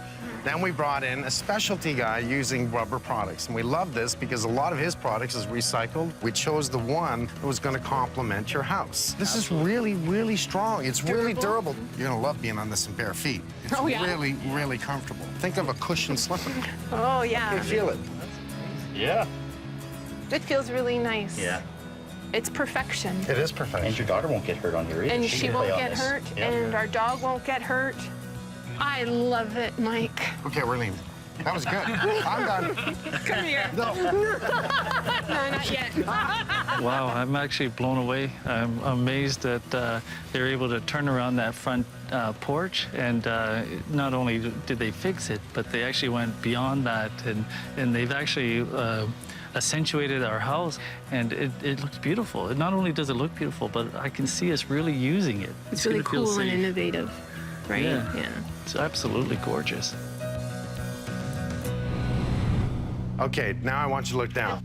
What do you see on the floor? There's a lot of holes in the floor, isn't there? Oh, yeah, there is. Look There's at that. probably about 100 holes in the floor. We brought in a company that is so good, because you remember I walked around with a hammer? Yeah. But 100 holes were drilled to determine how much of a distance, what's the thickness of the floor, so how much of a distance of the void that's fallen from underneath the concrete floor. Okay. They used that. Right there. Look how hard that Are is. you kidding me? Nope. Feel how hard that is. Wow. What? And instead of mud jacking, No, what are you saying that you put this in the floor? underneath the concrete. So here's what they do. Out of 100 holes, they'll stick the wand down, they'll just blow it into that hole, and it'll just fill all the voids underneath and ooze up the other hole. Then they know they can move on. So, Mike, the whole thing is just totally solid? 100% solid. Not only is it solid, Oh, Mike. That's now it's thermal broken. Now there's insulation underneath your concrete. Oh, you've done too much. So now your floor will be warm. That's amazing. I've never heard of that. So this goes right into your cold room. Then ever since it's been raining like crazy, you remember, Yeah. no water's in your cold room. Aww. That's right. Amazing. You want to see your shower upstairs? Yeah. Here we go. Come on in. Okay. Oh, my God. Oh, my God. Take a look.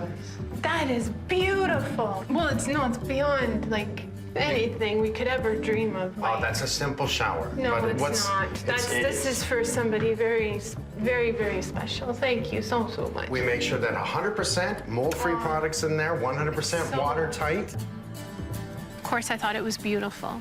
But what I really liked about it is it felt solid. Is it solid? Of course it's solid. Yeah, the other one's wiggling. Wow. Thank you Yeah, so this much. is nice. I'm not one to just say, oh, look at the beautiful stone or look at the beautiful this. I'm one to say, let's make sure that it is solid and it's done right. I can't wait to have a shower in there. Who wants to join me? It's beautiful. I mean, we couldn't ask for anything more. Yeah, I have one more thing to show you. One more thing. You ready? Yeah, I'm ready. Okay, come on. Just one. Wow. Wow. Wow. That's a cool deck. Oh my gosh, Mike. My son, my daughter, this is really their first deck, guided by Damon, and I'm rather proud of them. I think that the deck is one of the nicest decks I've ever seen. I really love the design in the posts. It's so solid. I just think that they did a really great job. We had to pull the door, pour in place, Oh, my kid did too much. and a new door. So we don't just get any door. We bring in Dominic, who is the best of the best. We actually love this guy. And look at the caulking all over the windows. Nice and neat, eh? Thank you for noticing, because that is a Look at big, that. big job, you guys. To caulk all your windows and all your doors and everything, you have to remove it all. So just get up on ladders, everything else, remove all that caulking, clean it up, and then apply a new rubberized caulking that's gonna last at least 5 years. So now we're gonna turn this way, and we're just gonna lean over your rail, your nice, tall, sturdy rail. Wow. And we're gonna look down. Oh, we have trees. They're so pretty. Where did those trees come from? Yeah, they were lined up against the fence. right. Get out. Yes. The beautiful gravel backyard is no more. It's no more. Nice and neat look. Gorgeous. Nice It little... doesn't even look like the same house. Can't believe how you guys turned this place around. It's just amazing. It's beautiful, Mike. I'm glad you like it. Are Mike, you happy? it's gorgeous. I am really happy. Come You here.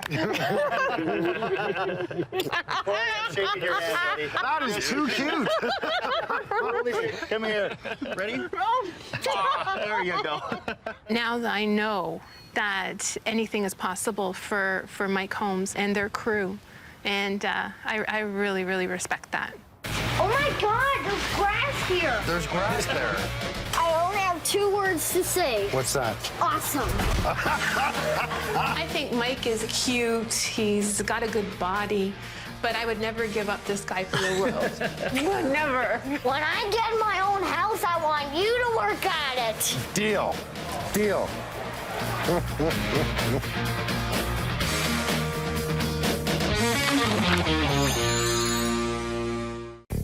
You had to buy the house without an inspection, is that correct? Right. Yeah. This is one big job.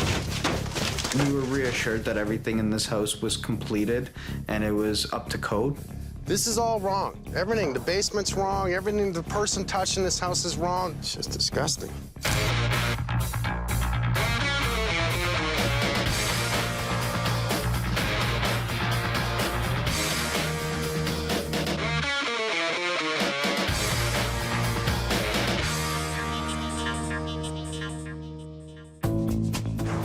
Eamon and Benafsha were engaged a couple of years. Lived with her parents to save money to buy their first home. They got married, and that's exactly what they did. However, they didn't get a home inspection. Was that smart? Well, let me tell you, after living in the house for 2 weeks, things started to fall apart, and they started to notice things were wrong. I'm gonna ask some questions, get some answers, and I'm gonna make it right. We were looking for a place closer to the downtown core of the city. We were actually looking at purchasing a condo. However, we were both thinking about our future and possibly having kids, so we needed something with a little bit more space, so we decided to look a little bit outside of the city. And that's when we decided to go for a smaller bungalow, which was a similar concept as a condo, but we also had our own backyard and we had more space. And when we found this place, we liked the fact that the whole home was renovated. Everything was brand new. The basement was, most of it was finished. So it had a lot of stuff that we were looking for. At the time that we were buying this home, there were many other people wanting to get it also. So we ended up going with the selling agent. So it was one agent between the seller and the buyer. What we were told when we were putting in an offer on this house is if we had put any specific conditions besides financing, that we wouldn't be able to get this house. So she basically told us not to put in getting an inspection or anything else done on this house before we took it over. Once you want something, you kind of put everything else aside and you think, you know what, it'll be okay.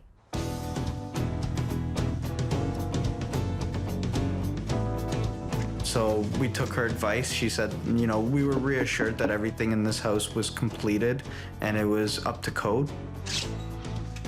Eamon. Yes. I'm Mike. Nice to meet you. And Benafsha. Nice to meet you, Mike. Nice to meet you. The people that renovated the home, this is what they do as a business. They flip homes. And this is not the first home she's sold for them. So she reassured us that we've never had problems. The home has been fully renovated. Everything is up to date. We believed her, so. I was told that you had to buy the house without an inspection. Is that correct? Right. Yeah, that was That was their condition. their condition, yeah. Don't you kind of find that funny? At the time, At the time, no, we didn't, because we were just more wanted it. excited. Yeah. That's where I come in. That's where I'm nervous. Did they pull out electrical permit, plumbing permit, structural permit? Yeah. Totally renovated. Exactly. I love that saying. Yeah. What we're gonna do is just do a quick scan. I want you to look up at your roof. We've been snowing now for the last couple hours, right? Mm-hmm. Look at your neighbor's roof. Yeah. Oh, wow, yeah. Let's I didn't turn know. around, look at across the street. What we're looking for in the winter, especially when it's snowing, is snow on the roof. Right. And if you don't have snow on your roof, what does that tell you? Heat loss. And lots of it. Now, I hear you have a leak. Yes. Okay, well, we're gonna have to go see that. So why don't we go inside and you can tell me all about it. When we got our first rainfall, we actually had water coming down from our pod lights. And it actually seemed like somebody had turned on a tap upstairs in the attic. I hear you did something. Yes, Did you fix it? Me and my father-in-law, we actually went up onto the roof, and I actually went up into the attic and put a bowl right where the water was dripping to kind of collect some of that water. Until you fixed it, okay. See these two tracks? They're electrical tracks. Okay, that appears to be coming from the bathroom. This is not how we do electrical. A cord like this, which is an extension cord, you don't run it through the wall, you don't run it up through a track in behind the metal that's tight against the wall and then tying it into powering up the fan that doesn't exhaust anything anywhere. And so that tells me whoever did it is just a handyman. So in the first month, we had all of our plugs, and the rewiring was done horribly where he was getting shocked. Our furnace broke down, and then we realized some of the outlets weren't working at all. Okay, that doesn't work.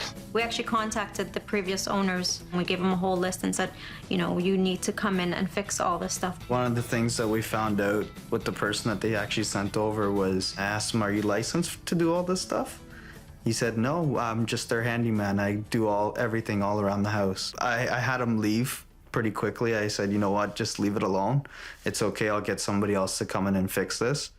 Okay, so I'll take a quick look at what we've done here, since this is all bragged about a brand new basement. Okay, so... That's our rough-in washroom. Okay, now, this is for the sink, this is for the toilet.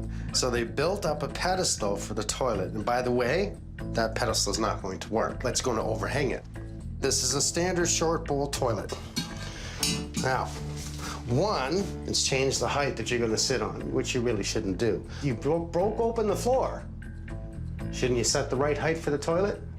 And how are you going to make the toilet fit? Rough-in bathroom. Awesome. Totally awesome.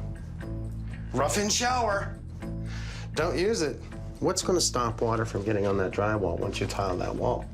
Nothing. The grout will actually absorb moisture. Moisture travels from wet to dry. So it gets wet, it tries to move its way out, will get into the drywall, work its way up the drywall, and do what? Turn into mold. It sure will. If you're gonna tile, you should use a concrete backer board of some sort, something that's gonna last forever. Totally wrong, it's gotta come down. Totally wrong. So let's take a look at your kitchen. Is the idea that you can rent this out, so, right, you can save money? Well, there's rules when it comes to a basement. There must be a fire stop in between this floor and that floor, and we need a window you can get your body out of. And your windows are too small for that size. This is not a legal basement apartment. Let's see the furnace room. Just watch your head. Where's that from? Is that a vent?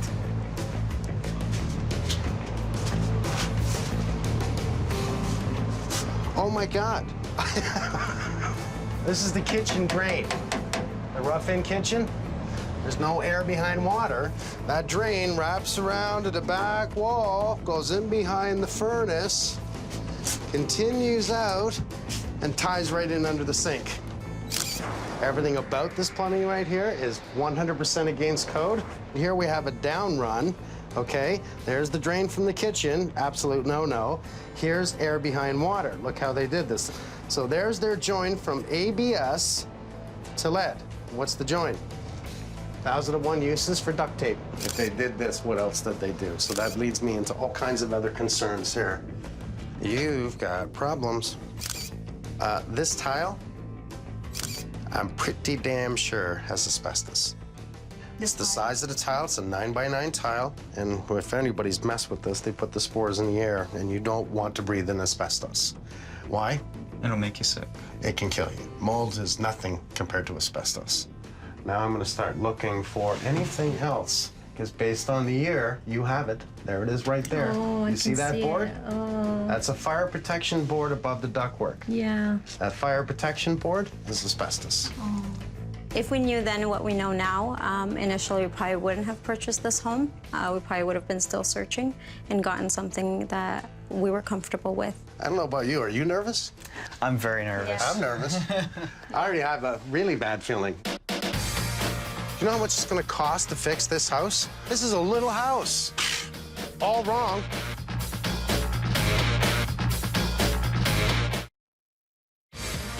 The visual things that stand out, home inspectors will see. If Eamon and Benafsha had got a home inspector, they wouldn't have bought this house. Period. I talked to both the homeowners, and I said to them about this tree, it's just one thing. You're going to want to move this tree. I mean, the tree is going to grow into about a 40-foot tall pine tree. It's beautiful, it's great when it's small, but don't plant trees near the house. So I asked them, if you like the tree, put it out in the middle of your grass. You see, our soffit runs on an angle. We do have a perforated section here and here. That's 2 sections allowing that air movement to get in.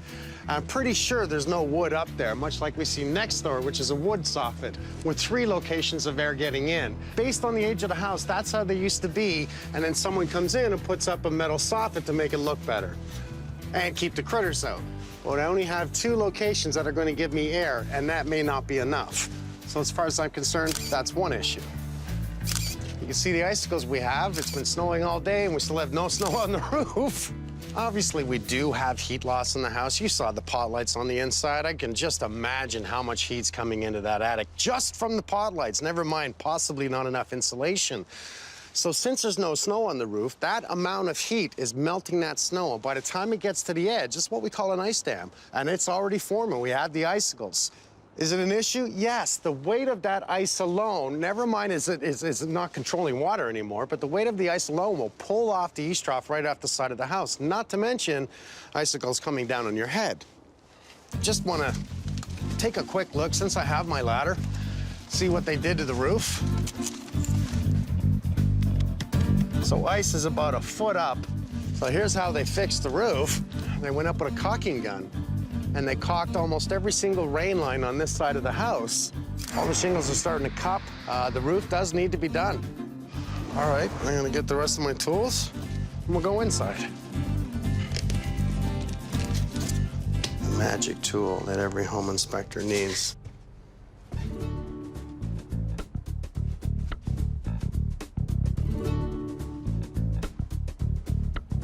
Wow, see what I'm seeing? I'm gonna put my money on it. That's metal studded wall on an exterior wall. And the reason I'm seeing it so good, because it's a metal, and that metal's in behind the drywall, and the cool's in behind the drywall, and the cool's cooling the stud and showing it right through the drywall. Another reason I say don't use metal studs on the exterior wall. Use them on an interior wall if you want. So this is the area, where's my ladder? Now, minimum code is minimum code, right? You know I don't like minimum code, so what don't I see? Vapor barrier. I do see insulation, which is good. How thick is that insulation? It's not an R12. It's a very thin insulation, as a matter of fact. And I'm correct, it's a metal stud. It's not to minimum code, which is really a sucky thing. I made a little bit of a mess here. Nothing I can't fix. I already know I'm gutting the basement. Okay. Cold spot. Right there. Oh, it's like they moved that insulation out to get around that pot light. I've got this structure thing in my head. Open concept. We know for sure that there was a wall here. That's for sure. Somebody's opened this just to give that illusion. But as you follow this line across, what it does is it doesn't carry over the wall.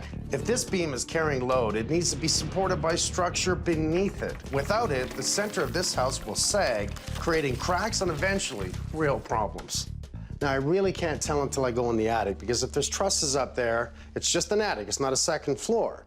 But if there's trusses, roof trusses, then the weight's displaced to the outside of the house. I don't have to worry about the inside wall. But in an older home, normally it's handmade rafters with collar ties and ceiling joists. So then we'd have a beam in the basement, which, you know, I start thinking back. I was in the basement, I didn't see much of a beam. Is it enclosed in that wall? Is it right here where this wall is? They've opened all this up. You get where I'm going with this? Is there a structural problem? I'll be checking. No, that's a joke. That's ridiculous. Jeez, places I get to go. A home inspector wouldn't want to come into this one.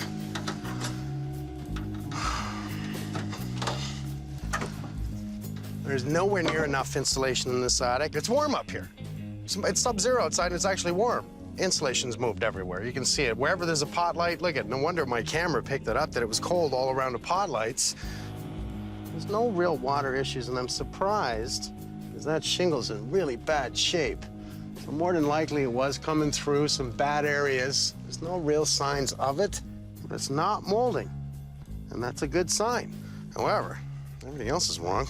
We do have a junction in the ceiling that really should have a receptacle cover on it. And I'll tell you another thing, there is no ground in this wire, so none of the pot lights are grounded. Okay, never mind the insulation's moved and we're leaking through not enough insulation. This is paper. Very dry, very brittle. If I took my lighter out right now and I lit that up, it would just go poof. So when you put that in an area where we have electrical issues, such as this open junction box with no ground whatsoever, what do you expect, man? You know, no wonder we have electrical fires in the attic. No wonder there's no snow on this roof. Now, remember I talked about open concept downstairs. It was all in the real estate papers. Well, they opened up walls. Now, if you look at these rafters, these are what we call ceiling joists. We are sistered at this point with approximately a 4-inch overlap. And as we continue, because there's not enough insulation, I can see every single one of them. That tells me I need a structure load downstairs. Obviously, I don't have that. That means we have a structural issue on top of the rest of this. It's just disgusting. You know, who comes up here, does this kind of work? This is people that don't care. They just throw this out of the way, slap this in. Who cares about the electrical wire? Quick, boom, get down there, plaster it. This is all wrong. Everything, the basement's wrong. Everything, the person touching this house is wrong. Nobody seemed to care about it, because if they cared about it, this insulation would not be like this. They would not ever play with paper against electrical or dare mess with electrical in this way without getting a permit. You know how much it's gonna cost to fix this house? This is a little house, a little house. All right, I'm not in a good mood.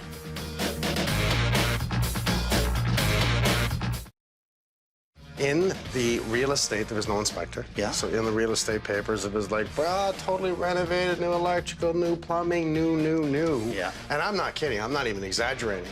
It's not. It's a total flip. So let's get ready. This is going to be a lot of work. Brian. Hey, Mike. I want to say thank you so much for coming so fast. Now, all I've seen is the vinyl tile and the board over top of the furnace. I haven't seen anything else, but I'm curious what you have found. The only asbestos we see is the transite board above the furnace and the VAT, vinyl asbestos tile. There's no asbestos in the plaster or any of the stuccos in this house. So this can all be done type 1 removal. We're going to do it a modified type 1. When you say modified, what do you mean?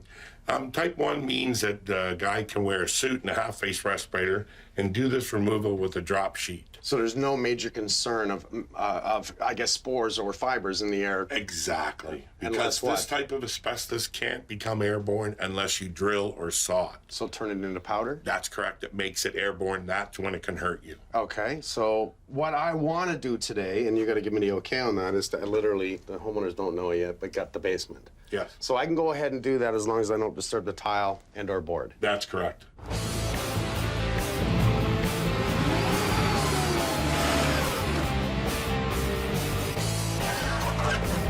Okay, we're going to be doing a lot of work today, so let's try and keep the floors clean. We're going to start in the basement and work our way up. Oh, you want to start with that? We'll use those for... Oh, wait a minute. Wait a minute. That sucks. This is also asbestos, and I'm not surprised. Yay. I'm just not surprised. So we can't touch it. Let's not disturb this at all. The floor, we can still go ahead with the walls and ceiling. Yeah, just as long as we don't disturb this, we're fine. And see, this is a great example, eh? When they put the tackless in, all they're doing is throwing those fibers through the air. Well, look what they did here. They actually chiseled these up probably to do something with the kitchen here for tiles. Yeah. And they actually chiseled these up. They did. So we can let the contractor know who did this wonderful renovation we're about to fix. Go to a doctor. He should. Yeah. Actually. Don't be afraid to get dirty, guys. Start anywhere you want. It's a big basement. We're actually gonna gut this basement. It has been studded with metal studs on the exterior wall, which you know I hate. I don't like minimum code, but there's not even a vapor barrier. So we gotta take it down. The electrical's gotta be exposed.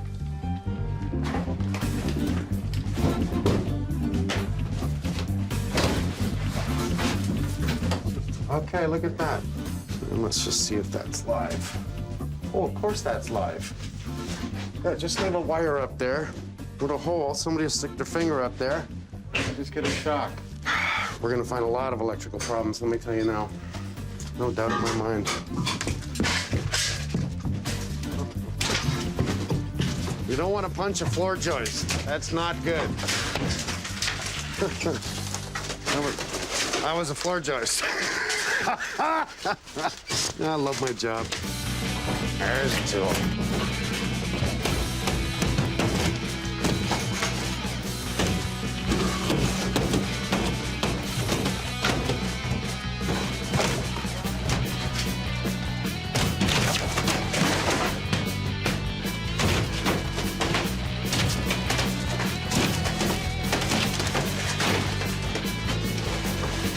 Okay.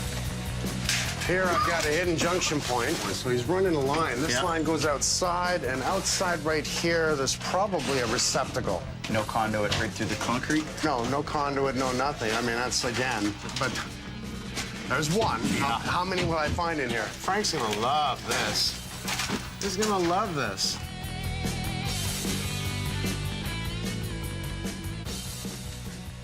Martin.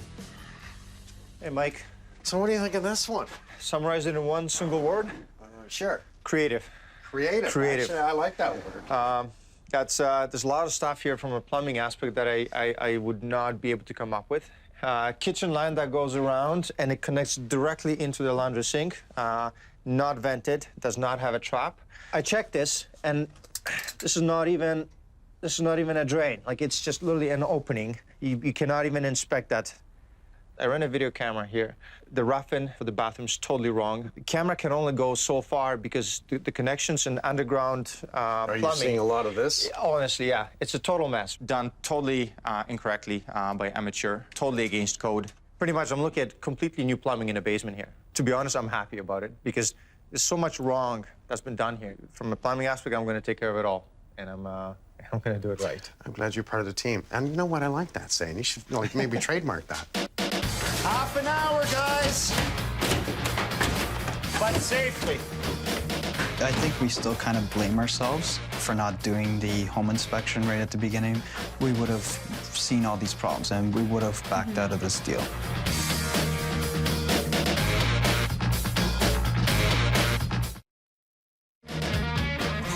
Oh, wow. My bad news is, once I move you out, you're gonna be gone for about 3 weeks. I have too much to do. It's the only way to fix this. It's a lot to take in. I didn't even think we were walking down into our basement, to be honest with you. It's a big mess. Okay, we really got to jump on this, guys. We have a lot happening today. We have a remediation for all the asbestos tiles and the stuff in the ceiling. So Brian is coming, but first of all, we have Gary coming. He wants to disconnect the furnace for obvious reasons. The asbestos runs below and above that furnace. So we are here to accommodate Gary. So let's get our tools, let's start disconnecting the water tank, helping Gary get the furnace out, and then we're gonna get out of the way for the remediation.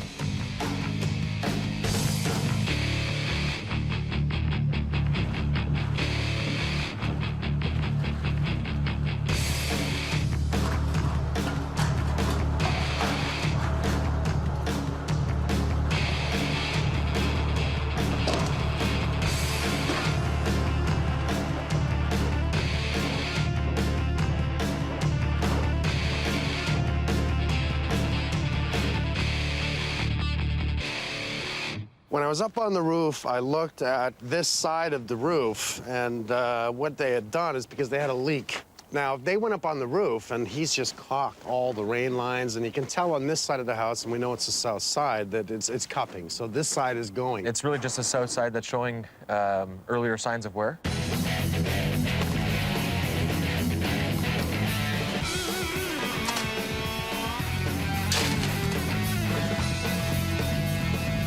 Now we have the shingles off, basically we have a good idea of what we're into in terms of repairing the side of the roof. The boards are in good shape. Couple of spots of leakage. We got some wet wood, but it's not by any means rotten. And then, of course, with the new installation, we'll ice and water shield with a metal drip edge on our perimeter 3 feet, synthetic roofing paper that's going to cover the balance of the roof. Then we install the new shingles.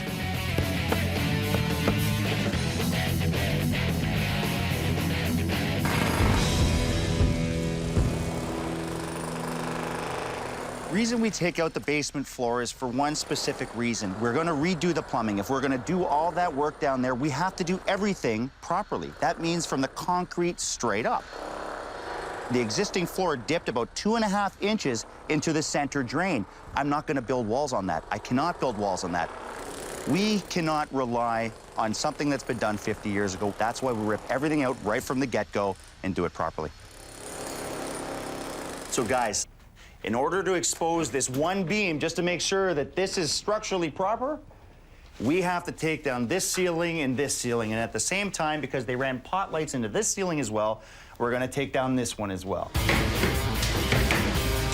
How do I fix the beam with crown molding all around? That's plaster. It's impossible to repair a plaster crown molding.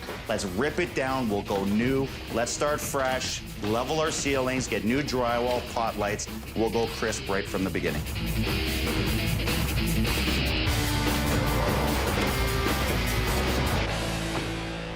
Oh my God, you guys. You see what they did here? It's really bad. Well, it looks like we're into some structure.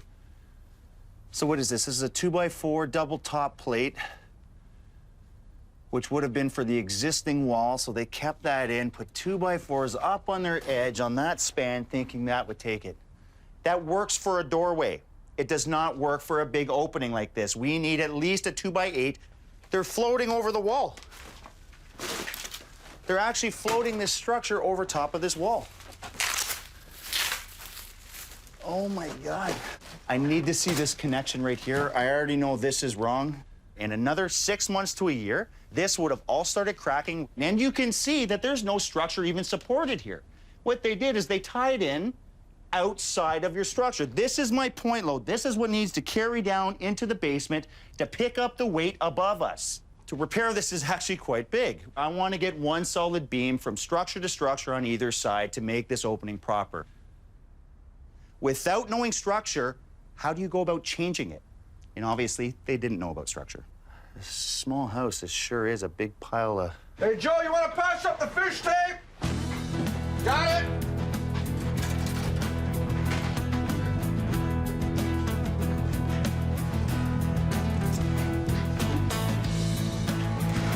Okay, so we're gonna end up fishing the lines downstairs so we can refeed the house. We're using the stack here to give us a nice chase straight down.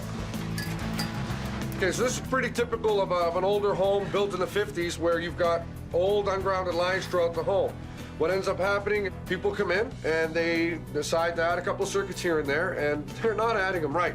They're leaving junction boxes wide open. They're adding pot lights. Wiring is nowhere near what it should be, so rewiring the home is always the best bet. This case here, we've got a very, very big advantage. Our ceiling is not here, so nice and easy to run our lines. Here it comes, Dave!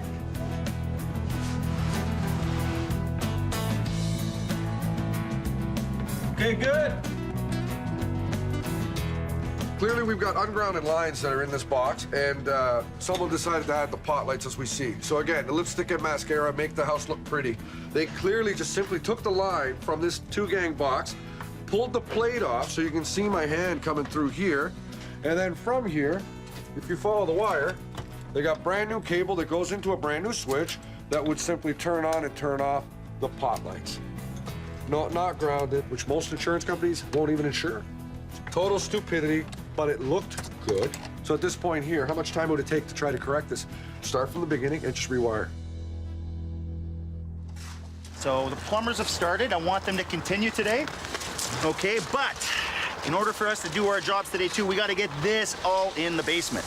It's a crappy job, but we got to get it in today. It's helping to support the pipes and obviously to get our concrete in at a future date, okay? I'm very happy that actually all this has been removed. The basement's been gutted because I can actually start from scratch. I'm doing all the water lines, I'm doing all the drains, I'm doing literally everything brand new.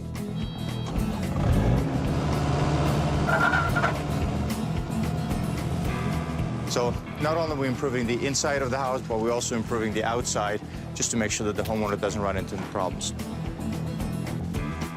This is where the main sanitary line actually exits and connects with the municipality. So while I'm at it and have all the basement exposed, I noticed that I have a half-inch copper line coming into the house. Half inch is no longer code. I'm going to install a new 3/4-inch copper water service. Again, that will not only bring the water line up to code, but it will also improve the pressure and the water flow in the house.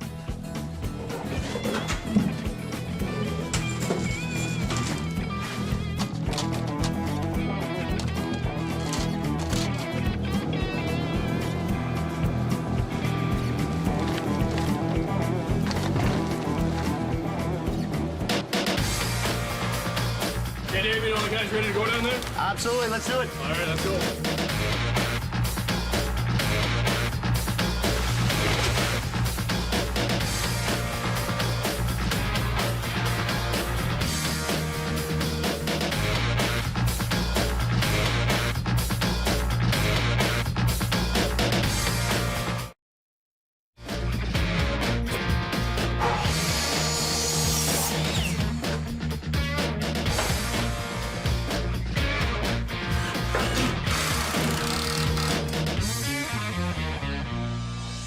So guys, we have a really big day. This is the day we sort of been waiting for. We got our framing up. We have the trifecta of trades coming today, running all the wires, getting the rest of the plumbing done for the laundry room, for the bathroom. Gary putting the furnace in today.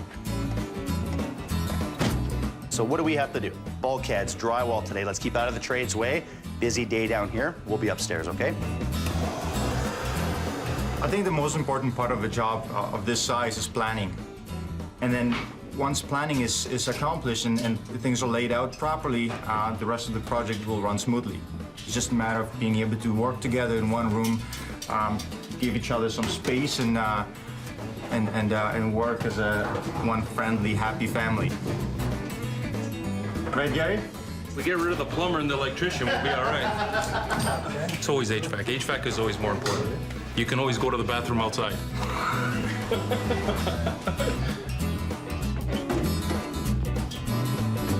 We got all the plumbing on this side of the house. We got all the HVAC on this side of the house. So it takes a lot of working together, figuring stuff out. We're trying not to build any bulkheads anywhere. We want to try to keep everything open.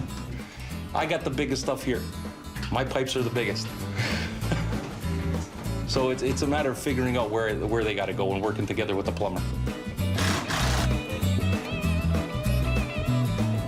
It's going to be like a brand new house. These guys won the lottery. They're going to save on hydro, save on gas. They're going to be warm. They're going to have air circulation throughout the house. It's going to look good. They'll definitely be happy.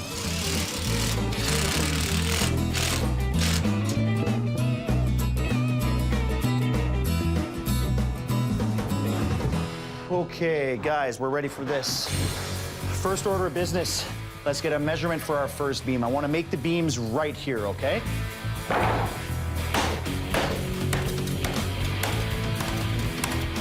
We've had to do a lot of work to get to this point. Right now, we have a temporary wall up. Above us, we have ceiling joists that scissored across both the beams. Now, when we decided to move the wall this way, which was a fantastic idea that Mike had, this means we had to extend the old joists out.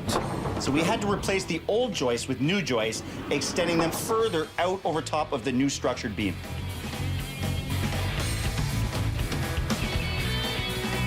There she goes, boys, nice. So guys, get it flush, get it level, attach it, get your clips on immediately, okay? That's our first beam, boys, very nice.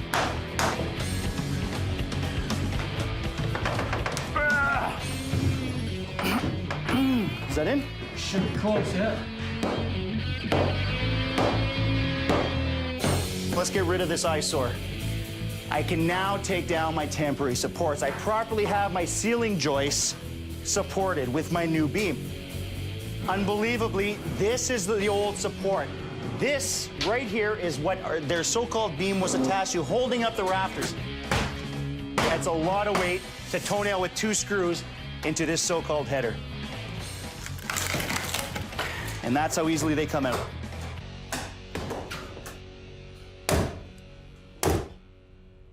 We're putting vapor barrier around the insulated pot lights. It's just to protect from heat escaping into the attic.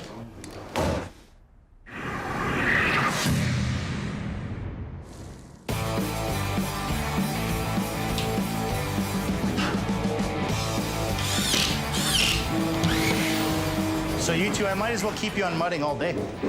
By the time you guys are done meshing this, I'll have drywall up. You guys just keep going. We can hopefully get 2 coats on this. We'll nail this sucker today.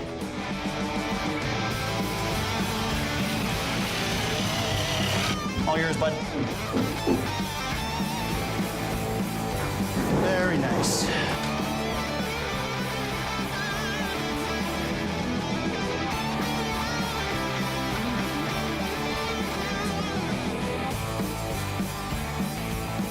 The blue drywall is mold and mildew resistant, so it's great in the basements.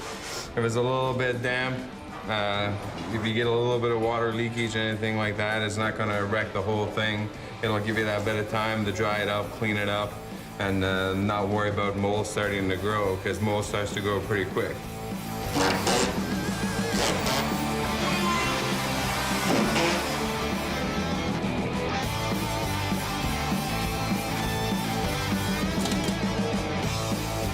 Basically rewired the house, so this panel here won't accommodate all the wiring, and then there won't be any spares left if we had left this particular panel. This is a 24 circuit, the new one's going to be a 30. Everything's up to date, up to code, and the way that the power will be distributed through the breakers will be right up to code as well.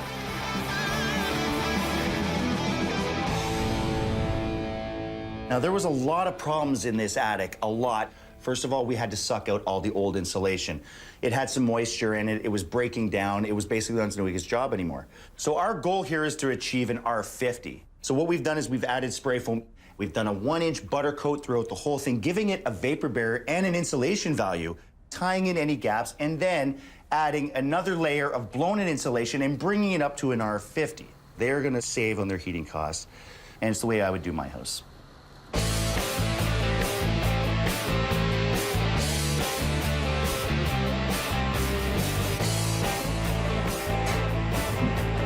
Well, this drywall has just been sanded, so you want to get all the dust off if you can. It's just one more layer of stuff in between the wall and the primer that's not going to help with the adhesion of the primer. The problem with using a sponge or something wet is that you might actually take the compound off or damage it. So I just like a dry broom. The floor was actually in good shape before. It was actually a 3/8 oak, original to the house. It could have had one more sanding, but the problem is because of the patchwork, the unevenness, it wasn't feasible.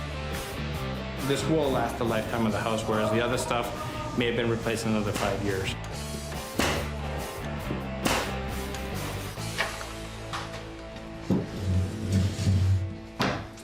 We're dead on the money right there, man. Let's leave it there. Okay, we're sunk. All we have to do, I want a filler strip over here, okay? Get our countertop in, cut the hole for the sink, get the sink in, Martin hooks up, we're done. Nice job. Oh, wow. Wow. Oh, my God. This is awesome. We both realized after the first 3 weeks that nothing had been done properly. And that's when we really started to get worried. So when he ended up contacting Mike, we knew that it would be done right. I think when we walk in, it'll feel like our home. Well, this is what I call down to the wire. The trades are finishing up. We've got the bulk of the work done. 95% is done. We're putting in lights today. We have Frank's guys here today putting in some lights, some switches. We have painters here today, painting the upstairs, painting the downstairs. We have carpet today. Carpet's going in the basement, right up the stairs. We have the shower, glass coming in today. We have John. John is actually going to get some soil down. Just cleaning up the front yard, getting it seeded, getting it ready for spring, because spring's almost here and it's almost time for these people to come home.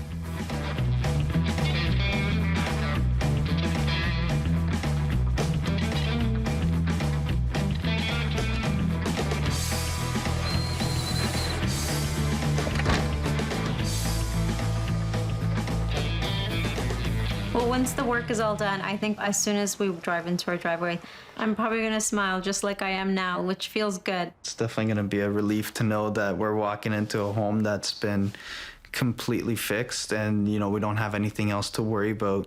Welcome home. Thank you. Yeah. Hey, Nafsha, how you doing, my dear? Good, how are you? You're looking good. How you been?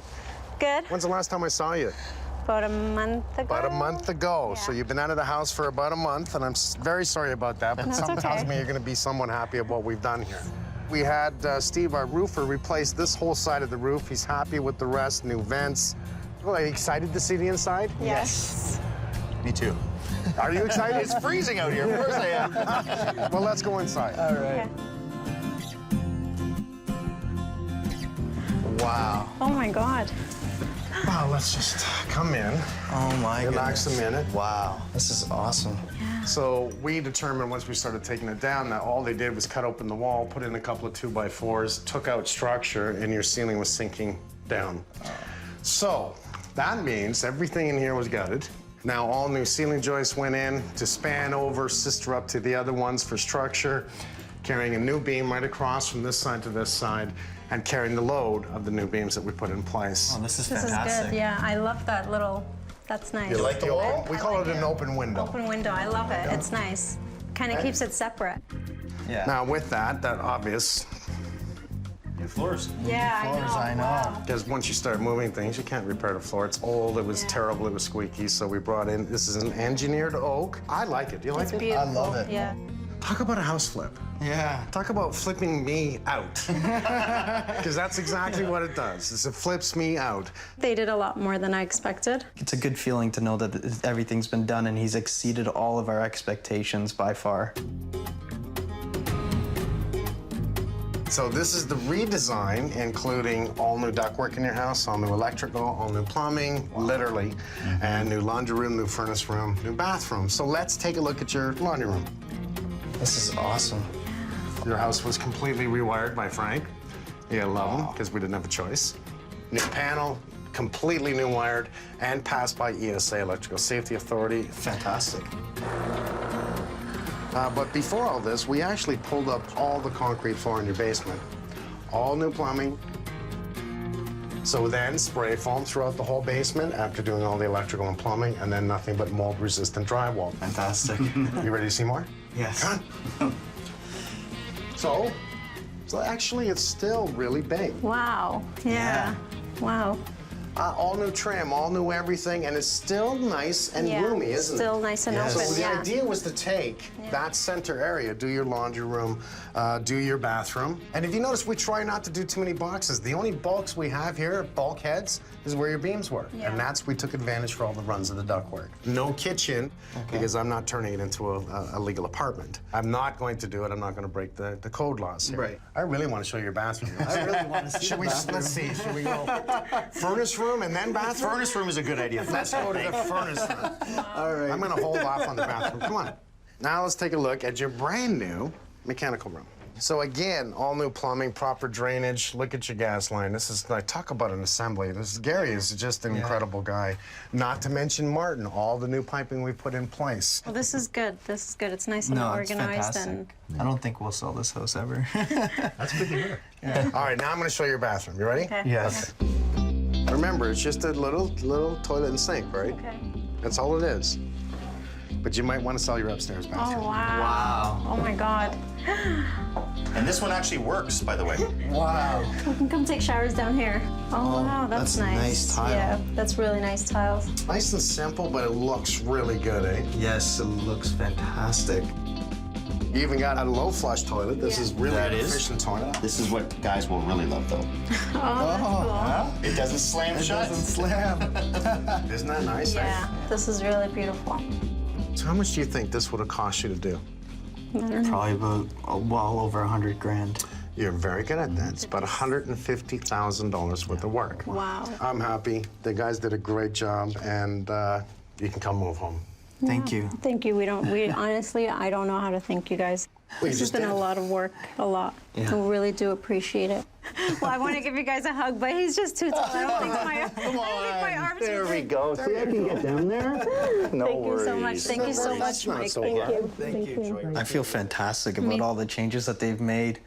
You know, I think now for at least the next 20 to 30 years, we won't have anything to worry about in this house. So I'm really excited. So you learned something. Yeah, of course we did. The next time you buy a house, Yeah. Do the inspection. Hi. How you doing on a kid visit? Now this is the life, guys. We can watch everyone work. I'm almost done, MJ. good job, guys. Thank you so much, Amazing guys, job, for guys. everything that you've done, all Thank the you. hard work. Thank you.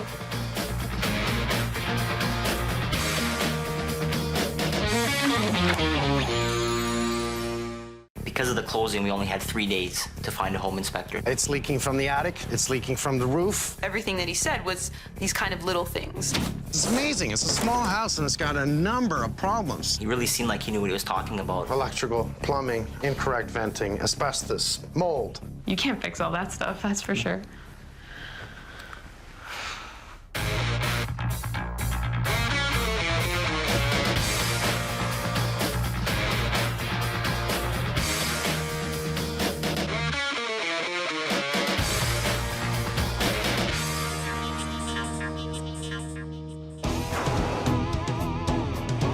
Tony and Anna Maria, newlyweds, bought a house in the right neighborhood around their families. They looked at 60 houses approximately before buying this one.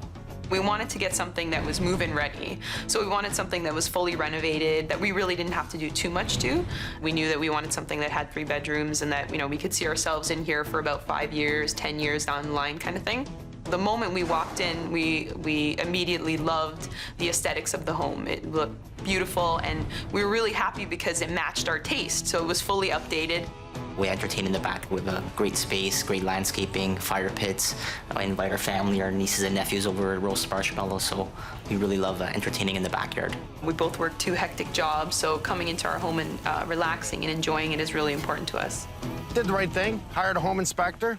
He found a couple things, grading issues, minor things, told the homeowners, and they addressed them. I love to hear that. You know, immediately said there's no water damage, there's no mold, which really made us really happy. And the thing that really stuck out to me was he was focusing on little things that Tony needed to fix. You know, so he would say things like, you need to fix the connecting tube to the dishwasher so that it's out of the way. He had noticed that the patio stone in the outside of the house was sloping into the home, so we redid that. We redid the patio to make sure that the grade was, the water wasn't pooling. At the time, I felt really comfortable with what he suggested. I was really happy with the inspection, and I felt really happy because now we could move forward with our life and purchase the home. After moving in, it didn't take too long to find out, oh, there was more problems. What's that? Freezing cold all of a sudden, really cold winter. The couch is cold, you have to wear a blanket, and Your feet are freezing. Your feet are freezing, your nose is cold. And we thought, okay, well, there's definitely a bite in the air. Let's try to take that chill out and look for maybe an electric fireplace that we could use. We kept this little guy that we would take with us throughout the house. So if we were eating dinner, you know, he'd be beside us when we were having dinner. If we were in the kitchen, we'd have the little fireplace there in the bedroom, in my office, and definitely in the living room. I purchased a thermometer and I went to all the different vents in the house and I placed it on top. And I noticed that different areas of the house had more heat coming out of it than others. So I went underneath the crawl space and started kind of just playing around with the dampeners and noticed that there were some duct registers that were rotted and had holes in them, so a significant amount of air was seeping through into the crawl space. The inspector didn't say anything about the ductwork in the crawl space because he was only in there for about a minute or so. Here's what I'm gonna do today. I'm gonna look through the house first. I'm gonna see what I can find, then I'm gonna meet them this afternoon and ask them a ton of questions. Then I'm gonna show them what I found and what I have to do to fix it.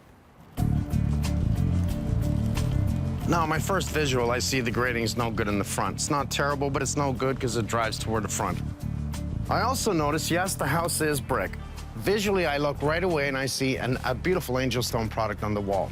Take a look across and we see that the front sill has been done, and more than likely that originally this is brick underneath it. It is brick underneath it. Okay. Now, something an inspector should have done is not pull that off. but take a picture of this and show it and say that, you know, I got a feeling, and I'm right. I pulled it off because I'm gonna fix it. I don't see really any deterioration here.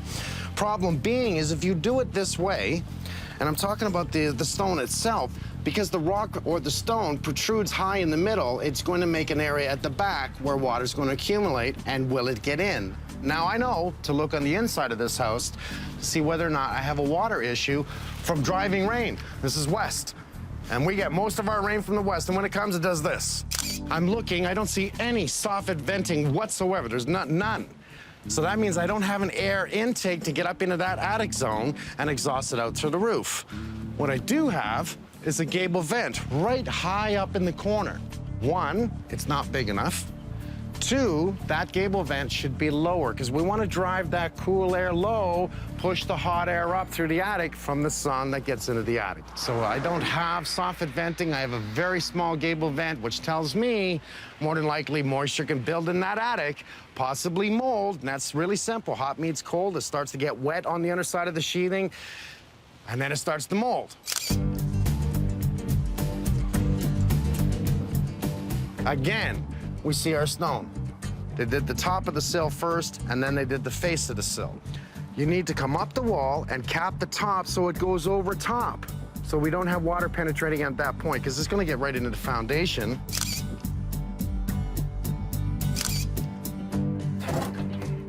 This is a cinder block well with a concrete top, so somebody's actually formed this and did a concrete top. You can see what I'm talking about right there. The cinder block is not tied into the foundation, but it's deep enough, and more than likely it's not a problem. I don't see signs of major issues other than that crack in the corner right there. And that crack goes down into the ground, which tells me to go inside the house and look at this side of the window, because we're seeing the moisture issues rot on the right side and the crack. I'm going inside.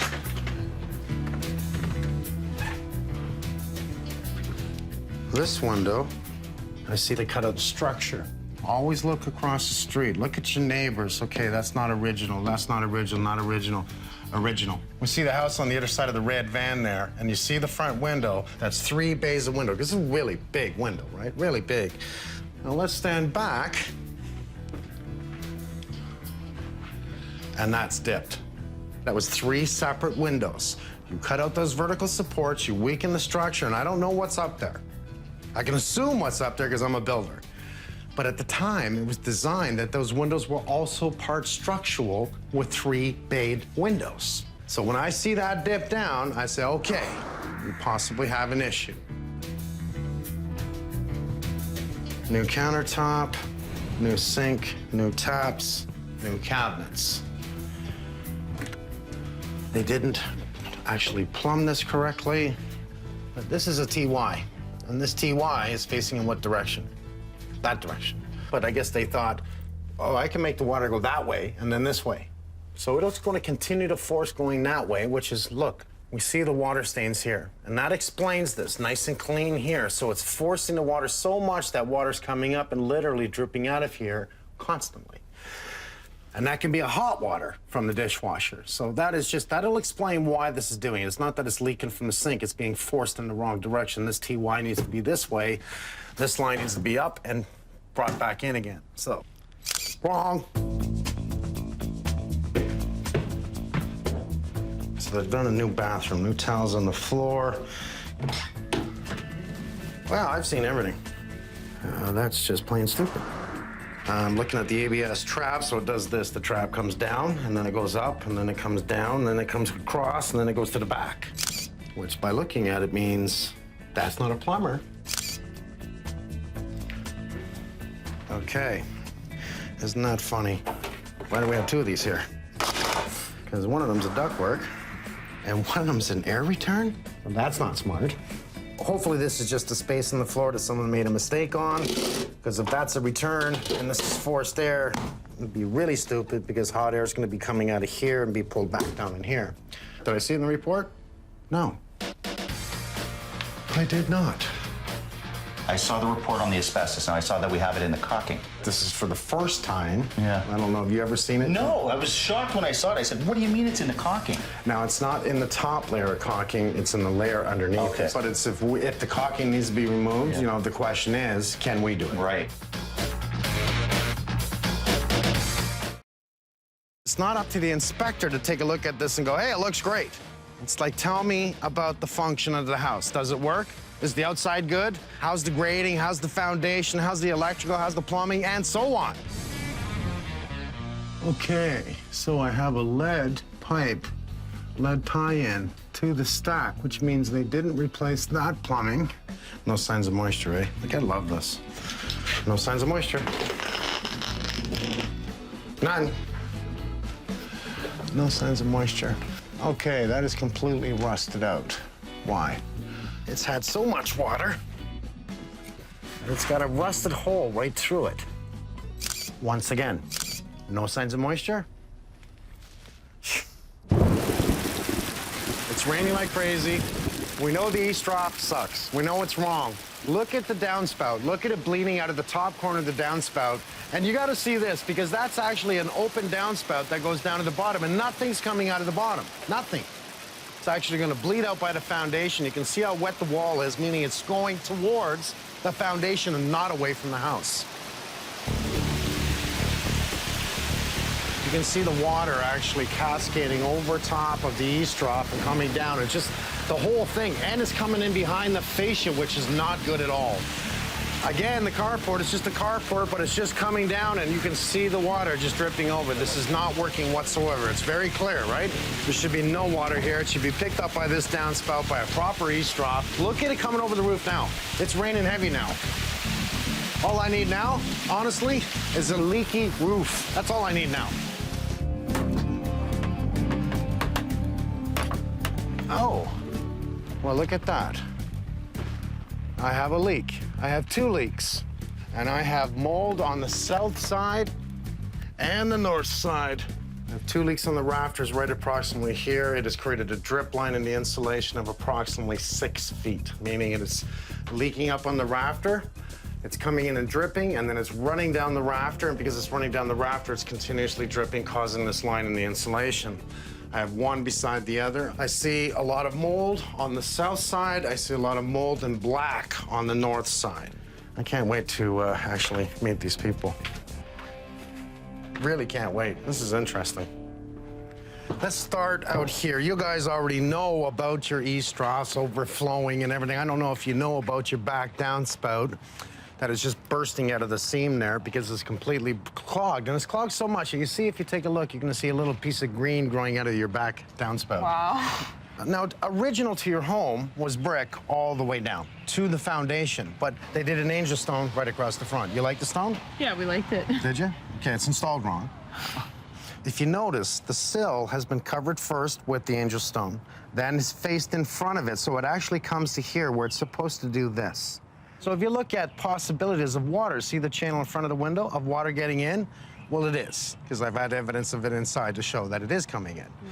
Your home inspector said no signs of moisture. The attic there was no signs of wet nails, no darkness, no mold, no leaks, no moisture, right?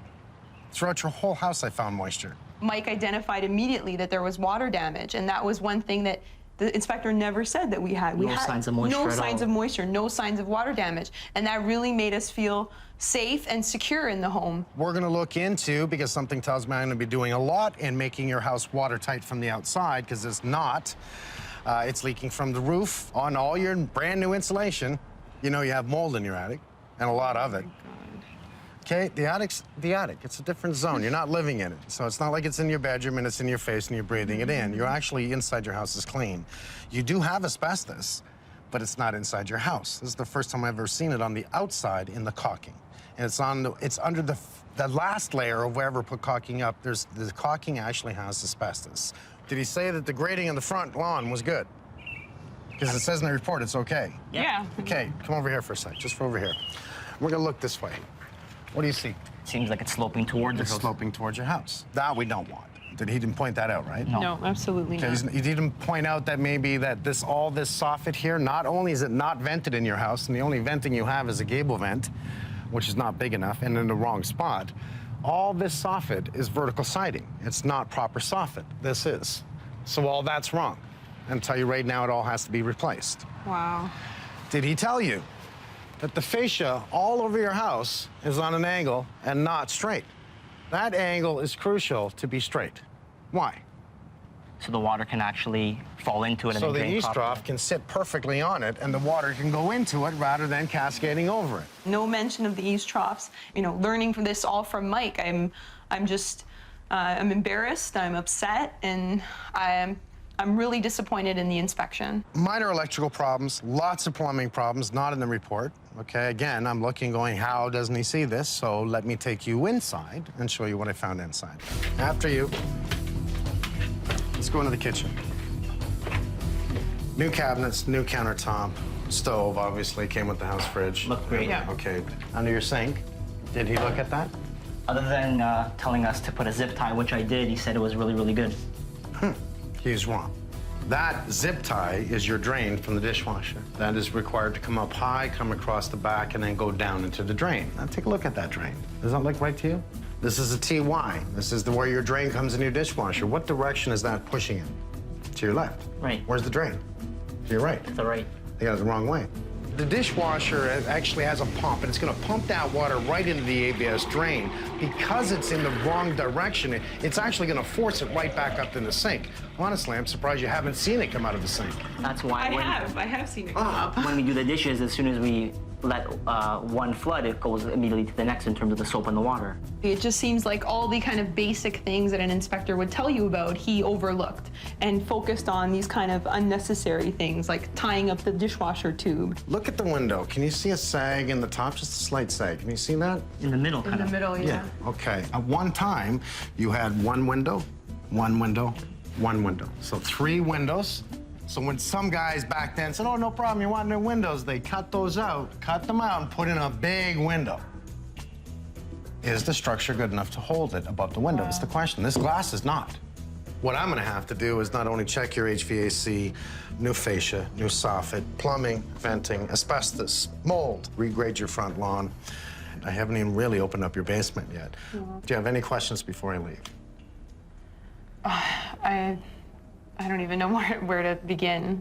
I'm just shocked. Well, I mean, I feel like my original inspection was a joke. I mean, he didn't identify any of the things that Mike brought up, and it was obviously rushed, and he really didn't spend the time to really tell us what's wrong with this house. We're gonna do a thorough, more of an investigation before I make the call of gutting it, but let's be prepared to open this baby up. Okay. Well, it's our first day here. We have Northwood and Express Rooter coming in right away to start their work. Plus my guys following the puck. Here we go again. Hey, Damon, I want to show you something that I actually discovered here. Obviously not a good thing. Not a good thing, to be honest. Never show me good things. I don't give you the good news, but I give you the straight facts. My number one issue is obviously a cast iron stack, which has clear visible signs of leaks. I do not have a clean out that's accessible. I have one that's actually buried in the concrete. Okay. I'm going to cut this piece out. Yeah. And I want to put a clean out. Because at this bring moment, it up. Yeah, at this moment, I do not have access to the drain for any inspection or maintenance purposes. Right. But my biggest concern is this. Those are the 2 galvanized end caps on a copper line. One is actually presently leaking. I do want to take care of those immediately because, again, this is wet. And the only thing that's holding it in place is just the rust. Interesting. So they were about, what, a few days away from a flood here? I've seen those go, honestly. Yeah. And the scene is not pretty. No kidding. Good find, man. Good find.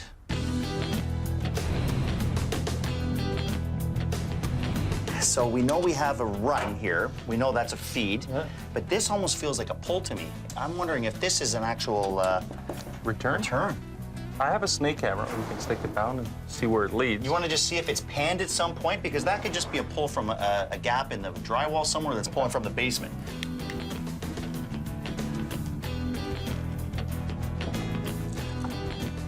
What was that?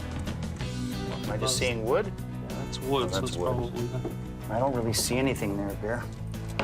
I think we should take a look downstairs just to make sure, just where that runs. See where it is? Yeah. So, Gare, I was just thinking, you're gonna have to get into this ceiling anyway. You're not gonna wanna leave these boots in, are you? 'Cause these are the old style boots. Those are the old style boots. The one at the far end's close to the window. Which is good. fine, yeah. This one's middle of the room, preferably by this window would be better.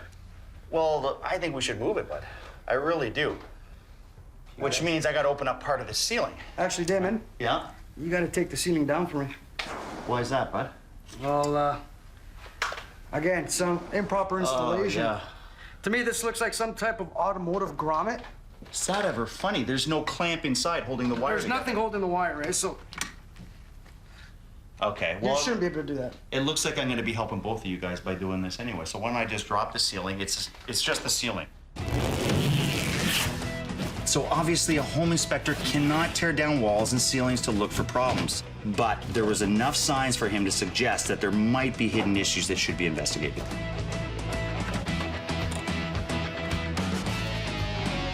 Tell me about, because I have never heard of asbestos in caulking. They used it as a mixture compound. Basically, an asbestos type 1 procedure is what we're doing here. You can remove the asbestos in the caulking. The caulking was mixed because it was a good, again, another insulation or fireproofing method they could use around the windowsills. That's logical. So what do we have to do to take it down? I see they're in the suits. You said it was type 1. All you have to really do is lay a drop sheet. Keep your distance if you're not part of the removal. You do suit it up. You only have to wear half face. See, with asbestos caulking, it's non-friable. Non-friable means it can't spread that easy. Not powdered? Exactly. Is this like the vinyl tiles? Same thing? Exactly.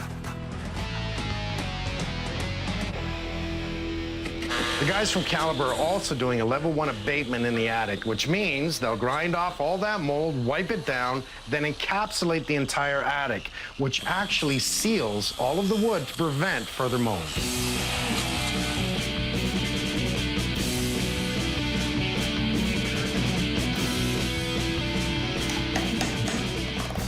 We're replacing the front window as well as all the basement windows because of the amount of heat loss that they allow. So Mike asked me to open up the wall above to see if we need to repair any structure.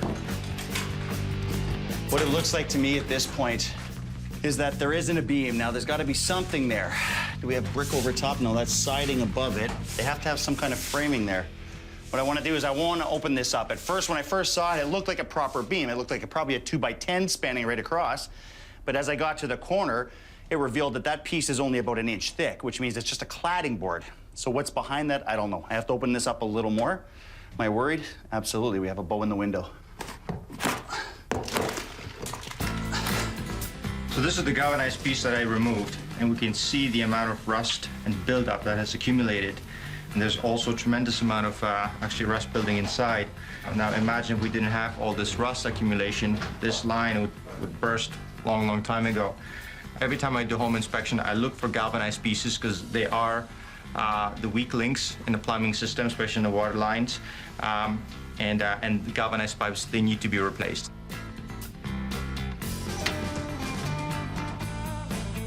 So visually, we can easily see that it looked like there was a dip in the window, and that's why I should open up. Let's take a look at the structure. Right. So what is actually happening here is you have a 1x, looks like a 1x8 right here. Yeah. It's just a filler strip. This is just to fill it so when they did the drywall plus their plaster, because we can tell by the thickness, drywall plus their plaster, it was just a filler strip. We come over, we can easily see the beam.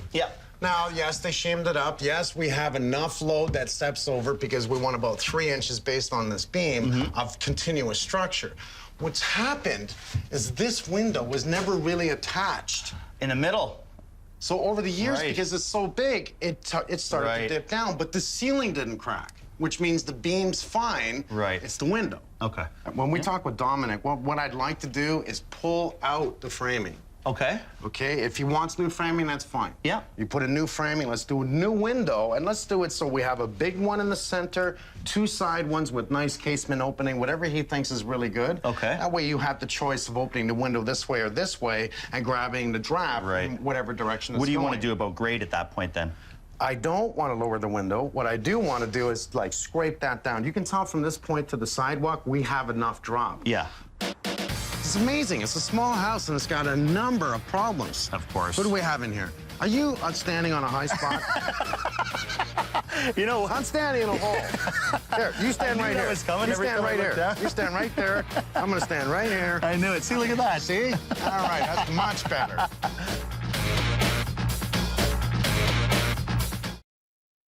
why you're so hot in the summer and so cold in the winter. That's simply because you have holes galore in your ductwork.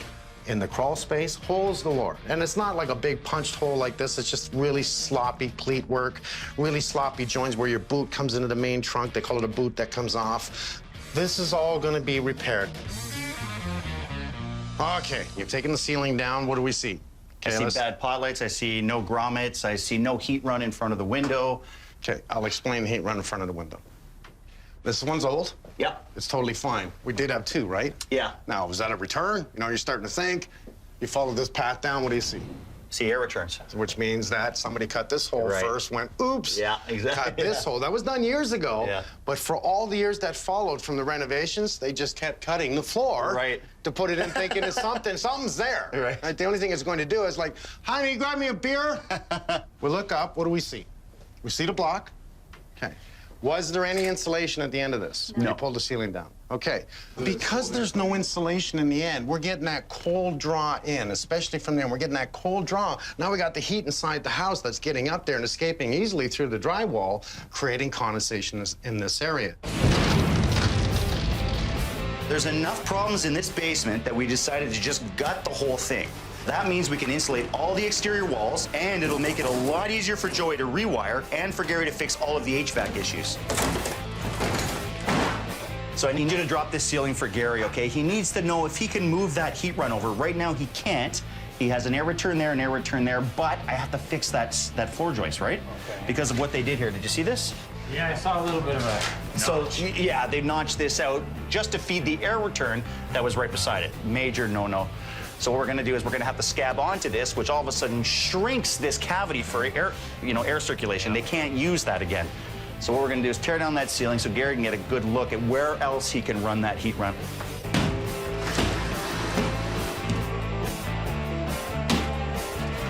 We're also gonna pull up all the laminate flooring to check for signs of moisture.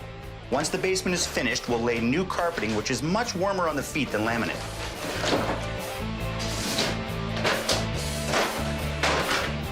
We came up on, actually, I guess it was Monday, and had a look around. And what I found is what appears to be a renovation here with the new exhaust vent, probably from a bathroom, and a new air exhaust, probably for a new bathroom as well. As you can see, with the edges of the flange exposed like this, any wind-driven rain would very easily penetrate through the side of this. 2 courses of shingles here should be over top of this flange. So what we're going to do is remove the surrounding shingles from both of these and install new flanges and a new exhaust hood and reshingle them both properly. Also, when I was here, I've had a look around the chimney. The step flashings have pretty much rusted right out. Certainly, the water is definitely penetrating here. This is all in very poor condition and should be completely replaced. Looking at the vents here, you can see that they've cut the shingles a little too tight. These shingles here have to be left 1 inch away from the sidewall and 1 inch away from the back of the vent here. What that does, that allows the water to come down and have room to flow around the vent and make its way down the roof. When it's tight like this, debris will get trapped in here and it will impede the flow of the water. What will happen here is its own weight from the water coming on from above will push it sideways across the top edge of this shingle. And there it is, it's in. It's a penetration, it's behind under the shingles now and possibly showing up as a leak inside.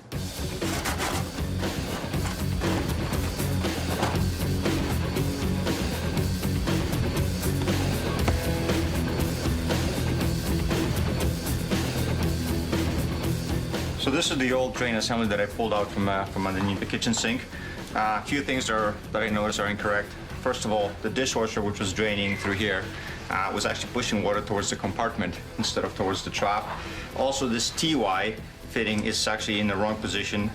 The water from this compartment will flow first in towards that area before it actually reverses and then goes back into the trap. Also, what I came across is this is called a basket strainer. It's at the bottom of a kitchen sink.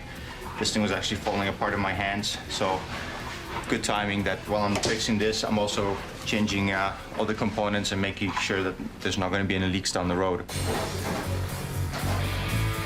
Okay.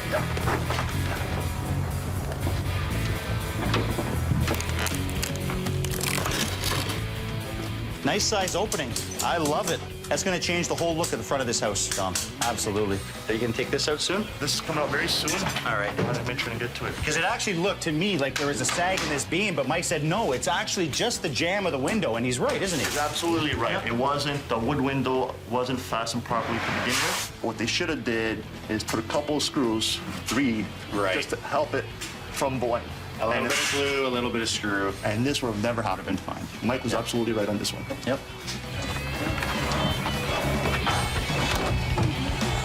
Okay. Right on the corner. Okay. Okay. Beautiful window. Wow.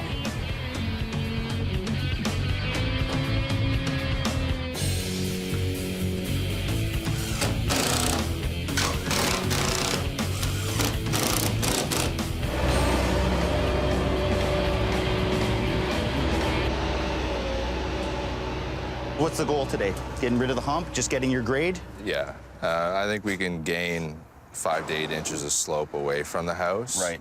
But yeah, I mean, it's up. I mean, we're basically level coming out 20 feet off of the house. Yeah. And I mean, we got, you know, just all kinds of room for water to start heading in towards. Absolutely. And what are we thinking for the front? We're just going to sod this in the end because I think that'll look the best. A nice sod job, nice, clean, level, looks fantastic. I totally agree with you.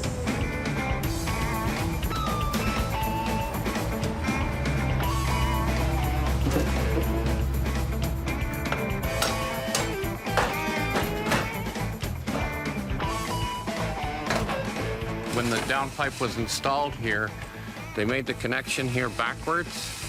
This lower portion of the pipe should be over the elbow. The water is just running down and carrying the debris and things and washing down the pipe. It's down the outside of the pipe. Nothing's going in. This is all debris and stuff that would have just been washed down the pipe, right, and caused the damage that you see on the wall. The pipe's almost completely collapsed inside. They probably squeezed it tight in order to put this down over top of it. It's not something any experienced installer would ever do. Garbage. Usually on a roof rafter, what they do is they'll run the rafters long and they'll do what's called a level cut at the end. That is strictly for your fascia and to hold your trough on. Why? Let's imagine your eaves trough along this level right here. So your eaves trough is actually sitting like this. When water is racing off a steep slope like this, it's going to shoot right over top of that trough and it's not going to do its job. What we're going to do is level this piece out so it'll come down on a flat surface like this. Eaves trough will sit flat against that and water will be able to run right into the opening instead of over top of it the way it should have been done in the first place.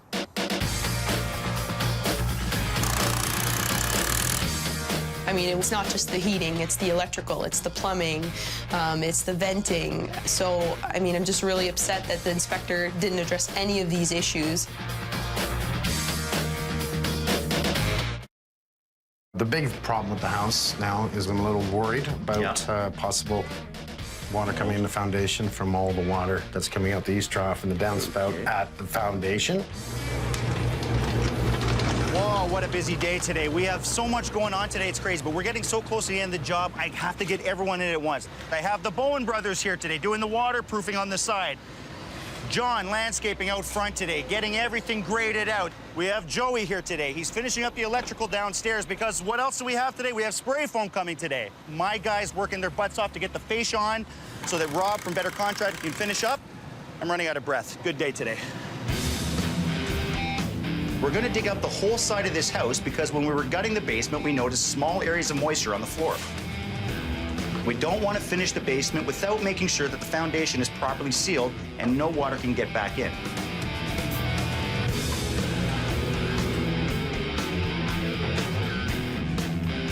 Someone notched this beam out and just completely compromised it. And it's only one out of the whole puzzle, but you know, it's a key piece.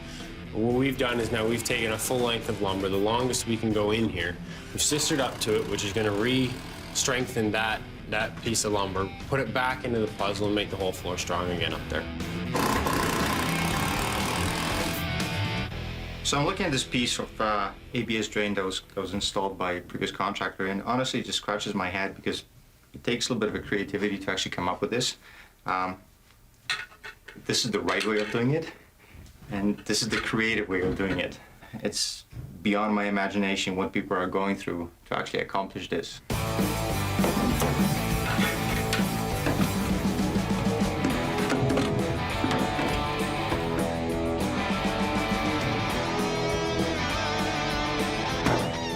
The problem with this boot was it was all rotted out. There must have been a lot of water getting into it, and it just rusted itself out. We had to custom make a boot because we couldn't get one to this size, so we just made a box and tied it all in.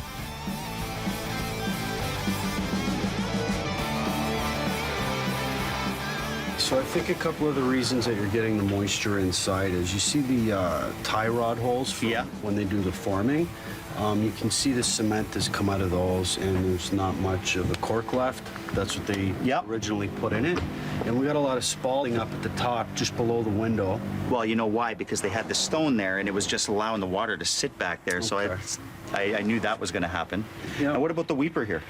The weeper's in good shape. I mean, we just power washed the walls. Yeah. It took quite a bit of volume of water. Yeah. We're going to remove this weeping tile. We're going to install the one with the filter sock on it. for sure. And we're going to put more gravel. They only had a few inches of gravel covering this weeper. We're going to put a foot.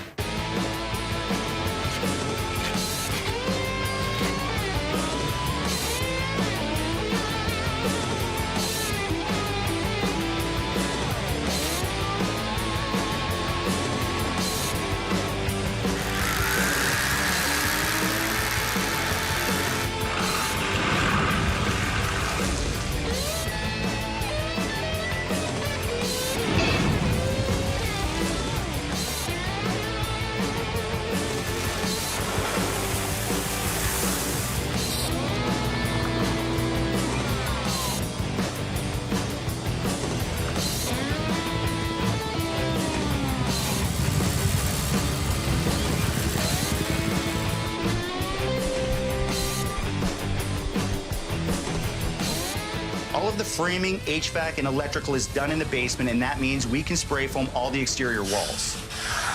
Everything we've done combined with the new carpeting will make this a really warm area.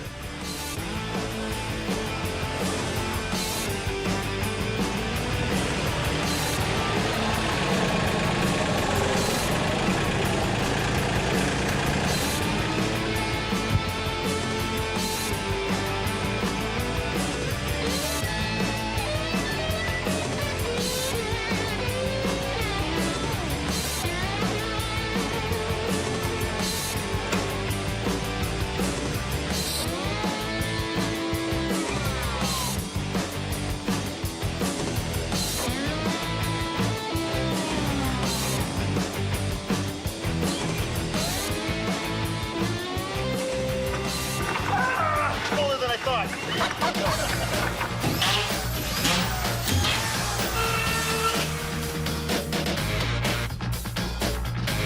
It's going to be really great to be able to use the actual basement space.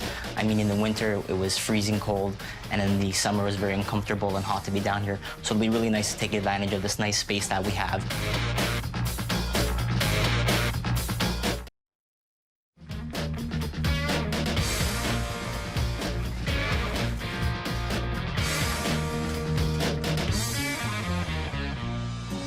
Amazing. How do you like the outdoor carpet? I love the grass. Love the grass. Putt off of here.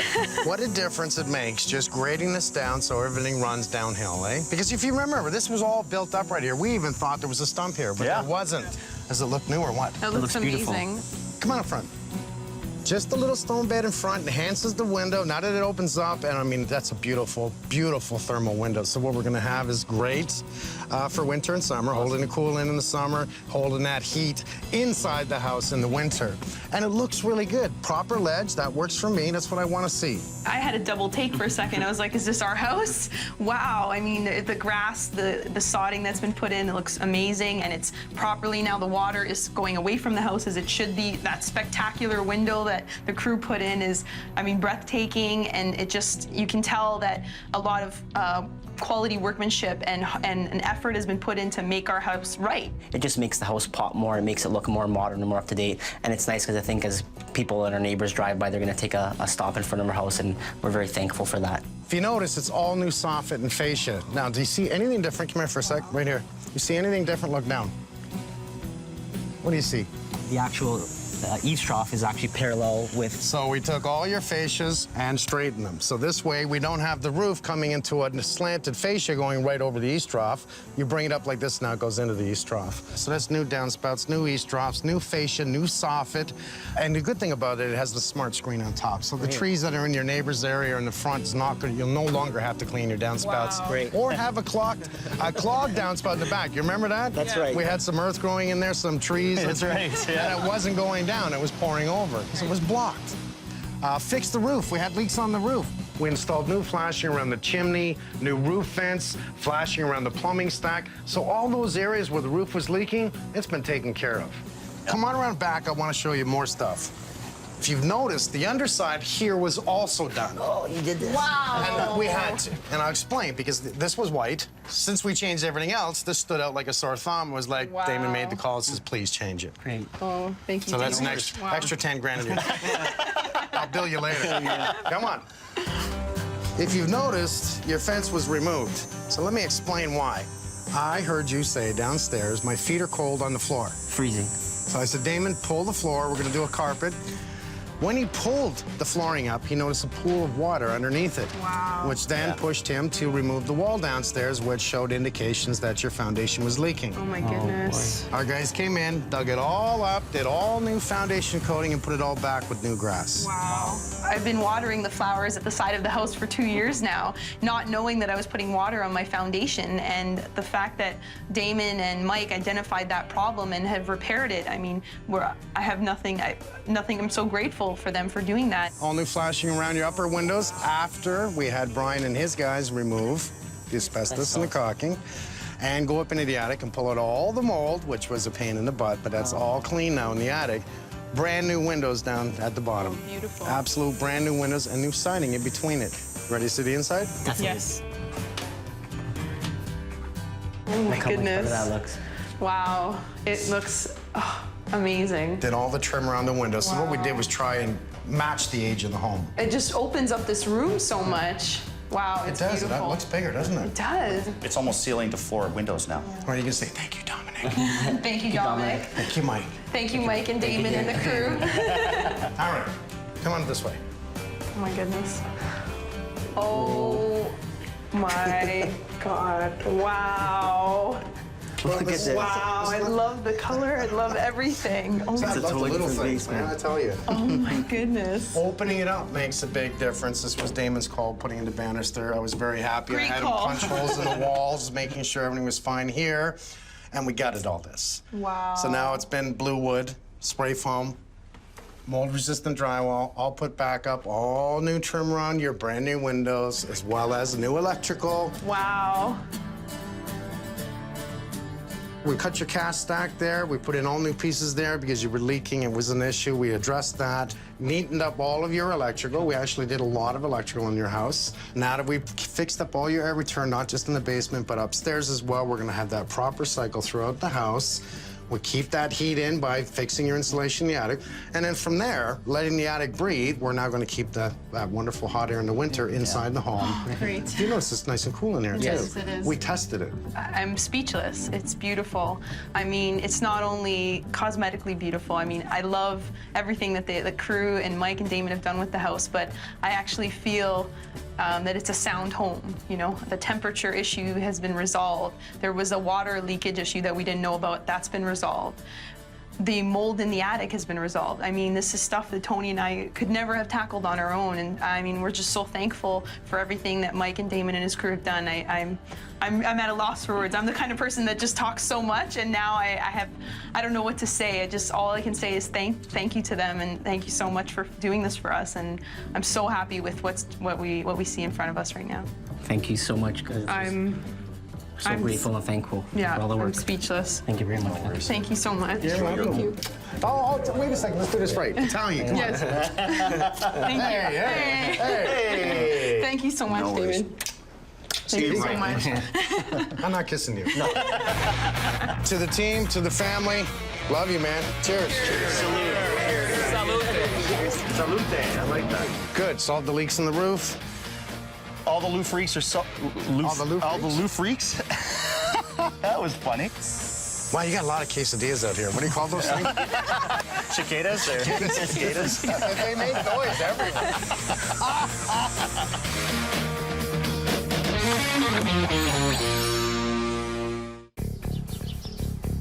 We had the inspector referred from the real estate agent. They didn't say nothing about that? No. Absolutely nothing. Really? This is highly dangerous, folks. Can it kill you? Well, yes. Absolutely yes. I'm just tired. I can't take anymore.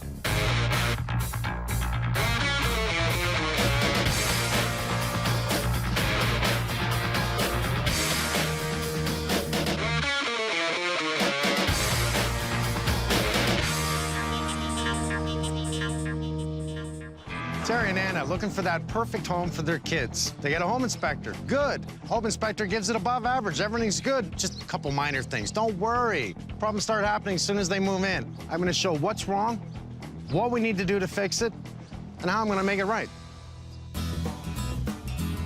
Where we were was a smaller home, and it was getting a little tight. As the kids got older, they were screaming for more space, and so were we, and we were just kind of like exploding at the seams.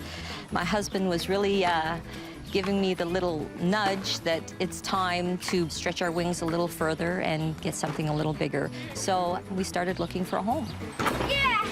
We looked at almost 200 homes. We focused on a nice quiet area, close to schools, and a larger bungalow with, large open space. We bypassed this house the first time.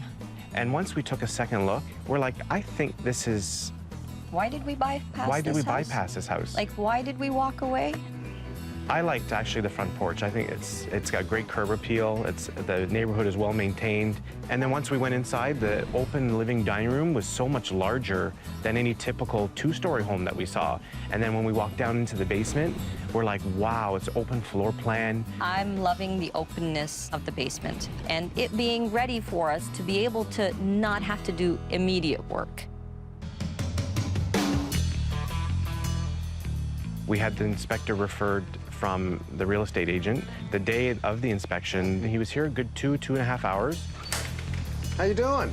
Oh my God. I take it you're not Anna. No. What's your name? I mean, some of the things that he did point out, we did right away.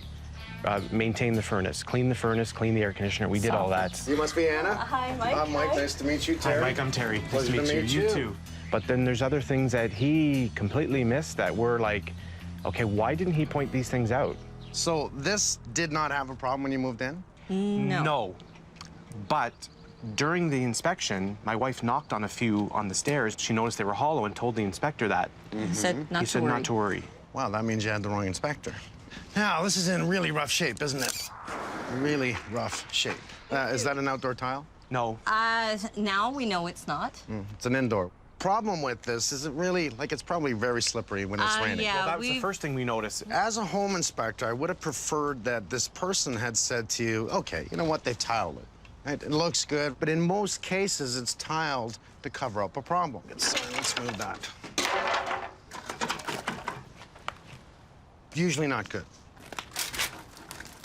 Look, as it's just deteriorating. So did the home inspector say anything to you of whether or not this is going to last, this is okay? All he said was it's fine. It's Yeah, fine. he It didn't even looks write anything great. in the report. Nothing. Nothing. For me, it's unacceptable. Is this going to be a big job? The answer is absolutely yes. He gave the home an excellent rating, I think 8 or 9 on the report. Can't get any better than that. Can I get in here? Yeah, you can open, just push. Yeah. I have a whirly bird in the back of the house, and I have a whirly bird at the front and the back of the roof. Both will compete with the roof fence. That whirly bird picks up speed. It starts to pull the air out of the attic. That's what they're designed for. Yes. Right beside it is what? A vent. A roof vent. So it's going to pull air through the vent Right up You to understand? yes, I get it's it. so close, it's going to pull a path of least resistance. Yes. It's going to pull in. Which is why we have It's not moisture in there, supposed to yes. pull in, it's supposed to exhaust. Yes. So you have a whirlybird that's competing with your roof vent. Yes. Right there. Without proper ventilation in your attic, you're just asking for mold. Okay, I'm gonna be looking at that. I see all kinds of electrical added around your house. I see a receptacle, I see a light, I saw a plug out front of the front porch off the light. Wrong, the way they did it. You're on old fuses. Yes. He said it's overloaded. Oh my God, yes. And he said it's okay, you don't need to do anything right now. Right now, no. The kettle for coffee in the morning is a must.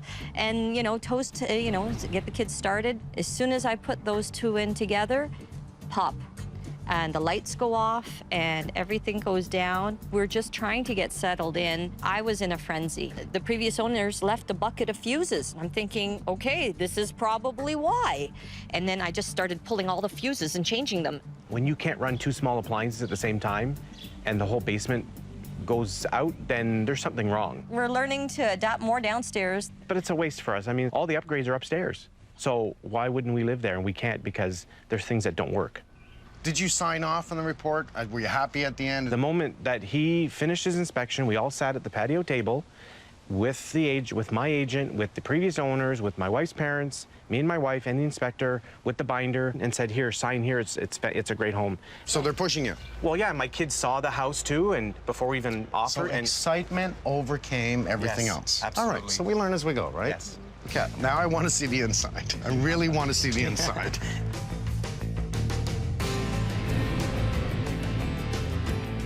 You didn't say nothing about that? No. Absolutely nothing. Really? This is highly dangerous, folks. Two reasons. Water okay? and electricity. You're coming out of the shower, you're all wet, you don't realize it, boom, you hit the bed. I've almost done Do you know that a what couple happens if the elements inside there stick in your head and you're wet, your feet are wet? You die. You're dead. There's no playing with them. Stops your heart. Okay. No. Big no. Big no. Okay, we've stepped down again, which means they've dug down into the basement floor, right? Yes. Okay. When you look at it, it's like somebody just said, I'm gonna make a shower under the stairs because I have the space. Odds are it's wrong. Odds are there's no air behind water here. Odds are. Well, we've started to notice now there's a stench in the bathroom on the other side. I want to see that, but let's just continue out. You know, receptacle. We know these things don't belong together. So, do me a favor, don't use the shower anymore until I do something about it, okay? So that water heater was replaced. Yeah. And The piping was replaced. But look what they've done here. Come here. Okay, what the hell is this? That's dinner. I laugh, but no, it's not. This is not funny. No, it's not funny. Okay, what can come back in your house? Gases. gases. Can it kill you? Well, yes. Absolutely yes. This is hugely wrong. Huge. This is big, big, big. This is not small. This is one of the biggest things I've seen yet. This was not properly sealed off. You're lucky carbon monoxide didn't poison your home. Just because it goes in here doesn't mean it can't come out here. This is totally illegal, totally dangerous, and unacceptable. You have kids, not to mention you. I'm not happy about this. I still can't seem to get a simple issue fixed, and there's 5 more issues at hand. I don't know. I'm just kind of feeling at my wit's end and a little exhausted. I've seen enough. I'm gonna go through your place with a fine-tooth comb. So relax. No Give me a hug. problem. We're gonna relax. Thank you. Breathe. I'm not letting go. I was the one that really pushed the issue to come to move because our kids needed a bigger space, and I feel bad. I can't take anymore. The issues have become so much that I want to go. I just want to go.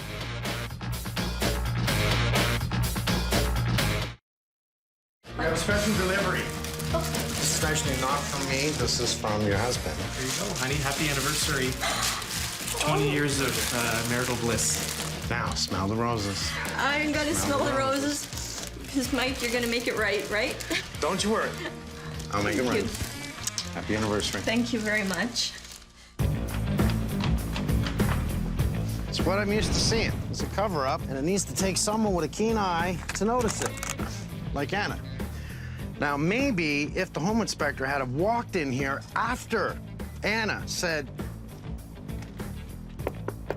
isn't that hollow? Then maybe he goes, yeah, well, you know what? It might not be bonded good, and you grab the rail and you do this.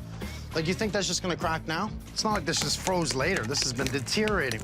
I don't do it lightly. I don't have to do it hard. But now we gotta look at the possibilities of what the home inspector really should have said to the homeowners is, if this gets wet, you're gonna slip and break your neck.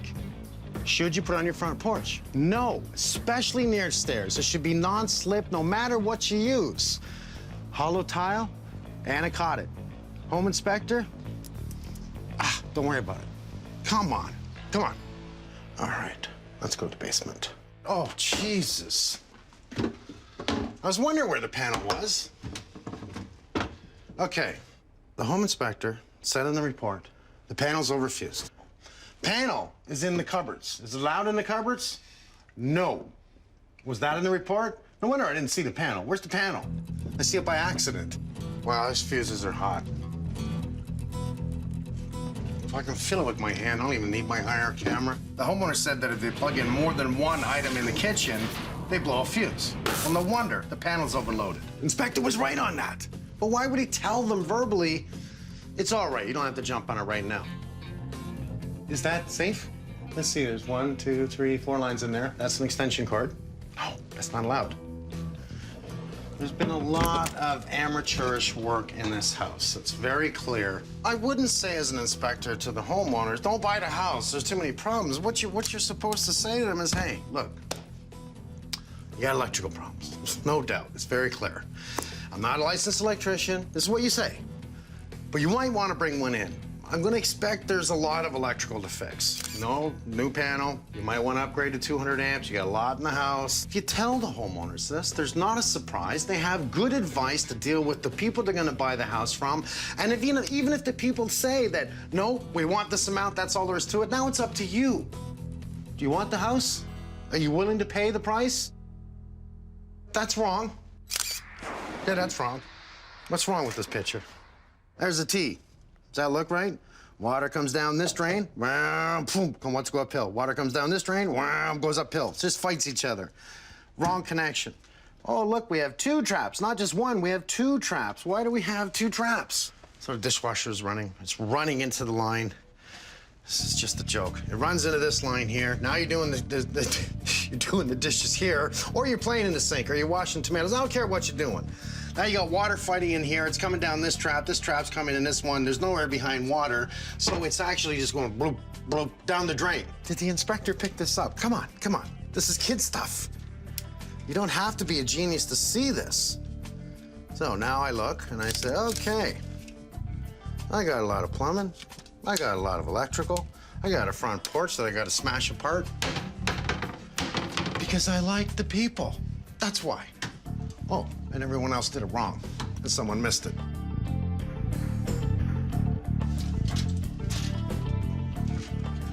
All right, one thing's for sure. This is nowhere near enough insulation.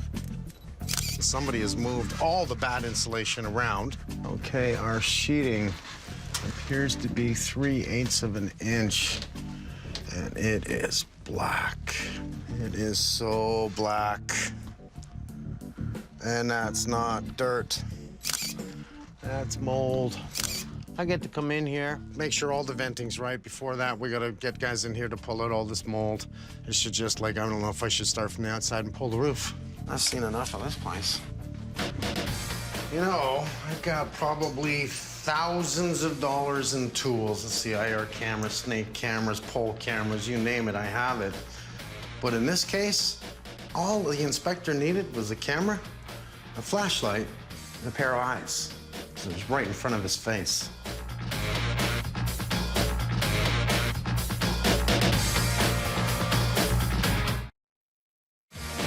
The things that the inspector told us to do, we did instantly. Electrical, definite. Plumbing, definite. All right. HVAC, definite. This home should have been more about decorating it to our tastes. And that's what we versus thought. making it safe. Well, it's turned the opposite. Here we go again. Well, I don't know. I mean, we're gonna pull, obviously, the rails off. Yeah. You don't have to do it right now. Just grab one of our hammers, our jackhammers, Yeah. and shim the top off, because here's where I think they built it up from, right here. Yeah, it sure looks like it. Right there. See just how bad it is underneath? Because we have options here. If I can repair the stairs, I'll repair them, but we need to get down to the base to see... See what we're dealing with. Yeah. Yeah, okay. And from there, you know, do we pull them? Do I pour concrete? Right. Do I do landscaping? All right, so let me chip off a couple and we'll take a better look at them.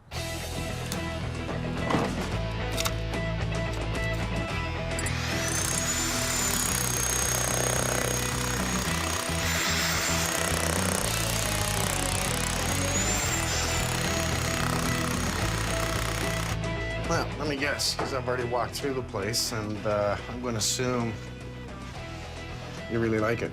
The majority of it is wrong. So you think it's safe? No. My words to the homeowner would have been either you run or you take at least $30,000 off the cost of the price of the home. 15, 18,000 to rewire, and then the other money to fix all the patch repairs. and paint, exactly. Yeah, but you can't just, you know, I'm going to have to pull all of this because I can't patch this. You can't patch it, exactly. Okay, let's do what's safe and right for the homeowners. I can see definitely we're gonna have to do a total rewire. I'll drop all the ceilings down here to allow you to fish and run upstairs. You're probably gonna do Most of the damage will be down here.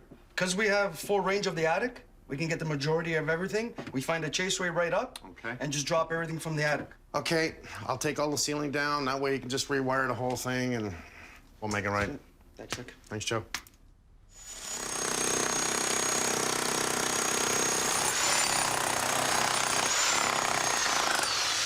Hey, buddy. Look at that. That was a matter of time. It's just a hell of an undermine. All the earth has just dropped down underneath it. What don't we see? What don't we see here? It's not solid, no rebar. Yeah. You can see the cinder block on the side, right? Yeah. Right here. Yeah. So they cinder blocked the step. Right. I think they got a bunch of earth. Yeah. You're right. Filled it in, Yeah. formed the earth, and then just literally put a muck load of concrete over and then troweled steps. That's exactly what they did. You're right. So here's what we're gonna do. We're gonna pull the stairs and do a landscape, wonderful, nice, wonderful round, do a nice little retaining wall up, boom, put the rails back. So, pull the rails, pull the stairs.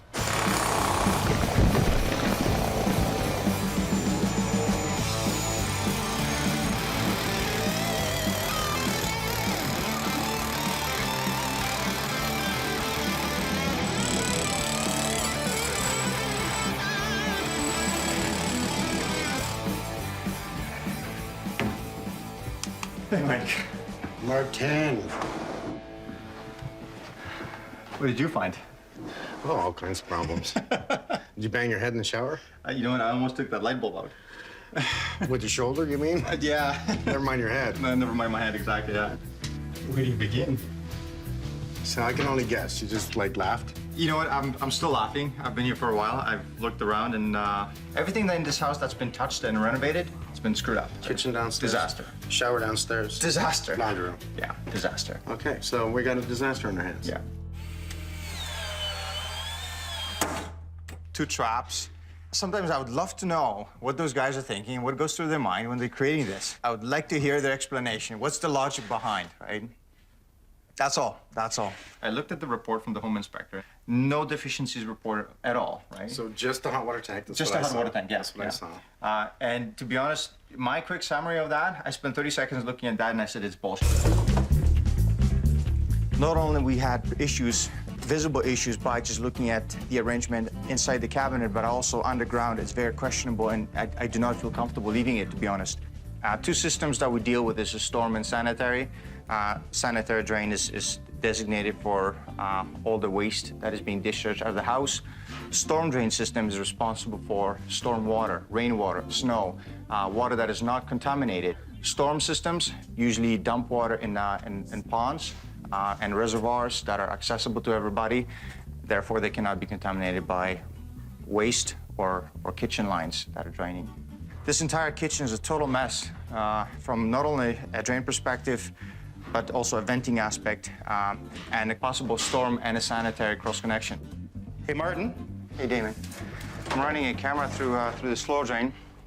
I know that the kitchen is ahead of us. Yep. So if the kitchen was connected properly to the sanitary line, I would see a connection coming at the side. And you don't see it. And I don't see it, which is not the news that you want to hear, to be honest. No. But whatever was done previously by the other contractor was done illegally.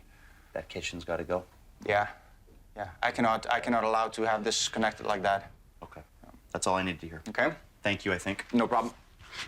So, guys, we're going to start with the ceilings. We're going to go from there. The electrical in this house is old and was done really bad. So we're gonna take down this ceiling to make life a lot easier for Joe when he replaces the lines. Now it's also gonna give us a chance to better inspect the gas lines and the ductwork. The kitchen has to go because we need to dig up this floor to fix the plumbing and get in behind the wall to provide venting.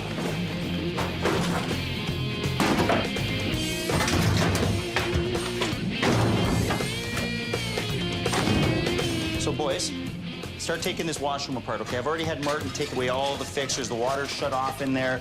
Just start very carefully taking it out, okay? Watch your faces, wear your mask, glasses, okay?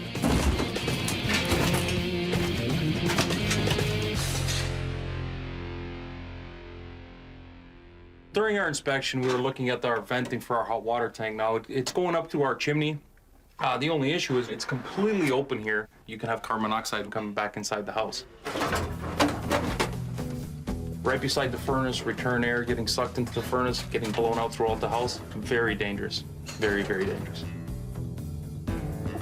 With everything getting done, we're trying to make the house safe by fixing these type of problems. So on this job, everything got opened up. It's typical here. A lot of ducts, got a lot of air leakage in it. Returns all opened, losing a lot of return air getting drawn back to the furnace system. What I don't like about this one right here is we have a gas line going through the return. You never want to have a gas line going through a return. You get a leak in the gas line, especially through a return, you're going to get that air distributed back throughout the whole house, let alone going back to the furnace. It's a potential for an explosion. So for me, it's a relocate of the gas pipe here. Getting it up to code, keeping it compliant. We're sealing up the duct, adding some returns to the basement, so better circulation, try to get more heat, more cooling throughout the whole house. In the end, the homeowner will be happy. They'll be comfortable, they'll be warm, they'll be cool, they'll be safe. That's the main thing. Well, today we are removing all the mold in the attic. Brian's got a big day ahead of him. Level 3 doesn't mean that mold is more dangerous. It just means it's spread. Square footage-wise, it's starting to grow out from the spot we originally located it. It's not like asbestos where you go level 3 or type 3, it becomes more dangerous. Right. Level 3 it just basically means the size has grown more. As soon as you get above, I would say about 100 square feet, it turns into a level 3 mold removal. And this one, we're going to take wire wheels. Yeah. We're going to take the wire wheels to the wood. We're going to scrub it down. After we scrub it down, basically we're going to wipe it. We're going to wipe it down, wash it. I'm going to have to remove the plywood because, first of all, you're taking a wire brush to that. That's 3/8 plywood. That brings me down to a 1/4 inch plywood. And I could not walk away from this job site thinking a roofer will walk up there one day.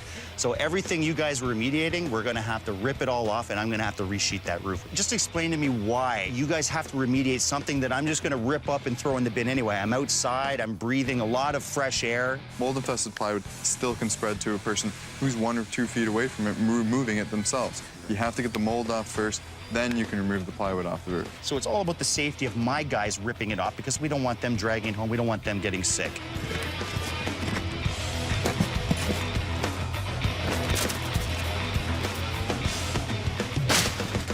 Well, the roof looks in pretty good shape up here, eh, Stevie?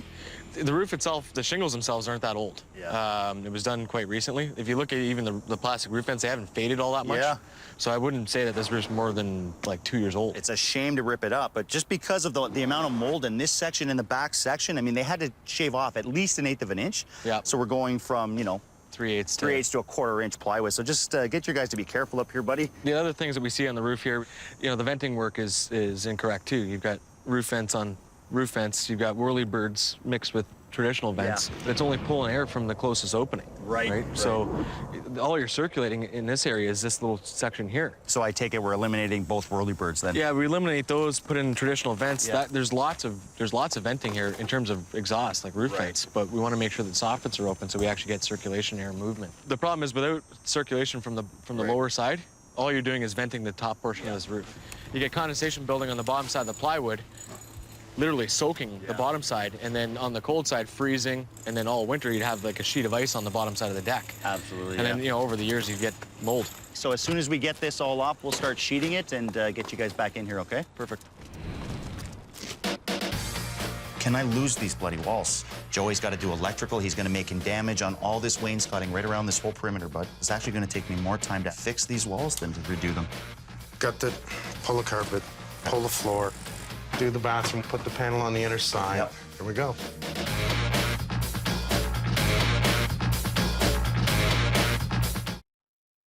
insulation anywhere else. It's been very stressful, and I see my parents like that, and I'm like, I hate seeing them like that. I see my mom so upset all the time. Because they have to do all this stuff to the new house, like the stuff they don't like.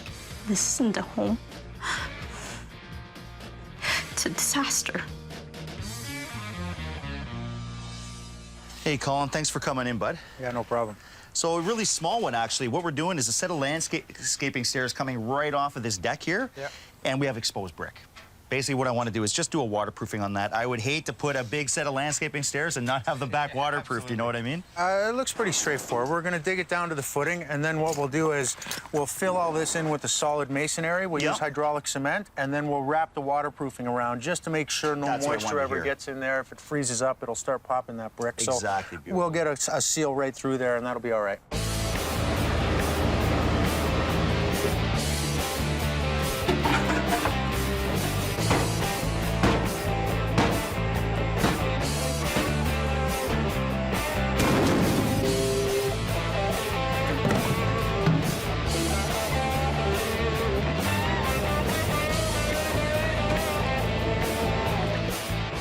What we've done is, after we excavated everything and got the wall cleaned down, any cavities that we found in the wall that were bigger than 1/4 of an inch, we had to fill in with hydraulic cement.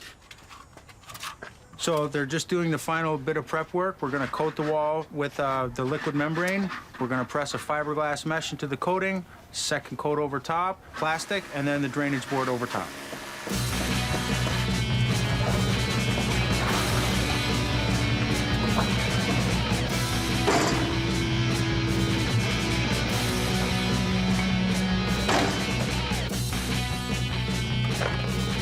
Now that the mold is remediated from the attic and the shingles are off, we can start to replace the sheathing. Now the venting in the attic will be fixed so mold won't grow again. And for attic protection, we're going to use sheets of mold-resistant blue wood.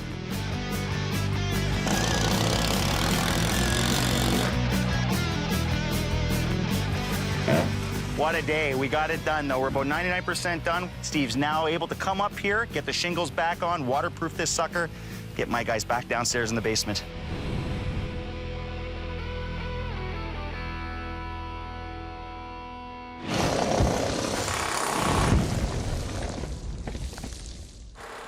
So the plumbing in this basement was a complete mess.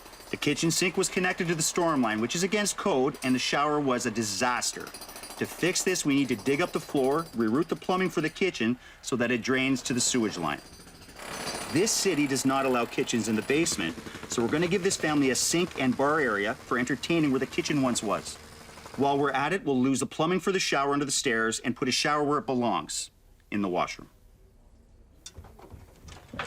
Martin? Hey, Damon. You got a sec, buddy? I'm going to actually give you a layout for your shower, your toilet, and your sink, okay, buddy? Not a problem. Just to fill you in on details, this is the shower drain that comes from the other side. Yeah? Well, what they've done is they just actually broke the piece of pipe and shoved this ABS right into it and poured concrete all around. So this drain just literally terminates, and whatever was able to get into this main line was able to escape. So any water that was escaping from the shower or was draining from the shower, part of it was draining through the line.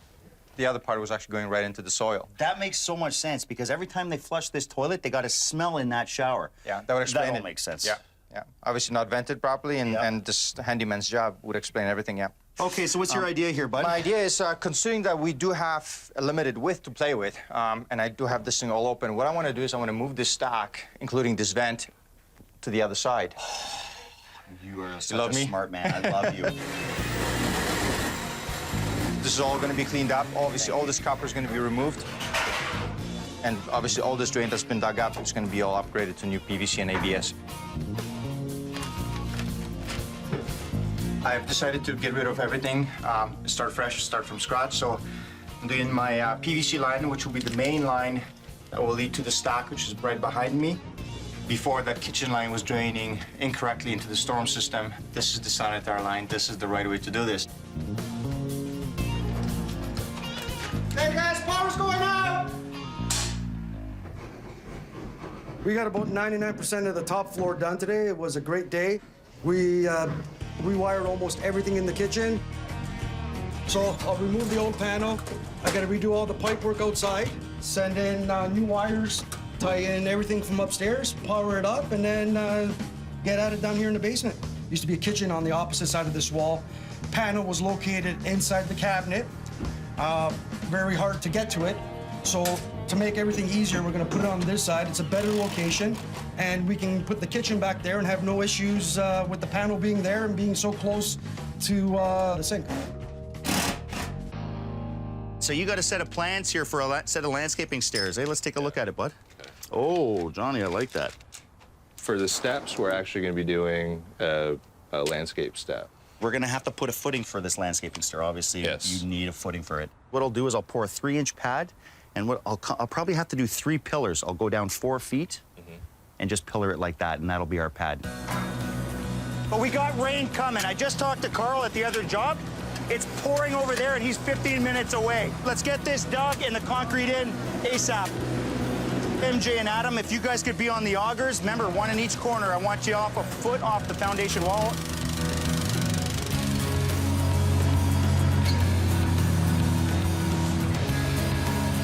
Now, this is one giant pad that we're doing here, but this is what you got to do to make sure that when we do our landscaping steps, it's not going to shift with our frost. So what we want to do is we want to get our elevations right so that when John finishes with his product, it's going to be flush to the driveway. That's why we're working really hard at making sure we're at the right levels here. Getting it right down to the level, getting our gravel in for weepage, getting our styrofoam down for movement, and then getting our concrete down. Can we make it just a little wetter? Yeah, I just added some water on top. Beautiful. Thank you.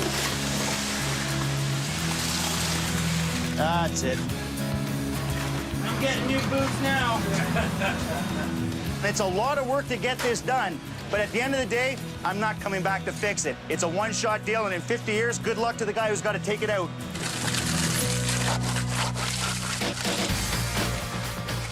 Hi. Here. That is the funniest thing I've ever seen. Now, you know this relationship is over the minute you poop on me. He pooed on Carl. Good bird. Good bird. Thanks, Dana.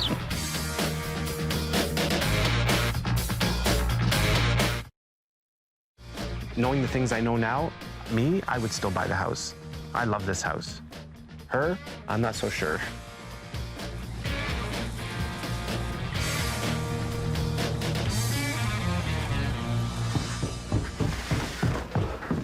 That's my boys getting the concrete in, eh? Yes, sir.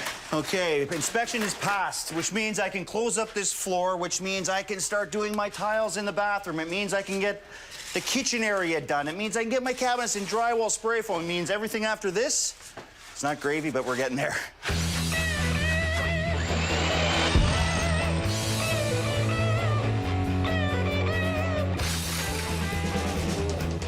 Every part of what we're doing in here is all part of the Schluter system and just equals a 100% waterproof, watertight shower. In order to achieve that, we've got our Curdy board, which is wrapped with our Curdy membrane, which gives us waterproofing. Then we have to wrap all our seams with the Curdy band, which will then waterproof all that. On top of that, we're going to tile, and that allows us to rely on not only the tile and the grout, which most people do for waterproofing, but then we've got a secondary membrane behind, which is this, which is 100% watertight. It will not have the problems with mold, with rot, with water leaking that most people get. The back wall here we've left out, just waiting on spray foam.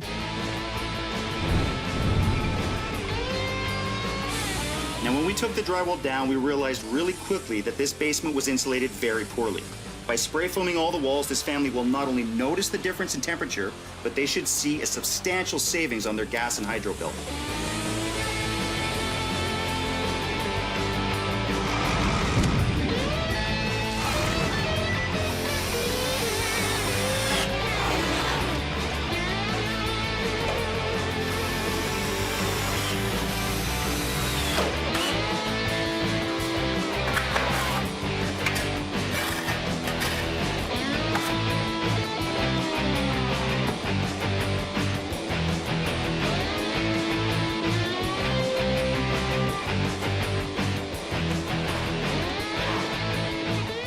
Very nice, man. There's only 2 more doors to go.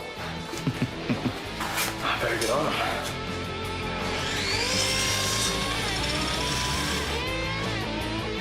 This is what I like. We're down to the end now. This is, you know, the finicky stuff. It's not just slapping drywall up or slapping framing in or demo.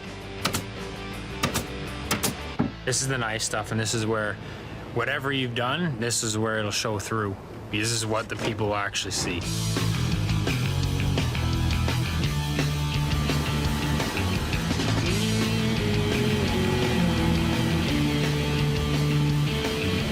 What we're doing here is they had tile originally.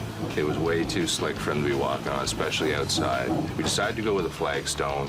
Surface is a bit more porous. It got better grip, especially in the wet. I think the homeowner's gonna love this. This is gonna be something else.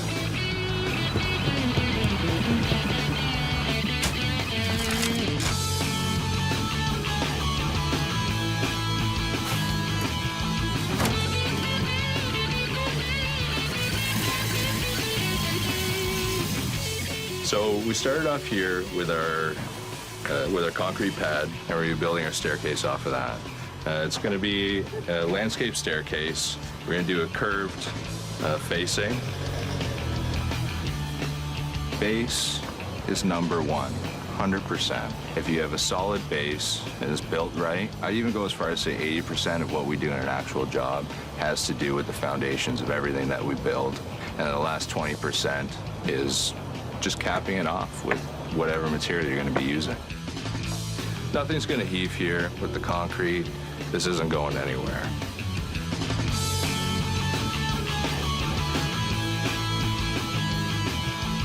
So that's the Caesar stone countertop, the new one that you were showing me. Yeah, one of the new colors. Yeah. There's two types that we have. One is the contemporary look, the very bland, right. I'll say monochromatic, and now this one's the big chunky look. It's right. got the big granules. You can tell it's stone. It actually just jumps right out at you, right? So basically it's 93% quartz, 7% resin and colorant. You don't need a sealer.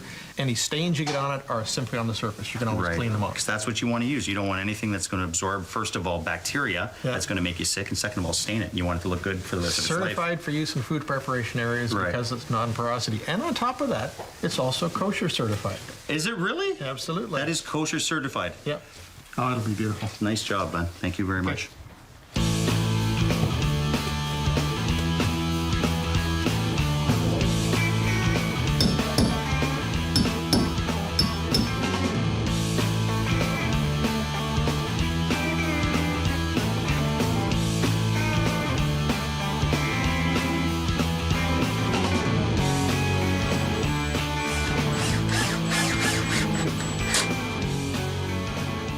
Tiger, that's a nice color, right, bud?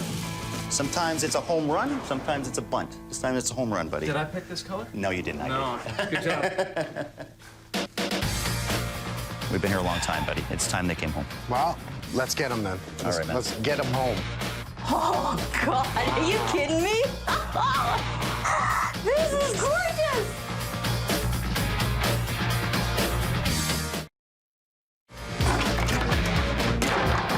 To have Mike Holmes come here and help us with these issues is it's beyond winning a lottery. It's like finally someone's shining a ray of light on us.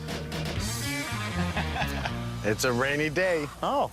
Should I get out of the way? Yeah, sorry. My we're not looking at you guys, sir. We're at the patio. Oh, my God. Mike, oh, my God. Oh, this is gorgeous. Wow. Well, this is when you do things right. Absolutely. Oh, my God. Now, here's the hard part. Not only did it take about 2 days to remove it all, especially the stone on the top, I had to waterproof the area since they dug down to put in the footings. We waterproofed the area. Well, we poured a slab here, a footing slab. It's about 5 inches thick. It has rebar throughout. It has insulation below it. Plus, we have a pillar in each corner supporting the whole thing below the frost line. Oh. It is not going anywhere, believe me. Oh, my God. So John was really good. He picked up the colors from your house, right? Yeah, because you have a lot of colors going on, right? Oh, my God. So he wanted to blend it all in so it actually looks like it belonged to your house from day one. Absolutely. Oh, the stone This is is beautiful. gorgeous. Wow. This is beyond gorgeous. Beautiful front porch. When I first walked up, I mean, I didn't even notice Mike and Damon. I saw the front porch. I mean, I'm like,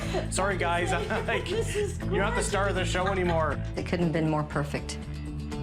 We had our wonderful guys come in and pull off the mold. They actually brushed it off, so they used a steel brush. They cleaned it all off, and the roof was so thin that we decided to pull your roof, not your whole roof, but in the area that was affected. So we pulled all the sheathing, put down new sheathing, and new shingles. Oh. New vents, new everything.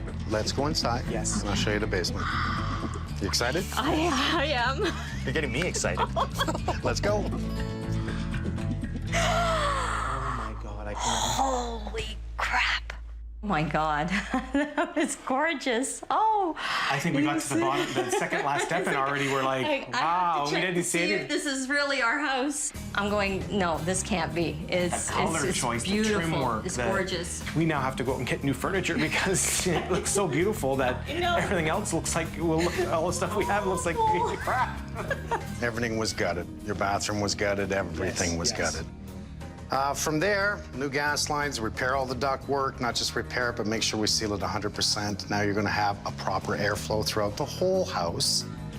From there, we check with the government, and they will, in this area, will not allow a kitchen in your basement. What? So it's against code. Wow. In this area. Do you believe it? No. They're trying to change it, so we couldn't give you a kitchen. We did give you a bar area. So we're gonna look at it as an entertainment area. Okay. We had to break the floor right through into the new bathroom that is in here now. Yes. And make sure that we did all the plumbing properly. Let's see what's behind door number 1. That used to be the shower. That's the shower. Now it's storage. Oh, and you got the nice lights that you don't bang your head? You can hit your head on that. Your whole house was rewired. Your whole house. You notice there's no panel there. Yeah. It's now on the other side. Go ahead. Damon was nice enough to make sure you had 2 new fans. You're gonna love the electrical because they're all on timers. This is gorgeous. Look at that, eh?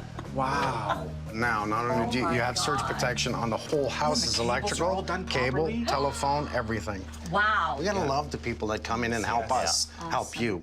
We know that Mike and the team have put so much time and effort and hard work into everything, and we are just beyond grateful. There's no way to express our gratitude to everyone for the amount of things that everyone has done, not just Mike, but everyone. The crew worked The crew, very hard. everyone. I'm over the moon. So before I show you the bathroom, let's just take a look at your mechanical room because it's probably a good thing to do, please. It's cleaned up. You can see even the new gas lines that were running. He's repaired everything right over to the furnace. Nice and neat. Everything was fixed up. Minor plumbing, lots of electrical, because the whole house was done electrical. You can see all the new lines that were run. Remember the exhaust line from the hot water machine? We fixed that as well. I'm happy. I am so happy. Our house is now safe. We can sleep now knowing that it is done 200%. Okay, you want to see the bathroom? Oh my gosh. Oh my gosh. We didn't make it bigger, it's simple. Oh God, are you kidding me? This is gorgeous. Wow. Who knew I like green? I did not. Well, I love green. She loves green. I love this. Oh my God. Absolutely gorgeous. There is no words, and it's huge. The shower is huge, so now my kids are going to fight over who's going to use the shower downstairs. Oh my God. What's new? Everything? Oh my God.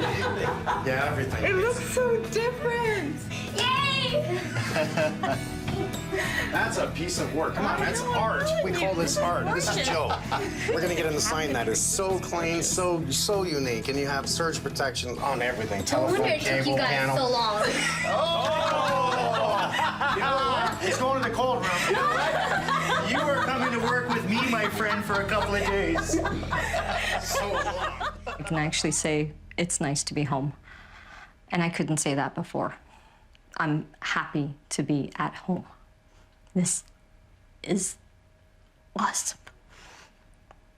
This is awesome. You have a surprise for me. All right. This is not a cake, is it? Yes, it is. That's a cake? That's a cake. You gotta be kidding me. Everything here is edible. Yes. That is incredible. I'm sorry. I'm gonna have to. I can eat this. Wow, that's the best caulking I've ever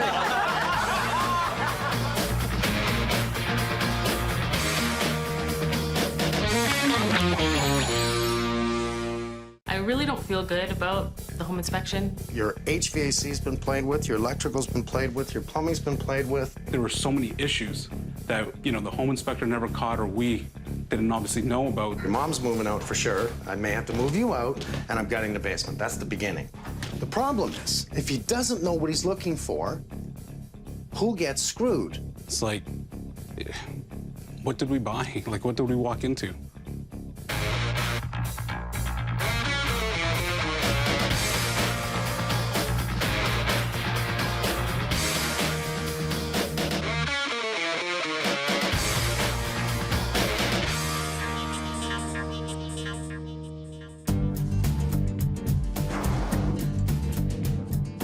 Jamie and Vishal looking for that perfect home.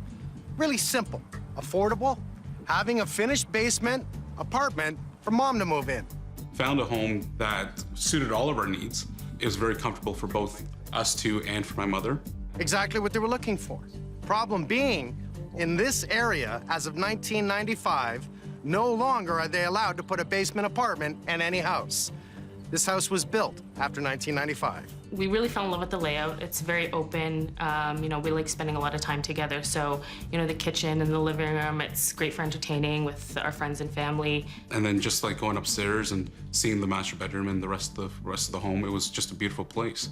At the end of the street and in our neighborhood is a park. So, I mean, you know, on some summer nights, we would walk down and, you know, you can just take your dog off the leash and let him go. And it was just a nice, family-oriented neighborhood. It was a newer home, so we figured it was gonna require zero renovation, zero maintenance.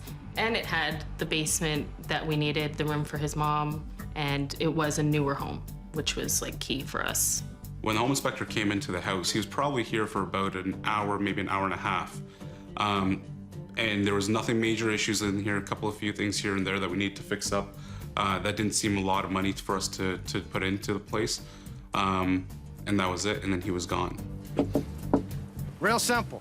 I'm gonna go through it with a fine-tooth comb. I'm gonna find what's wrong, why it went wrong, what I have to do to fix it, and I'll make it right. Jamie.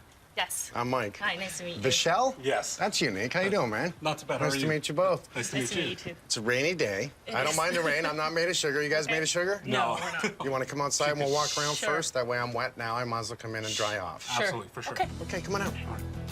So, do you have a cold room? That is the cold room, but now it's / been laundry room. changed into a laundry room. Did you do this? No. Since when do you put a laundry room in a cold room? You know, there's shelving in there. We keep kind of canned goods and other stuff in that room. There's kind of some drywall up, and the laundry machine's in there, and there's kind of a tub which is sitting on bricks, and it's kind of a semi-cold room, laundry room kind of combination right now, but it's not like a properly insulated room. You don't put a laundry room in the cold room, and I did not read that in the report. Okay, I'm gonna have to see that on the inside, that's for sure. So it's supposed to rain all day, and one of the best days you could ever inspect the home is when it's raining. Okay. Have you noticed any leaks in your house at all? No. No. Who did the caulking on the cells? That was when we got the windows done, right? They did it? Yeah. Wow. You know how many guys don't do that? Really? Oh. You see it on your neighbors? No? No. So all cells have been caulked, so that tells me whoever put the windows in was a good guy. Okay, I also noticed that in the report it said, I looked at your roof with binoculars. Yeah. Wow, your neighbor's in trouble. That's actually how it looked like before Right. we had it fixed. The inspector told us that we probably had about a year or two, but we just had someone come out and look at it, and that person said we should take care of it right away, so we had the roof taken care of. Let's take a look at the basement. And we have a kitchen, and we have a laundry room in the cold room with a door. Was this like this? Yes. Yes. And your inspector didn't say anything? No. The kitchen is just outside of the cold room, so there's a stove, and the exhaust from the stove, I guess, goes through the wall into the laundry room, and they meet, and then they kind of blow out the house through the same opening. You can't wire this. It must be separate lines. If you wire it, all you're doing is fighting each other. You're not going to do anything. Plus, you're going to be pulling nice moisture from the stove, if something boiling, and nice moisture from the dryer, and all you're doing is creating a condensation buildup within here. I went in to do laundry, and I felt something dripping on my head. And I looked up, and through the pipe, I saw kind of water dripping, so I called him down. And I just guess because it's so cold in the cold room and the heat from the dryer is so hot, all the condensation just built up. We have a 3-inch line that runs out. It's actually a 4-inch line that runs out, and then it's reduced to a smaller line. And it looks like a 3-inch, so a 4-inch to a 3-inch. You can always increase, you cannot reduce when it comes to exhaust. Because if you reduce it, what happens is, much like traffic on a highway, we have a bottleneck, right? Same theory. It's trying to blow it out. It creates a bottleneck and forces it to move back. So all your hot air is actually coming back through, and you can watch it come up, and as it comes to this area here, the humidity is building up and causing condensation on the inside right above here and just dripping down on top of the stove. Two things that don't mix very good. What is that? Water and electricity. Yeah, especially if your mom's touching the stove, especially if it's not properly grounded, it's not done right. That means this is actually a lethal possible accident. So to go ahead and throw all this in, including all the plumbing, and he should have pointed this out, which is done okay, but there's no air behind water. And it appears to be running uphill. It is running uphill. So I know right now when if I pull this off, it's full of water. Yeah. Okay, in the wall here, it's going to be the tie-in. I'm sorry, because I'm actually going to be breaking your house. I already know it, okay? So I'm taking a look now. Okay, there's our tie-in, and that's the line right from the laundry tub to right here.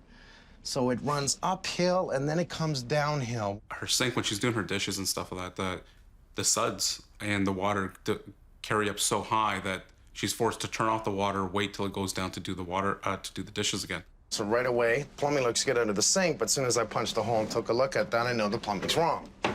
But I knew it was wrong when I was standing in the laundry room. A few times I've gone down and caught her in the laundry room doing the dishes in the sink there.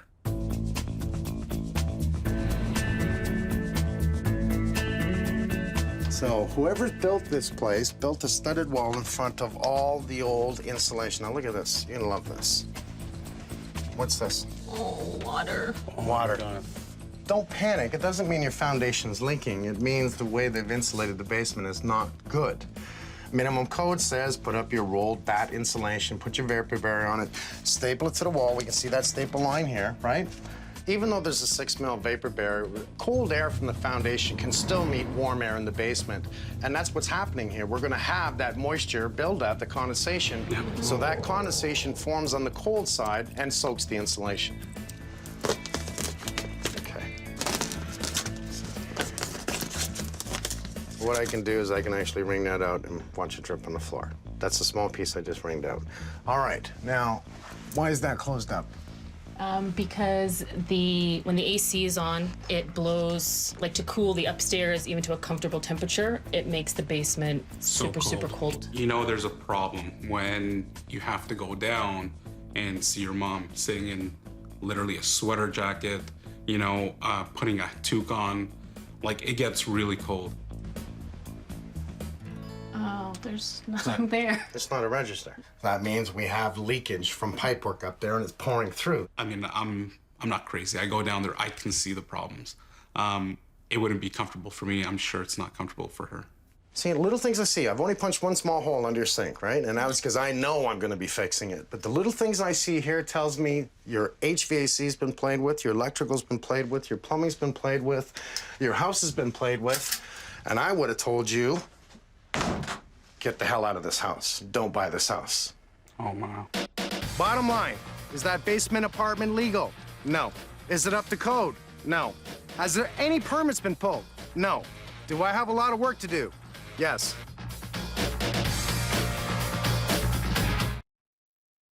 You know, I got a battle on my hands here. You know, how am I going to make sure that this basement now is functional?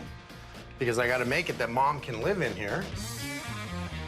This cannot be a basement apartment. Absolutely, there's no, you can appeal it all you want, you can try and fight it, you can put in a variance. You cannot have a basement apartment. The basement bedroom must have an egress window. So in case of a fire, your mom can get her butt out of the house through a window. Is there any window in your basement that's big enough, especially in the bedroom? No.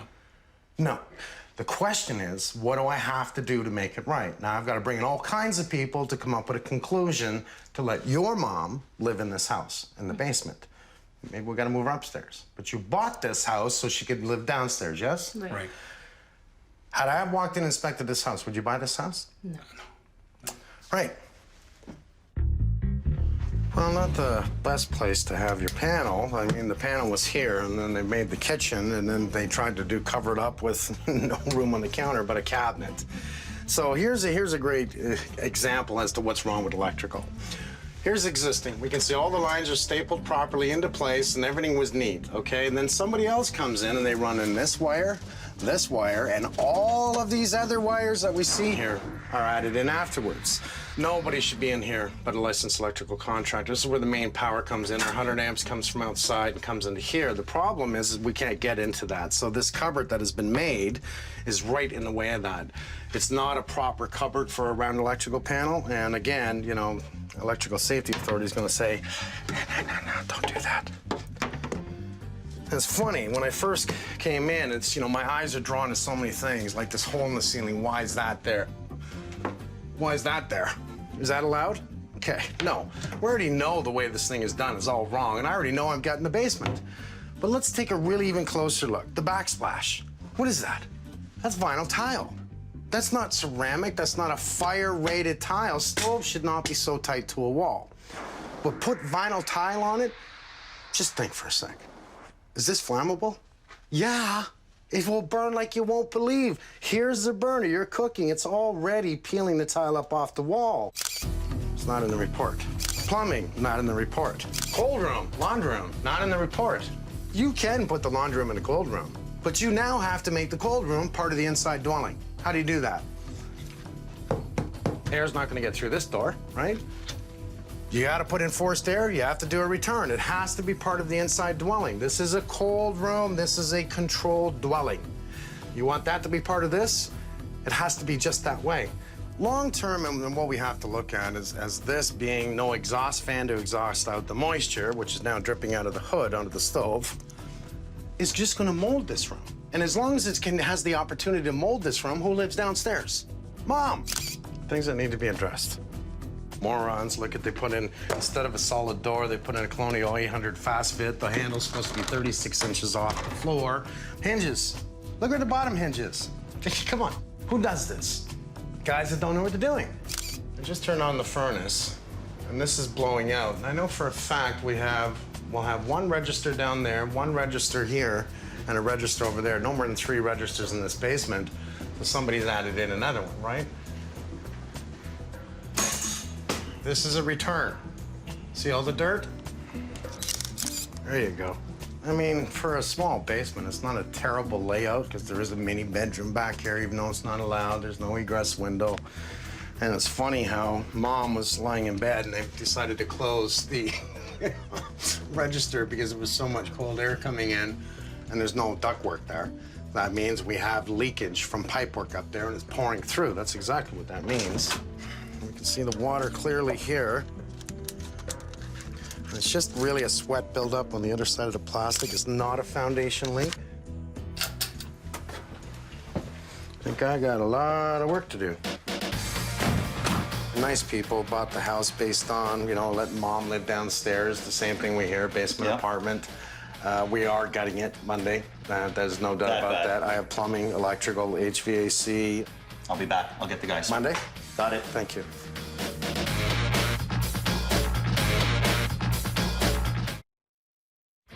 I think what I need to do is do open concept with a small kitchen, small bathroom, no bedroom, right? Who says you can't have a bed couch? But it's no bedroom because to put an egress window in the backyard that grades towards the house is not logical. I'm not opening a can of worms here, even though I'm going to open this can of worms. Here we have a easy scenario of a basement that's just no good. There's no guessing. We're gonna gut it. So let's start with removing the counters, the cupboards, the box around the panel. Okay. You start losing it, open it up, you find something, let me know.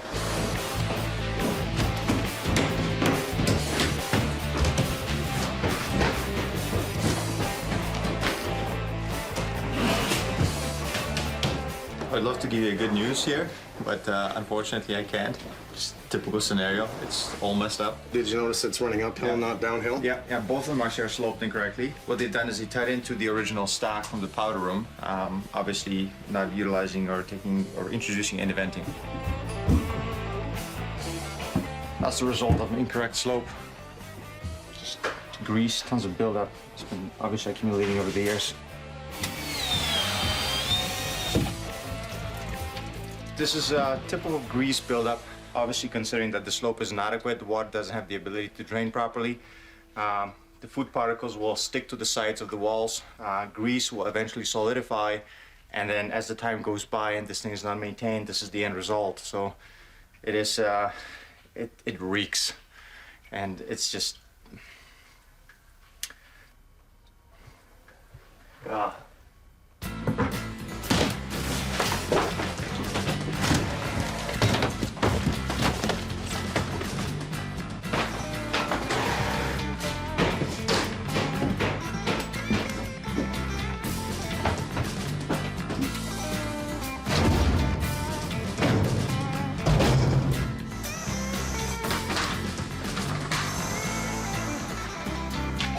Mr. Holmes, you seeing at your feet, bud? Oh, yeah. Look at the mold we're finding here, man.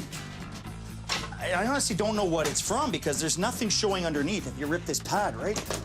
Look at how dry that is. This is a different pad. Yeah, do you see that, though? But that looks wouldn't like breathe, underlay would for it? carpet. We want a breathable pad down there. This is not breathable. Right. So it's not molding underneath it, it's molding on top That's of it. right. In between this and the floor. Yeah. Put your mask on, pull the rest of the floor up, roll this nice and gentle, get rid of it all nice and gentle outside. Keep the spores down.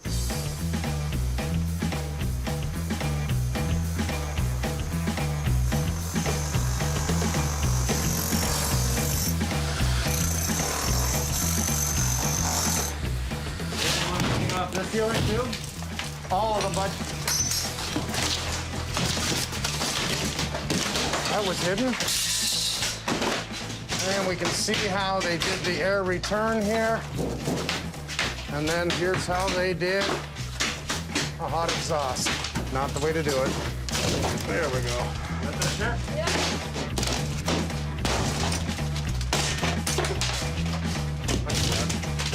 Wow. Be ready for that. There we go. I have a Y that also runs upstairs and a front door, and that's not the way to do that. So once you have it all behind drywall, it's amazing what you can actually cover up. Amazing. Oh, Jesus. That hurt. Is that freaking plywood?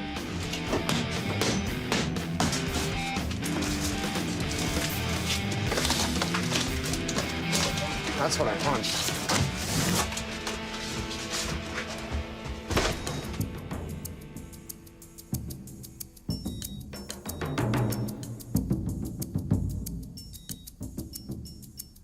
Wow. Just a little open. So let's talk about the kitchen area for a moment. We can see all the plumbing's wrong, and they're relying on the stack as the vent itself. Now, you can if you actually hook it up all right, but it's not. The plumbing drain was so full of crap. Even my plumber was grossed out. He said it was so dirty and bad, and that's because your sink wasn't draining. If you notice, it's draining uphill. No air behind water, so it just kept holding all of you, the grease and everything your mom washed the dishes with, and just filled the pipes. Look at the pipe. Filled it. So, little things. Frank came in and looked at all the electrical. He's going to change the panel. He wants to give you a safer panel, which means all the electrical that was done was without a permit and incorrect, just like I thought. I just want to show you the wall here. So you see the bottom of the wall? Mm-hmm.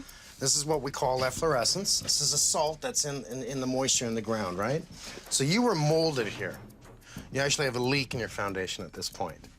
So we may have to bring someone in to look at the foundation. I specifically remember the home inspector saying that, you know, we had a good, solid base of a house. You know, the foundation was good and there was nothing to worry about with that. So that wasn't even in my mind. One thing that was underneath the laminate floor, because this is what you had down, was actually one of the cheapest forms of a carpet underpad. And it molded in between the laminate floor and the underpad. So you can see the surface mold. This was throughout the basement. I know when we moved in here, we had the best intentions for my mom. You know, having given her a place to stay, and I mean, she's my mom, I love her, I know Jamie loves her. I feel bad that, you know, we brought her into a home of mold. Wherever water can get, it's gonna mold because we're building with organic product. I mean, look at the sweat. If we look at the insulation, you follow that line around the room, see it? So again, you know, they say in minimum code, it's okay, I'm against it. Here's Mike's code, okay? Really simple. If you're gonna finish the basement, use blue wood. Doesn't mold, right? We're gonna use blue drywall. So everything we use, and then we spray foam when we thermal break it. That thermal break means that no more cool air from the foundation, warm air from the basement are going to meet. And that simply means no more condensation and no more mold, right? So I am gonna change all this. The rest of this will be coming down. We'll be restudying, we'll be foam insulation, all new electrical, the permits we need to pull. We're gonna try and finish this as fast as we can to get you and your mom back in here. And other than that, I'll probably see you when it's done.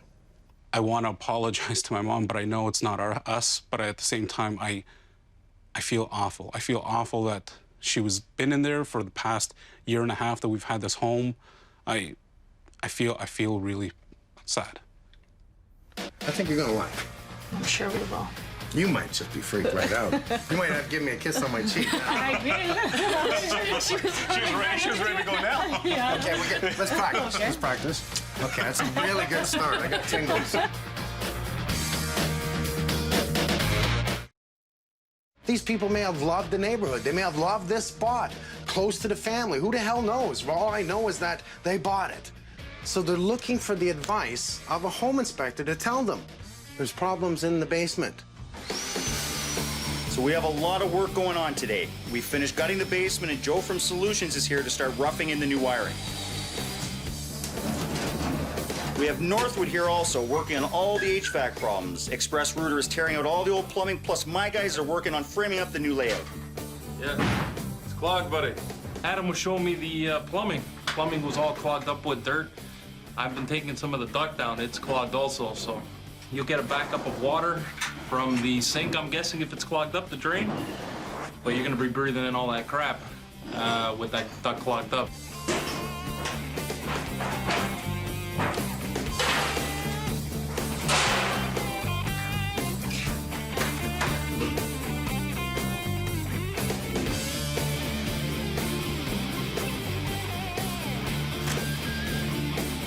Not the way you do it. Some of the problems we're having with the ductwork is somebody came in, actually when they finished the basement, decided to put in their own heating runs. So what they did was incorrect. They put some flex in, the lines are too small, not where they're supposed to be. A couple repairs we gotta do to some of the stacks going upstairs, they've been disconnected. This run in the corner feeding one of the bedrooms on the second floor, completely disconnected. So guaranteed they were complaining on a cold room or a hot room, depending on the weather. This was done the original build. Now what they do is when you put the pipe together, you crimp the end. So it makes a nice crimp on it like this. Well, what they do is they cut it up the side and squeeze it in together. Well, what happens is this pipe got disconnected. So you had this inside, but completely open. So all the air is basically blowing out into the ceiling.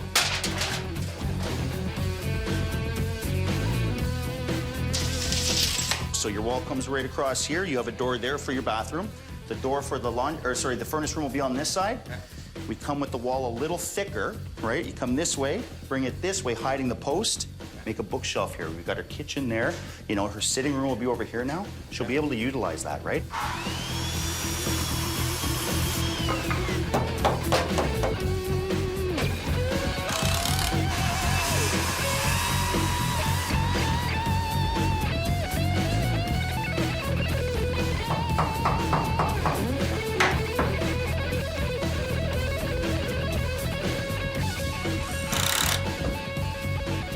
So we're framed up and ready to go, which means our trades are in to get everything done in the wall so we can get ready for spray foam. We have Martin in today. Now, Martin's got a big day. He's got the rough into the kitchen to do. He's got the rough into the bathroom to do. We have Gary continuing his work today, finishing up everything downstairs. We have Joey going as fast as he can, trying to finish everything up. Here we go. What I'm doing right now is just finishing my roughing for the kitchen drain. I'll need probably another half an hour or so to run my water lines, hot and cold. I started that process already with some steel protection against the drywall screws. I'll be done very shortly.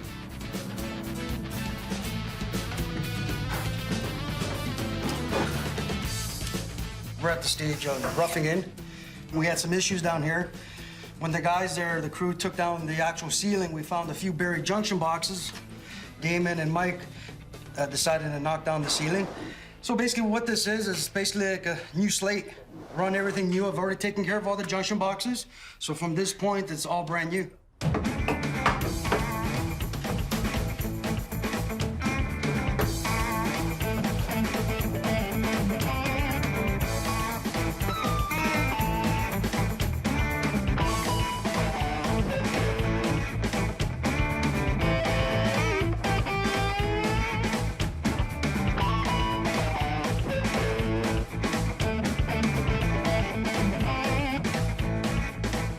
We're gonna start right here, bud. We have insulation just up above this. Will you be able to spray foam that whole void up to the top plate? Yep. Because of my stairway, this will be 1.5 inch rigid foam here, okay, brother? So what we're gonna do is if you can spray foam this whole void around the panel, tuck it right back in here, this is just a stop for us. So you're gonna tie it all back in together, bud. You're gonna go right under the stairs and you're gonna try and spray it up in between the stringer and the wall, because that's where I need my rigid foam to meet with your spray foam, okay, bud? Yeah.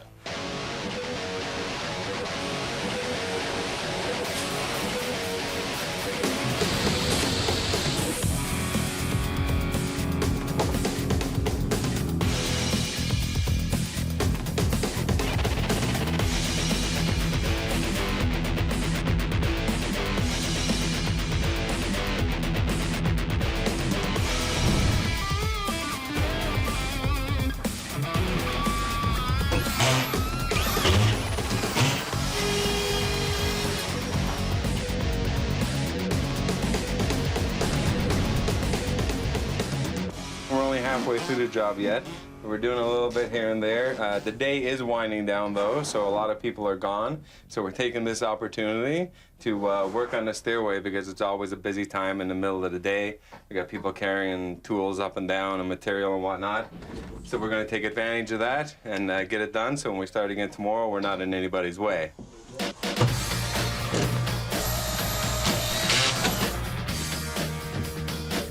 As angry as I am, I can't help it but to feel happy in the fact that Mike's here.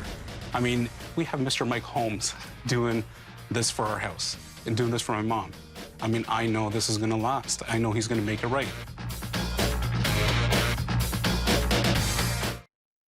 You have a foundation issue. It's sort of a mirror image. When we look next door, remember I saw the black? I said they've had a foundation problem. Right. So this means we don't just dig in one spot, it means we dig the whole side of the house. We found signs of moisture inside the basement. There's signs of efflorescence on the wall as well. Sometimes the weeping tile system is just very slow to drain, and that will cause efflorescence on the wall, and sometimes it's failing. We're not going to know until we excavate right down to the footing and inspect it. We have to dig by hand today because there's a gas line present in that area, so when we get our locates, it tells us where the gas line's running underground, and there's a 1 meter variance to where that marking is. So there's a tracer wire beside the gas line that may be separated from the gas line, so we have to legally excavate that area by hand until we've located the line.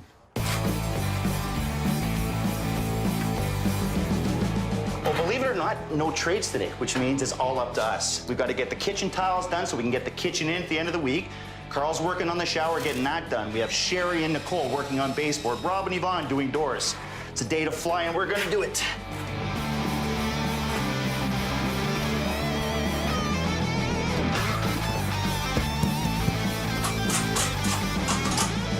Basically, what we've done is we've moved away from 2x4 wood. being used for a knee wall. What we used to do is we used to build a 2x4 knee wall, and then we'd wrap it with rubber. Then we'd put screws through it. Water would leak through the screws, and it would rot out the 2x4. Come back to the same problem over and over again. Water damage, mold, rot. So they came up with this brilliant idea, styrofoam, and basically what we've done is we've filled the curb up, and when this dries, this will be hard like a rock.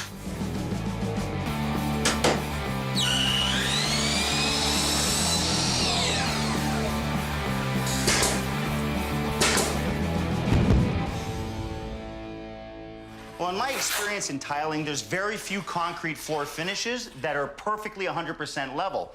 So what I'm dealing with a lot of time when I'm going right directly to concrete with my tile is that I've got to figure out where the humps, the highs, the lows, and the valleys are to know where I'm going to start. Do I have to build it up at the beginning? Can I get away with it at the beginning and work it up at the back? Because if there's a hump in the middle of my floor and I start off flat here, what's going to happen is I'm going to get a hump in my tile. I'm doing a kitchen. We can't do that. So everything's got to be thought out beforehand, leveling everything, finding out where your dips and valleys are, like I said, and you accommodate for it as you go.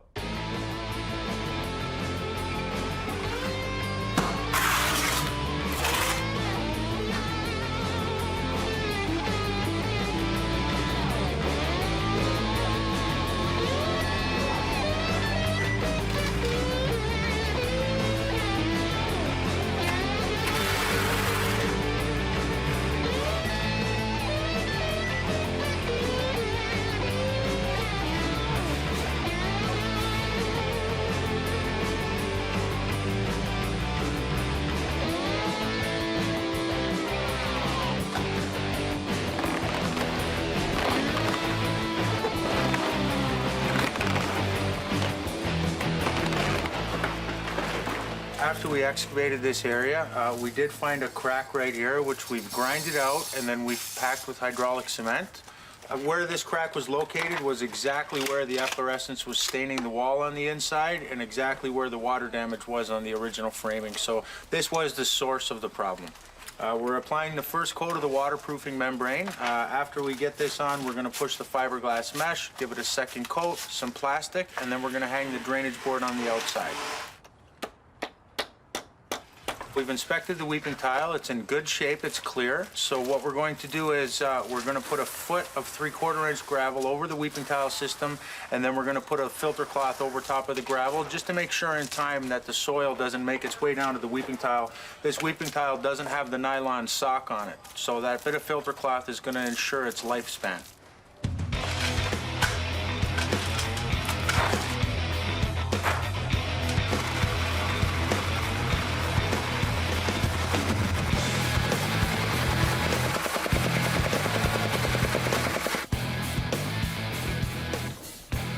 So guys, we've got everything built, right? We're all set up to go here. We have all our lowers? We do. Great. I'd like the corner cabinet first, okay? That's almost perfect, but it's got to go up a little bit on this side. Yeah, we just got to go up a hair here. We'll get this one perfectly level, and then we'll start putting the other ones in. Actually, I'm dead on right here. I'm good with that on this side, okay? Okay, here we go. One second. Down or... I got it. Go up, there, right there, go. Now, there's a lot of little painstaking stuff that goes into putting in a kitchen, especially in something that we ourselves have not started. You're dealing with uneven floors. We're doing the framing, so our corners are good. We're all level that way, but we have a small variation in the floor. Now, we went true. We did not go level. We would have been over an inch of mortar on that side, and that we just cannot do. So what we've done is we've made it true. So everything we're doing here is leveling, shimming. We have to make sure that this countertop is going to be 100% level.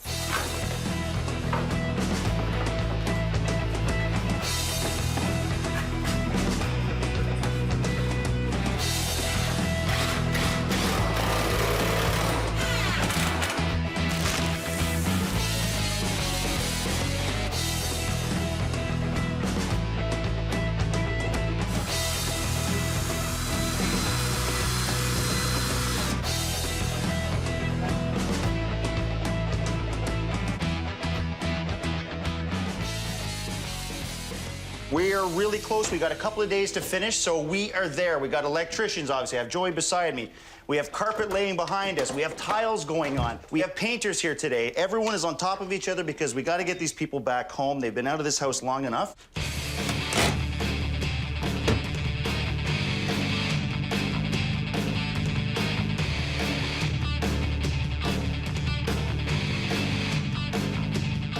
Now, it's impossible to transport an entire countertop in one piece without breaking it, so you often see them in 2 or 3 sections.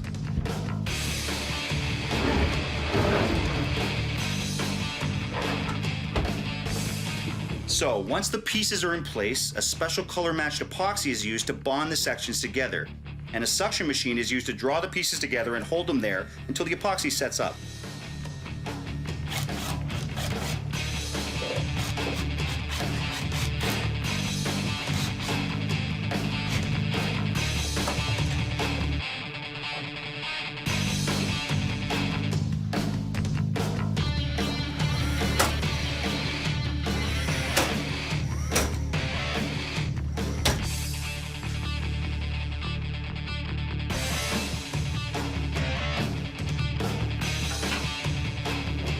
Good. All right.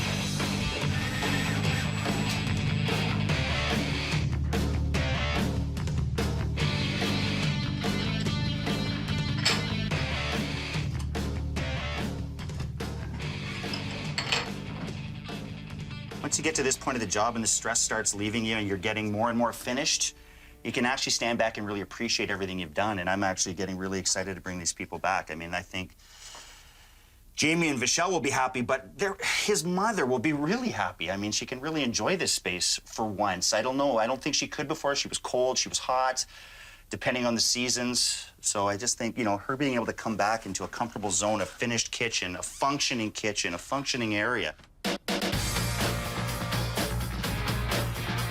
Look. Holy! Now this is the kitchen. Oh, yeah.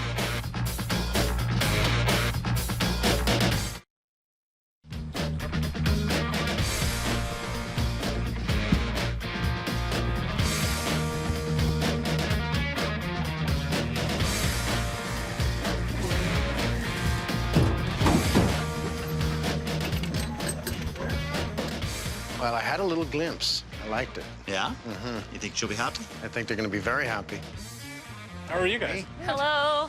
How's it going, Good to Dave? see you. Nice seeing you too. Yeah. Nice to see you again. Nice seeing you too. Hi, nice to see you again. When we pulled up and I saw them, I mean, I just instantly knew that whatever it is that they did was going to be great and it was going to be right and we were going to be happy. So, I mean, I was just giddy the whole time driving up. Come on, we'll walk and Okay. talk. We're back to a cold room. Proper venting, not a laundry room. My God. It's a cold room. If we walk across, you'll see the little things we've done, making sure we've caulked the holes. You have a new exhaust. Okay. This exhaust would be for the laundry room. This exhaust would be for the dryer in the laundry room. So we want to make sure in a laundry room, it's new code anyways, is that you have a ceiling exhaust and to make sure that you exhaust all that moist air that's also coming from the dryer itself or the heat itself. Give you a proper new light. Match the front light. That's nice.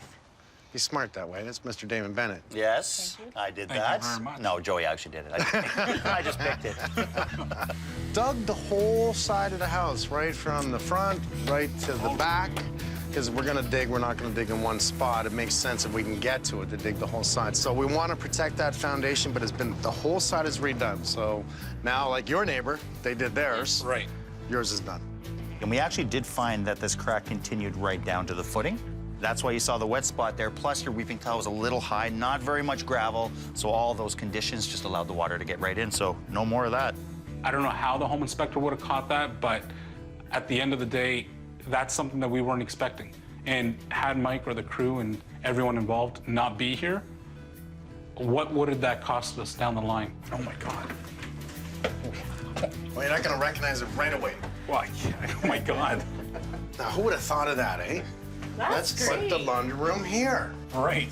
Which makes sense. It does, doesn't it? It does. So it's sort of separate from the suite. Right. You know, if we have to come downstairs and, you know, if I have to do laundry or if he has to do laundry, which probably more I'd have to be doing laundry, you know, it just makes sense that you come down to the bottom of the stairs. I can do whatever I have to do. I don't have to disturb her. Just, you know, the whole layout, the way they thought it through, just it just makes sense. This is great. This is so good. Proper bed. Yeah. This is great storage, which we didn't have. I've already got some ideas of what I want to do. Laundry sink. Put the washer and dryer back.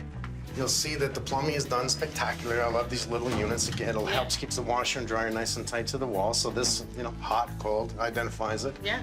There's your new exhaust. So that wonderful thing about that, I'll just close the door, is that if it's too hot here, just turn the exhaust fan. Yeah. It's great. But underneath everything you see is the key. Everything is mold resistant. All blue wood, spray foam, your basement's now thermal broken. This means no more hot meeting cold and no more condensation. By spray foaming the basement using all the right products and all the drywall's mold resistant as well, you're never gonna mold again. But it's kind of wise to fix the foundation before we did all that. Right, Damon? Absolutely. So behind you, this behind door number 1, a brand new panel. What I love about this is not only they fix all your cable, your telephone, you've got a whole house surge protector. Nice and neat, eh? It looks very neat compared to what Those it was wires before. that we had before dangling, oh my God, this is excellent. Okay, your mom will love it. You ready? We're done, right? Yes. No. No? You want to go in there? Yes. All right, let's go in there.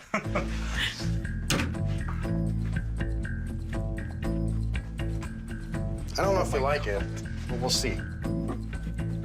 Oh my God. Oh my, oh my gosh. God.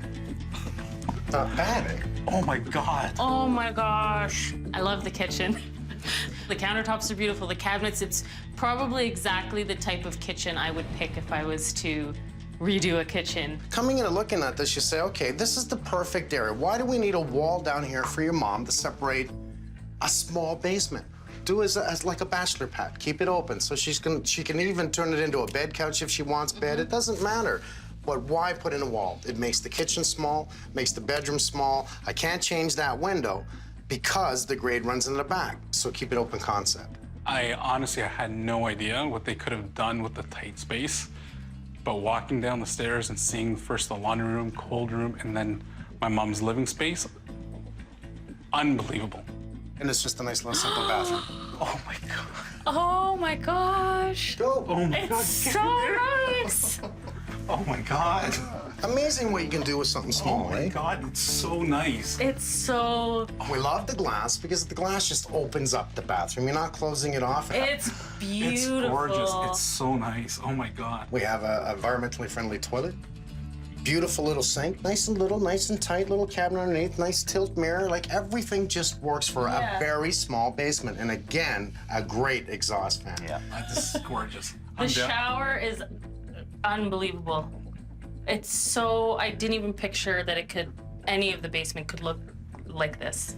It's beautiful. I don't know what to say. I mean, I think I want to move down here. I think I'm gonna talk to my mom. That's a good sign. That means you like it. Yes. I love it. She's gonna love it. This is exactly what I wanted. I wanted my mom to feel safe. I wanted my mom to feel warm. I mean, all the issues that came up along the way, I'm just thankful that we had the right people here to get us where we are. Look. Holy! Now this is the kitchen. Oh, yeah. Okay. You can like do a water flow. So beautiful. Now, Double sink. Yes. come take a look at your bathroom. Oh my God, so nice. Oh, Isn't it beautiful? Beautiful. You know, we spend a lot of time with his mom. He's grown up, that's his mom, and we love her. And to just hear that people who are really just strangers, putting that much hard work and effort into someone that we love is really great. It's so overwhelming. It's so amazing. So thankful to you. We're so thankful. Yeah. I really, from the bottom of my heart, thank everyone. I thank Damon, I thank Mike, I thank the crew. The bathroom is amazing. The bathroom's gorgeous. Mike's right, I just want to rip off my clothes and jump in and take a shower. We want to trade with you. Maybe we'll stay down here. I go upstairs. Yeah, you guys. Done. Yeah, I think he wants to make like his own bachelor pad down there and send her up, and she could stay with me, and you could stay in the basement. Well, maybe just on the weekends.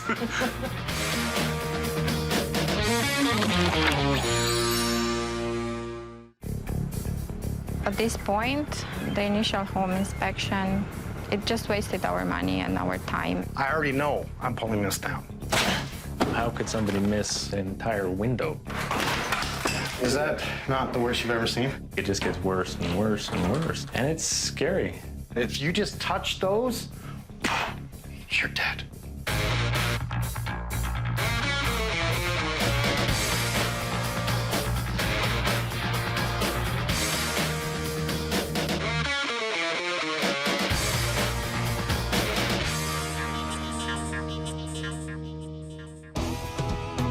Hank and Paul, they picked this area because it's not only beautiful, but it has everything they were looking for.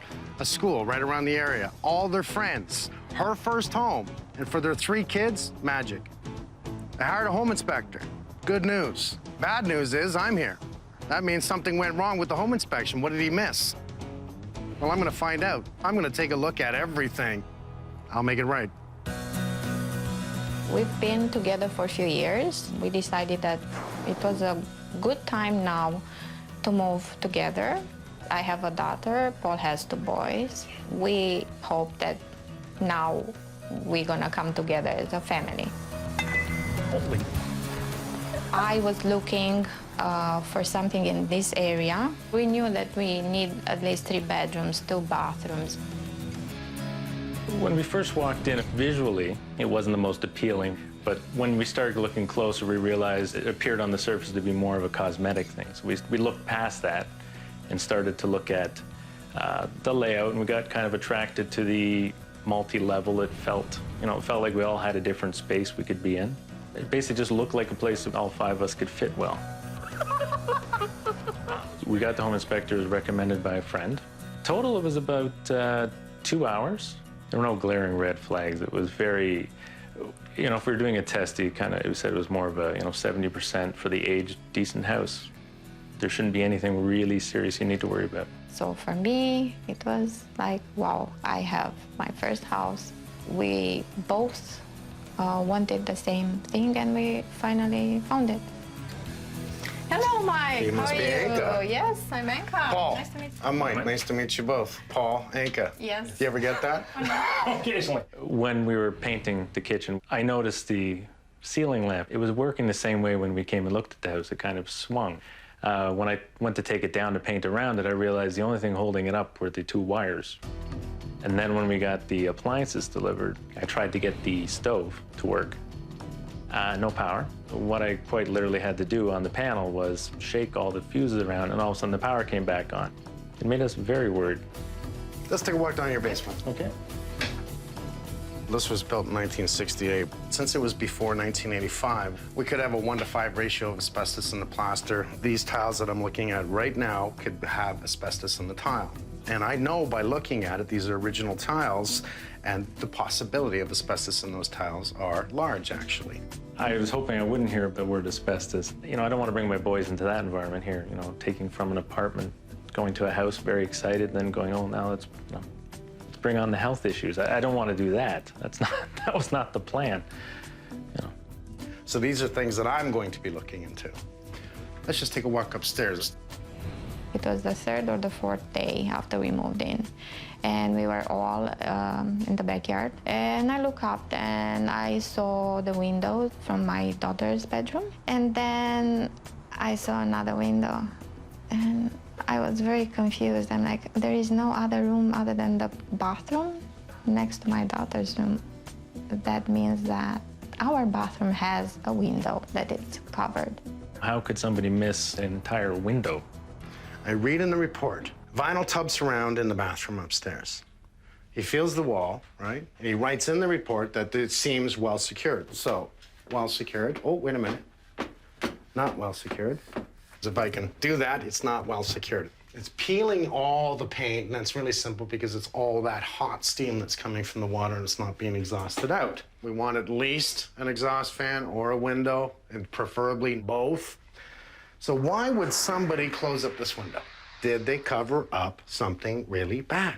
And when I open this up, we're not gonna like what we see. Simple as that. It called into question every single thing. You'd love to close the door, maybe put some tape on, say, okay, nobody use the washroom for a couple of years, but we can't do that. We were in a very bad position knowing that we had to get something done We don't know what's going on behind the wall, and once we start, we have to finish it. You can't afford it, but you can't afford to leave it either. There's a bit of a drop here. A bit of a drop? We're missing a step. You're missing a step. Someone stole our middle step or something. Well, I don't see signs that there was ever a middle step. You notice if your concrete slab here, this is actually nice and dark here, and this piece here, that says it's original. There wasn't another piece. Did he write this or talk about this at all? No. Not at all. I do expect them to make in the report that if any steps are different in size, especially a step that looks like almost 12 inches in height, that has to be in the report because that's a minimum code issue. Problem that I'm seeing is that we have an exhaust vent here, which is your dryer. We have an exhaust vent here, which is a hot water heater. We're too close to the window, right? This is going to off-gas a whole bunch of gas we don't want coming back inside. Have you ever smelled gas inside the house? Oh, yeah, in the living room. In the living room. Well, that's a bad sign, because that can make you very sick. I was surprised that it would be not noted that something so dangerous was just flat out right in front of you like that. Here's our purge valve. So here's our purge valve. What they've done is taken a line and exhausted out here. So here's where it'll purge. And when I talk about purge is sometimes that gas meter can just spit off a little bit of gas. Problem that I see is whoever did the air conditioner, and you had someone do it? Correct. Okay, we have an issue because this electrical box is way too close to the purge. That line should be in a conduit because if it gets damaged, the gas line purges, the air conditioner starts up, that could be dangerous. Think about it. Gas, electricity, do not mix. Everything we've seen so far has all been visual things that should not have been missed. I'm gonna grab my tools and I'm gonna go through all this, and I'm gonna bring it back. I'm gonna tell you what I find and what I'm gonna have to do to fix it. We're gonna get a strong drink. You should get a strong drink because I already feel you got a lot of problems. This is the greatest example I could ever show of a cover-up. This house was supposed to be, you know, our home. And it doesn't feel like that anymore.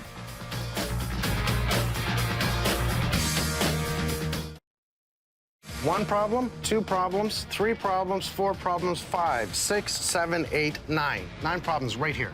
After taking the tour with Mike, it just gets worse and worse and worse. We would have walked away from this deal had our home inspection originally even showing the potential for this many problems would have caused us to step away from the deal for sure.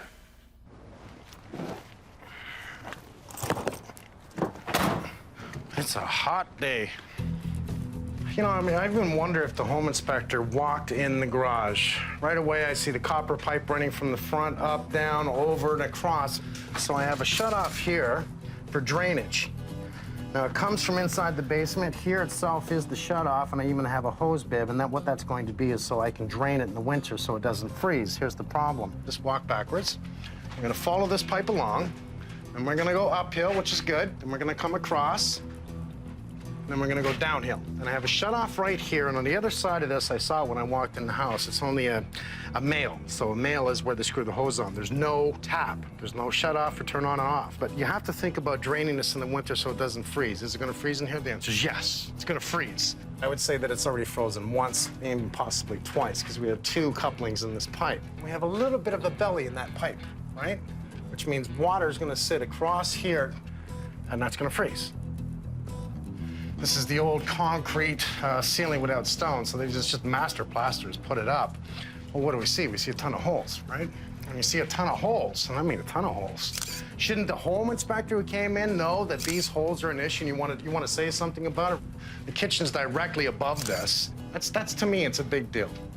Because that's all that off-gassing from your vehicle that you don't want to come in the house that absolutely will drive into the house. And that's dangerous. I already know I'm pulling this down. I know that way I can look at the electrical, I can look at the plumbing, and I can insulate it. And I can take a look also at the HVAC to make sure that by the time I leave this house, they're not gonna freeze this winter. Electrical, you know, the panel's old. What I'm really upset about at this point right now is, you see those 2 bars right there? That's full power coming in. They're totally exposed, there's no blockage here, no blockage here, that if you just touch those, you're dead. There's no playing with that. That's full power. This is an absolute no-no.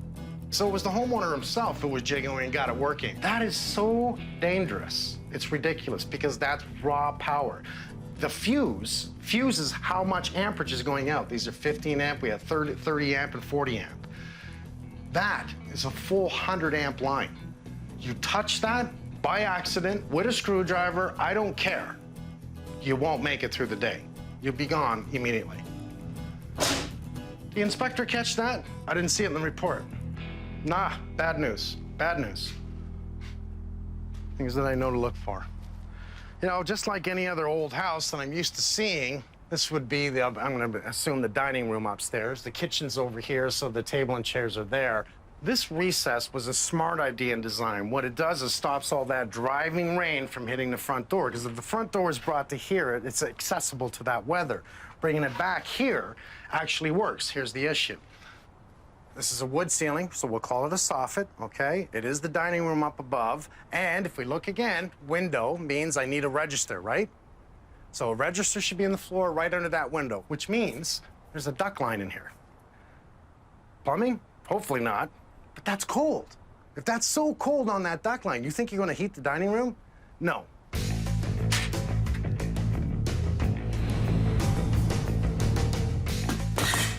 Now, I kind of wish home inspectors would actually pull up the register like I just did. We've had water in this ductwork because I see a whole bunch of rust. This is the front door area I'm talking about downstairs. So this is the cold zone. So we have hot air meeting cold air from outside, and this can be condensating. And odds are that's exactly what has happened. So I'm just gonna take a picture of that. It's gonna show the importance of why I gotta pull that downstairs and insulate it properly. I can see that this is a stick-down tile. This is a linoleum, okay? And underneath that, we have a vinyl tile. And in 1968, there was a lot of houses with vinyl tile that had asbestos. There's 3 floors here. One of them has a possibility of asbestos. Okay, clearly see the 6-inch exhaust, right? If you follow it to this side over here, you're gonna see the louvered there, very greasy. So somebody had a really good exhaust fan in there pulling up a lot of grease, steam that's being pumped out. So here's 2 problems that I see right away. This duct line leads to what? Outside. So when winter comes and it's not hooked up to anything, it's not exhausting any heat out, what it's doing is pulling cool air in. So that's really not smart. Should it be there? What is missing here? If I had an exhaust fan here, I don't see any electrical that powered this exhaust fan. So no electrical means they more than likely ran it down and plugged it in the receptacle that's right here. It's cold water, it's not hot. So it's half decent news. That would drive me nuts. That'd keep me awake at night. I mean, this is also something that's not good. So here we see our slat flooring that's down, the original. And remember, the garage is directly underneath me, and we can see and just under the sink was the hole in the ceiling. So remember all the holes in the ceiling that I talked about, allowing the gases to come in? Well, here's your easy route in the house. Easy. Because it's not hooked up. Oh, I love my job.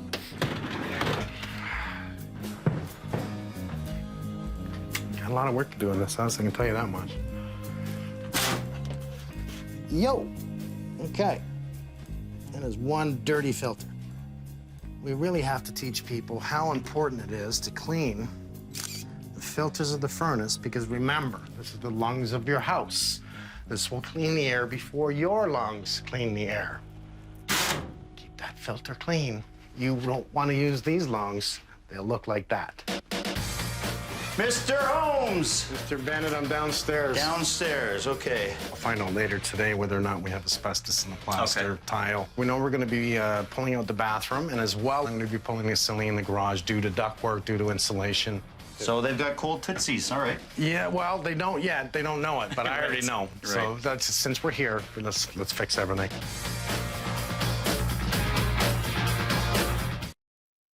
What I quite literally had to do on the panel was basically shake all the fuses around, and all of a sudden the power came back on. That's full power coming in. That's huge power. That's dangerous. Should the inspector have known that? Yes, he should have. Frankie. Hey, Mike. Another one of these electrical jobs, eh? Yeah. How do you like that? Yeah, that's a serious problem that we've got here, because if you were to touch any of those buzz bars there, so this one over here carries 120 volts, the other one carries another 120 volts. If you were to touch both, you got 240 volts. Basically, if you can fit a dime inside any of these, like any crevice or something, you can get something in there, like a screwdriver, you're only leaving, open dangers for anybody. And it's definitely a no-no. Yes. So right off the top, we're gonna change the panel, get rid of this. It looks like a car has hit it. Which means there's a possibility of damage to the wire. Oh, it's like right open. Well, the conductors look all fine, so we're okay with that. So we're just gonna have to replace a section of pipe. We're gonna have to open these two up. We wanna make sure that the utility's gonna come in to disconnect the main power to here, which is back at the transformer. And then what we'll do is we'll also put the angle iron back so that if a car tries to back in again, it'll hit the angle iron, not our pipe.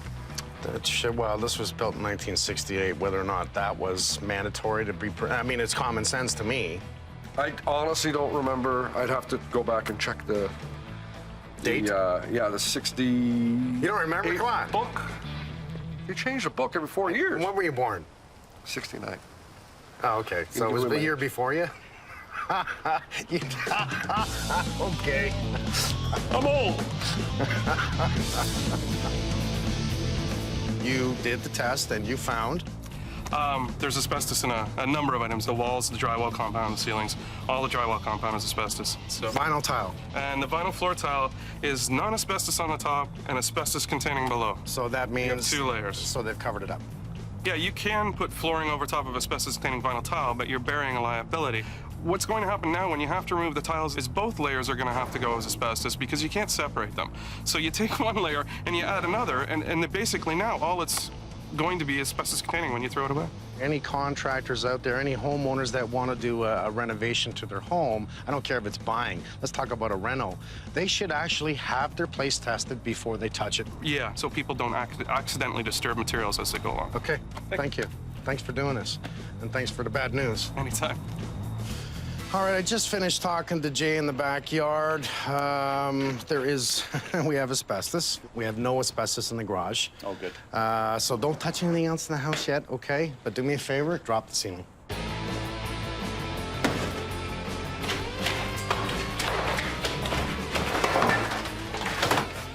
That's how they used to drywall years ago. That was the size of it. Up it went, and then they plastered the joints. That's what they started with. Now we have 4x8 sheets. Yeah. That was years ago. Maybe we should keep that, eh? More work.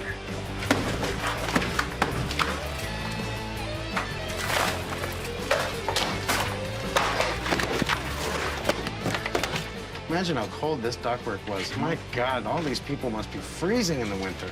Just keep turning up the heat, right? Turn up the heat. You can see the paper and just how much effect that the hot and cold, the condensation has got on top of the paper itself. I'm surprised it hasn't molded. But just to see so much black, the air movement, that's just unacceptable. That's why we're here.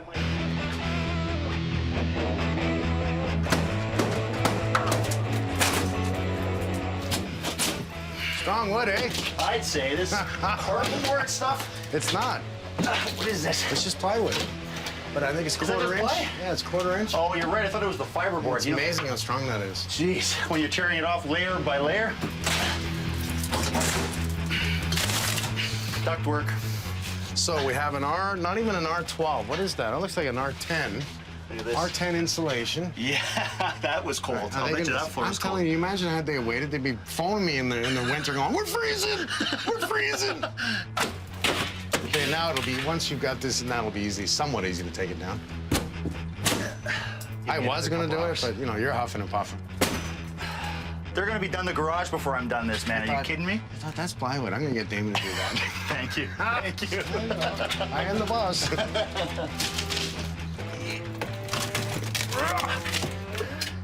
And he goes, I'm getting at him.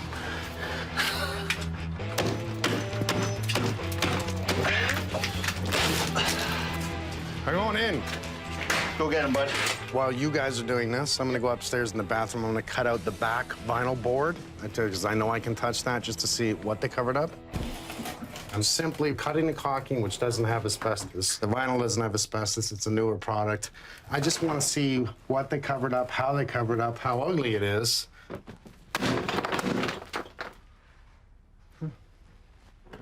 That's ceramic tile. That's usually not a good sign, eh? Because it should be really bonded. There we go. Oh, this is not the way to do it. That's not good at all, actually. The wall is actually completely disintegrated behind it. Oh my God, man. So, the wall has appeared to completely collapse in the back of this. So it tells me that this was probably done years ago, that they covered this up. Is that termite damage, bud? No, I don't think it's termite. I think what we're looking at is complete rot, right? Wow. Complete rot. I don't think I've ever seen a wall disintegrate that badly. The only thing holding this up was the surround. So what do we have here? It looks like we have a nest of some animal in here. But everything has been just falling apart behind this wall. Like, there's nothing holding it. I think we've had so much moisture come in from that window. Think about this for a sec. We have a window with no insulation, right? Yeah. So there's no insulation whatsoever there. So we have all that cold that wants to come right through the glass. And then on this side of it, we have all the heat that's pumping out, and it's just rotted everything in behind the wall.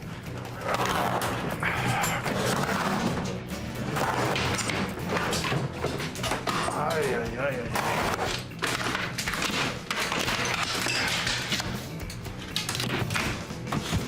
All right, to everyone out there, this is not how you install a tub surround. This is the greatest example I could ever show of a cover-up. We see all this in here and just the little signs of the nest. Look at the hole right there. It allows everyone in. Is that not the worst you've ever seen? That's the worst I've ever seen. I've never seen a one piece actually holding up everything behind it. The sill is completely rotten. The wood, all the wood frame, there's our framing, a vertical framing. There was one here, wherever the hell that one is. It's completely rotted out. Well, I'm gonna leave this to show the homeowner, and then I'm gonna have Mike and his crew come in and take the rest out, because I'm not touching anything else. They took off the vinyl on the back wall. We'll take a look. Oh.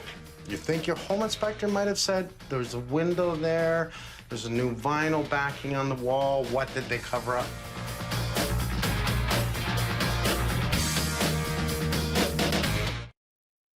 Something I do to check things that is really important is I check for asbestos. So your house has a lot of asbestos in it. I was hoping I wouldn't hear about the word asbestos. Everybody's fearful of that because of what it could lead to. Is it going to affect your lungs? No. What's going to affect your lungs if you play with it, if they put the spores in the air? The good news is we're here. That's the only good news you got. Well, we might as well start in the living room because I'm a little nervous about what I've heard. So the basement, because I want you to take the basement out, that's going to be a type 3. It'll be type 2. Type 2. Drywall joint compound is very minimal within there. Oh, I get it. Because we just corners, we're outside corners, inside corners, and joins where the stucco in the ceiling is, it's all in it. All of it, and you're spreading it all over. I got it. Okay, so I don't want to touch the ceiling. I do have to take out the basement because I need to protect all the HVAC. I need to run some new electrical. We should pull up the tile since we're here. Yes.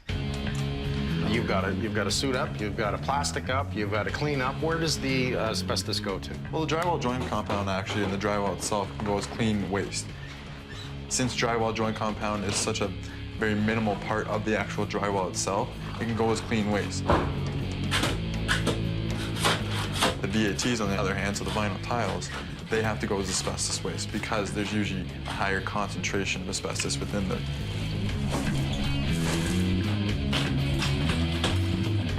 There should be some sort of documentation, but there's not. But at least we can put an awareness before 1985, you have the possibility of asbestos in your drywall joint compound. And your VATs, stucco. Vinyl tile, stucco. Do you know how much reno I've done all my life? We didn't know this. And I just come in and rip all this down, and I think still today, people still do it. Contractors still do it. And the problem is that they shouldn't be doing it. We should have it checked first. Exactly. If you're a homeowner, you get someone in like Pinch and Environmental to test, find out, be efficient, turn it around, tell you what the results are. If you have asbestos, then you deal with it properly by going through companies like ours. Or if you don't have asbestos, then hey, have at it. Come on in, guys. Okay, we're gonna split up into two teams. I'm gonna take Carl upstairs with me, guys, because we really have to start the bathroom. I gotta rip up the floor and do a subfloor, all that. Rob and Sherry, I'd like you guys down here squaring up the new walls. You guys are going to start studying down here. Make sure it's perfectly square, okay?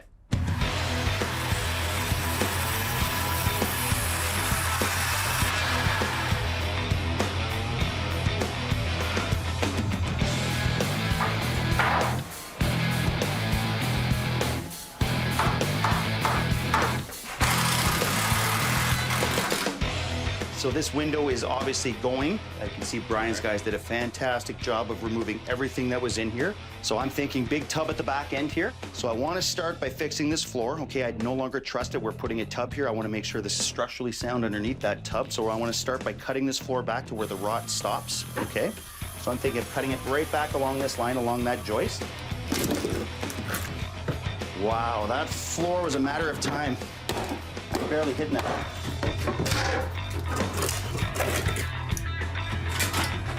So we'll replace it with blue 3/4 down. All right. You ready, brother? And then we're going to sheet over the whole thing with another 5/8, just to give it a little bit more strength. I don't want to lay tile on that, right? So let's get it back into place so we can get this place framed up today, okay? Okay.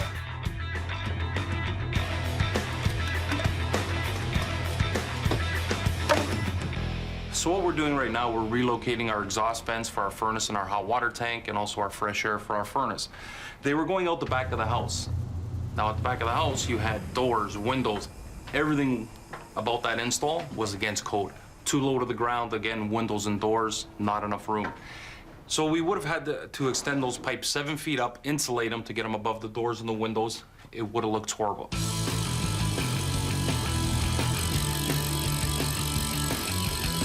So what we opted to do, it's an open basement here, they've gutted it. What we're doing is we're gonna bring them out the side of the house. So we're gonna have our exhaust, our fresh air, for furnace and hot water tank, come out through the side, they'll be up in the joist, we don't have to create a box or anything for them, and eliminate them coming out the back. A little bit more work going this way, but at the end of the day, you're not bringing anything that's not within code, and that's what we're doing here. We're bringing this up, making it all about code at this point.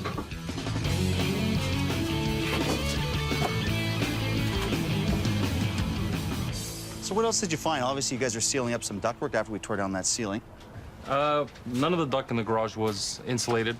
So today Wayne's insulating it, getting all the heating runs sealed, taped. Some of them were broken, so reconnected, and just basically insulating the runs. This whole house was an icebox, guaranteed. Well, not for long, bud. Thank you.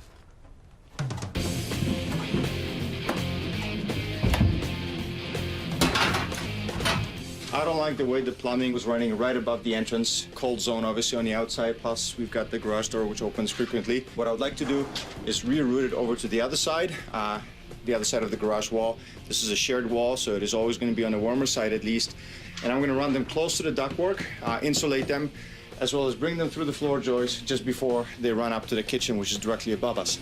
While I was doing that, I've also cleaned up the existing copper lines from the hose bib, which did freeze in the past. I've noticed several couplings that were implemented, which was a clear sign that the water did freeze and the pipe burst. So that's going to be, that's been actually removed. I have installed a frost-free hose bib, not at the front, but at the back. So it's going to be farther away from the main entrance to the garage as well as the side door. So that'll give the homeowner total peace of mind.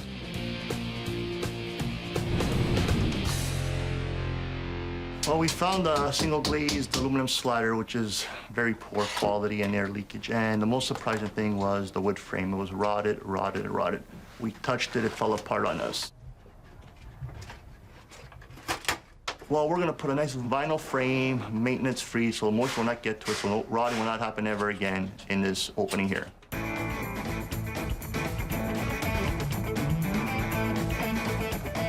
We're installing the exhaust to the exterior of the house because there was no bathroom fan here originally. So we're just running a new line, and I'm piping it right out the side of the brick because there's not enough headroom on the roof. So we went through the side of the house, and we're just gonna tie it in. This way they have a full exhaust system in this bathroom. The unbelievable thing is when we peeled down this ceiling, how little insulation was actually in there. I can't even tell you there was an R value to it. I didn't like the existing framing here that was weak. It was not put together properly. It's not how we build. So we tore it down and we've reframed. And what we've done is we've kept the plumbing on the warm side. but a garage is an outdoor zone. It's always going to be cold in the winter. Above this rigid 2-inch insulation is my pipes that are running all my feeds for the kitchen sink, the dishwasher, everything that's in the kitchen. We spray foam all below it, and now this part on the inside becomes the inside part of the house. It will never freeze. I'm ready to spray foam.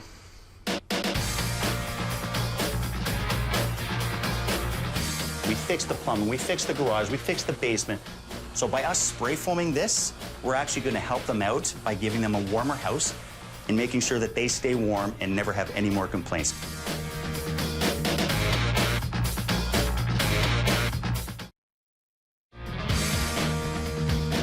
The initial home inspection, I think it just wasted our money and our time.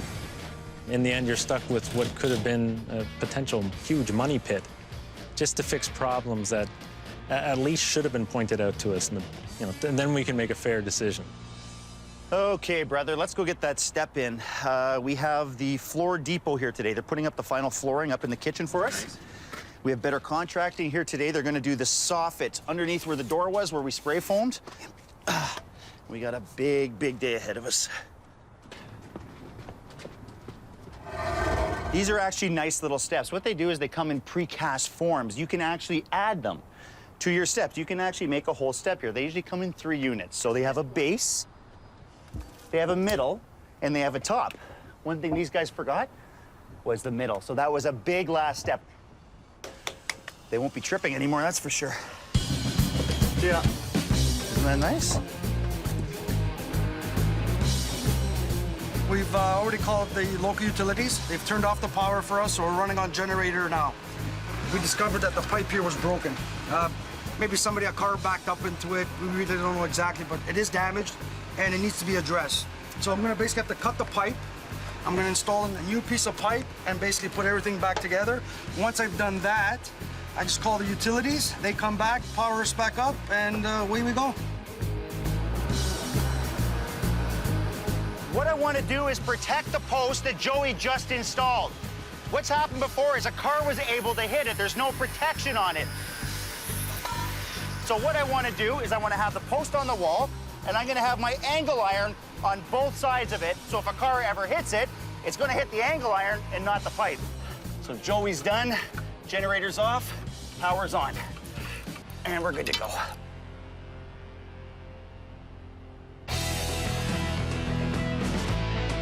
It's a floating floor installation. It's not fastened at all to the floor, and it's been around for a few years, and it's the way to go. We're cutting this piece for the kitchen. We're just pre-cutting it to get rid of all the excess materials so we don't get any rips in it.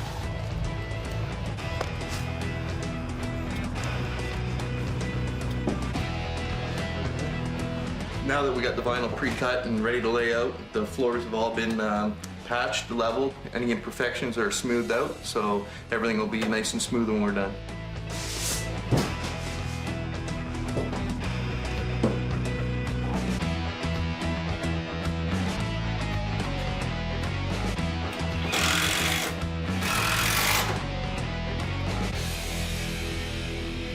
Anytime you're going to exhaust anything outside, let it be a bathroom exhaust, kitchen exhaust, you want to insulate the line. If those louvers do get stuck open, you're going to have some cold air that's going to come back into the house or into the line. So you want to insulate it. That way you're not going to create any condensation in the pipe. So that's the key idea for any time you're doing any type of exhaust, especially kitchen, bathroom. You want to insulate those lines.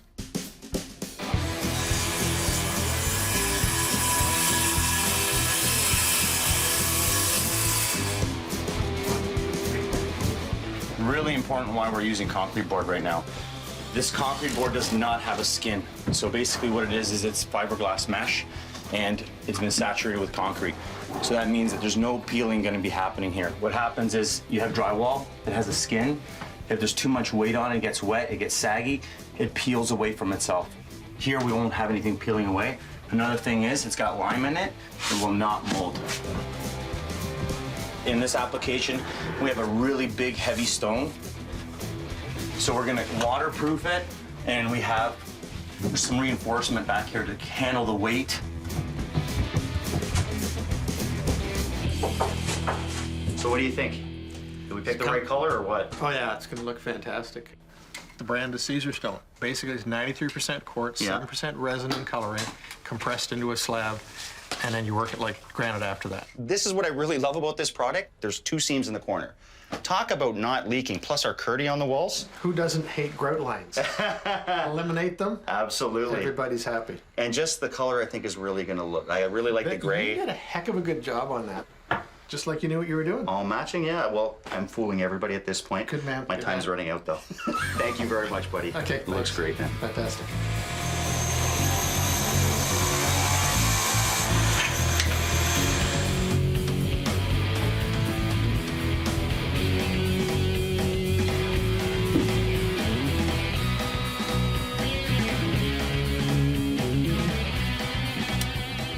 Well, the original panel was a fuse panel. It was outdated. It had its time. So we basically ripped it off the wall, put a new panel board, installed a new panel, which now is expandable as well. At the same time, we did a few things upstairs. The stove, when they took the ceiling down, was damaged, so we ran a new stove line. They had a dishwasher in place, but there was no power there. Here it comes. So we ran a new line, and a few odds and ends, replaced some old plugs and switches, replace a few light fixtures here and there. The other big difference is, if you can remember the old panel, which was the fuse panel, I had a whole bunch of spots that were missing. You can actually get your fingers in there and you can electrocute yourself. With the new panel, these are the live buzz bars here, but when you put the cover on, you can see here that the punch-outs haven't been punched out, so the homeowners are safe. Basically, everybody's safe with this panel. The Electrical Safety Authority was here. They've already passed the work, so we're all good. I'm sure that Mike being here with his team, they're gonna do the best job and hope that it's gonna be the house that we wanted to be at the beginning. Yes. Oh my God. Yes. Wow. What do you think? I just pick houses that are screwed up? No, this is everywhere. This is an epidemic because we're buying wrong.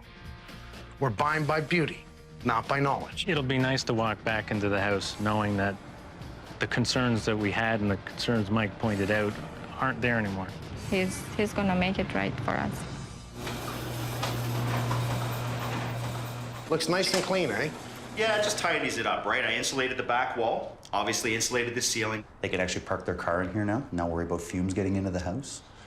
That's good. Little things like that, you know, maybe, little safety things. Maybe help keeping the house a little warm for the winter? Yeah. Well, I really like this. I think they're nice gonna love and it. clean. It smells clean. It does. Great job, man. Let's go get him. Thanks, buddy. Welcome home. It's nice to see you. Hi, Good to see you. Thank you. It's so great to be here. I'm happy that I'm home. It's the place where I like to be with Paul and the kids. So, you have all new soffit here because we had to fix the electrical. And then we also insulated. We made sure we used the spray foam, the 2-pound spray foam that I love so much, which is going to protect the room up above, not to mention stop that cold air from driving in. That's what we want to do. Beautiful. I want to show you the garage first because we did wreck it. Then we fixed it. Even smells clean in here. Wow. Looks good, doesn't it? That's beautiful. Relieved and amazed. I was just surprised how nice it looked, nice and clean and beautiful. It felt like an inviting place to be. I'd like to move into the garage, actually. If I have to. If I ever have to, it's a very nice place to be now. So no more plumbing worries across the wall. We made sure after everything was down that we not only wrapped all your ductwork, fixed all your plumbing, we spray foamed the whole thing. You won't believe the difference that this is going to do by making sure you insulate this garage, protecting the plumbing, protecting the heating, and protecting, obviously, your livable surface upstairs from the cold. You have a brand new panel, because you needed a brand new panel. You have a whole house surge protector on the panel, which I really love. Plus, we put our seal on the panel, which means our electricians, it's all passed code and been inspected by ESA, Electrical Safety Authority. More about what's behind everything, and if it looks good here, imagine what it looks like on the other side. Imagine. You want to see inside? Of course. All right, let's go. Okay, we might as well start with the basement. This is So let's just talk very about different. Let's just talk about your basement. After we gutted it, we made sure we brought in, and who gutted it? That was more the question. Our mental guys that had to take the plaster down because the asbestos was in the plaster. We made sure we studded the wall, blue wood, spray foam in the background. It's all moisture resistant, mold resistant. And it's nice and clean again. So all we gotta do is move your furniture back. The amount of work that Mike put in, we would have never even been able to get close to that. It's good to know that I'm gonna have a warm house, even though I haven't had to experience it yet. We're gonna avoid that, so that's gonna be great for us, the kids, to know that we have a warm house, nice energy savings, and safe. So, you know what, we didn't give you a new kitchen, but it looks pretty good. Come on in, go look at it, you're standing there looking at it. Oh, man. All the floor was pulled up by our environmental guys, so that was the asbestos in the tile, and believe it or not, this is a linoleum. Really? It doesn't look like it. It looks like tile, doesn't it? Yeah. Isn't that nice? It is beautiful. And we even finished and hooked up your dishwasher. Dishwasher? Yeah, You can use it now. It's not just sitting there. It's hooked up. Give you a brand new hood, so it's exhausting outside and insulated properly the way it should be. Tap, yes. Oh my God. You're gonna love the tap because if he gets you in a bad mood, you can just let him down if you want. Oh, I cannot show the kids that one. Yeah, no. It's almost like a new kitchen, isn't it? Yes, I'm gonna be here all the time. Oh, I love the tiles. The new tiles are looking great. The color is beautiful. Having a working tap in the kitchen that looks very cool, that's even better. So for your stairs, all we did was put in a proper second step. So now you're not jumping down, you can actually walk down properly. And you notice we no longer have the pipes that were all wrong sticking out here. We've now, since we pulled down the ceiling and everything in your basement, ran it through the ceiling and out that wall. So no harm or worries of off-gassing coming back into your house and everything done properly. We've extended the purge line. You can see it just there for the gas. So if it ever purges, it purges away from the opening windows. And that's just one of the smarter things that we can do. Making sure that we put an armor coating cable around that electrical line. That's for your air conditioning. It just feels fantastic to know that we can run everything, have everything going, and not have to worry about off gases, sparks lighting up our house, gas problems. So it's just amazing. Well, I'm ready to show you the bathroom. You want to see the bathroom? Oh yeah. It looks pretty good. Oh my God, this is what I've been waiting for this bathroom. That you can see. Oh my God, that looks amazing. Wow. Wow. You got a brand new toilet, brand new sink, cabinet. I love the countertop because this is our new stone. This is just, I'm telling you, you're gonna love this. We use the same stone in your shower stall. And with a brand new window, that really works, doesn't it? This is beautiful. Opening the door and seeing the change, the quality of the material, it's a beautiful new bathroom. We saw the way it was crumbling before, and I couldn't imagine exactly what they were going to do to take it from that horrible condition to something. It looks amazing. It's incredible. The kids will think the new bathroom's amazing. The problem is getting them out of there. Everything is mold resistant in here. Now you have all the proper exhaust fans. That's going to last years upon years upon years. Well, I'm happy. Are you happy? Oh, I'm very happy. Now I'm even more than happy. We should celebrate with a drink. What do you think? Oh yeah, definitely. Let's get it. A big thank you. They put so much work, effort, time to make it safe and so beautiful for us. What'd you do, shake it first? I'll get this wedged out a little later. Oh, there you go. Thank you, sir. We have a present for you. Oh, I love that. Thank you. Get it way down. Pound it. Two good people. Two making it right the first time. Love you all. Cheers. Cheers.